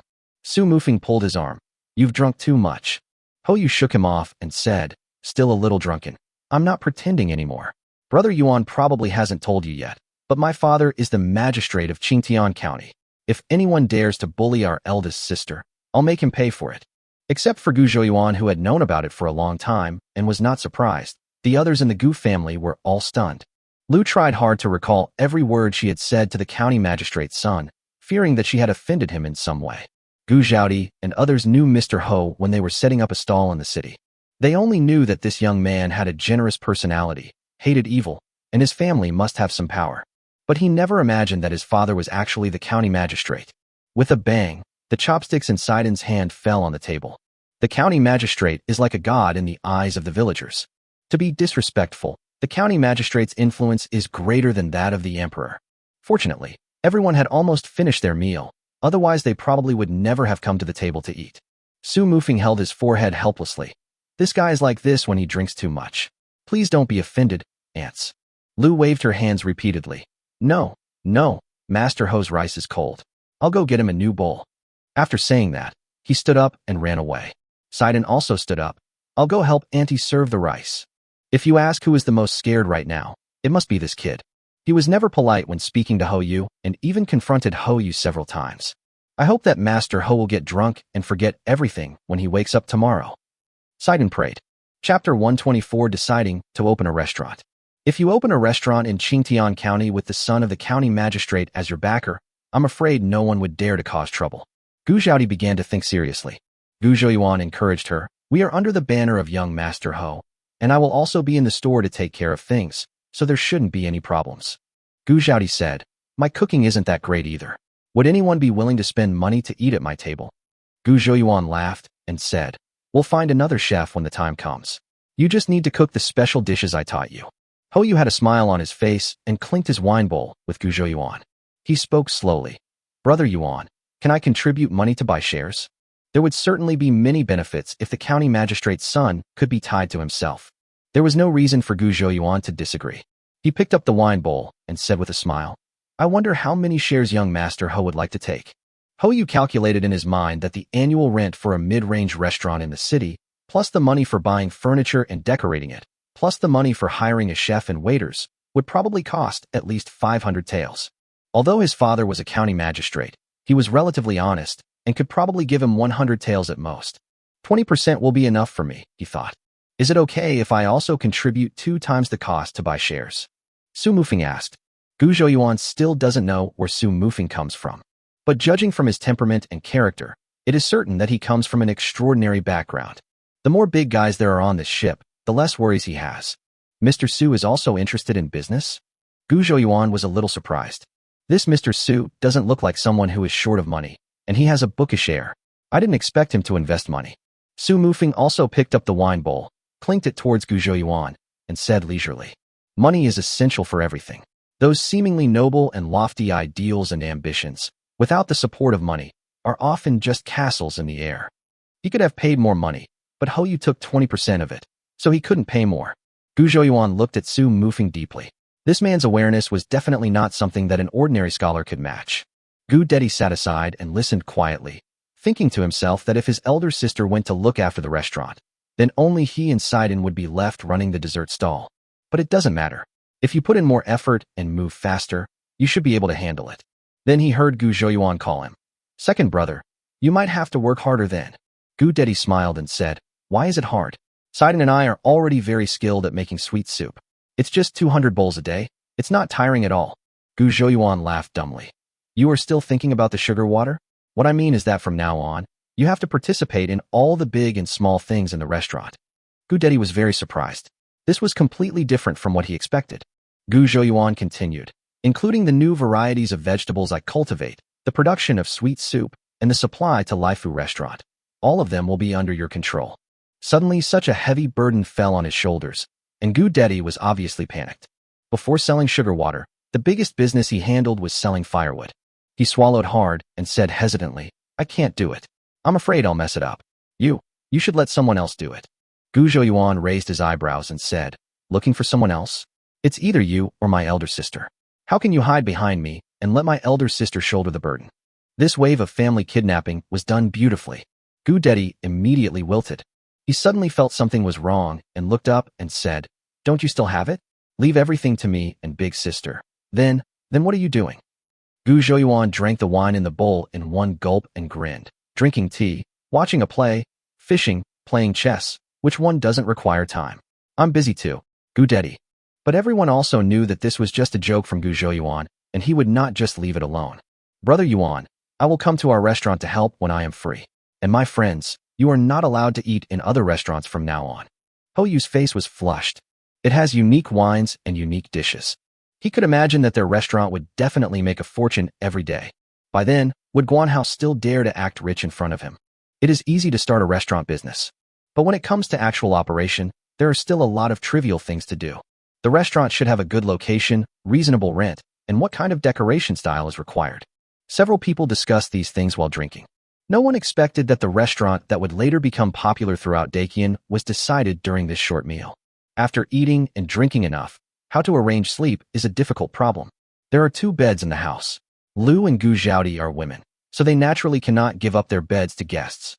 Gu Zhouyuan suggested that his second brother Sidon sleep on the floor with him, while Ho Yu and the others sleep on the bed. Su Mufeng was not willing to occupy the master's bed and insisted on sleeping on the floor. Ho Yu was already a little drunk at this time. He said with a thick tongue, I have never slept on the ground before, so I'm going to experience it today. As he said that, he lay down on Gu Zhouyuan's seat with his clothes on, without taking off his shoes. After a while, a light snoring sound was heard. Gu Zhouyuan smiled and didn't dwell on these trivial matters. He spread 2 straw mats in the main room, and he and Su Mufeng slept on one each. No words were spoken that night. The next morning, Gu Dedi and the others got up early as usual. The restaurant is still in the planning stage, and we don't know how long it will take before it actually opens. The dessert stall still has to continue. Everything was ready, and the 3 people on the ground were still sleeping soundly. Lu asked Sidon to wake them up for breakfast. Ever since he found out yesterday that Ho Yu was the son of the county magistrate, Sidon felt a little scared when he saw Ho Yu. If you are woken up when you are sleeping soundly, you will definitely be in a bad mood. Sidon didn't dare to call the other 2. He just shook Gu Zhouyuan's shoulders and whispered, third brother, get up. Gu Zhouyuan turned over, hugged the flat-headed man next to him, and continued to sleep. This actually woke up Su Mufeng, who was standing next to him. He rubbed his sleepy eyes, raised his head and asked, is it dawn yet? Sidon was startled, but since this young man wasn't the county magistrate's son, he wasn't too intimidated. He nodded and said, it's dawn. Mother asked me to wake you up for dinner. Su Mufeng propped himself up and sat up, yawning loudly. I drank a little too much last night. Is Ho Yu up yet? He's still asleep. I haven't called him yet. I'm a little afraid to go, Sidon said with a bitter face. Su Mufeng was stunned and probably guessed the reason. I'll go call him. He got up, put on his shoes, and went to the bedroom. As soon as he left, Sidon became bolder. He shook Gu Zhouyuan's body hard and slapped him in the face a few times. Seeing that the third brother was still sleeping with a flat head, Sidon pinched Gu Zhouyuan's nose with one hand and covered his mouth with the other. Chapter 125. Look at the shop. Humph. Gu Zhouyuan had difficulty breathing and opened his eyes in a daze. Get up and eat, third brother, Sidon said obediently with his hands behind his back. Gu Zhouyuan felt a little prickly with the fur in his arms. He looked down and saw the piglet sleeping soundly with its flat head burrowed under his armpit. He was so upset that he threw his crew cut to the ground in disgust. Get up, wash up, and have breakfast together. Gu Dedi was driving the mule cart, with Gu Zhaodi and Sidon sitting on the cart. Su Mufeng was sitting in the passenger seat. The mule cart was not running fast today, about the same speed as Gu Zhouyuan and Ho Yu's jogging. With so many sugar water barrels and benches, plus 6 people, the mountain road was sometimes uphill and sometimes downhill, and the mule looked a little tired. It looked like only 2 people could get off to lighten the mule's load. The women and children naturally sat down while the driver was busy driving. Gu Zhouyuan, Su Mufeng, and Ho Yu took turns. One of them took the car while the other 2 ran. Second brother. Stop. Ho Yu panted. It's my turn to get on the bus. Su Mufeng fanned himself with a folding fan, then turned to Ho Yu and said, we agreed to change seats every minute. Why have I only been sitting here for a little while? Ho Yu didn't bother to wipe the sweat off his face and head, panting. It's clearly been a moment, but it feels like it's almost been an incense stick of time. Su Mufeng shook his head and said, no, I don't think it's even been half a minute. Gu Zhouyuan couldn't help but laugh. Einstein said, when you sit on a hot stove for a minute, it feels like an hour. But sitting next to a beautiful girl for an hour feels like a minute. That's relativity. The 3 of them took turns jogging for half an hour and then resting in the car for a quarter of an hour. This pace of jogging was not very difficult for Gu Zhouyuan. Su Mufeng looked frail, but he was able to hold on. On the other hand, Ho Yu, who seemed to be jumping around and full of energy at first glance, turned out to be so weak. Master Ho, why don't you sit in the car and I'll get off and run for you? Sidon seized the opportunity to show goodwill and stuck his head out to say, how could Ho Yu bear such humiliation? He gritted his teeth and ran as fast as he could. For a moment, he left the mule cart far behind. I was delayed on the road today, and when I arrived at the market, there were already quite a few people waiting there. What's going on, young shopkeeper? Why are you so late today? A customer asked. The mule has diarrhea and is walking slowly on the road, Gu Zhouyuan said with a smile. The mule tied to the side of the road protested with 2 neighs. Ho Yu frowned. Why did this sound like a veiled criticism? After unloading the items from the mule cart, the dessert stall's business officially begins today. Gu Zhouyuan and the other 2 were sweating and each drank 2 bowls of rock sugar water. Ho Yu took Gu Zhouyuan and Su Mufeng and said he wanted to take them to see a shop. Gu Zhouyuan ran back to the mule cart and took his small bamboo basket with him.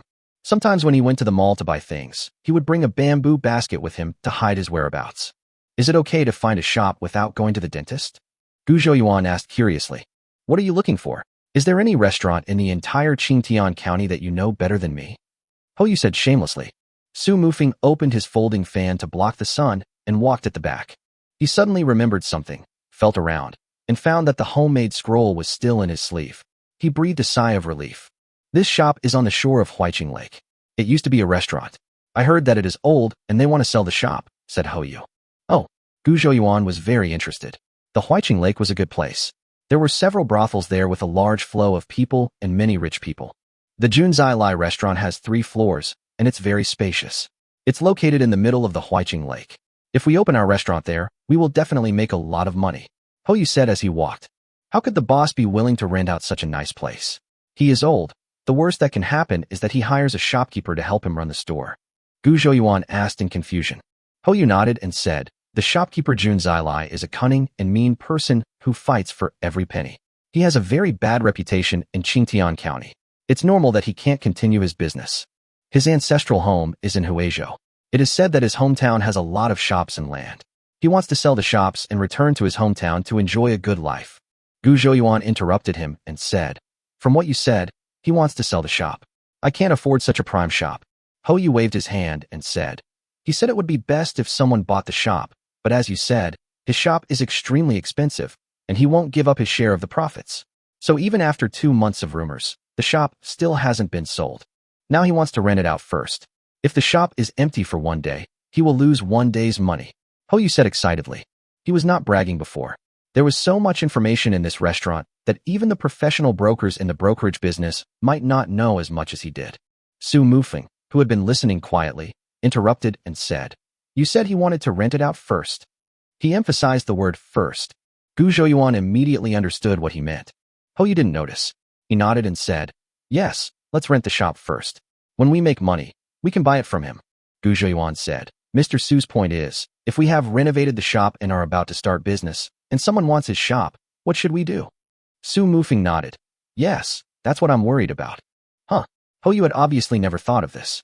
He was a little confused. That shouldn't be the case, right? What do you mean by probably not? Su Mufeng said unhappily, this is too risky. Do you dare to bet on the shopkeeper's character?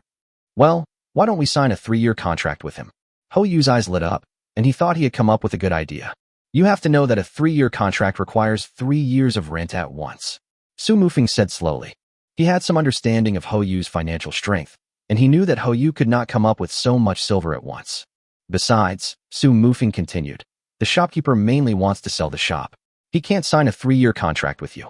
Let's take a step back and say, even if the shopkeeper signs a 3-year contract with you, if he changes his mind at that time, the worst that can happen is that he will have to compensate you with money. You have to know that once our restaurant becomes big, there will be many people who are jealous and envious. With such a big flaw, it will definitely be exploited by those with ulterior motives. As soon as he finished speaking, Gu Zhouyuan couldn't help but applaud. This Mr. Su is different from other scholars in every way. He has a sharp vision and can clearly predict the future direction of things. He is a real character. What should we do then? Hou obviously realized that this was a potential big risk, and he was devastated. Then buy it. Gu Zhouyuan said calmly. What? Hou and Su Mufeng stopped and shouted at the same time. Chapter 126, There is a treasure on the mountain. Hou thought Gu Zhouyuan didn't know the price of housing near Huiqing Lake, so he quickly explained to him. Then you can offer another 3,000 taels. With the stinginess of shopkeeper Gua, he can only get back 100 taels at most. With so much money, not to mention that he is the son of the county magistrate, even if his father came, he probably wouldn't be able to come up with it. Gu Zhouyuan smiled shyly and said in a low voice, I found a treasure in the mountains a few days ago. What treasure? Hou asked excitedly. He suddenly howled in the street, attracting the attention of passers-by. He quickly covered his mouth, leaned in front of Gu Zhouyuan, and whispered, Did you dig up the 1,000-year-old ginseng? This was his first reaction. Gu Zhouyuan said he wanted to buy the shop. The only treasure on the mountain worth 3,000 taels of silver was probably the old mountain ginseng. Gu Zhouyuan shook his head. Just kidding. The standard equipment for time travelers, old mountain ginseng, has become a source of regret for him. He wandered around the mountains countless times, trying to find the ginseng that belonged to him, but he returned disappointed every time. There is wild ginseng for sale in the mall, but the price is even more outrageous than in this world. It's not 1,000-year-old ginseng? What kind of treasure is that? Hoyu couldn't help but ask. Oh, stop keeping me in suspense. Tell me what it is. Su Mufeng whispered. There are too many people here. Let's go to a quieter place. Gu Zhouyuan nodded. Hoyu walked ahead and said, Follow me. I know a secluded alley. Hoyu took many turns and finally led the two of them to a dead end. It is secluded, but it is a little too secluded. You brought me here, not to rob me, right? Gu Zhouyuan joked. Hoyu was stunned and rolled his eyes. With his small size, it's hard to say who will snatch the prize from whom. There's no one here, so you can tell me now, right? What treasures are there on the mountain? He asked impatiently. Su Mufeng was also very interested. Discovering priceless treasures in the mountains was a scene that only appeared in legendary stories told in tea houses. He didn't expect to see it with his own eyes today. Gu Zhouyuan turned his back, squatted down, fiddled around for a while, and took out a bead the size of an egg from his backpack. When Su Mufeng and Hoyu saw the beads in his hand, they both opened their mouths wide, and their eyes almost popped out. Gu Zhouyuan was now standing in the corner. In the shadow, the beads in his hand actually emitted a faint fluorescence. Night pearl? A night-shining pearl as big as an egg. Their reaction was so big that Gu Zhouyuan felt a little regretful. This wave is really fierce. If I had known earlier, I would have taken out a smaller bead. This bead is the super bright raw fluorescent night pearl he bought in the mall. It cost him 50 mall coins. He was afraid that the bead was not bright enough, so he squatted down and secretly shone the flashlight on it for half a minute. Hoyu had never seen a night-shining pearl, but he could confirm without any level of appreciation that this thing was 100% a night-shining pearl. Because the beads in Gu Zhouyuan's hand were emitting a faint green light in the shadow. You know it's broad daylight. Su Mufeng had seen the night pearl once, at the home of an old friend of his father. However, the night pearl carefully treasured by my father's old friend was only the size of a longan, and its light was very dim. He remembered that time when he followed his father to visit a friend. After dinner, my father's old friend began to show off his newly acquired treasure, the night-shining pearl. He ordered his servants to blow out all the lights in the house. In the darkness, they could see the tiny bead emitting a faint light.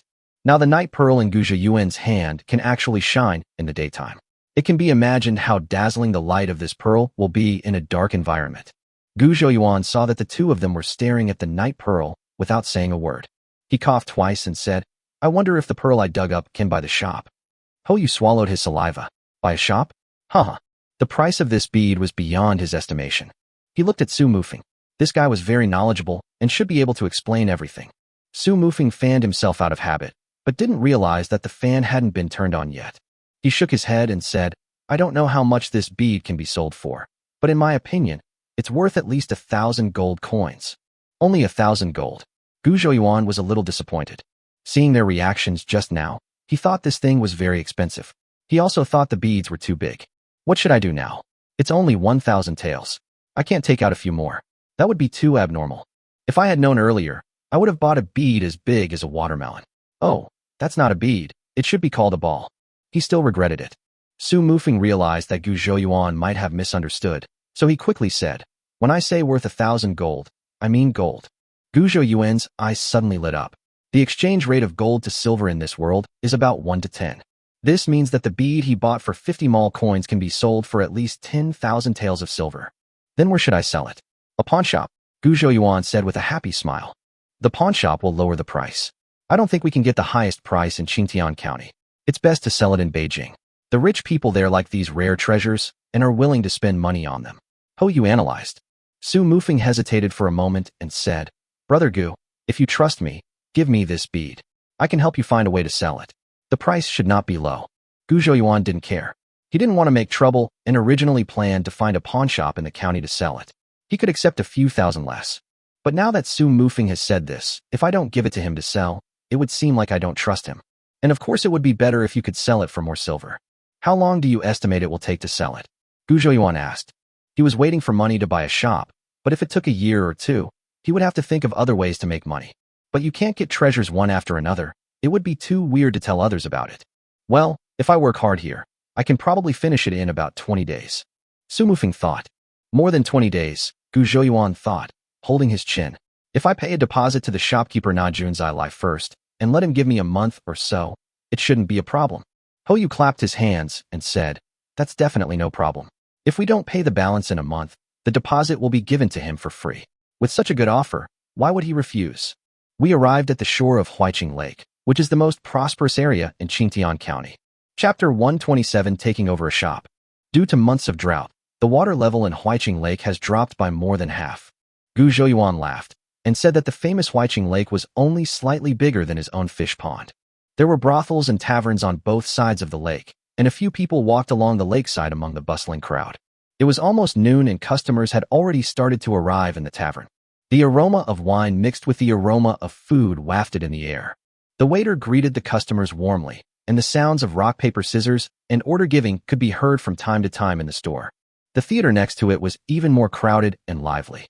I didn't know what play was being performed inside, but I could hear cheers and applause from time to time. Although Huiqing Lake is no longer as magnificent and vast as it used to be, the people here are not affected at all and are still immersed in the bright lights and feasting. Whether it is drought or other disasters, they are just insignificant matters. They just want to live a life of luxury and debauchery in the colorful world beside the lake. Several pleasure boats were stranded on the lake. Each of these pleasure boats is two-story, with flying eaves and pavilions and lanterns hanging high, which is indescribably magnificent. Colorful curtains were hung on the carved window lattices of the pleasure boat, blocking out the prying eyes from outside. From time to time, young women in cool clothes walked around in the pleasure boat. Ho Yu approached Gu Zhouyuan and whispered, "Have you heard of Yingshun Tower?" Gu Zhouyuan was stunned. Yingshun Tower? I had never heard of it before, but just by hearing the name, I knew what it was. Besides, Ho Yu was asking this question while looking at the largest and most beautiful pleasure boat. Ho Yu smiled mysteriously, with a look that showed that he had never been there before. The Yingshun Tower is the largest brothel near Huiqing Lake. The prostitutes there are not only beautiful, but also talented. Some can sing and dance, some can play the zither, and some are good at playing the flute. He didn't know what he was thinking about, and a perverted smile appeared on his face. Gu Zhouyuan's face changed drastically, and he subconsciously took 2 steps back, moving further away from him. Su Mufeng frowned and said, "Ho Yu, when did you go to the brothel? It's better for scholars like us to avoid such places of pleasure." Ho Yu sneered, quite disapproving. "Who says visiting a brothel is shameful? That's because you have a dirty mind. Do you think I visit brothels just to enjoy singing and dancing, drink, and find women?" Su Mufeng looked at him, and his eyes clearly said, "Isn't it?" Ho Yu shouted, "Wrong. Absolutely wrong. We scholars go to brothels to seek inspiration and exchange poetry with other scholars. Don't you know that many classic masterpieces were spread from brothels? The former top scholar Song Wuhuan and the poet Yuan Taiqing were both frequent visitors to brothels. Can you say they were untalented and unvirtuous?" Su Mufeng choked and was speechless. Gu Zhouyuan patted him on the shoulder and laughed twice. The brothels of this era were very different from those of later generations. Unlike brothels that specialize in the flesh trade, brothels are high-end clubs. Each practitioner in it will be assigned to different fields according to his or her expertise. Those with good voices become singers, and those with good figures become dancers. The arts of music, chess, calligraphy, painting, poetry, and songs are the most basic skills. Most of the prostitutes here are both talented and beautiful. Among the 4 great female poets of the Tang dynasty, Xue Tao and Yu Xuanji came from brothels. Men of letters and poetry are naturally romantic. It would be fun to see a group of scholars reciting poems and composing essays together, with a few singing girls and dancers toasting and playing music beside them. In fact, Ho Yu was just pretending. Brothels were dens of money. With the pocket money his father gave him every month, it would take him about half a year to save up enough money to go to a brothel. Once, Guan Hao took him to Yingshun Tower for a drink, and he often boasted about it among his friends as a veteran. Gu Zhouyuan waved his hand and said, "Aren't we going to look at shops today? Why are we talking about brothels?" Ho Yu slapped his forehead and said, Look at my memory. Come on, Junzai lies not far ahead." After walking for a while, Ho Yu and the 2 of them stopped in front of a wooden building. This is the central location of Huiqing Lake. This 3-story pavilion has flowing eaves and flying walls, and is very imposing. Gu Zhouyuan took a quick look and found nothing wrong with the place, whether it was the size or the location. Ho Yu took Gu Zhouyuan and went straight to the 3rd floor. The shopkeeper was an old man in his 60s, and it seemed that he knew Ho Yu. Seeing the 3 people come in, he hurriedly stood up and said, "Master Ho, I haven't seen you much lately. I wonder why you came here today." Ho Yu explained his intention and pointed at Gu Zhouyuan behind him, saying, My brother wants to buy a shop to do some business. As soon as I heard about it, I brought him here. Manager Gua, you have to give me a lower price. Don't let me lose face in front of my brothers. So you are the brother of young Master Ho. I am so sorry for your disrespect. When shopkeeper Gua heard that this person was the brother of the county magistrate's son, he naturally did not dare to neglect him. I wonder what your name is, young master? Gu Zhouyuan smiled slightly and said, Shopkeeper Gua, that's easy to say. My last name is Gu, and you guys all call me Gu-san. I wonder how much your shop is worth. Shopkeeper Gua smiled brightly. To be honest, third young master, my restaurant has a prime location and exquisite decorations. If I weren't old and exhausted and didn't have the energy to run it, I would never be willing to sell it. But the third young master is so imposing and impressive. He has an extraordinary appearance. It would be a good place for my restaurant to be handed over to him. The third young master is obviously a man of great importance. Besides, you were brought here by the young master Ho, so I dare not ask for a high price. 2,600 taels of silver is a lucky number. What do you think? Ho Yu's face lit up with joy, thinking that Manager Gua really gave him face today. He had heard that several groups of people had come to negotiate the price after taking a fancy to the shop, but after much negotiation, they could only agree on 2,900 taels of silver at most. He never thought that although his face was worth some money, it was definitely not worth a few hundred taels of silver to the stingy Manager Gua. The reason why Manager Gua was so easy to talk to was that after so many days of waiting, his shop still couldn't be sold. Moreover, those people in the city who had the financial resources and the intention to buy shops were all offended by him when they bargained for the price. He was waiting to return to his hometown to spend his twilight years, and he wrote several letters to his sons and grandsons. This has been delayed for several months, and his confidence and patience are almost worn out. Only then did he grit his teeth and bleed, and voluntarily reduce the amount by several hundred taels of silver. Gu Zhouyuan also realized that this was Manager Gua's bottom line, so he didn't waste any more time bargaining. I will pay a deposit of 500 taels first, and the rest will be paid in a month. Gu Zhouyuan said concisely. Chapter 128, Lots of Wood at the Pier. Manager Gua has no objection. For large transactions like theirs, they usually pay a deposit first and then pay the balance after some time. This is because buyers are worried that the seller has not dealt with some issues properly, such as owing someone money for goods or mortgaging the shop and selling it again. Some cautious buyers may even wait a year before paying the balance. It's rare to see someone as straightforward as Gu Zhouyuan, who only needs 1 month. We don't have that much silver on us. Let's wait until tomorrow, and we will deliver the silver. Gu Zhouyuan discussed with Manager Gua. No one would carry 500 taels of silver with them when going out, and Manager Gua also expressed his understanding. It was already noon when the few of them came out of Junzai Lai. Having negotiated such a big deal, Gu Zhouyuan and Ho Yu were both quite excited, but Su Mufeng still had a calm expression, as if he didn't take the matter to heart at all.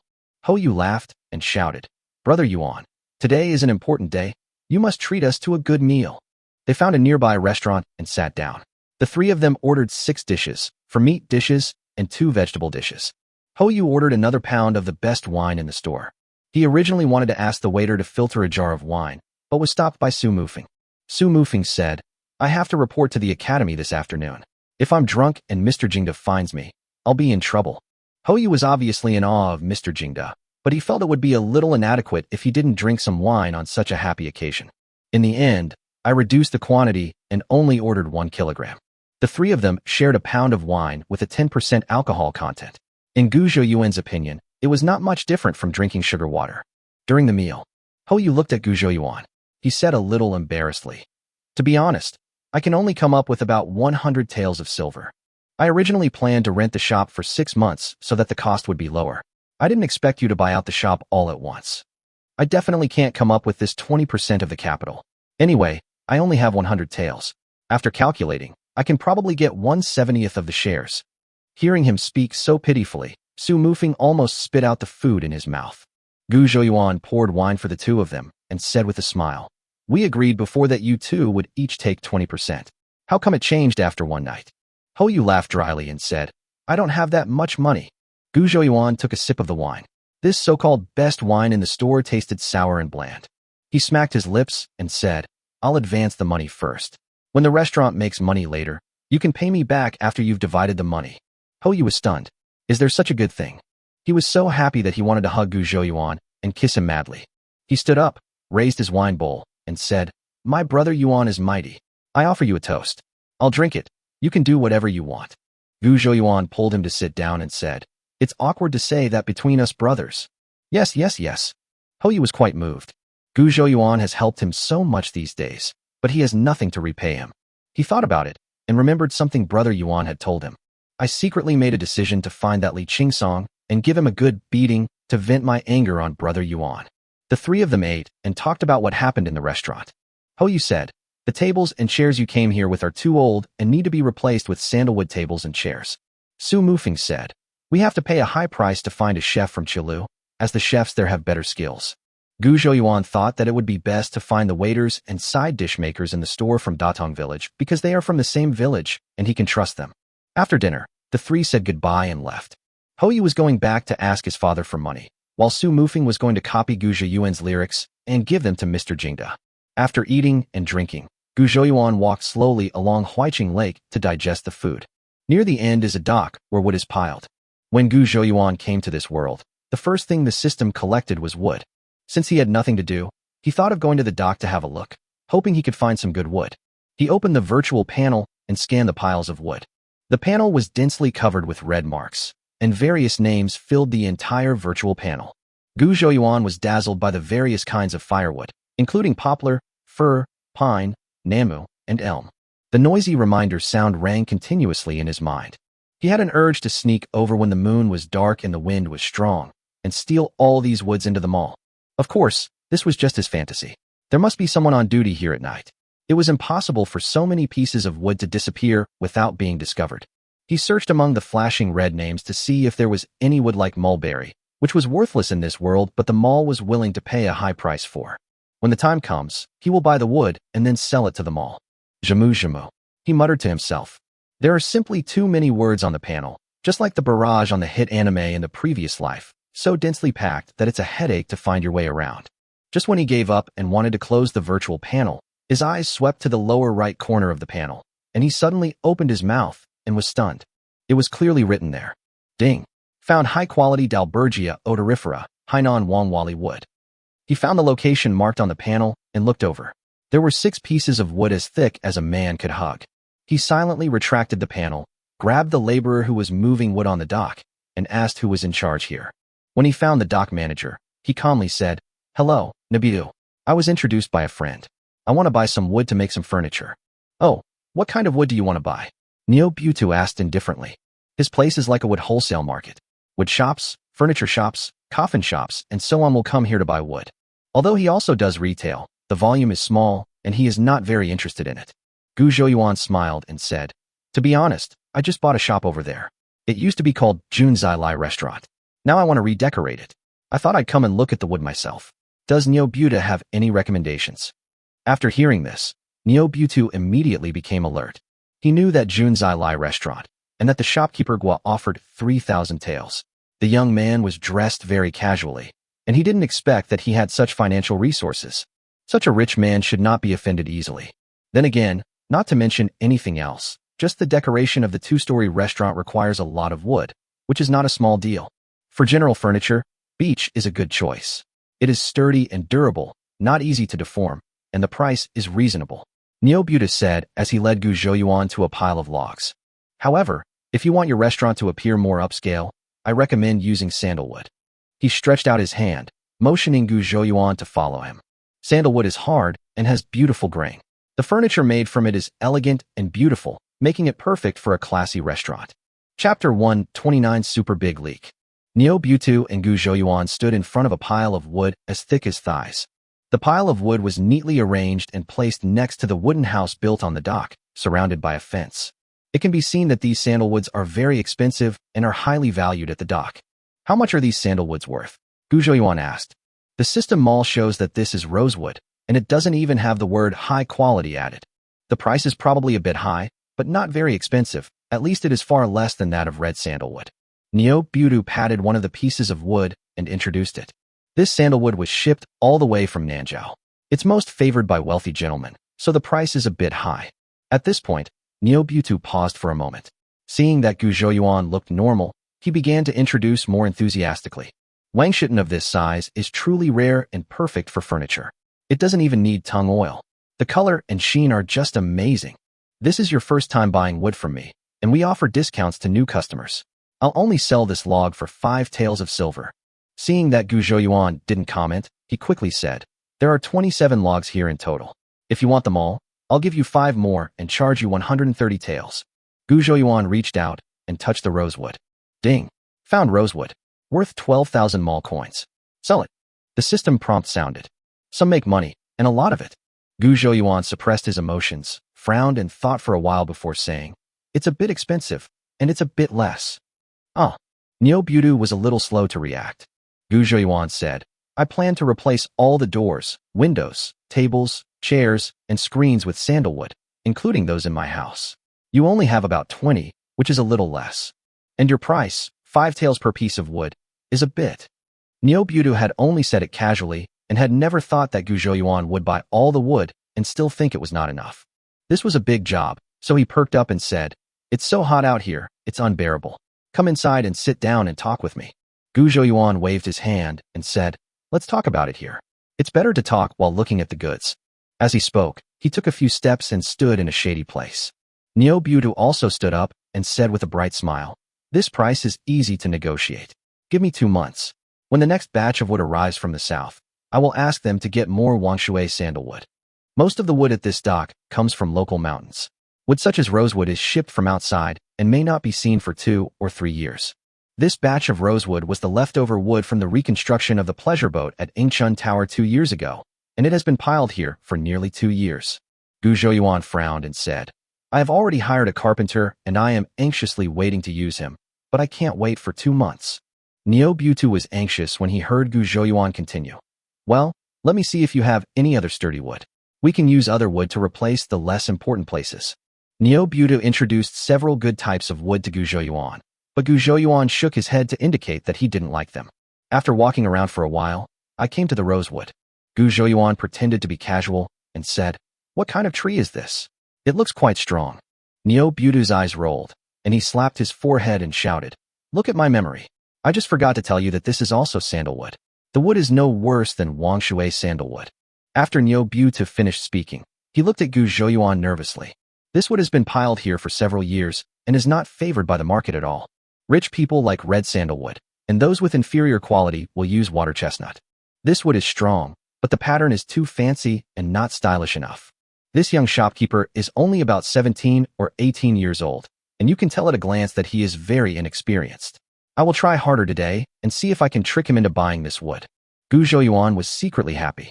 This Niu Butu obviously thought he was a fat sheep and wanted to slaughter him. But Niu Butu was not wrong. Hainan Wangwali wood is indeed also called Dalbergia odorifera. Hainan Wangwali would really develop during the Ming and Qing dynasties, especially in the Qing dynasty. Building on the foundation laid in the Ming dynasty, Wangwali furniture continued to be loved by the court and upper-class society. In modern times, due to overlogging, Wangwali wood resources are extremely scarce. Modern Wangwali wood is sold by the pound.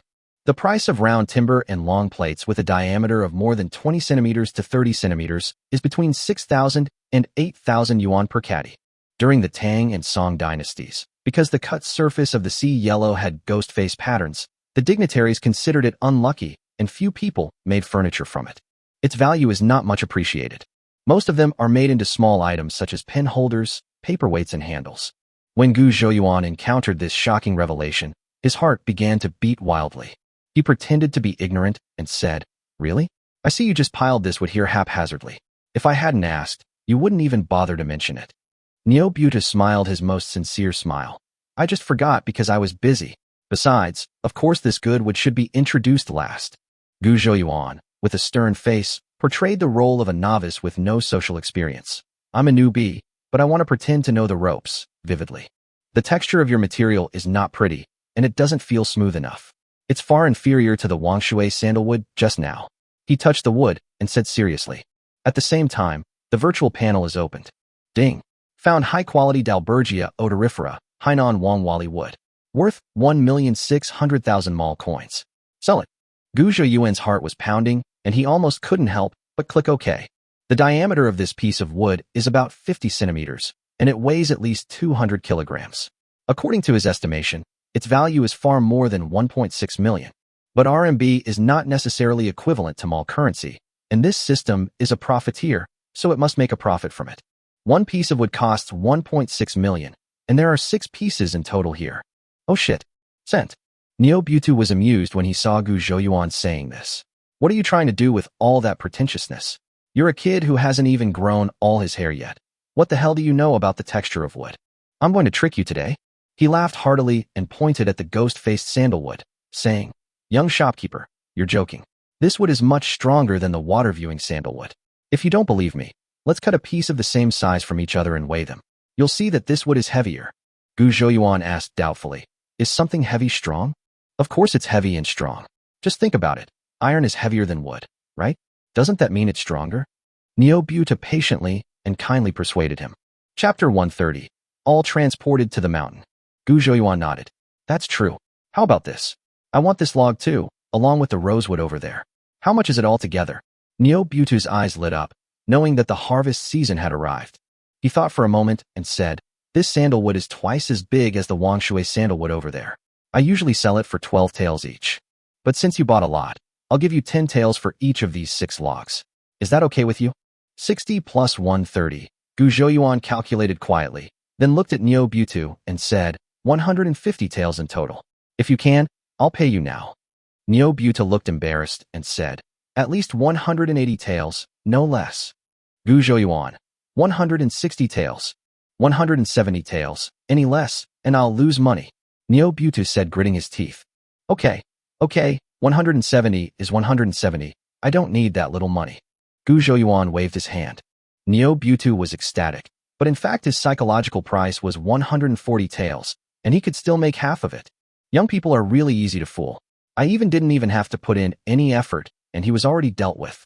Gu Zhouyuan touched each piece of wood one by one, and found that the price given by the system for all the wood was the same. He calmly put away the panel and said, You're in charge of the delivery. Help me deliver the wood to a certain place. Neo-Butu said happily, Of course, if you come to the restaurant again, I know the way. I will find a few donkey carts to take you there. No. The carpenter I found lives in the mountains. Please send the wood to his house. Gu Zhouyuan shook his head. Don't carpenters usually work in carpentry shops? Why do they have to bring it home? Neo-Butu complained in his heart, but he made a lot of money from Gu Zhouyuan today, so he was in a very good mood. Customers' requirements must be met, especially big customers who are rich but not brainy. They must be served well. Maybe they will come back to give money next time. No problem. Neo-Butu patted his chest. Look at this silver of yours. He bent his waist slightly and smiled flatteringly. Oh, I'll pay 70 silver first, and then give you the other half when we get there. Gu Zhouyuan pondered. Oh, good. Neo-Butu was overjoyed. Gu Zhouyuan simply didn't have that much money, and he was afraid of getting more trouble if he went back to get it. After thinking about it, he searched for antique silver ingots in the mall. They were 10 taels each and cost 4,000 mall coins. He bought 17 ingots in total. He took them out one by one from his arms and placed them on the wood. Neo-Butu was completely stunned. Which good person would go out with more than 10 pounds of silver in his arms? Gu Zhouyuan counted out 7 ingots and handed them to Neo-Butu. Here are 70 taels, Neo-Butu. Please keep them. Neo-Butu took the silver ingot with both hands and found that there were only 2 words, Tin Liang, engraved on the silver, but no inscription was engraved. Generally, silver ingots on the market are inscribed with inscriptions, some of which indicate the place where the silver ingot was cast, such as Jingzhou or Yangzhou. This can reflect the region where the silver ingot originated. Some silver ingots will also be engraved with the year or specific casting time, such as made in the Jinshang year, or the 5th year of Yuanqing. Some would also engrave the name of the silver bank, such as Rixing Silver Bank. Some silver ingots used for special purposes will have words such as tax silver, tribute silver, and military pay on them, indicating the purpose of the silver ingots. However, Neo-Butu was only slightly surprised and did not doubt anything. After all, there are all kinds of silver ingots circulating on the market. The silver shop would recast the broken silver it received and also accept custom orders. Some wealthy families would order silver coins with the word shou or fu on them, which was nothing special. He picked up a silver ingot with his right hand, weighed it in his hand, nodded and said, Please wait a moment. I will find someone to help you load the car. Gu Zhouyuan threw the remaining silver into the backpack and said, I'd also like to ask Neo-Butu for a favor. Young shopkeeper, if you have anything to say, just tell me. Neo-Butu was looking at the silver ingots carefully one by one, and he said without raising his head, "Please help me find someone to go to the end of the East Street Market and tell the stall owners there to go back first and not wait for me. This has delayed us for so long that it is already past noon." The sweet soup had been sold out long ago, and Gu Zhaodi and the others must have been waiting for a long time. This wood will be sold to the mall later, so it will be more convenient for me to handle it alone. Niobidu put the silver in his arms and called over a middle-aged man who was moving wood. Gu Zhouyuan repeated what he had just said, then wrote a note and asked this person to deliver it to Gu Zhaodi. The note said that he had something to do in the city and would have to wait for a while. He would find a way to go back when the time came, so he asked them to go first. The middle-aged man took the order and left quickly. Nobuta called another person and asked him to find 3 donkey carts. Under Gu Zhouyuan's supervision, all the wood was loaded onto the donkey cart. Gu Zhouyuan sat on the front donkey cart to show the way, while Niobutu was the lead, sitting on the back donkey cart. Gu Zhouyuan led the convoy and stopped 1 mile away from Datong village. "Let's unload the wood here." Gu Zhouyuan jumped off the donkey cart and shouted. "It is already the hour, and there are basically no people passing by on this mountain road. There's no village or shop here. Why are we unloading it here? Wouldn't it be better if we just deliver it directly to the carpenter's house?" Niobutu was quite puzzled. "The carpenter I'm looking for has a bit of an odd personality. He doesn't like people coming to his house. This place isn't far from his home, so he can move it himself when the time comes." Gu Zhouyuan made up a lie. "This guy is really eccentric. He's not afraid of it being stolen if he puts it here." Niobutu scratched his head and didn't bother about it. As long as he paid the money, it didn't matter where he put it. He shouted, and several men who came with him rolled up their sleeves. In a short while, they had unloaded all the wood and piled it up by the roadside.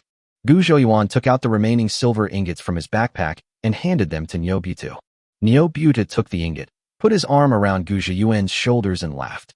"Young shopkeeper, you're truly audacious. Carrying so much silver with you, you dare to follow so many of us on this remote mountain road. Aren't you afraid that I might get into trouble and rob you along the way?" I'm pretty good at judging people. I can tell at a glance that Niobutu is a reliable person. If it were someone else, I wouldn't be so careless. Gu Zhouyuan also laughed. His smile was genuine and bright. No one knew that he had a Glock 17 hidden in his sleeve. Full magazine and safety on. How fierce must he be to be so defenseless as to follow a group of burly men into the mountains? Chapter 131. Sufficient balance and full of confidence. Niobutu took his flattery and smiled even more brightly. He patted Gu Zhouyuan on the shoulder and said earnestly, "You are young and don't know how treacherous people can be. You should know that you can't judge a person by appearance, and you should always be on guard against them." Gu Zhouyuan nodded to show that he had learned his lesson, and then pointed to the yellow rosewood on the roadside and said, "If you still have this kind of wood in Niobutu, please keep it for me. I really like the pattern on this wood." Niobutu was overjoyed. He had just been teaching Gu Zhouyuan to be wary of people's evil intentions, but now he began to feel secretly evil in his heart. This kid is a stupid rich guy. He sold the ghost-faced sandalwood to him at the price of the water-viewing sandalwood, and he liked it. Ha ha ha, he met such a sucker.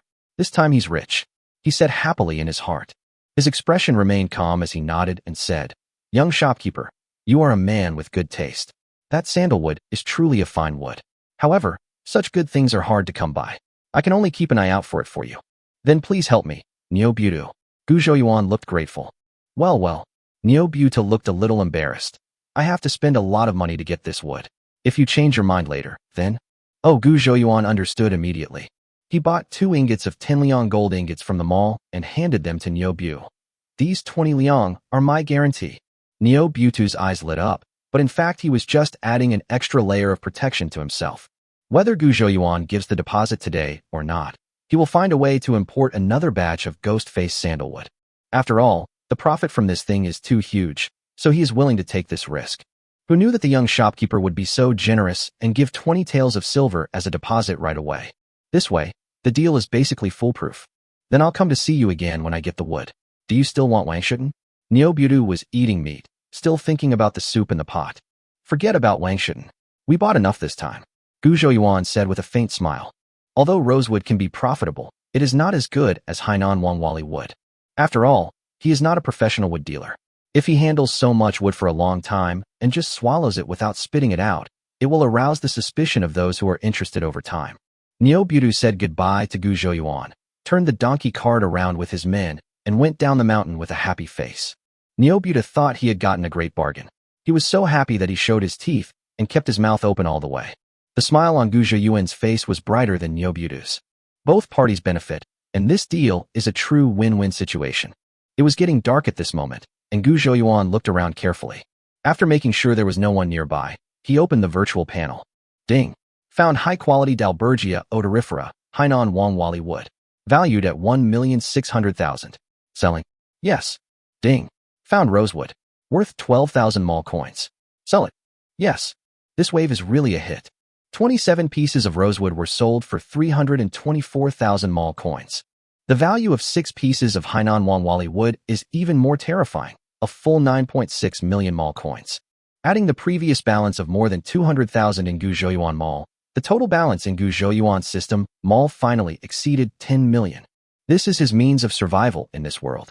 With so many mall coins, he doesn't say he can do whatever he wants. He doesn't have such big ambitions. But if he doesn't want to do something, no one can force him to do it. He walked slowly towards home, slowly calming his excited mood along the way. By the time we reached the village entrance, the sun had already set. I could vaguely see a lot of people standing by the big locust tree at the entrance of the village. He didn't take it seriously. The weather was hot, and after dinner, villagers would often sit under the big locust tree to enjoy the cool air and chat. Xiao Yuan. Gu Zhaodi's voice rang out. Xiao Yuan is back. This was the voice of Nyang Lu. Third brother, you are finally back. It's already dark now. Did Gu Saner walk back by himself? That's right. Gu Yotsai's ox cart didn't enter the city today, and he didn't take his own mule cart. So he has to walk back, right? The noise became louder, and someone ran out from the crowd. As they got closer, Gu Zheyuan could see who was coming. Grandma, Mom, Second Aunt, Big Sister, Xiaohua, area. Gu Zheyuan called everyone one by one. Why did you come back so late? We were so worried. Mrs. Gu scolded. Lu angrily hit Gu Zheyuan. You just said last time that you don't walk on mountain roads at night, and you forgot it in just a few days. Gu Zheyuan apologized. I was delayed for some time discussing things in the city. I'm sorry to have caused you to worry. If Xiaodi hadn't had the note you wrote, your mother would have gone looking for you long ago. Old Mrs. Gu said unhappily. Ouch. The old lady slapped her thigh. Arya and Xiaohua, run quickly. Tell your grandfather and father that your third brother is back. Don't look for him anymore. Xiaodi, go tell Daddy too. He seems to have gone home to get an axe. Oh, several people responded and ran home. Your grandfather and his family have gone home to make torches, and they said they would go along the road to the city to meet you. Old Mrs. Gu was both happy and angry. Gu Zheyuan was deeply moved. To let these families live a good life was his motivation for struggle. He held Grandma in one hand and Mother in the other, and as they walked, he said, I'm in town discussing a big deal. I'll tell you about it later. You'll definitely be very happy. Lu scolded. You can't come back so late even if you're discussing any big business. Do you know how dangerous it is to walk alone on mountain roads? I heard there's bandits in several nearby counties right now, specifically robbing passers-by in the mountains. Gu Zheyuan honestly bowed his head and admitted his mistake. Gu Saner, what big deal are you talking about? Tell us about it. Mrs. Zhao said loudly while leaning against the big locust tree. Yes, tell us. Has another restaurant ordered your dessert? Other villagers also shouted. Gu Zheyuan did not hide it. He said loudly, I plan to open a restaurant in the city. Today I am going to look at a shop. When these words were spoken, everyone in the audience was shocked. What? Several voices rang out at the same time. Old Madame Gu looked nervous. She turned to Gu Zheyuan and said, Xiao Yuan, your dessert stall makes quite a bit of money every day. It's better for us to be down to earth. But that big restaurant requires a lot of investment. What will we do if we lose money? The old lady had never left the mountain village in her life. The last time Gu Zheyuan sold sweet soup had already frightened her, and she finally accepted this matter with great difficulty. Now Gu Zheyuan is going to open a restaurant again. This is really not peaceful at all. If the sweet soup stall can't be run, the worst that can happen is that I can just stop doing it. The only loss is the money spent on the ingredients for making the sweet soup. But opening a restaurant is a big deal. Rent, furniture, and hiring people all cost a huge amount of money. If we lose money, the whole family will never be able to get back on their feet. Chapter 132 Sister-in-law is about to give birth. Lu heard Hou and others mention opening a restaurant last night, so she was not surprised. What surprised her was that Xiao Yuan actually went to see the shop today, which was too fast. Gu Saner, you are really capable. It would cost at least several hundred taels to open a big restaurant, right? Aunt Wang said in disbelief. Oh my god, hundreds of taels of silver. If I had hundreds of taels of silver, I would do nothing but eat and play every day, enjoying myself. Why would I bother with so much trouble? That's right, there's no such thing as a guaranteed profit in business. If I lose everything, I'll probably cry to death. The villagers started talking about it. All right, Aunt Wang said in surprise. Gu Sanner, your sweet soup stall has only been open for a few days. Where did you get hundreds of taels of silver? Including old lady Gu and Mrs. Liu, everyone looked at Gu Zhouyuan. Of course I can't come up with that much money myself. I met a few young men from wealthy families in the city, and we all contributed money to run the business together. Gu Zhouyuan said with a smile. Liu immediately understood that Xia Yuan was talking about the two wealthy young men at the dinner table yesterday, one of whom was the son of the county magistrate. She felt very relieved. It is extremely difficult for villagers to do things in the city, so everyone is very cautious when buying things, for fear of offending city people and getting into trouble. Now that the county magistrate's son is running a restaurant with Xiao Yuan, there will be a lot less trouble. Moreover, it seems that young Master Ho is very close to his own Xiao Yuan, calling him Brother Yuan all the time. Xiao Yuan, are you talking about the two young masters who went fishing with you yesterday? Said second aunt's son, who was following behind. Yes, it's them too. Gu Zhouyuan turned his head and nodded to son. Oh, those two people, I saw them yesterday too. They were wearing satin clothes and looked like rich young masters. How do you, Gu Sanner, know these rich young masters? Aunt Wang asked curiously. Oh, I met him when I was buying sweet soup in the city. Gu Zhouyuan said casually. Old Mrs. Gu was confused, but when she heard that someone was willing to pay for the partnership, she felt less worried. But it was only a little less, and she was still afraid that Gu Zhouyuan would lose money in his business. The rich young man doesn't care about the few hundred taels of silver, but they, the farmers, can't afford to pay it. Fortunately, I'm just watching the shop now. I'll try to persuade Xiao Yuan when I get back. Old Mrs. Gu thought to herself. Several people walked slowly towards home. Grandma. Arya came running over quickly. What's the matter? That silly girl is always making a fuss. She's already 13 and still doesn't know how to be more steady. I wonder if there will be any matchmakers coming to your house in the future. Old Mrs. Gu's face darkened and she scolded. What's wrong, Arya? Gu Zhouyuan asked. Third brother. Arya gasped. Sister-in-law is about to give birth. What? Son ran home. Gu Zhouyuan also ran as fast as he could. Liu followed beside old lady Gu and started jogging. As she ran, Mrs. Gu turned back and cursed. You silly girl. You can't even speak. Your sister-in-law giving birth is such a happy occasion. How can you say it's not good? I'll teach you a lesson when we get back. Arya supported herself on her knees with her hands, rested for 2 breaths, and then ran home again. Is your grandma not back yet? Grandpa Gu's voice came from the yard. Grandma is behind and will be here soon. Gu Zhouyuan entered the yard. Old Master Gu breathed a sigh of relief when he heard this. With the old woman around, he felt at ease. Have you hired a midwife? Gu Zhouyuan asked. Old Master Gu said in a deep voice. We need to go to the Lotus village next door to invite a midwife. It's not convenient to walk along the mountain road at this time of night. There was a half-baked Zhao Wenpa in the village, but she died 2 years ago. Old Mrs. Gu gave birth to 3 sons and 2 daughters. She only hired a midwife when she gave birth to her eldest son, Gu Manjiao. Later, when the daughters-in-law in the family gave birth, most of them were delivered by old lady Gu, and there never was a problem. That's how the villagers are. Although Zhao Wenpa's fees are not high, everyone still tries to save as much as possible. If there are experienced elders in the family, they will usually help with the delivery. When you encounter something you can't handle, you can ask a midwife to help you. She lives in the same village and can be there whenever you call, without any delays. There are no midwives in the village now, and all babies are delivered by experienced older women in the family. With more experience in delivering babies, some people gradually become the default midwives in the village. Gu Zhouyuan disagreed. When a woman gives birth, it is like walking through the gates of hell. She must be fully prepared.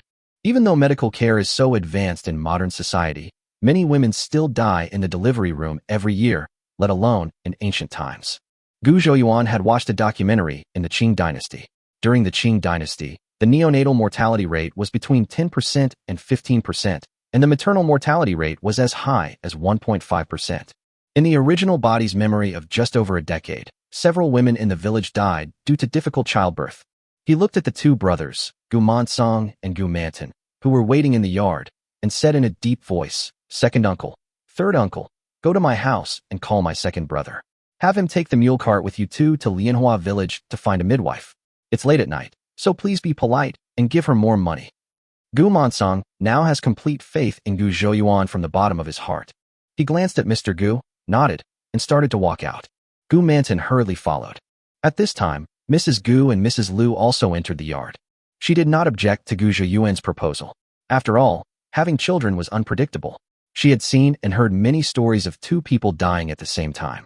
This is Huinyang's first child, so it's always good to have an extra layer of insurance. The family is not short of this little money now. The mountain roads are difficult to walk on at night. Erju, you should go too, so that we can take care of you on the road, said Mrs. Gu. Oh, Gu Erju, who was stacking firewood, responded, picked up the hatchet on the ground, and stood up. Wait a minute. Gu Zhoyuan stopped the three people who were walking out.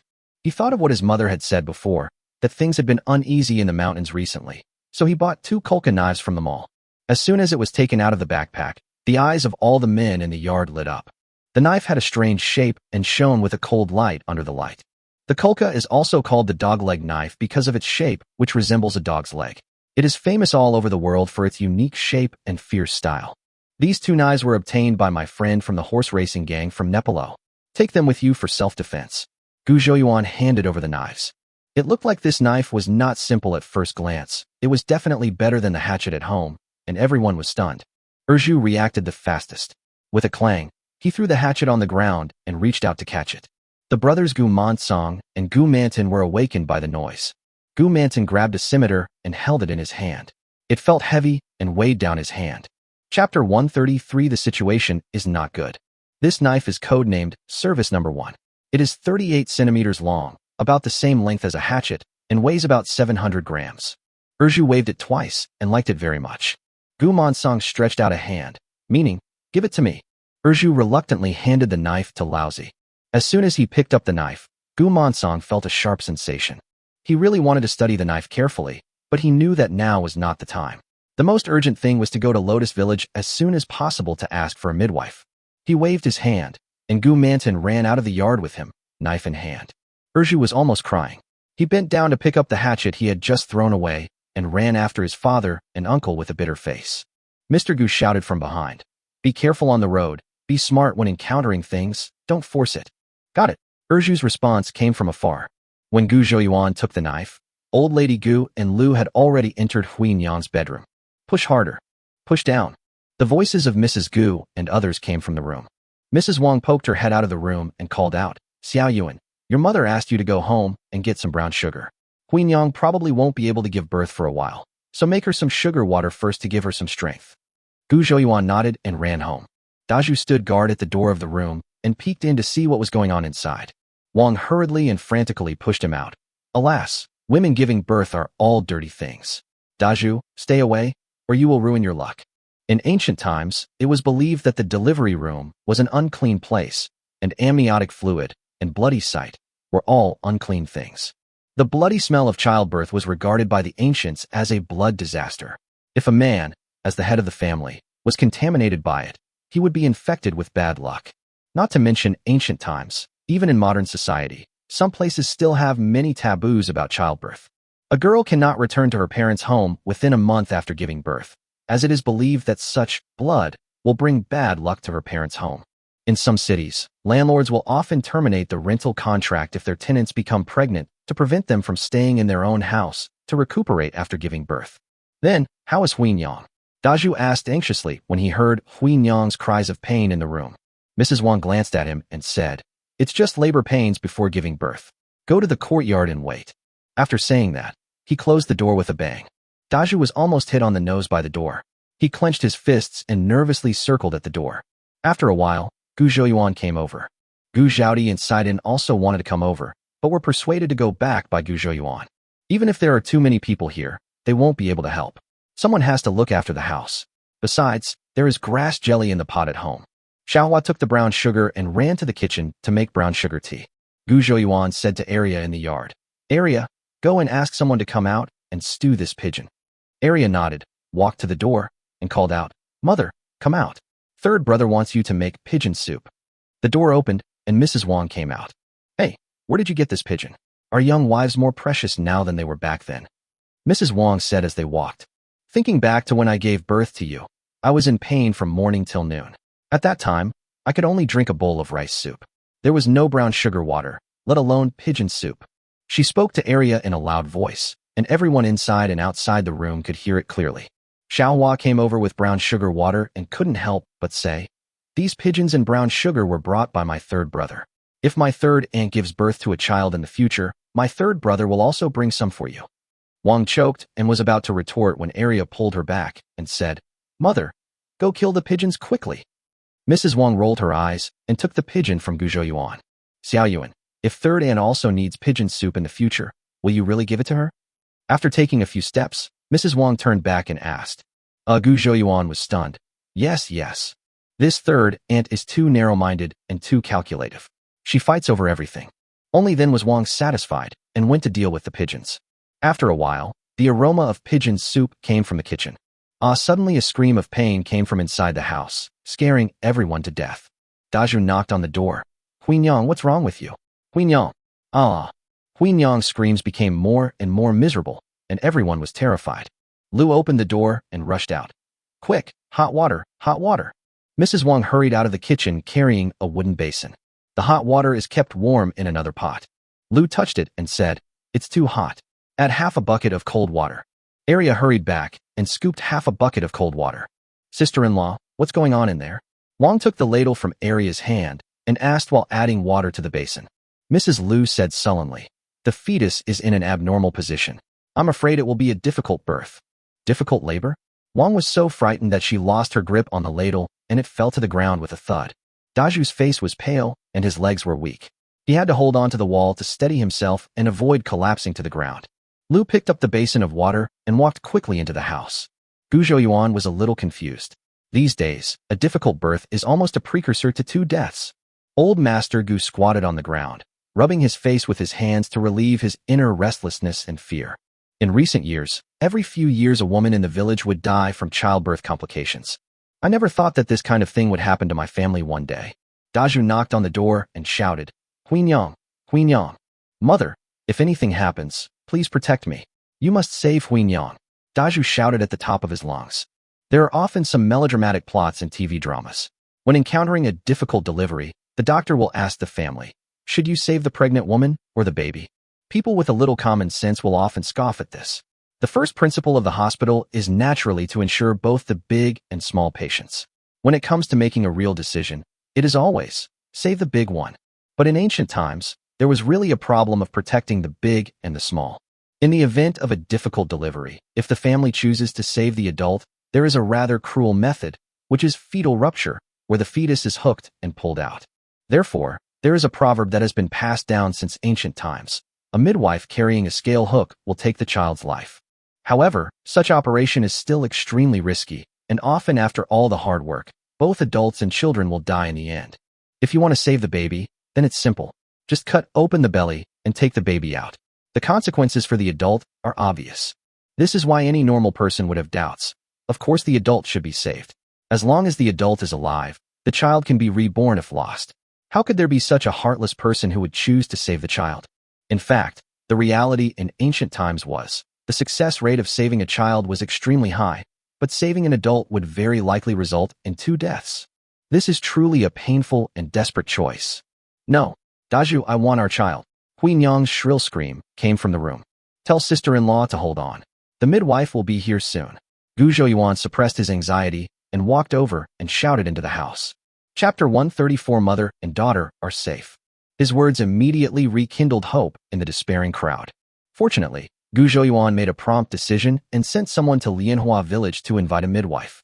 Now as long as Huinyang holds on, there will still be hope when the midwife arrives. "Aunt, is the pigeon soup ready?" Huinyang is almost out of strength. Lu leaned over and shouted. Guizhou Yuan ran to the kitchen to ask, and Wang said that they had to wait a while, as the meat was not yet mushy, but they could scoop some soup for Huinyang to drink first. In fact, drinking pigeon soup at this time is of little use, as it takes some time to digest the pigeon soup and release energy. Nowadays, brown sugar water is more useful than pigeon soup. But my sister-in-law is in unbearable pain at the moment and probably can't drink brown sugar water. He bought some chocolates from the mall and took out the packaging. "Xiaohua, take this candy into the house and give it to your sister-in-law. She'll have strength after eating it." Guizhou Yuan said to Xiaohua, who was sitting on the bench in a daze. Third brother, no, my legs are weak." Xiaohua tried to stand up twice by supporting herself on the stool, but failed. "Oh my God," said Siju. Arya sneered at Xiaohua, who was slumped on the stool. She snatched the chocolate from Guizhou Yuan's hand and rolled her eyes at Siju. You're a man, you can't get in there. After saying that, Sundara shook his head and walked into the house. Come back, Gu Zhouyuan shouted. Arya turned around, and Gu Zhouyuan gave her another handful of ginseng slices. These were genuine century-old wild ginseng slices that he had bought at a high price in the mall. This is ginseng slices. Let sister-in-law put some in her mouth to replenish her qi and blood, Gu Zhouyuan instructed. Arya nodded, holding the ginseng slices carefully, and even slowed down her pace. There was only so much Gu Zhouyuan could do. He had never studied medicine and didn't know how to deliver a baby. Even if I buy relevant materials from the mall and study now, it would probably be too late. He hated himself for not being able to perform all kinds of surgical operations with ease like the protagonists in other time travel novels. He quietly walked out of the yard, ran to Dr. Wei's house in the village, and pulled Dr. Wei out of bed. You need to find a midwife to give birth to a child. It's no use asking me. Dr. Wei was not angry, but just told the truth. Gu Zhouyuan pulled Dr. Wei towards the old house and said, The midwife has already been invited. We asked you to come because we're afraid of any emergencies. As a doctor, you can help make a decision. In fact, Gu Zhouyuan had secretly prepared for the worst. If it really came to that, he would provide anesthetics and let Dr. Wei perform a cesarean section. Of course, he didn't want to cut open the stomach and save the young and abandon the old. He wanted his sister-in-law and her child to be safe, or at least the adults to be safe. In fact, ancient Chinese medicine is not limited to decoctions and acupuncture. Historical records have recorded many cases of ancient people performing surgeries. The Sui dynasty's later treatise on the origins of various diseases records in detail the steps of intestinal anastomosis surgery in traditional Chinese medicine. However, the environment in ancient times was simple, and there was a lack of postoperative anti-infection measures, so surgical operations were extremely risky. Plasma is also available in the mall. I can use the test strips to test my sister-in-law's blood type when the time comes. At this critical moment, there is no time to worry about exposing some secrets. The two men entered the yard. Everyone in the Gu family was a little surprised to see that Gu Zhouyuan had invited Dr. Wei. Old Master Gu came over and greeted him. Siju brought a stool for Dr. Wei and asked him to sit down. Just then, the sound of a mule cart was heard outside. As the sound of messy footsteps came, Gu Monsong, his uncle and nephew, and 4 others walked into the yard, hugging a woman in her 50s. This must be Hua Wenpa, right? I'm sorry to trouble you to come here so late. Old Master Gu greeted. Hua Wenpa waved her hand, signaling that there was no need for formalities. How is the mother doing now? Dazhu shouted. Don't be afraid, Huinyang. The midwife is here. Then he ran over and said in a trembling voice, My wife. Her fetal position is abnormal. Hua Wenpa washed her hands repeatedly in the basin of hot water brought by Siju, and said in a deep voice, The fetus is in an abnormal position, which is very troublesome. I will go in and take a look at the situation first. Doctor, is there any way to save my wife? You must save my wife, Dazhu said with a pale face. He was flustered at the moment and called the midwife, Doctor. Hua midwife's voice was a little heavy. I will use my hands to slowly correct the fetus's position, but this is very risky. You must be mentally prepared. Dazhu lost his balance and was about to collapse to the ground. Gu Zhouyuan was quick to act and supported him. He nodded towards Hua Wenpa and said, Then please go in and take a look first. Please feel free to do what you want. No matter what the result is, we will be grateful to you. Hua the midwife looked at Gu Zhouyuan in surprise. She had seen many cases of difficult births. The families either cried and begged her to save the children, or scolded her for her poor skills and carelessness in taking people's lives. It's rare to find a guy as calm and sensible as this one. She nodded and, guided by Siju, walked towards the delivery room. Everyone was waiting anxiously outside. Gu Zhouyuan chatted with Dr. Wei in a casual manner, asking questions like whether he could perform surgery and whether there was a scalpel in the medicine box. I learned that Dr. Wei had only reconstructed broken arms and legs, but had never performed surgery. No, there was once a time when a ewe in Xiaohe village had a difficult delivery, and I cut open the ewe's belly and took the lamb out. Dr. Wei suddenly remembered this. How's the ewe? Gu Zhouyuan looked hopeful. I sewed up the sheep's belly with needle and thread, and later I heard that the ewe was doing well. Dr. Wei said with some pride. Good. Gu Zhouyuan clapped his hands. No matter it is for people or sheep, as long as you have experience, it will be fine. When the time comes, you can only try your best to save the dying horse.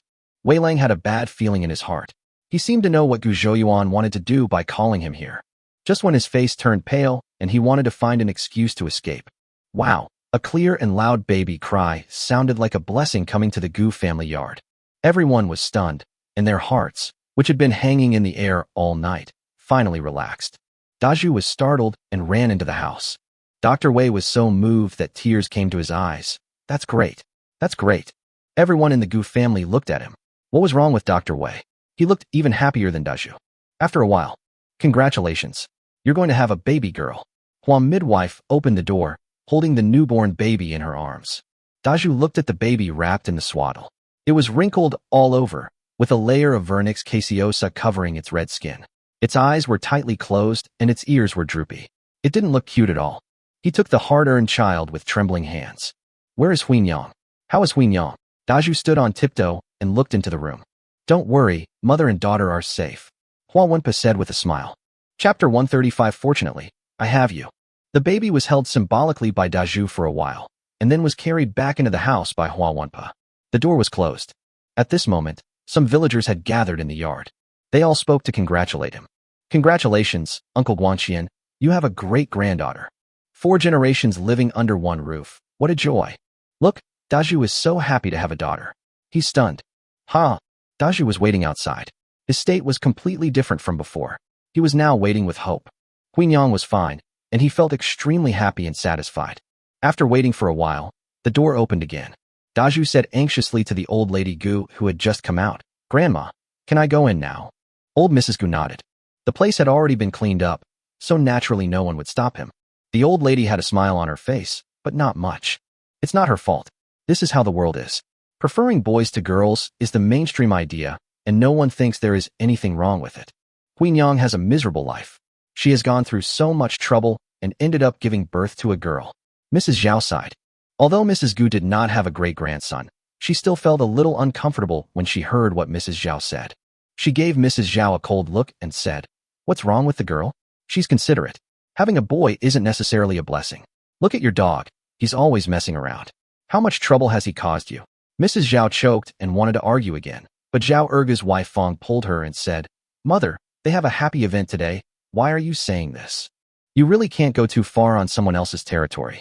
She shook her arms, hummed a few words, and said nothing more. Gu Zhouyuan took some candied watermelon seeds from his backpack, put them in 2 small bamboo plates, and distributed them to the villagers who came to congratulate him. All the villagers' eyes lit up. Generally, if a newborn baby in the village is a boy, the host family will be very happy and will prepare some flour cakes and other things as wedding cakes and distribute them to people who come to congratulate them. But if a baby girl is born, she will usually just be given some verbal courtesy and will never get any wedding cakes to eat. The Gu family gave birth to a daughter this time, and they actually gave her a feast. This candied fruit is not cheap. I don't like watermelon seeds. Mrs. Zhao threw the watermelon seeds that Gu Zhouyuan gave her back into the small bamboo basket, grabbed 2 handfuls of candied fruits, and stuffed them into her arms. When Gu Zhouyuan put the bamboo plaque on the table, she ran over and grabbed a handful of watermelon seeds and started eating them.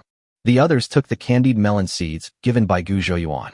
Some of them were reluctant to eat them, so they put them in their pockets and prepared to take them back home for their children to try. No one touched the food on the bamboo tray on the table. Only Mrs. Zhao went to grab some melon seeds and candied fruits after finishing her meal. Old Mrs. Gu felt a little distressed, but she didn't want to put the food away. She also ran over, grabbed a handful of candied fruit, and shouted, Sanyu, come here quickly. Grandma will give you something delicious. Sanyu was in the kitchen, attracted by the aroma of pigeon soup. When he heard Grandma calling him, he hurried over. Old Madame Gu stuffed the candied fruit into his cloth bag and called out, Siju, Shaohua and Arya, come and eat. A few little ones ran over, and one of them was stuffed into Old Lady Gu's arms. Seeing that there was only 1 handful of watermelon seeds left in the bamboo basket, Mrs. Zhao reached out to grab them, but Mrs. Gu was quick to catch them first. Old Mrs. Gu glanced at Mrs. Zhao and walked towards the kitchen while cracking melon seeds. Some of the women in the village wanted to go into the house to see Huinyang and the newborn baby. Gu Zhouyuan ran to the kitchen and asked old Mrs. Gu to come out and persuade them all to come back. My sister-in-law just had a difficult delivery and the newborn is very fragile. So many people crowding into the house will increase the risk of infection. My mother Hui just went to bed. Old Madame Gu said, Why don't we wait until she's done with her confinement period before coming to see the child? The villagers also understood. After all, they had just heard that Daju's wife almost had a difficult labor and was weak at the moment, so it was not convenient to go in and disturb her. The Gu family was lucky that Hua Wunpa arrived just in time, otherwise it would have been terrible. However, the Gu family also valued their eldest grandson's wife so much that they thought of going to Lianhua village to ask for a midwife in advance. Otherwise, according to the village custom, we have to wait until something happens before looking for someone. It's late at night and far away, so by the time we invite someone, it's probably too late. The villagers expressed their feelings and talked about it, then dispersed. Gu Zhouyuan pulled Dr. Wei, who was walking out, and said, "I invited you here so late at night and made you wait for so long. Here's the consultation fee." As he said this, he counted out 66 coins and stuffed them into Dr. Wei's hand. "I scared Dr. Wei quite a bit today, and I feel a bit indebted to him, Gu Zhouyuan." Dr. Wei refused to take the money. He pushed it back and said, "I didn't help you at all. How can I ask for your consultation fee? You are here to help. With you here, we feel at ease. Today, my family has a new niece. Please take this money and share in the joy," Gu Zhouyuan said with a smile. Having said that, Dr. Wei no longer refused. He counted out 60 coins and said to Old Man Gu, "Uncle Guanxian, this is my gift to the little girl. Please keep it for her. I hope that after going through this ordeal, she will be safe and sound in the future." It is really hard to refuse a gift of meeting. Mr. Gu hesitated for a moment and took a handful of copper coins. "Thank you, Dr. Wei." "Erju, go and pour Dr. Wei a cup of tea," shouted Mr. Gu. Dr. Wei waved his hands repeatedly. No, it's getting late. You guys are busy. I also want to go home and continue sleeping." Gu Zhouyuan escorted Dr. Wei out of the yard. "It's all thanks to Hua Wunpa today. If it weren't for your good skills, something serious would have happened." Sun accompanied Hua Wunpa out of the room. Hua Wunpa washed her hands in the basin. "Thanks to your family's thorough preparations this time, eating that candy really gave me strength quickly." When she came over, the situation was not very optimistic. But what surprised her was that after such a long time, the mother did not collapse and was able to follow her instructions and exert herself. Later, when she asked, she found out that the woman had eaten 2 black cakes. And the ginseng slices also played a big role. She also remembered a little girl who stuffed a piece of ginseng into the mouth of a woman in labor, saying that her third brother asked her to hold it in her mouth. She helped deliver babies for many families. It was rare to see a farmer's family willing to spend so much time and effort on their daughter-in-law. "Those were all given to me by my third brother to give to my eldest sister-in-law," Arya said crisply. Sun's eyes suddenly became red. "Xiao Yuan, second aunt thanks you on behalf of your sister-in-law." "Oh no, second aunt's whole family thanks you. If it weren't for you, your brother Deju's life would be ruined." Gu Mansong patted Gu Zhouyuan on the shoulder and looked at him with gratitude and relief in his eyes. Everyone in the yard looked at Gu Zhouyuan with admiration. Today's situation was extremely dangerous if Gu Zhouyuan hadn't asked someone to call a midwife in advance. "I also got some sugar cubes and ginseng slices." When everyone was panicking, he was the only one who remained calm and took remedial measures in an orderly manner. If it weren't for him, tonight's happy event would probably have turned into a sad one. Chapter 136, Expensive Fees.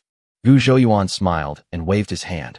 "We are all family. There is no need to say thank you or not." Hua Wunpa wiped her hands dry and said with a smile, "It was worth my trip today. It's great to see your family living in harmony and happiness." "How much is the delivery fee today?" "I'll get it for you right away," said Mrs. Sun. "This work today has cost me a lot of energy, so I won't be polite with you. Please give me 500 coins as the delivery fee." Hua Wunpa rubbed her aching waist and legs. Old Mrs. Gu looked a little unhappy. In the past, when Zhao Wunpa was still alive in the village, the hostess would give her money for helping to deliver babies. Some would give her a few eggs, while others would give her 2 kilograms of corn. If she met a family that was well off, she would only charge a dozen or so cents as a gift. This Hua midwife was very frank and blunt, and she asked for half a tael of silver right away. The other people in the Gu family didn't think it was expensive. This was not just a simple delivery, but it saved 2 lives in the family.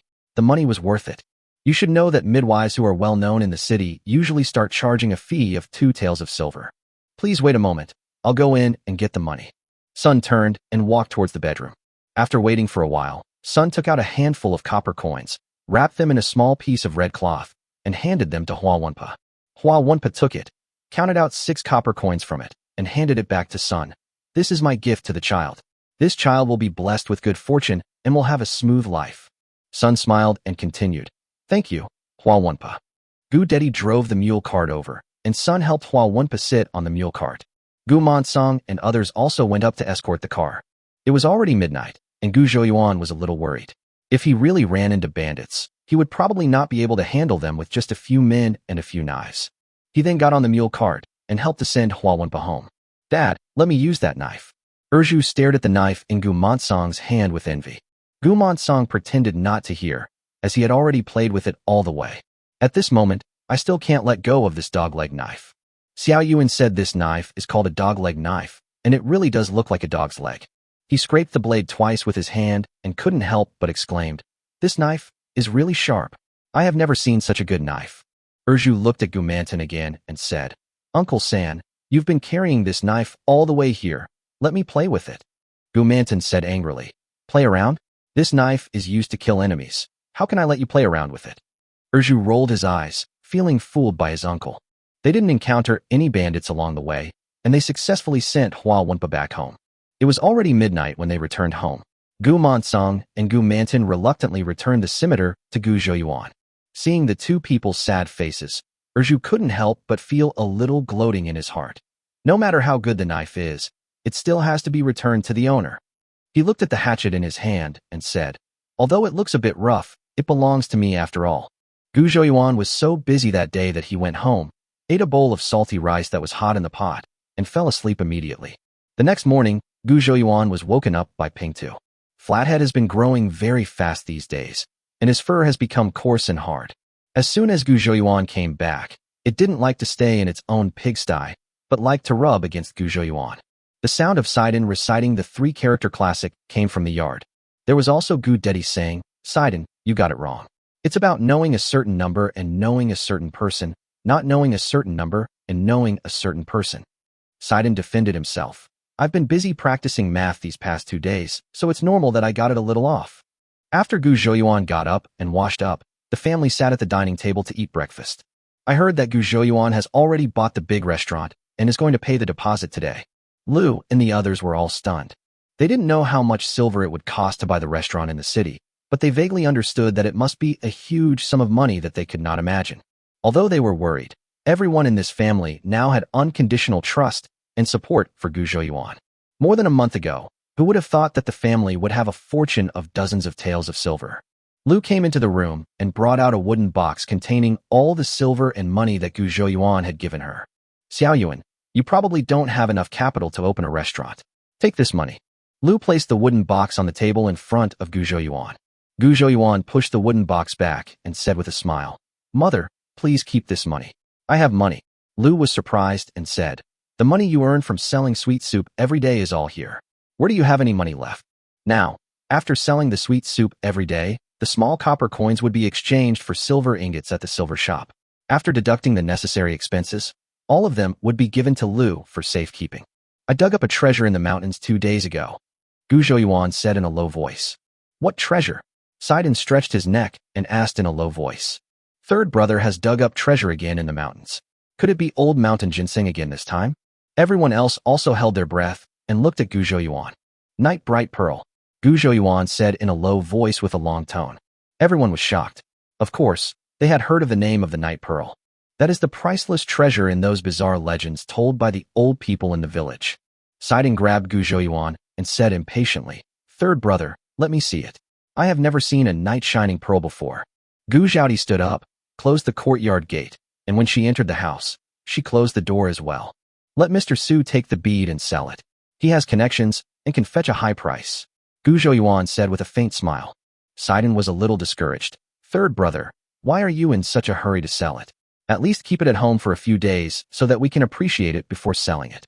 Lu slapped him and said unhappily, "It's so unsafe to keep that treasure at home. It's better to sell it.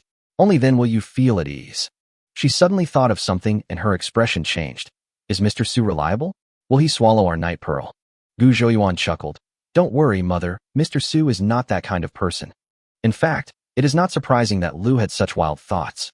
He had heard of countless cases of people being motivated by money. There were many cases of brothers turning against each other and fathers and sons becoming enemies because of money. No one would feel at ease if a treasure like the night pearl were handed over to a stranger. Gu Zhouyuan had a good impression of Su Mufeng. He felt that he acted like a gentleman and should not be so terrible. The most important thing is that the night pearl is worth 50 mall coins, and it is not too expensive to spend 50 mall coins to recognize a person. At worst, I can just buy a few night pearls in the mall when the time comes. Seeing that Gu Zhouyuan was confident, Lu didn't say anything more. Chapter 137 Stealing Business? Arrived at the market. Third brother, look, our spot has been taken. Sidon shouted from a distance, pointing to where he usually set up his stall. Gu Zhouyuan and his companions looked over and saw that there was indeed a table and 2 benches at their stall. There were 6 or 7 people standing or sitting around the table. Gu Zhouyuan had a blank expression on his face. Let's go over and take a look first. As soon as the mule cart came to a complete stop, the plump lady at the wonton stall stepped out and shouted, "You're finally here. Someone just tried to set up shop at your stall, but I chased them away." She ran to the next door and moved the table back. Later, I put a table here to help you take the seat first. Gu Zhouyuan quickly jumped out of the car to help her move the table. Thank you, Auntie, but we are at the end of the street. There is plenty of open space. Why are there still people trying to grab the stall? I'm afraid they're not just trying to steal your stall. The fat lady pointed at the other side. They're trying to steal your business. Gu Zhouyuan looked over. I saw a stall had been set up opposite, and on the sign hanging there was clearly written Zhang's Dessert Shop. Gu Zhouyuan was stunned. The reason why he named his stall Tangshui's Shop instead of Tangshui's Stall was because when he was a child in his previous life, a big sister from Guangdong opened a Xuanwei Tangshui shop in front of the welfare home. The first bowl of cassava soup he drank was given to him by his elder sister. I didn't expect that the stall opposite had copied his sign exactly. The method of detoxifying cassava has been popularized throughout the county. Cassava syrup is not difficult to make, so it is not surprising that it is imitated. At the stall opposite were a man and a woman in their 30s who looked like a couple. At this time, there were 2 or 3 people buying sweet soup at the stall. Sidon said indignantly, "They are imitating us, shameless." Gu Zhouyuan didn't care. If you can do the business, I can do it too. We each make money based on our own abilities. There's nothing to be angry about. Gu Zhouyuan and his companions moved the tables and chairs down from the mule cart. An older woman waiting nearby said, "The stall over there only sells tapioca syrup, not grass jelly." Another young woman said, "Their sweet soup is only 6 cents a bowl, which is half the price. But I think his food is definitely not as delicious as yours, so I'll stick to your sweet soup," she said, raising the number 1 wooden sign in her hand.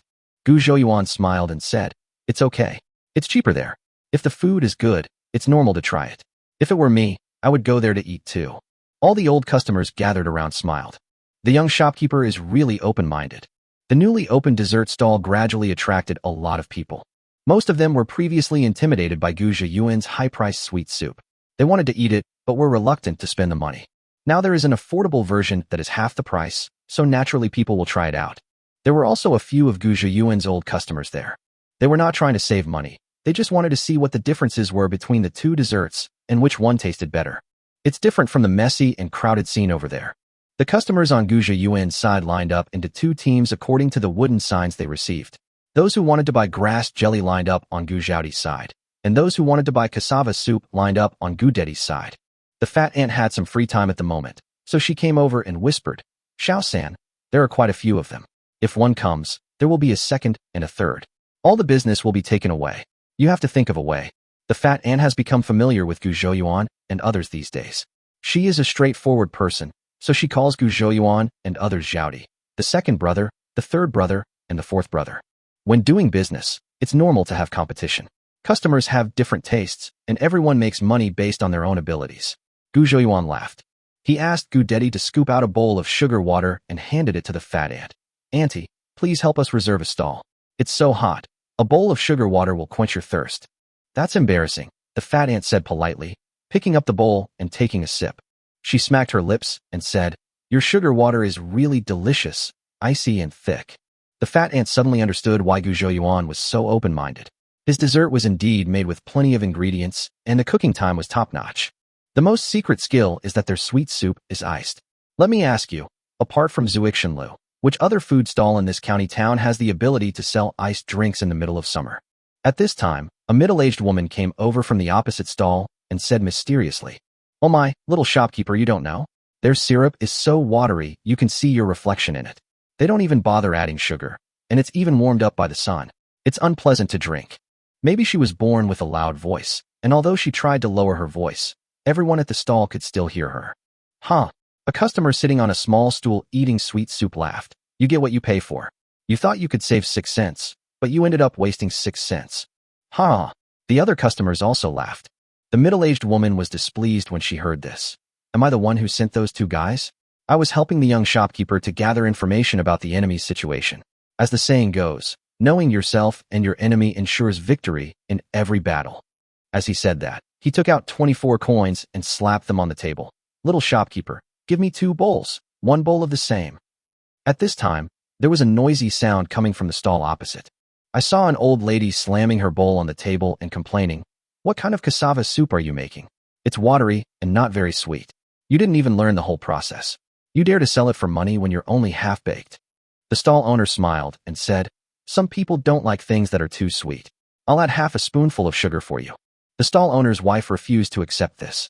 She said coldly, "My dessert is 6 cents cheaper than the one over there. Why don't you tell me? You want to save money and eat good food at the same time? What? You're so shameless." The aunt was choked. The words were harsh, but she really had no way to refute them. She eats sweet soup at Gujo Yuan's stall every day. Today, she saw this new stall also selling sweet soup. She was curious and wanted to try it. Unexpectedly, the taste was so indescribable. Cassava is cassava, sugar is sugar, water is water, and it's still hot. She was too embarrassed to go back to Gujo Yuan's stall to buy sweet soup, so she stood up, said pooh, and quickened her pace to leave. Several customers who had tasted Gujo Yuan's sweet soup were all relieved that they had not been able to squeeze through others and had not yet bought the sweet soup. They hurried back to Gujo Yuan's stall. "Young shopkeeper, your dessert is still the most authentic." Someone laughed awkwardly. Gujo Yuan didn't dwell on this matter. He smiled and took the money and served the sweet soup. After this little episode, a small group of people left the stall opposite, but slowly more people came to buy the sweet soup. Chapter 138 The Locust Plague is coming. People are coming to the stall opposite one after another. With Gujo Yuan's prices for comparison, and Gujo Yuan helped make cassava soup famous, they took the low-price route and were able to attract a wave of customers who were curious about the soup. However, this has little impact on Gujo Yuan's business. The comparison is mutual. Those who want to save money will compare the price of the sweet soup across the street with that of Gujo Yuan's. People who are not short of money will compare the taste of Gujo Yuan's food with that of the other side. His customers are all well-off people, and what they want is taste. After comparison, they found that Gu's dessert is really delicious. Sidon was still a little angry, but when he saw that his sweet soup was still selling as fast as before, he slowly calmed down. After waiting for a long time, Ho Yu and Su Mufeng did not appear, but Manager Qian came over in a mule cart. "Brother Gu, I haven't seen you these past 2 days." Manager Qian got off the mule cart. The 2 men he brought with him carried the sugar water onto their mule cart with ease. "Oh, Mr. Ho and his family want to open a restaurant and have been looking for a shop these days," Gujo Yuan said with a smile. Shopkeeper Qian was stunned. "Open a restaurant? Why did young Master Ho suddenly think of opening a restaurant?" Manager Qian is a good person.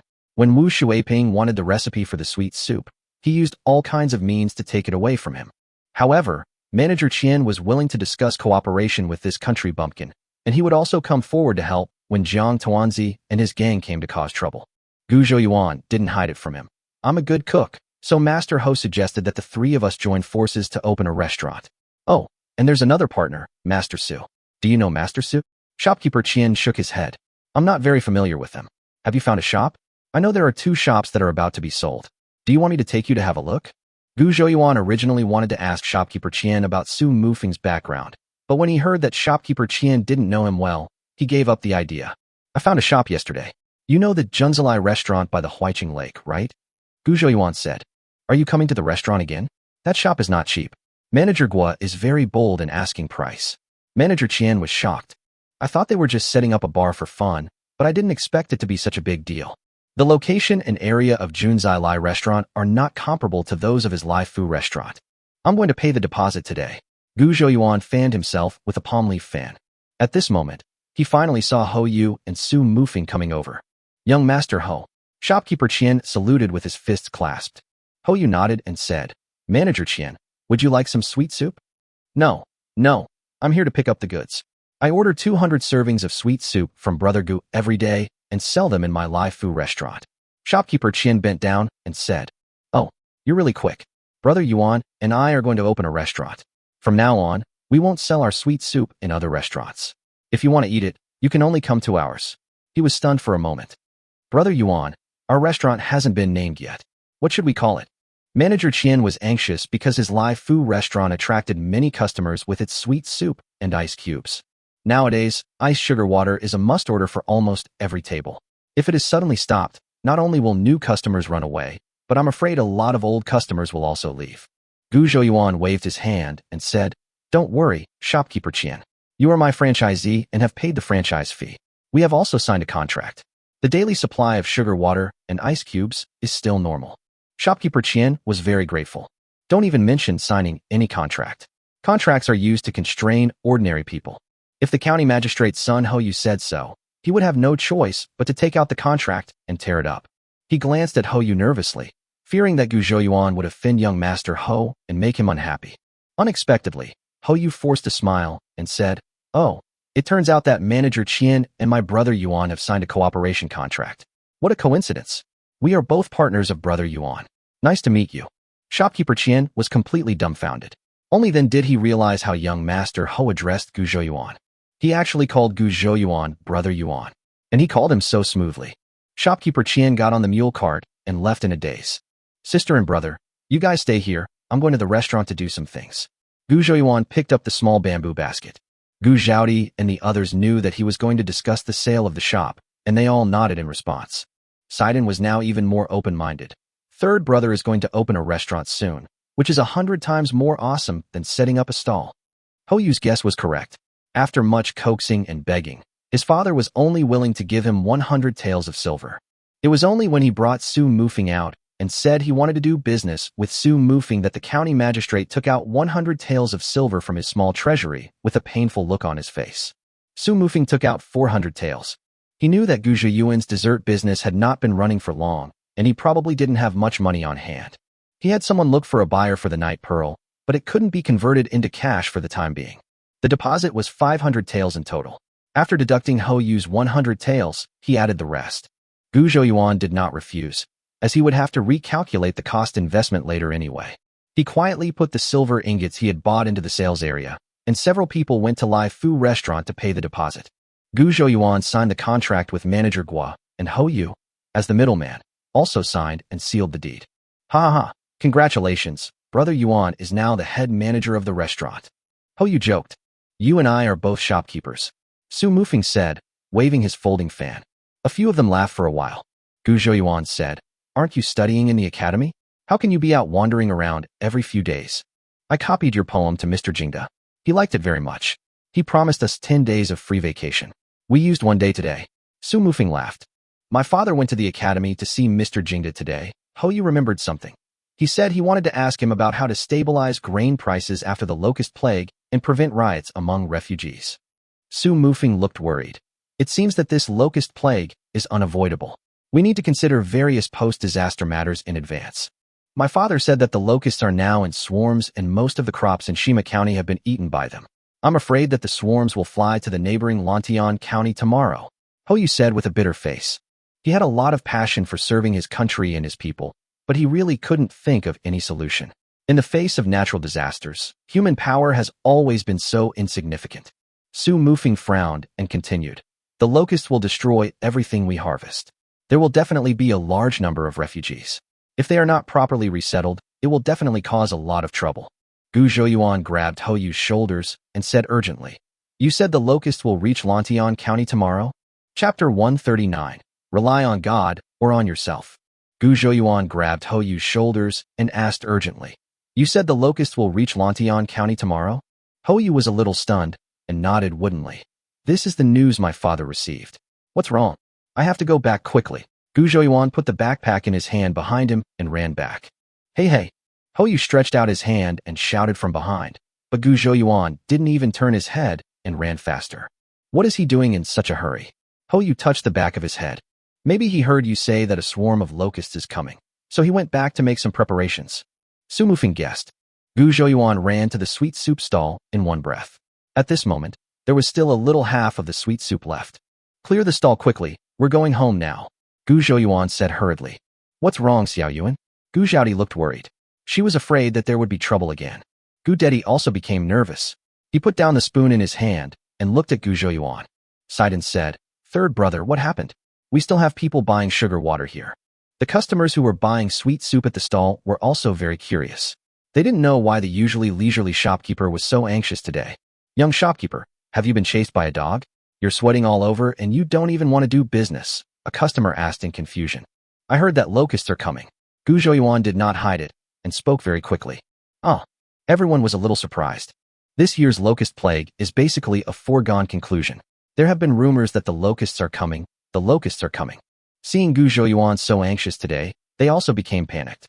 Then I have to go home quickly too. Someone said while drinking the sugar water in the bowl. What can you do when you go back?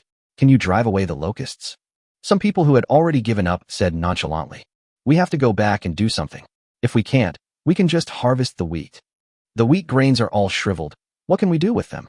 Alas, the locust plague 17 years ago came about 20 days later than this time.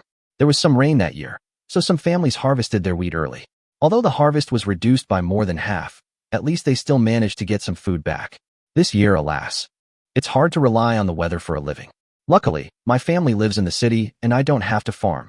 When the disaster gets serious, the city won't be able to recover either. The imperial court will definitely come up with some excuse to collect our taxes and grain. Everyone started talking at once. Gu Zhouyuan apologized to the customers who came later and said that he would close the stall for the day. The customers in front also hurriedly drank the sugar water in their bowls and handed the bowls back to Gu Zhouyuan and the others. Since there was a customer who was not in a hurry, Gu Zhouyuan did not wait any longer and did not even take the bowl. A few people quickly loaded all the things onto the mule cart. Auntie, aren't you going back?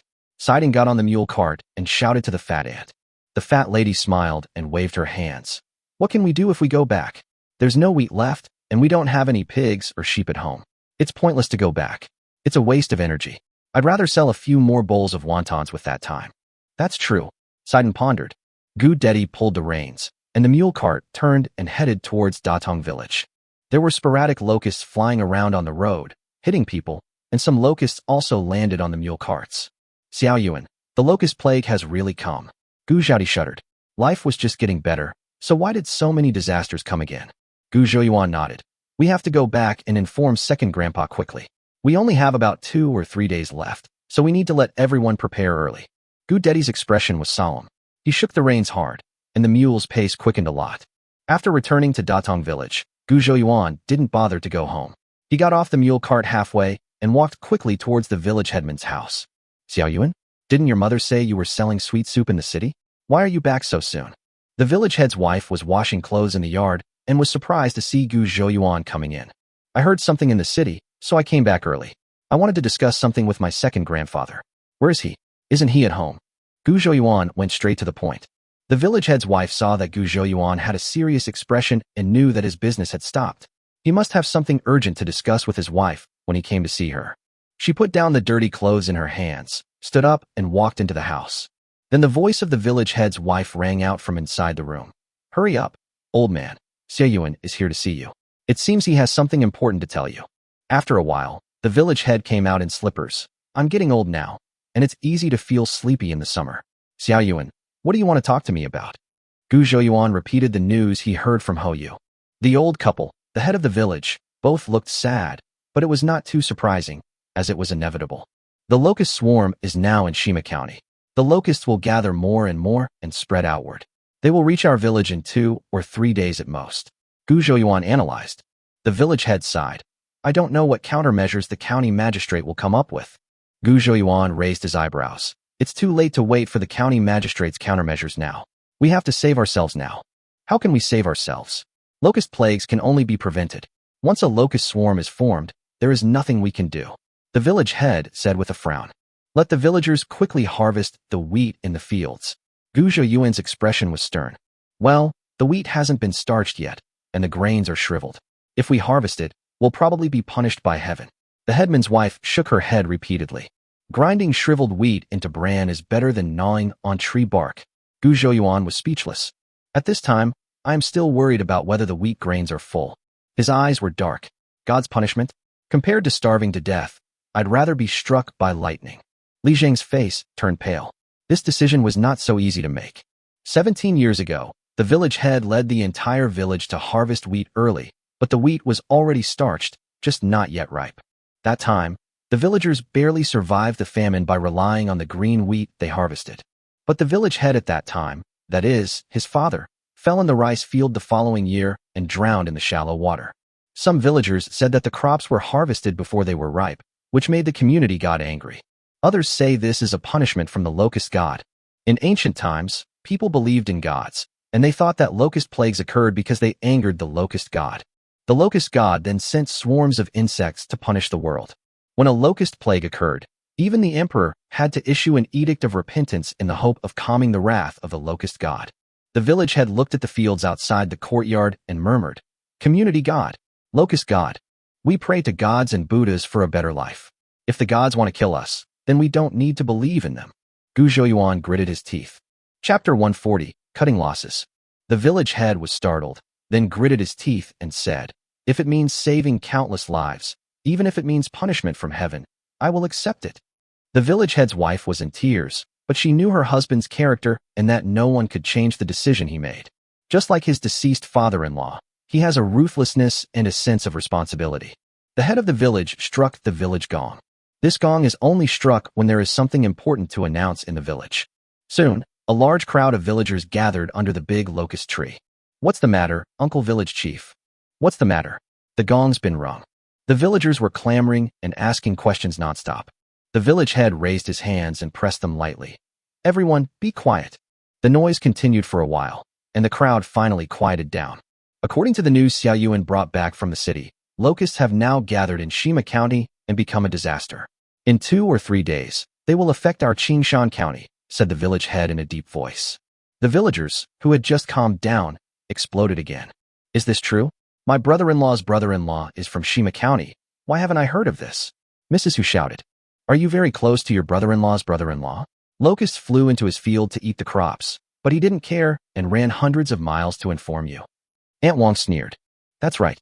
Can he outrun the locusts over hundreds of miles? Those things can fly." Gu Yotsai's wife also said. "Uncle Village Head, is this news accurate?" Someone asked loudly. "People are like this, always hoping for luck. Even if they know something will eventually happen, they still want it to happen later."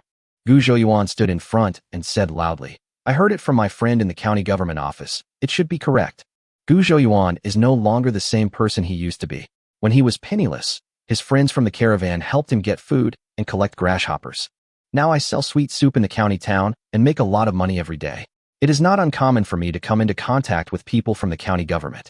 Most villagers believe the news brought by Gu Zhouyuan. "Village head, what should we do? We have been catching grasshoppers and diverting water to irrigate the fields. All our efforts for so long will not be in vain." Zhao Dajin shouted in the crowd. "The locust swarms have passed through and no grass has grown. The only way now is to harvest the wheat early," said the village head in a deep voice. The villagers were suddenly in an uproar. Now is the most important grain-filling period for wheat. Now there is water to irrigate the fields, and the grasshoppers have been caught, almost all. Just wait a few more days, and you will reap the rewards. Although the output is half that of previous years, we can still get some food to survive. If we harvest the wheat now, all the work before will be in vain. Let's wait and see. The locust swarms also have routes. Maybe they will eat their fill in Shima County and fly to Baihe County in the west, instead of coming to our east," said Chao Yozi. As soon as he said this, many people echoed him. Everyone was hoping for a lucky break and would not face reality until the last moment. At this time, Mrs. Zhao stepped out from the crowd and said, "Gu Sanner, didn't your friend say that rich people like to eat grasshoppers? If this locust swarm doesn't come, then everyone will be happy. If it does, we can catch grasshoppers and exchange them for food." Gu Zhouyuan laughed. "Aunt Zhao, are you taking advantage of me because I don't know anything? Can you eat swarms of flying locusts?" Mrs. Zhao choked and had nothing to say. Locusts are also called locust plagues. They are green or light brown before they become a disaster. At this time, villagers will catch them and roast them to eat. They taste quite delicious. When the locusts fly in droves and eat the crops, they turn gray-brown. At that time, locusts were not to be eaten, as they would anger the locust god, and eating them would bring bad luck. Some people couldn't stand the hunger and ate locusts during the locust plague. They found that the locusts became bitter and astringent, with a strange smell. If you eat too much, your limbs will become stiff and you will feel dizzy and dizzy. Mrs. Zhao thought that Gu Zhouyuan's friend was a city person and didn't know the intricacies of the matter. Unexpectedly, Gu Xiaosan, a boy who had never been to the fields, actually knew that locusts could not be eaten. Old Madame Gu was just about to confront Mrs. Zhao, but now that she saw that Gu Zhouyuan was not fooled, she endured it and stood in the crowd without saying a word. Gu Zhouyuan certainly knew that locusts were non-toxic when they were in small swarms. But once they form a group, they will secrete the pheromone phenylacetonitril. When attacked, it produces hydrocyanic acid to defend against natural enemies. Some novels call on people to eat locusts to eliminate locust plagues, which is indeed a bit far-fetched. Even if we ignore the damn weird smell of locusts that even chickens, ducks, and birds don't want to eat, let alone the toxins that make people feel uncomfortable if eaten. There are hundreds of billions of insects, including highly maneuverable flying insects. Often, before local people can gather to catch them, they have already eaten everything they can and are on their way to the next canteen. Just like we can't drink up the floodwater, or we can't use the floodwater to irrigate crops. When a natural disaster occurs, it often happens in an instant, and you will never have time to fight it slowly. In a word, in ancient times, once a locust plague occurred, there was basically no solution. Time is running out. Stop complaining and go home now to get your sickles and harvest the wheat. The village head's majestic voice rang out. The discussion in the crowd grew louder and louder, like a pot of boiling water. Someone has gone home to get their stuff. Some people are still hesitating. The village head walked down from the stone slab and carefully analyzed the interests with those who were hesitant. Gu Zhouyuan's message has been delivered, and the rest is not his concern. The Gu family gathered around him at this time. Xiaoyuan, what should we do? Gu Mansong asked. Time is running out. Hurry up and go to the fields to harvest. Gu Zhouyuan said concisely. Everyone responded and ran home. Xiaoyuan, old lady Gu said as they walked together. Do you think that if we do this, it won't anger the heavens? The old lady, who is fearless, believes in spirits and monsters. Gu Zhouyuan held on to old lady Gu's arm and said, Don't worry, Grandma. If there is any punishment, let heaven punish me. Old Madame Gu covered his mouth with her hand and said in panic, Pooh, pooh, pooh. What nonsense are you talking about? Old Madame Gu released her hand and said, Hurry up and spit on the ground a few times.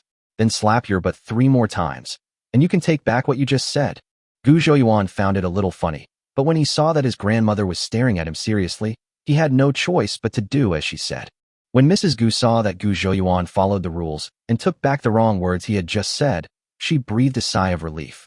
They still have time and should try their best to minimize the losses. What about those places that have been ravaged by locusts? What should the people do? After working hard for several months, a natural disaster struck and all the work was in vain. I don't know how many more people will starve to death and how many families will be torn apart. Gu Zhouyuan stared at the wheat field in the distance in a daze. Old Mrs. Gu clasped her hands together behind him and prayed devoutly in a voice that only she could hear. God, the community God, the locust God, everything my Xiaoyuan did was my fault. If there is any guilt, it will be borne solely by me, an old woman. It has nothing to do with my Xiaoyuan.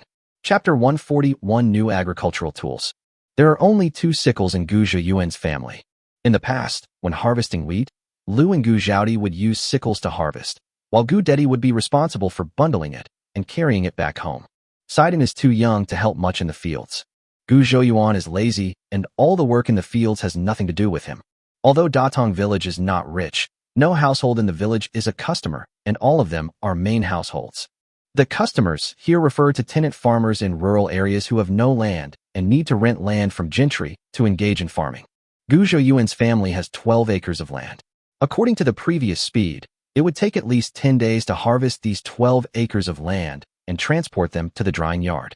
This time the wheat was still green, which originally meant that the transportation time would increase, but now that we have a mule cart at home, transportation can be done more efficiently. They only had less than 3 days, and everyone was a little worried. Mrs. Gu said on the side, I'll ask Erju and Siju to come and help. The task over there is more difficult. They have dozens of acres of land. It's impossible to finish it in 3 days. Gu Zhouyuan stopped them. The wheat here is not as thick as the one Gu Zhouyuan was used to seeing in his previous life, and it is planted relatively sparsely. His eyes lit up, and he thought of his previous life when he traveled to Shaanxi and saw the people harvesting wheat in the countryside there. They used a tool that looked like a large winnowing basket, which could harvest a large area of wheat with one swing. He was curious for a moment and went to chat with people for a while. That thing is called a Samuel, and it can cut wheat much faster than a sickle, but it requires extremely strong labor to use. In the 1970s and 1980s, a strong laborer earned 10 work points a day, but those who used a sickle to harvest wheat earned 12 work points a day. The use of a saber is limited. It cannot be used in high-yield wheat fields because the wheat grown there is dense and has thick stalks, and its efficiency is actually less than that of a sickle. The land in this world has not been treated with chemical fertilizers, and the wheat varieties have not been improved like those in later generations. Using a sickle to harvest wheat is the most appropriate method. I'll go outside and get some tools for harvesting wheat. Gu Zhouyuan said hello, turned around, and ran home. Tools for harvesting wheat. Old Mrs. Gu repeated in confusion. Aunt Wang, who was walking on the ridge of a field not far away, laughed and said, "What kind of wheat-cutting tool is this? Isn't it just a sickle?" I knew Gu Sanner had never been to the fields, but I didn't expect he couldn't even recognize a sickle. Old Mrs. Gu and Mrs. Lu looked at each other, both thinking that Gu Zhouyuan had gone somewhere to borrow a sickle. But at that moment, every household in the village was rushing to harvest wheat. Who would have a spare sickle to lend him? If that doesn't work, just use a hatchet, Lu said, then bent down and started cutting wheat. Sidon and Old Lady Gu used wheat straw to make ropes, and used them to bind the harvested wheat together into bundles. Gu Zhouyuan drove the mule cart symbolically for half an hour. When he came back, there were 20 sickles and a dozen sickles piled on the cart. The mule cart stopped on the road beside the field, and the villagers who were harvesting wheat in the fields beside the road looked up. "Gu-san, what did you get this?" Aunt Wang said, straightening up. "This is called a sickle. I asked someone to make it a few days ago." Gu Zhouyuan took one down from the car and walked towards his own wheat field. "Didn't you borrow the sickle?" Old Mrs. Gu rubbed her aching waist and asked. "Oh." Gu Zhouyuan was stunned for a moment, then pointed to the mule road. "The sickle is on the cart." "What is this? A winnowing basket? Why is it empty?" Old Mrs. Gu asked curiously. Gu Zhaodi also stopped using the sickle in her hand, wiped the sweat off her forehead, and walked over. A samara is actually a shallow semicircular basket made of bamboo or wood, with samara blades placed at the mouth of the basket. The so-called smackerel is a large sickle. Its blade is almost the same as that of an ordinary sickle, just as wide and sharp, but it is 4 to 5 times longer than an ordinary sickle. "Second brother, come here," Gu Zhouyuan shouted to Gu Dedi, who was still working hard to cut wheat. "Because we now have a mule cart at home, we don't have to carry wheat home on a shoulder pole like before. Tying wheat is relatively easy, so today he and Gu Zhaodi are responsible for harvesting the wheat, leaving his mother and grandmother to tie it." Gu Dedi responded and walked over with a sickle. "All of you stay away. I'll demonstrate." Gu Zhouyuan tried hard to recall how others used the sickle in Shaanxi. He took a stance, gripped the wooden handle of the sledgehammer tightly with one hand, straightened the leather rope tied to the sledgehammer with the other hand, and then swung the sledgehammer. This time he didn't use enough force and aimed a little too high. The sickle flew through the air and only cut down a few ears of wheat. He saw Sidon and the others' puzzled looks and couldn't help but blush. "This is a wrong demonstration. Let me get the hang of it." He took another step back, stood firm, and swung the sickle again. This time he intentionally lowered his aim, and with a whoosh, a row of wheat fell down, and the sickle was stuck in the mud. Gu Zhouyuan chuckled twice and pulled the sickle out of the mud. "I haven't worked for a long time, so my hands are a little rusty." Everyone rolled their eyes and asked, "When have you ever worked in the fields?" Gu Dedi threw the sickle on the ground and said, "I think I know how to use this thing. Let me try it." Gu Zhouyuan handed him the scythe, then took 2 steps back to watch him perform. Gu Dedi crossed his feet slightly, adjusted the leather rope on the sickle, looked at the wheat, and chose the direction to start sickling.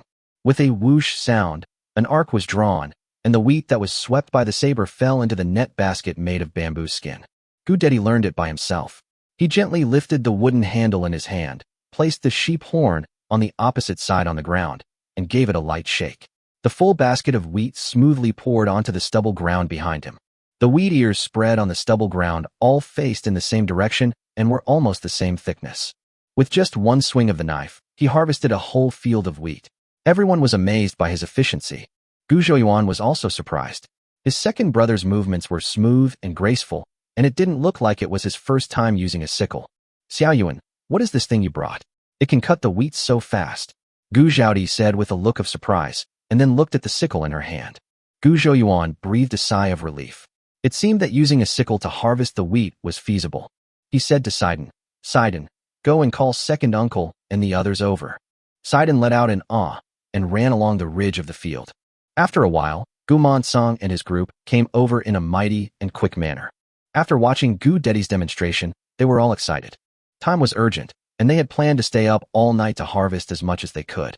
Now with this tool that Xiaoyuan called a samarium, They were confident that they could harvest all the wheat in less than 2 days. Chapter 142. Harvesting Wheat. Second uncle, third uncle, Daju and Erju.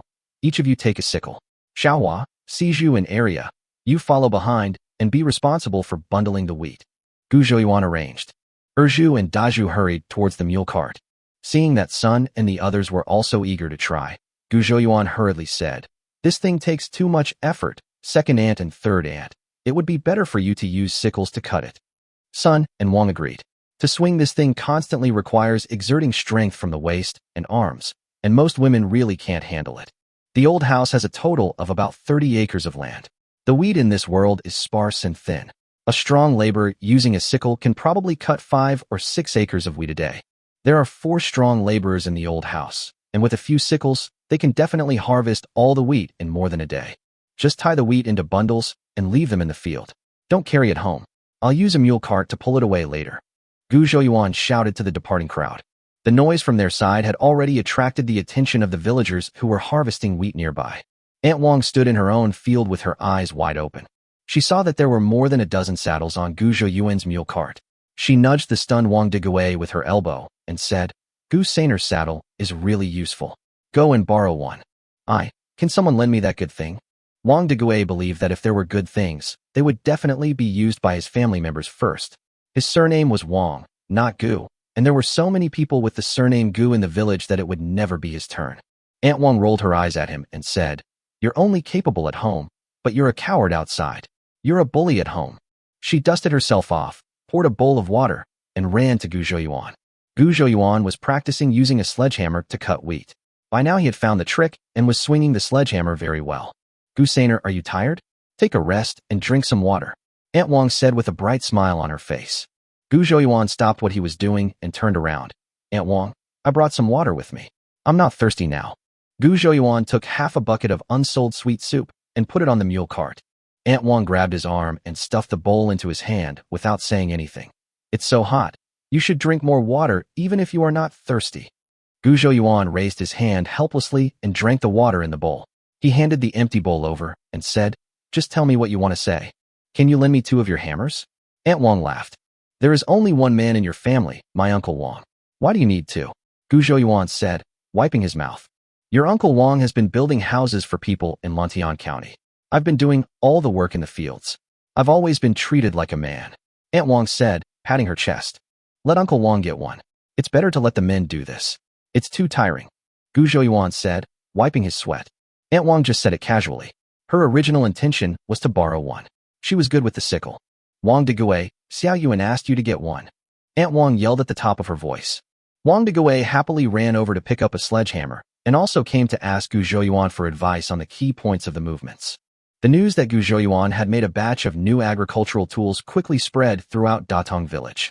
Soon a villager came to borrow the sickle. Gu Zhuoyuan only lends money to people who have a good relationship with his family.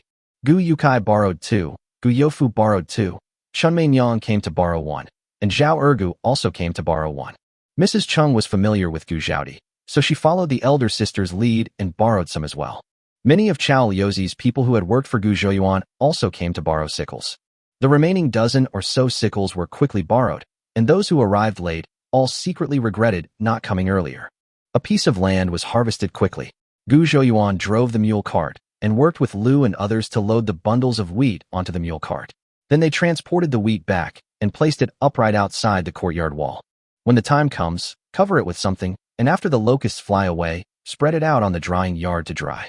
Using mule carts, transportation is many times faster than before. By the time it got dark, half of the 12 acres of wheat had been harvested. "Go back and get up early to continue tomorrow." Gu Zhuoyuan began to pack up. Several people who were originally planning to fight all night stopped. Today's progress is unexpectedly fast, and there is still enough time to work on it tomorrow. At this time, a villager who had been waiting here came over and rubbed his hands and said, "Well, Xiao Yuan, we noticed that your family doesn't work at night, so your sledgehammer is idle. Can you lend us your sledgehammer? We want to stay up all night to harvest the wheat. The locusts will be coming soon, and the food left in the fields cannot be harvested. I guess few people will be able to sleep well." Gu Zhuoyuan was fine with it. He nodded and said, "Use it. This sickle is very strenuous to use. You and your family will take turns using it." Those people looked happy, thanked him profusely and left. Back home, I don't have time to go to the city to set up a stall tomorrow, so I don't need to make sweet soup tonight. Manager Qian had no choice but to give him a cold shoulder. Gu Zhaodi and Lu cooked a pot of corn rice and a pot of mixed vegetables. Originally, she was going to bring the food from the old house to cook together, but Mrs. Gu insisted on going home to cook it herself. After some arguing, I couldn't persuade her anymore, so I had to let her go. The whole family sat around the table, eating delicious food, and the fatigue of the day slowly dissipated at this moment. Gu Zhouyuan took out the sparkling fruit wine, poured it for everyone, and put ice cubes in the bowls. Sidon also had some ice juice today. He took a sip and squinted his eyes happily. There is something he has been thinking about for a long time today, but still can't figure it out. He put down his bowl and asked, "Third brother, you said that we didn't go to the city to set up the stall for 2 days, and we sold 4 or 5 taels of silver less. Add to that the ice cubes and sugar water that Manager Qian ordered, and the total is about 10 taels of silver." Gu Zhouyuan raised his eyebrows, probably knowing what he wanted to say. He remained calm as Sidon continued. "We've put so much effort into harvesting this green wheat, but after harvesting 12 mu of land, it's probably worth less than 10 taels of silver. Is this a good deal?" Gu Zhouyuan took a big sip of fruit wine and said softly, "You can't calculate it like this." He remembered what he had seen on the news in his previous life. A netizen took a week off and flew back to Hunan from Tibet to harvest wheat, even though his family only had 6 acres of land. This is the land complex that is engraved in the bones of the Chinese people. Their cherishment for food and their respect for the land can never be measured by money. Gu Zhouyuan put down the bowl and looked at Sidon. "Food is the most important thing for the people. This land feeds us. Every grain of food it grows should not be abandoned. At least we can't watch the food being fed to locusts." Sidon blinked his eyes, not quite understanding. Gu Zhouyuan rubbed his head and didn't try to tell him some big and empty truths. He smiled and said, "If we don't sell sugar water tomorrow or the day after tomorrow, we can still sell it in a few days. But if we leave the wheat in the fields and don't harvest it, it will be eaten by locusts in 2 days." Sidon was stunned. The question he just asked was just a simple arithmetic problem, and it seemed that his third brother did not give a direct answer. Chapter 143, Help Each Other and Work Together to Harvest. The next day, just as the sky was getting light, everyone in the Gu family got up. Lu got up even earlier and had already prepared breakfast. Harvesting wheat is a very strenuous job, so you must eat well before you can do it. Breakfast was corn porridge, some baked flatbreads, and 2 boiled eggs per person. I baked a lot of extra bread and plan to take it to the field later so I can have a bite when I'm hungry. The meal had a lot of work to do today. Before going to bed, Gu Zhouyuan quietly put a bundle of fresh alfalfa in the trough. Alfalfa is rich in protein, has a high crude protein content, and is palatable, so mules like to eat it. Gu Zhouyuan also grabbed a handful of barley and mixed it into the grass. If he wanted the mule to work hard, he had to make sure it was well fed. He didn't go to ask for the lent sickle. He went for a walk outside and came back with 2 sickles on his shoulders. It took another half a day to harvest all the wheat. After transporting his own wheat, he drove the mule cart to help his grandmother transport all the wheat back. Because most of the villagers rushed to harvest the wheat overnight, those who used sledgehammers had almost finished harvesting the wheat by now. These people then went to help the families they had good relations with to harvest the wheat. Lu has always been concerned about Widow Luo's family. When Widow Luo was driven out of the Hu family, the village head decided to have the Hu family divide an acre of land between her and her daughter. The piece of land that Mrs. Hu gave was the thin land at the foot of the mountain, which was the farthest from the village. The land was full of stones, and the yield of crops there was only half of that of good land. The village head also allocated 2 acres of wasteland in the village to Widow Luo. There are 4 acres of land, and they are not even adjacent. Widow Luo, a young wife and a 5-year-old daughter, has to harvest and bundle the land and carry it back home. It is probably difficult for her to harvest even 1 acre a day. "I'll go see your sister-in-law Luo," Lu said to Gu Zhouyuan. When she left, she took 2 new sickles bought by Gu Zhouyuan. She and Gu Zhaodi used these sickles yesterday. They were extremely sharp and much better than the old and broken sickles at home. "Mother, ask Sister Luo to bundle up the wheat. I will use the mule cart to help pull it later." Gu Zhouyuan drove the mule cart. The wheat on the cart was the last batch to go to Grandma's house. Her wheat field is at the foot of the mountain. It's full of small roads and mule carts can't get in. Lu shook her head. "It's okay. I'll unload the frame and lead the mule to carry the load. It's less tiring than carrying the load on my back." Gu Zhouyuan immediately thought of a solution. "Chunsheng, go and rest under the shade of the tree. I'll come and tie it up later." Widow Luo straightened up and rubbed her aching waist. Chunxing shook his head, his little face full of stubbornness. Mother, I can help. After saying that, he squatted down and, imitating Widow Luo, picked up a small pile of wheat with great effort and tried to tie it up. But she was small and had short hands, and she failed after trying for a long time, and her little face turned red. Widow Luo smiled when she saw this, and came over to help tie up the small pile. At this time, Mrs. Lu rushed over and couldn't help but praise. Chunsheng is a very sensible child. Auntie, why are you here? Widow Luo was a little surprised because everyone was busy harvesting wheat. My family has already harvested the wheat, and I was thinking of coming over to help you pick some. Lu looked at the wheat in the field. It was so sparse, like a bald head. How can I let you? Auntie, come and harvest wheat for my family. Widow Luo said anxiously. I can do it myself. Mrs. Lu shook her head. We've only harvested 1 acre of land so far. I'm afraid you didn't sleep last night. How can we keep going like this? Forget about that. Let's quickly grab the food and get some sleep. Widow Luo's nose felt sore. She never shed tears no matter how hard or tired she was. But after hearing what Lu said, tears started to fall down her face. The land here is close to the foot of the mountain and is a long way from home. She was not very strong and could only carry 4 bundles of wheat at a time, so it took a long time to go back and forth. She really didn't sleep yesterday. She cut a field of wheat, tied it up, and carried it home. She had tried her best, but she only managed to harvest 1 acre of wheat. She brought some boiled cassava to fill her stomach. The weather was hot, and the cassava had become a little rotten after being left out for a day, but she was reluctant to throw it away. So the mother and daughter each ate a few pieces of rotten cassava for lunch. When she is under great pressure, she is most afraid of others' casual concern. She is not afraid of hardship, but she will feel wronged. I really cry when someone feels sorry for me. She didn't know what to say, so she just wiped her tears and said through gritted teeth, Thank you, Annie. Then he bent down and began to cut the wheat. Mrs. Lu sighed slightly. Huayu, this sickle you gave me is a new one that Xia Yuan asked a blacksmith to make. It's very fast. Widow Luo responded with a heavy nasal tone and took the sickle. Without saying much, the 2 men bent down and started harvesting faster. Although Chunsheng was young, he was not idle. He put the harvested wheat into piles to make it easier for the adults to tie them up. After a while, Sidon and Gu Zhaodi sat on the mule's back, led by Gu Zhouyuan, and Gu Dedi carried a sickle.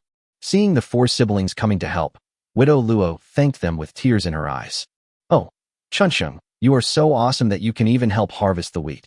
Gu Zhouyuan loaded the bundled wheat onto the mule's back and praised Chunsheng, who was trying hard to hold the wheat.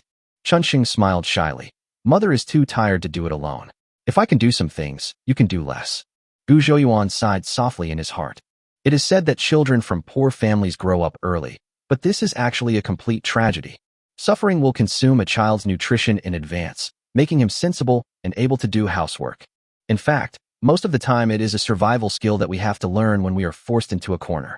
He touched Xuanxing's head and said with a smile, Now that there are so many of us harvesting wheat together, we can finish harvesting all the wheat soon. Thank you, Uncle Xiaoyuan, Chunxing said in a crisp voice. He saw Sidon, who was carrying the wheat with him, looking at him, and quickly added, Thank you, too, Uncle Sidon, Aunt Zhaodi, Uncle Dedi, and Grandma. After Gu Zhouyuan made 2 deliveries, he also joined the wheat harvesting team. 3 acres of thin land, so many people working together. Before the sun sets, all the crops have been harvested and transported home. The afterglow of the setting sun is like a layer of gauze, gently sprinkling on the earth. The clouds in the sky seemed to be on fire, revealing a warm, fiery red color. There were still people in the fields harvesting wheat, sweating profusely. Xiaoyuan. Gu Zhouyuan was feeding the mule with alfalfa when he heard someone calling him. He turned around and greeted. Second Grandpa? The village head strode over and asked, Have you harvested all the wheat? Seeing Gu Zhouyuan nod, he continued. Your sickle has been a great help this time, but you must do me one more favor. Let me borrow your mule cart. There's still a lot of wheat left in the village. Chapter 144, Teaching the Study of Things. The headman stood there for a while, waiting for the mule to finish eating all the grass in the trough. Then he took the reins, installed the cart frame, and pulled the mule cart away. After dinner, Gu Zhouyuan wrote 20 multiplication problems on a small wooden board. Gu Zhaodi and a few others sat around the table, copying the questions onto paper and calculating the answers. What's 7 times 6? 3 times 7 is 21, 4 times 7 is 28, 6 times 7 is 42. Yeah, the answer is 42. Sidon muttered to himself and wrote 42 on the paper. Sidon, just recite it silently in your mind. don't make any sound. Gu Zhouyuan coughed and warned. Oh, Sidon shrank his neck.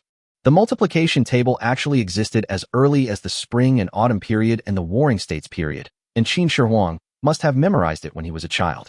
The siblings were all very smart, and they memorized all the formulas in just one night. Gu Zhouyuan is now mainly teaching them how to read and do simple arithmetic. Gu Zhouyuan plans to find a teacher to teach him the Sidon system in the future, so that he can perhaps pass the imperial examination and gain an honor. His approach is too advanced and not suitable for the educational model of this world. He is afraid of leading Sidon astray. Gu Dedi told Gu Zhouyuan that he had no plans to take part in the scientific examination. The eldest sister Gu Zhaodi was a woman, so naturally, she could not take part in the imperial examination. Gu Zhouyuan can teach with confidence and boldness. His teaching is imaginative and covers not only characters and calligraphy and mathematics, but also other subjects. Basically, I teach whatever I can think of. He corrected today's math homework. Only Gu Zhaodi got one wrong. She multiplied 9 by 5 and got 54. She got all the others right. It was still early, and Gu Zhouyuan squinted his eyes, thinking about what to teach them today. Every time this time comes, Gu Dedi is always the one looking forward to it the most. Compared with Chinese and mathematics, he prefers the study of nature. He found the ice making and the lever principle demonstrated in the previous class very interesting. I wonder what interesting things Mr. Xiaoyuan will talk about today, and what interesting experiments he will do later. Well, Xiaoyuan said that's called an experiment. Physics, chemistry, biology, geography. Gu Zhouyuan was still selecting today's topic in his mind. At this time, Xiaobai picked up a half-burned piece of wood in the kitchen and ran under the table, with Ping Tu chasing after it. Gu Zhouyuan's eyes lit up. Got it. He bent down and pulled the stick out of Xiaobai's mouth. He pointed at the piece of charcoal and asked the three people, "What can we do with the ash from burnt wood?" Sidon raised his hand. "I know. It can be made into a charcoal pen for writing and drawing." Gu Zhouyuan knew that he had worded the question incorrectly, so he turned and went into the kitchen and filled a bucket with some wood ash. What's the use of this wood ashes? He put the bucket on the ground. It can be used to fertilize the soil. Lu sat at the door, thought for a while, and raised her right hand. She suddenly remembered the rule that Gu Zhouyuan set for Sidon and the others.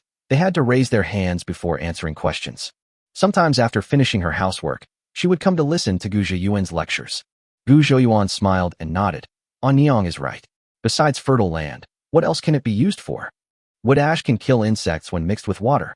Gu Dedi thought for a while and said, when the vegetables in the field were infested with insects, he would mix some wood ash into the water and sprinkle it on the leaves to kill or drive away the insects.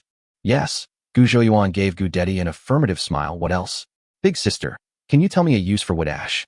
Gu Zhouyuan has completely put himself into the role of a teacher, patiently guiding a group of students. Gu Zhaodi held her chin in her hand and thought for a while, then raised her eyes and said, wood ash can also be used to wash clothes and hair. Gu Zhouyuan clapped his hands and said, Big sister is right. But have you ever thought about why wood ash, although dirty, can clean things instead of making them dirtier the more you wash it? Everyone frowned and began to think. But they had never studied chemistry, so naturally they didn't know that the main component of wood ash was potassium carbonate. It has good water solubility and can form alkaline solution in water. This alkaline solution can undergo a saponification reaction with the oil stains on clothes, decomposing the oil stains from the clothes, thereby achieving the effect of removing the oil stains. There must be something special in the wood ash, just like pig pancreas, oily but able to wash away the oil on your hands. Gu Dedi thought. Gu Zhouyuan's eyes lit up. Second brother has a good brain. Putting wood ash in water will turn it into alkaline water. Gu Zhouyuan tried his best to explain in a language they could understand. It can wash away oil stains because alkaline water reacts with the oil to produce a saponification reaction. Having said this, he paused and found that there were indeed pairs of confused eyes looking at him. Let's do a little experiment. Gu Zhouyuan continued. The three siblings were all excited. Every little experiment was very interesting. By the way, they could understand a lot of principles that they often encountered in their lives but could not understand before. Especially Gu Dedi, his eyes were shining with excitement. Every time he finished an experiment, he would record the experimental process in detail in a small notebook and take it out to read it over and over again when he was free. He had successfully reinvented the lever principle and ice making by himself. Come on, let's go to the yard. I'll make something good for you. Gu Zhouyuan walked outside with a bucket. Everyone looked at each other, then quickly got up and followed him out. Gu Zhouyuan scooped a few scoops of water into the wooden basin, and then poured the ashes in the bucket into it. Sidon, go get some more wood ash from under the stove. Gu Zhouyuan handed over the bucket. After a while, Sidon came over with a bucket full of wood ash. Gu Zhouyuan poured all the wood ash into the wooden basin and stirred it a few times with a wooden stick.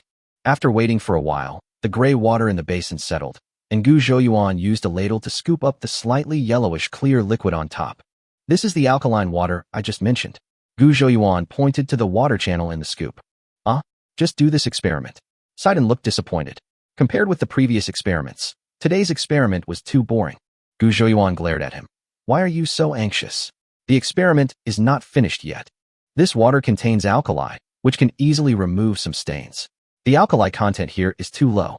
I will concentrate the alkali solution next. The method I will use is heating and evaporation.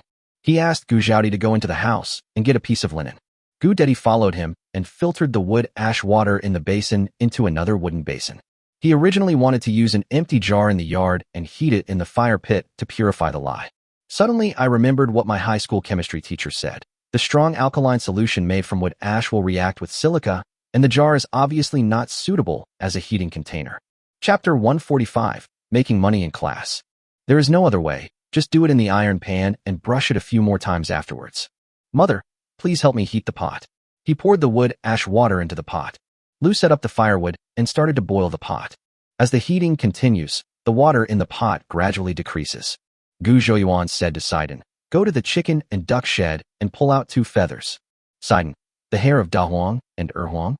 Gu Zhouyuan glanced at him and said, whatever, duck feathers or goose feathers will do. Sidon stretched out his short legs and ran out.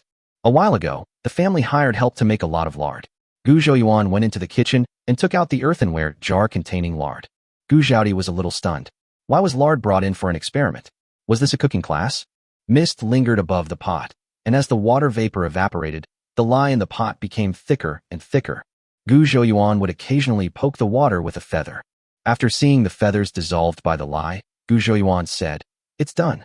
The ability to dissolve feathers proves that the pH value of the lye has reached above 12. After making the concentrated lye, Gu Zhouyuan asked Lu to take out the firewood and rice in the stove, leaving only a small piece to burn slowly. It is summer now and the lard has not solidified. Gu Zhouyuan scooped up the lard with a spoon and added it to the lye. When the whole family saw Gu Zhouyuan adding lard to the wood ash water, they were all stunned. Lard is a good thing. Just add a little bit of it when cooking and the dishes will become fragrant. Seeing Gu Zhouyuan wasting the precious lard, Lu reached out to stop him, but she opened her mouth and endured it. Xiao Yuan must have his reasons for doing this. She thought to herself. It was Gu Zhiyuan's various behaviors these days that naturally gave her a sense of trust. Not only her, but Gu Zhaodi and her 2 siblings also felt the same way. The 3 of them were just slightly stunned, but did not show any suspicion towards Gu Zhouyuan. Gu Zhouyuan kept stirring the pot with a wooden stick. His physique had been strengthened by the system, so he didn't feel tired at all. But after a while, Gu Dedi came over, took the stick from his hand and said, stir it? I can do that too. You take a break. The 2 of them took turns, and the solution in the pot slowly changed. It became whiter and thicker. Gu Zhouyuan stuck the chopsticks into the pot and found that the chopsticks could stand up. He then knew that the saponification reaction was complete. How did it become like this? It's like. Sidon was surprised. He didn't have much experience and couldn't say what it looked like. It looks like they're making malt sugar. Lu poked her head out and said, the soap made in this way is not hard enough, especially in summer. It is soft and inconvenient to use. Sister, please help me get the salt shaker. Gu Zhouyuan turned his head and said. Gu Zhaodi nodded and trotted into the kitchen to get the salt jar. Second brother, you stir it. Gu Dedi took the wooden stick as he was told and stirred the pot vigorously. Gu Zhouyuan took out a bowl of saturated salt water and slowly added it to the pot. Second brother, stir it slowly. As salt is added, the soap gradually precipitates out of the solution, forming flocculent or lumpy precipitates. This is salt precipitation. Gu Zhouyuan took the stick and continued stirring for a while to ensure that the salt was fully effective. Then stopped stirring and let the soap sit. Since the soap is less dense than the solution, it will float on top, while the lower layer of liquid containing glycerin and impurities will sink to the bottom. Gu Zhouyuan clapped his hands and shouted, success! He picked up the shovel and suddenly realized that he had made the soap on a whim and had not made the mold in advance. It doesn't matter. He pulled the vegetable basin over and used a shovel to scrape the yellowish paste into the basin. When it cools down slowly, it will become a large piece of soap in the shape of a basin. Gu Zhouyuan stared at the remaining liquid in the pot in a daze. Glycerol, added with a certain proportion of nitric acid, can be made into glyceryl trinitrate, which is the famous nitroammonia explosive. Glycerin also has strong hygroscopic and moisturizing properties and can be made into skincare products. It can even be made into a suppository to treat constipation. But he doesn't have time to study these things now. He looked at the soap in the tub and calculated the cost of the soap. The cost of this thing is neither high nor low, and the biggest expense is lard. However, you can look for cheaper oils later on, such as tung seed oil, palm oil, etc. to reduce costs. Third brother, what kind of pastry did you make? Can we eat it now? Sidon leaned on the edge of the wooden basin and swallowed his saliva. Is this really a cooking lesson?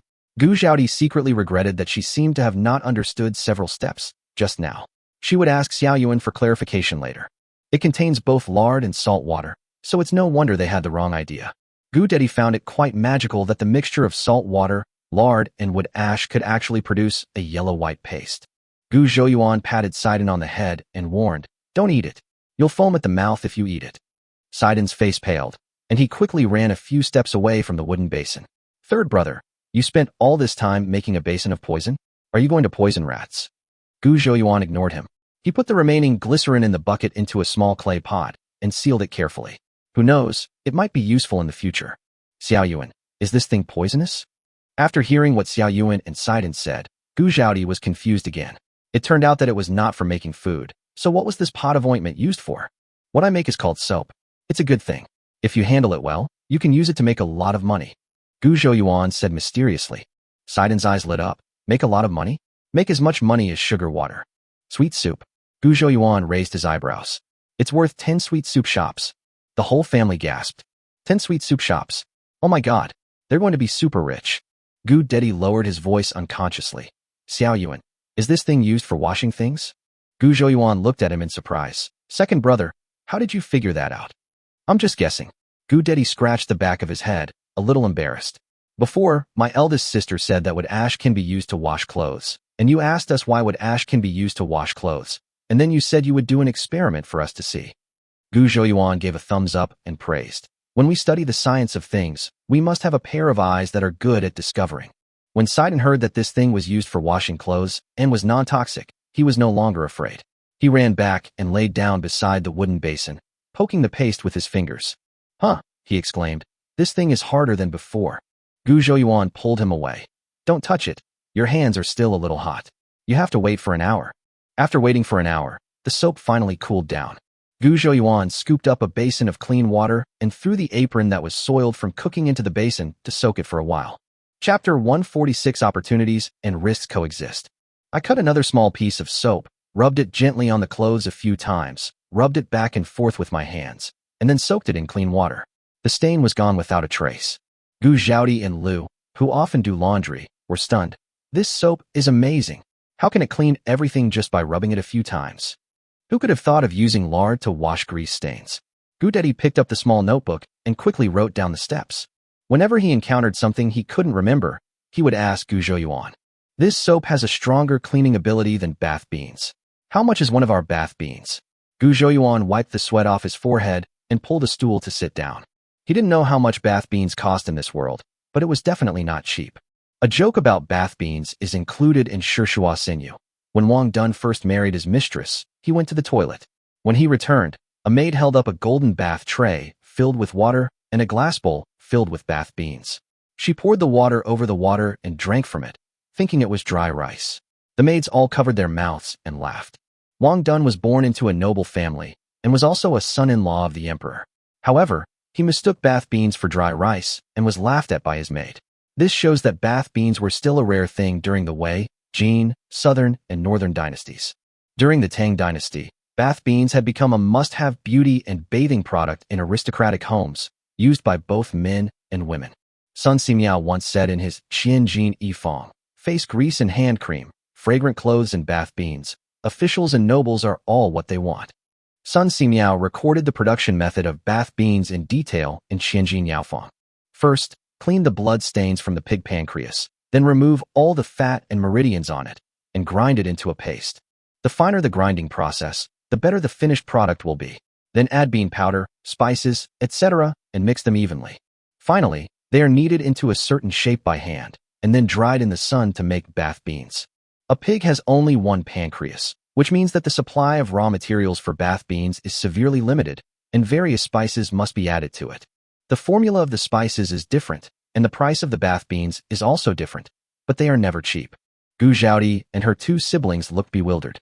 They had only been to the county town a few times in their lives, and no one in the village had ever bought bath beans, so they naturally didn't know the price of bath beans. After all, Lu was so old.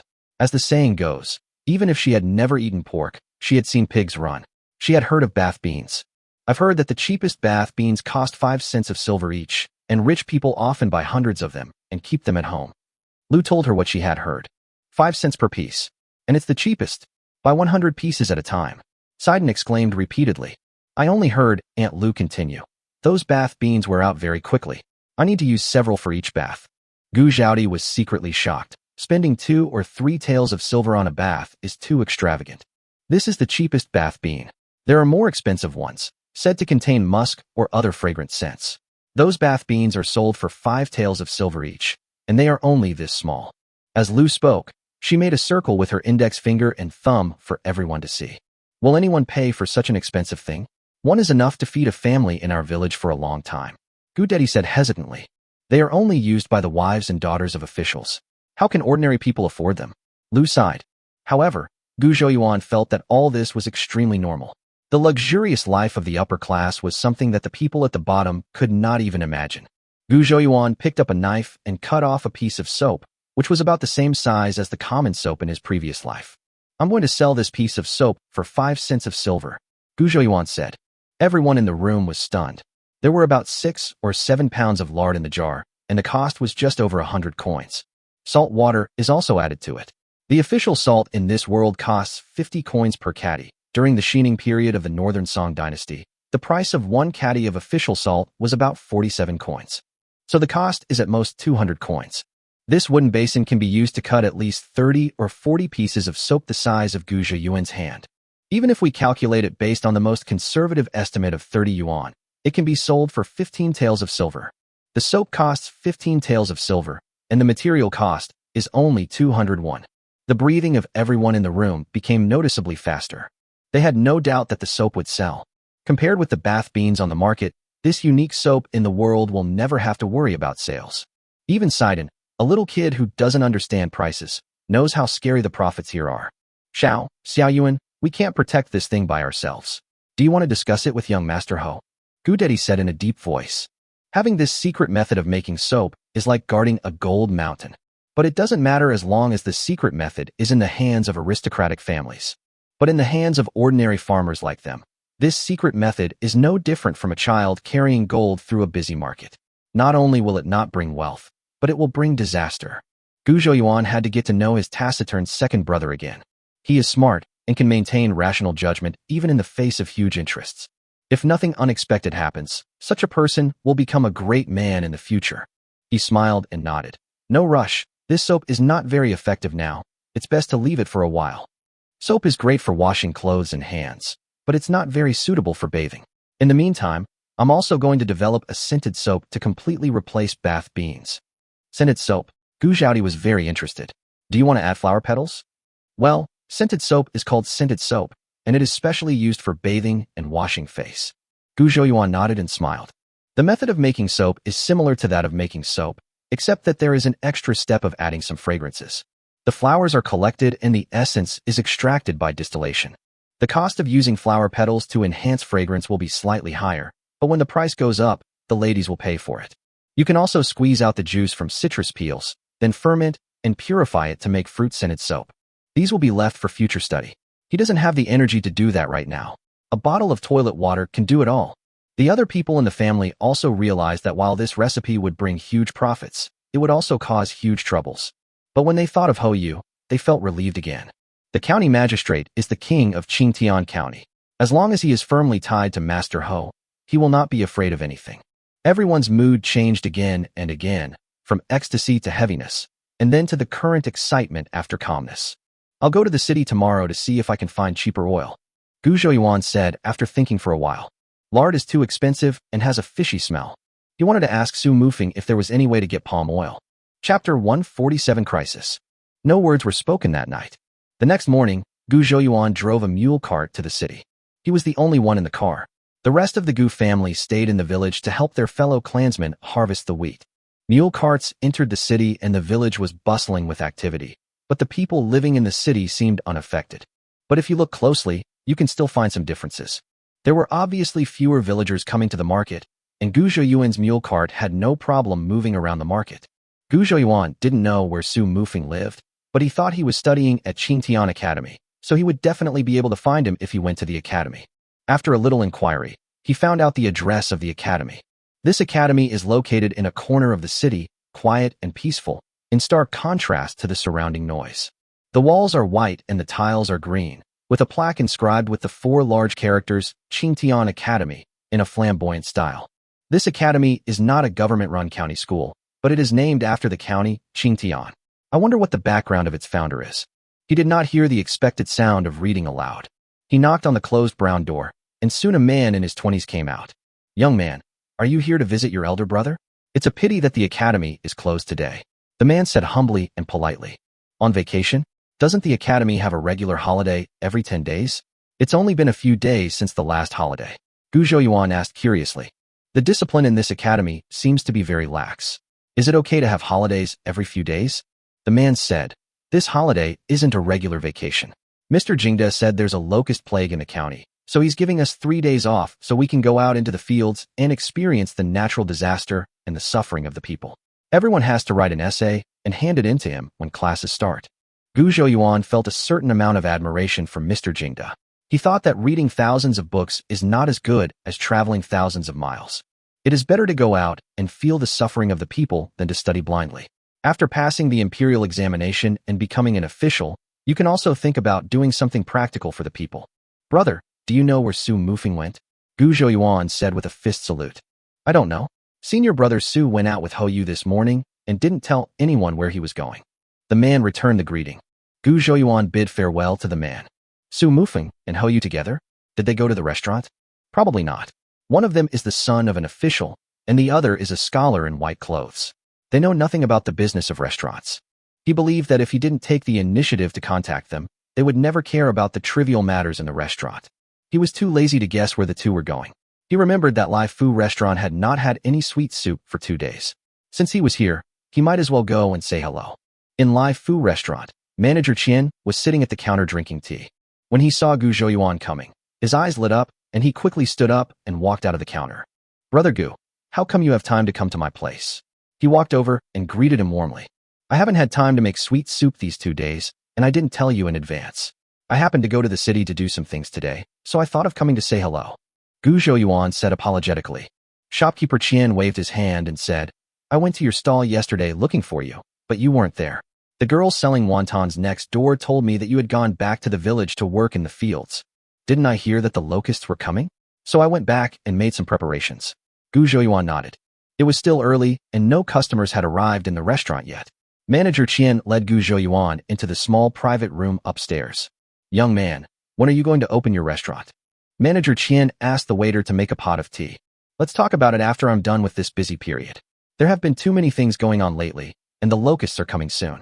We farmers are most afraid of our crops being eaten by insects."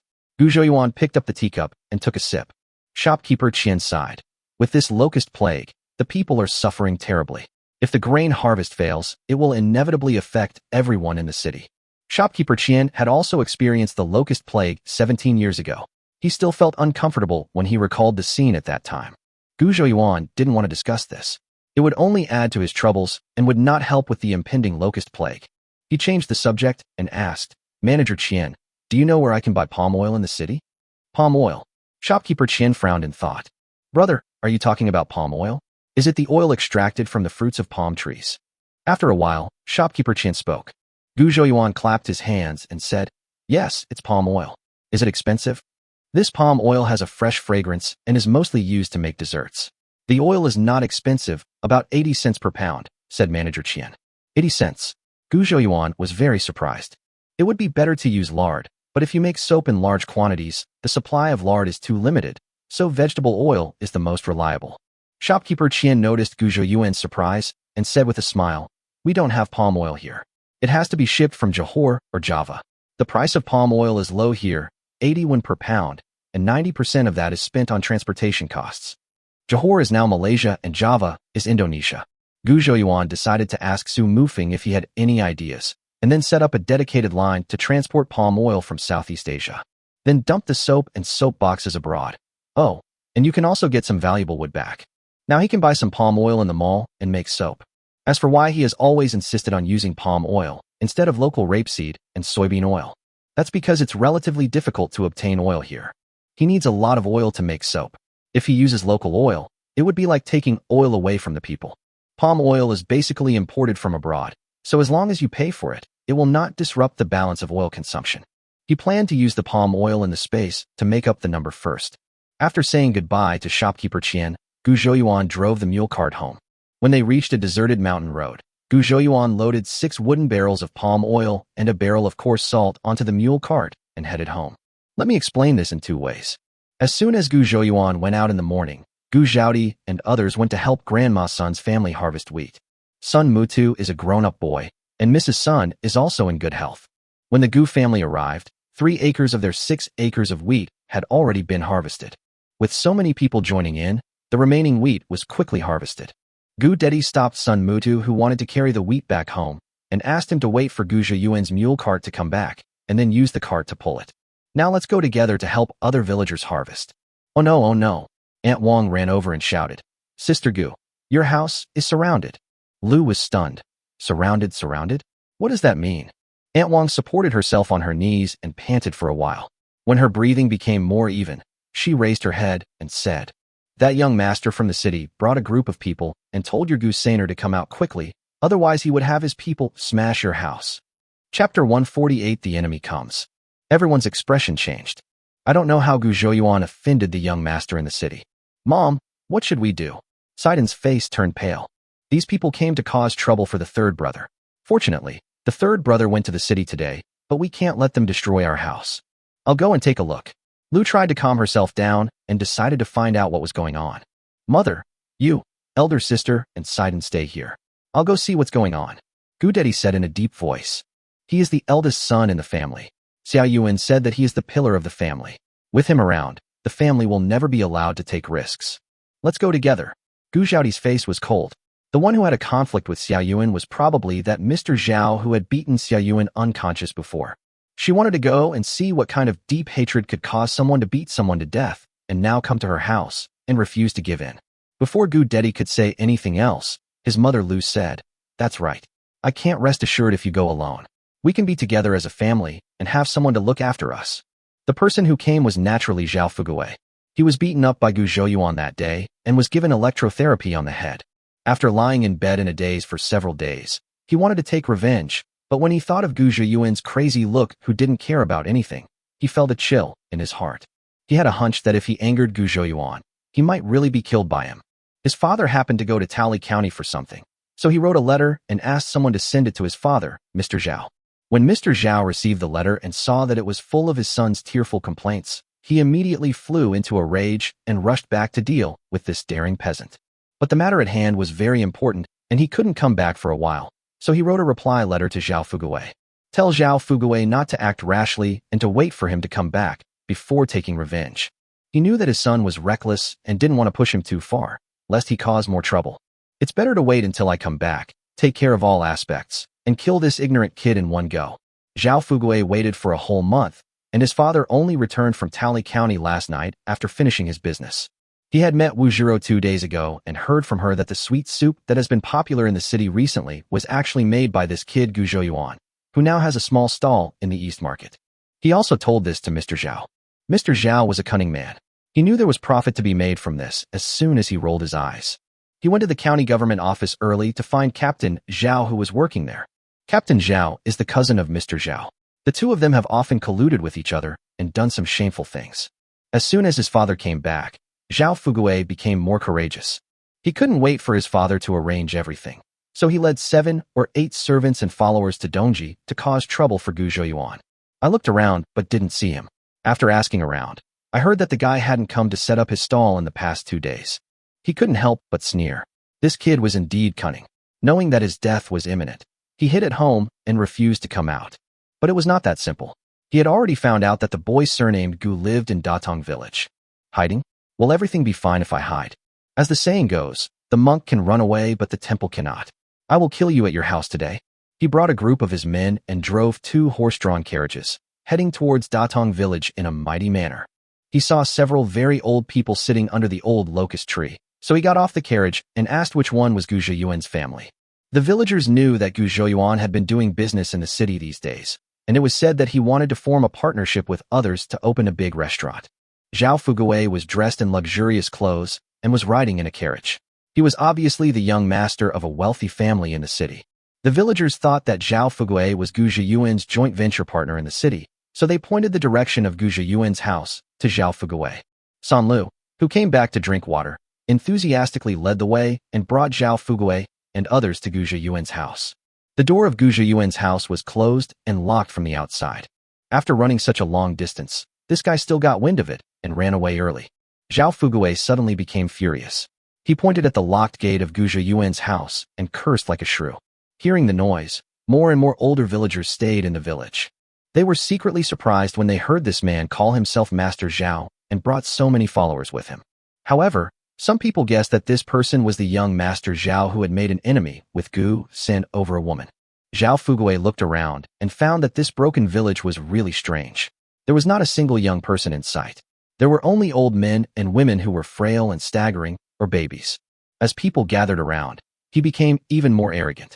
He kicked the gate and shouted, "Gu Zhiyuan, aren't you a good fighter? Why are you acting like a coward now? I'll wait for another cup of tea. If you don't get out here and kowtow and apologize, I'll destroy your house." He was sure that Gu Zhiyuan had heard the news and was hiding, and the unruly villagers in the village must also know about it. He gave the villagers a stick of incense to inform Gu Zhiyuan. He will not give up until he gets a piece of Gu Zhiyuan's mind today. Sure enough, he saw a woman next door running away in a hurry, probably to inform Gu Zhiyuan. Zhao Fugui waited for a while and became more and more impatient. He waved his hand, and 2 strong men came out. "Take down this broken door for me," Zhao Fugui said majestically, with one hand on his waist. The subordinate nodded, and the 2 of them rushed towards the gate together. With a loud bang, the gate, which was not very strong to begin with, was suddenly knocked into the yard. Zhao Fugui swaggered into the yard. Xiaobai rushed over and barked at Zhao Fugui, "Woof, woof, woof." The flat-headed guy also rested his head on Zhao Fugui's calf. Zhao Fugui kicked Ping-Tu and made him fall over. "What are you doing?" A man in his 70s walked out of the crowd with a cane and shouted, "What do you have to do here, old man? Go away and stand aside." A skinny man under Zhao Fugui said unhappily, "I'm Gu Manjiao's 3rd great-uncle. You're breaking into houses and picking locks in broad daylight. Are you robbers?" The 3rd great-uncle slammed his crutch to the ground and said angrily, "What the hell is Gu Manjiao?" Zhao Fugui was getting annoyed by the repeated knocks from the flat-headed man. He said to one of his men, "Give me your stick." His men hurriedly handed him the stick. He swung the stick and was about to hit the guy with the flat head. "Stop!" A loud shout came. Chapter 149, The Arrogant Mr. Zhao. Gu Dedi ran over, glared at Zhao Fugui, and said coldly, "Who are you? Why are you causing trouble in my house?" "You're home." Zhao Fugui raised his eyebrows. He handed the stick back to his attendant, walked out of the yard, and looked at Gu Dedi with interest. "Who is Gu Zhiyuan to you?" "I'm his 2nd brother. What do you want from my Xiaoyuan?" Gu Dedi said with clenched fists. At this time, Lu, Gu Zhaodi and Sidon also walked to the gate of the courtyard. "Oh," Zhao Fugui laughed strangely. "Gu Zhiyuan is such a coward, so he asked you to step in and take over?" "My 3rd brother is not a coward." Sidon couldn't help but shout, and then quickly hid behind Gu Zhaodi again. "Your 3rd brother?" Zhao Fugui turned to look over. "So, you should be Gu Zhiyuan's sister, and you are his mother." He pointed at Gu Zhaodi and Lu. "It was you who hit Xiaoyuan on the head last time, right?" Gu Zhaodi's voice trembled a little. She was most afraid of such scenes, but at this moment her anger suppressed the fear in her heart. She bit her lower lip with her pearly teeth. A faint blush appeared on her cheeks. Her eyebrows were slightly furrowed in anger, and there were flames of anger in her eyes. Zhao Fugui was stunned. He always thought that women in the countryside were rough, dark and thin, but he didn't expect that this boy's sister was so pretty. Seeing Zhao Fugui staring at her with burning eyes, Gu Zhaodi felt a little scared and took a step back unconsciously. Gu Dedi stood in front of her and said coldly, We haven't had time to settle the score with you for beating someone up last time, and you still dare to bring people here to cause trouble? Ha ha ha. Are you looking for me to settle the score?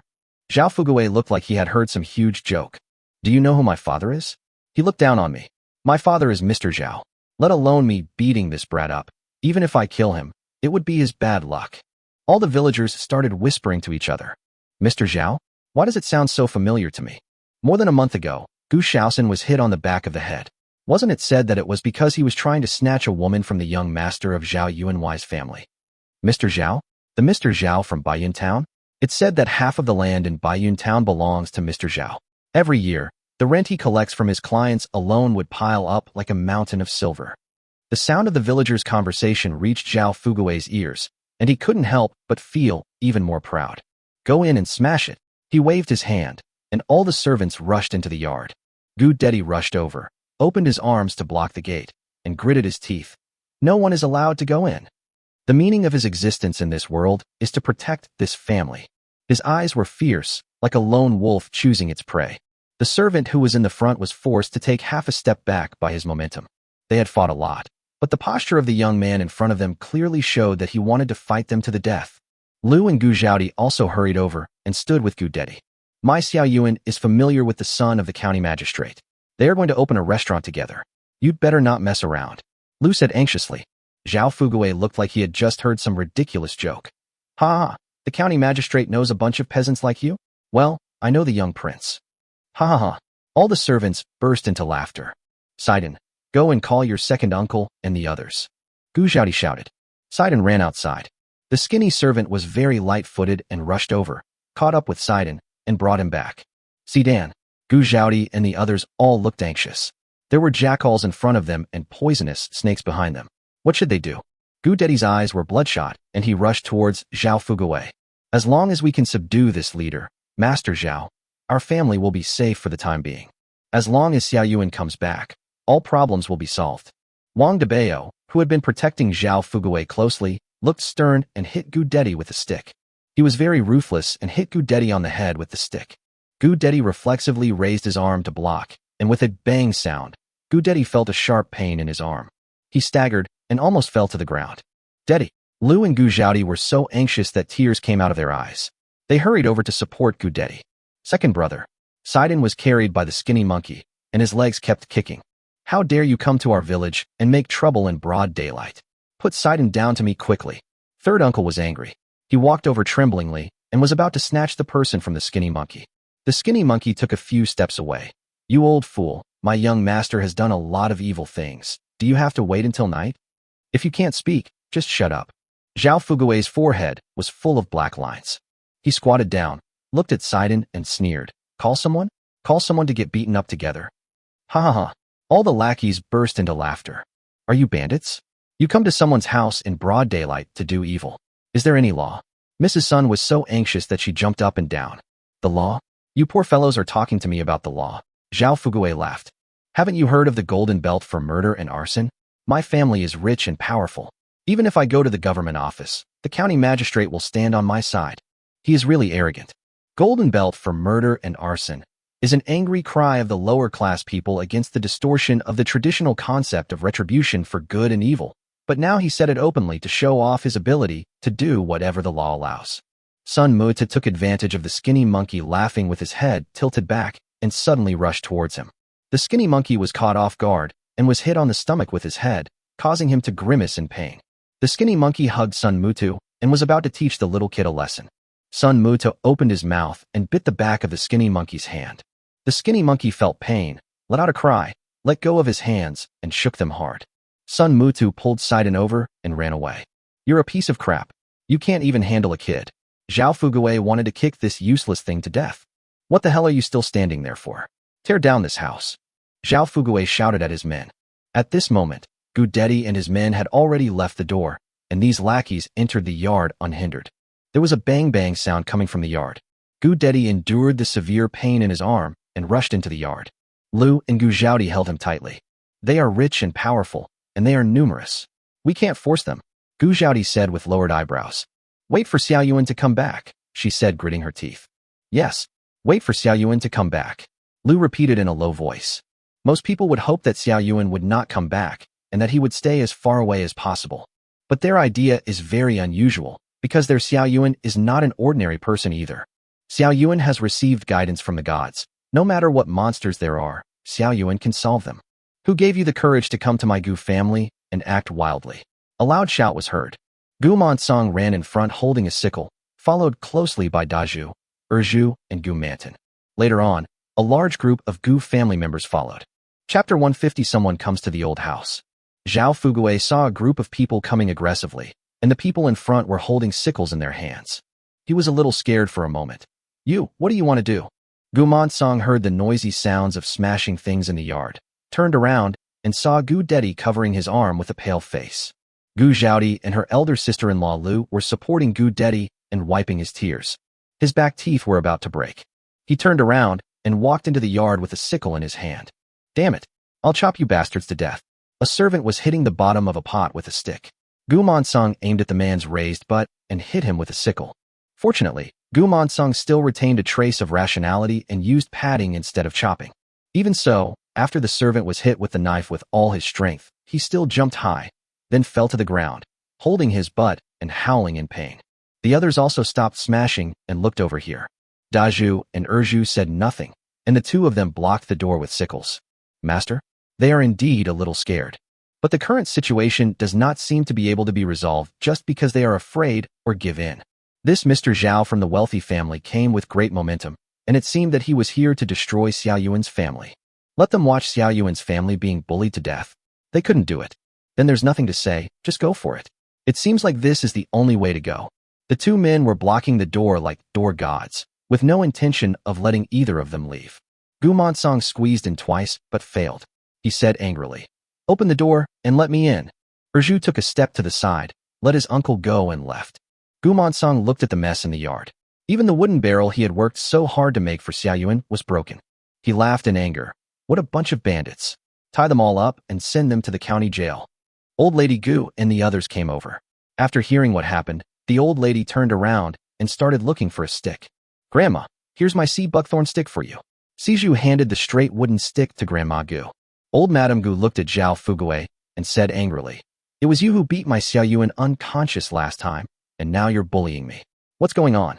Do you really think there's no one left in my Gu family?" Sun went over to comfort Gu Zhaodi and the others. Wang ran over and pulled Sidon away, and stood at the back of the group with Sanyu. Zhao Fuguei was a little confused. Why was this different from what he expected? Shouldn't these peasants be trembling in fear and begging me to let them go? Why are they all so tough? In fact, it was also his fault. If he had shown off his muscles and strength as soon as he arrived, and put pressure on the Gu family, they would most likely have given in. At the very least, they will apologize and beg for forgiveness. After all, the official is rich and powerful, and no one wants to offend him. But as soon as this brainless Mr. Zhao arrived, he acted like he was going to kill me and not stop until I die. He has blocked all of people's escape routes. So how can he blame others for fighting to the death? Just like people are afraid of dogs, that's before the dogs bite them. Once a dog bites a person, the person will no longer be afraid of anything and will most likely be able to kill the vicious dog with bare hands. Zhao Fuguei does things without thinking, which is why Zhao Yuanwei told him not to act rashly and to wait for him to come back before taking revenge. Two groups of people were confronting each other in the yard.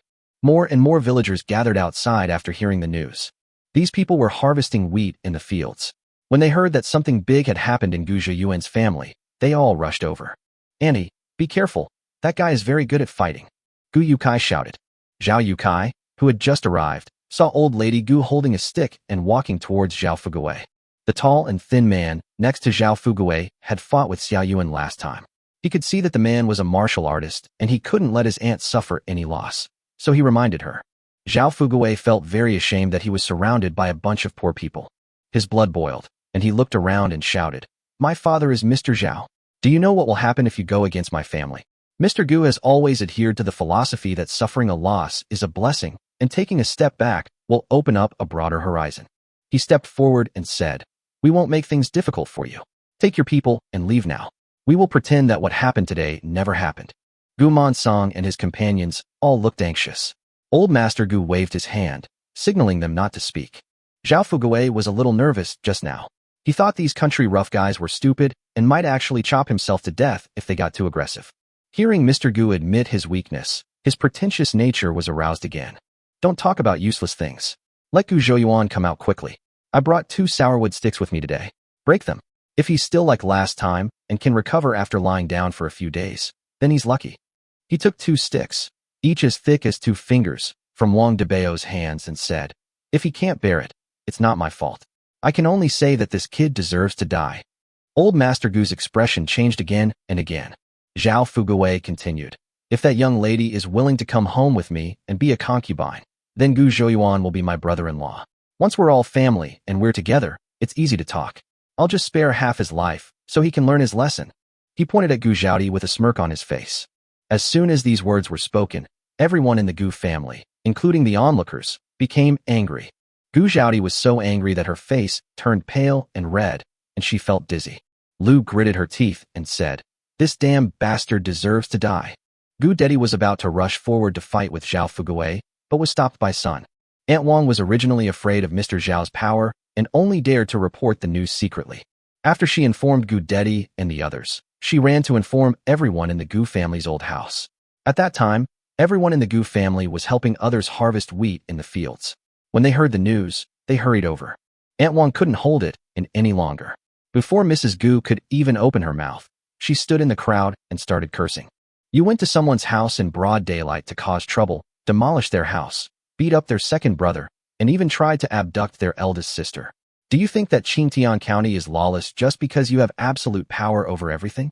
All the villagers were filled with righteous indignation and started pointing at Zhao Fugui and scolding him. When Mr. Gu saw Mrs. Gu rolling up her sleeves and about to start scolding him, he pulled her. Old Mrs. Gu raised her eyebrows. This old man has been a coward for most of his life. Now that someone has taken advantage of him and shit on him, why is he still swallowing his anger? Just as she was about to explode, she saw Old Man Gu's face dark as water. He said coldly to Zhao Fugui, "Old man, I can see that young Master Zhao wants my Gu family to be destroyed. Well then, don't even think about leaving this village today." Old Mrs. Gu swallowed the words that were about to come out of her mouth and grabbed Old Man Gu's hand. Chapter 151, Gratitude. The old couple looked at each other and saw the determination in each other's eyes. Zhao Fugui opened his mouth. "Why did things go astray again? I saw more and more people gathering, and the people who came later were all strong laborers.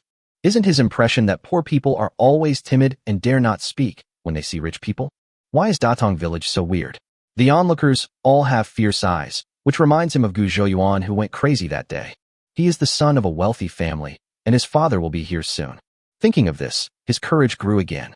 "Datong village, huh? Can you stay in this village all your life and never go out? As long as you step out of this village, I have 100 ways to deal with you," Zhao Fugui said sinisterly. When these words were spoken, the villagers had different expressions. Just now everyone was so angry that they wanted to beat these outsiders who came to cause trouble to death. Now that I think about it calmly, the consequences of going against the master will be very serious. Some people lowered their heads, but some others walked out of the crowd. We'll talk about the future later. If you want to beat up people and tear down houses in our Datong village today and rob our daughters, then you have to ask the sickles and shoulder poles in our hands if we agree. Zhao Ergu pounded the carrying pole to the ground and shouted loudly. He has always been a person who hates evil. Previously, Gu Zhouyuan beat and scolded his siblings at home and stole the family's food to exchange for alcohol outside. He hated Gu Zhouyuan very much and wanted to say something bad about him whenever he saw him. Aunt Gu and Gu Zhaodi were still protecting Gu Zhouyuan, so he began to hate everyone in the Gu family. Later, Gu Zhouyuan changed. He became very good at fighting and even beat himself up. He also became capable, hunting wild boars and digging ginseng. Later, he made a lot of money selling sweet soup, and I heard that he wanted to open a restaurant. He didn't admire Gu Zhiyuan's ability to make money, nor did he, Zhao Ergu, change his attitude just because the Gu family became rich. What he admired was that even though Gu Zhouyuan was rich, he still cared about the villagers. He led the villagers to dig canals and process cassava. This time he also got a hammer so that everyone could finish harvesting the wheat. Gu Zhouyuan has done so much for the village. His family is in trouble now. What's wrong with him helping out? Mrs. Zhao panicked and tried her best to pull Zhao Ergu back. Are you crazy, Ergu? They're not coming here for you. There are so many people with the surname Gu in the village. Why would they want someone with the surname Zhao to step in and take the lead? He's the son of a wealthy family. Dealing with us poor people is as easy as crushing a grasshopper. You have a family to support, so don't act on impulse and get yourself into big trouble. She cried and wailed, but Zhao Ergu stood there motionless, saying to his wife Fong, "Hurry up and take my mother away."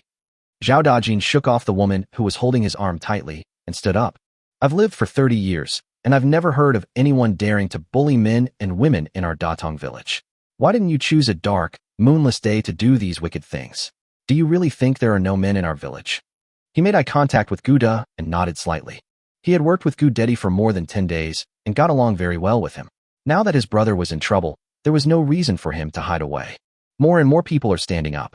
Zhao Yukai, Chao Yozi, Zhao Youfu, Aunt Wang, Widow Luo, Mrs. Sun, Chun Mei, and many other people who had worked in Gu Zhiyuan's house. Finally, most of the villagers who were watching came out. They remembered everything Gu Zhiyuan had done for the village, one by one. If Gu Zhiyuan were here, he would definitely sigh. "Who the hell called me a saint? Just be yourself, and let your conscience do the rest." The villagers looked grim, and they might not dare to hit the young master of the wealthy family. But there should be no problem in standing up to help and protecting Gu Zhiyuan's family in their own village. At the gate of the yard, there was a huge crowd of people, and more people were joining in. Zhao Fuguei finally felt a little regretful. He could deal with the farmers, but he could not fight against the entire village. If he had known this earlier, he wouldn't be so anxious and would have waited for his father to come over. Now he was stuck here, neither able to leave nor stay. Wang Debao whispered in his ear, "Master, a wise man never suffers a loss in front of him. Let's go back first. When we are ready, we can take the place back." Zhao Fuguei's eyes flashed. He came here with great vigor and confidence. If he ran away in such a disgraceful manner, he would lose all his face. Now there is only one word: wait. Wait for his father to come. His father is more insidious and cunning than him. Oh no, he is 100 times more far-sighted. As long as Dad comes, I guarantee these poor guys will behave themselves. He had seen many times his father use tricks to force people to sell their children and destroy their families. Zhao Fuguei snorted coldly, crossed his arms, and stood there without saying a word. Dr. Wei felt Gu Dedi's hanging right arm for a few times and said in a deep voice, "The bone is broken. I'll go home and get some bone-reinforcing plaster. After applying the medicine, I'll put on a splint." Gu Zhaodi and Lu were both heartbroken and cried. Sidon shook off Aunt San and ran over crying. "Second brother, are you in pain?" Gu Dedi was hit by a stick at that time, and he knew it himself. This time his arm was probably broken. At this moment, his expression didn't change at all. He said comfortingly, "It's okay, it doesn't hurt much. Wait for third brother to come back." Sidon looked at Zhao Fuguei and said viciously. At this time, a group of people were walking towards this side from a distance. The leader was the village head. He happened to be patrolling the wheat field farthest from the village and had no idea that something had happened in the village. Later, when he was almost at the village, he heard about it and hurried over. "Mr. Zhao, right? This is Datong village, not your Baiyun town," the village head shouted coldly. "Who are you?" Zhao Fuguei frowned when he saw that the head of the village had an unusual demeanor. "I am the head of Datong village. Does your father, Zhao Baiwan, know about the stupid things you've done?" The village head saw the mess in the yard through the low wall and asked Zhao Fuguei in a deep voice. "You know my father is Zhao Baiwan, and you still dare to talk to me like this?" Zhao Fuguei asked curiously. "Talking to you like this?" The village head looked at the idiot in front of him. "Even if your father, Zhao Baiwan, came, he would have to think carefully before talking to me in Datong village." As a grassroots administrative position, the Li Zheng was responsible for the affairs of a Li. The number of households in a Li varied in different dynasties, generally around 110 households, including household registration management, tax collection, and conscription of corvée labor. The villages in Qingtian County were often separated by mountains, so it was not convenient for one person to manage several villages. Therefore, it was stipulated that each village should have a headman, just like the village chief in later generations. They are able to communicate directly with the government and exercise power on its behalf. For example, in tax collection work, the village head has the right to urge every household to pay taxes on time and in full, and any delay or tax resistance can be reported to the government for punishment. Chapter 152 Tie them all up. Mr. Zhao came from a wealthy family and owned a large amount of land and shops. The strong economic strength enables these officials to dominate local economic activities. For example, they can exert influence by controlling food prices and monopolizing local business channels. As a member of the local gentry, Yuan Wei had extensive contacts with literati and even local officials. They can use these relationships to advance their own interests or local affairs at a higher level. For example, A clerk can use his connections with officials to influence the implementation of certain policies in the local area. Mr. Zhao has strong financial strength and is good at managing interpersonal relationships and may have more influence on economic and social affairs. Gu Lijing is honest and incorruptible and strictly implements government policies, so his power in official affairs will be more prominent. There is no question of either being afraid of the other. However, this is Datong village after all, which is Gu Guangzong's territory. He was unable to protect Xiao Yuan's family when a young boy and his men came to kill him. He didn't know how to explain to Gu Zhouyuan when the time came. He looked at Mr. Gu, his eyes full of guilt. Brother, Old Master Gu waved his hands, his voice a little heavy. They beat up the second son of the Manjiao family, and they wanted to take the eldest girl away. They also wanted to kill Xiao Yuan. The village head was stunned for a moment. He only heard that someone came to cause trouble for Xiao Yuan, and he also saw some things being smashed in the yard. But I didn't expect that this little bastard surnamed Zhao would bully others to this extent. Damn it. The village head couldn't remember how long it had been since he had cursed. All the men of the Gu family, stand up, the village head roared. He is not only the head of the village, but also the current patriarch of the Gu family. His father was the patriarch before him, and his eldest brother died young.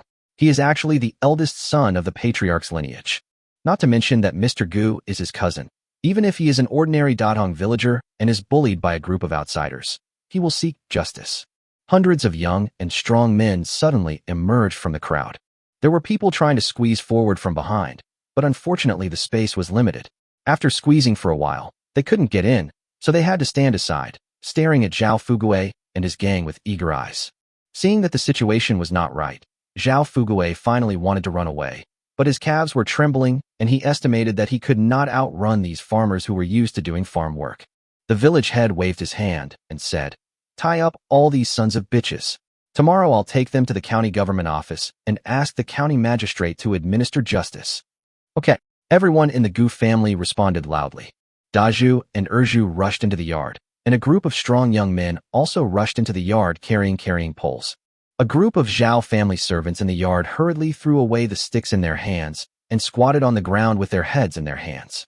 Gu Monsong and his men found a rope and tied the man up tightly. Wang Debao raised the stick in his hand and wanted to fight again. He is a desperado who has killed people. If he were to go to the county government office and get caught, wouldn't he be finished? But he saw hundreds of people, half of whom were holding shining sickles. He suddenly felt that fighting and killing was quite boring. He threw the stick to the ground, put his hands together and stretched them out, cooperating with people to tie him up. Zhao Fuguei's legs were shaking with fear. He didn't know how things had developed to this point. Gu Zhouyuan is weird. The Gu family is weird. The village head is weird. This whole village is fucking weird. Fortunately, although the villagers were angry, they did not attack him. They just used more force when tying the rope, which made his arm numb. Zhao Fuguei and his group of 9 masters and servants were piled outside the courtyard wall like dead dogs. "Guangzong," old Master Gu called out. The village head turned around and saw that his cousin always called him his second uncle when he was young. Later, when he had a grandson, he changed his name to his second grandfather. It was not common to call him Guangzong like this. "I'm sorry to put you in a difficult position." Old Master Gu sighed. He could stay in Datong village all his life, but his brother is the village head. The village head had to go out and deal with officials and local gentry. This time, for the sake of his family, he offended Mr. Zhao and made a powerful enemy outside. He was very worried and guilty. The village head patted Mr. Gu on the shoulder and said calmly, "I am the head of this village. My last name is Gu. These are what I should do." Gu Daddy's arm had been fixed with a splint and hung with a cloth strip. When the mother and her friends looked into the yard, they found Xiao Bai and Ping Tu trapped under the collapsed doghouse. Sidon quickly moved the wooden boards away. Xiao Bai was whimpering, but it seemed that he was not seriously injured. Flathead had thick skin and tough flesh, and as soon as he was rescued, he hummed and nudged Sidon's legs. "Let's all go. There's still some wheat left in the field. More people should go and pick it up together," the village head said loudly. Seeing that the matter was temporarily settled, the villagers were about to disperse. "You are so brave," an angry voice came. Everyone looked in the direction of the sound. 2 horse-drawn carriages were driving along the village road, heading towards here. The carriage had no carriage and was like a mule cart pulling goods, with a wooden frame at the back. At this time, the carriage was full of people. On the shaft of the carriage in front, a fat middle-aged man dressed like a wealthy man was trying hard to open his small eyes wide and was furious. Behind him, 10 servants were squeezed on the carriage frame. each holding a stick in his hand. Zhao Baiwan. Gu Lijing's eyes flashed. Gu Guangzong, you are so arrogant. How dare you kidnap my son? Do you think being a village head is boring and want to become a bandit instead? What's the matter? How much ransom do you want to release the son? Mr. Zhao put a big hat on him. Hearing that Mr. Zhao was the first to complain, Gu Lijing was so angry that he laughed. He said with a fake smile, Zhao Baiwan, you're still as shameless as ever. You're throwing mud and then crying thief. You're getting better and better at this trick. As soon as the two met, there was a lot of tension and they were at loggerheads. All the servants and thugs on the carriage jumped off, and 10 of them stood behind Mr. Zhao with sticks in their hands, looking very imposing. Gu Lijing was stunned. You think you have more people in Datong village than me? Huh. The villagers all gathered behind him. There were hundreds of men and women, and at first glance, it was a sea of heads. Cold sweat appeared on Mr. Zhao's forehead. He generally doesn't like to go to the village to get into conflict with others. These poor farmers in the mountains are very clingy and difficult to deal with. As the saying goes, a strong dragon cannot defeat a local snake. If he really wants to do something in the village, he has to establish a good relationship with the head of the village first. But this time it didn't work, because his stupid son got there first and messed up all his steps. But fortunately, he was thoughtful and invited a big Buddha. He suppressed the anger in his heart and looked at the carriage behind him. Chapter 153, False Accusations. The village head also looked back following Mr. Zhao's gaze. The carriage behind was approaching. Gu Lijing's pupils shrank. He knew this person, who was one of the only 2 chief constables in the county government, Zhao Daqiang. This Captain Zhao is Zhao Baiwan's cousin and is highly regarded by the county magistrate. I'm afraid today's events will cause more twists and turns. He gathered his thoughts, a smile plastered on his face, and stepped forward. Captain Zhao, are you here to track down the criminals? I just caught this gang of burglars, and you're bringing people here. You're truly a master detective. Captain Zhao chuckled and said, I am indeed here to hunt down bandits. Recently, a group of bandits have been very rampant, robbing people on the road and kidnapping them for ransom. I got a clue that this gang of bandits is hiding in Datong village. How come Gu Lijing has already caught them? That would be a great achievement. Captain Zhao pretended to be surprised and delighted.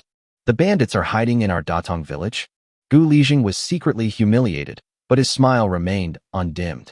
He pointed at a group of people gathered against the wall and said, these guys broke into a house in broad daylight, abducted a woman, and even injured the owner. I wonder if they're the bandits you're looking for, Captain Zhao. Oh, then wait until I bring the person back and interrogate him slowly. Come on. Captain Zhao waved his hand, and his runners helped up the people tied to the wall. As soon as the rag in Zhao Fugui's mouth was removed, he shouted, Dad, Uncle Chong. Zhao Baiwan glared at him, and Zhao Fugui quickly shut his mouth. Captain Zhao looked at his nephew in such a state of disgrace, his brows furrowed slightly, and he cursed inwardly, idiot. He didn't know how many times he had to clean up his ass for this thing. If Zhao Baiwan wasn't his cousin, and if his cousin didn't give him a lot of benefits every year, he wouldn't bother to care about this kid. Gu Lijing pretended not to hear what Zhao Fugui said, turned a blind eye, and asked the Yamen runners to untie Zhao Fugui and the others. He naturally knew the relationship between Captain Zhao and Zhao Fugui and the others, and he also knew that once the person was taken away, the follow-up would definitely be left unresolved. But this is the best result he can strive for. Zhao Di is saved, Xiao Yuan is saved, and he has to bear some losses. Under the powerful situation, he has to bow his head.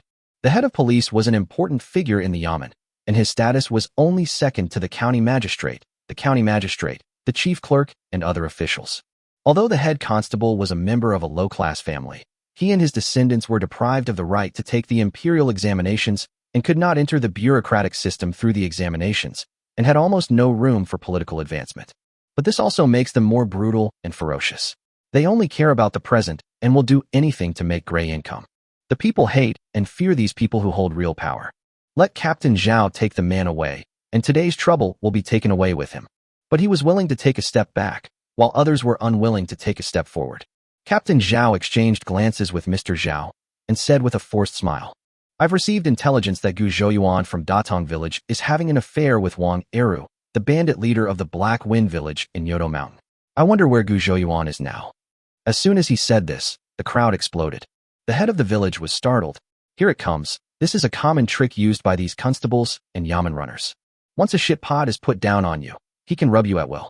Even if you are finally clean, you will be exhausted and feel like you have been skinned alive. How is that possible? Lu's eyes went dark as she rushed over and said, My Xiao Yuan is an honest and upright person. How could he possibly have any dealings with bandits? The village head also said, Captain Zhao must have made a mistake. Gu Zhouyuan has been in our Datong village the entire time. If an outsider came here, with so many people in our village, it's impossible that they wouldn't have noticed. Can you always keep an eye on him? He's always in your Datong village. I'm afraid it's not certain, right? As far as I know, he goes out to set up a stall every day, and you follow him around? Captain Zhao glanced at him and sneered. Mrs. Hu shouted in the crowd. I knew it. Gu Laosan was a loser before. How come he's suddenly become so rich recently? It turns out he's got some help from bandits. The village head was almost mad with rage. He yelled, bullshit. Which eye of yours saw Xiao Yuan contacting the bandits? If you can't speak, then shut up. Captain Zhao's eyes lit up. He walked to a place not far from Mrs. Hu and said softly, Tell me what other suspicious points you have found. Mrs. Hu was overjoyed. The matter of Widow Luo and the last time they divided cassava had already caused the Hu family to have a mortal feud with the Gu family. This time, Gu Laosan offended Mr. Zhao, and she kept hiding in the crowd and laughing secretly. But Gu Li is the head of the Gu family. With his lifelong commitment to protecting Gu Zhiyuan's family, it seems that Mr. Zhao is about to be defeated. Unexpectedly, the chief constable of the county government said that Gu Laosan was in collusion with the bandit leader. This really shows that there is always a way out. When the chief constable asked her questions, she naturally had to cooperate with the official in handling the case. Mrs. Hu held up a finger, her face mysterious, and lowered her voice. Master, you don't know? Then, third Gu. Speak louder and don't be sneaky, said a constable on the side unhappily. Yes. Mrs. Hu was stunned. They always made fun of people in the village in this way. She was not used to being asked to speak ill of others loudly. This Gu Laosan used to be hated by everyone in the village, lazy and greedy, and he even flirted with Zhang Jia Chunmei. Mrs. Gu adjusted the volume. Don't talk about nonsense, just talk about the key points. Captain Zhao frowned, and the constable next to him shouted loudly. When everyone in the Gu family saw that the captain actually let Mrs. Hu talk nonsense, their faces changed. But now it seems that Mrs. Hu did not say anything wrong. Xiao Yuan did seem to be out of line before. Mrs. Hu was so frightened that she shuddered and quickly skipped the foreshadowing. That time, third Gu got into trouble outside and got beaten up. He was lying in bed and almost died. Having said this, she paused and looked at Zhao Fugui, who was standing beside her. Not long after waking up, he went up the mountain and hunted a wild boar. Now that I think about it, that wild boar was clearly given to him by the bandits in the mountains. Otherwise, with his lazy body, how could he possibly defeat a wild boar? The more Mrs. Hu spoke, the more she felt that she had revealed the truth, and she couldn't help feeling proud. You're talking nonsense.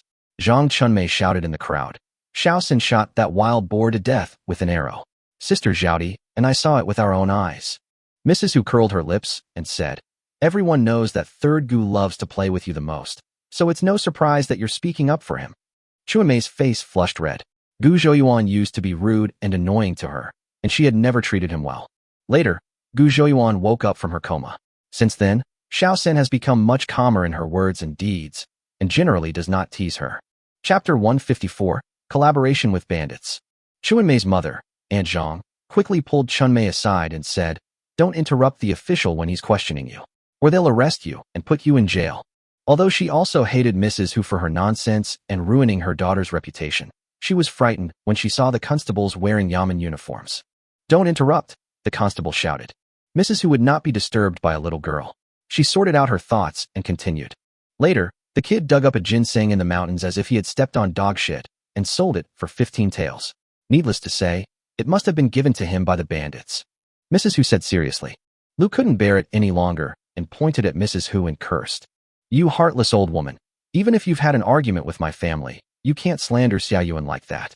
That ginseng was dug in the mountains. How can it be considered a gift from bandits? Why would bandits give ginseng to my Xiao Yuan? Then it must be your family's third Gu who is working for the bandits, scouting the area and finding out which family is rich. After the job is done, shouldn't they give him some of the spoils? Otherwise, who would go up the mountain to pick up things every few days like him? It's either wild boars or ginseng, Mrs. Hu said slowly. After she said this, some villagers started whispering to each other. This matter is indeed a bit strange. Gu Zhouyuan has changed a lot recently, and he is also too lucky. Captain Zhao nodded. Anything else? Before coming, Zhao Baiwan told him that he would severely punish Gu Zhouyuan. It's not just about revenge for Zhao Fugui. The most important thing is that Gu Zhouyuan has a recipe for sweet soup. The profit margin of that sweet soup was extremely high, and the wealthy families in the city all loved to eat it. If you get this recipe, it will be a very profitable business.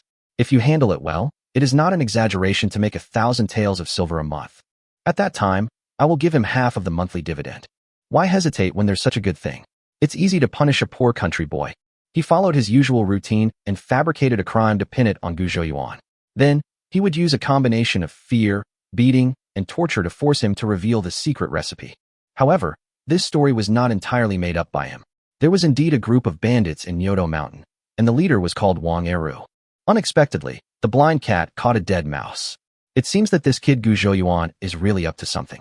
Seeing that the villagers had been enlightened by her, Mrs. Hu worked even harder. Later, when there was no food to buy in the city, Gu Laosan said he had friends in the city who could get food and trade it with the villagers for grasshoppers. At the time, I was a little surprised. The grain store was completely empty, so how could he have gotten so much? Now I think about it, the bandits must have robbed it. They wanted him to win over the people and win over our Datong village in the future, so that he could cover up their bandit den. Mrs. Hu became more and more excited as she spoke. The feeling of unraveling the truth was truly wonderful. You dead old woman, you're just chewing maggots. I'll tear your mouth apart. Old Mrs. Gu no longer cared about the warning from the headman. She pounced on old Mrs. Hu and stretched out her hand to scratch her face. Mrs. Hu was a little afraid of Mrs. Gu. She ran away holding her head, shouting, "Everything I said is true." Captain Zhao got the information he wanted and ignored the two old women, one chasing and the other escaping. He looked at the village head with a half-smile. "Li Zhenggu, your Datong village is not ordinary." Gu Lijing said solemnly, "That old lady who has a grudge against Gu Zhiyuan's family, so her words are naturally unreliable. I don't care about all that. Whether it's true or not, I'll take the man back for trial, and the truth will naturally come out." Captain Zhao stroked the hilt of the knife at his waist and said slowly. Gu Zhaodi no longer cared about her fear of the officers. She raised her head and argued, "How can we arrest someone just based on the one-sided story of a wicked old woman?" Captain Zhao said righteously, "Of course, we won't just listen to one side of the story when handling a case. Our most urgent task now is to get the suspect, Gu Zhouyuan, out, either by proving his innocence or confessing. Hiding is not a solution after all. Could it be that he has fled for fear of punishment?" Captain Zhao was familiar with the matter and confirmed Gu Zhiyuan's guilt with just a few words. The crowd suddenly became noisy. How did Gu Sainer become a bandit? Actually, I used to find it strange too. How could that pile of mud suddenly become the mainstay? I wonder if it has started a new business. Don't talk nonsense. I don't think the Gu family's mistress is that kind of person. That woman who made it up. Everyone in the Gu family was anxious, but Captain Zhao's words were so flawless that no one knew how to refute him. Mr. Zhao whispered something in Zhao Fugue's ear. Zhao Fugue's eyes grew brighter and brighter. He took a step forward and shouted, "I brought my servants here because I learned that Gu Zhouyuan was colluding with bandits. I wanted to capture him and hand him over to the authorities to rid the people of this evil." He transformed his image of a bully into a hero serving the country and the people. This series of bold actions really shocked the villagers. Gu Dedi angrily said, "You're talking nonsense. You let your men smash things as soon as they entered the house." Before he could finish his words, Mr. Zhao interrupted him. "When catching bandits, it's understandable that they use rough methods." Gu Lijing said coldly, "Whether Gu Zhouyuan is a bandit or not is not something you can just say with your own mouth." Captain Zhao obviously didn't want to waste time here. He waved his hand, and all the Yamen runners behind him came to his side. "Arrest Gu Zhouyuan's entire family," he said in a deep voice. "Yes." All the Yamen runners responded in unison and walked towards Gu Dedi and the others. Everyone in the Gu family was stunned. Gu Monsong, holding a sickle, blocked Gu Dedi and the others' way and said urgently, "What do you want to do? How can you arrest people at random?" Gu Manton and the others also reacted and stood in front of Gu Zhouyuan's family. "Huh," Captain Zhao sneered. "Gu Zhouyuan is colluding with the bandits. His family must be aware of this. I'm going to take him back and interrogate him first to find out whether they are involved or not. I'm here on behalf of the county government to arrest the suspect. Are you planning to shield him and openly defy the authorities?" Everyone in the Gu family felt a sinking feeling in their hearts. With the word official in their mouths, this matter could indeed be a big deal or a small one. Captain Zhao continued, "Gu Zhouyuan's family, please follow me obediently. If you resist arrest, I have the right to execute you on the spot." After saying this, he drew the machete from his waist, and the cold light of the knife reflected on his face, sometimes bright and sometimes dim. The constables behind him also drew their machetes. Gu Lijing looked solemn. Things had developed to this point, and he didn't know what to do. If you confront these police officers with weapons, at the very least, it would be considered as shielding criminals and resisting with weapons. At the worst, it would be considered as resisting the government and raising the flag of rebellion. A constable took out a chain and was about to put it on Lu's head.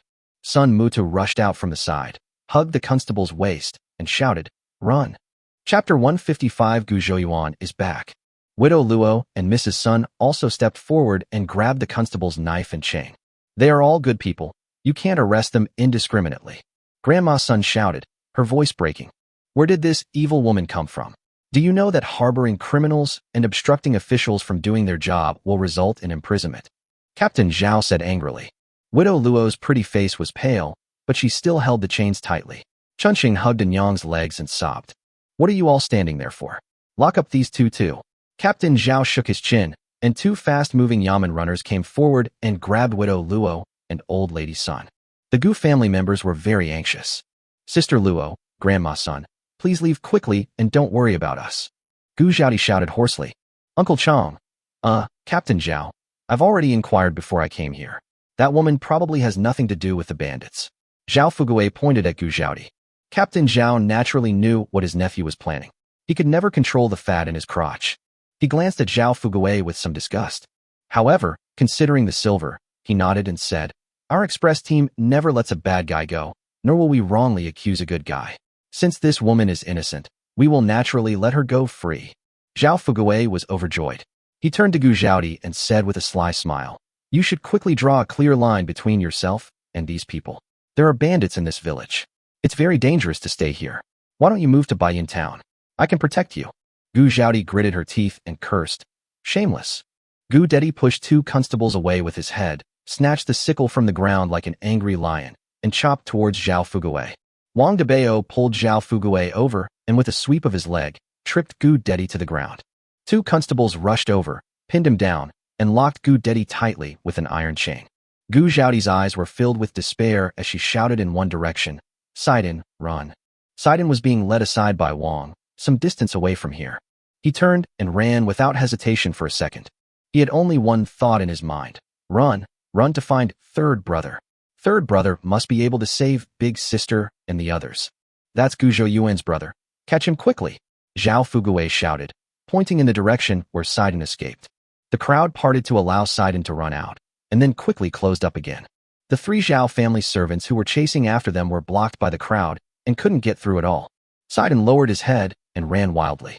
Suddenly, with a bang, he bumped into someone and fell to the ground. He was completely despairing. It was over. He had been caught. It was all over. Sidon. He was helped up by someone, who also brushed the dust off his butt. He slowly raised his head and saw a familiar face. Third brother. On his way back today, Gu Zhouyuan felt uneasy, so he whipped the mule a few more times and drove the mule cart home. At the entrance of the village, they met Bajin and Sanlu who were waiting there. On the way, Bajin and his friend recounted everything that had happened today. Gu Zhouyuan pursed his lips and his face turned ashen. His handsome face now looked a little hideous.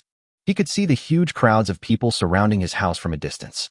His lips trembled slightly, and without time to think, he turned around and ran home.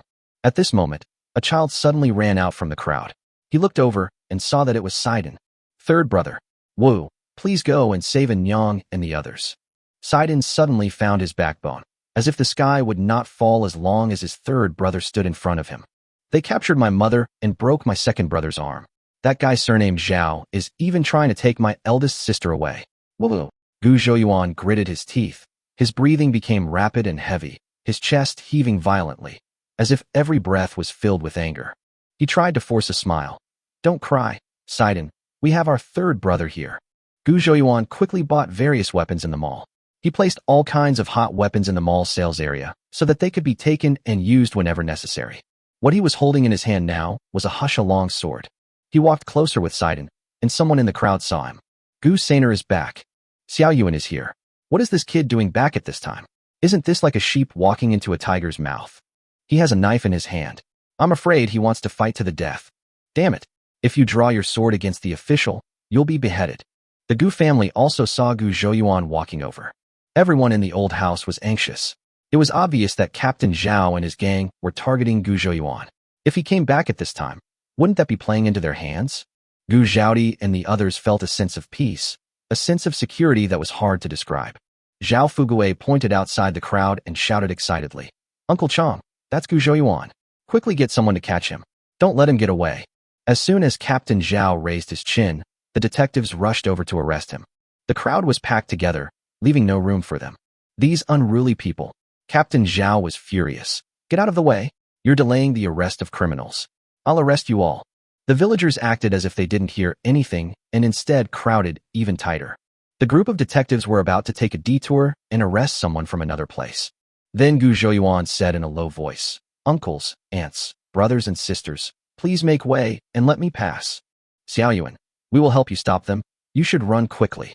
Chuanmei's mother, Aunt Zhang, whispered, "Don't worry, your mother and the others are fine. We all know that they were framed, and the county magistrate will definitely give them justice." Mrs. Chung also said, "That group of people are here to cause trouble for you. If you are caught by them, you might really be killed." Wang Degue kept winking at him, telling him to run faster. Gu Zhouyuan said calmly, Gu Zhouyuan, remember your support today. Now please let me pass." Everyone looked anxious, and then they heard Gu Zhouyuan continue, "My family is over there. I want to go home." Wang Degue was stunned for a moment.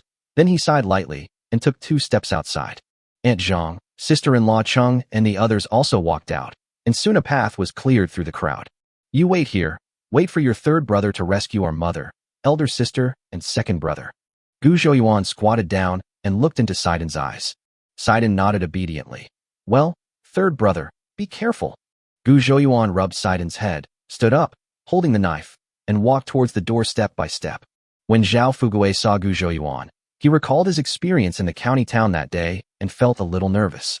But his father and Uncle Chong were both here, along with about 20 servants and 10 yamen runners. He suddenly became very courageous. "You kid actually came to my door. I don't know whether to say you are brave or stupid." Zhao Fugui laughed. Chapter 156 Cruel. Gu Zhouyuan didn't answer him, but just looked at the people who were chained. Widow Luo, Mrs. Sun, and Muta's son had handcuffs on their arms. The 3 of them looked at him with worried and anxious expressions. Anyang Lu had a chain around her head. Her thin body was slightly hunched due to the heavy pressure of the chain. She looked at Gu Zhouyuan with tears in her eyes. Gu Zhaodi was not wearing any shackles, but was surrounded by several servants, her eyes filled with tears. Gu Zhouyuan's lips were pale and trembling, his teeth were clenched, and his masseter muscles were prominent from excessive force. Until he saw Gu Dedi's right hand hanging limply in front of his body, with the bundle of splints and the cloth strips used to fix the broken arm hanging randomly on his arm. Gu Dedi was tied up tightly with ropes and chains, and he was in a dispirited state. Feeling Gu Zhouyuan's gaze, he forced himself to cheer up and replied with a "it's okay" smile. Gu Zhouyuan's ferocious facial expression suddenly became calm. He turned his head to look at Zhao Fugui and actually grinned. Zhao Fugui's hair immediately stood on end. He was too familiar with this smile. That day, he was tortured to the point of fainting by Gu Zhouyuan. Before he took action, Gu Zhouyuan smiled at him like this.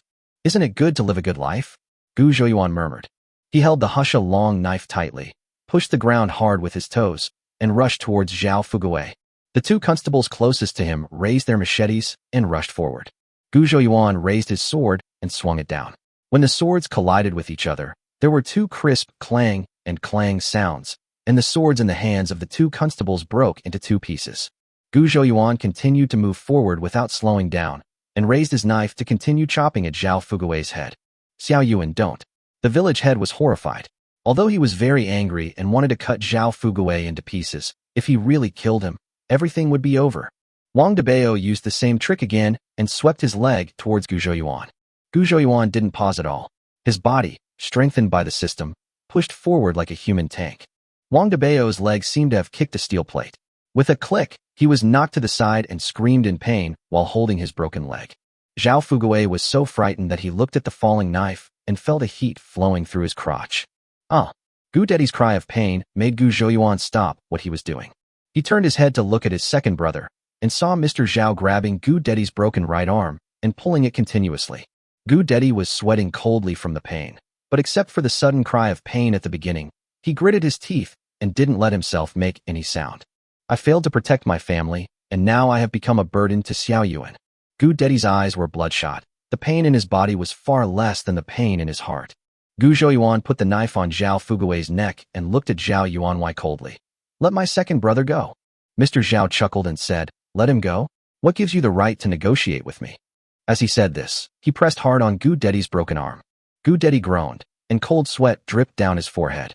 Gu Zhouyuan lowered his brows and slowly raised the long knife that was on Zhao Fugui's neck. Mr. Zhao smiled smugly. Trying to fight like a trapped beast? A beast locked in a cage, no matter how sharp its claws and teeth are, will eventually lie prone and be slaughtered. Zhao Fugui also calmed down. Even if his father took action, there was no one he couldn't control. He was just about to turn around to see how frustrated Gu Zhouyuan looked. Just then, he felt someone grabbing his ears. Gu Zhouyuan said in a low voice, don't move. Don't splash blood on me. Gu Zhouyuan raised the knife, placed it on Zhao Fugui's ear, and slowly cut down. Zhao Fugui's face was distorted in pain and his voice was hoarse. Zhao Fugui said anxiously, stop.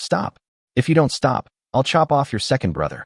He pulled out a short knife for self-defense from his pocket and put it against Gu Dedi's face. Gu Zhouyuan raised his head and glanced at Mr. Zhao, his voice light and without a trace of emotion. You can try. His hands did not stop moving, and he cut Zhao Fugui's ear slowly and steadily. Mr. Zhao tightened and loosened his grip on the knife, but in the end he did not dare to make a move.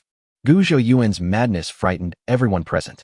Mr. Zhao had no doubt that if he dared to use Gu Dedi to threaten Gu Zhouyuan again, this madman would really kill his only precious son.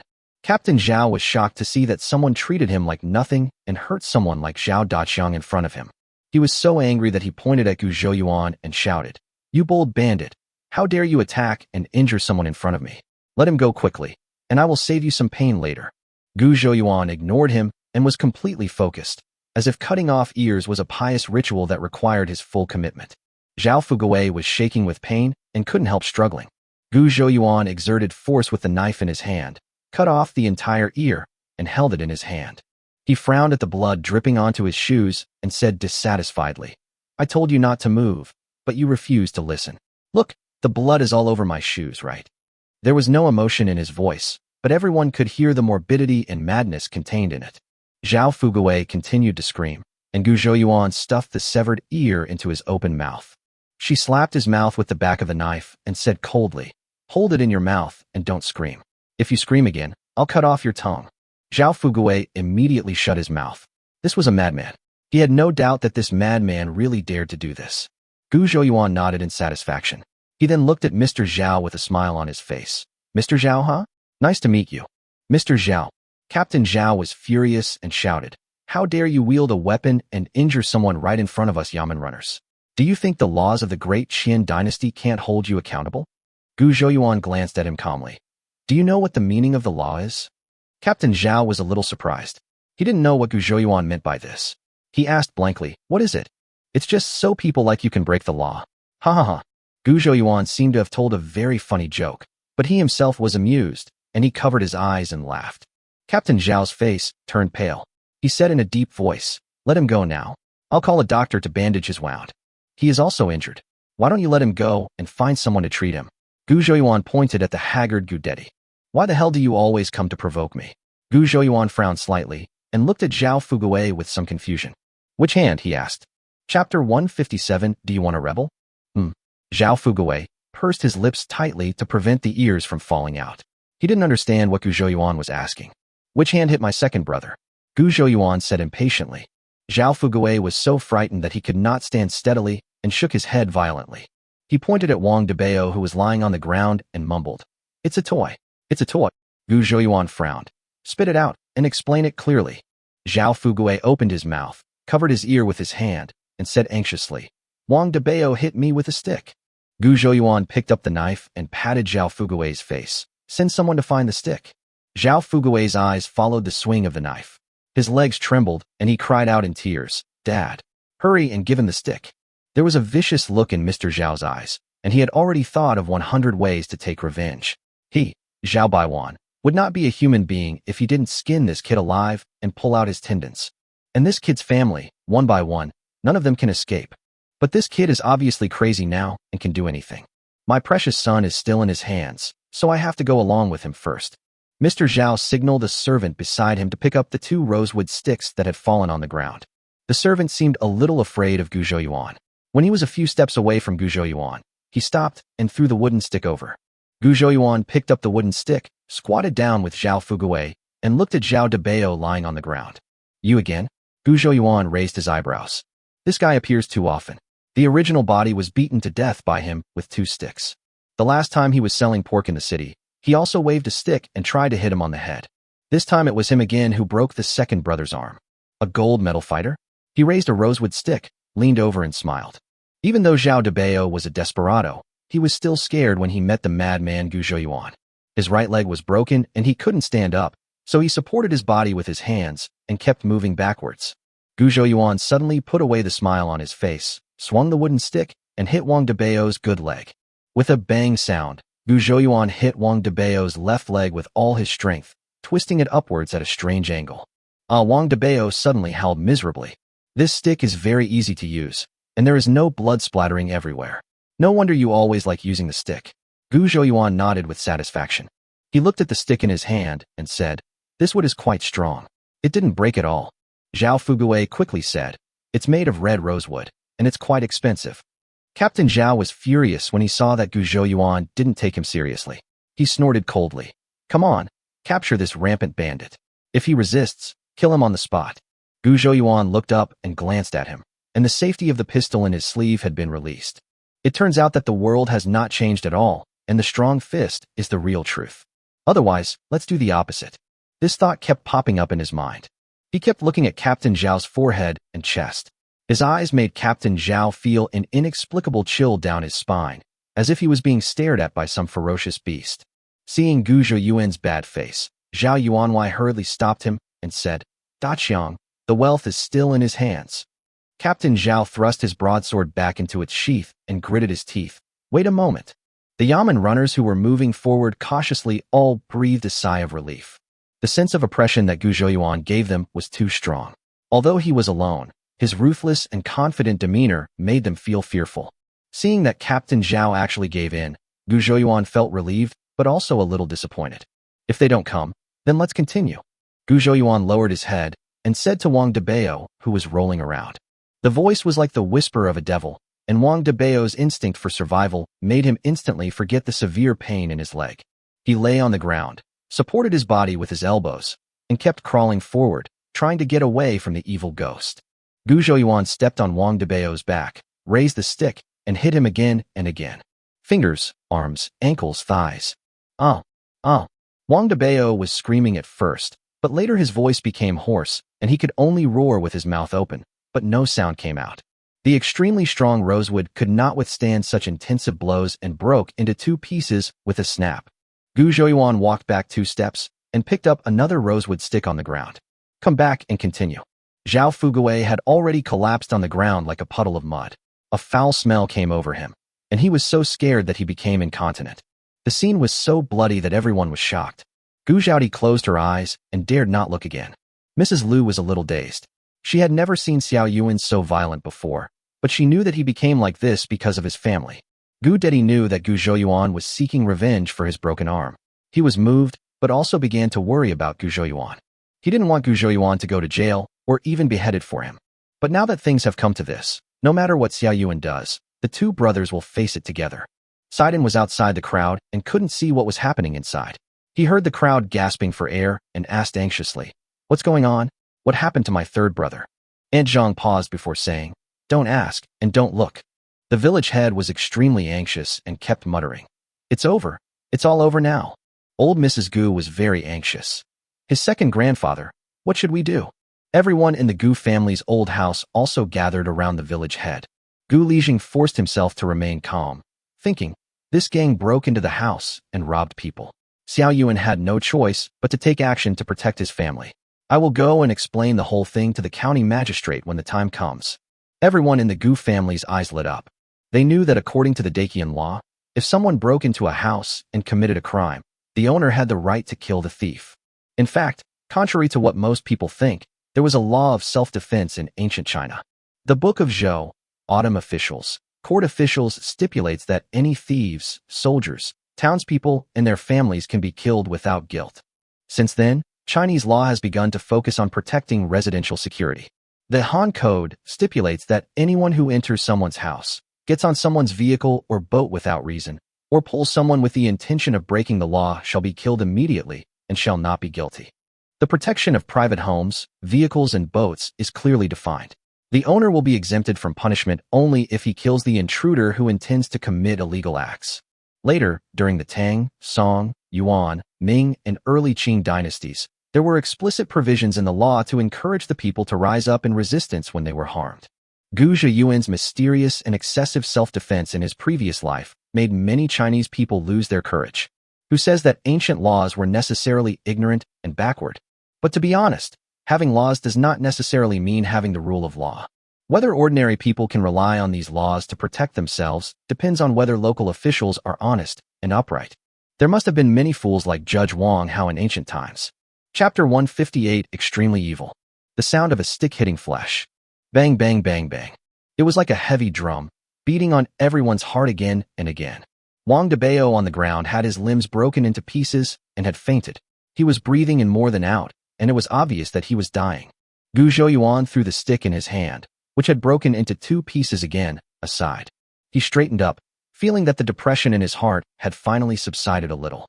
He smelled a foul odor and looked at Zhao Fugui's crotch with disgust. He suppressed his nausea, grabbed Zhao Fugui's neck, and prepared to lift him up. Zhao Fugui howled like a cat whose tail was stepped on.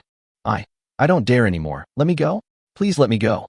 He lay on the ground, kowtowing continuously. Mr. Zhao, Gu Zhouyuan turned around, a smile as warm as a spring breeze on his face. What do you say? Mr. Zhao concealed the hatred in his eyes. He had to admit that he was not as cruel as this boy. As the saying goes, the barefoot are not afraid of those who wear shoes. Now that this kid's whole family is in trouble, he has nothing left to lose. Once a person gives up everything, he will have nothing to fear. He could use the Gu family members in his hands to threaten Gu Zhouyuan and force him to let Zhao Fugui go. Logically speaking, he has 3 people in his hands and more chips, but he just doesn't dare to gamble. He had no doubt that this madman would really kill Zhao Fugui, and he would not do it even if it meant exchanging 1 for 3. It seems that he can only compromise today and wait for the future. There will be plenty of opportunities in the future, and he will definitely make the Gu family uneasy. Mr. Zhao came close to Captain Zhao and whispered something. Captain Zhao's expression kept changing. After a long silence, he nodded and said, "Let Zhao Fugui go first, and I'll have someone untie your family members as well." Gu Zhouyuan kicked Wang Debao, who was lying on the ground like a pile of mud, and raised his eyebrows and said, "Let him go? I killed someone right in front of you. Do I let him go and wait for you to bring the government officials to arrest me? Then what are you waiting for?" Captain Zhao had obviously lost his patience. Gu Zhouyuan forced a smile and said, "Otherwise, let's fight to the death. I'll start by slowly whittling Master Zhao into a human stick." It is hard to imagine that he could say such horrifying words so calmly and naturally. In fact, with Gu Zhiyuan's ability, it takes great self-control to abide by the rules of this world. Now someone tells him that the rules are invalid, so let's just let go and have a try. While he was angry, he felt a perverted excitement in his heart. At this time, in the mall sales area, all the shotguns and RPGs are ready to go, eager to show themselves to the world. Zhao Fugui desperately wailed, "No, no." At this time, he was extremely regretful and wondered why he had provoked this devil. Mr. Zhao was about to collapse. This kid was stubborn and really difficult to deal with. "That Wang Debao is a fugitive," Zhao Yuanwei said very quickly. He was afraid that if he spoke too slowly, Gu Zhouyuan would raise his knife. Wang Debao committed a murder in Luqing County and was being pursued by the government. He fled to Artali County. If you kill him, not only will the government not arrest you, they will also give you a reward. This was something Gu Zhouyuan had not expected. He accidentally eliminated a threat to the people. He laughed heartily and said, "Captain Zhao, did you hear that? I'd like you to personally hand over the reward money to me when the time comes." Captain Zhao snorted coldly and didn't answer him. Everyone in the Gu family looked delighted. This was truly a ray of hope. Old Mrs. Gu thought that after this matter was over, she would better not go to Xia Yuan's dessert stall. Having offended Mr. Zhao and the police officers in the county government, he could hardly take a single step outside. The only safe place is in the village. Gu Zhouyuan obviously also knew that his future situation would be worrying, but he doesn't want to put himself in a difficult position. He used to be willing to stay in this small village and not go anywhere, because he was not interested in worldly affairs and had no desires or demands. But now, the so-called powerful forces force him to hide in this village and survive in order to save his life. The smile on his face grew wider and wider. Okay, then you release my family first. Mr. Zhao exchanged glances with Captain Zhao. This kid is in a somewhat abnormal state right now. Just go along with him and let him go. It won't be too difficult to catch him again anyway. Captain Zhao waved his hand and said, release him. Yes. A Yamen runner responded immediately and stepped forward to untie the chains on Lu and Gu Dedi. The servants around Gu Zhaodi also made way.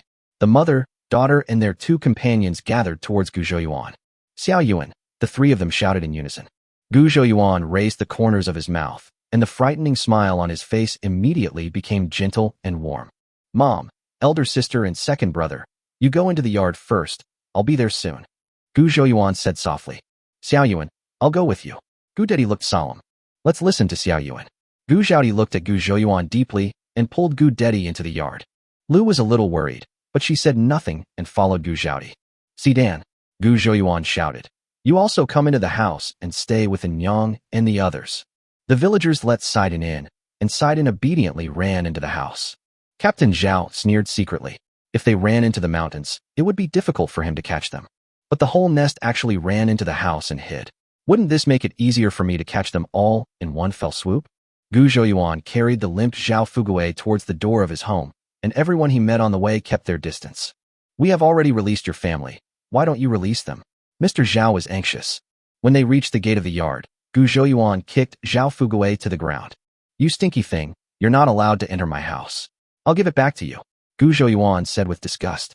Mr. Zhao took 2 steps at a time and hugged Zhao Fugui in his arms.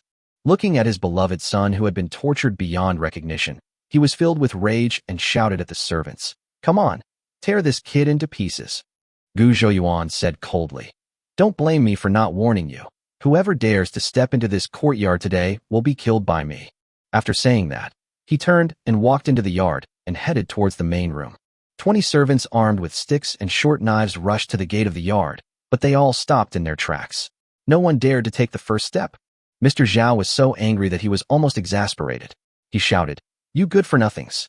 Come on, all of you. Whoever can kill that brat will be rewarded with 1,000 taels of silver. Captain Zhao also said to the Yamen runners beside him, Let's go together and capture this vicious criminal alive. Chapter 159, The Stick of Truth. Mr. Zhao was so angry that he lost his composure, but Captain Zhao still remembered that the main purpose of coming here today was to get the money-making recipe. If he killed the person, wouldn't it be a wasted trip? A group of Yamen runners also rushed towards the yard. Gu Zhouyuan entered the main room and saw Gu Zhaodi and the others all looking at him with worried expressions. Sidan ran over, looked up and said, Don't be afraid, third brother. Our family will always be together. Gu Zhouyuan seemed very relaxed. He rubbed Sidan's head and said, Third brother is going to kill someone today. Close your eyes and don't look at him. Otherwise, you will have nightmares at night. He walked into the yard, took an axe, and came back. Gu Zhaodi was anxious. Xiao Yuan, there are so many of them, and they are carrying knives. Gu Zhouyuan waved his hand. Big sister, have you forgotten? I learned skills from the fairy sister. Gu Zhaodi was stunned, but those were officials. Lu sighed softly. Things had developed to this point. But it doesn't matter. They came here to destroy their families. If they don't resist, are they just waiting to die? Outside, everyone in the Gu family's old house had a gloomy look on their faces. They thought the matter had come to an end, but why were Mr. Zhao and Captain Zhao still so persistent? Gu Lijing pointed at Wang Debao lying on the ground and said in a deep voice, Captain Zhao, since that man is a wanted criminal by the government, and Xiao Yuan has subdued the criminal, then he has done a good deed and has no fault. Why do we still need to go in and arrest him? The matter of his family colluding with bandits has not been settled yet. Merits are merits and faults are faults, and merits and faults cannot be offset. Naturally, I have to arrest him and take him back to interrogate him thoroughly. Captain Zhao said in a high-sounding manner. Mr. Zhao watched his beloved son become dull and stupid. His right ear was gone, and blood was constantly flowing out of it. He was so angry that he didn't care about anything else. He just wanted to skin Gu Zhouyuan alive and dig out his heart to relieve the hatred in his heart. He stretched his head out into the yard and cursed. You little bastard, I'm going to tear you into pieces today and make your family members slaves and prostitutes. The village head shouted angrily. Zhao Baiwan, do you think this is your Baiyun town? If you dare to mess around, I will make sure you can't leave Datong village. Do you believe me? Gu Lijing, do you want to kill us all here? Do you want to be the local emperor of Datong village and establish your own country? Captain Zhao said sarcastically. Gu Lijing's expression was calm, and he said calmly, if the Yamen runners follow the law, everyone in Datong village will fully cooperate. But if someone thinks we are kind and can be bullied, and wants to rob us of our money and kill us, then they have to ask whether the sickles in our hands agree or not. More than 100 members of the Gu family raised their sickles, without saying a word, but with a terrifying aura. Okay, you from Datong village are going to rebel, Captain Zhao said sternly but weakly. The Zhao family servants brandished knives and sticks, and dared only to shout outside the courtyard gate. Mr. Zhao's hatred had clouded his rationality. He shouted, there are only the old, weak, sick and disabled people in there, and that kid is the only one left. You have so many knives, what are you afraid of? Come on. The servants thought so too. With so many of them and so many knives, if each of them took a knife, the kid would become dumpling filling. They often followed Mr. Zhao and his son to rob houses and kidnap people, and the huge temptation of 1,000 taels of silver was also there. There will always be brave men when there is a big reward. Finally, someone took the lead and stepped into the yard. Gu Monsong was the first to rush forward with a sickle in hand, followed closely by Erju and several others. Gu Lijing gritted his teeth and waved his hand, saying, give me all these thieves. He hasn't finished speaking yet. Then I heard a few loud bang and bang sounds. There was a commotion among the people blocking the gate. The crowd took a few steps back as if they had seen some ferocious beast, leaving the gate clear. Gu Lijing walked over and saw 3 people lying on the ground. They were the 3 servants who had rushed into the yard first. Among the 3 people lying on the ground, one of them had a huge bloody hole on his forehead. Red and white liquids slowly flowed out of the bloody hole. There was another person who was covering his neck, with blood splattering between his fingers. From the amount of bleeding, it was obvious that this person was dying. There was one person who was lucky enough. He covered his thigh and had already climbed up from the ground, limping and trying to escape out of the yard. Inside the room, Gu Zhouyuan slowly raised his rifle and took aim again. Bang! The powerful recoil pushed his shoulders and his body swayed backwards. Bang! With the sound of the gunshot, the servant fell down, kicked his legs a few times, and then he was dead. Gu Zhouyuan pulled the bolt of his gun, looked up at his terrified family, and said gently, this is called the stick of truth. The fairy sister gave it to me. Gu Dedi covered Saiden's eyes tightly. He looked at the stick of truth in Gu Zhouyuan's hand. In his eyes, there was shock and heat. Gu Zhaodi came back to her senses from her daze, bent down, and walked out. Halfway through her run, she seemed to remember the 3 bodies in the yard and turned back. He rushed to the corner and started vomiting violently. She had never killed a chicken in her life, so this bloody scene really shocked her. Lu stared blankly at the yard. Xiao Yuan's method was indeed worthy of being taught by the gods. It was simply a magic method. Gu Zhouyuan's eyes flickered. At this point, he had to rebel even if he didn't want to. There are supplies and equipment in his mall. Now is a famine year, and the people are living in misery. It is a good time to rebel. Once you raise the banner, you can sweep away everything. To be honest, he has no interest in being the boss of a country. He carries too much pressure, and one decision can affect the fate of millions of people. This burden would suffocate him, but he had no choice. If he doesn't show off his muscles, others will think he is weak and can be bullied. If you show off your muscles and become feared by others, it will be like there is a tiger in the crowd, and everyone will be unable to sleep or eat, and they must kill the tiger. Now, we can only take one step at a time. There was a moment of silence outside the yard, and then it became chaotic. All the servants fled in all directions crying for their parents. The 3 people in the yard died strangely and horribly, especially the last one, who had half of his head exploded right under everyone's noses. This is witchcraft, witchcraft. Someone cried as he ran. Gu Monsong and the others all swallowed their saliva. Everything that happened before their eyes really overturned their cognition. Widow Luo in the crowd raised the corners of her lips. Xiao Yuan had seen a god before. His methods were beyond the imagination of you mortals.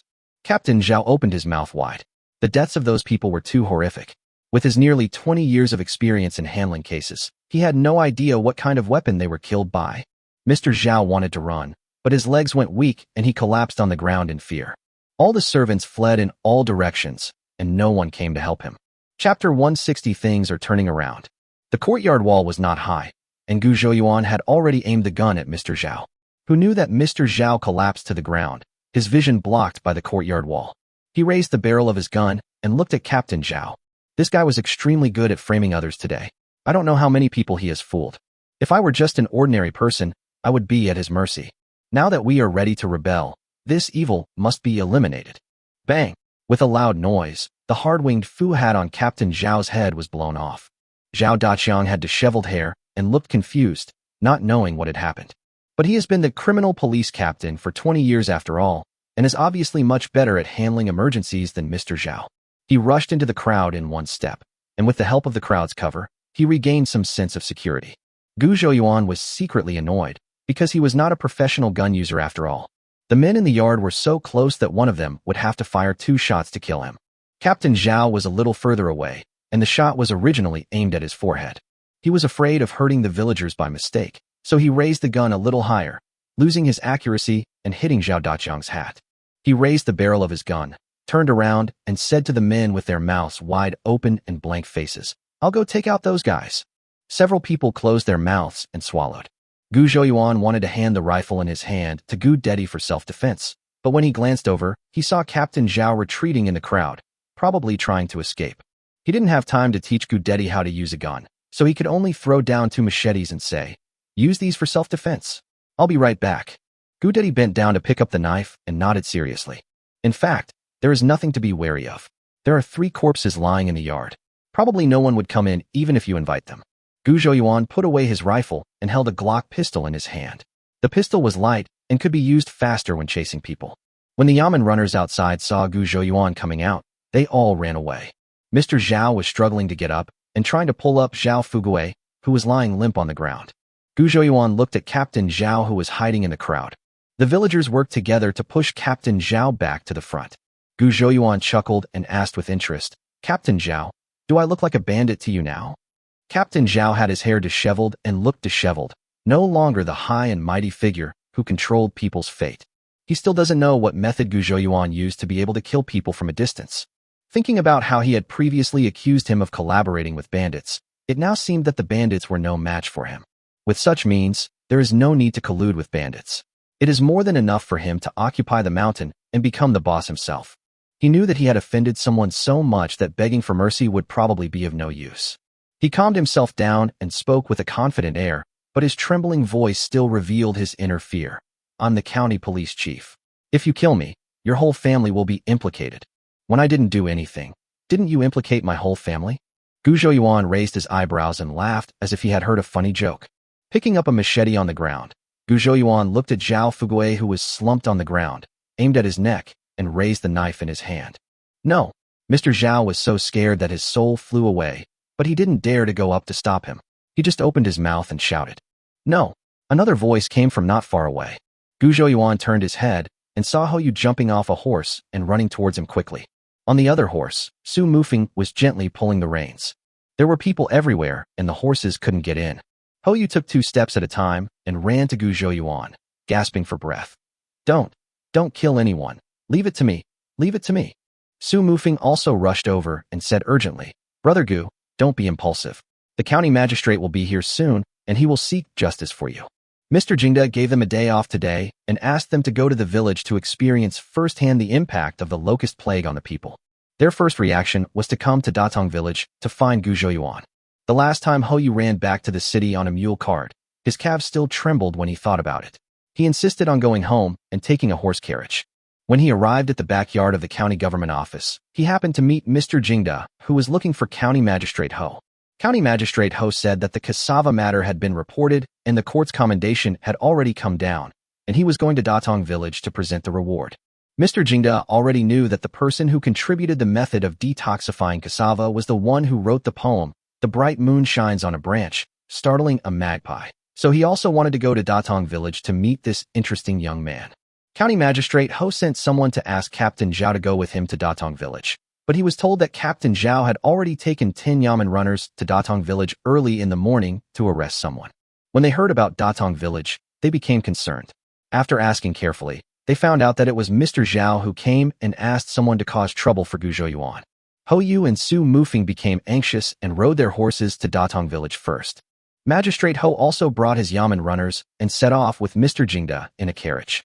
Hou and Su Mufeng saw people in servants' uniforms fleeing in panic on the road not far from the village. The 2 men stopped a servant and heard what happened in Datong village. They became extremely anxious and whipped their horses' butts hard, speeding up to rush to Gu Zhouyuan's house. From a distance, Ho Yu saw Gu Zhouyuan raising a knife to chop someone and hurriedly shouted to stop him. Why are you here? Gu Zhouyuan felt a warm feeling in his heart when he saw these two friends whom he didn't have much contact with. If Zhao Baiwan and Zhao Daqiang represent the cruelty of the survival of the fittest in this world, then Ho Yu and Su Mufeng represent the kindness and hope that still exist in the world. Su Mufeng stepped forward and patted Gu Zhouyuan on the shoulder. Brother Gu, the county magistrate is fair and honest, and he will definitely give you justice. Ho Yu looked at Captain Zhao, who was cowering and trying to reduce his presence, and said with a forced smile, Captain Zhao, you're truly so powerful. You can decide the life and death of another family with just one sentence. You're much more powerful than my father. Captain Zhao was actually relieved, as it seemed that his life was saved.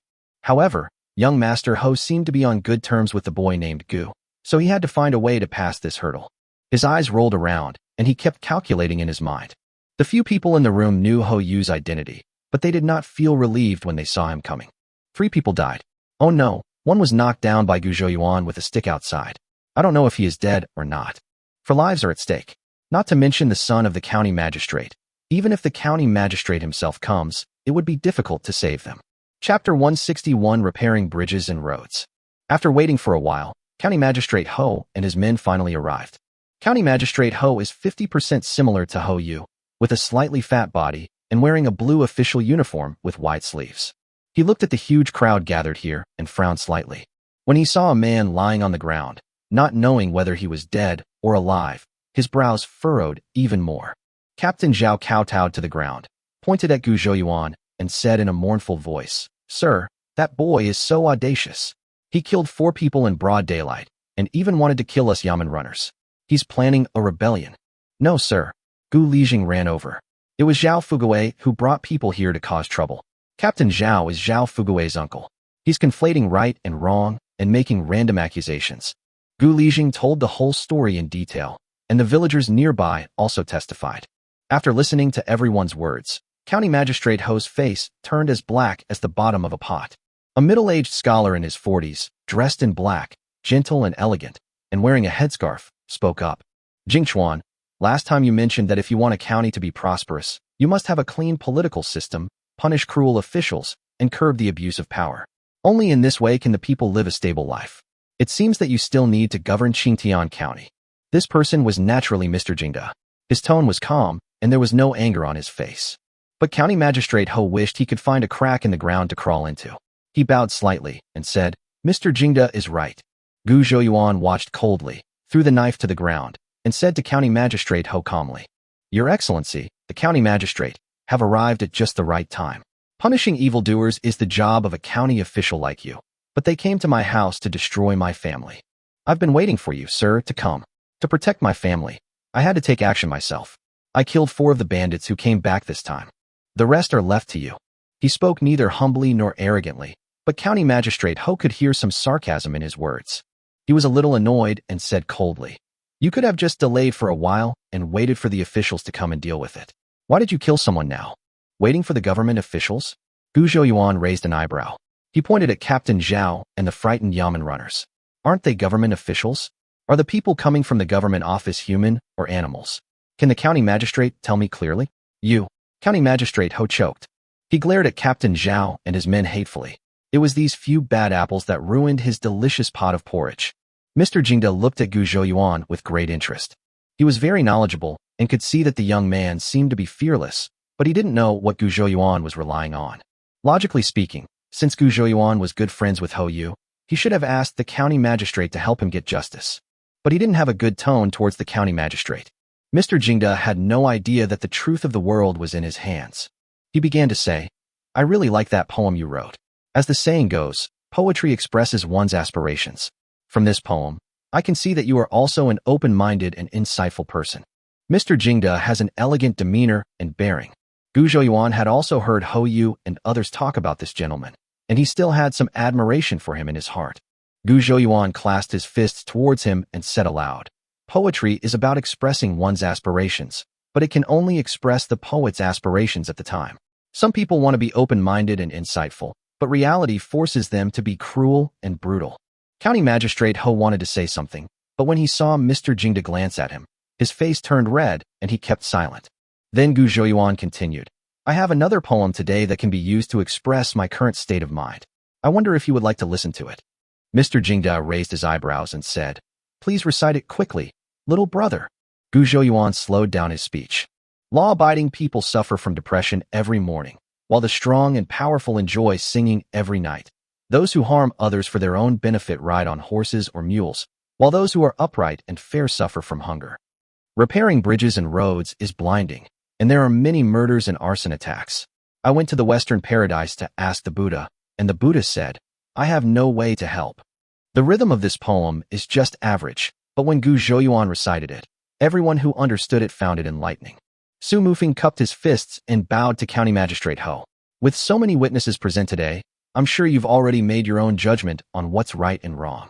Brother Gu cares deeply about the world and selflessly shared his method for detoxifying cassava, saving tens of thousands of people from starvation. Such a righteous person was not only not rewarded in Qingtian County, but was persecuted by bullies and corrupt officials. Sir, let me ask you, who will be willing to work for the welfare of the people in the future? If this gets out, will others question your ability to govern? Su Mufeng has always been gentle and polite, and rarely speaks so seriously. What's more, County Magistrate Ho is Ho Yu's father, and can be considered his elder. He was also furious. Under his nose, officials and businessmen colluded to frame loyal officials.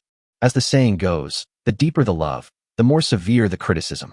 He used to praise Qingtian County under the governance of County Magistrate Ho, but now he finds that beneath the bright surface, there is actually filth and dirt. Mr. Jingda snorted softly. Mufeng, watch your words. Su Mufeng's expression changed.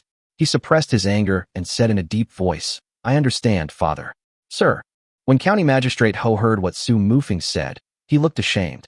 Given Mr. Jingda's status, not to mention that he is a small 7th-rank county magistrate, even the county governor would have to show utmost respect when meeting him. And he was willing to accept Su Mufeng's scolding in anger. After all, putting aside the relationship between Su Mufeng and Mr. Jingda, Su Mufeng himself is someone who can talk to that person. Mr. Jingda clapped his hands softly and looked at Gu Zhouyuan, saying, Although your words are blunt, they speak volumes about the injustices of the world. However, you don't have to be overly pessimistic.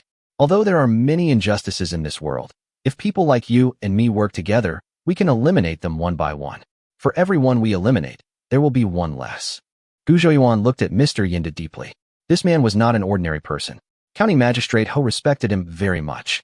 Gu Zhouyuan even felt some fear in that respect. Mr. Jingda is wise. Gu Zhouyuan bowed, and his expression finally eased a little. He put the pistol into the space. It seems that his road to rebellion can be pushed back a little bit. Mr. Jingda said calmly to Magistrate Ho, According to our Dakian laws, if a thief breaks into a house, the owner must kill him immediately, without mercy. I don't think there's anything to argue about in this case. The dead thieves should be killed, and the living thieves should also be punished according to the law. County Magistrate Ho nodded hurriedly. Of course. You're kidding. If Mr. Jingda asks him to do something, he will have to agree to it, not to mention killing a few thieves who come to cause trouble. He will even have his official hat taken off and thrown into jail to punish himself for allowing murderers to commit crimes and occupying his position without doing anything. Chapter 162 The Reward finally arrives. He turned to Captain Zhao and the others and said sternly, As officials in the government, you should uphold justice, yet you commit such evil deeds. Come, arrest them and take them back to the county government office, where they will be imprisoned and await trial. The Yamen runners did not dare to disobey and immediately stepped forward to arrest Captain Zhao and others. County Magistrate Ho walked up to Gu Zhouyuan again and bowed. Mr. Gu, you are a righteous man. This county has been negligent before, and we will compensate you in the future. I will punish these evildoers severely and give you and your family justice. He had always been grateful to Gu Zhouyuan. Reporting the merits of cassava to the court was also a major achievement of Ho Jingchuan. Even now, he admires Gu Zhouyuan in his heart.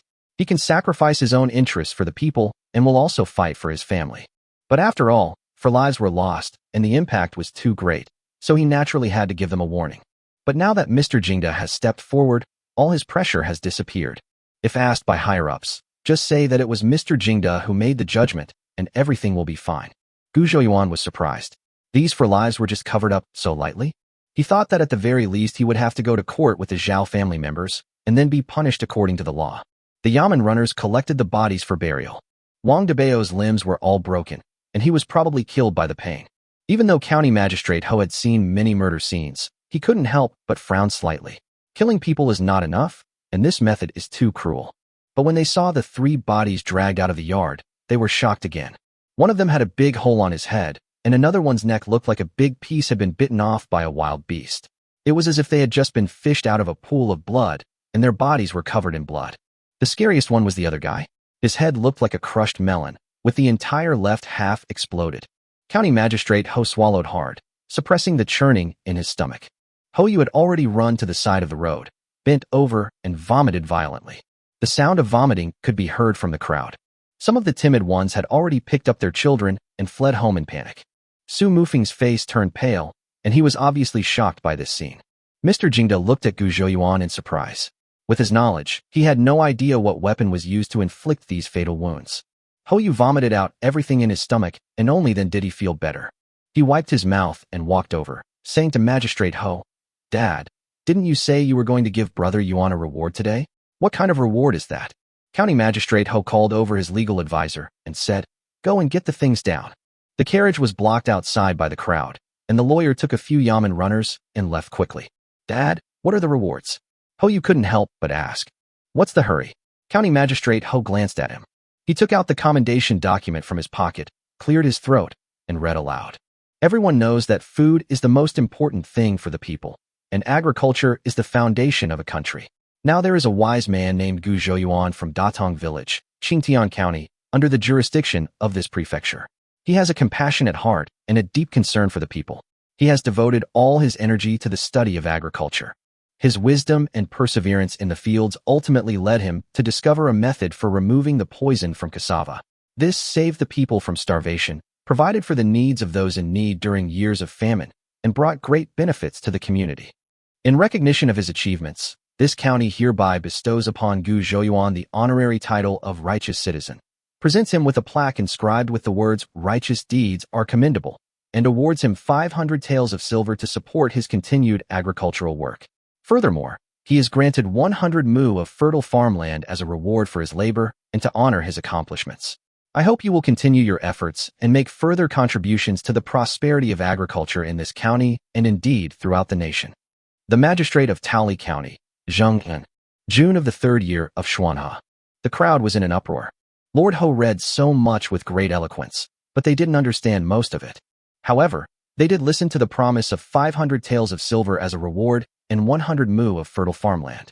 The Gu family has become rich now. Gu Zhouyuan bowed and took the document. Old Mrs. Gu and old Mr. Gu happily accepted the plaque covered with red silk. This is a plaque given by the government. His Gu family has never had such an honor in their 8 generations. There were also 5 Yamen runners, each holding a red lacquered wooden tray with 10 ingots of 10 taels of silver on it. Gu Zhaodi and several others ran out of the house, and each took a wooden tray. Even Xiao Sidon and the injured Gu Dedi were each held in one arms. Seeing that the Yamen runner still had a tray of silver in his hand, Wang suddenly rushed out, picked up the silver, and said with a smile, "I want to share in the joy." She stared at the silver in the tray. It was a pity that she had never seen a 10 liang ingot of silver in her life. "I actually have the opportunity to get my hands on so many ingots at once. Hey, it can be said that all my efforts were not in vain." The villagers' eyes were full of envy. How could they spend 500 taels of silver? After watching the excitement for a while, some people remembered that there was still wheat in the fields that had not been harvested, so they shook their heads and prepared to go back to continue harvesting the wheat. Gu Zhouyuan put his hand to his mouth like a trumpet and shouted, "When the locusts are gone, I will hold a banquet in the village. Everyone present is welcome to come and eat." He was grateful for the villagers' help and felt a little excited. The villagers were all excited. Invite them to a banquet? There were hundreds of people here today. It would cost a lot of money to host such a large banquet. Old Madame Gu's expression turned grim. Why are you setting up a banquet for no reason? Besides, there's no place to sit with so many people eating at the banquet. Zhao Erga smiled and said, "Grandma Gu is right. We know you're happy to receive the imperial reward, and we're happy for you too. When the time comes, just make some wedding cakes or something so we can all share in the joy. There's no need to set up a banquet." Many people also agreed, saying that there was no need to spend so much money. Aunt Wang wanted to have a banquet with meat, so she wanted to bring all the children in the family along. Go hungry for a day before the feast, and then eat your fill. But she also thought that feeding these hundreds of people would be a huge expense. Then he followed the other villagers and said politely, "Gu Sanner, you really don't know how to live. You didn't make money this way. When the time comes, make some candied fruit wedding cakes and let each of us have a bite to share in the good luck." Seeing everyone being so simple, Gu Zhouyuan didn't say anything else. This incident also made him truly realize which family is worthy of his friendship. "I will definitely ensure that these villagers have enough food to eat in the future." The villagers gradually dispersed, discussing what had just happened as they walked. Gu Zhouyuan's thundering methods made everyone recognize him in a new way. It turns out that he is not only lucky enough to make money, he also dares to kill people. The government officials also gave so many rewards. What Lu said turned out to be true. Xiao Yuan really was on good terms with the county magistrate's son. Some people envy, and of course some people are jealous, and some people hate. For example, the Hu Laokuai family who were caught in the crowd. Chapter 163, Renting a Barren Mountain. Hou Yu patted Gu Zhouyuan on the shoulder and said happily, "With money and land, you've become a wealthy man in no time." Su Mufeng frowned. The discovery of edible cassava is like discovering a new grain, one that doesn't depend on the soil. This can be considered a great achievement for the country and the people.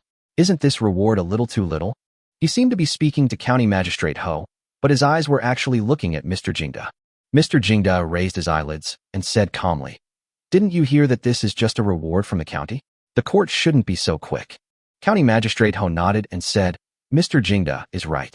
In the letter that County Magistrate Zheng gave me, to me, he mentioned that he had reported the cassava matter to the court. I'm sure the court will issue an order soon." Hou Yu chuckled and said, "The prefect has given a reward, and the court will soon have a reward. So, shouldn't we, Qingtian County, express our gratitude, Dad?" After saying that, he raised his eyebrows at Gu Zhouyuan, who couldn't help but laugh. County Magistrate Ho snorted coldly. "You don't need to remind me. The county's rewards are naturally there." He smiled at Gu Zhouyuan and said softly, "I was going to bring the county's commendation today, but when I knew something happened here, I left in a hurry, so I'll have to wait for another day to receive the reward." Gu Zhouyuan bowed and said, "Sir County Magistrate, can I ask for a reward myself?" County Magistrate Ho was startled, then said, "Tell me now." "I want the small hill next to the back mountain of Datong village," Gu Zhouyuan said slowly and without beating around the bush. "This?" County Magistrate Ho looked embarrassed. Qingtian County is surrounded by mountains, so a small hill is nothing special. But if he wants to reward him with some good land and livestock, he does have the right to do so. However, natural resources such as mountains, rivers, and streams theoretically belong to the state. The county magistrate, as a local administrative official, only performs management duties and has no ownership, so he cannot reward them at will. Gu Zhouyuan also thought of the key point and said loudly, "Don't make it difficult for me, County Magistrate. Just rent the hill to me." County Magistrate Ho's expression softened, and he nodded. "Renting it? That's fine. I'll rent the hill to you for 30 years, and I'll charge you 1 penny a year in rent." Gu Zhouyuan was overjoyed and bowed. "Thank you, County Magistrate." Now that he has his own mountain, he can take out the new varieties in the mall and plant them all on the mountain. There was a lot of mess to clean up, so County Magistrate Ho could not stay for long and hurriedly left with a group of Yamen runners. Zhao Fuguei and his son had already been apprehended by the Yamen runners and were taken away together. All the servants they brought with them disappeared without a trace. County Magistrate Ho said that he would arrest them all and put them in jail when he returned. Hou Yu and Su Mufeng originally wanted to come and see Gu Zhouyuan in the morning, so naturally they stayed. What they didn't expect was that Mr. Jingda didn't leave either. Mr. Jingda was obviously very interested in Gu Zhouyuan. This young man seemed to have many secrets that made him want to explore. In the yard, a large group of green-headed flies were attracted by the smell of blood on the ground and were buzzing busily. Everyone else in the old house went back, leaving only Dezhu and Erju. The two of them took shovels and shoveled away the bloodstains on the ground along with the soil. After all this trouble, it was already the end of the afternoon. The family only had breakfast today, and Gu Zhouyuan felt very hungry. Gu Zhaodi and Lu had no appetite at all. When they thought of the bloody scene before, their stomachs would churn. There was no trace of blood on the ground in the yard, but they were still terrified. "I just washed vegetables in a corner of the yard, staying away from that scary place." Gu Zhouyuan cooked several dishes himself. Dazhu and Erju refused to stay for dinner, so Gu Zhouyuan had no choice but to give them a big plate of chicken and a pork stewed with vermicelli to take home. The last time Hou Yu stayed for dinner, there were so many dishes that the broken table at home was a little too small to accommodate everyone. The next day, Gu Zhouyuan bought a folding round table. The broken table was smashed to pieces by the Zhao family today. The round table was spared because it was placed against the wall in the corner of the yard. Gu Zhouyuan spread out a few benches in the yard and placed the round table top on the benches. A large round table was made, but it was a little short. It was the first time for several people to see a round table, and they were all very curious. They brought in wooden stakes to serve as benches, and everyone sat down. Mr. Jingda was of distinguished social status and had seen and tasted all sorts of delicacies. Even the imperial meals in the palace did not strike him as rare. But when he saw the table full of dishes made by Gu Zhouyuan, he was amazed. It's not that these dishes are so exquisite, but that he has never seen these dishes before. Not only the cooking methods, but even some of the ingredients are things he has never seen before. "What is this dish called?" he asked, picking up a piece of scrambled eggs with tomatoes with chopsticks. Scrambled eggs with tomatoes. Gu Zhouyuan poured a glass of white wine for Mr. Jingda. Tomato. Mr. Jingda took a bite, and his eyes lit up. Sour and sweet, delicious. Ho Yu said proudly. In the whole of Dakian, only my brother Yuan can eat these tomatoes. Oh. Mr. Jingda glanced at Gu Zhouyuan and took another piece of shredded pork with his chopsticks. What's this called? Fish-flavored shredded pork. Gu Zhouyuan replied. What's this yellow thing? Carrot. What about the green one? Green pepper. Mr. Jingda took a big bite of the shredded pork with fish flavor and nodded repeatedly. It's sour, salty, sweet, fresh, and a little spicy. I didn't see any dogwood in the dish. It's not dogwood, it's green pepper. Green pepper is also a kind of pepper, much spicier than dogwood. Su Mufing said as he also took a piece of fish-flavored pork shreds into his mouth and said with satisfaction, "This is delicious. And this is a potato, that is a loofah, and that is a cabbage." It was rare that there were things that Mr. Jingda didn't know, but he did, so Ho Yu tried hard to show off his knowledge. Huh. Ho Yu pointed at a dish and asked, "What is that? I've never seen it before." "That one is fried lamb with onions, and that one is fried zucchini with shrimps." Gu Zhouyuan simply listed the names of the dishes one by one. "Where did you get all these unprecedented vegetables?" Mr. Jingda asked curiously. "They all grow on the mountains." Gu Zhouyuan used this excuse again. "Oh." Mr. Jingda raised his eyebrows slightly. "Did you discover all these new and exotic vegetables in the mountains?" Gu Zhouyuan said slowly. "Those things have been growing quietly in the wilderness for thousands of years. They have always been there, but no one is willing to get close to them and understand them. It's like cassava. Everyone avoids it like the plague, but if you handle it well, it's actually a good thing, isn't it?" Chapter 164, How to Prevent Locust Plagues. That makes sense. Mr. Jingda nodded. He became more and more interested in Gu Zhouyuan. Being good at observation and daring to try new things is a rare and valuable quality. Tingli is similar to vegetables, but tastes different, and jade and stone are similar, but are different species. When observing things, we should eliminate the false and retain the true, eliminate the coarse and retain the fine, and see the essence through the phenomenon. He is good at poetry, understands business, loves to study, has great love and bottom line. This young man is not simple. He tasted each dish and found that each one was so novel and delicious. I was wondering why Mu Feng suddenly thought of opening a restaurant. It must be because he had eaten all these delicacies here that he came up with this idea. Mr. Jingda said with a smile. Gu Zhouyuan smiled, picked up his glass, and stood up. I am lucky that you spoke up for me today, otherwise I would have been imprisoned. I toast to you. After saying that, he drank the wine in the glass. Mr. Jingda waved his hand and said, They are just a few thieves. Kill them if you want. What Dakian needs is talent. It would be better if there were fewer of these filthy and scoundrel people. He pressed his hand down, motioning Gu Zhouyuan to sit down, then picked up the wine glass, tilted his head back, and drank it in one gulp. Hiss! He frowned and looked at the empty wine glass in surprise. Why is this wine so strong? Su Mufing brought him several kinds of wine last time. His favorite was a strong liquor as clear as water, spicy and strong. Su Mufing said that the wine was called Baijiu, a very ordinary name, not as elegant as Zue Qingfeng and other wine names, but it was very appropriate. As the saying goes, the most vulgar is the most elegant, the colorless and transparent wine is called white, the simple and unpretentious is called white, the pure and unique is called white. He had already prepared himself, but he didn't expect that the wine he drank today would be even stronger than the last time. Ho Yu and the others had been craving for wine for a long time, but Mr. Jingdo was only concerned with tasting the new dishes, so they didn't dare to pick up the glass to drink first. At this time, Ho Yu quickly drank a cup of wine. Cough, cough, cough. The extreme spiciness made him cough repeatedly. It's so spicy. Why is it even stronger than last time? Gu Zhouyuan looked at the ceramic wine bottle. What he got that day was a low-alcohol liquor with a concentration of 33 degrees. But today the wine was a 53-degree Fingio 30-year-old blue and white porcelain. The difference was 20 degrees. How could it not be strong? Gu Zhouyuan chuckled and said, "The strength of the liquors on the market varies.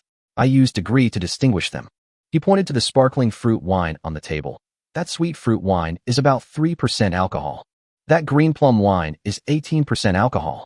Oh, and the so-called strong liquor in the wine shop is only about 10% alcohol. The baijiu we drank last time was 33% alcohol. He picked up the bottle of liquor and shook it, saying, "This time the liquor is 53% alcohol." He filled Mr. Jingda's glass. Mr. Jingda was stunned for a moment. The word degree was indeed used very cleverly. Ancient people often used words such as strong, mellow, and light to describe the taste. Liquor that is strong and irritating to the throat is considered strong liquor. Wines with a soft, sweet mouth feel are considered milder wines. Those wines that have almost no alcohol stimulation and have a bland taste are light wines. Unique dishes, unique wine. If you have these two things and just open a restaurant, it would be a real waste. It seemed as if more and more mysteries about this boy were revealed. Mr. Jingda picked up the wine glass, but this time he did not drink it all in one gulp. Instead, he savored it carefully. "I heard from Ho Yu and others that you were preparing for the coming locust plague." Mr. Jingda took a bite of food to suppress the smell of alcohol in his mouth. "There's nothing much to prepare, just harvest the wheat early." Gu Zhouyuan answered truthfully. "Oh, I have experienced 2 locust plagues." Mr. Jingda stopped his chopsticks in midair, as if he was reminiscing about something. The people watched helplessly as their painstakingly cultivated fields were reduced to barren wasteland in just a few days. The wheat ears, once heavy and poised for a bountiful harvest, were devoured by locusts, leaving only withered stalks. A brutal catastrophe that completely destroyed people's lives, leaving behind devastation and indelible pain. His voice was low, and there was a gloomy look between his brows. Once a locust plague occurs, there is no solution with existing means. We can only focus on prevention. Gu Zhouyuan also sighed. Mr. Jingda had witnessed the young man's miraculous abilities, and he looked at Gu Zhouyuan expectantly. "How can we prevent this? Brother Gu, please tell us in detail." Gu Zhouyuan tried hard to search for the experience of preventing locusts that he had seen in his previous life, and picked out some methods that were suitable for this world. After gathering his thoughts, he spoke. "We need to properly build irrigation and drainage facilities to maintain stable soil moisture and prevent drought or waterlogging from creating wetlands suitable for locust breeding." Mr. Jingda nodded in agreement. Locust plagues are usually accompanied by floods and droughts, so it is indeed necessary to develop water conservancy projects.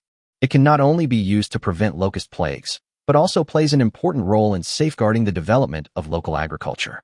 He put down his chopsticks and listened to Gu Zhouyuan continue. "You can also grow some crops that locusts don't like to eat, such as beans." Gu Zhouyuan has completely entered the state and talked freely. "Why don't locusts like to eat beans?" Ho Yu asked curiously. "As far as I know, locusts really don't like to eat bean leaves. If there are other foods, they will avoid bean fields," Mr. Jingda said. However, he paused and continued. "When food is scarce, locusts will eat bean sprouts. Planting only beans, and beans will not prevent locust infestations. If there is a poisonous crop that humans can eat but locusts dare not eat, that would be perfect." Ho Yu interjected. After saying that, he picked up a piece of chopped pepper fish head with chopsticks and stuffed it into his mouth. Suddenly, he felt that the room was a little quiet. He looked around and saw that everyone was looking at him intently. He touched his face and asked, "What's wrong? Are there any rice grains on my face?" Su Mufeng clapped his hands and said excitedly, "Poisonous food. There wasn't any before, but there is now, isn't there?" Ho Yu finally reacted, "Cassava." "That's right," Gu Zhouyuan said with a smile. "Not to mention the toxicity of cassava. Even its growth characteristics make it more resistant to locusts than other crops. Its edible part grows in the soil." "Okay," Mr. Jingda said softly. "I'll write a letter to the emperor and to my friends in the capital, hoping that the court will promote the cassava detoxification method as soon as possible." Gu Zhouyuan was such a cunning person that he took Mr. Jingda's words of retraction to heart, and combined that with the county magistrate's respect for him. He boldly guessed that Mr. Jingda probably had friends in the imperial city. He has no intention of rebelling now, so he has to hold on to this thigh tightly. When Mr. Jingda saw Gu Zhouyuan suddenly put on a bright smile, he felt a chill in his heart for some reason. Chapter 165, The Birth of the Curved Plow. Gu Zhouyuan suddenly stood up, radiating a righteous aura. He said loudly, It's a bit troublesome to remove the poison from this bitter cassava. If it's not handled properly, someone might die. Mr. Jingdo was startled, then shook his head and said, "It's a great merit to be able to save most people from hunger. If some people really don't handle it properly, then there's nothing we can do about it." "I have a way," Gu Zhouyuan said seriously. Everyone didn't quite understand what Gu Zhouyuan said. "What do you mean when Brother Gu says there is a way?" Mr. Jingda asked doubtfully. "I found a special mutant of cassava in the bitter cassava forest on the mountain. The flesh is yellow." Gu Zhouyuan made a draft in his mind and spoke slowly. "After my verification, this yellow heart cassava can be eaten directly after steaming without soaking in water. It is tender and fluffy, with a fresh and fragrant taste and no bitterness. Compared with bitter cassava, it is more suitable for large-scale planting." Mr. Jingda stood up suddenly, no longer having the calm and detached demeanor he had before. "Are you serious?" He widened his eyes and asked anxiously. Gu Zhouyuan nodded.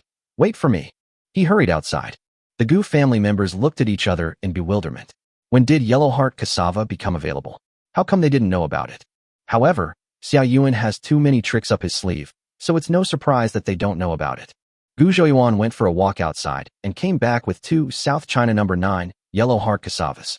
He peeled off a piece of the skin of one of them, took a big bite, chewed it, and swallowed it. Everyone was stunned. However, no one doubted Gu Zhouyuan. Everyone in the Gu family knew about his magical skills. As for Mr. Jingda and his friends, it was normal for Gu Zhouyuan to discover this yellow heart cassava because they had eaten too many new varieties of vegetables at the dinner table. "Excellent." Mr. Jingda slammed the table, his face flushed, and said excitedly, "With this achievement, Brother Gu will be remembered in history." Gu Zhouyuan came from another time and space. He has little interest in leaving his name in the history of this world. He prefers to get some tangible rewards. Even if he doesn't need these rewards himself, it will be good for his family to gain face. He coughed and said slowly, "This discovery and the detoxification of cassava should be separated and counted as 2 achievements, right?" Mr. Jingda was stunned for a moment, then burst into laughter. "Ha! Brother Gu is truly a wonderful person. Don't worry, the court's reward will be beyond your imagination." Gu Zhouyuan's eyes lit up. This gentleman really has connections in the court. He was so excited that he wanted to tell everyone about the potatoes and ask for a big reward together. But after hesitating for a while, he gave up the idea. Good things should be given away bit by bit to show that you are valuable. Su Mufeng saw that with Mr. Jingda's guarantee, Gu Zhouyuan's reward would definitely be terrifyingly generous. He was also happy for Gu Zhouyuan, so he raised his glass and clinked it with Gu Zhouyuan. Hou Yu shouted that Brother Yuan had continuous rewards, so he asked Gu Zhouyuan to drink 2 cups in a row.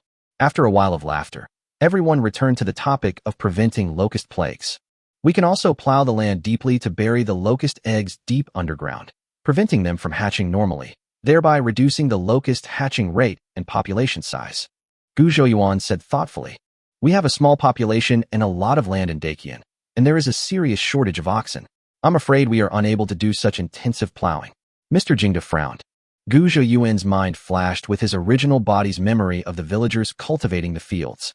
During the spring plowing season, the village head would rent 2 oxen from the county's military farm office and bring them back to the village to help the villagers plow the large tracts of fertile land. Another part of the land would be plowed by each family themselves using shovels and rakes. The plowshare was pulled by 2 oxen and was extremely inefficient. "There is no curved plow in this world," Gu Zhouyuan murmured. He whispered, "Well, I have a way." Everyone is confused. How come you always have a solution? "Brother Gu, please tell me quickly." Mr. Jingda's eyes were shining brightly and his voice was trembling. There were already enough surprises today. Could there be more? "The plow we are using in Dakian now has a straight pole." Gu Zhouyuan took a piece of paper and quickly drew a simple straight beam plow on it with charcoal black. He pointed at the picture and said, "This straight beam plow is too heavy. It requires 2 oxen to pull it, and it's difficult to turn around. It's very inconvenient to use." Mr. Jingda naturally knew that it took 2 oxen to pull the plow, but this was common sense, and no one thought there was anything wrong with it. Gu Zhouyuan took out a piece of white paper from his arms. It was a hand-drawn drawing of the curved plow he bought in the space. He stacked up a few bowls on the table and spread the drawings on the table. "Quanli, this is called a curved plow. It saves time and effort when used to plow the land. It can be pulled by an ox. When there are no oxen, a strong man can replace the ox and plow 2 acres a day," Gu Zhouyuan said with a smile. Mr. Jingda leaned over and looked at the drawings carefully. He found that the structure of this so-called curved plow was indeed much more ingenious. He frowned slightly and rehearsed in his mind the scene of plowing the field with the curved plow.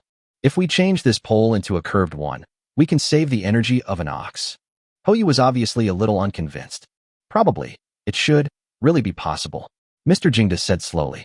He had studied the science of nature, and through his deduction, he concluded that using this curved plow to plow the land could really save time and effort, and could also allow for deep plowing. Can I copy this blueprint? Mr. Jingda was very excited. Today in this small farmyard, he had solved several important problems. This is for you. Gu Zhouyuan waved his hand. That. Mr. Jingda was overjoyed. Seeing Gu Zhouyuan's embarrassed expression, he was stunned for a moment, then laughed a little. Don't worry, I will write these things together and help you get credit. Gu Zhouyuan was very satisfied, but he declined, saying, I don't care about those rewards. I just want to contribute my own little bit to the revitalization of Dakian. Hoyu looked at Gu Zhouyuan in shock, not knowing whether he was surprised by Gu Zhouyuan's talent or shocked by Gu Zhouyuan's shamelessness. Su Mufeng patted Gu Zhouyuan on the shoulder and gave him a thumbs up. At night, several of them stayed at Gu Zhouyuan's house. Mr. Jingda obviously enjoys chatting with Gu Zhouyuan. He had seen too many so-called talented people who could only give long speeches about worrying about the country and the people. The content was all empty and false and had no practical effect at all. Unlike Gu Zhouyuan, he perfectly solved several huge problems that had been plaguing the entire Dakian in just one meal. He wished he could talk to Gu Zhouyuan all night long. Gu Zhouyuan spread a straw mat in the yard and bought a pillow and a thin quilt in the mall. The four of them were all casual people.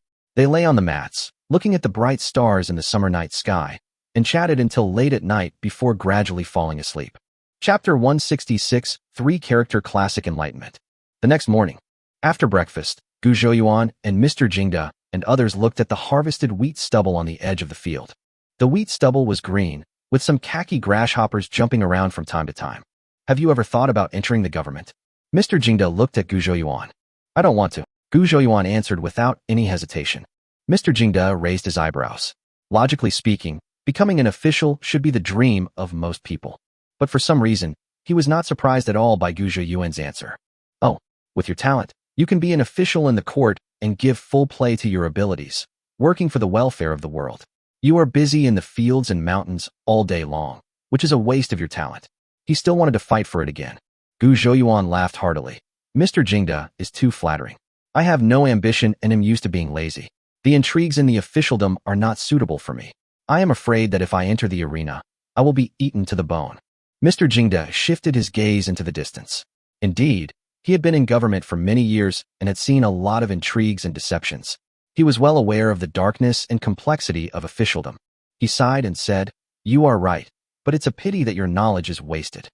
Gu Zhouyuan picked up a straw and chewed it in his mouth, saying with a smile, What suits you is the best. My home is these fields. If you had been in the officialdom, hustling and hustling all day, obsessed with climbing the ladder, you wouldn't have had cassava, curved plows, strong liquor, and new varieties of vegetables, wouldn't you agree?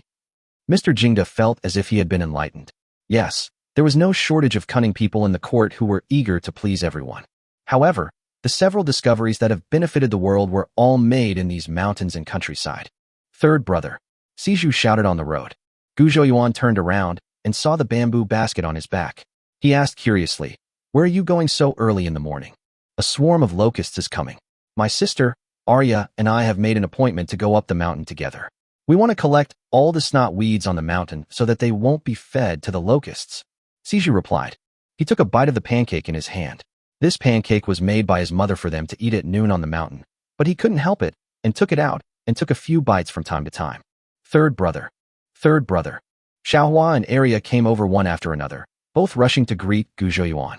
Gu Zhouyuan smiled and said, Locusts generally don't eat snotweed. Don't go anywhere today. The locust swarm is coming. It's safer to stay home. Then all our preparations were in vain. My mother even steamed cassava for me, Arya said with a bitter face. Siju curled his lips and said, My family makes pancakes. They are delicious. Third brother, the wheat in the field has been harvested. We don't need to weed now. Can we go to your duck pen to play? Xiaohua put the backpack on the ground and said excitedly. Third brother's duck pen is so fun. There are big yellow and 2 yellow ducks, chicks, ducklings, and geese. There is also a big pond with fish swimming in it. It's just that it's surrounded by fences and people are generally not allowed to go in. She only went there a few times with her aunt. Gu Zhouyuan shook his head. There is a pond there. It's not safe. Oh, Xiaohua stuck out her tongue. Don't run around everywhere. Come to my house, and I'll teach you how to read. These half-grown children are the most wild. The locust swarm is coming soon. By then, everyone will definitely be in chaos. A few children are running around, so don't let anything go wrong. Can you read? Xiaohua's eyes lit up. She had heard that Sidon and Zhaodi would learn to read with their third brother at night, and she and Siju also wanted to learn. But her third brother always taught after dinner and before going to bed. In the village, it was not customary to visit each other after dinner, and everyone went to bed early, so it was naturally not convenient for her to go to her third brother's house to teach for free. Then I'll go now. Xiaohua picked up the backpack and ran towards Gu Zhiyuan's house, as if she was afraid that her third brother would go back on his word. Siju threw the pancake in his hand into the backpack and followed Xiaohua. Only Arya was a little confused. Recognize words? What words? Go over first, you'll know in a moment. Gu Zhiyuan smiled and waved his hand. Watching Arya walk away, you seemed to be getting to know Gu Zhiyuan all over again. He came over and stared at Gu Zhiyuan, then bowed and said, Mr. Gu, I'm so sorry. Gu Zhiyuan smiled and said, when I have nothing to do in the evening, I will teach a few people at home to recognize words. Learning to read is the first step in all exploration. Mr. Jingda kept nodding, and Brother Gu would occasionally say something full of truth. Let's go back and see how Brother Gu is educating the child. Mr. Jingda was very interested. He inferred from what the children had just said that they had never been to school. The first lesson in enlightenment is very important, and he wants to see how Gu Zhiyuan does it. Several people followed Gu Zhiyuan back to the yard. Xiaohua had already been sitting upright on a small stool, facing the small wooden board used for class, with her back straight. Arya kept teasing Pingtu with her feet. Siju was looking at the words on the wooden board and asked Sidon to read them to him. The three talents are heaven, earth, and man. The three lights are the sun, moon, and stars. Sidon obviously enjoyed being a little teacher and read aloud with clear pronunciation. Mr. Jingda was very surprised. You didn't use 3 warehouses in this enlightenment article? The so-called 3 warehouses are Songjie chapter, Yuanli chapter, and Boshua chapter. It was Li Si and others in the Qin dynasty who compiled these literacy textbooks in order to unify the writing system and make it easier for children to learn to read. They used a 4-character sentence format. The first 4 sentences are, Song Jia created writing to teach his descendants. The youngest son received the edict and was cautious and respectful. It is obscure and difficult to understand, which makes people afraid. The 3-character sentence that Sidon just read was obviously easier to understand and catchy. Gu Zhiyuan was stunned. There was no 3-character classic in this world. Even though he had the memories of his previous life, he had forgotten this. Gu Zhiyuan could only laugh dryly. Well, I think Sansong is too obscure and not conducive to enlightenment and literacy, so I compiled a set of 3-character classics, most of which are simple characters. Once the students have laid a good foundation, it won't be too late to learn Sansong. You said you made up a whole set. Mr. Jingda widened his eyes. At this point, humility is no longer an option. Gu Zhiyuan nodded honestly. Yes, the whole set. The full text is 1,145 words. Can you please read the whole article to me? Mr. Jingda asked seriously. He also thought about writing a set of introductory articles, but after writing them over and over again, he was never satisfied. Unexpectedly, someone had done it before him. He was eager to see the whole article. How could Gu Zhiyuan remember it all? He probably only remembered up to the part about jade cannot be made into a useful object without being polished. When I teach Sidon and the others, I always have a teaching plan with me. Oh, right, lesson plan. He went into the room and took out the 3-character classic, written in calligraphy. Chapter 167 Locust Swarm Passing. Mr. Jingda took the notebook and was attracted by the elegant and neat handwriting before he even read the contents. This copy of 3-character classic was a regular script copybook that Gu Zhiyuan bought in a mall. It was printed, so it is of course neat and tidy. Mr. Jingda sighed. Brother Gu is so patient. There's not a single correction in the whole article, not even a single smudge of ink. Regular script is the basic writing skill for scholars in this world, and no personal style can be seen in it. However, after writing a long article, you can roughly see the writer's personality, whether he is lively and impetuous or calm and steady. The paper was also surprisingly white and delicate, and he couldn't help but marvel at it. He took a closer look at the words written on it and read them aloud softly. At the beginning of life, human nature is good. Natures are similar, but habits make them different. The more he read, the more frightened he became. He felt that the 3-character classic had short, neat sentences and was easy to recite. It covered all aspects of history, morality, astronomy, geography, and arithmetic. When he read Do Yenshan, a righteous man, he stopped. Who is Do Yenshan? Do Yenshan was Do Yujun, a native of Yenshan during the Five Dynasties period. He had a unique method of educating his children. This world has never experienced the 5 dynasties and 10 kingdoms, and Gu Zhouyuan is a little confused. Oh, this is a fictional character I made up. Then he briefly recounted Do Yenshan's deeds. Later, when the illusions were used in places such as Xiang is 9 years old and Rong is 4 years old, the stories of Huang Xiang and Kong Rong were told again. Mr. Jingda, Su Mufeng, Ho Yu and everyone else listened with great interest. This 3-character classic is really interesting. It is not only easy to read, but also contains interesting short stories. It is a perfect enlightenment reading material. Mr. Jingda straightened his clothes and bowed to Gu Zhouyuan. Gu Zhouyuan quickly returned the greeting. Mr. Jingda, what are you doing? You are embarrassing me. Mr. Jingda sighed deeply. Brother Gu is a man of great talent.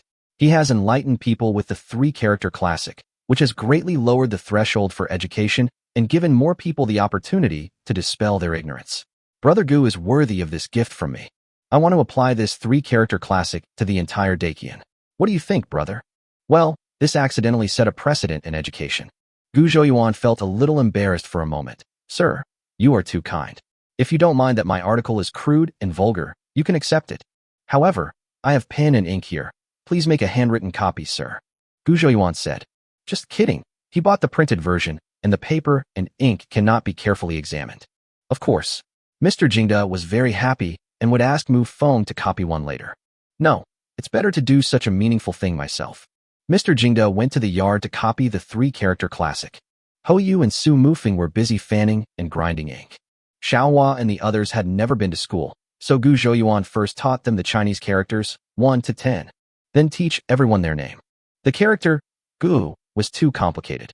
It took half an hour of teaching before several students could barely learn it. When they wrote it, it was crooked and not according to the stroke order. Every stroke was unexpected. Gu Zhouyuan didn't delve into it. The first class was mainly about cultivating interest and couldn't be too strict. Arya was the first to learn to write her name, and she raised the paper with her name written on it. He said to Xiaohua and Sidon proudly, You two are so stupid. Look how powerful I am. Xiaohua rolled her eyes and said, Your name is so simple, I can write it myself. Why don't you try writing my name, Xiaohua? Arya didn't care about all this.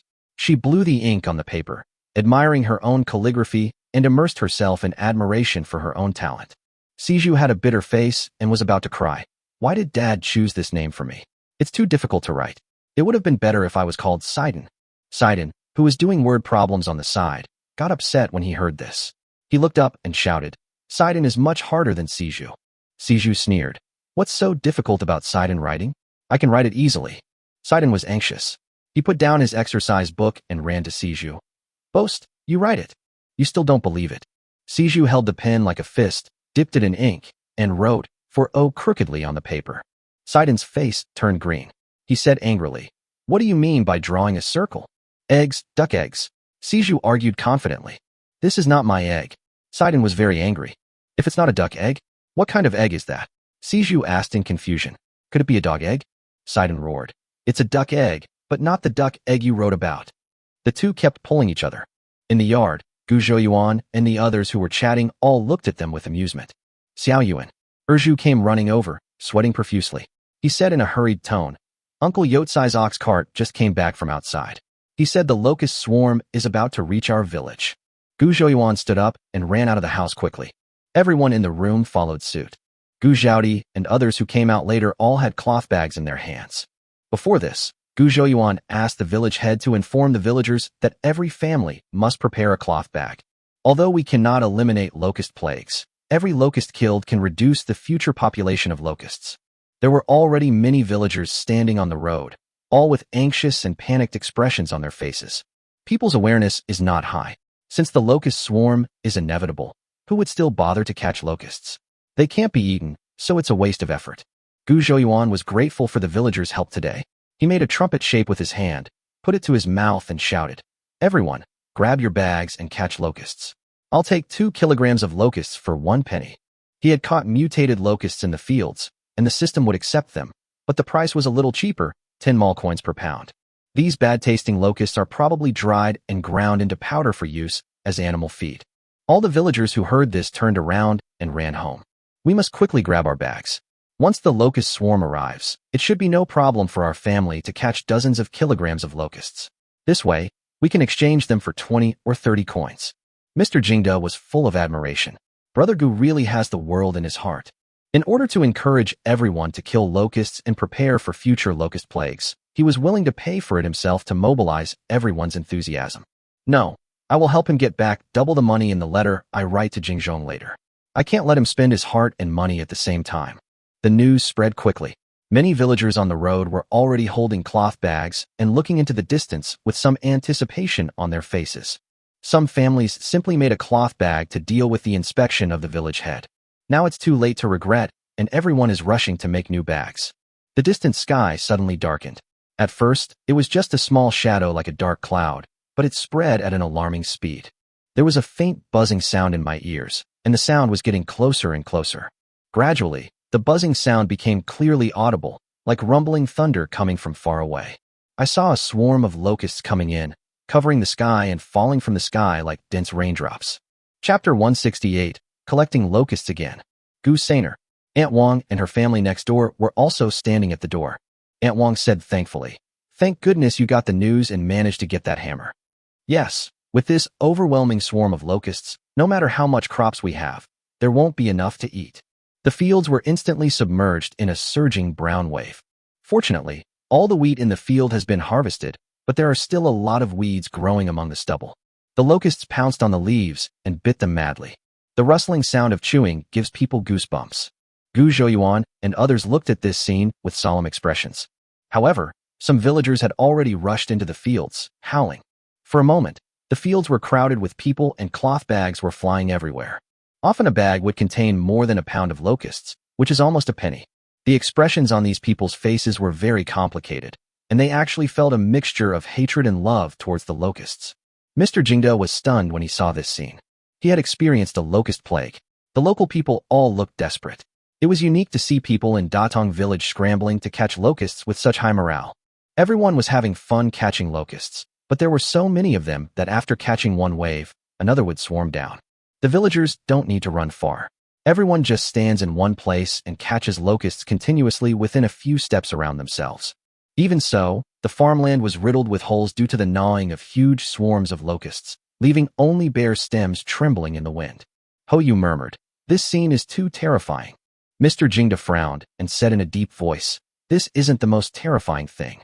The real horror is that after the locusts pass through, food prices will skyrocket, bandits will be rampant, and people will starve to death everywhere, even cannibalism." Gu Zhouyuan remained silent. Agriculture was the foundation of the ancient economy. The locust plague caused the collapse of agricultural production, soaring food prices, and the collapse of the local economy.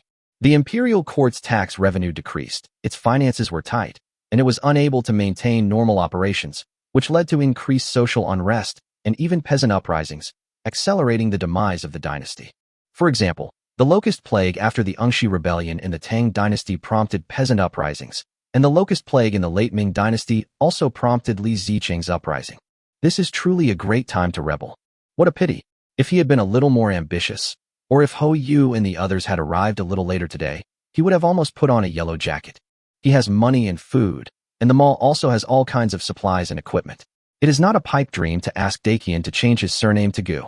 However, one general success comes at the cost of countless lives. Dynasties change, wars break out, and countless families will be torn apart.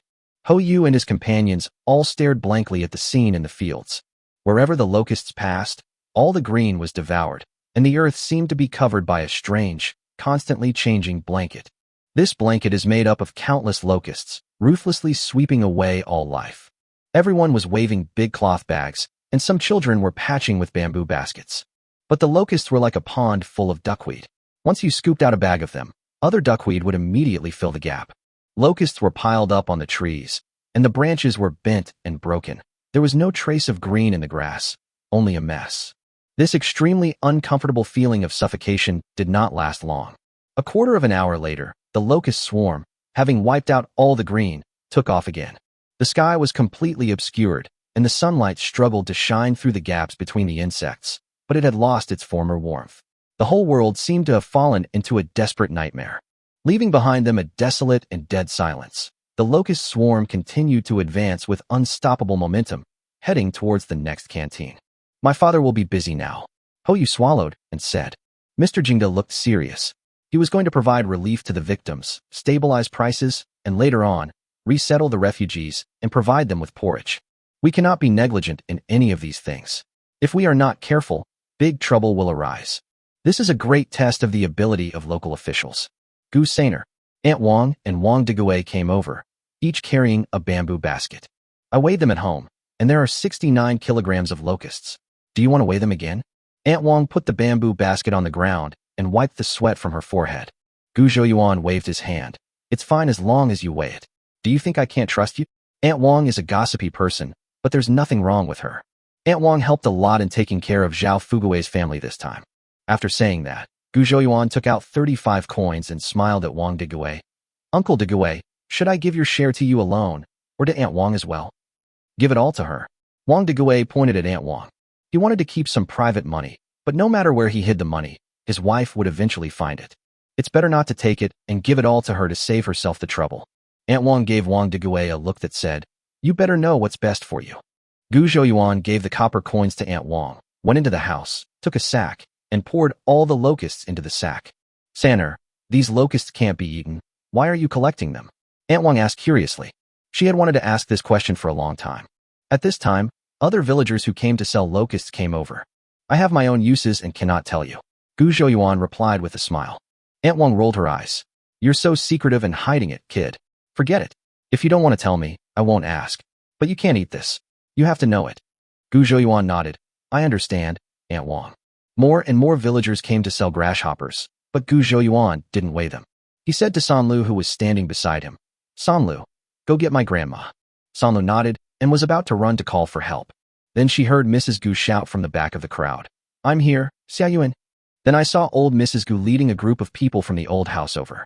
Erju and Daju carried large bamboo baskets, while Gu Mansong and Gu Manton each carried a large bamboo basket.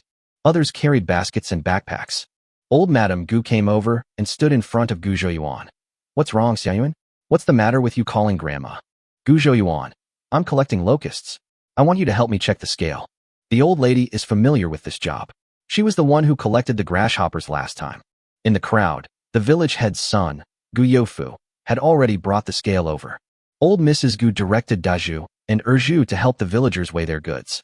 Gu Zhouyuan went into the house, took out some copper coins and small change, and put them in a large wooden barrel. He asked Siju to go to Wei Longzhong's house and borrow a scale to weigh small change. Chapter 169.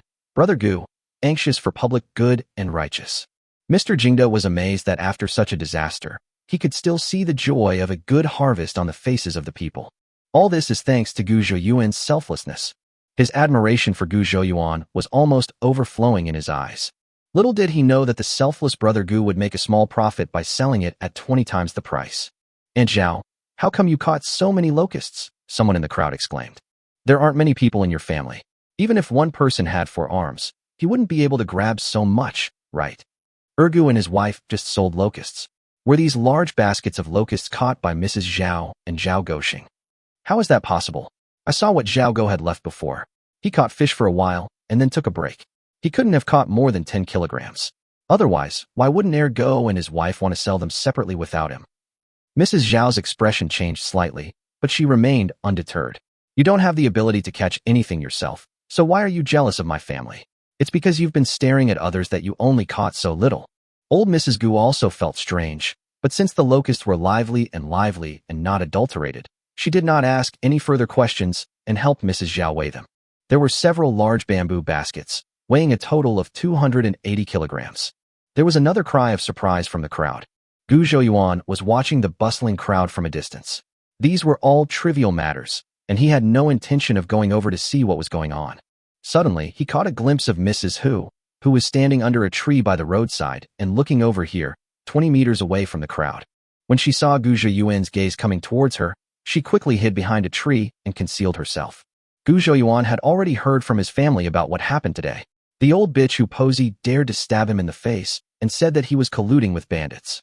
He walked to the weighing area at the door and said to Mrs. Zhao directly, "Aunt Zhao, did the Hu Laoquai family ask you to sell these grasshoppers?" Mrs. Zhao, who was waiting to receive the money, had a pale face and said stubbornly, "No, it's not true." When everyone saw her expression, they knew what was going on. Old Madame Gu threw the half-counted copper coins into the wooden barrel and said angrily, "You are such a good bitch. You knew that my family and the Hu family are irreconcilable, and yet you teamed up with them to make fun of us." Second Aunt Sun also said, "Didn't you see how Mrs. Hu took advantage of my Xiao Yuan's misfortune today and framed him? She just stabbed someone, and now she expects him to take her things? What the hell is she dreaming of?" Third Aunt Wang was also indignant. The crowd was in an uproar, and everyone was pointing at Mrs. Zhao. Mrs. Zhao's face turned pale and blue. Mrs. Hu had found her before and asked her to help sell her locusts to Gu Zhouyuan, and then gave her 15 cents as a reward. It was a free deal with 15 cents, so Mrs. Zhao naturally jumped at the chance to take the offer. Unexpectedly, Gu Zhouyuan exposed his plan.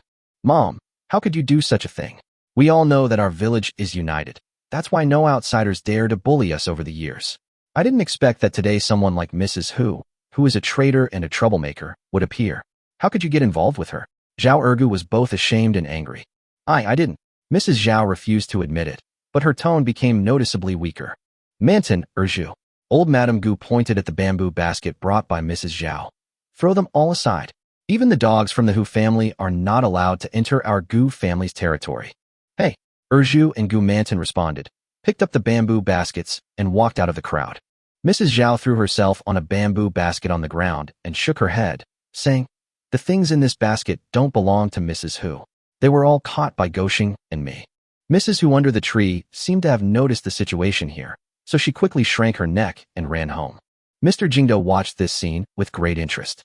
This is what the countryside is like, with peace and tranquility, and also chaos. Gu Zhouyuan walked back and said with a smile, "Mr. Jingda, do you have time to stay for 2 more days? I want to treat you to a drink in the village tomorrow." Mr. Jingda was teaching at Qingtian Academy, and Gu Zhouyuan didn't know how many days of vacation he had. "Haha, I was just thinking of bothering you for a few more days." Mr. Jingda laughed. He traveled all over the country and finally stopped in the hometown of his deceased wife. He founded the Qingtian Academy in the hope of discovering some talents for Daqian. Now that the greatest talent is right in front of him, he doesn't need to worry about the affairs of Qingtian Academy for the time being. There are other teachers teaching in the academy. Ho Yu and Su Mufeng also looked at Mr. Jingda with anticipation. The locust swarm has passed, and the college's vacation ends today, so they also want to stay for the feast. They had never been to a banquet in the village. Mr. Jingda glanced at them and nodded slightly. Studying alone is useless. Brother Gu has great potential and is extremely talented. You two should spend more time with him and learn from him. Ho Yu and the others were overjoyed. With the master's approval, it will be legal for me to hang out with Gu Zhouyuan from now on. There are drying yards on both the east and west sides of the village. Although they are called drying yards, they are actually large areas of wasteland. Many villagers have already spread out their wheat there to dry. The locusts have flown away, and the most urgent task now is to dry the wheat quickly. These green wheats contain a lot of moisture and will easily rot if not dried in time.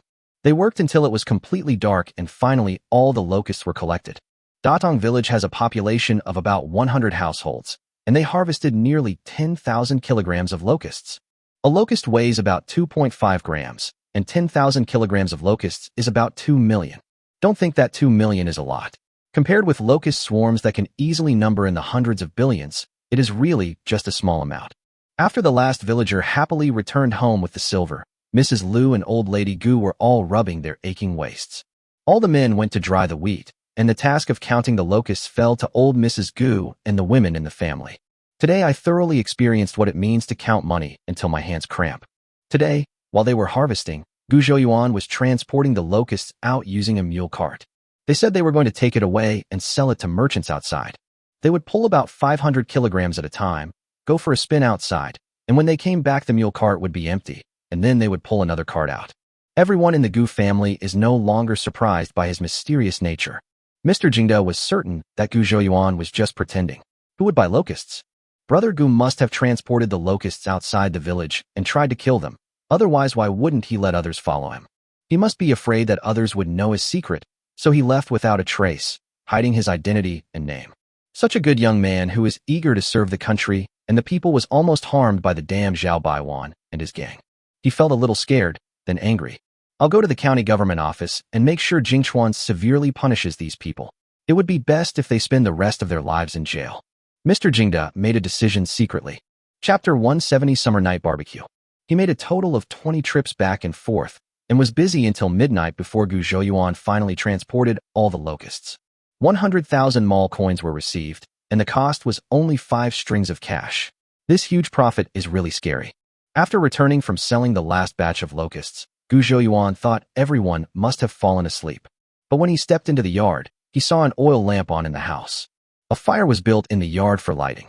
No one slept. Even Sidon was fanning himself with a palm leaf fan, waiting for him to come back. Gu Zhouyuan laughed. It's already the middle of the night. Why haven't you slept yet? Hou rolled his eyes and said unhappily, Second brother and Sidon all said they'd wait for you to come back. How can we have the nerve to go to sleep first? Besides, this fire is right where my mat is. If I sleep, won't it burn me? Hearing his mischief, everyone burst into laughter.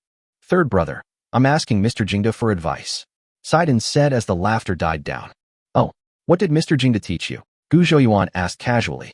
He rubbed his stomach and felt a little hungry. I was taught a couplet. Streams are paired with valleys. Water is paired with mountains. Steep mountains are paired with raging waves. Willow banks are paired with flower gardens. Caves and ravines are paired with peaks. The boat crosses the shallow water to the village in the evening, and the road leading to the Tsui Mountain Temple is cold. Sidon shook his head and recited. Lu hurriedly got up and opened the lid of the pot. There was still hot rice porridge, steamed buns, and some stir-fried vegetables in the pot. Gu Zhouyuan took a steamed bun and gave Sidon a thumbs up. Then he heard Sidon's stomach rumbling. He put the steamed bun down and looked at everyone and said, It's been 2 hours since dinner. Everyone must be hungry now, right? Hou nodded hurriedly. Yes, I'm a little hungry. When Gu Zhouyuan saw the fire, an idea suddenly occurred to him. I brought back some ingredients from outside, perfect for barbecue. As for midnight snack, barbecue is of course the most suitable. Wait for me to get it.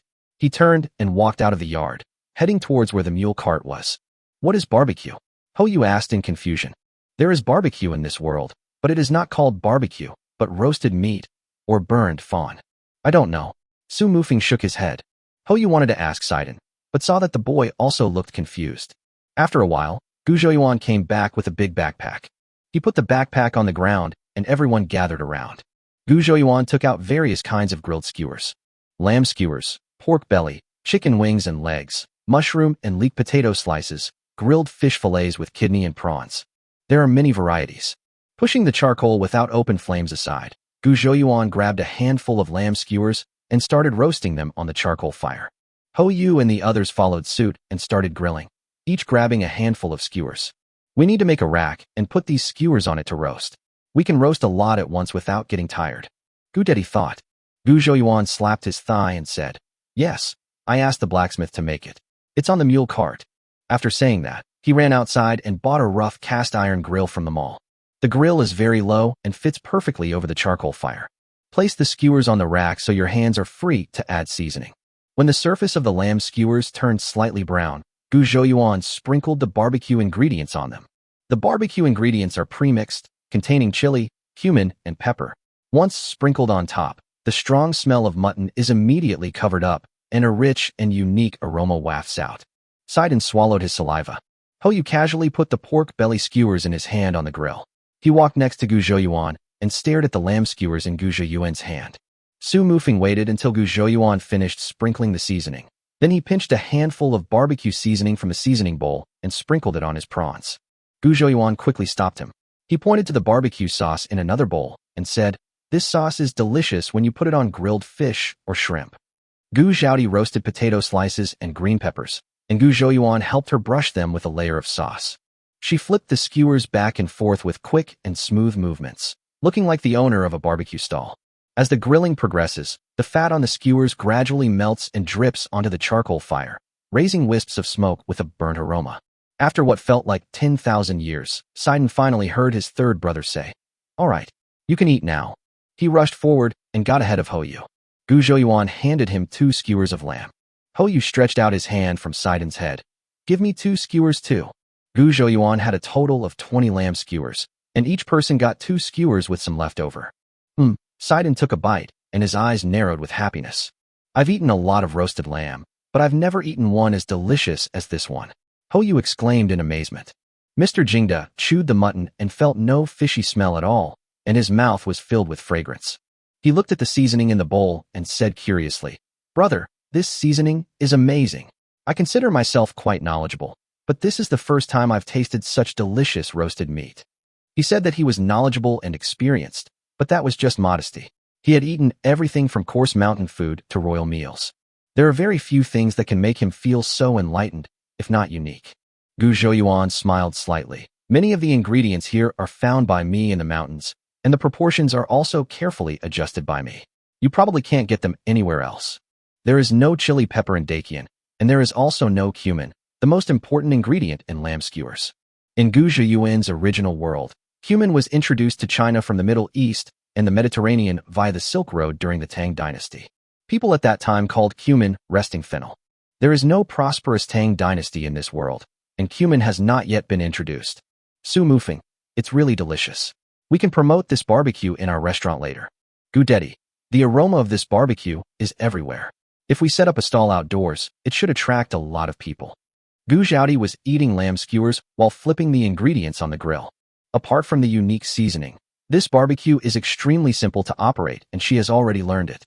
Lu took a bite of the barbecue and looked at this happy scene, her eyes full of satisfaction. Barbecue and beer are a perfect match. However, Gu Zhouyuan knew that the people here had never drunk beer, and beer might not be to their liking. Compared with traditional wine, beer tastes a bit strange. They probably think it is a big bowl of pot water. I went into the house and bought some sparkling fruit wine. As the saying goes, it's better to eat meat and drink wine with big mouthfuls. It's better to drink low-alcohol wine while eating barbecue. Everyone cheered.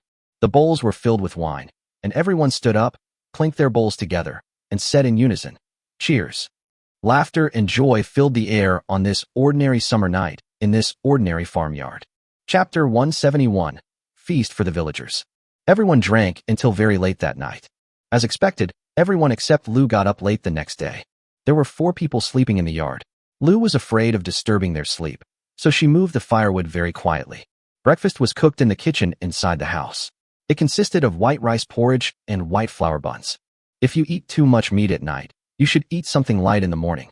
Gu Zhaodi was the second one to get up. She suddenly screamed, "Oh, I'm late. Hurry up and wake Xiaoyuan up. He said he wants to set up the banquet today." Lu slapped her thigh and said, "How could I have forgotten about this?" All the people sleeping in the yard were men, so it was naturally inconvenient for the 2 women to wake them up. Lu entered the room, woke up Gu Dedi and Sidon, and asked them to go and call Gu Zhouyuan. Gu Zhouyuan rubbed his sleepy eyes and yawned loudly. "I'll go to the city to buy some vegetables later. Second brother, you go find the village head grandfather, and Sidon go to the old house and invite grandma and the others over." Mr. Jingda and the others have also woken up. Ho Yu sat up and stretched. Mr. Jingda smiled apologetically at the Gu family. "I feel really ashamed for sleeping until this hour." Several people stood up and rolled up their bedding. After a simple wash, a large group of people from the old house had already entered the yard. "Third brother, are you really going to set up a banquet to invite the villagers to dinner?" Arya came over jumping. "Yes, but we are not inviting the whole village. We are inviting our Gu family and the villagers who came to help yesterday," Gu Zhouyuan said with a smile. When Mrs. Gu heard from Sidon that Xiaoyuan was going to treat the whole village to a meal, she felt very distressed. How much money would it cost?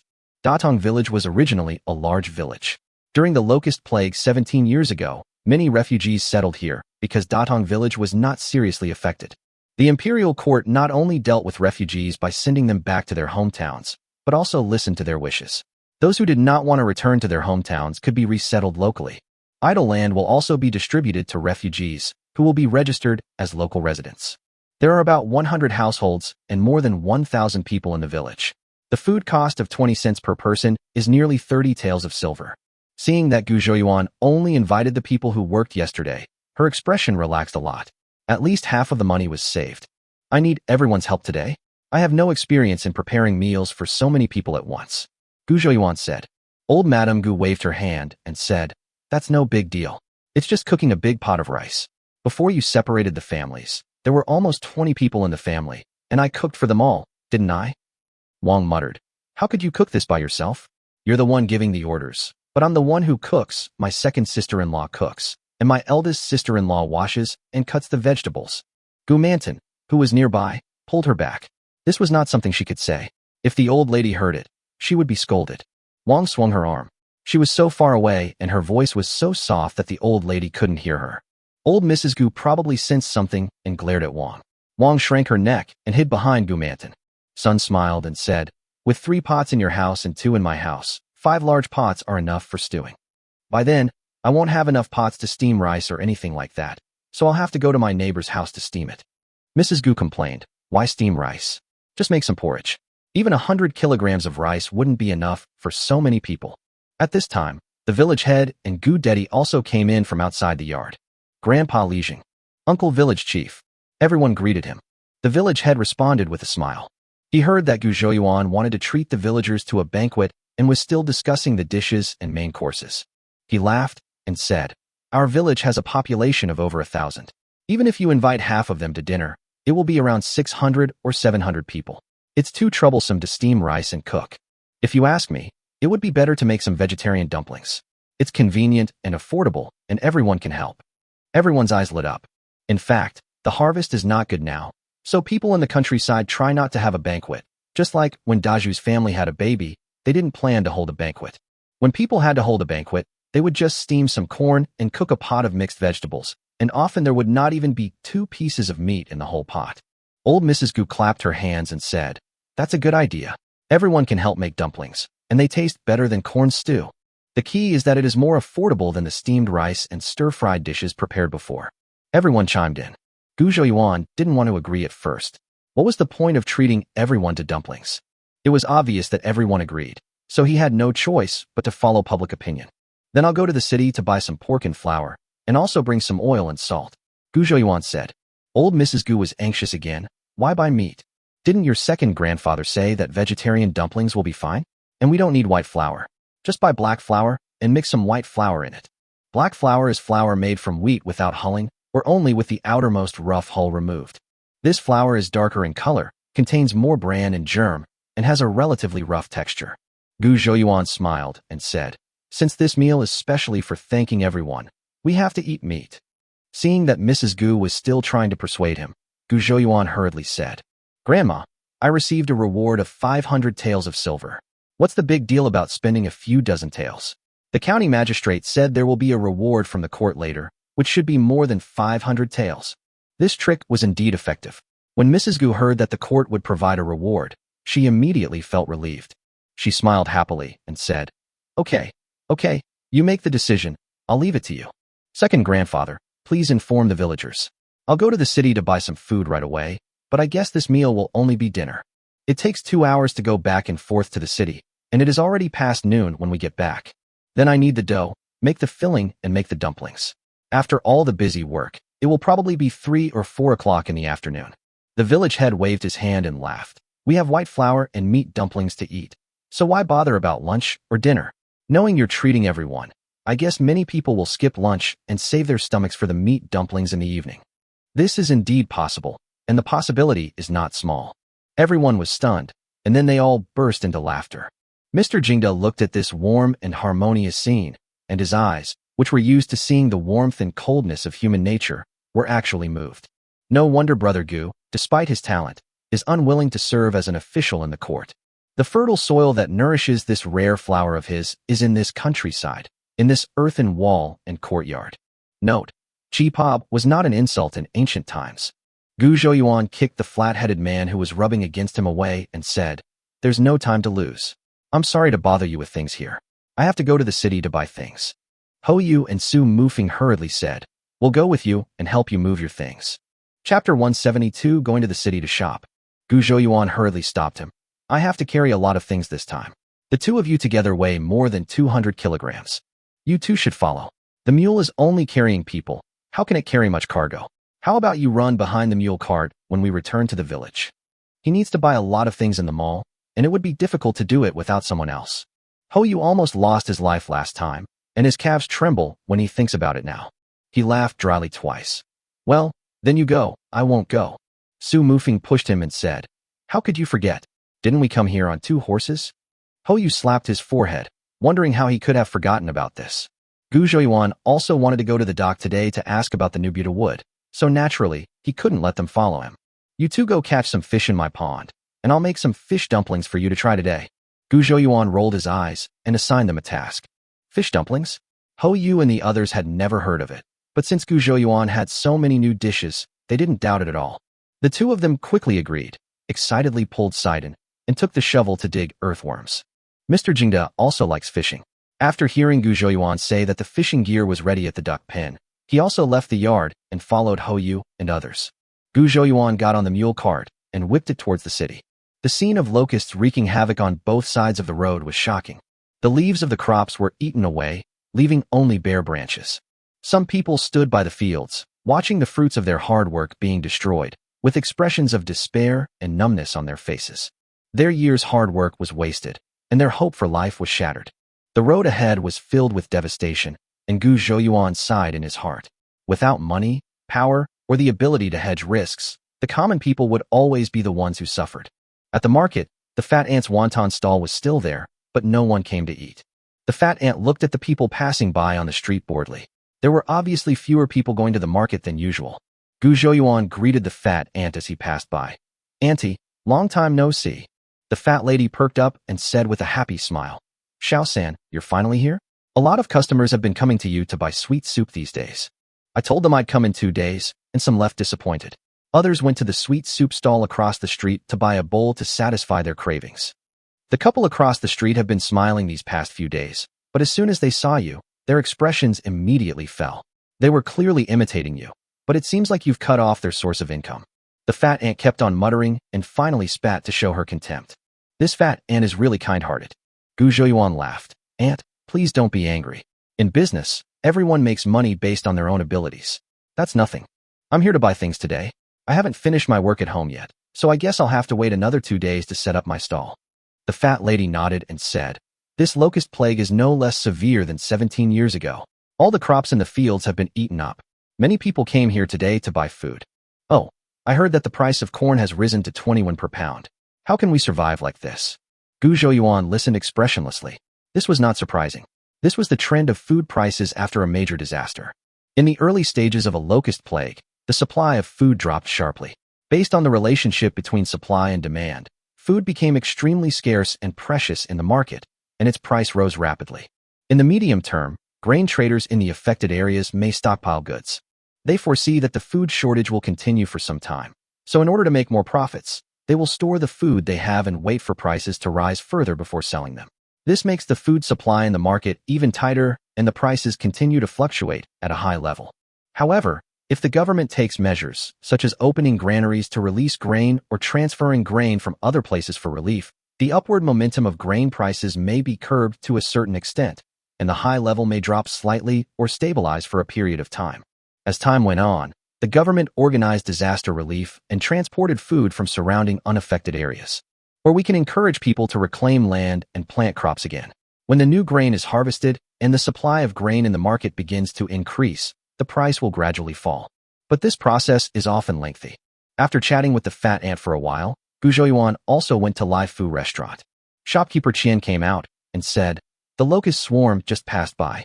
Logically, the village should be very busy right now. How come you have time to come to my place today? What's there to be busy about? There are only bare poles left in the field. There's no rush to plow the soil now." Gu Zhouyuan pulled over a stool and sat down. Shopkeeper Qian's eyes lit up. "Will you come to the city to sell sugar water tomorrow? There has been no sweet soup available in the store these past 2 days, and the diners are complaining." Fortunately, other restaurants did not have it either, and the shopkeeper Qian repeatedly assured that the sweet soup would be supplied normally in a few days, which barely suppressed the customers' dissatisfaction. Tomorrow? I guess not yet. Gu Zhouyuan planned to build a new house. He didn't care about the yard where someone had died, but his eldest sister and mother always felt uncomfortable there. He already had quite a bit of money on hand, so building a house was the order of the day. Seeing shopkeeper Qian's disappointed face, Gu Zhouyuan pondered and said, "How about I make it for you tonight, and you can come pick it up yourself?" Shopkeeper Qian clapped his hands and shouted, Okay, I'll have someone drive a mule cart to pick up the goods tomorrow morning." Gu Zhouyuan told him the address. "Datong Village, right? I know Datong Village. It's one of the largest villages in Qingtian County, with a population of more than 1,000. Shopkeeper Qian nodded and smiled. "Why isn't Yuanqing restaurant open today?" The two talked for a while. Manager Qian sent Gu Zhouyuan to the door and found that the door of Yuanqing restaurant opposite was closed. Those who run restaurants usually open the doors very early, buy vegetables and prepare food, put out stools and wipe tables, and gather people early. It's almost 10 o'clock, but there is no movement in Yuanqing restaurant. It's very strange. Gu Zhouyuan glanced across at the opposite side. The Wu family had close contacts with Mr. Zhao. They probably heard about what happened in Datong village and felt a little scared, so they hid for a few days to see how the situation would develop. After saying goodbye to shopkeeper Qian, Gu Zhouyuan wanted to buy some oil here to take back and eat, because this is the real, traditional hand-pressed oil. But when he arrived at the grain and oil shop and saw the crowd as packed as a can of fish, he turned around silently. Driving a mule cart to the wooden dock, Neo Butu came over upon hearing the news, with a very bright smile on his face. This is a big fat sheep, we have to serve it well. Young shopkeeper, what kind of wood are you here to see today? Neo Butu even took out a fan and gently fanned Gu Zhouyuan. Chapter 173, Opening Up a New Route. Gu Zhouyuan was a little amused. I just came to see if Neo Butu took the matter of the ghost-faced sandalwood to heart. Of course I wouldn't take it lightly, Neo Butu said with a smile. As soon as I got back that day, I arranged for someone to do it. But Nanzhao is a long way from here, and plus the time it takes to buy wood there. It would take at least 3 months to go back and forth. Neo Butu paused and said, this trip is all for ghost-faced sandalwood. Are you sure you want that much? Gu Zhouyuan waved his hand and said nonchalantly, don't worry, I'll take as many as you have. I won't just use them to make furniture for my home, I'll also use them for other things. Neo Butu's mind moved. Could it be that the young shopkeeper wanted the ghost-faced sandalwood to resell it to others? He was very familiar with the wood market and had not heard of any price increase of ghost-faced sandalwood in the market. He would have to ask someone about it later, to make sure he wasn't having too much fun and then someone else took advantage of him. Gu Zhouyuan didn't know what this unscrupulous businessman was planning, and even if he knew, he wouldn't care. Just go ahead and ask around. If you can find any clues, you'll be awesome. He suddenly remembered the palm oil incident. Malaysia and Indonesia are major producers of palm oil. This new Butu trades wood in the Nanzhao area, and his activities already cover Southeast Asia. The territory of Nanzhao roughly included all of present-day Yunnan, western Guizhou, southern Sichuan, as well as parts of northern Myanmar, northern Laos, and northwestern Vietnam. I wonder if he has any connections in Malaysia or Indonesia. Gu Zhouyuan found a wooden stake to sit down, and Neo Butu followed him. I wonder if Neo Butu has any acquaintances in Johor and Java? Gu Zhouyuan asked straight to the point. Java is also rich in sandalwood and ebony. My fourth brother has been working in that field for many years. Neo Butu was stunned and replied immediately. He didn't know why Gu Zhouyuan asked these questions, and thought that the young shopkeeper wanted to test his strength. As for Johor, the oak and Namu there are of very good quality.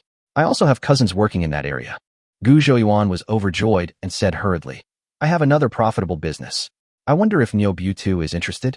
In fact, Neo Butu was not very interested in the business he mentioned. He was not after the business. If there was a profitable business, would you come to me? However, Gu Zhouyuan is a big customer, and he doesn't want to offend him. Then he pretended to be excited. Oh, what business? Please tell me about it, little shopkeeper. You're only dealing in wood, which is too narrow a business. Have you ever heard that you shouldn't put all your eggs in one basket? You should expand your business to many different places. Gu Zhouyuan started his speech on success. It does make sense. Neo Butu listened and nodded repeatedly. Gu Zhouyuan struck while the iron was hot and said, I heard you just say that Java is also rich in sandalwood. As far as I know, there is also a kind of palm tree in Java whose fruit can be used to extract oil. While you're trading trees, you can also get some palm oil. It doesn't take up much space, so if you leave some space on the merchant ships carrying wood, you can bring back a lot. You develop a special line, and I'll take all the wood and palm oil you bring back. Neo Butu was stunned when he heard this. Develop a separate line? This guy is quite boastful. He does have the connections to develop a dedicated line, but does he have the ability to take it all over? Neo Butu chuckled twice. Young shopkeeper, you're joking. I already have a ready-made Nanzhao line. It would cost a lot to open a new line just to get some palm oil. It's not cost-effective. Besides, we Dakian people are not used to eating this kind of palm oil. If you keep asking for so much palm oil, it will definitely become a burden on you. When you withdraw, the mess will be left to me. Neo Butu looks big and strong and seems to be not very smart, but when it comes to business, he is smarter than a monkey. Gu Zhouyuan thought so too. Palm oil could not be sold at a very high price, so there was no need for people to spend so much effort to open up new routes. He rolled his eyes and bought a bar of soap from the mall. He took it in his hand and said slowly, Don't worry, Nabu, I don't want this palm oil to eat, but to make soap and perfume. Neo Buta looked at what was in Gu Zhouyuan's hand. There were two palm-sized pieces, shaped like juju paste cakes, one light yellow and the other light pink. He took it and held it in his hand. It felt smooth, like touching a piece of warm jade. I put it to my nose and sniffed it. The light yellow one has an alkaline smell, while the pink one has a strong floral fragrance. What is this thing used for? A sachet? No, the yellow one doesn't smell good at all. Neo Buta was confused. Gu Zhouyuan smiled and said, the yellow one is called soap, which is used to wash clothes and hands. The red one is called toilet soap, which can be used to bathe and cleanse the face. Oh, Neo Buta was skeptical. I'll go try it. After saying that, he stood up and walked towards the wooden house on the pier. Gu Zhouyuan nodded and stayed where he was, scanning the dock with the system to see if there was any good wood that he had missed. Before he could finish sweeping around, Neo Buta came running back in a hurry. His face was full of excitement, and this time he was not pretending. Little shopkeeper, your soap is really useful. I washed my arms and face with it, and it felt refreshed and clean. It works better than bath beans. And that soap, I used it to wash a pair of dirty pants. Hey, it came out clean and easy to wash. The key is that the soap didn't even get smaller. Seeing him like this, Gu Zhouyuan knew that the matter was half done. He said calmly, this is what I made using a secret method. It hasn't been released to the market yet. Palm oil is one of the raw materials. Are you still worried that I won't be able to eat the tongue oil you brought back? Neo Buta is a businessman. In his opinion, this soap is a revolutionary product and will definitely be very popular once it is sold. And compared with bath beans, this price is definitely not cheap. Since the young shopkeeper has such a profitable business, he doesn't have to worry about not being able to consume all that palm oil. Seeing that he was interested, Gu Zhouyuan decided to add fuel to the fire. I can authorize you to have the exclusive overseas sales rights for these soaps of mine. Exclusive overseas sales rights. Neo Buta was a little confused about what this was. Gu Zhouyuan explained it to him. Neo Buta's eyes suddenly lit up, and he thought silently in his heart. They made a lot of money by shipping wood and palm oil back from Java. Then they would take the soap from the shopkeeper and sell it to the Javanese nobles. Soap will definitely sell well, and he has the exclusive overseas rights. He is the only one who can sell it in foreign countries. Just think about it, and you can tell that he will make a fortune. When he used to sell wood, he would bring it back and store it at the dock to sell slowly. The return on investment was slow, and if it couldn't be sold for a long time, there was also the risk of losing money. Now it is equivalent to that all of them are reserved by Gu Zhouyuan. He just pulls back the wood, and Gu Zhouyuan pays him. As long as he pays for the transportation cost, he can make a fortune. What's there to hesitate about? Done. Chapter 174. The whole village participates. Neo Buta discussed some details of the cooperation with Gu Zhouyuan. In order to reassure him, Gu Zhouyuan bought several gold ingots from the mall to show off his financial resources. Neo Buta's last bit of worry disappeared without a trace, and his attitude towards Gu Zhouyuan had changed. The most obvious change is that the way Gu Zhouyuan is addressed has changed from shopkeeper to boss. He seemed to have put himself in the position of a professional manager, and Gu Zhouyuan was the big boss. After this trip, Gu Zhouyuan solved the problems of wood and palm oil in one fell swoop and returned to Datong village happily. The mule cart went into the city empty and returned empty as well. The mule was probably also very surprised, and it ran happily on the road. Even without Gu Zhouyuan whipping it, it ran 20% faster than usual. When we were almost at Datong village, there were suddenly 200 kilograms of meat, 500 kilograms of flour, 100 kilograms of green onions, and some oil and salt on the cart. The mule suddenly stopped laughing and started to complain, whisper, whisper, as it moved towards the village with heavy steps. There were already quite a few people under the big locust tree, and they all seemed to be waiting for Gu Zhouyuan. As soon as he saw Gu Zhouyuan coming back, he hurried to greet him. When the villagers saw the huge pile of pork and flour on the ox cart, they were all excited. Oh, Xiaoyuan, your grandma soaked a lot of dried wild vegetables and said she was going to make dumplings with pork and wild vegetable fillings. Why did you buy so much pork? I also bought so much flour. I heard that food prices are going crazy these days. This flour must be selling for 40 or 50 a pound, right? Why should you worry? These hundreds of pounds of stuff are worth at most 30 taels of silver. I got a reward of 500 taels of silver from the county. Oh, at most 30 taels? You talk like 30 taels is a small amount of money. Even if you empty your family's pockets and sell the house, you still can't come up with 30 taels. The villagers were talking at once, and Gu Zhouyuan answered some nutritious questions casually. All the way to the gate of my home. Everyone in the family rushed over and unloaded the things.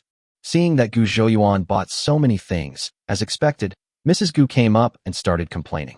Later, he was taken away by some old ladies in the village who he got along well with. Gu Zhouyuan was preparing dumplings with pork and green onion filling. Everyone got busy.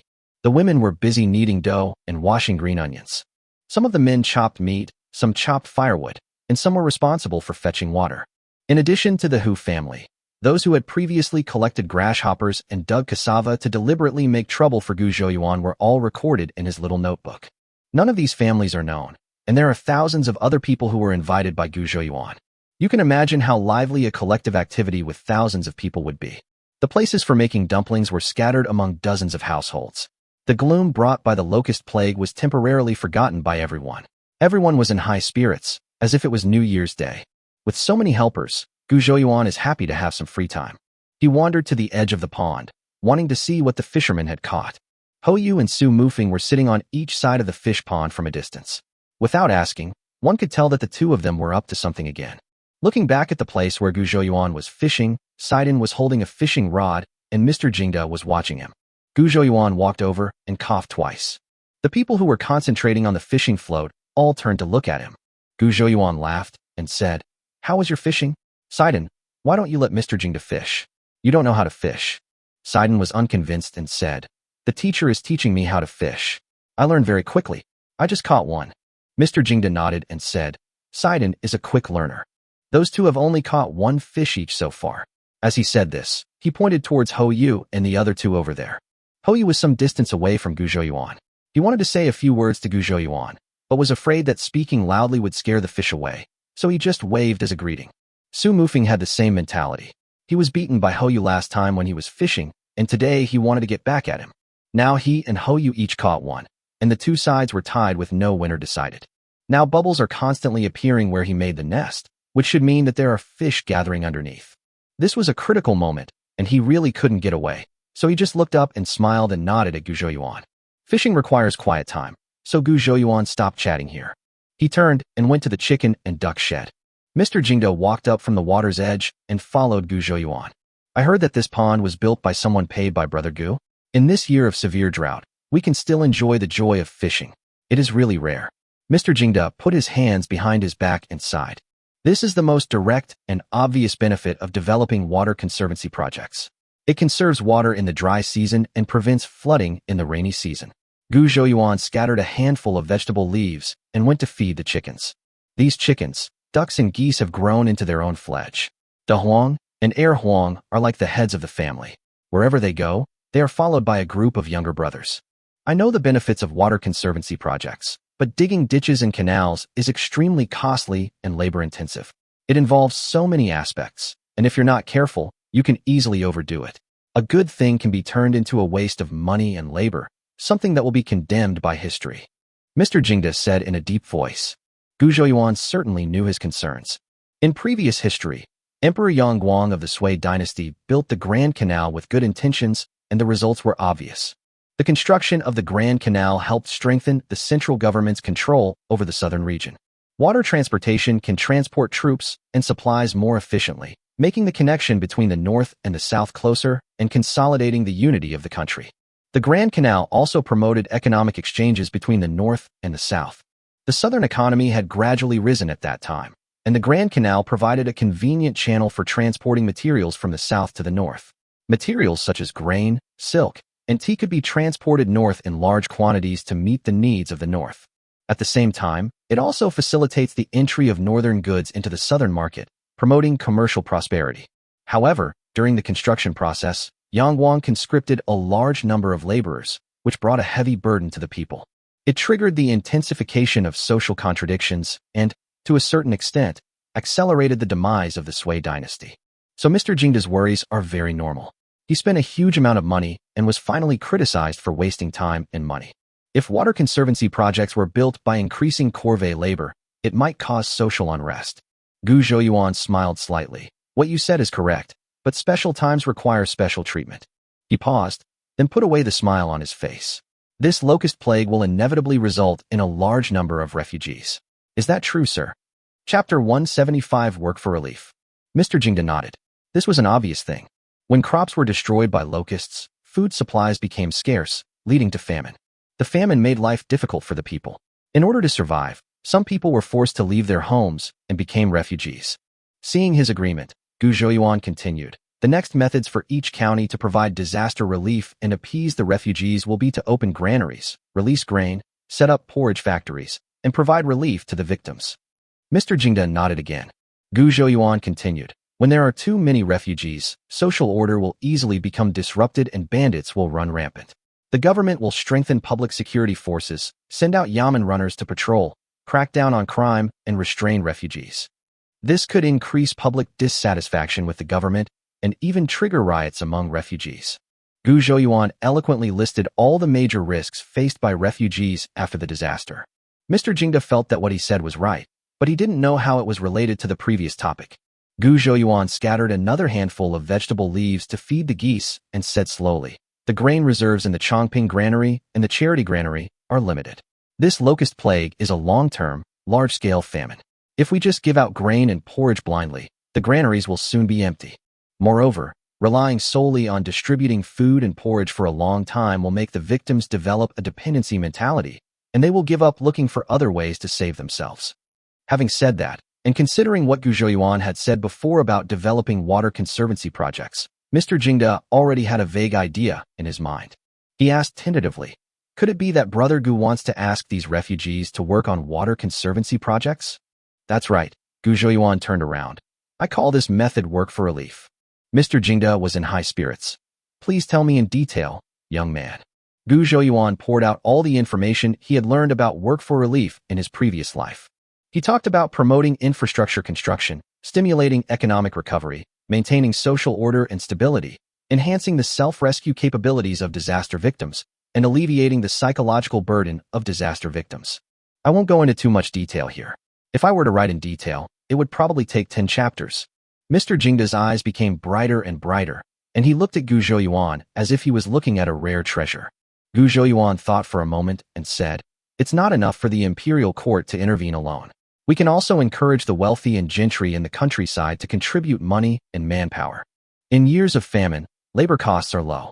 Hiring people to renovate houses and build gardens at this time will surely achieve the best results with the least amount of money. Besides being profitable, it can also bring fame.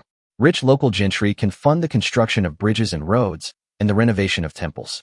The government will grant these people various honorary titles, and then the people can erect monuments of merit and engrave their names on them for future generations to see and admire. This way, you can gain both fame and fortune, and one of them will definitely hit the hearts of the wealthy. Mr. Jingda was extremely excited. Who could have thought that such a policy proposal that benefits the country and the people was born in a chicken coop? In just 2 days, Brother Gu brought him so many surprises. The memorial he had drafted had been revised again and again. Everything else can wait, but there is no time to ask for instructions on the various disaster relief matters after the locust plague. He decided to go back to the county town after the meal and let Jing Chuan take action first. He also had to write a letter to Guan, asking him to arrange for all the counties under his jurisdiction to follow the method he used to take care of Zhou Yuan and use work for relief. Another one. Sidon shouted excitedly outside. Gu Zhouyuan and Mr. Jingda both walked out. It was a hot day, and there were so many chickens, ducks, and geese in the shed, the smell inside was indescribable. After going outside and taking a few deep breaths of fresh air, I saw Sidon holding a crucian carp in his hand, smiling proudly and arrogantly at Ho Yu and Su Mufeng. I went fishing with a few people for a while. Gu Zhaodi came over and said the dumplings were ready and asked them to go back. Ho Yu and Su Mufeng each caught only one crucian carp, which were about the same size. The two ended up in a tie today. Sidon was probably still in the novice protection period, as he actually caught 5 crucian carp and a small grass carp. Looking at Sidon's arrogant look, Ho Yu and Su Mufeng couldn't help but feel a common hatred for the enemy. Humph! Why are you so proud? There's nothing to be proud of. Of course, dumplings stuffed with fish are just talk. Today's main dish is dumplings stuffed with pork and green onions. There were too many dumplings and not enough pots, so the dumplings had to be made and cooked in many villagers' homes. Everyone held their bowls, and thousands of people stood on the road eating dumplings. Everyone was eating and talking and laughing. The atmosphere was lively and festive, and the scene was spectacular. The villagers can't even eat these white flour dumplings with pork filling during the Chinese New Year. These dumplings are so delicious. I feel like I could eat 3 more bowls. That's because you haven't eaten anything all day, and you're waiting for this meal with an empty stomach. You haven't had lunch either, and you still have the nerve to criticize me. But we can just have one bowl each to satisfy our cravings. Don't eat too much, or you'll end up eating Xiao San out of money. It's okay. Gu Saner has already announced that you can eat as much as you want, and you'll be full. Really? That's great. Mrs. Hu and her family hid at home and did not go out. They listened to the laughter and joy outside and felt secretly annoyed. I don't know what kind of luck this third Gu has that he gets to play with the son of the county magistrate. Hu Laoquai said hatefully. Bah, this idiot county magistrate is not a good guy. He killed 4 people and should have been beheaded. Who knew that the matter would be left unresolved like this? He is such an idiot county magistrate. Mrs. Hu curled her lips. Mother, please keep your voice down. That third Gu is a ruthless character. He killed 4 people the day before yesterday without blinking an eye. If he hears you cursing him behind his back, it will be a disaster. Hu Erfa's wife couldn't help but shudder when she thought of Gu Zhiyuan's cruel side that day. Hu Dafa said unhappily, What are you afraid of? Gu Lao San is still lawless. If someone tells you a few truths, he will come and kill you. That's right. He invited so many people from the whole village to dinner, but he left us behind. He fusses over trivial matters and will never accomplish anything big. Hu Dafa's wife said angrily. The aroma of the dumplings wafted into the house.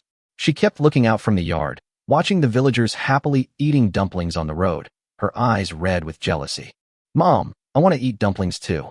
Hu Dafa's son Hu Xiaochue pulled his mother's sleeve and said, What are you eating? Those dumplings are not tasty. Hu Dafa's wife swallowed the saliva in her mouth and said with her head down, Auntie, you must be lying. I can smell the delicious food. Hu Erfa's eldest daughter, Hu Xiaozhao, peeked out through the crack in the door. They're eating so deliciously. Hu Xiaochue became even more noisy. He lay on the ground, spinning around and kicking his legs. I want to eat dumplings. I want to eat dumplings. Hu Dafa's wife was at a loss, and then she heard Mrs. Hu lower her voice and say, Those dumplings are made from the ears that old third Gu cut off. Do you still dare to eat them? Hu Xiaochue immediately fell silent. Every child in the village knew that Gu Laosan could cut off his ears. So he cut his ears off to make dumplings? That was really scary. Chapter 176 Being Urged to Get Married. There were nearly 100 people with the surname Hu in Datong village, but Gu Zhouyuan didn't call out to any of them. These people, like Mrs. Hu's family, were resentful of Gu Zhouyuan and cursed him at home. There are also people who have no grudges against the Gu family, but feel that they are implicated by Mrs. Hu. Hu Dequan's wife, Mrs. Hua, looked at the 2 dark and thin children in the family and put the wild vegetable porridge heavily on the table. He angrily said, Your second uncle's family is really something. Not only are they bad, but they are also stupid. Why do they always provoke the Gu family? Is it because of the incident with Sanfa's wife? Sanfa fell to his death on the mountain. His family couldn't pity Chunxing, an orphan and a widow, and treat her well. Instead, he took his anger out on Chunxing's mother, calling her a jinx, and even drove the orphan girl and her widow out of the house. She's been staring at Chunxing's mother all day, waiting for the chance to throw a bucket of dirty water on her. Last time, she falsely accused Gu Saner of having an affair with Chunxing's mother, but failed. Now, back in the mountains, she's wrongly accused Chunxing's mother of having an affair with Air Lizy. I'm convinced too. I can understand why he dislikes Chunxing's mother, but why does he always go to the Gu family to pick on them? Not to mention that the Gu family has a large number of people and power in our village. Even Gu Saner alone is not someone to be trifled with. Do you still think he's the old third Gu? He has connections and means, and he killed 4 people in public, and the county magistrate even gave him money and land. When faced with a problem, we villagers should unite to face the outside world, but his family is so bad that they falsely accuse us of collaborating with bandits. Isn't this offending us to death? Our entire family has been utterly screwed by his family. We don't even dare to look up when we walk around the village. Hu Dequan held the vegetable porridge and squatted in the yard, eating it bit by bit. He was born with the surname Hu, and it was not his choice to have such relatives. He actually admires Gu Saner very much. Teach villagers to process cassava. He paid for the water to be brought down the mountain and also had the village build a reservoir. Grandma's son was almost starving to death, and it was he who was willing to exchange rice for grasshoppers that saved Grandma's son and her grandson. He got a hammer and asked the villagers to harvest the wheat. He knew that if it were him, he would never do the same as Gu Saner. The child's mother asked him, Why does the second uncle's family always provoke others? He didn't know. If possible, he would also like to ask that family. Why? Why on earth? Air Lizy lay on the bed that was like a doghouse, listening to the noisy voices outside, feeling mixed emotions. Gu Zhouyuan used to be similar to Air Lizzie in the village. Both of them were village scoundrels. Now this thing can stand up just like that. Now his father often compares him with Gu Zhouyuan, saying that he is a puddle of stinky mud and good for nothing. Widow Luo, whom he coveted but could not get, kept hanging around Gu Zhouyuan all day long. Ergu, who had played with me since childhood, is now drifting further and further away from me, and I instead admire Gu Zhouyuan very much. This made his hatred towards Gu Zhouyuan even stronger. Gu Zhouyuan was completely unaware of these people's various thoughts. He was eating dumplings and chatting with the villagers at the moment. Xiaoyuan, you are 17 or 18 years old this year, right? Gu Youcai's wife asked with a smile. Aunt Yukai is right. My birthday is in April, and I've already turned 17, Gu Zhouyuan replied. Brother Yuan, you are 3 months older than me. My birthday is in July. Hoyu jumped up and said. Who asked you? Su Mufeng said speechlessly. Whether you ask me or not, my birthday is in July, and I was born at the hour of Chun. Hoyu argued confidently. Su is old enough to get married at the age of 18. Look, your brother Daju is only 1 year older than you, and he already has a daughter. And Lu Jin will get married at the age of 15. Aunt Yukai held the bowl and looked at Gu Zhouyuan. That's right. Aunt Wang also interrupted. You should get married as soon as possible. Good girls are very popular. If you act too late, she will become someone else's wife. Everyone laughed because Aunt Wang's story was so funny. Gu Zhouyuan's old face rarely turned red. In his previous life, he often saw young people being urged to get married on the internet. He just watched it for fun because he had no relatives in his previous life. But I didn't expect that after traveling to this different time and space, I would actually experience the feeling of being urged to get married. Right now, I just want to work hard to make money in business, and I have no plans to get married for the time being. Gu Zhouyuan didn't know how to answer, so he could only use a common saying from his previous life to prevaricate. I don't want to be in love, I just want to make money. Hey, kid, what are you talking about? Settling down and starting a family means you should get married first and then start making money. Once a man has children, he'll have more energy to do business and make money. Aunt Yukai is obviously not so easy to get rid of. Gu Zhouyuan felt a little embarrassed, and he kept winking at Hoyu. Hoyu is the son of the county magistrate. If he finds an excuse to speak up for himself, the villagers will definitely give him face. But Hoyu made a face at him. Not only did he not help him out, but he even added fuel to the fire. Yeah, my dad asked me to go look for a girl a few days ago.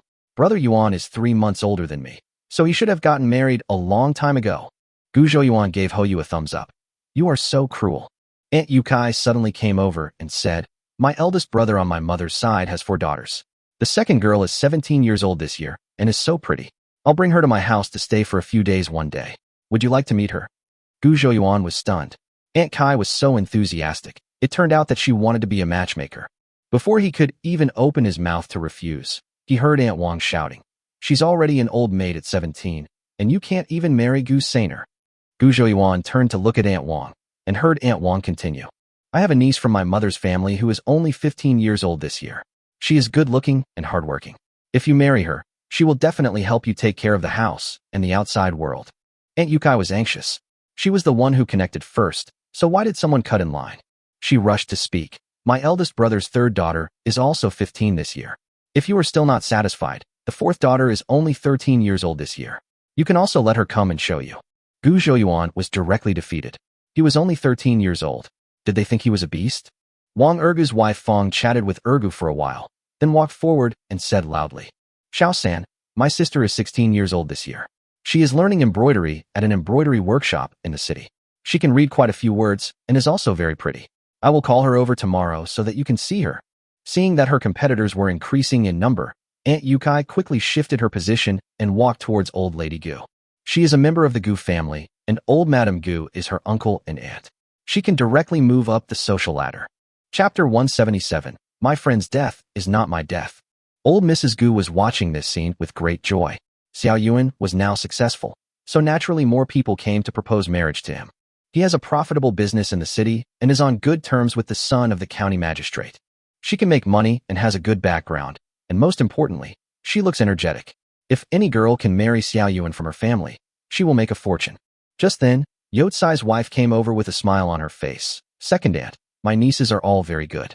I'll bring them to you in a couple of days. Can you help Xiao Yuan pick one? Old Mrs. Gu was stunned. You think you are buying chicks? Why are you picking only one? She smiled faintly and said, Xiao Yuan is a man of his own ideas. He might not like what an old woman likes. What does a young man like him know?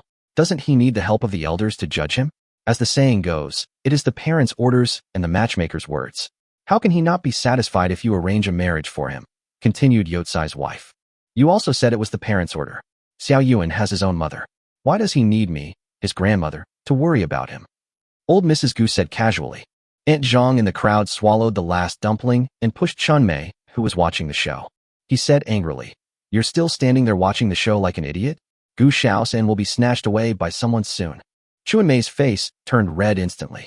She looked around and saw that everyone was looking at Gu Zhouyuan, apparently not hearing what her mother said.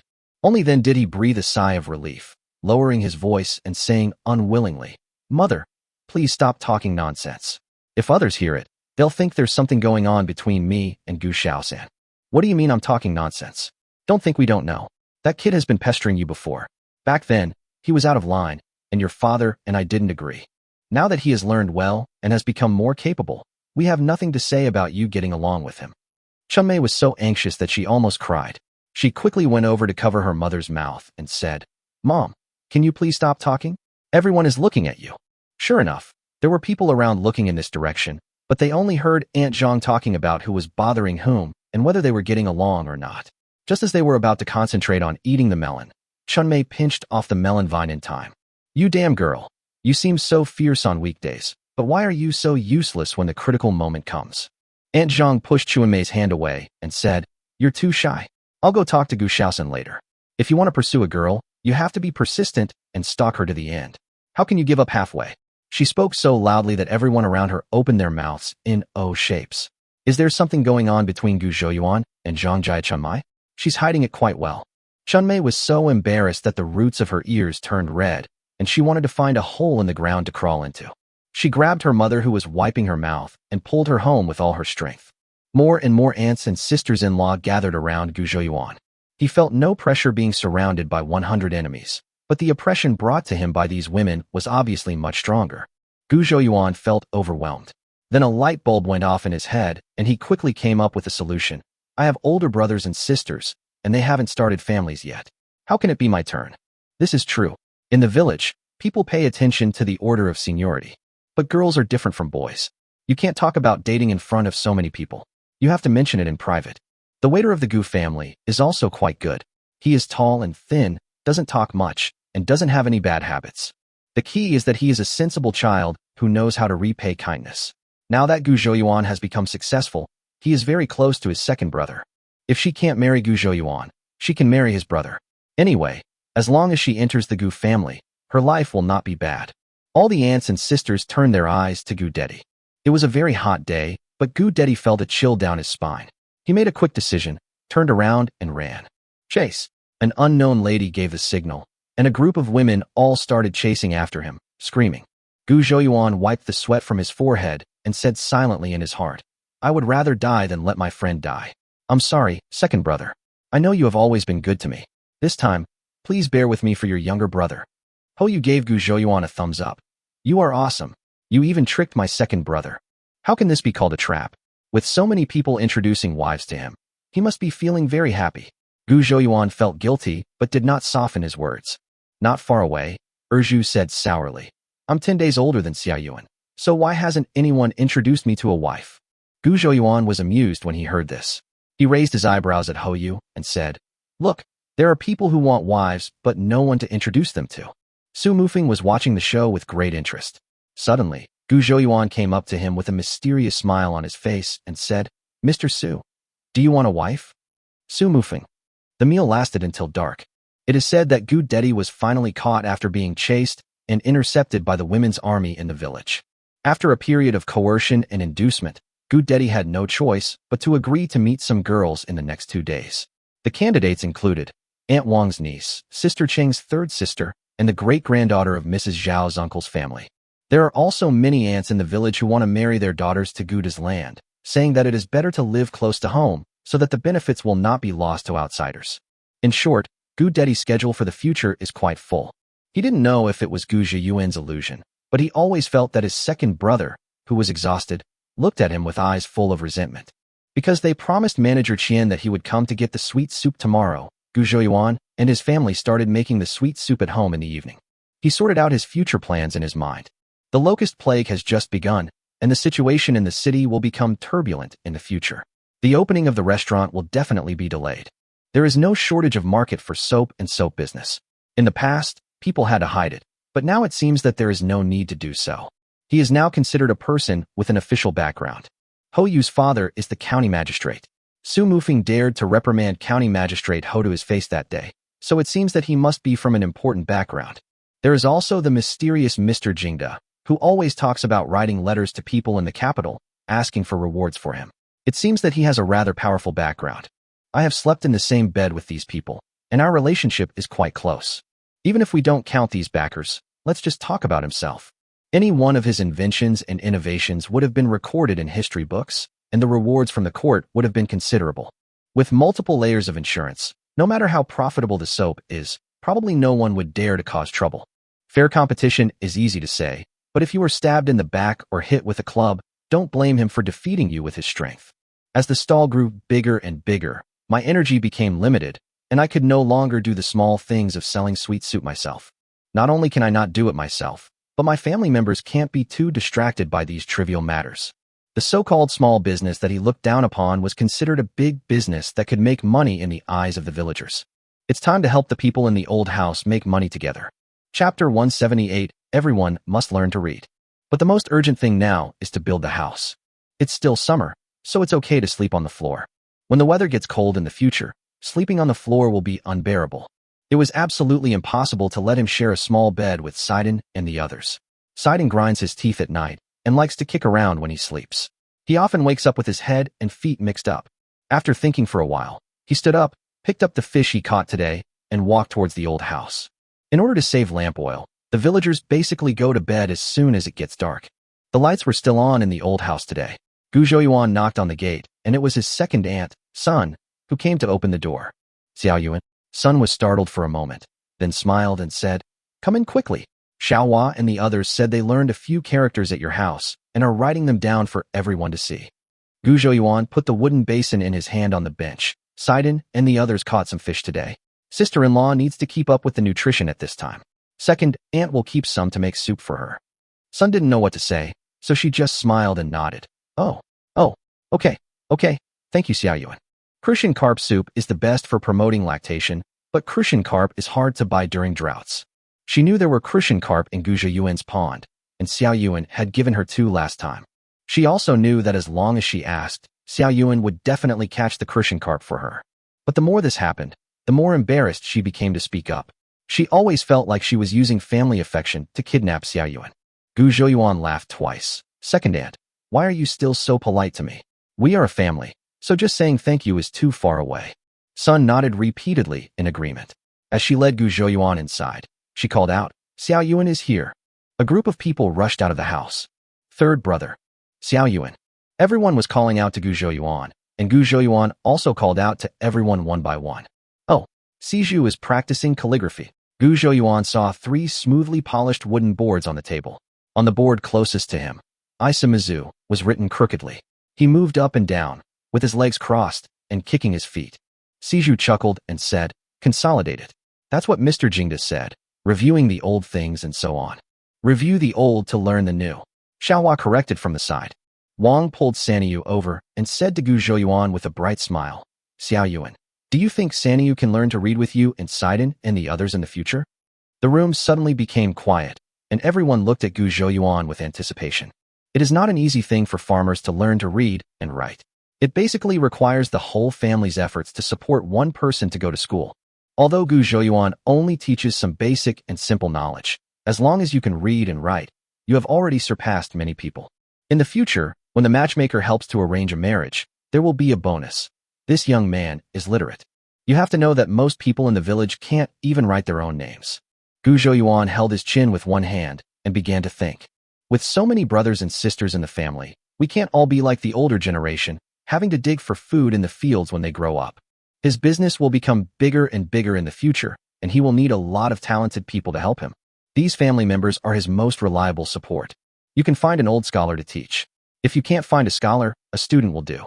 I then selectively instill some advanced ideas and knowledge into them and let them follow my footsteps. I want to take my whole family to eat meat. These things are part of Gu Zhiyuan's plan, so there is no need to say them out loud now. He nodded. Sure, it doesn't matter how much I teach. Daju and Erju will also come to attend the class in the future. Daju was stunned and pointed at his nose and said, Me? I already have a child. It's too late for me to go to school now, right? What's too late? Do you think I'm asking you to take the imperial examination? Xiao Yuan asked you to study, so go and study. You're just dumb now, but maybe you'll become smarter once you learn to read. Sun patted him and said unhappily. Daju hesitated and said, I have a lot of work to do. Gu Zhouyuan said, It's okay. Just come to one class after dinner every day. It won't interfere with your work during the day. Erju shouted, I won't do it. You're not even as old as me. How can you be my husband? What? You have to be old to be a teacher? Then let Grandpa teach you to read and recite poems. Gu Zhouyuan raised his eyebrows. Old Master Gu, who was sitting aside as a background board, was suddenly stared at by everyone. He couldn't help coughing twice and glared at Erju. Siju shook his head and said, Second brother, what you said is quite ungentlemanly. Little Sidon taught me several three-character classic verses today. We should learn from those who are knowledgeable. What does age have to do with it? Just like you are older than me and my second brother, but you can't even write your own name. And I can not only write my own name, but also yours. You should be humble and ask me for advice. Siju's words made Erju's face flush. He kicked Siju and angrily said, Why are you talking so much nonsense, kid? Did Mr. Xiaoyuan teach you this? Everyone burst into laughter. When the laughter died down, Gu Zhouyuan talked about the purpose of coming here today. I want to build a new house. Everyone was silent for a moment, but there was no big surprise. If it were them, or any other villager, with so much silver in their hands, they would definitely do two things.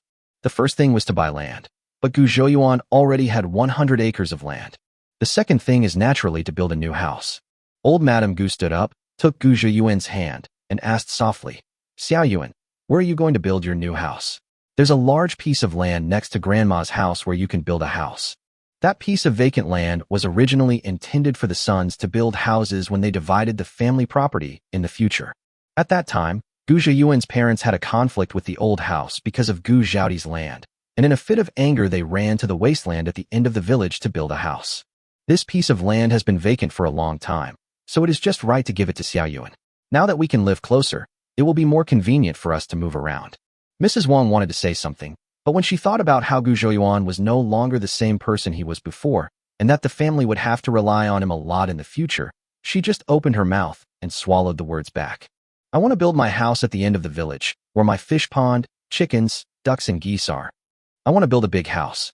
The large piece of land near the back mountain is all mine now. I think it's a good place to build a house. Gu Zhouyuan had already made plans. Not only did he want to build a house, he also wanted to set up a soap workshop at the same time. Build a spacious and bright classroom, fully equipped with desks, podiums, blackboards, etc. Chapter 179, Blue Brick and Tile House. The back mountain. Mr. Gu asked doubtfully, most of the back mountain is wasteland. I remember the reward from the county was fertile farmland. Oh, the county magistrate told me that I could pick any of the 100 acres of land. The piece of land behind the mountain is a total of 32 acres, and now it's all mine. Xiaohua brought a stool. Gu Zhouyuan smiled and nodded to thank her, then sat down and said. Old Madame Gu slapped her thigh and said bitterly, You are too ruthless, child. Why would you give up the good farmland and exchange it for wasteland? That large piece of land at the foot of the mountain is completely unsuitable for crops. It's filled with gravel. Go find the county magistrate and exchange the land for yours. Grandma, don't worry, Gu Zhouyuan said hurriedly. I need that piece of land because it's very useful to me. As expected, old Mrs. Gu calmed down. This eldest grandson is now extremely reliable. Since he said that, he must have a reason. I also rented the mountain east of Haosan for 30 years, Gu Zhouyuan continued. What? Mrs. Gu's emotions, which had just calmed down, were instantly ignited again. Why are you renting that old, broken mountain? It's full of useless trees. Do you have too much money to spend? 30 cents, Gu Zhouyuan said. What? Old Mrs. Gu was stunned. What 30 cents? Gu Zhouyuan held up 3 fingers and said, The total rent for 30 years is 30 coins. Mrs. Gu was immediately amused again. Only 1 cent a year? The mountain will be yours from now on. No one else is allowed to go up there. Gu Zhouyuan nodded. Ha ha ha, that's great. I never thought that our Gu family would become the king of the mountain one day. Old Mrs. Gu was so happy that she even spoke without thinking. What are you talking about? Old Master Gu hurried to the door and opened it a crack. He looked out twice and saw that no one was listening. Then he turned around and said angrily, "What do you mean by being the king of the mountain? Can you say that to others?" Old Mrs. Gu hated the old man's timid look the most. She curled her lips and said, "That's not what I meant. We're just chatting about family matters. What's there to be afraid of?" Xiao Yuan has made a lot of progress now. There are many people in the village who are jealous of him. If what he said just now was heard by someone with ulterior motives, there will definitely be a lot of trouble. Old Master Gu said in a low voice. He has been cautious all his life, believing that being careful is better than being wronged. Mrs. Gu raised her eyebrows. Seeing that the old couple were about to quarrel again, Gu Zhouyuan quickly changed the subject and said, "Grandpa and Grandma, I don't know much about building a house, so I'll have to trouble you to help me take care of it when the time comes." Mrs. Gu's attention was indeed attracted. She turned her head and said to Gu Zhouyuan, "There's nothing to do these days, so starting tomorrow we'll start making adobe bricks. There are 5 people in your family, so you need to build at least 3 rooms. You'll need a lot of adobe bricks. Most of the houses in the village are made of adobe, and some poorer families build simple thatched houses. The so-called adobe is yellow mud, preferably clay, with stones, grass roots, and other debris removed. Add water and stir. During the process, add some rice straw and wheat straw to enhance the toughness of the adobe and prevent it from cracking. Then put the mixed clay into a wooden mold, compact and smooth it, let it dry and shape slightly, lift the mold, and a piece of adobe is initially formed. Then place the adobe in a well-ventilated and well-lit place to dry, and prevent it from getting wet by rain. Making adobe bricks is a time-consuming and laborious job. Thousands of adobe bricks have to be accumulated day by day, and it often takes more than half a year to gather all the bricks to build a house. Well, I don't want to make adobe. This time I want to build a house with blue bricks and big tiles. Gu Zhouyuan said seriously. Build a brick house? No one in the village has a green brick and tile house yet. Brick houses are only available to wealthy men. Everyone was shocked. Xiao Yuan. Daju was the first to recover. He took 2 steps forward, his face filled with excitement. Are you really going to build a big brick and tile house? The whole family lived together in the old house, and there were limited rooms. He used to sleep on the same bed with Erju and Siju. Later, he got married, and their wedding room was a mud-built room extending from the original room. He had fantasized about owning his own house countless times, and even dreamed of living in a house made of blue bricks and tiles. Now when he heard Xiao Yuan say that he wanted to build a big tiled house, he felt like his dream had come true, even though he was not the one who realized the dream. Gu Zhouyuan smiled and nodded. I will go to the city to buy bricks and tiles tomorrow. I want to build the house as soon as possible. Don't go to the city to buy bricks. Go to Yawang Town. There are 2 brick kilns there. The brick sellers in our county also get their goods from there, said Mr. Gu. Xiao Yuan, can you take me with you when you go to buy bricks tomorrow? Daju volunteered, which was rare. Erju, I want to go too. Gu Monsong stood up and said to Erju, You've never bought bricks before. Why are you joining in the fun? After saying that, he turned around and said, I'll go with Xiao Yuan. No one in our village has ever built a brick house. You talk as if you have bought bricks. Erju muttered in a low voice. Gu Monsong's face darkened, and he pretended not to hear Erju's complaints. I'll help you bargain. Gu Manton clapped his hands. Uncles 2 and 3 both know how to build houses. Could you help me see how many bricks and tiles are needed to build a house like this? As he said this, he took out a blueprint from his pocket. Gu Monsong took the drawing, opened it, and both he and Gu Manton beside him had their mouths wide open, looking stunned. Daju and Erju were full of curiosity and also leaned over. Fuck, Erju couldn't help but curse.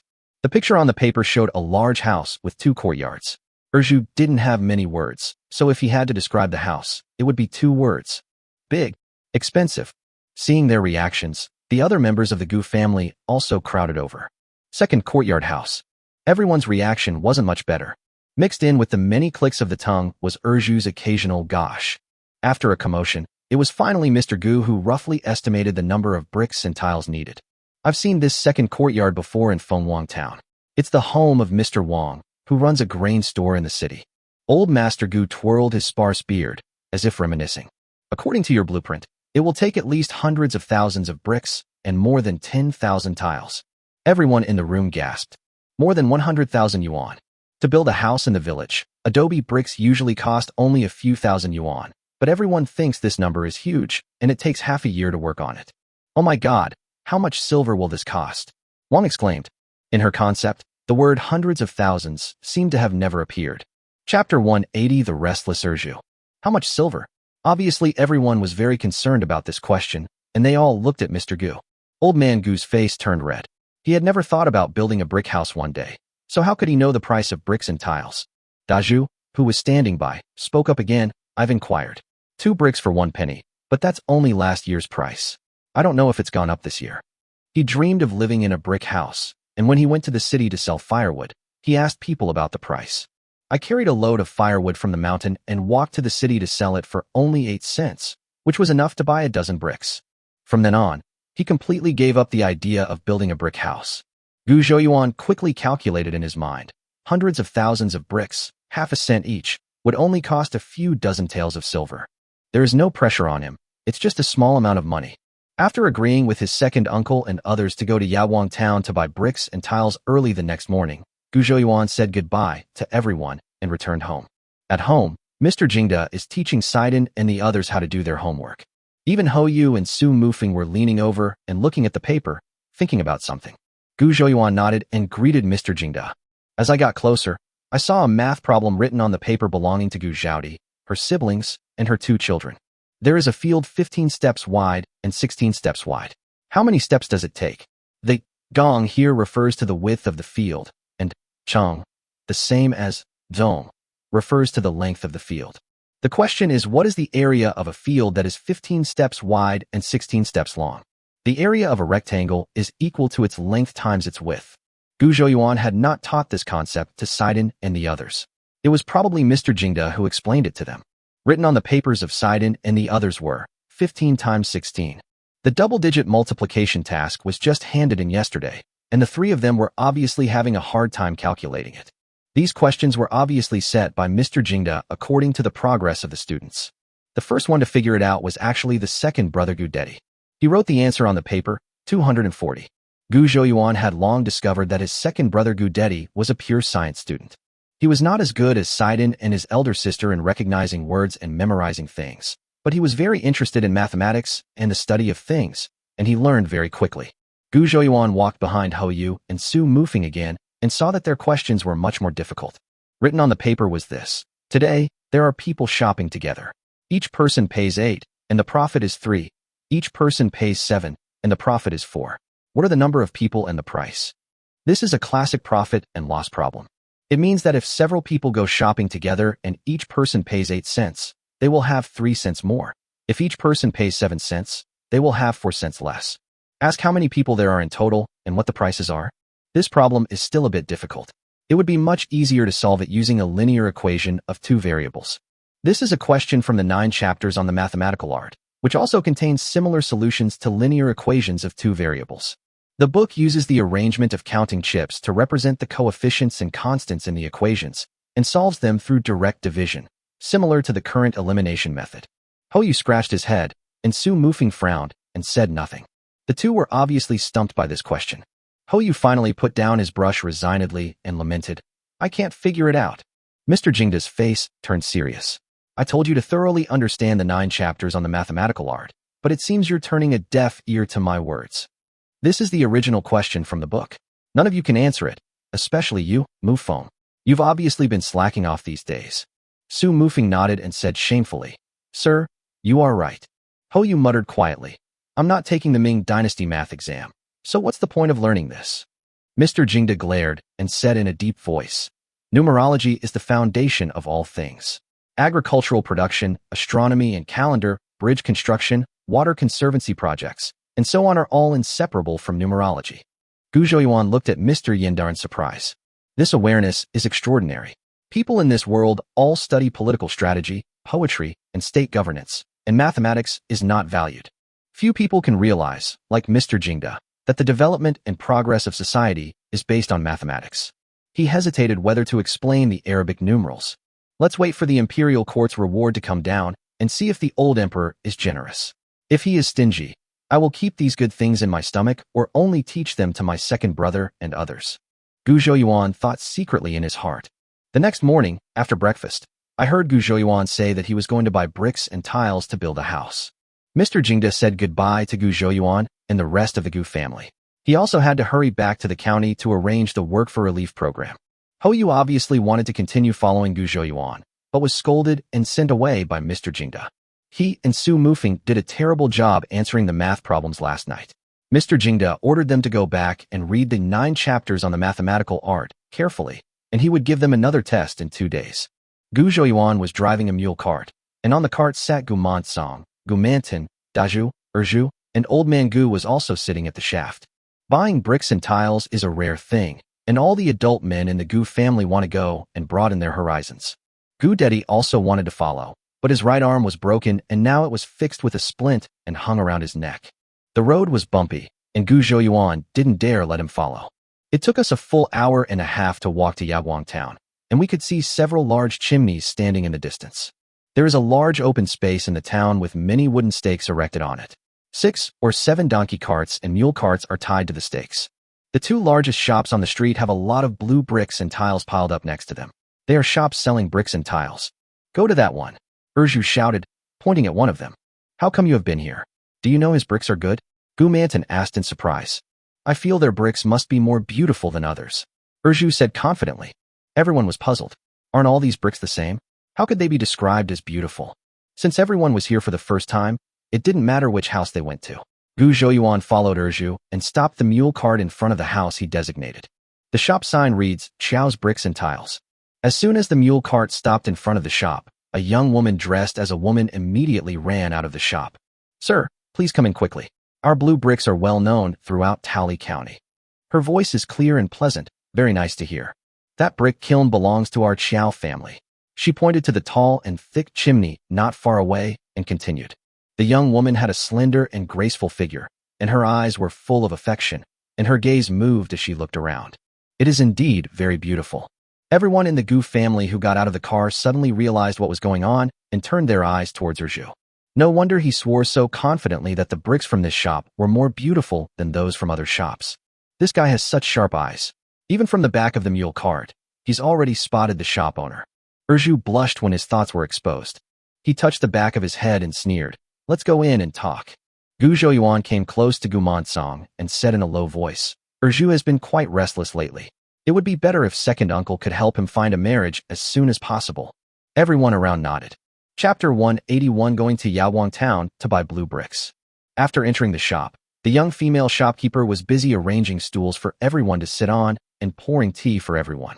She welcomes and sees off guests every day and has long developed a pair of sharp eyes. Although this group of people looked like farmers, they could afford a mule cart, so it was normal for them to have money to build a brick house. One of the young men was tall and straight, with an extraordinary bearing. It could be vaguely seen that the group was centered around him. The young female shopkeeper walked up to Gu Zhouyuan and greeted him warmly. Are you here to look at the bricks or tiles? Erju quickly answered, I want both. And a lot. Mrs. Chow's eyes lit up, and she walked over to the counter and picked up 2 blue bricks. Look, our Chow family's blue bricks are not only strong, but also have a very bright color. As he spoke, he knocked 2 blue bricks against each other twice, neither lightly nor heavily, making a dang-dang sound. Gu Zhouyuan also stood up, picked up a green brick, and weighed it in his hand. This brick is slightly heavier than the common red bricks in the previous life, and its texture is much finer. Erju poured some tea on his head and looked at the changes in the water stains. He nodded seriously and said, the quality is acceptable. In fact, he had never bought blue bricks and knew nothing about their quality. He just wanted to make his presence felt in front of the beautiful young woman. You know what? Mrs. Chow was stunned by him and thought that this was an experienced person and she couldn't fool him. How much is this brick? Old man Gu held a brick and kept touching it in his hand.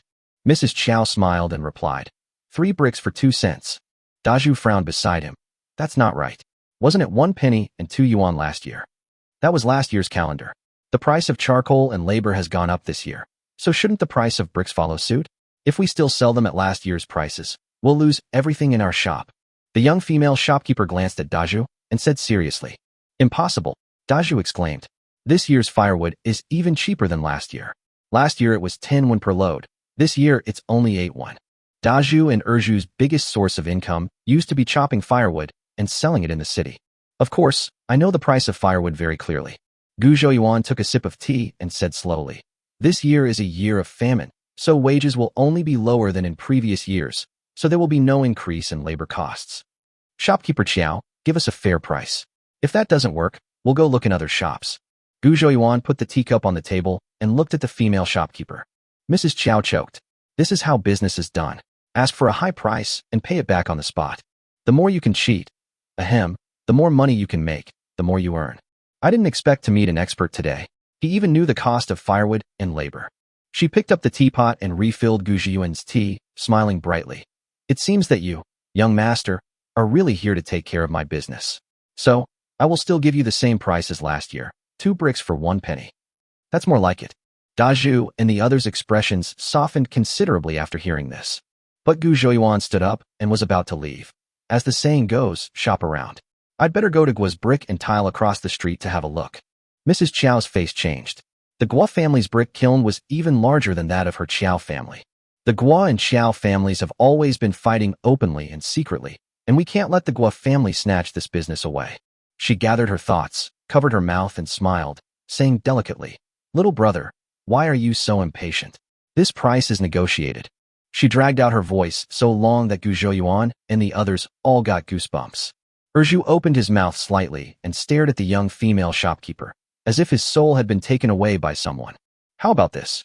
No matter how many bricks and tiles you buy, I'll give you a 50% discount on the final total price. That should be fine. Her voice was so sweet and coquettish that Erju wanted to agree to it on behalf of Gu Zhuoyuan immediately. When Gu Zhuoyuan heard her say this, he knew that this was probably her bottom line. He nodded, took out a house rendering from his arms, and handed it to Madame Qiao. Mrs. Qiao took the drawing and was stunned. She always thought that Gu Zhuoyuan and the others came to buy bricks because they had some spare money, or because her future mother-in-law asked for a brick house, so they came to buy bricks to build a small tile house. Farmers also come to her place to buy blue bricks, and they use them to build walls in the most important and conspicuous places. Many places still need to use mud to make up. At most, you can only buy a few thousand green bricks. However, I didn't expect that the house the young man wanted to build was actually a large house with 2 courtyards. Such houses can usually only be built by wealthy gentlemen. This is a big deal. She was so excited that her hands were shaking. Her husband went out to deliver bricks today. This was the largest business she had ever taken on alone. She calculated in her mind, raised her head and smiled. If you use blue bricks for this courtyard, it will take at least 150,000 bricks. Old Master Gu thought that it was about the same as his estimate, although he already knew roughly how much silver would be needed. But he still stuttered and asked, 150,000 bricks, how much silver does this cost? Mrs. Qiao took out an abacus from the counter and started fiddling with it. Gu Zhuoyuan laughed inwardly. What's the point of all this calculation? It's probably to make the abacus look more professional. After a long while, Mrs. Qiao finally spoke. 150,000 bricks, 2 pieces for a penny. That's 75 taels of silver. I'll deduct half of it for you. So the total is 71 taels, 2 cents, and 5 taels. Since you bought more, I'll round off the difference and charge you 70 taels. Old Master Gu felt a pain in his heart. Just buying bricks would cost him 70 taels of silver. Oh my god, this doesn't even include the money for the tiles. By the way, we also need to buy tiles. Can you help me calculate how much it will cost in total? When Gu Zhuoyuan spoke, Mr. Gu's heart ached even more. Mrs. Qiao is obviously an experienced person with good business skills. She made a quick estimate and said, we'll probably need over 20,000 tiles. You can order 20,000 first. If that's not enough, come back and buy more. How much is a tile? Mr. Gu is only concerned about the price now. Tiles are the same as blue bricks, 2 for 1 penny. Xiaonyang was laughing so hard that her mouth couldn't close. Compared with blue bricks, tiles use less materials, but making tiles is more labor-intensive than making bricks. Tiles are prone to cracking during the drying and firing process, so their price is comparable to that of blue bricks. Mrs. Qiao started calculating again. 20,000 tiles, a total of 10 taels of silver, plus 70 taels of blue bricks, a total of 80 taels of silver. Gu Zhuoyuan shook his head and said, didn't you say you would cut my salary in half? Chapter 182 How much is the appropriate salary? Madame Qiao said in embarrassment. Just now I said that the blue bricks should be reduced by half. Making these tiles takes a lot of time and effort, so we really can't reduce it any further. Seeing Gu Zhuoyuan's unhappy expression, she quickly said in a sweet voice, how about this? I'll give you an extra 1,000 tiles. This is equivalent to a 50% discount. What do you think? Gu Zhuoyuan and Old Man Gu looked at each other and nodded. It was equivalent to giving him tiles worth a few hundred coins, and he didn't care much about the money. But if you don't bargain when buying something, It always feels like you're at a big loss. When are you going to start construction on your house? Mrs. Chiao asked while the iron was hot. The date hasn't been chosen yet, but it should be in the next few days. Gu Zhouyuan replied. Madam Chiao, then when you set a date, I'll have the bricks and tiles delivered? Let's send it today. I have plenty of space and can store it all. Gu Zhouyuan said after thinking for a while. The locust plague has now officially begun, and I'm afraid it won't stop. To avoid any further complications, Gu Zhouyuan felt it would be safer to keep the bricks and tiles in his own home. Okay, which village are you from? Mrs. Chiao was very happy. She liked this kind of straightforward and efficient customers the most. From Datong village. Zhu answered quickly. Gu Zhouyuan and Madame Chiao signed the deed, and both of them put their fingerprints on it. Gu Zhouyuan paid a deposit of 10 taels of silver, and Mrs. Chiao said that she would immediately arrange for someone to load the goods and deliver them to the door. The purpose of today's visit was successfully achieved. After bidding farewell to Madame Chiao, Gu Zhouyuan and his companions prepared to return home. Gu Monsong slapped Zhu, who kept looking back every few steps. He angrily scolded. Look at your useless appearance. You are such a disgrace. On the way, Gu Zhouyuan asked, how much should we pay each person to build a house? Mr. Gu was stunned. What kind of money should we pay for hiring someone? We have so many people in our family, and women can help too. When he thought about spending 80 taels of silver on this trip, his heart felt bleeding. Gu Zhouyuan could see that the old man was still worried about the money, so he smiled and said, is there anyone in our family who would build a house with 2 courtyards? Mr. Gu choked. It seems that there really isn't. Wang Digui has been building houses for people outside. He must know how to build a house with 2 courtyards. Gu Monsong interrupted from behind. I want to find more people and build the house as soon as possible. It's okay to spend some money. Seeing that Gu Zhouyuan had made up his mind, Mr. Gu said, then find some reliable people to help. I think 21 a day is about right. It's about the same price for building a house and carrying heavy bags outside. Gu Zhouyuan nodded and said, I'll listen to Grandpa. But Uncle Digui can build brick and tile houses. He's a master. I'll pay him 50 cents a day. After thinking for a while, he continued, Grandpa, when Mr. Zhao came to cause trouble that day, many people spoke up for our family, such as Zhao Ergu, Zhao Dejin, Chao Lushu, Yukai Uncle, Yofu Uncle, and others. I'm going to ask them for help when I build my house this time. It doesn't matter if you don't know how to build a wall. Just follow Uncle Digui and learn. I want to pay everyone 31 a day. I want everyone to know that helping others will be rewarded. My Gu family's gratitude is more than just words. Mr. Gu opened his mouth, but finally nodded in agreement. He has pretty much figured out the temperament of his eldest grandson. He will remember any kindness others show him and repay them double. Zhu, you should let someone else do the wood chopping job for the time being. Gu Zhouyuan said, tilting his head towards the back of the car. Zhu didn't say a word along the way, as if he was still reminiscing about something. Hearing Gu Zhouyuan calling him, he was still a little dazed. What did you say, Xiaosan? Gu Zhouyuan repeated what he had just said. Zhu's face changed drastically. How can I give it to someone else? Well, I won't charge you 20 cents for a load of firewood. 15, or even 10, will do. The time he spent chopping and going up and down the mountain was more than enough for him to carry a load of firewood in a day. That was 20 cents a day, and for him, it was a golden rice bowl. Now that he suddenly heard that Gu Zhouyuan was going to look for someone else, how could he not be anxious? Gu Zhouyuan smiled and said, what I mean is that I will still give you 20 coins for a load of firewood. You can find anyone in the village to help you chop firewood in the mountains. If you offer 10 or 8 coins, there should be plenty of people willing to do it. Zhu was a little dazed. Did he hire someone to help him with his work? I don't have to do anything, and I can get 10 cents for free every day. It's really great. No, he suddenly realized. Why should I ask someone else? If I do it myself, won't all the 20 cents be mine? Gu Zhouyuan laughed and said, my family is building a house. Aren't you going to help? How would you have time to go up the mountain to chop firewood? That's true. Zhu scratched the back of his head and said, okay then, I'll find someone else to help me chop wood. How could he not go if Xiaosan's family wanted to help? After all, he could still earn about 10 coins a day. It's much better now than before. In the past, we had to carry firewood down the mountain and carry it to the city to sell. The soles of my shoes are worn out, and I can only sell them for 10 or 8 cents each time. Gumantan said, I'll go and help you too. I'm good at carpentry and can help you build a house. Gu Monsong and Dazhu also expressed their willingness to build a house for Gu Zhouyuan's family. They both know how to build adobe houses and can quickly get started with brick and tile houses. Gu Zhouyuan nodded. All of his family members were really kind to him from the bottom of their hearts. He took a deep breath, feeling the cool breeze from the galloping mule cart, and said slowly, "Okay, then your wages will also be 50 won a day." As expected, Mr. Gu was the first to object. "Do you have so much money that you don't know where to spend it? How can you pay your family for helping you build a house? And you're paying them 50 cents a day."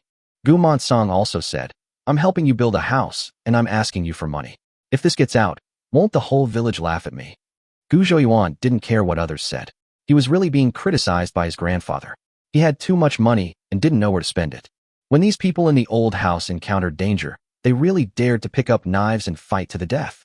He also thought about giving them a large sum of money so that they could all live a good life. After thinking it over again and again, he gave up the idea. It is not necessarily a good thing for ordinary people to suddenly become rich. It is easy for them to lose control and go astray. It is better to teach a man to fish than to give him a fish. He will slowly lead everyone to a better and better life. It's a deal. 50 coins a day. If you don't accept it, I'll find someone else in the village and give them 50 coins a day as well. Gu Zhouyuan used his trump card. As expected, everyone compromised. Gu Song said, "Let's not make it public. Just keep it to ourselves. If others hear about it, they'll feel unbalanced."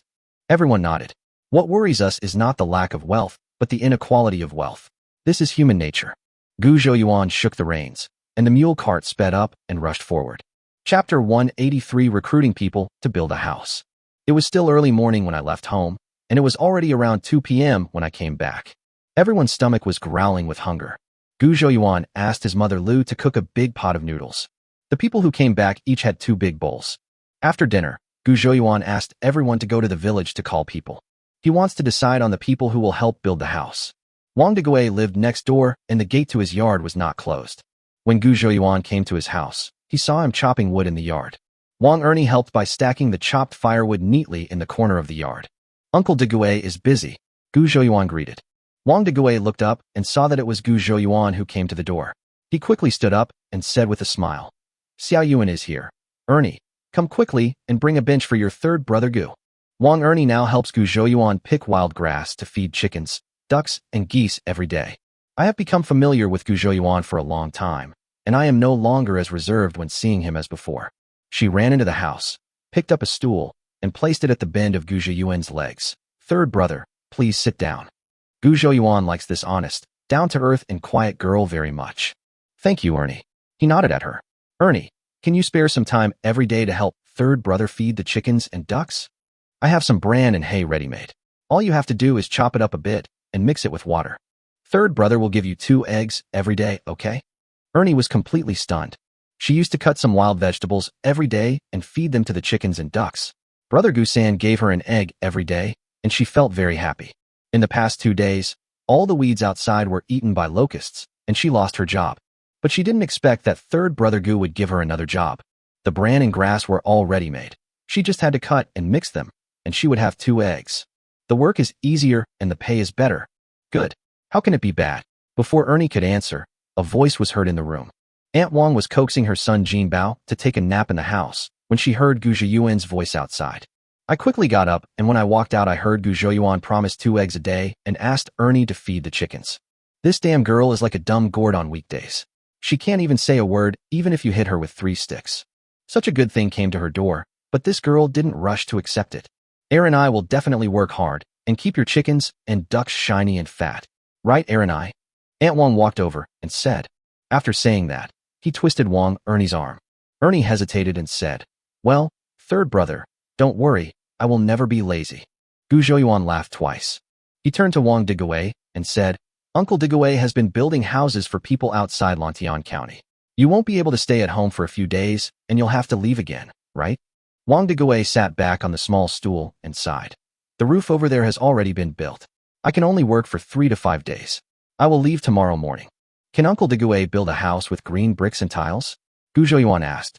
Wang Degui nodded and said, "We usually build houses for people in town, and we build quite a few tiled houses.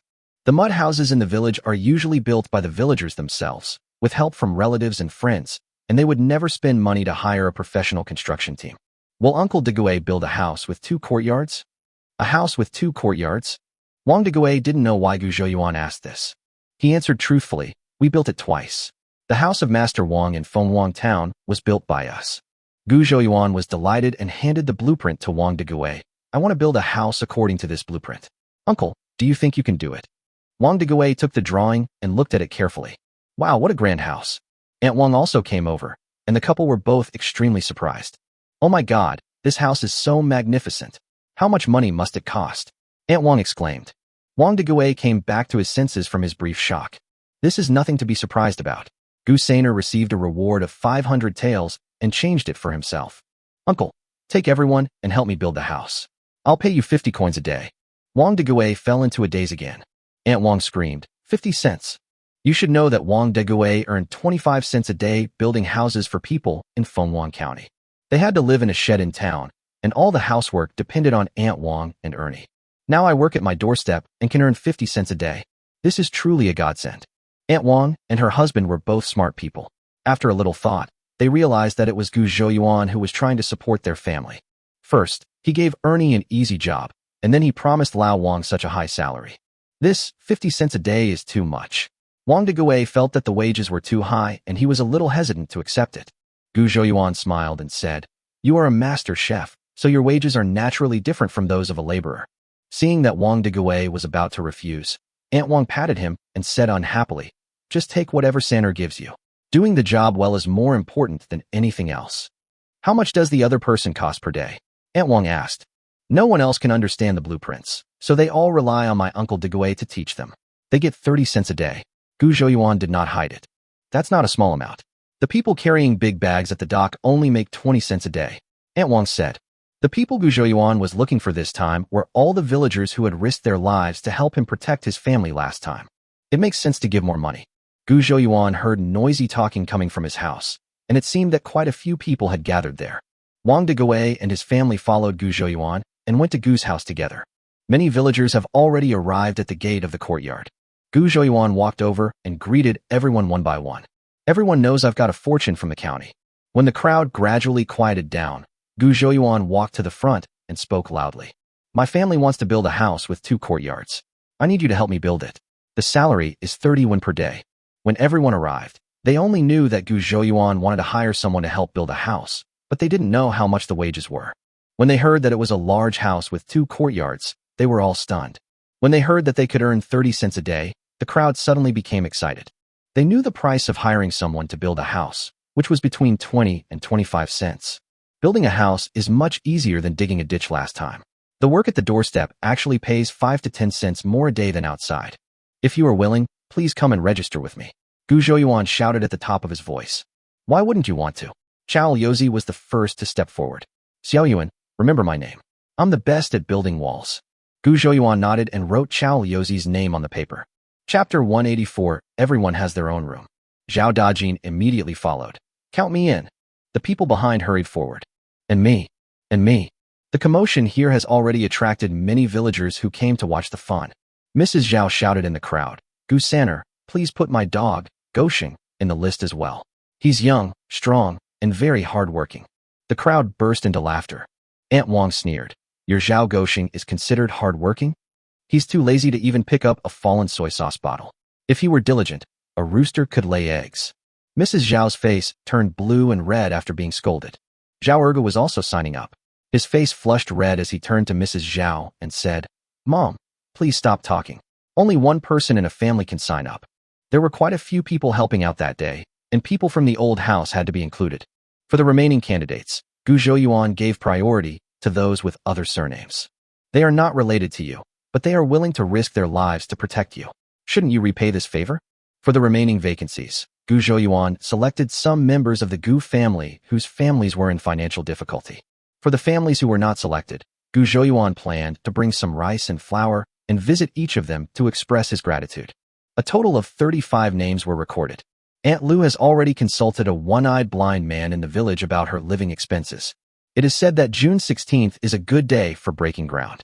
That is the day after tomorrow. Set a date with these people. It is summer now, and we start work at the hour of Mao every day and work for 2 hours. They take a break during the hottest part of the day at noon and resume work in the middle of the afternoon, finishing work after dark. We work for 4.5 hours a day, and because we have to take a break before 10 o'clock in the morning, we are not provided with meals. No one thought there was anything wrong with it. After all, they were all in the same village, so it was convenient for everyone to go home for dinner. The key is that the time arranged by Gu Zhouyuan is really considerate.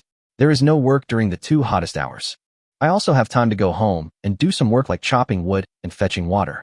You have to know that some of them carry heavy bags at the dock and have to work from dawn to dusk. The crowd gradually dispersed.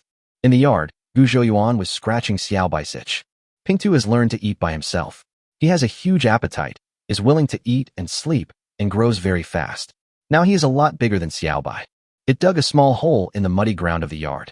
It is now lying in a small pit to cool off. Gu Zhouyuan patted its pig, but it opened its eyes slightly, looked at Gu Zhouyuan, hummed twice, and continued to sleep. While washing the grass jelly, Gu Zhaodi said to Gu Zhouyuan, "Today, shopkeeper Qian personally brought someone to get the syrup, saying that he wants 100 more servings of grass jelly for tomorrow. He said we shouldn't set up a stall anymore. The only authentic sweet soup in the city is sold in his restaurant. After the news spread today, there will definitely be a lot of people going to his live food restaurant to eat dessert tomorrow." Gu Zhouyuan nodded. Manager Qian was a successful businessman with a keen sense of market trends. This sweet soup is so popular in the market that he plans to expand his sweet soup franchise shop to other counties after the locust plague is over. He owns hundreds of acres of land and wants to set aside some land to grow magical herbs. His mind raced as he planned for the future. Sidon nudged Gu Zhouyuan's arm and said, "Third brother, Mother said she heard you say that when the big house is built, each of us will have a separate room. Is that true?" Gu Zhouyuan turned around and said, "Yes, everyone has their own room. Especially my second brother. Many people are trying to match him up with a wife. Who knows, it might not be long before we have a second sister-in-law. Then give him a big room with a big bed." Gu Zhouyuan teased. Gu Dedi pretended not to hear anything and squatted to observe the soap in the wooden barrel. But when everyone looked over, they found that his blush had reached his neck. Everyone knew that he was thin-skinned, so they all covered their mouths and laughed secretly and did not tease him too much. There was cassava soup cooking in the pot, and Lu was lighting the stove. She looked at the children in the yard and was a little dazed for a moment. What happened these days was like a dream. My family is going to build a big house with blue bricks and tiles, and it will be a large house with 2 courtyards. I still remember that our family could only eat a thin meal a day. The family was so poor that they had to borrow money from her mother's family to find a doctor for Xiaoyuan. Thinking of her mother's home, her brows furrowed again. This locust plague is even larger than the one 17 years ago. Liujia village is not far from here, and the damage must have been severe. I don't know how my elder brother and second brother are doing now. Mother. She was lost in thought when she heard Gu Zhaodi calling her. "What's wrong, Zhaodi?" Lu came back to her senses. "You can turn down the heat now." "Oh." Lu hurriedly took out some firewood from the stove and stuffed it into the ash pit under the grate. "Is Mother worried about Grandpa and the others?" Gu Zhouyuan guessed. Lu looked at Gu Zhouyuan in surprise. "How did you know? Why don't you go to Liujia village to visit your grandfather and his family tomorrow and bring some rice and flour? Our family doesn't lack those now," Gu Zhouyuan said with a smile. Lu felt very relieved. The third son is extremely intelligent and considerate in everything he does. Only now did she know what it meant to have sweetness after bitterness. "I'll go with my mother so that I can take care of her on the way," Gu Dedi said. As far as he could remember, he and his elder sister seemed to have never been to their grandmother's house. He knew that he and his elder sister were not liked by his grandmother's family, and they never wanted to be disliked. But this time there is a locust plague, and the situation outside is different from Datong village, so it is estimated that it will not be peaceful. Anyang was walking alone on the mountain road carrying rice and flour, and he was afraid that she would encounter danger. Gu Zhouyuan had obviously thought of this as well. He nodded and said, "Tomorrow we will all go visit our relatives, driving mule carts. Food is very precious nowadays. If you encounter robbers, taking care of one more person will only mean giving away one more life." Sidon is not interested in it, but his uncles and grandfather are all very nice. It's just that grandma always seems to look down on their family. There is also his second aunt, who speaks in a sarcastic tone and he hates her the moment he sees her. Gu Zhaodi did not comment. She was a gentle person and would just do whatever Xiaoyuan asked her to do. "If we all leave, what should we do if Manager Qian comes to get the sweet soup tomorrow?" Gu Zhaodi suddenly remembered this. "Let's prepare all the sweet soup and let Grandma look after it here tomorrow," Gu Zhouyuan said after thinking for a while. Everything was arranged. Gu Zhouyuan got up and walked out of the yard and headed towards the old house. When I got to the old house, I told my grandmother what happened. Old Mrs. Gu naturally agreed without hesitation. "Old man, come with me to Xiaoyuan's house tomorrow. I haven't met the shopkeeper in that city before, and I'm afraid I'll ruin Xiaoyuan's business." Mr. Gu nodded in agreement. Chapter 185 Going to Liujia village. The next day, The family had dinner early and headed to Xiaohe village in a mule cart driven by Gu Zhouyuan. When setting off, Gu Zhouyuan took white rice and white flour and put them in a small sack. 15 kilograms of white rice and about 10 kilograms of white flour. I also brought a small basket of eggs. Giving these things as gifts to relatives is a big deal even in a year of bumper harvest. It would be worth at least 1 or 2 taels of silver nowadays. Lu said too much. Gu Zhouyuan smiled and said that his uncles had always taken good care of his family over the years. Now that he was able to do so, it was no big deal to send such a small gift. Mrs. Lu's face was full of relief, as the family was indeed not short of money now. Not to mention the reward money from the county. Even the shopkeeper Qian from the city, who comes to sell sweet soup, brings in a lot of silver money every day. On both sides of the mountain road, the land ravaged by locusts was barren. All the leaves on the outskirts of the forest have been eaten away, but deep in the dense forest, some are still green. Everyone lamented that this locust plague would cause countless people to suffer. The mule cart took more than half an hour to reach Liujia village. When the people of Liujia village saw the mule cart coming to the village, many people stood on the road to watch the fun. Has anyone in our village bought a mule cart? Who in our village has the means to buy an ox cart? This mule cart must cost dozens of taels of silver. What are you looking at? Can't you see that the person sitting in the carriage is Lu Fengnian's eldest daughter? Hey, that's true. I heard she had a hard life after marrying into Datong village. How come she can still ride in a mule cart? It's probably a rented mule cart. My husband's and my parents' homes are far away, so renting a mule cart for the whole family makes sense. It saves effort and brings honor. I'm afraid it would cost more than 10 coins to rent it for a day. Is it worth it? She's just trying to save face. Everyone knows what her family lives like. Humph, it's just a shiny donkey dung. The villagers said all sorts of things, but Gu Zhouyuan and the others naturally didn't hear them, and even if they did, they wouldn't take it to heart. Someone on the side of the road also greeted Lu. Xiao Yun, are you here to see your parents? Yes, Sister Fuguei, have you had breakfast? Lu said with a smile. What breakfast? Fuguei's wife looked confused. Mrs. Lu was speechless. Xiao Yun had now led her family into the habit of eating 3 meals a day. But other families basically only have 2 meals a day and have no concept of breakfast at all. After greeting the villagers they knew along the way, the mule cart arrived at Gu Zhiyuan's grandfather's house. Lu Dajiang and Lu Dai were turning over and drying the wheat at the door. The wheat straw was still a little green, but not much, and had not yet filled up the small space at the door. The Lu family has more than 10 acres of land, so logically they should be able to harvest more than this amount of wheat. The two brothers were both surprised to see a mule cart arriving at their doorstep. Liujia village is a small village, and no mule carts have ever been seen entering or leaving the village. Lu Dajiang stopped what he was doing and looked at the person who came while leaning on his wooden pitchfork. Because he was facing the light, he squinted his eyes and couldn't see clearly. Then Lu Dai shouted from the side, "Big sister, why are you here?" Lu Dajiang quickly threw away the wooden pitchfork in his hand and rushed forward with Lu Dai. Uncle too. Gu Zhouyuan's 4 siblings all greeted them. Hey hey. Lu Dajiang and his brother responded with a smile. Big brother, second brother. After the mule cart stopped, Lu got off the cart. Sister, where did you get this mule cart? Lu Dai touched the frame again and again, his eyes full of amazement. Hey, isn't this his aunt? A shrill voice sounded. Ding walked over from the door with her arms folded across her chest. You're going to visit your mother's family, and you're borrowing a mule cart. Who are you trying to impress? You'd better buy some food with that spare money, so that the whole family won't have to come to your house to eat for free. Lu Dajiang frowned, but since Ding was his sister-in-law, he couldn't scold her. He just glanced at Lu Dai. Lu Dai glared at her and said, Look, are you talking like a human being? Did you go back to your mother's house just to eat for free? If you can't speak, just shut your mouth. No one thinks you're dumb. Lu Dai is usually a little henpecked. How could Mrs. Ding tolerate his scolding? She raised her eyebrows and was about to curse back. Then sighed and shouted, This is the mule cart my family just bought. What? The 3 Lu family members said in unison. You said this mule cart was bought by your family? Lu Dajiang was a little bit unbelieving, and he emphasized the word bought. I did some business in the county and earned some money. I bought a mule cart to make it more convenient to travel back and forth. Gu Zhouyuan jumped out of the car. Because the yard gate was covered with wheat and the mule cart could not enter, Gu Zhouyuan tied the reins to a small tree on the side of the road. How much money did you earn? Could you afford a mule cart with that little money? Lu Dai ran back, picked up a wooden pitchfork and spread the wheat at the door to both sides. In a few seconds, a path was opened. Tie the mule cart at the door. Lu Dai waved his hand. Yes, yes, yes, such an expensive mule cart cannot be tied to the roadside. Lu Dajiang also laughed. Gu Zhouyuan nodded, pulled the mule cart to the door, and tied it up. Where are my father and mother? Asked Lu.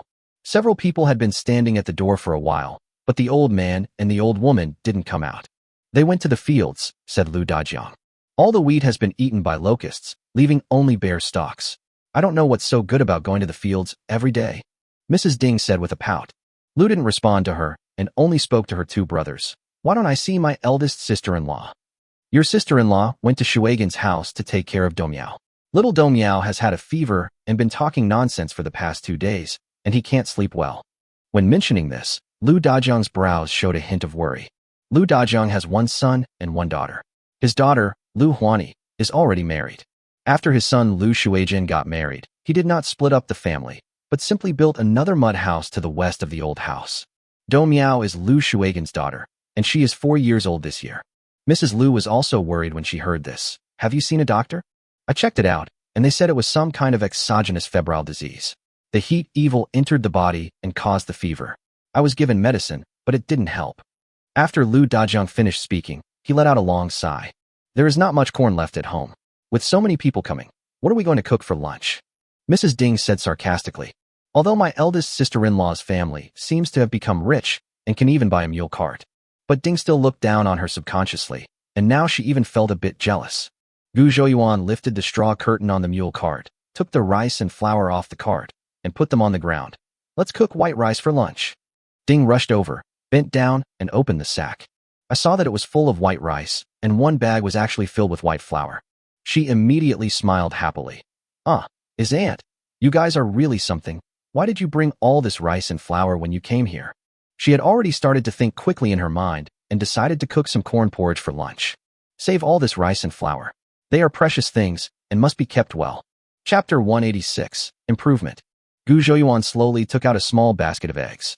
Ding's eyes widened and she hurriedly reached out to take it, but Lu Dajiang took the egg first. Sister, why did you bring so many things here?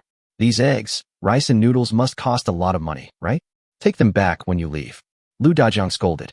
Ding's face changed, and she retorted, this is his eldest aunt's gift to our parents. It's someone else's filial piety. How can you push it back, big brother? Brother, don't be polite with me. Xiao Yuan can make money now, and my family has no shortage of eggs or anything. Mrs. Lu waved her hand and said with a smile. Lu Dajiang also realized today that his sister should be living a good life now. He looks rosy and a little fatter than before. The clothes on his body are also new, giving him a refreshed feeling. Fearing something might happen again, Mrs. Ding hurriedly said, why are you all standing outside? Come inside and sit down. I'll make some tea. Gu Zhouyuan and his group entered the yard, and Lu Dai brought benches for them to sit on. What business is Xiao Yuan doing in the city? Lu Dajiang asked curiously. Ding, who was scooping water, also pricked up her ears to listen. This business seemed to be quite profitable. Oh, my elder sister and I set up a stall in Dongji to sell sweet soup. Gu Zhouyuan replied. Dongji? Lu Dajiang asked in confusion. I went to Dongji to buy a rake yesterday and the day before yesterday, but why didn't I see you? Isn't there a locust plague? I've been busy at home, so I haven't been to the stall for the past 2 days. Gu Zhouyuan smiled at his elder sister and second brother, who both looked a little embarrassed. Gu Zhaodi and the other person smiled back and felt a little relaxed. Hey, you told us to harvest the wheat earlier that day. I should have listened to you. When talking about the locust plague, Lu Dajiang was full of regret. When the locusts fly over, we rush to the fields to harvest, and we can only harvest 1 acre of wheat. In fact, it's not his fault. The villagers all have a lucky mentality and think that if they delay for 1 more day, the wheat grains will be fuller. How could the locusts give them time? By the time they felt they had to cut the grass, there was no time left. But, Lu Dajiang lowered his voice. That day you asked us to go up the mountain to dig cassava. We dug for 2 days and dug up nearly 2,000 kilograms of cassava. Now it's all dried. We shouldn't starve in this famine year. Lu Dai also grinned. When we first started digging, the villagers laughed at us and said we were desperate. A few days later, someone from the county government came and said that the cassava could be cooked and eaten after it had been dried and detoxified. They all went up the mountain like crazy to grab the cassava. Lu Lizi even brought a few people to our house and asked us to hand over the cassava. My elder brother and I beat him out of the house with a carrying pole. Damn it. Whoever digs up the cassava owns it. Why are you asking us to hand it over? What the hell are you dreaming of? Gu Zhouyuan laughed heartily. Mrs. Hu's family had once wanted to take the lead in preventing his family from getting any cassava. As expected, every village has this kind of garbage. As they were chatting, Mr. Liu came back with his hands behind his back, followed by Mrs. Liu. They heard from the villagers that their daughter Xiao Yun had gone back to her parents' home in a mule cart. The two of them hurried back. Grandpa and Grandma, father and mother, Gu Zhouyuan, and the others stood up and called for help. Mr. Liu nodded with a smile. Everyone is here. Good, good. Old Mrs. Liu had a blank expression on her face. She had always been partial to her younger daughter. The eldest daughter is not good at speaking and doesn't know how to please others. Especially after the eldest daughter got married, life became unhappy. The old man and Dajiang Dai often secretly took money and food to help the eldest daughter's family. She became more and more displeased with this girl. That day Manhwa got married, and this girl brought her honor, which made her happy. But deep-rooted prejudices cannot be eliminated all at once. Today, when she saw that Liu had brought the two adopted babies with her, she immediately felt unhappy. She snorted softly. It's not a festival. How can I have time to go back to my parents' home? Mrs. Liu's face froze, but she still smiled and said, Mother, it's been a long time since I last visited you two elders. And Xiao Yuan has made some money from his business now, so I wanted to come and see you. Old Lady Liu curled her lips. Humph, you've lost your way after earning a few bucks. You even rented a mule cart. We're all farmers. What's the big deal about walking a few steps? As soon as these words were spoken, the atmosphere instantly became awkward. Liu Dajung hurriedly said, Mother, this mule cart was bought by my younger sister's family. It cost several dozen taels of silver.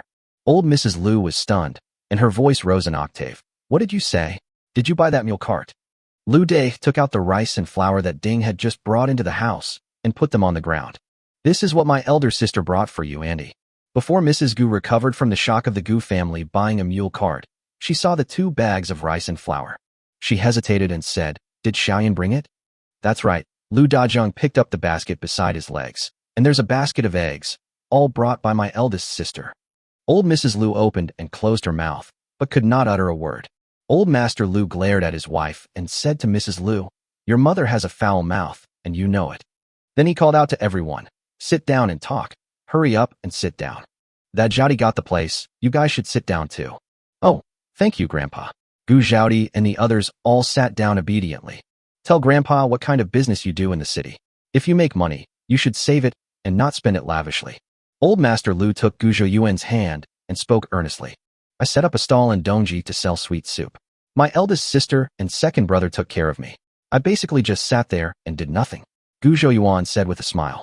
What is this sweet soup? Will anyone buy it? Old Master Liu asked with a puzzled look on his face.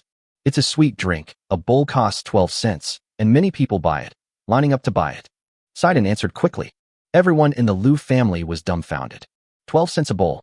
A bowl of sugar water is enough to make you carry the bags at the dock for half a day. Are there still people queuing up to buy? This world is crazy. Old Mrs. Liu stopped talking and her expression softened a lot. This girl is no longer like she used to be, coming to borrow money and food as soon as she comes. Even though she had money, she could still think about her family, and her heart gradually became at ease. But he would occasionally glance at Gu Zhaodi and Gu Dedi, and there was still dissatisfaction in his eyes. But seeing how happy everyone was, it was hard to say anything to spoil the fun. After a while, Ding prepared bamboo leaf tea and poured a bowl for everyone. People in the countryside don't have so many requirements. They usually boil hot water to entertain distinguished guests only when they come. This time, considering the rice, flour, and eggs, the Ding family has provided the highest level of reception. Chapter 187 High Febrile Convulsion. This is Zhaodi, right? Oh, I haven't seen you for several years. You have grown into a big girl. Mrs. Ding handed the bamboo leaf tea to Gu Zhaodi. Thank you, second aunt. Gu Zhaodi quickly took it with both hands. Wow, she's so well-groomed. Mrs. Ding stared at Gu Zhaodi and nodded continuously. Gu Zhaodi smiled awkwardly but politely. His aunt, Mrs. Ding turned and said to Mrs. Liu, Your daughter Zhaodi is 18 or 19 this year. She hasn't found a marriage yet, right? He's already 19, and this kid doesn't know how to be anxious. Liu answered casually. Mrs. Ding clapped her hands and said, My Shuanyo is 21 this year, which is just the right age. What do you think of pairing Zhaodi with my Danyo? Gu Zhaodi looked anxious, but she couldn't interrupt when her elders were talking. Gu Zhouyuan patted his elder sister's hand, signaling her not to worry. Liu smiled faintly and said, My daughter Zhaodi is currently helping Xiao Yuan with his business in the city. She has no plans to get married for the time being. When Mrs. Ding heard this, her eyes lit up even more. This sweet soup business was really profitable. People were scrambling to buy it for 12 cents a bowl. It has only been a short time since he was able to afford a mule cart and give gifts so generously. If his Xuanyo married Gu Zhaodi, wouldn't his family be able to do this business too? Marrying a beautiful daughter-in-law and getting a lucrative business is really a win-win situation. Girls have to get married eventually. If they keep showing up outside before getting married, people will gossip about them. When she gets married to my water buffalo, I'll let the water buffalo go with her to help set up the stall. Ding spoke even more vigorously. Lu Dajun looked very unhappy. Lu Dai also looked embarrassed. His buffalo is a lazy guy. All he does all day is idly playing with the cat and dog, eating and sleeping. I don't know how many times he has beaten and scolded me over the years, but I just can't change. He is already 21 years old, and no girl is willing to marry him. Lu obviously knew what kind of person her eldest nephew was. She shook her head and said, I think this marriage is a little inappropriate. What's wrong with that? We all know each other well. Don't worry, now that Zhaodi has come into my house, I will treat her like my own daughter. Mrs. Ding was not willing to give up. This is a good opportunity. If she misses it, her buffalo may remain single for the rest of his life. Old Master Lu slammed the table and shouted coldly, Enough! How dare you say you know everything? It's fucked up if you know everything. It's because you spoiled the buffalo since he was little that he became so out of line. Being scolded by her father-in-law like this, Mrs. Ding felt a little embarrassed, and she still said stubbornly, I am just thinking about strengthening the relationship between his eldest aunt's family and his family. You're even trying to strengthen the relationship. Old Master Lu said angrily, You have 2 unmarried nieces on your mother's side. Why don't you let Xuanyo marry one of them to strengthen the relationship? Old Mrs. Lu originally thought that Ding's idea was quite good, but when she saw her husband getting angry, she stood aside and didn't dare to say anything. Lu Dai felt very embarrassed and said to Ding angrily, Go somewhere cooler and stop talking nonsense. Ding didn't dare to talk back to her father-in-law and was worried that she had no place to vent her anger. Hearing that Lu Dai dared to speak to her like this, she immediately exploded. Shui Nyo was not born by me alone. He is also your Lu Dai's child. Others may despise him, but you can't. He still hasn't found a wife, and you're not anxious at all. How dare you be so mean to me? If you weren't incompetent, how could there not even be a matchmaker in your family? You're only capable in front of your wife and children. Huh, what a piece of shit. She put one hand on her waist, pointed at Lu Dai, and spit flew everywhere. My younger sister's family was watching, and no matter how good-tempered Lu Dai was, he couldn't stand it anymore. He stood up suddenly, rolled up his sleeves, and was about to deal with the woman. Dajiang, something bad has happened to the bean sprouts. Chung ran into the yard with sweat all over her forehead and shouted anxiously. Everyone was stunned. Lu Dajiang stood up and ran outside. What happened to Do Miao? When Chung saw Guzhou Yuan's family, she didn't bother to say anything and just nodded as a greeting. As she followed him out, she cried. Do Miao was twitching and foaming at the mouth. Everyone in the yard jogged to catch up. Arrived at Lu Shuigan's small house. I saw Lu Shuigan's daughter-in-law Cui Lian holding a little girl of 3 or 4 years old and crying. Gu Zhouyuan frowned and observed. Xiao Miao's head tilted back. His eyeballs kept rolling upwards. He foamed at the mouth. His teeth were clenched. His facial muscles were stiff, and his limbs were stretched straight and twitching constantly. Combining what his uncle said before and the doctor's diagnosis of invasion of warm evil, Gu Zhouyuan judged that this was what was often called childhood febrile convulsions in his previous life.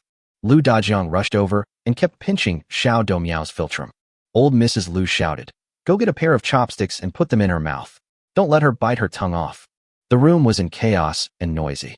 Gu Zhouyuan ran out of the house and bought a first aid book on pediatric febrile convulsions in the mall and started reading it quickly. Soon, Gu Zhouyuan put the books away. He saw that old lady Lu was using chopsticks to pry up Xiao Domiao's clenched teeth. The uncle standing by was still pressing down on the little girl's head with all his might. His face suddenly turned black, and he shouted, Stop it! Everyone looked up at him. Gu Zhouyuan walked over quickly. You will suffocate her like this. Everyone get out. There are too many people in the room, it's too stuffy, and the air isn't circulating. His calm and composed performance made everyone feel convinced. The Gu family knew his abilities and hurried out of the house. Seeing that her eldest brother and the others were still hesitant, Lu called out from outside the house. Xiao Yuan has studied medicine, so you'd be right to listen to him. It's more than just medical skills. Xiao Yuan is clearly learning magical skills. Everyone in the Lu family was stunned, and Lu Dajiang was the first to let go of his hand. They are all busy with nothing at the moment, so why not let Gu Zhouyuan give it a try? Gu Zhouyuan took the child from Sister Cui Lian's arms. Go get a basin of water, Gu Zhouyuan ordered without even raising his head. Hey, Lu De responded and turned around and ran away. Place your child on the bed in a side-lying position with their head tilted slightly back and loosen their collar and waist belt. I took out a handkerchief and cleaned the secretions in the child's mouth and nasal cavity to prevent vomit or secretions from blocking the airway. At this time, clean water was also brought, and Gu Zhouyuan bought a towel and wet it in the water. Wring it out slightly and wipe the forehead, neck, armpits, groin and other parts of the body rich in large blood vessels for rapid physical cooling. His movements were methodical and inexplicably calmed everyone's panic. After a while, everyone discovered that the stiff limbs of Xiao Do Miao, which had been twitching constantly, gradually relaxed. Chapter 188, Taking Precautions. Gu Zhouyuan appeared calm on the surface, but he was actually a little unsure. The first aid book says that children's high fever convulsions usually last no more than 15 minutes and will resolve on their own. Parents should not perform incorrect first aid during the process, such as cardiopulmonary resuscitation or pressing the Rinzhong point. He had just calculated the time in his mind. If it exceeded 15 minutes, the child would still be convulsing. He was about to follow the instructions in the book and give the child an injection of diazepam, Valium, to control the convulsions. Fortunately, after only 5 minutes, Xiao Do Miao stopped twitching and fell into a deep sleep. He let out a long sigh and wiped the sweat from his face. Cui Lian and Lu Shuijin, who were sitting beside the bed, both looked grateful. Thank you, Xiaoyan. Gu Zhouyuan stretched out his index finger and made a silencing gesture at his lips. He waved his hand, signaling the two to follow him out. He took out a small paper packet and Inxiao Jiedu tablets from his bosom and told them to feed the baby twice a day, 1 tablet each time. After thinking for a while, he took out a few more fever-reducing pills and said, if the fever still doesn't go away after 25 minutes, break off half a piece, crush it, and add it to warm water before feeding. Cui Lian covered her mouth and sobbed. Thank you, sob. God knows what she just went through. She is on the verge of collapse. The clever and well-behaved Do Mian on weekdays kept appearing in my mind. I really wanted to get sick for the child instead of suffering from the worry myself.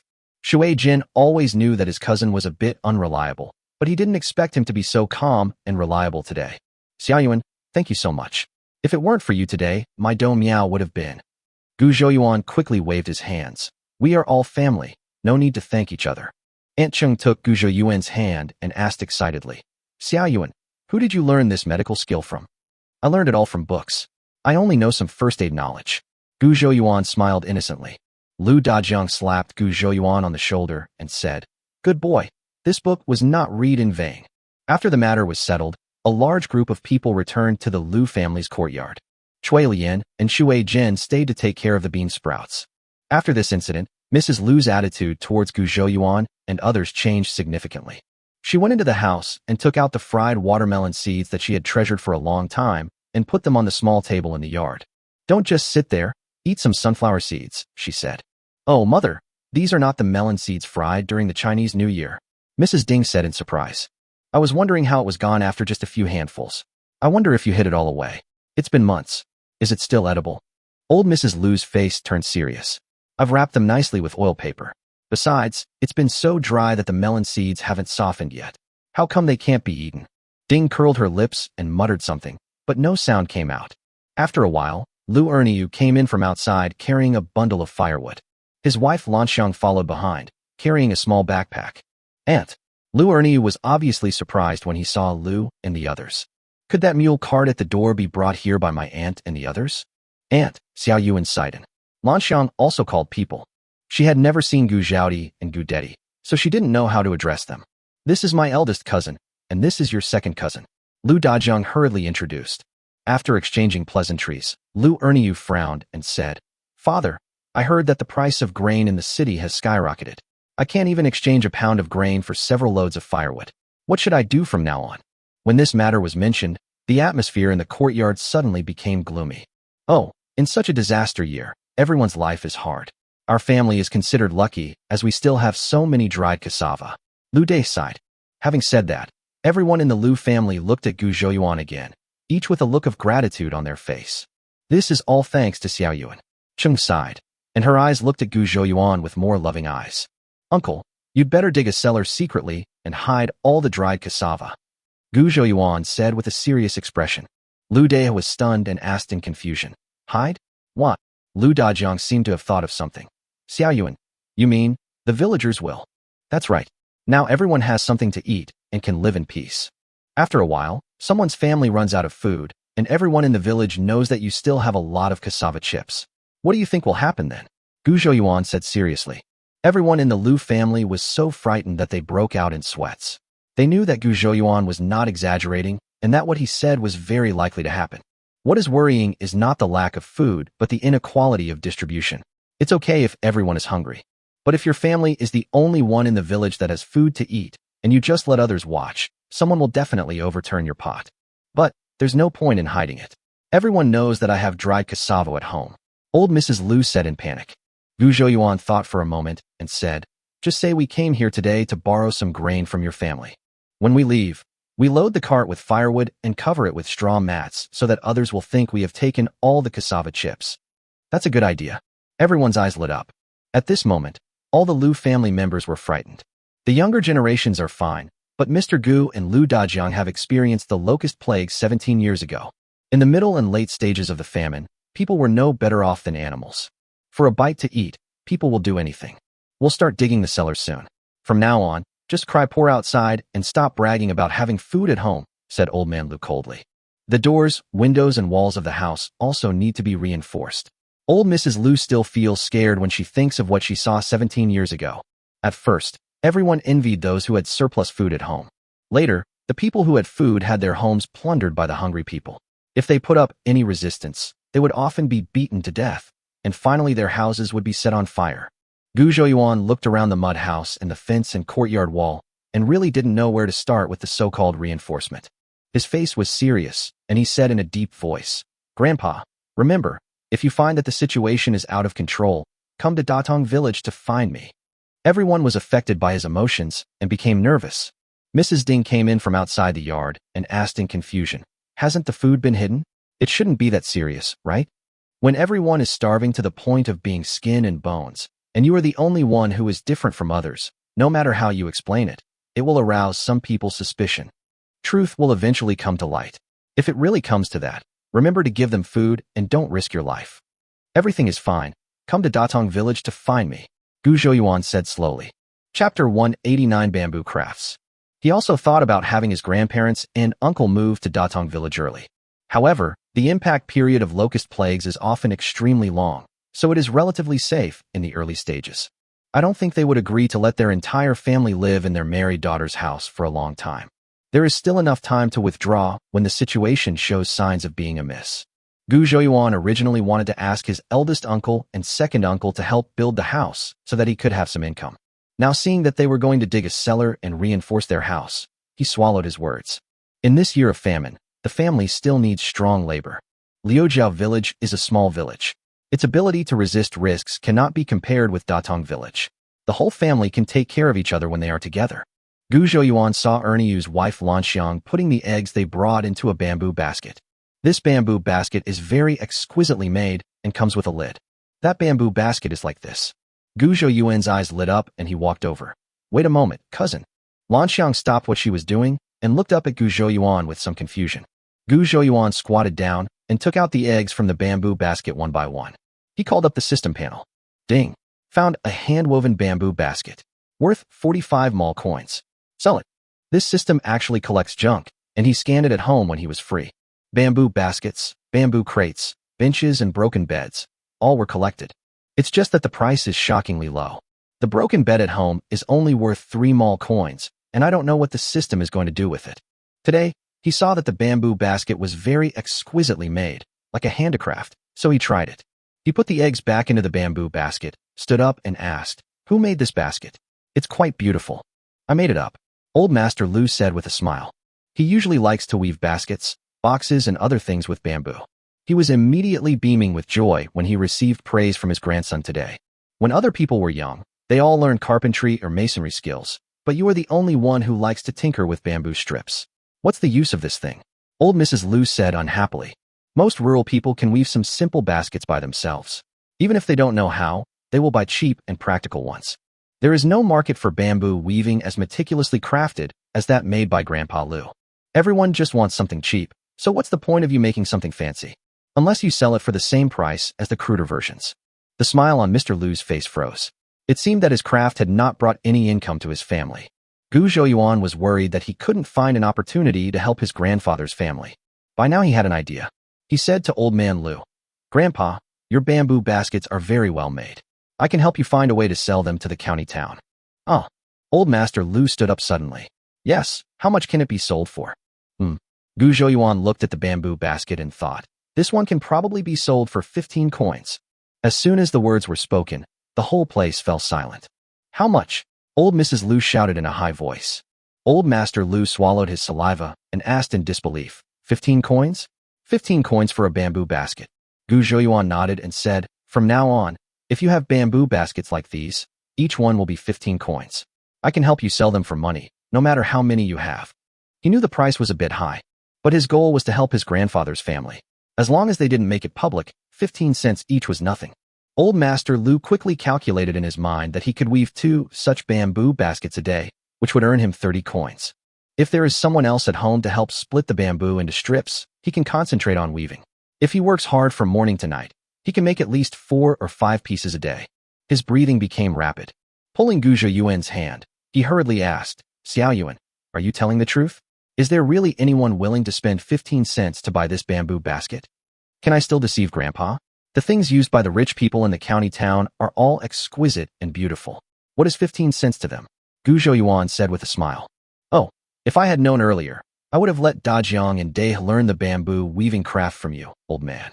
Old Mrs. Lu regretted it deeply. Just now she was still complaining about the poor craftsmanship, but now she started to like it. Old Master Lu had never been so proud as he was today. He threw his head back and laughed out loud a few times. Suddenly, as if remembering something, he ran into the house quickly. After a while, a box made of bamboo strips was dragged out.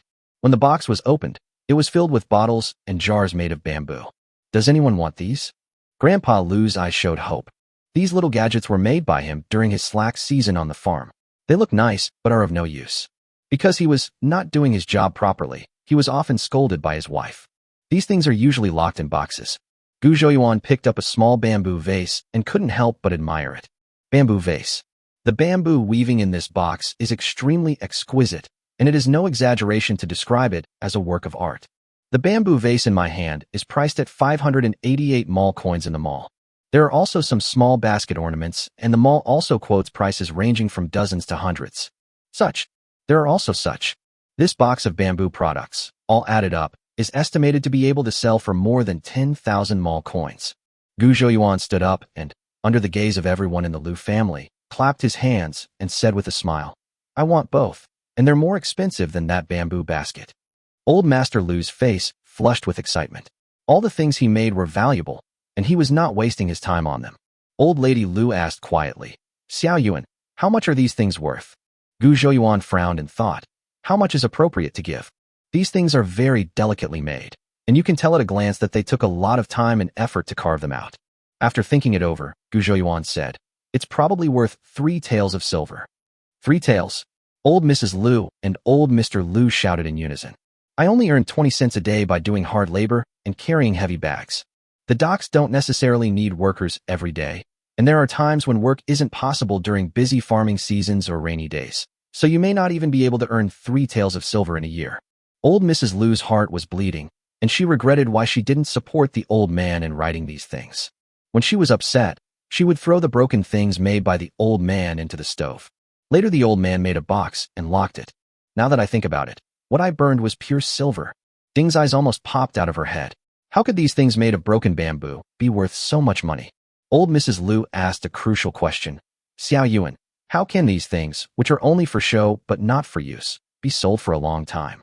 She was afraid that Gu Zhouyuan didn't understand what she meant, so she added, "I mean, it's just like that bamboo basket. You can take as many as you want in the future." Chapter 190, Realizing Self-Worth. Gu Zhouyuan nodded. "That's right. I'll take as many as you can get, and there's no limit to the style. The more exquisite and beautiful, the more valuable it is."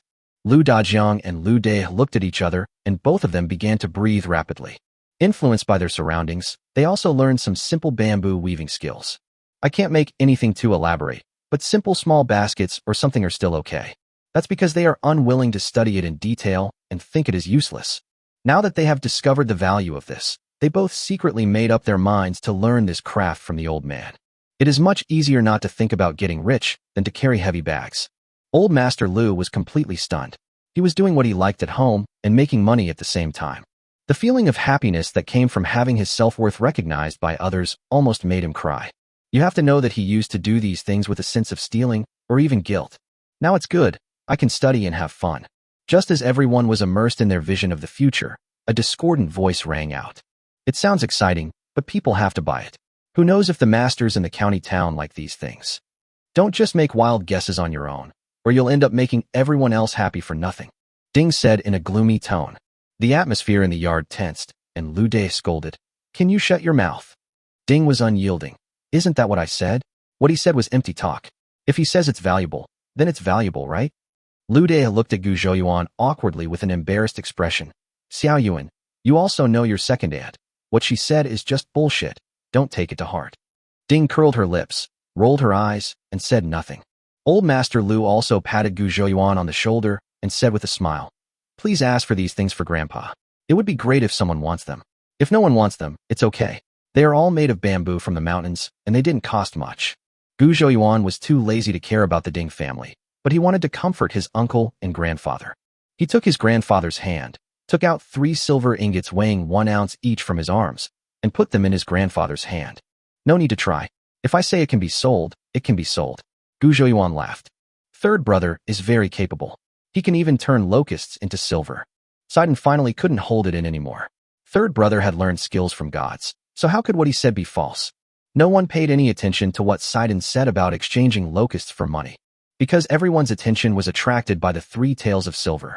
With the real money right in front of us, the persuasiveness is naturally self-evident.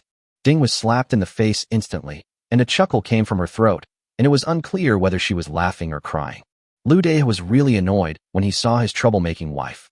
He frowned and shouted coldly, What else do you have to say now?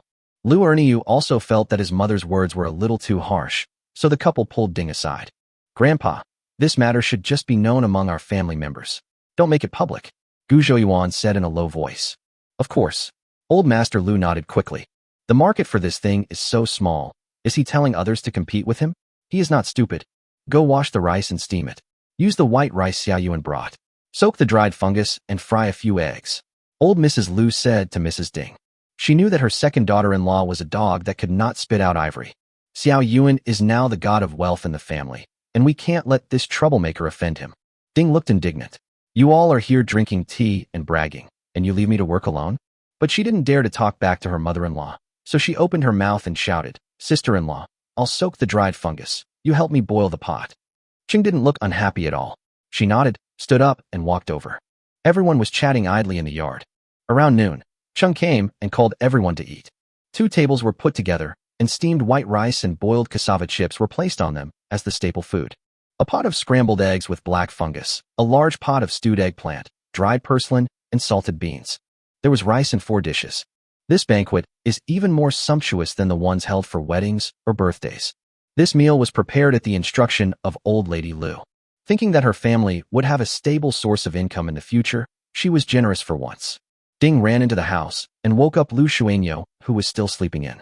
Ernie went to call Lu Shuizhen and his wife Cui Lian. Xiao Domiao had taken the medicine and was sleeping soundly.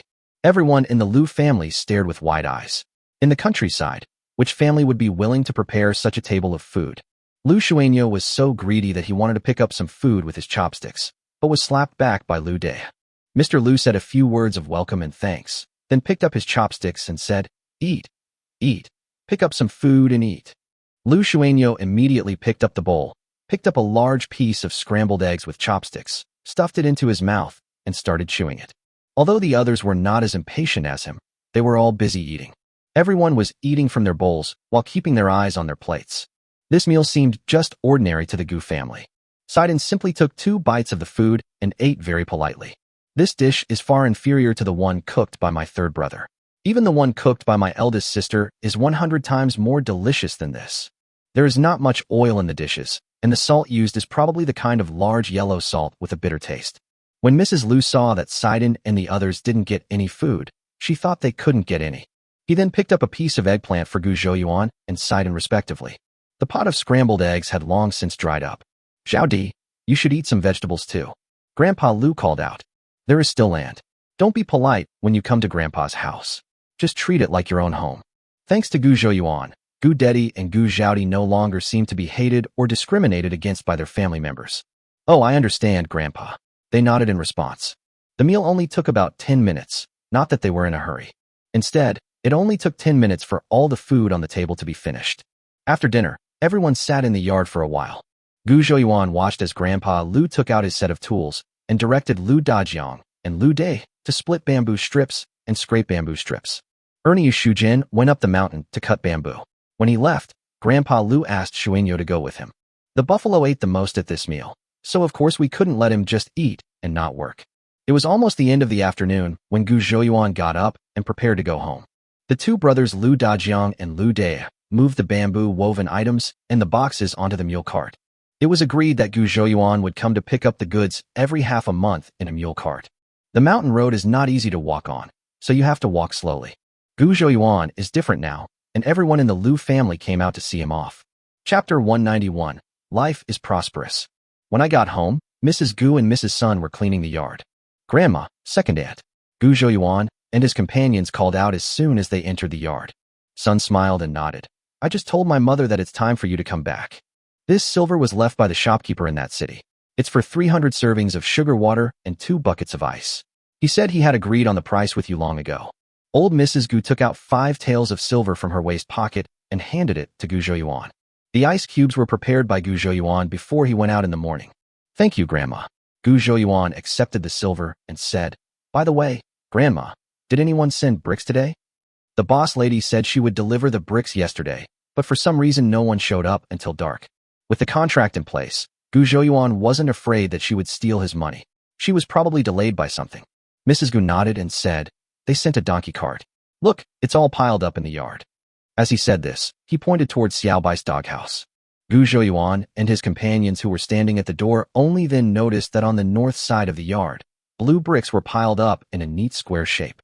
Why is this all you gave? Gu Zhouyuan frowned. The young lady from Chao's brick and tile shop is unreliable. The man driving the donkey cart said that some of yesterday's bricks were from last year's stock, and the color was somewhat different from this year's bricks. Old Mrs. Gu tried hard to recall what the man said during the day. Sun added, That person said that their boss was waiting for the bricks that had just come out of the kiln last night and had them delivered early today. Why is that all? Gu Zhouyuan asked in confusion. When the man heard that you were not at home because you were visiting relatives and would not be back until around evening, he said that you could deliver it tomorrow and count the quantity in person to avoid trouble later. Sun said, I'm afraid he won't be able to get the money if I'm not at home. Gu Zhouyuan said with a smile. The key to doing business is to exchange money for goods. He only paid a deposit of 10 taels of silver, and the remaining balance was 70 taels. Naturally, the other party would not dare to unload the goods until they saw the real owner. Gu Dedi's arm was injured, so Gu Zhouyuan and Gu Zhaodi moved the boxes to the yard. The yard was not big to begin with, and with so many blue bricks piled up and this box placed there was almost no place to stand when a large group of people stood in the yard. Well, why put the bricks in the yard? Gu Zhouyuan was very puzzled. I bought 150,000 bricks. If I move them all into the yard, I'm afraid they'll be piled more than 10 meters high. Sun looked helpless and said nothing, just looking at old Madame Gu. I had someone move it into the yard, said old Mrs. Gu confidently. This brick is only half a penny. How can it be useful if it is left out there? It would be terrible if someone took it away. Yeah, Grandma is really thoughtful. Gu Zhouyuan gave a thumbs up in praise. Gu Zhouyuan secretly groaned in his heart, knowing that he would have to spend effort to move the bricks out tomorrow. He returned to the mule cart, and when he came back, he was holding 2 boxes of mung bean cakes. Grandma, second aunt, take this mung bean cake back and let everyone have a taste. Sun waved her hands repeatedly. That's not possible. These cakes are not cheap. Xiao Yuan, please take them back and save them for Sidon and the others. How could these country farmers eat cakes? I still have some I bought. Why are you being so polite to me, second aunt? Gu Zhouyuan stuffed the pastries into her hands. Before Sun was about to refuse, Mrs. Gu took both boxes of cakes, one in each hand. Xiao Yuan is right. We are all family. If he has this intention, we will go along with it. She understood her eldest grandson's temperament very well and felt relieved from the bottom of her heart, thinking that it was worth it that she had favored him so much in the past. Old Mrs. Gu took Sun and went home. Mother, his second aunt, let's have dinner here. Lu said. No, I haven't been home all day today. I don't know how dirty and messy the house is. Mrs. Gu waved her hand. Sun also smiled and said that she had a lot of work to do at home. Gu Zhou-Yuan's family stopped arguing. Everyone got busy, carrying firewood, cooking grass jelly, and boiling cassava. The job of making dumplings is now entirely assigned to Sidon. This kid is now very good at making pearl dumplings. He can make 7 or 8 of them at the same time with one slap. Today, the whole family didn't have enough to eat at Grandpa's house. Gu Zhou-Yuan will cook tonight. Gu Zhou-Yuan went to the small vegetable garden near the pond to pick peppers, thinking of stir-frying some meat or something. Suddenly, I remembered that all 3 pots in the house were occupied. In one pot, grass jelly is being boiled, in another pot, cassava is being cooked, and in another pot, pearl meatballs are being cooked. How about having a hot pot? Just do it. He bought a 12-inch pot from the mall and various ingredients for hot pot. In the yard, Gu Zhaodi and Sidon saw him coming back with a pot. Neither of them noticed anything was wrong. They didn't even show any strange expressions. Third brother, what is this pot of yours for? Do you need to build a new stove? This pot is too small. Sidon asked as he took the pot from Gu Zhou-Yuan's hand. I'll make hot pot for you today. As he said that, Gu Zhou-Yuan put the backpack on the ground. Hot pot? What is hot pot? Sidon scratched his head. When Sidon saw the variety of meat and vegetables in the basket, his eyes widened. The history of hot pot in ancient China can be traced back to the Warring States period. At that time, hot pot was called wending. It was a tripod with a layer of cauldron and charcoal fire in the middle to heat the food. People could cook meat and other foods in the tripod. The Mandarin duck hot pot appeared in the Han Dynasty. Gu Zhou-Yuan searched through his memory and found that his original body had no memory of this. You wouldn't understand even if I told you, but it's just something delicious. Gu Zhou-Yuan said casually. As the saying goes, hot pot should be hot, and life should be prosperous. In fact, in this world, hot pot is called antique soup. It gets its name from the gulp-gulp sound that is made when food is put into boiling water in a pot. Sidon and the others naturally didn't know about this. What the villagers were most familiar with was always wild vegetable porridge. All the ingredients were washed clean, and Gu Zhaodi washed the vegetables again with clean water. He took 2 burning sticks from the stove and placed them in the yard. Some more wood was thrown on, making a small fire. He brought some blue bricks and stacked them into a simple platform, and Gu Zhou-Yuan placed the pot on it. Add the beef hot pot base. When the base material melts due to the heat, an extremely rich aroma wafts through the yard. It smells so good. Sidon was sniffing the fragrance hard. Xiaoyuan, what are you cooking? Why does it smell so good? Lu and Gu Dedi in the room also smelled the fragrance and ran out to see. Let's eat hot pot today. Gu Zhou-Yuan replied with a smile. He added a few ladles of water to the pot, looked up and said, once the water boils, we'll start eating. Sidon, go get some stools. Chapter 192, The Easiest Way to Eat. The grass jelly is ready, just wait for it to cool down slowly. The cassava is still slowly cooking in the pot, but it doesn't need anyone to watch it all the time. Just add 2 pieces of firewood into the stove every once in a while. The whole family sat around the hot pot, not knowing where to start. Sidon scooped a spoonful of soup and picked up the bowl to drink. Gu Zhou-Yuan held him back and said unhappily, this is hot pot, not a tonic soup. As he said this, he poured a box of mutton into the boiling soup. As soon as the meat is put into the pot, the already fragrant bottom of the pot becomes even more tempting. The mutton in the pot quickly changed color, and Gu Zhou-Yuan hurriedly picked up some with chopsticks and put it into the bowls of several people. Can we eat it now? Mrs. Lu was a little skeptical. The meat had only been in the pot for a short time. Could it be cooked? Sidon couldn't wait to stuff a mouthful into his mouth, breathing out hot air. Ha! Ha! Delicious, so delicious. Gu Zhaodi also took a bite, and her eyes suddenly became bright. Delicious. What kind of meat is this? So tender. It's a pity that she has never eaten mutton in her life. Not to mention her, even in the entire Gu family, or even the entire Datong village, I'm afraid few people have ever eaten beef or mutton. Gu Dedi nodded as he ate. Xiaoyuan, can we have hot pot in our restaurant? I think it will be very popular. Gu Zhou-Yuan laughed. Let's talk about it later. Hot pot is quite simple to make, and it is suitable for setting up franchise stores in the future. But these are things for the future, at least until we have safely survived the locust plague. Everyone started eating, and there was constant laughter and joy. The hot pot contains some ingredients that can be cooked easily, such as frozen tofu, yam, and bamboo shoots. Gu Zhou-Yuan picked up a box of tripe and was about to put it in the pot. After thinking for a while, he said. Don't put this down yet. Wait for me. He got up and went into the kitchen, and soon came back with a large bowl of sesame oil and garlic dipping sauce. He always felt like something was missing, and only now did he realize that there was no dipping sauce. Gu Zhouyuan poured some dipping sauce into his bowl. Gu Zhaodi and the others followed suit and poured it into their bowls. Just watch. Gu Zhouyuan picked up a piece of tripe with chopsticks and put it into the hot pot. Then pick up the chopsticks and then put them down. 1, 2, 3. He counted in his mouth. After counting to 7, Gu Zhouyuan put the boiled tripe into the bowl and covered it with the dipping sauce. He closed his eyes contentedly. That's the taste. The others couldn't wait to pick up the tripe and imitate what Gu Zhouyuan had just done. For a moment, the sound of people counting could be heard in the yard. 1, 2, 3, 4. On the village road. We went too early. Third brother and the others might not have eaten yet. Xiaohua said as they walked. No, third brother's family always eats earlier than us, and they make sweet soup after dinner. Siju, who was walking in front, walked backwards and said to Xiaohua, If you ask me, don't go so early, Erju said. You only have one class a day, and then you go home. If you go early, I'll give you an extra class and see how you react. You can tell from his words that he is not a good student who loves to study. Everyone else rolled their eyes. What good things were they thinking about? Daju was much calmer than Erju. Finish your classes early and go to bed early. Xiaoyuan's family will start building their house tomorrow. Going to bed early will give you more energy. Arya was walking at the back, leading Sanyu. She shouted, Walk slower. Wait for me and Sanyu. Daju turned back a few steps, bent down, and picked up Sanyu. A group of people walked to a place not far from Gu Zhouyuan's house, and a fragrance went straight into their noses. It smells so good. Who is cooking something delicious? Why does it smell so good? Arya twitched her nose and sniffed the fragrance in the air. Who else could it be but third brothers? Xiaohua said confidently. Third brother must have come up with some new food, just like the braised pork offal last time. Xiaohua remembered the braised pig's trotters that time and couldn't help swallowing. Later, the third brother also sent pork to their family several times. But the braised pig's trotters cooked by grandma and mother are not as delicious as the ones given by third brother.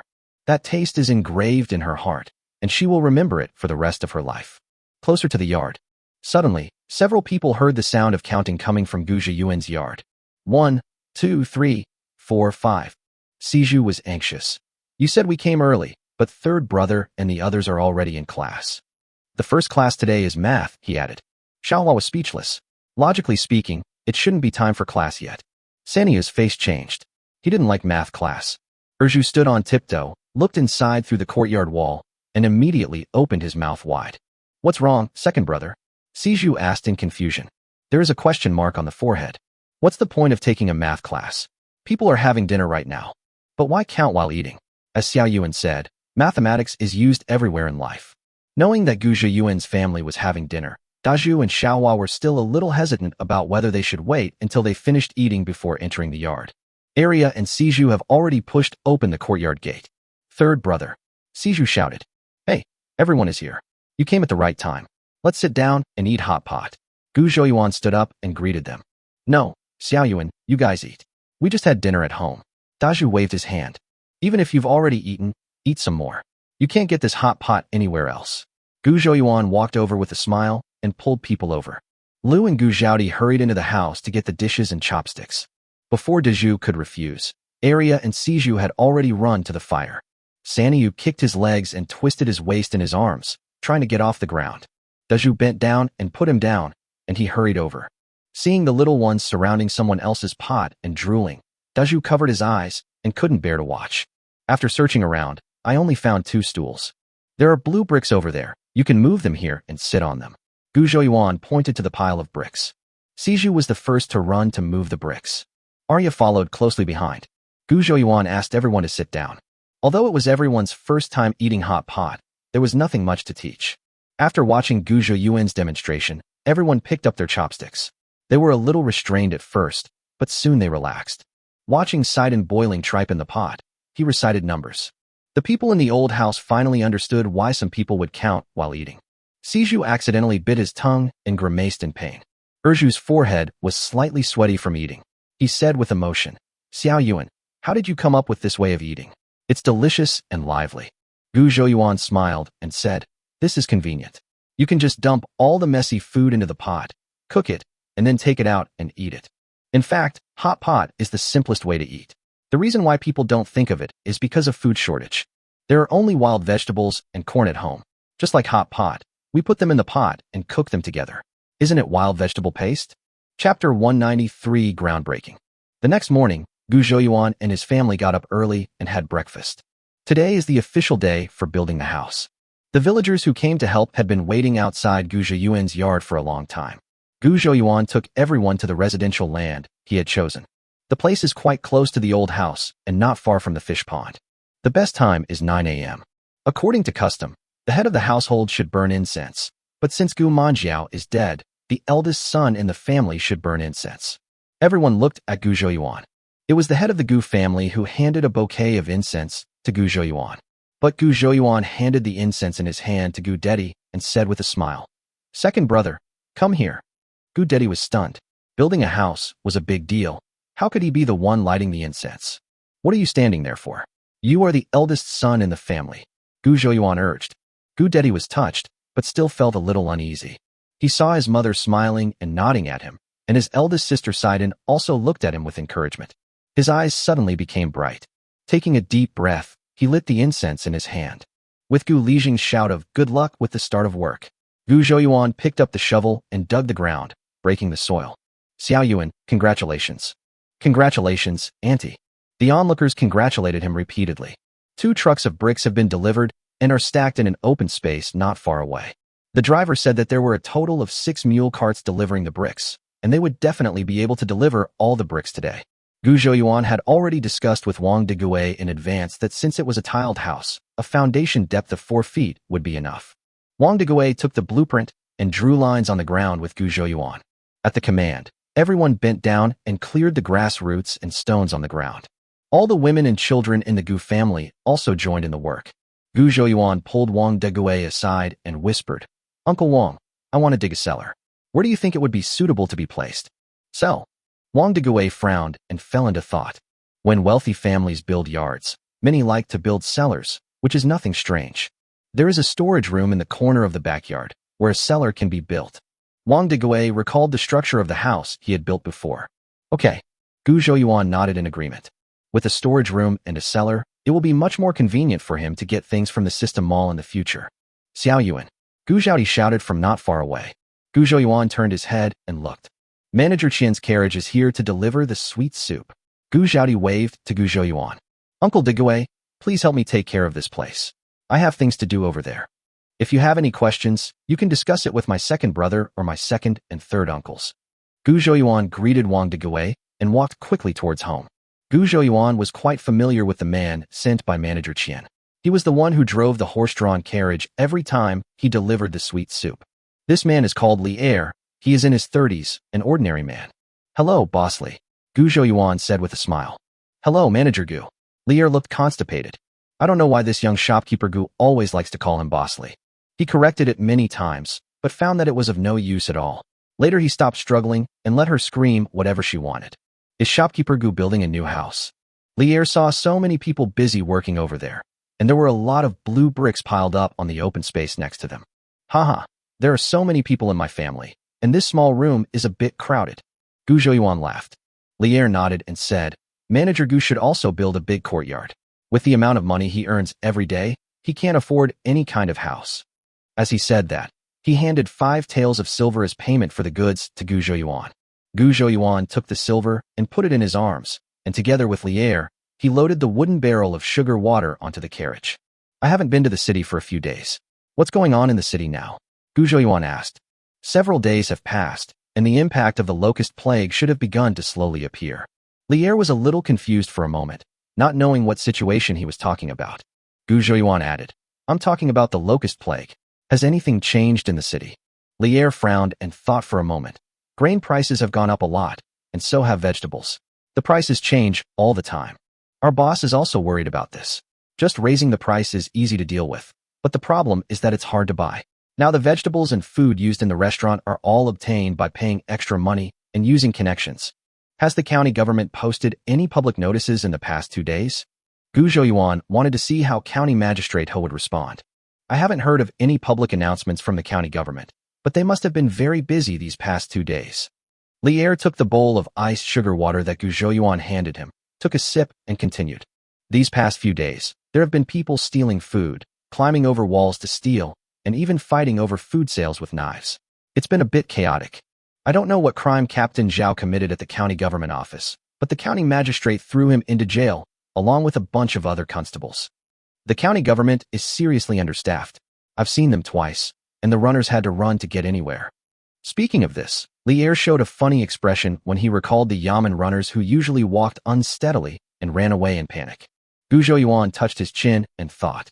In years of famine, due to the shortage of daily necessities, public security problems such as theft and looting are bound to occur frequently. But now it seems that it has little impact on him. Manager Qian's restaurant is still operating as normal, so the daily desserts can be made as usual. The village is still relatively safe, and he has been taking care of the house matters in the village recently. Because the restaurant was still waiting for the sweet soup, the two chatted briefly. Then Lier said goodbye to Gu Zhouyuan and drove back to the city in his carriage. Gu Zhouyuan walked towards the group of people who were working hard not far away. Now a group of people have been assigned to start digging the foundation with shovels. Others are responsible for transporting the excavated soil to other places. Second brother. Gu Zhouyuan saw Gu Dedi bending down and picking up stones into a bamboo basket in the crowd. Gu Dedi straightened up and said to Gu Zhouyuan, "It's okay, Xiaoyuan, I don't need this hand." Gu Zhouyuan shook his head and smiled. "I have something else to talk to you about." Gu Dedi hurried over and asked, "What's the matter, Xiaoyuan?" "We won't be setting up a stall to sell sweet soup in the city for now. The restaurant can't open until the locust plague is over. I estimate it will take several months at least." Guda nodded and listened to him continue. "Didn't you say before that you like to deal with some rare plants in the mountains? Now we have our own mountain. And there's a large area of land at the foot of the mountain that belongs to us. You can feel free to do whatever you like." Gu Zhouyuan looked into the distance and saw the back of the new house, all the way to the mountain, all under the name of his Gu family. Chapter 194, Patrolling the Forest. Gu Dedi also grinned. At that time, Xiaoyuan asked him what he wanted to do. He said he liked observing some unique flowers and plants in the mountains. He said it casually, but he didn't expect Xiaoyuan to remember it. Gu Zhouyuan took out a handful of cotton seeds from his pocket and handed them to Gu Dedi. "Cotton seeds look like this. This thing is called cotton. I plan to set aside a few acres of good farmland to grow it. The cotton berries can be spun into yarn, and I'll have my sister make it into clothes. They're very comfortable to wear." Gu Dideo also remembered that day when his elder sister said that she really liked making clothes. One by one, Xiaoyuan helps them realize their wishes little by little. During the Southern and Northern dynasties period in ancient My country, cotton cultivation in the western regions came to China via the Silk Road and reached the Heshi corridor. But except for some areas in the southwestern border areas, cotton fabrics were not used as clothing materials in other places. Around the time of the Song and Yuan dynasties, cotton began to be introduced into the Central Plains. In the Ming dynasty, Zhu Yuanzhang forced farmers to grow cotton extensively, which promoted the popularization of cotton throughout the country. Cotton has not yet appeared in Dakian. Gu Dedi looked at the dark brown seeds in his hand, which were slightly larger than mung beans, and said, "But I don't know how to plant this cotton." "It doesn't matter. I'll teach you later," Gu Zhouyuan said. Gu Zhouyuan learned this from the original body's memory. The main fabrics in this world are silk and linen. The silk quilts of wealthy people are usually filled with poultry down, but some are also filled with silk cotton. The quilts used by ordinary people are made of linen with some kapok and linen silk sewn inside. Poorer families had to stuff reed and willow fluff into their torn quilts. When it comes to warm clothing, wealthy people would of course use sable fur, fox fur, silk and satin. Poor families were content with a bare sheepskin or dog skin, and usually wore linen clothes stuffed with rags of linen and silk, reed, and willow catkins. Winter is the hardest for the poor, and freezing to death is no longer an exclamation. But it means literally that every year many poor people freeze to death on cold winter nights due to hunger and cold. All he had to do was follow Xiaoyuan's instructions. Gu Dedi put the seeds into a small cloth bag and kept it close to his body. There are already a lot of people helping build the house over there.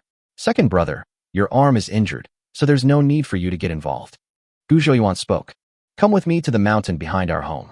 Gu Zhouyuan pointed to the mountain behind the village. The mountain he rented was about the same size as the back mountain that the villagers often visited. The reason why villagers often go to the back mountain is because the back mountain is connected to the old forest and has more abundant products. The mountain that Gu Zhouyuan was on was an isolated mountain, standing alone on one side, like a grave. The villagers call it Grave Hill. Although the mountain is covered with lush vegetation, people are reluctant to go there on weekdays. The two of them went home and got some things they would need on the mountain. You must bring Gujo Yuan's treasure backpack. He took out a bundle of hemp rope and slung it over his shoulder. Gujo Yuan took the rope and threw it into the backpack behind him. Gu Dedi picked up his hatchet as usual. Why do you bring an axe? Do you still need to chop wood? Gujo Yuan asked curiously. Gu Deo was stunned when he heard this. Finta Mountain is a barren mountain. Bring a knife with you to protect yourself if you encounter poisonous snakes or wild beasts. This is a must-have for villagers going up the mountain. That's not what I meant, Gujo Yuan said with a smile. Didn't I give you a few long knives last time? They're good knives. Aren't they better than your hatchet? Guda nodded. It's because your knife is so good that I don't want to use it. Few people go up to the grave hill. We'll have to chop thorns and bushes with knives when we go up there. If we get a hole in our precious knife, it'll be a huge loss. Those 3 knives were obviously good ones. They were cold and extremely sharp.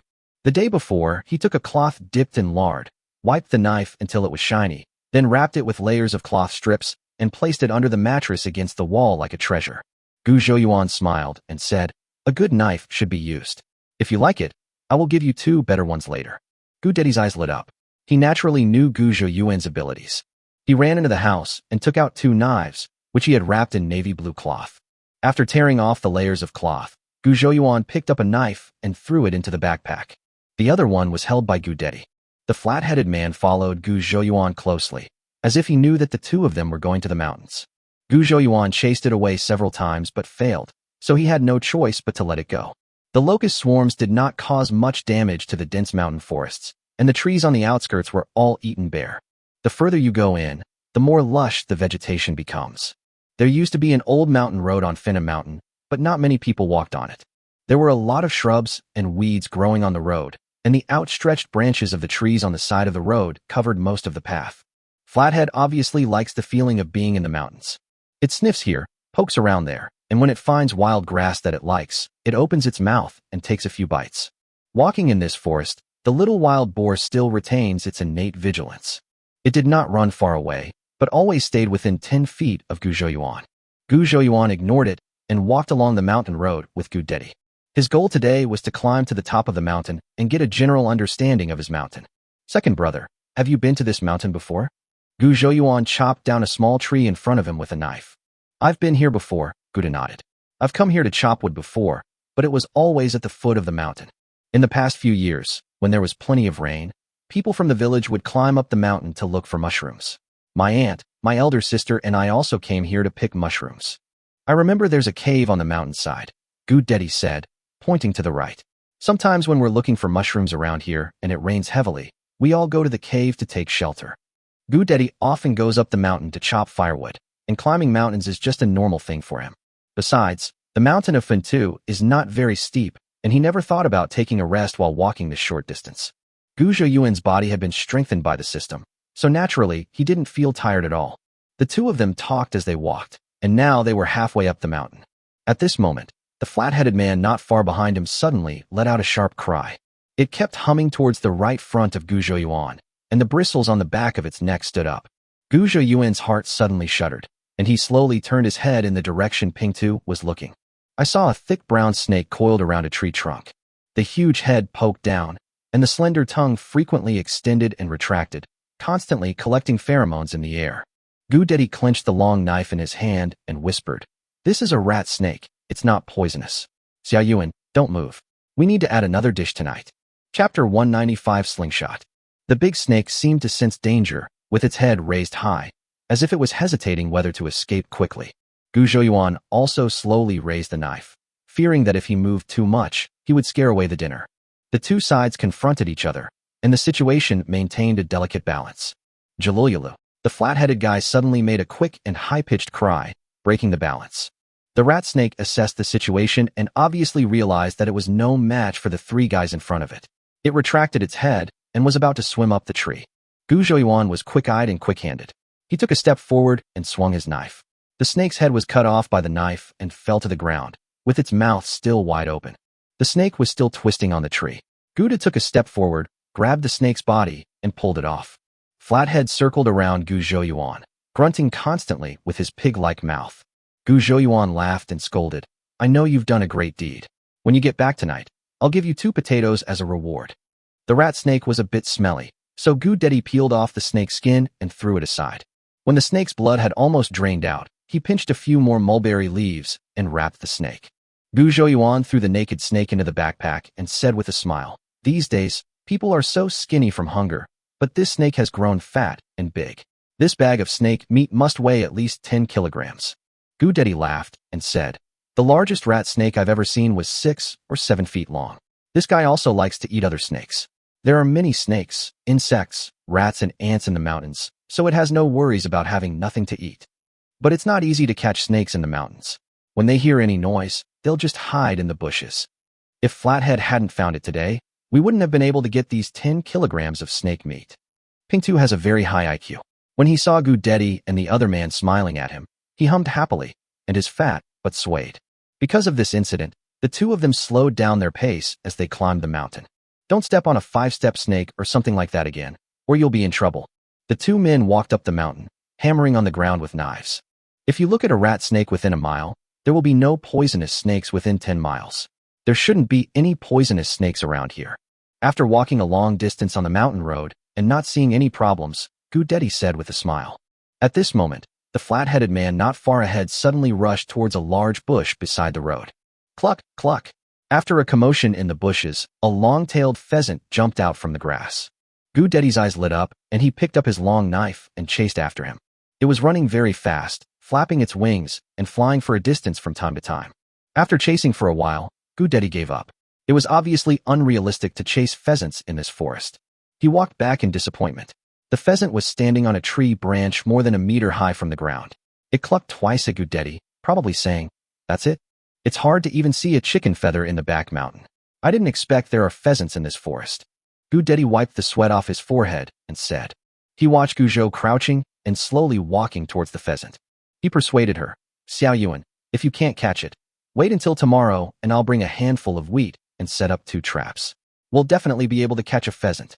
Gu Zhouyuan waved his hand and walked to a distance of about 10 meters from the pheasant, which was where Gu Dedi had just stood. He took out a slingshot. When it comes to shooting birds, using a slingshot is the most exciting. When he was a child, he was very good at using a slingshot and was the best among all the children in the welfare home. The pheasant stood on the tree branch, shaking its head, looking very proud. Gu Zhouyuan pulled the slingshot skin very long and used steel balls as the marbles. With a snap sound, Gu Zhouyuan released his right hand. The pheasant fell from the tree with a sound. It flapped its wings, flew forward for a distance, and finally fell to the ground. Flathead suddenly jumped over and rushed towards the pheasant that was still flapping its wings. Gu Dedi's eyes suddenly lit up.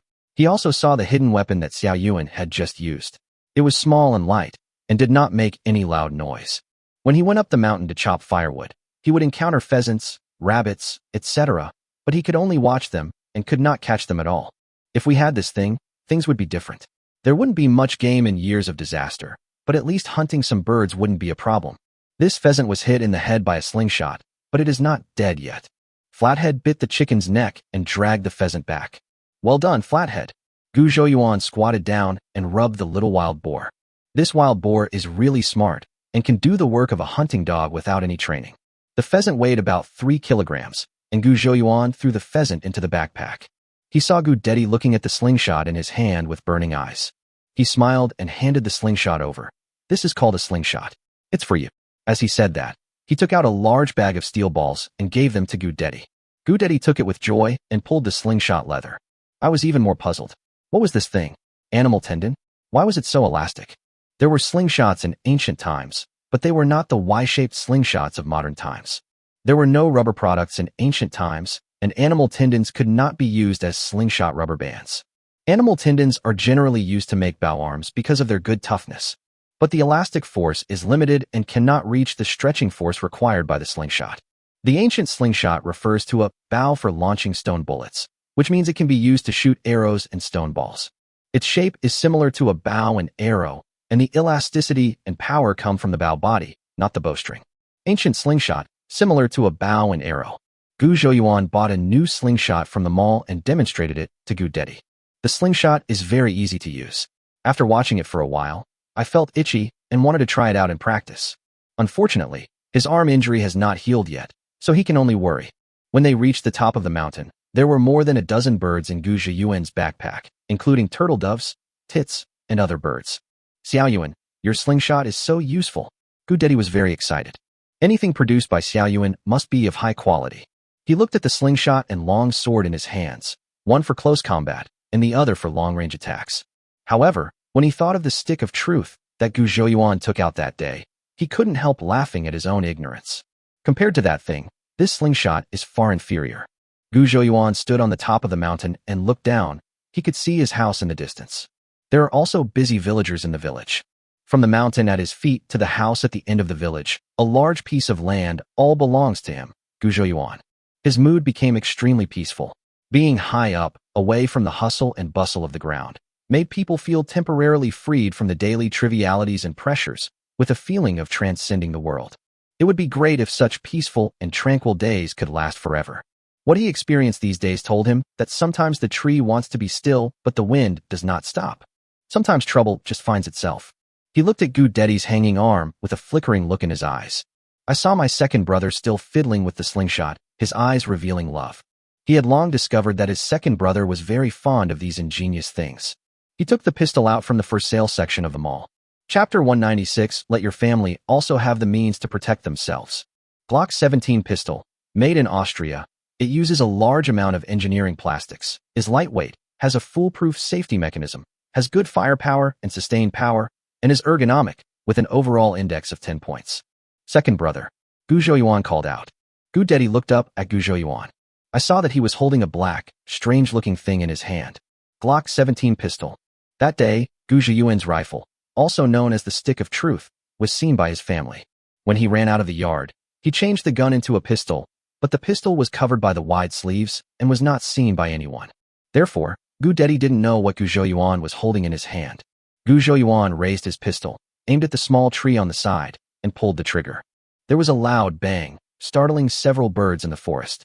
Flathead was frightened by the sudden loud noise and staggered, raising his hooves to dive into the bushes nearby. The small tree broke at the waist. Gu Dedi stood there in a daze, shocked by the scene before him.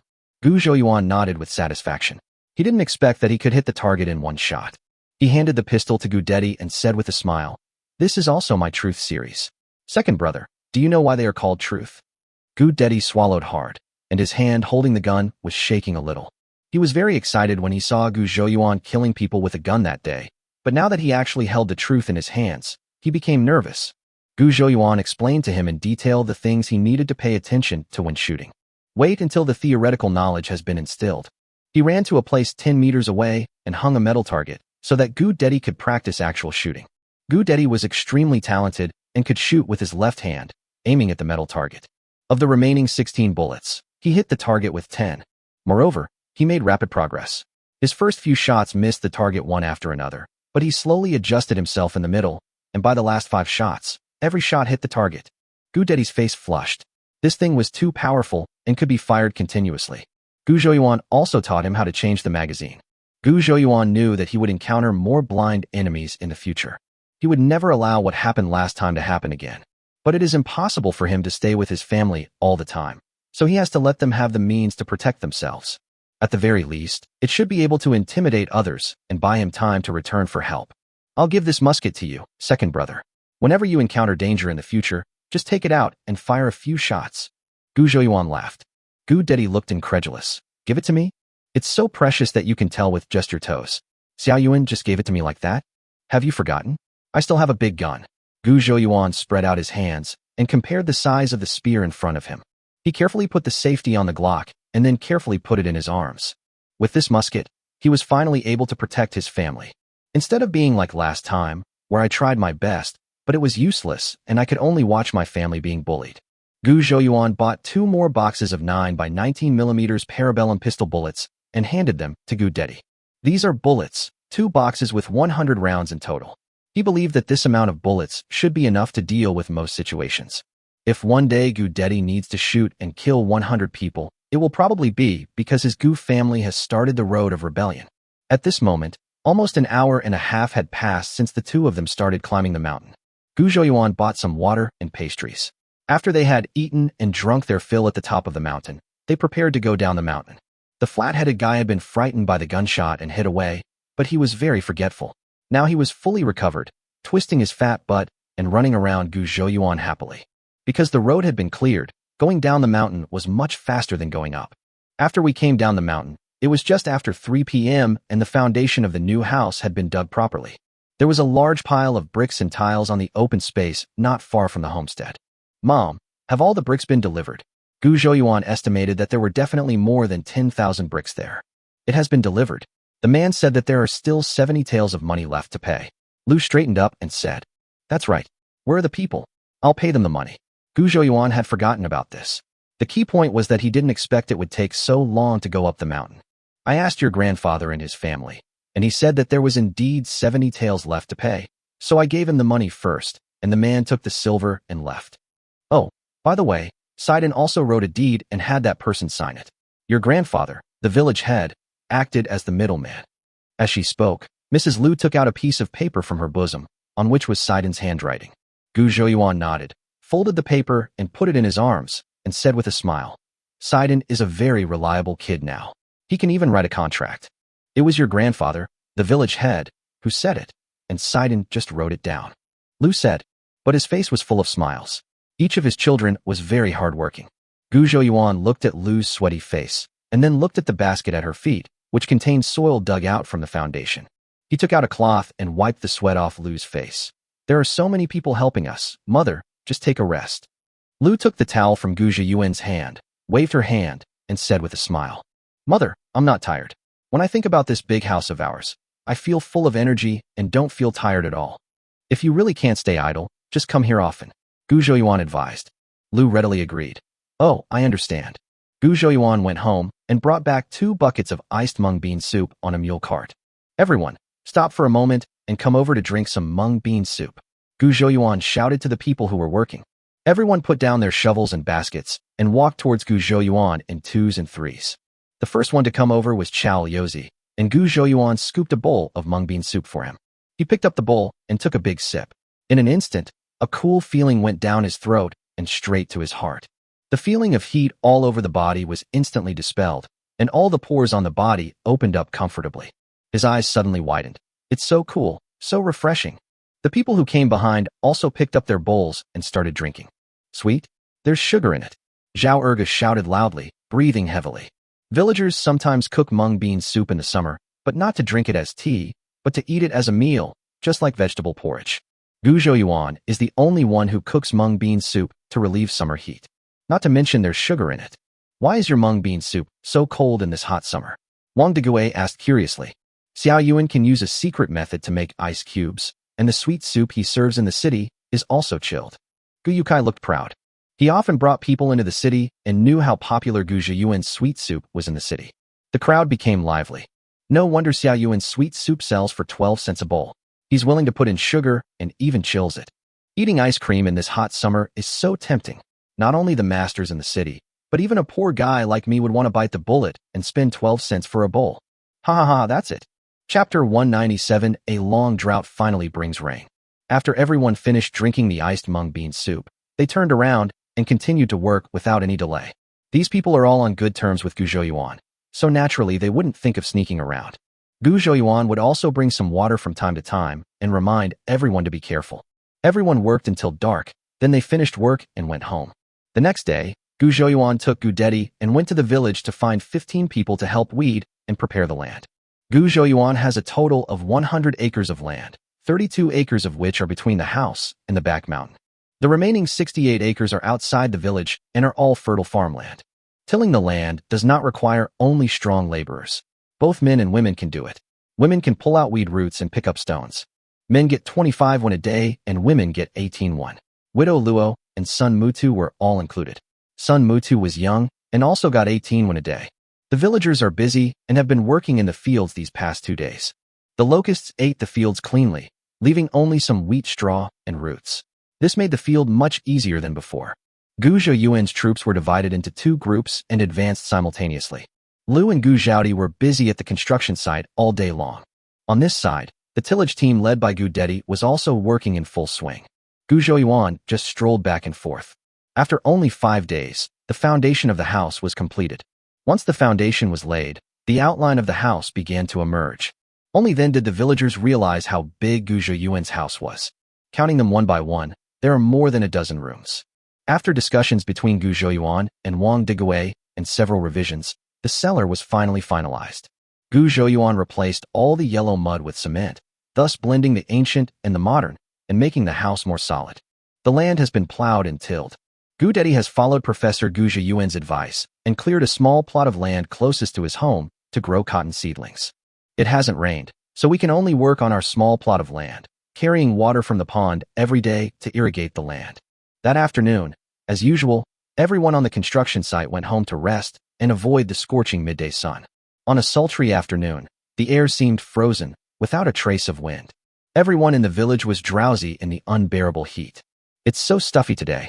Gu Zhaodi took a palm leaf fan and fanned herself constantly. Indeed, it's much hotter than yesterday, and there's not even a trace of wind.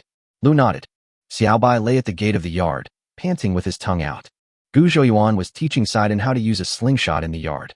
Gu Dedi was also fiddling with a slingshot in his hand, but unfortunately the clamp in his right hand had not been removed, so he couldn't draw the bow. Suddenly, the sky grew dark. Several people all looked up at the sky.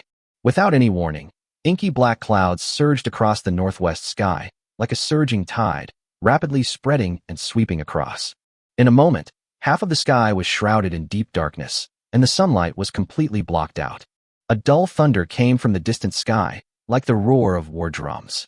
The thunder grew closer and closer, and the motionless treetops began to sway.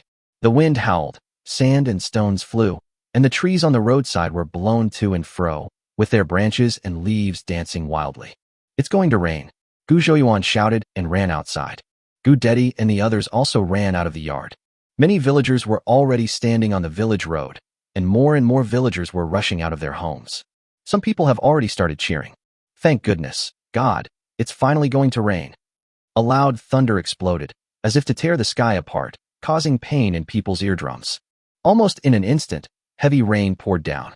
Raindrops as big as beans fell down with a crackling sound, hitting the ground and raising clouds of dust.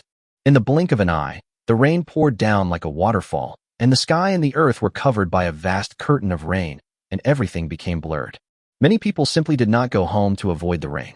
The villagers cheered, ran, and shouted in the rain, releasing the depression that had been pent up in their hearts for a long time.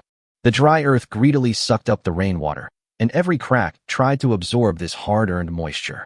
Under the infiltration of rainwater, the soil gradually regained its softness and vitality, exuding a fresh scent. This timely rain not only moistened the fields, but also moistened people's long dry hearts, allowing them to rekindle their hope for life. In the house, Gu Dedi was delighted. Xiao Yuan, after this rain, we can plant cotton in the fields. Gu Zhouyuan nodded. 10 mu of land is enough to grow cotton, and we need to leave some land to grow other things. It's better to plant rice in the fertile fields. Lu said on the side. In the minds of rural people, only corn, rice and wheat are real food, and other things are grown as a byproduct. Gu Zhouyuan smiled and said, I'm going to plant 10 mu of rice this year. Lu opened her mouth and wanted to say something. But Gu Zhouyuan continued, we don't rely on farming for food anymore. Planting 10 mu of land is enough for our family to eat. Lu thought so too. Just from the sweet soup, they could make a lot of money every day. It is more profitable to grow grass licorice in the fields than to grow rice. Gu Zhouyuan discussed the division of the fields with Gu Dedi in detail. Which piece of land is used to grow vegetables, and which piece of land is used to grow herbal jelly. There are also peanuts and other things. In short, he has a lot of new things, and these 100 acres of land are used to grow a variety of things. Even in the areas with few trees on the mountain, he would spread grass seeds. It seemed as if it wanted to pour out all the rain that had accumulated over the past few months, and the heavy rain continued until dark. It was not until night that the rain gradually subsided. The next day, Gu Zhouyuan got up and found that the rain had stopped. As soon as you open the gate, the air is filled with the fresh scent of earth, which is refreshing. The river surrounding the village, which had been dry for over a month, was now filled with water again. However, the water is very turbid, and it will probably take a few days for it to settle before it becomes clear. There were already helpers passing by the construction site. The mud in the ground had just been soaked by the rain, and if you stepped on it, you would sink into the mud. When I lifted my foot, a hole was immediately left where I was, and all the mud was brought up by my shoes. This situation is definitely not suitable for starting work. It will take at least 2 days for the moisture to dry up a little before we can start working. Gu Zhouyuan hurriedly asked the villagers to go home and agreed to resume work the day after tomorrow. It is a sunny day today, and the sky washed by rain looks even clearer. Third brother, Xiaohua and Siju, carrying a small backpack, jumped into Gu Zhouyuan's yard. Going up the mountain again? Gu Zhouyuan was drinking porridge. When he heard the voice, he came out with the bowl. Come in and have some breakfast. Mrs. Liu also came out and greeted them. No, thank you, Aunt. Xiaohua waved her hands repeatedly. Her family had no habit of eating breakfast. Gu Zhouyuan said, everyone go inside and have breakfast. How can you have the energy to climb the mountain if you don't eat enough? Third brother, do you still have time to eat? Arya ran in from the gate. Many people in the village have gone up the mountain to look for mushrooms. Chapter 198, Going Up the Mountain to Pick Mushrooms. Gu Zhouyuan suddenly got angry. In his previous life on the short video platform, his favorite thing to watch was watching ODBO pulling bananas, followed by repairing donkey hooves, and then going up the mountains and into the sea. He went up the mountain to look for mushrooms right after he came here, but it was such a drought that there wasn't even a trace of fungus roots to be found on the mountain. After this heavy rain, mushrooms will surely emerge from the mountains. Some mushrooms take 2 or 3 days to mature after the rain, but many others will sprout overnight. He hurriedly finished the porridge in his bowl and was about to rush out. Liu held him back and said angrily, why are you so anxious? Let Xiaohua and the others finish breakfast before going up the mountain together. It won't take a little longer. Well, I'll listen to my mother. Gu Zhouyuan sneered. Come in and have breakfast. Hurry up. Gu Zhouyuan shouted at Arya and the others. Each person gets a bowl of porridge and 2 pancakes. Hurry up, or the mushrooms will all be snatched away. Xiaohua, Arya and Siju didn't dare to say anything more and hurried into the house. Gu Zhaodi had already served them the porridge, and the little ones picked up the bowls and started slurping it up. They never thought that one day they would be forced to drink such sweet white rice porridge. The few of them finished the task assigned by the third brother in a flash, wiped their mouths, stood up, and ran out. Sidon and Gu Zhaodi were already waiting at the door. Gu Zhaodi was carrying a backpack, and Sidon was holding a bamboo clip. Sidon, do you want to go with us? Can you climb a mountain? Gu Zhouyuan looked at Sidon with a suspicious look on his face. After all, this little guy is only 8 years old this year, and climbing mountains is quite tiring. Sidon was anxious. I can climb mountains, so please take me with you, third brother. I also want to pick mushrooms. Seeing his pitiful appearance, Gu Zhouyuan couldn't bear to refuse. At worst, he would wait until he could no longer walk, and then he would bear the fatigue and carry the boy on his back. Don't panic, Xiaoyuan, Gu Dedi said with a smile. Have you forgotten that we have our own mountain? Gu Zhouyuan was stunned. Yeah, how could I have forgotten about this? The grave hill now belongs to him alone, and no one competes with him for the mushrooms on the hill. Everyone headed towards the grave hill happily. Following behind him was an extremely excited guy with a flat head. Only you little guys are here. Where are Erju and the others? Gu Zhouyuan asked as they walked. My eldest and second brothers went up the mountain at dawn. My father, mother, and third uncle all went with them. They didn't even wake us up and left us at home. Siju still felt aggrieved when talking about this. Although they went earlier, they may not have picked as many mushrooms as us. With so many people rushing up the back mountain at the same time, no matter how much mushrooms we have, there won't be enough to pick. Sidon analyzed seriously with full confidence. After reaching the foot of the mountain, we still went up the mountain along the small path that we had cleared a few days ago. While climbing, Gu Zhouyuan reminded everyone to be careful with their steps. The trees on the mountain appear more lush after being washed by the rain.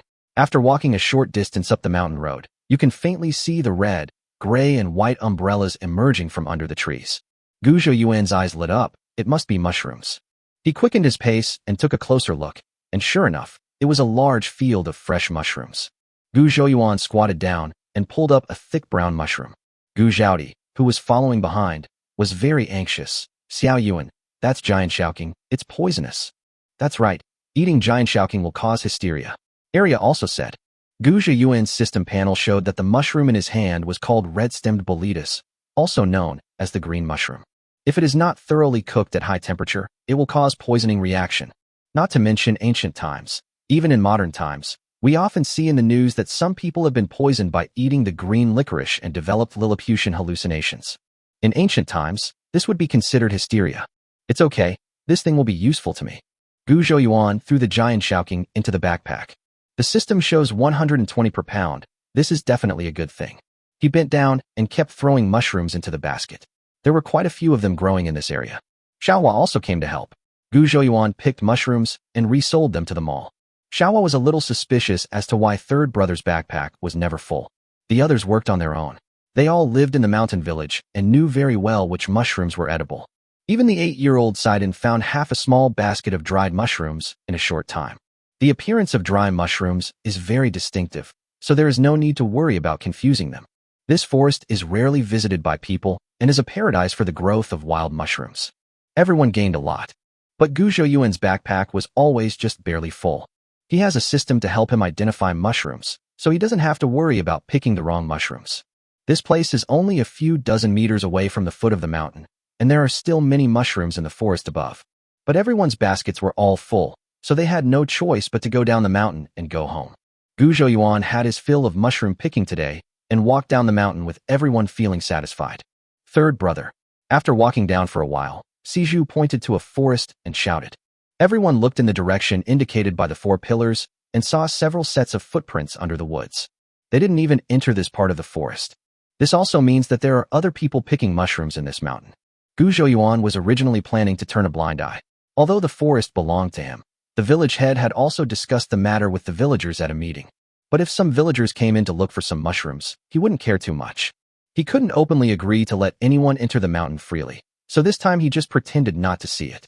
Just as he was about to continue down the mountain, he heard Arya whisper beside him, "It's Mrs. Hu and Hu Dafa and the others." Gu Zhouyuan was immediately amused. "Hey, this old thing, I haven't settled the score with her yet, and she still dares to enter my forest." Gu Zhouyuan bent down and ran towards those people. Everyone in the Gu family hurried to follow. When we got closer, we saw Mrs. Hu Laoquai, Hu Dafa and his wife, and Hu Erfa and his wife, all picking mushrooms happily. There are so many mushrooms here. Those idiots just rushed to the back mountain. Mrs. Hu laughed. "That's right. The forest on the back mountain has been trampled down almost completely. How many mushrooms can there be?" Hu Dafa's wife also agreed. But this forest was rented by the third daughter of the Gu family and the county magistrate. If we come to someone else's mountain to pick mushrooms and get discovered, it will be terrible. Hu Erfa's wife felt a little nervous. Mrs. Hu glared at her and said unhappily, "You're not much braver than a mouse, woman. This forest belongs to our village, and Gu Laosan rented it out for 1 cent a year? I'll pay 2 cents, and the mountain will belong to the Hu family." Chapter 199. I'll bury you if you don't pay me. Humph. Gu Zhouyuan deliberately coughed twice, and everyone in the Hu family was startled. "Hey, isn't this Mrs. Hu?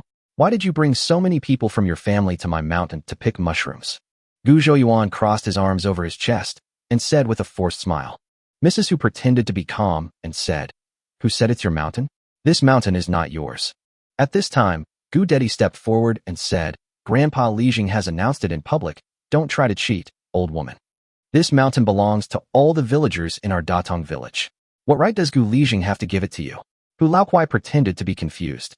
"Weren't you there that day when the county magistrate leased this mountain to my third brother for 30 years? Are you blind or stupid?" Sidon hated this vicious old woman to the core. He will always remember how that damn old woman took advantage of their misfortune and framed their family. When the county magistrate was mentioned, the Hu family members suddenly fell silent. No matter how much they cursed the county magistrate behind his back, they dared not speak nonsense in front of outsiders. "We didn't know this mountain belonged to you before, so we won't come here anymore," Hu Dafa's wife said in a muffled voice. "The situation is stronger than people, so we have to bow our heads at this time." "You won't come again?" Gu Zhouyuan said happily. "Then how do you think you'll be accounted for stealing mushrooms from my mountain today?" "We will return all the mushrooms to you," Hu Erfa's wife said timidly. "Why should we give it back to him? We picked these with great effort," Hu Dafa's wife shouted. "We only picked a few baskets. You still have a lot of mushrooms on your mountain. There's no need to be so picky with us, right?" Old Mrs. Hu also chimed in. "There are a lot of mushrooms on my mountain. What does it have to do with you?" Gu Zhouyuan raised his voice. "There's a lot of money in the silver shop. Why don't you steal some?" Arya sneered. "Let's talk it out nicely. If things get out of hand, you'll be the ones who suffer in a fight," Hu Dafa said coldly. He looked at Gu Zhouyuan's group, a total of 3 adults and 4 children. The child can basically be ignored. Gu Zhaodi is a weak woman, and her own wife can probably knock her down with one hand. Gu Dedi's hand was broken and he was still wearing a splint, making him a disabled person. In other words, the only one who can fight on the opposite side is Gu Laosan. On our side, there are 6 adults. If a fight really breaks out, we can definitely beat the other side until they cry for their parents. He was still feeling proud of his thorough analysis. He saw that everyone from the Gu family across from him was looking at him as if he was stupid. Even his own parents, as well as Hu Urfa and his wife, were looking at him with horror on their faces. The Hu family members cursed in their hearts. How dare you say such a thing? We just need to argue and make a scene with Gu Laosan. Do you still want to fight with others? Don't you know how scary it was when Gu Laosan killed people that day? In fact, it's not Hu Dafa's fault. On the day Gu Zhouyuan got angry, he happened to be accompanying his wife back to her parents' home. Although we heard later that Gu Zhouyuan had killed someone, we thought that he was desperate and fought with the other person, and the other person was just scared silly. I didn't realize how terrifying Gu Zhouyuan's fighting ability was. Hu Dafa felt that the atmosphere in the room was a little weird and couldn't help but wonder, what's wrong? Am I wrong? There are only 3 adults, and… Shut the hell up. Hu Laoquai looked at the sneer on Gu Zhouyuan's lips, and his face turned pale with fright. Hu Urfa's wife poured all the mushrooms in the basket onto the ground and said in a trembling voice, "Here, all for you." Gu Zhouyuan shook his head and held up 2 fingers. 2 taels of silver. What? Old lady whose heart trembled. What 2 taels of silver? Leave the mushrooms and compensate me for the loss of 2 taels of silver. Gu Zhouyuan said in a flat tone. 2 taels of silver? Mrs. Hu raised her voice and shouted in disbelief. 2 taels of silver? Are you a bandit? Are you here to rob money? Hu Dafa's wife's voice broke. Didn't old lady who insist that I was a bandit that day? So what if I robbed you? Gu Zhouyuan smiled. Mrs. Hu's eyelids were twitching. It was true that debts in the 12th lunar month had to be paid off quickly. Since I didn't prove Gu Laosan's guilt that day, Gu Laosan immediately wanted to take revenge. All her family's belongings amounted to only a few taels of silver, and she was going to have half of it extorted away. Naturally, she would not agree. We will return all the mushrooms to you. We are all from the same village. Don't be so ruthless. Old lady who said, gritting her teeth. Asking for her money is no different from asking for her life. Don't talk so much nonsense to me. Gu Zhouyuan shouted coldly. Either pay me 2 taels of silver, or I'll bury you all in this forest. Gu Zhouyuan's expression was indifferent, and there was no emotion in his voice. Everyone in the Hu family felt a chill running from their head to their tailbone. They did not have the slightest doubt at such arrogant words. Of course, except Hu Dafa. Who the hell are you trying to scare? Hu Dafa rushed towards Gu Zhouyuan and reached out to pull Gu Zhouyuan's collar. He couldn't stand it any longer. Why was this kid pretending to be so great in front of him? Once he gets beaten up by me, he'll learn to speak nicely. No. Hu Urfa stretched out his hand and wanted to grab Hu Dafa, but he was a step too late. Gu Zhouyuan kicked Hu Dafa in the stomach. Hu Dafa was kicked to his knees by the powerful kick and slid back for a distance. He held his stomach and kept spitting out bitter words. He felt a shadow in front of him and was about to look up when he suddenly felt a sharp pain on his head. Gu Zhouyuan squatted down, reached out and grabbed Hu Dafa's hair, turning his face up. He sneered, "Do you like fighting?" As he said this, he punched Hu Dafa in the face. Hu Dafa's nose was crooked and bleeding. "Are you good at fighting?" As he said that, he punched Hu Dafa in the face again. Hu Dafa's mouth was full of blood and his 2 front teeth were spat out. Hu Dafa's wife became anxious and reached out to pull Gu Zhouyuan. There was a puff sound, and she felt a sharp pain in her hand as if she had been stung by a wasp. She retracted her hand reflexively, a look of horror on her face. Looking at the redness and swelling on the back of her hand, she had no idea what had happened. Sidon pulled the slingshot again not far away and aimed at the Hu family members. Gu Dedi also reached into his arms and silently opened the safety of the Glock pistol. The Hu family members all stood there in a daze. It happened again. Gu Laosan was the same that day, killing people with an expressionless face. When they were cutting off Mr. Zhao's ears, they even saw a smile on Gu Laosan's face. Gu Zhouyuan punched Hu Dafa in the face again. After only 3 punches, Gu Zhouyuan let go. Hu Dafa fell to the ground limply, like a pool of mud, and had already fainted. Chapter 200. Don't enter the grave hill. You killed my Dafa? Hu Dafa's wife screamed and rushed towards Gu Zhouyuan. Hu Urfa's wife grabbed her arm tightly. If you want to die, don't drag us down with you. If Gu Saner's vicious nature is fully aroused, then his entire family will be buried in this forest. She reached into her bosom and pulled out a small purse. All is yours. She held her sister-in-law with one hand and handed the purse to Gu Zhouyuan with the other. Gu Zhouyuan took the purse, opened it, and saw some copper coins inside. He poured out the copper coins and counted them, finding there were 72 coins in total. Gu Zhouyuan nodded and said, "You can go." Hu Urfa's wife is relatively honest and decent, but it's a pity that she married into the Hu family, a bad family. "Mom, give him the money quickly." Hu Urfa's wife shouted to Mrs. Hu. "I really don't know what to say about my mother-in-law. She is so mean and stupid." You are still holding on to your money tightly at this moment. If you are gone, what's the use of having more money? Hu Dafa's wife was still crying. Stop howling. The person is not dead, Gu Zhouyuan said coldly. It's not that he was afraid, but the screams of Hu Dafa's wife, like a pig being slaughtered, were really unbearable to listen to. Hu Dafa's wife's crying stopped abruptly. She swung her arms and broke free from Hu Erfa's wife. She ran over and lifted up her man's head. It was discovered that although Hu Dafa's face was covered in blood and looked very scary, he was still breathing. She immediately breathed a sigh of relief, as long as the person was still alive. At this time, Mrs. Hu was also scared out of her wits. Looking at the miserable state of her eldest son, she was sure that the madman Gu Lao San really dared to kill him. She rummaged in her bosom, pulled out a cloth bag, and poured out a handful of copper coins. I only brought 50 coins. I'll give you the rest when I get back. Gu Zhouyuan reached out to take it, took out a pen, and quickly wrote a note. Come, put your fingerprint on it, Gu Zhouyuan said in a calm voice. Mrs. Hu's family were illiterate and had no idea what was written on the paper. But he didn't dare to ask, for fear of irritating this living devil. If he went crazy, everything would be over. Mrs. Hu pressed her fingerprint on it properly.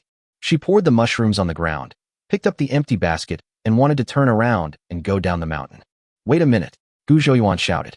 Everyone in the Hu family shuddered, not knowing what he was going to do next. Could it be that he regretted it and wanted to leave them all here? They were all trembling with fear, and then they heard Gu Zhouyuan continue. Pack up the mushrooms and send them to my door.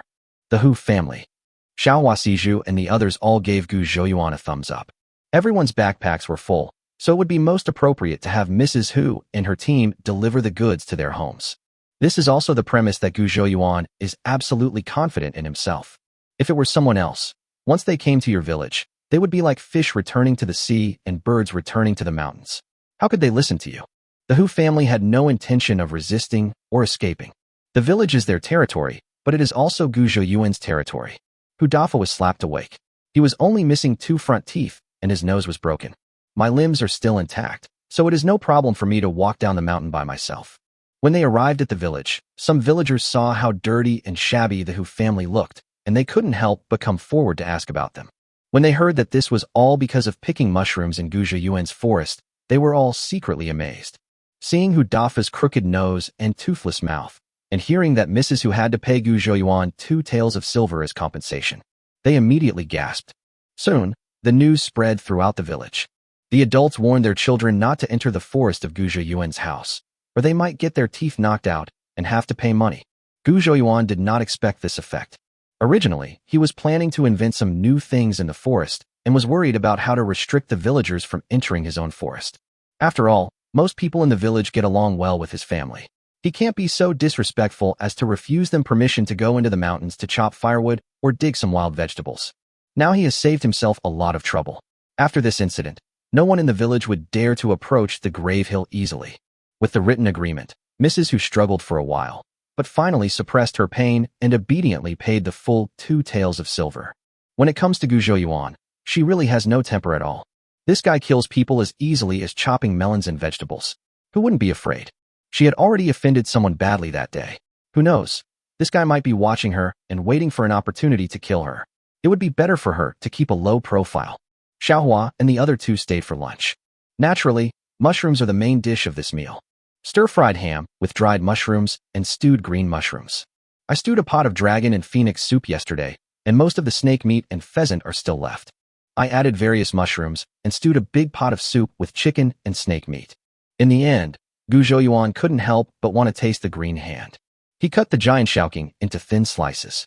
Arya and the others, along with Sidon, looked at giant Shaoqing, who turned turquoise in an instant, and their faces turned blue with fright. Third brother, this thing is obviously poisonous. Do you really want to eat it? Xiaohua said with a frown. Third brother, you have money and land now, and you have built a big house.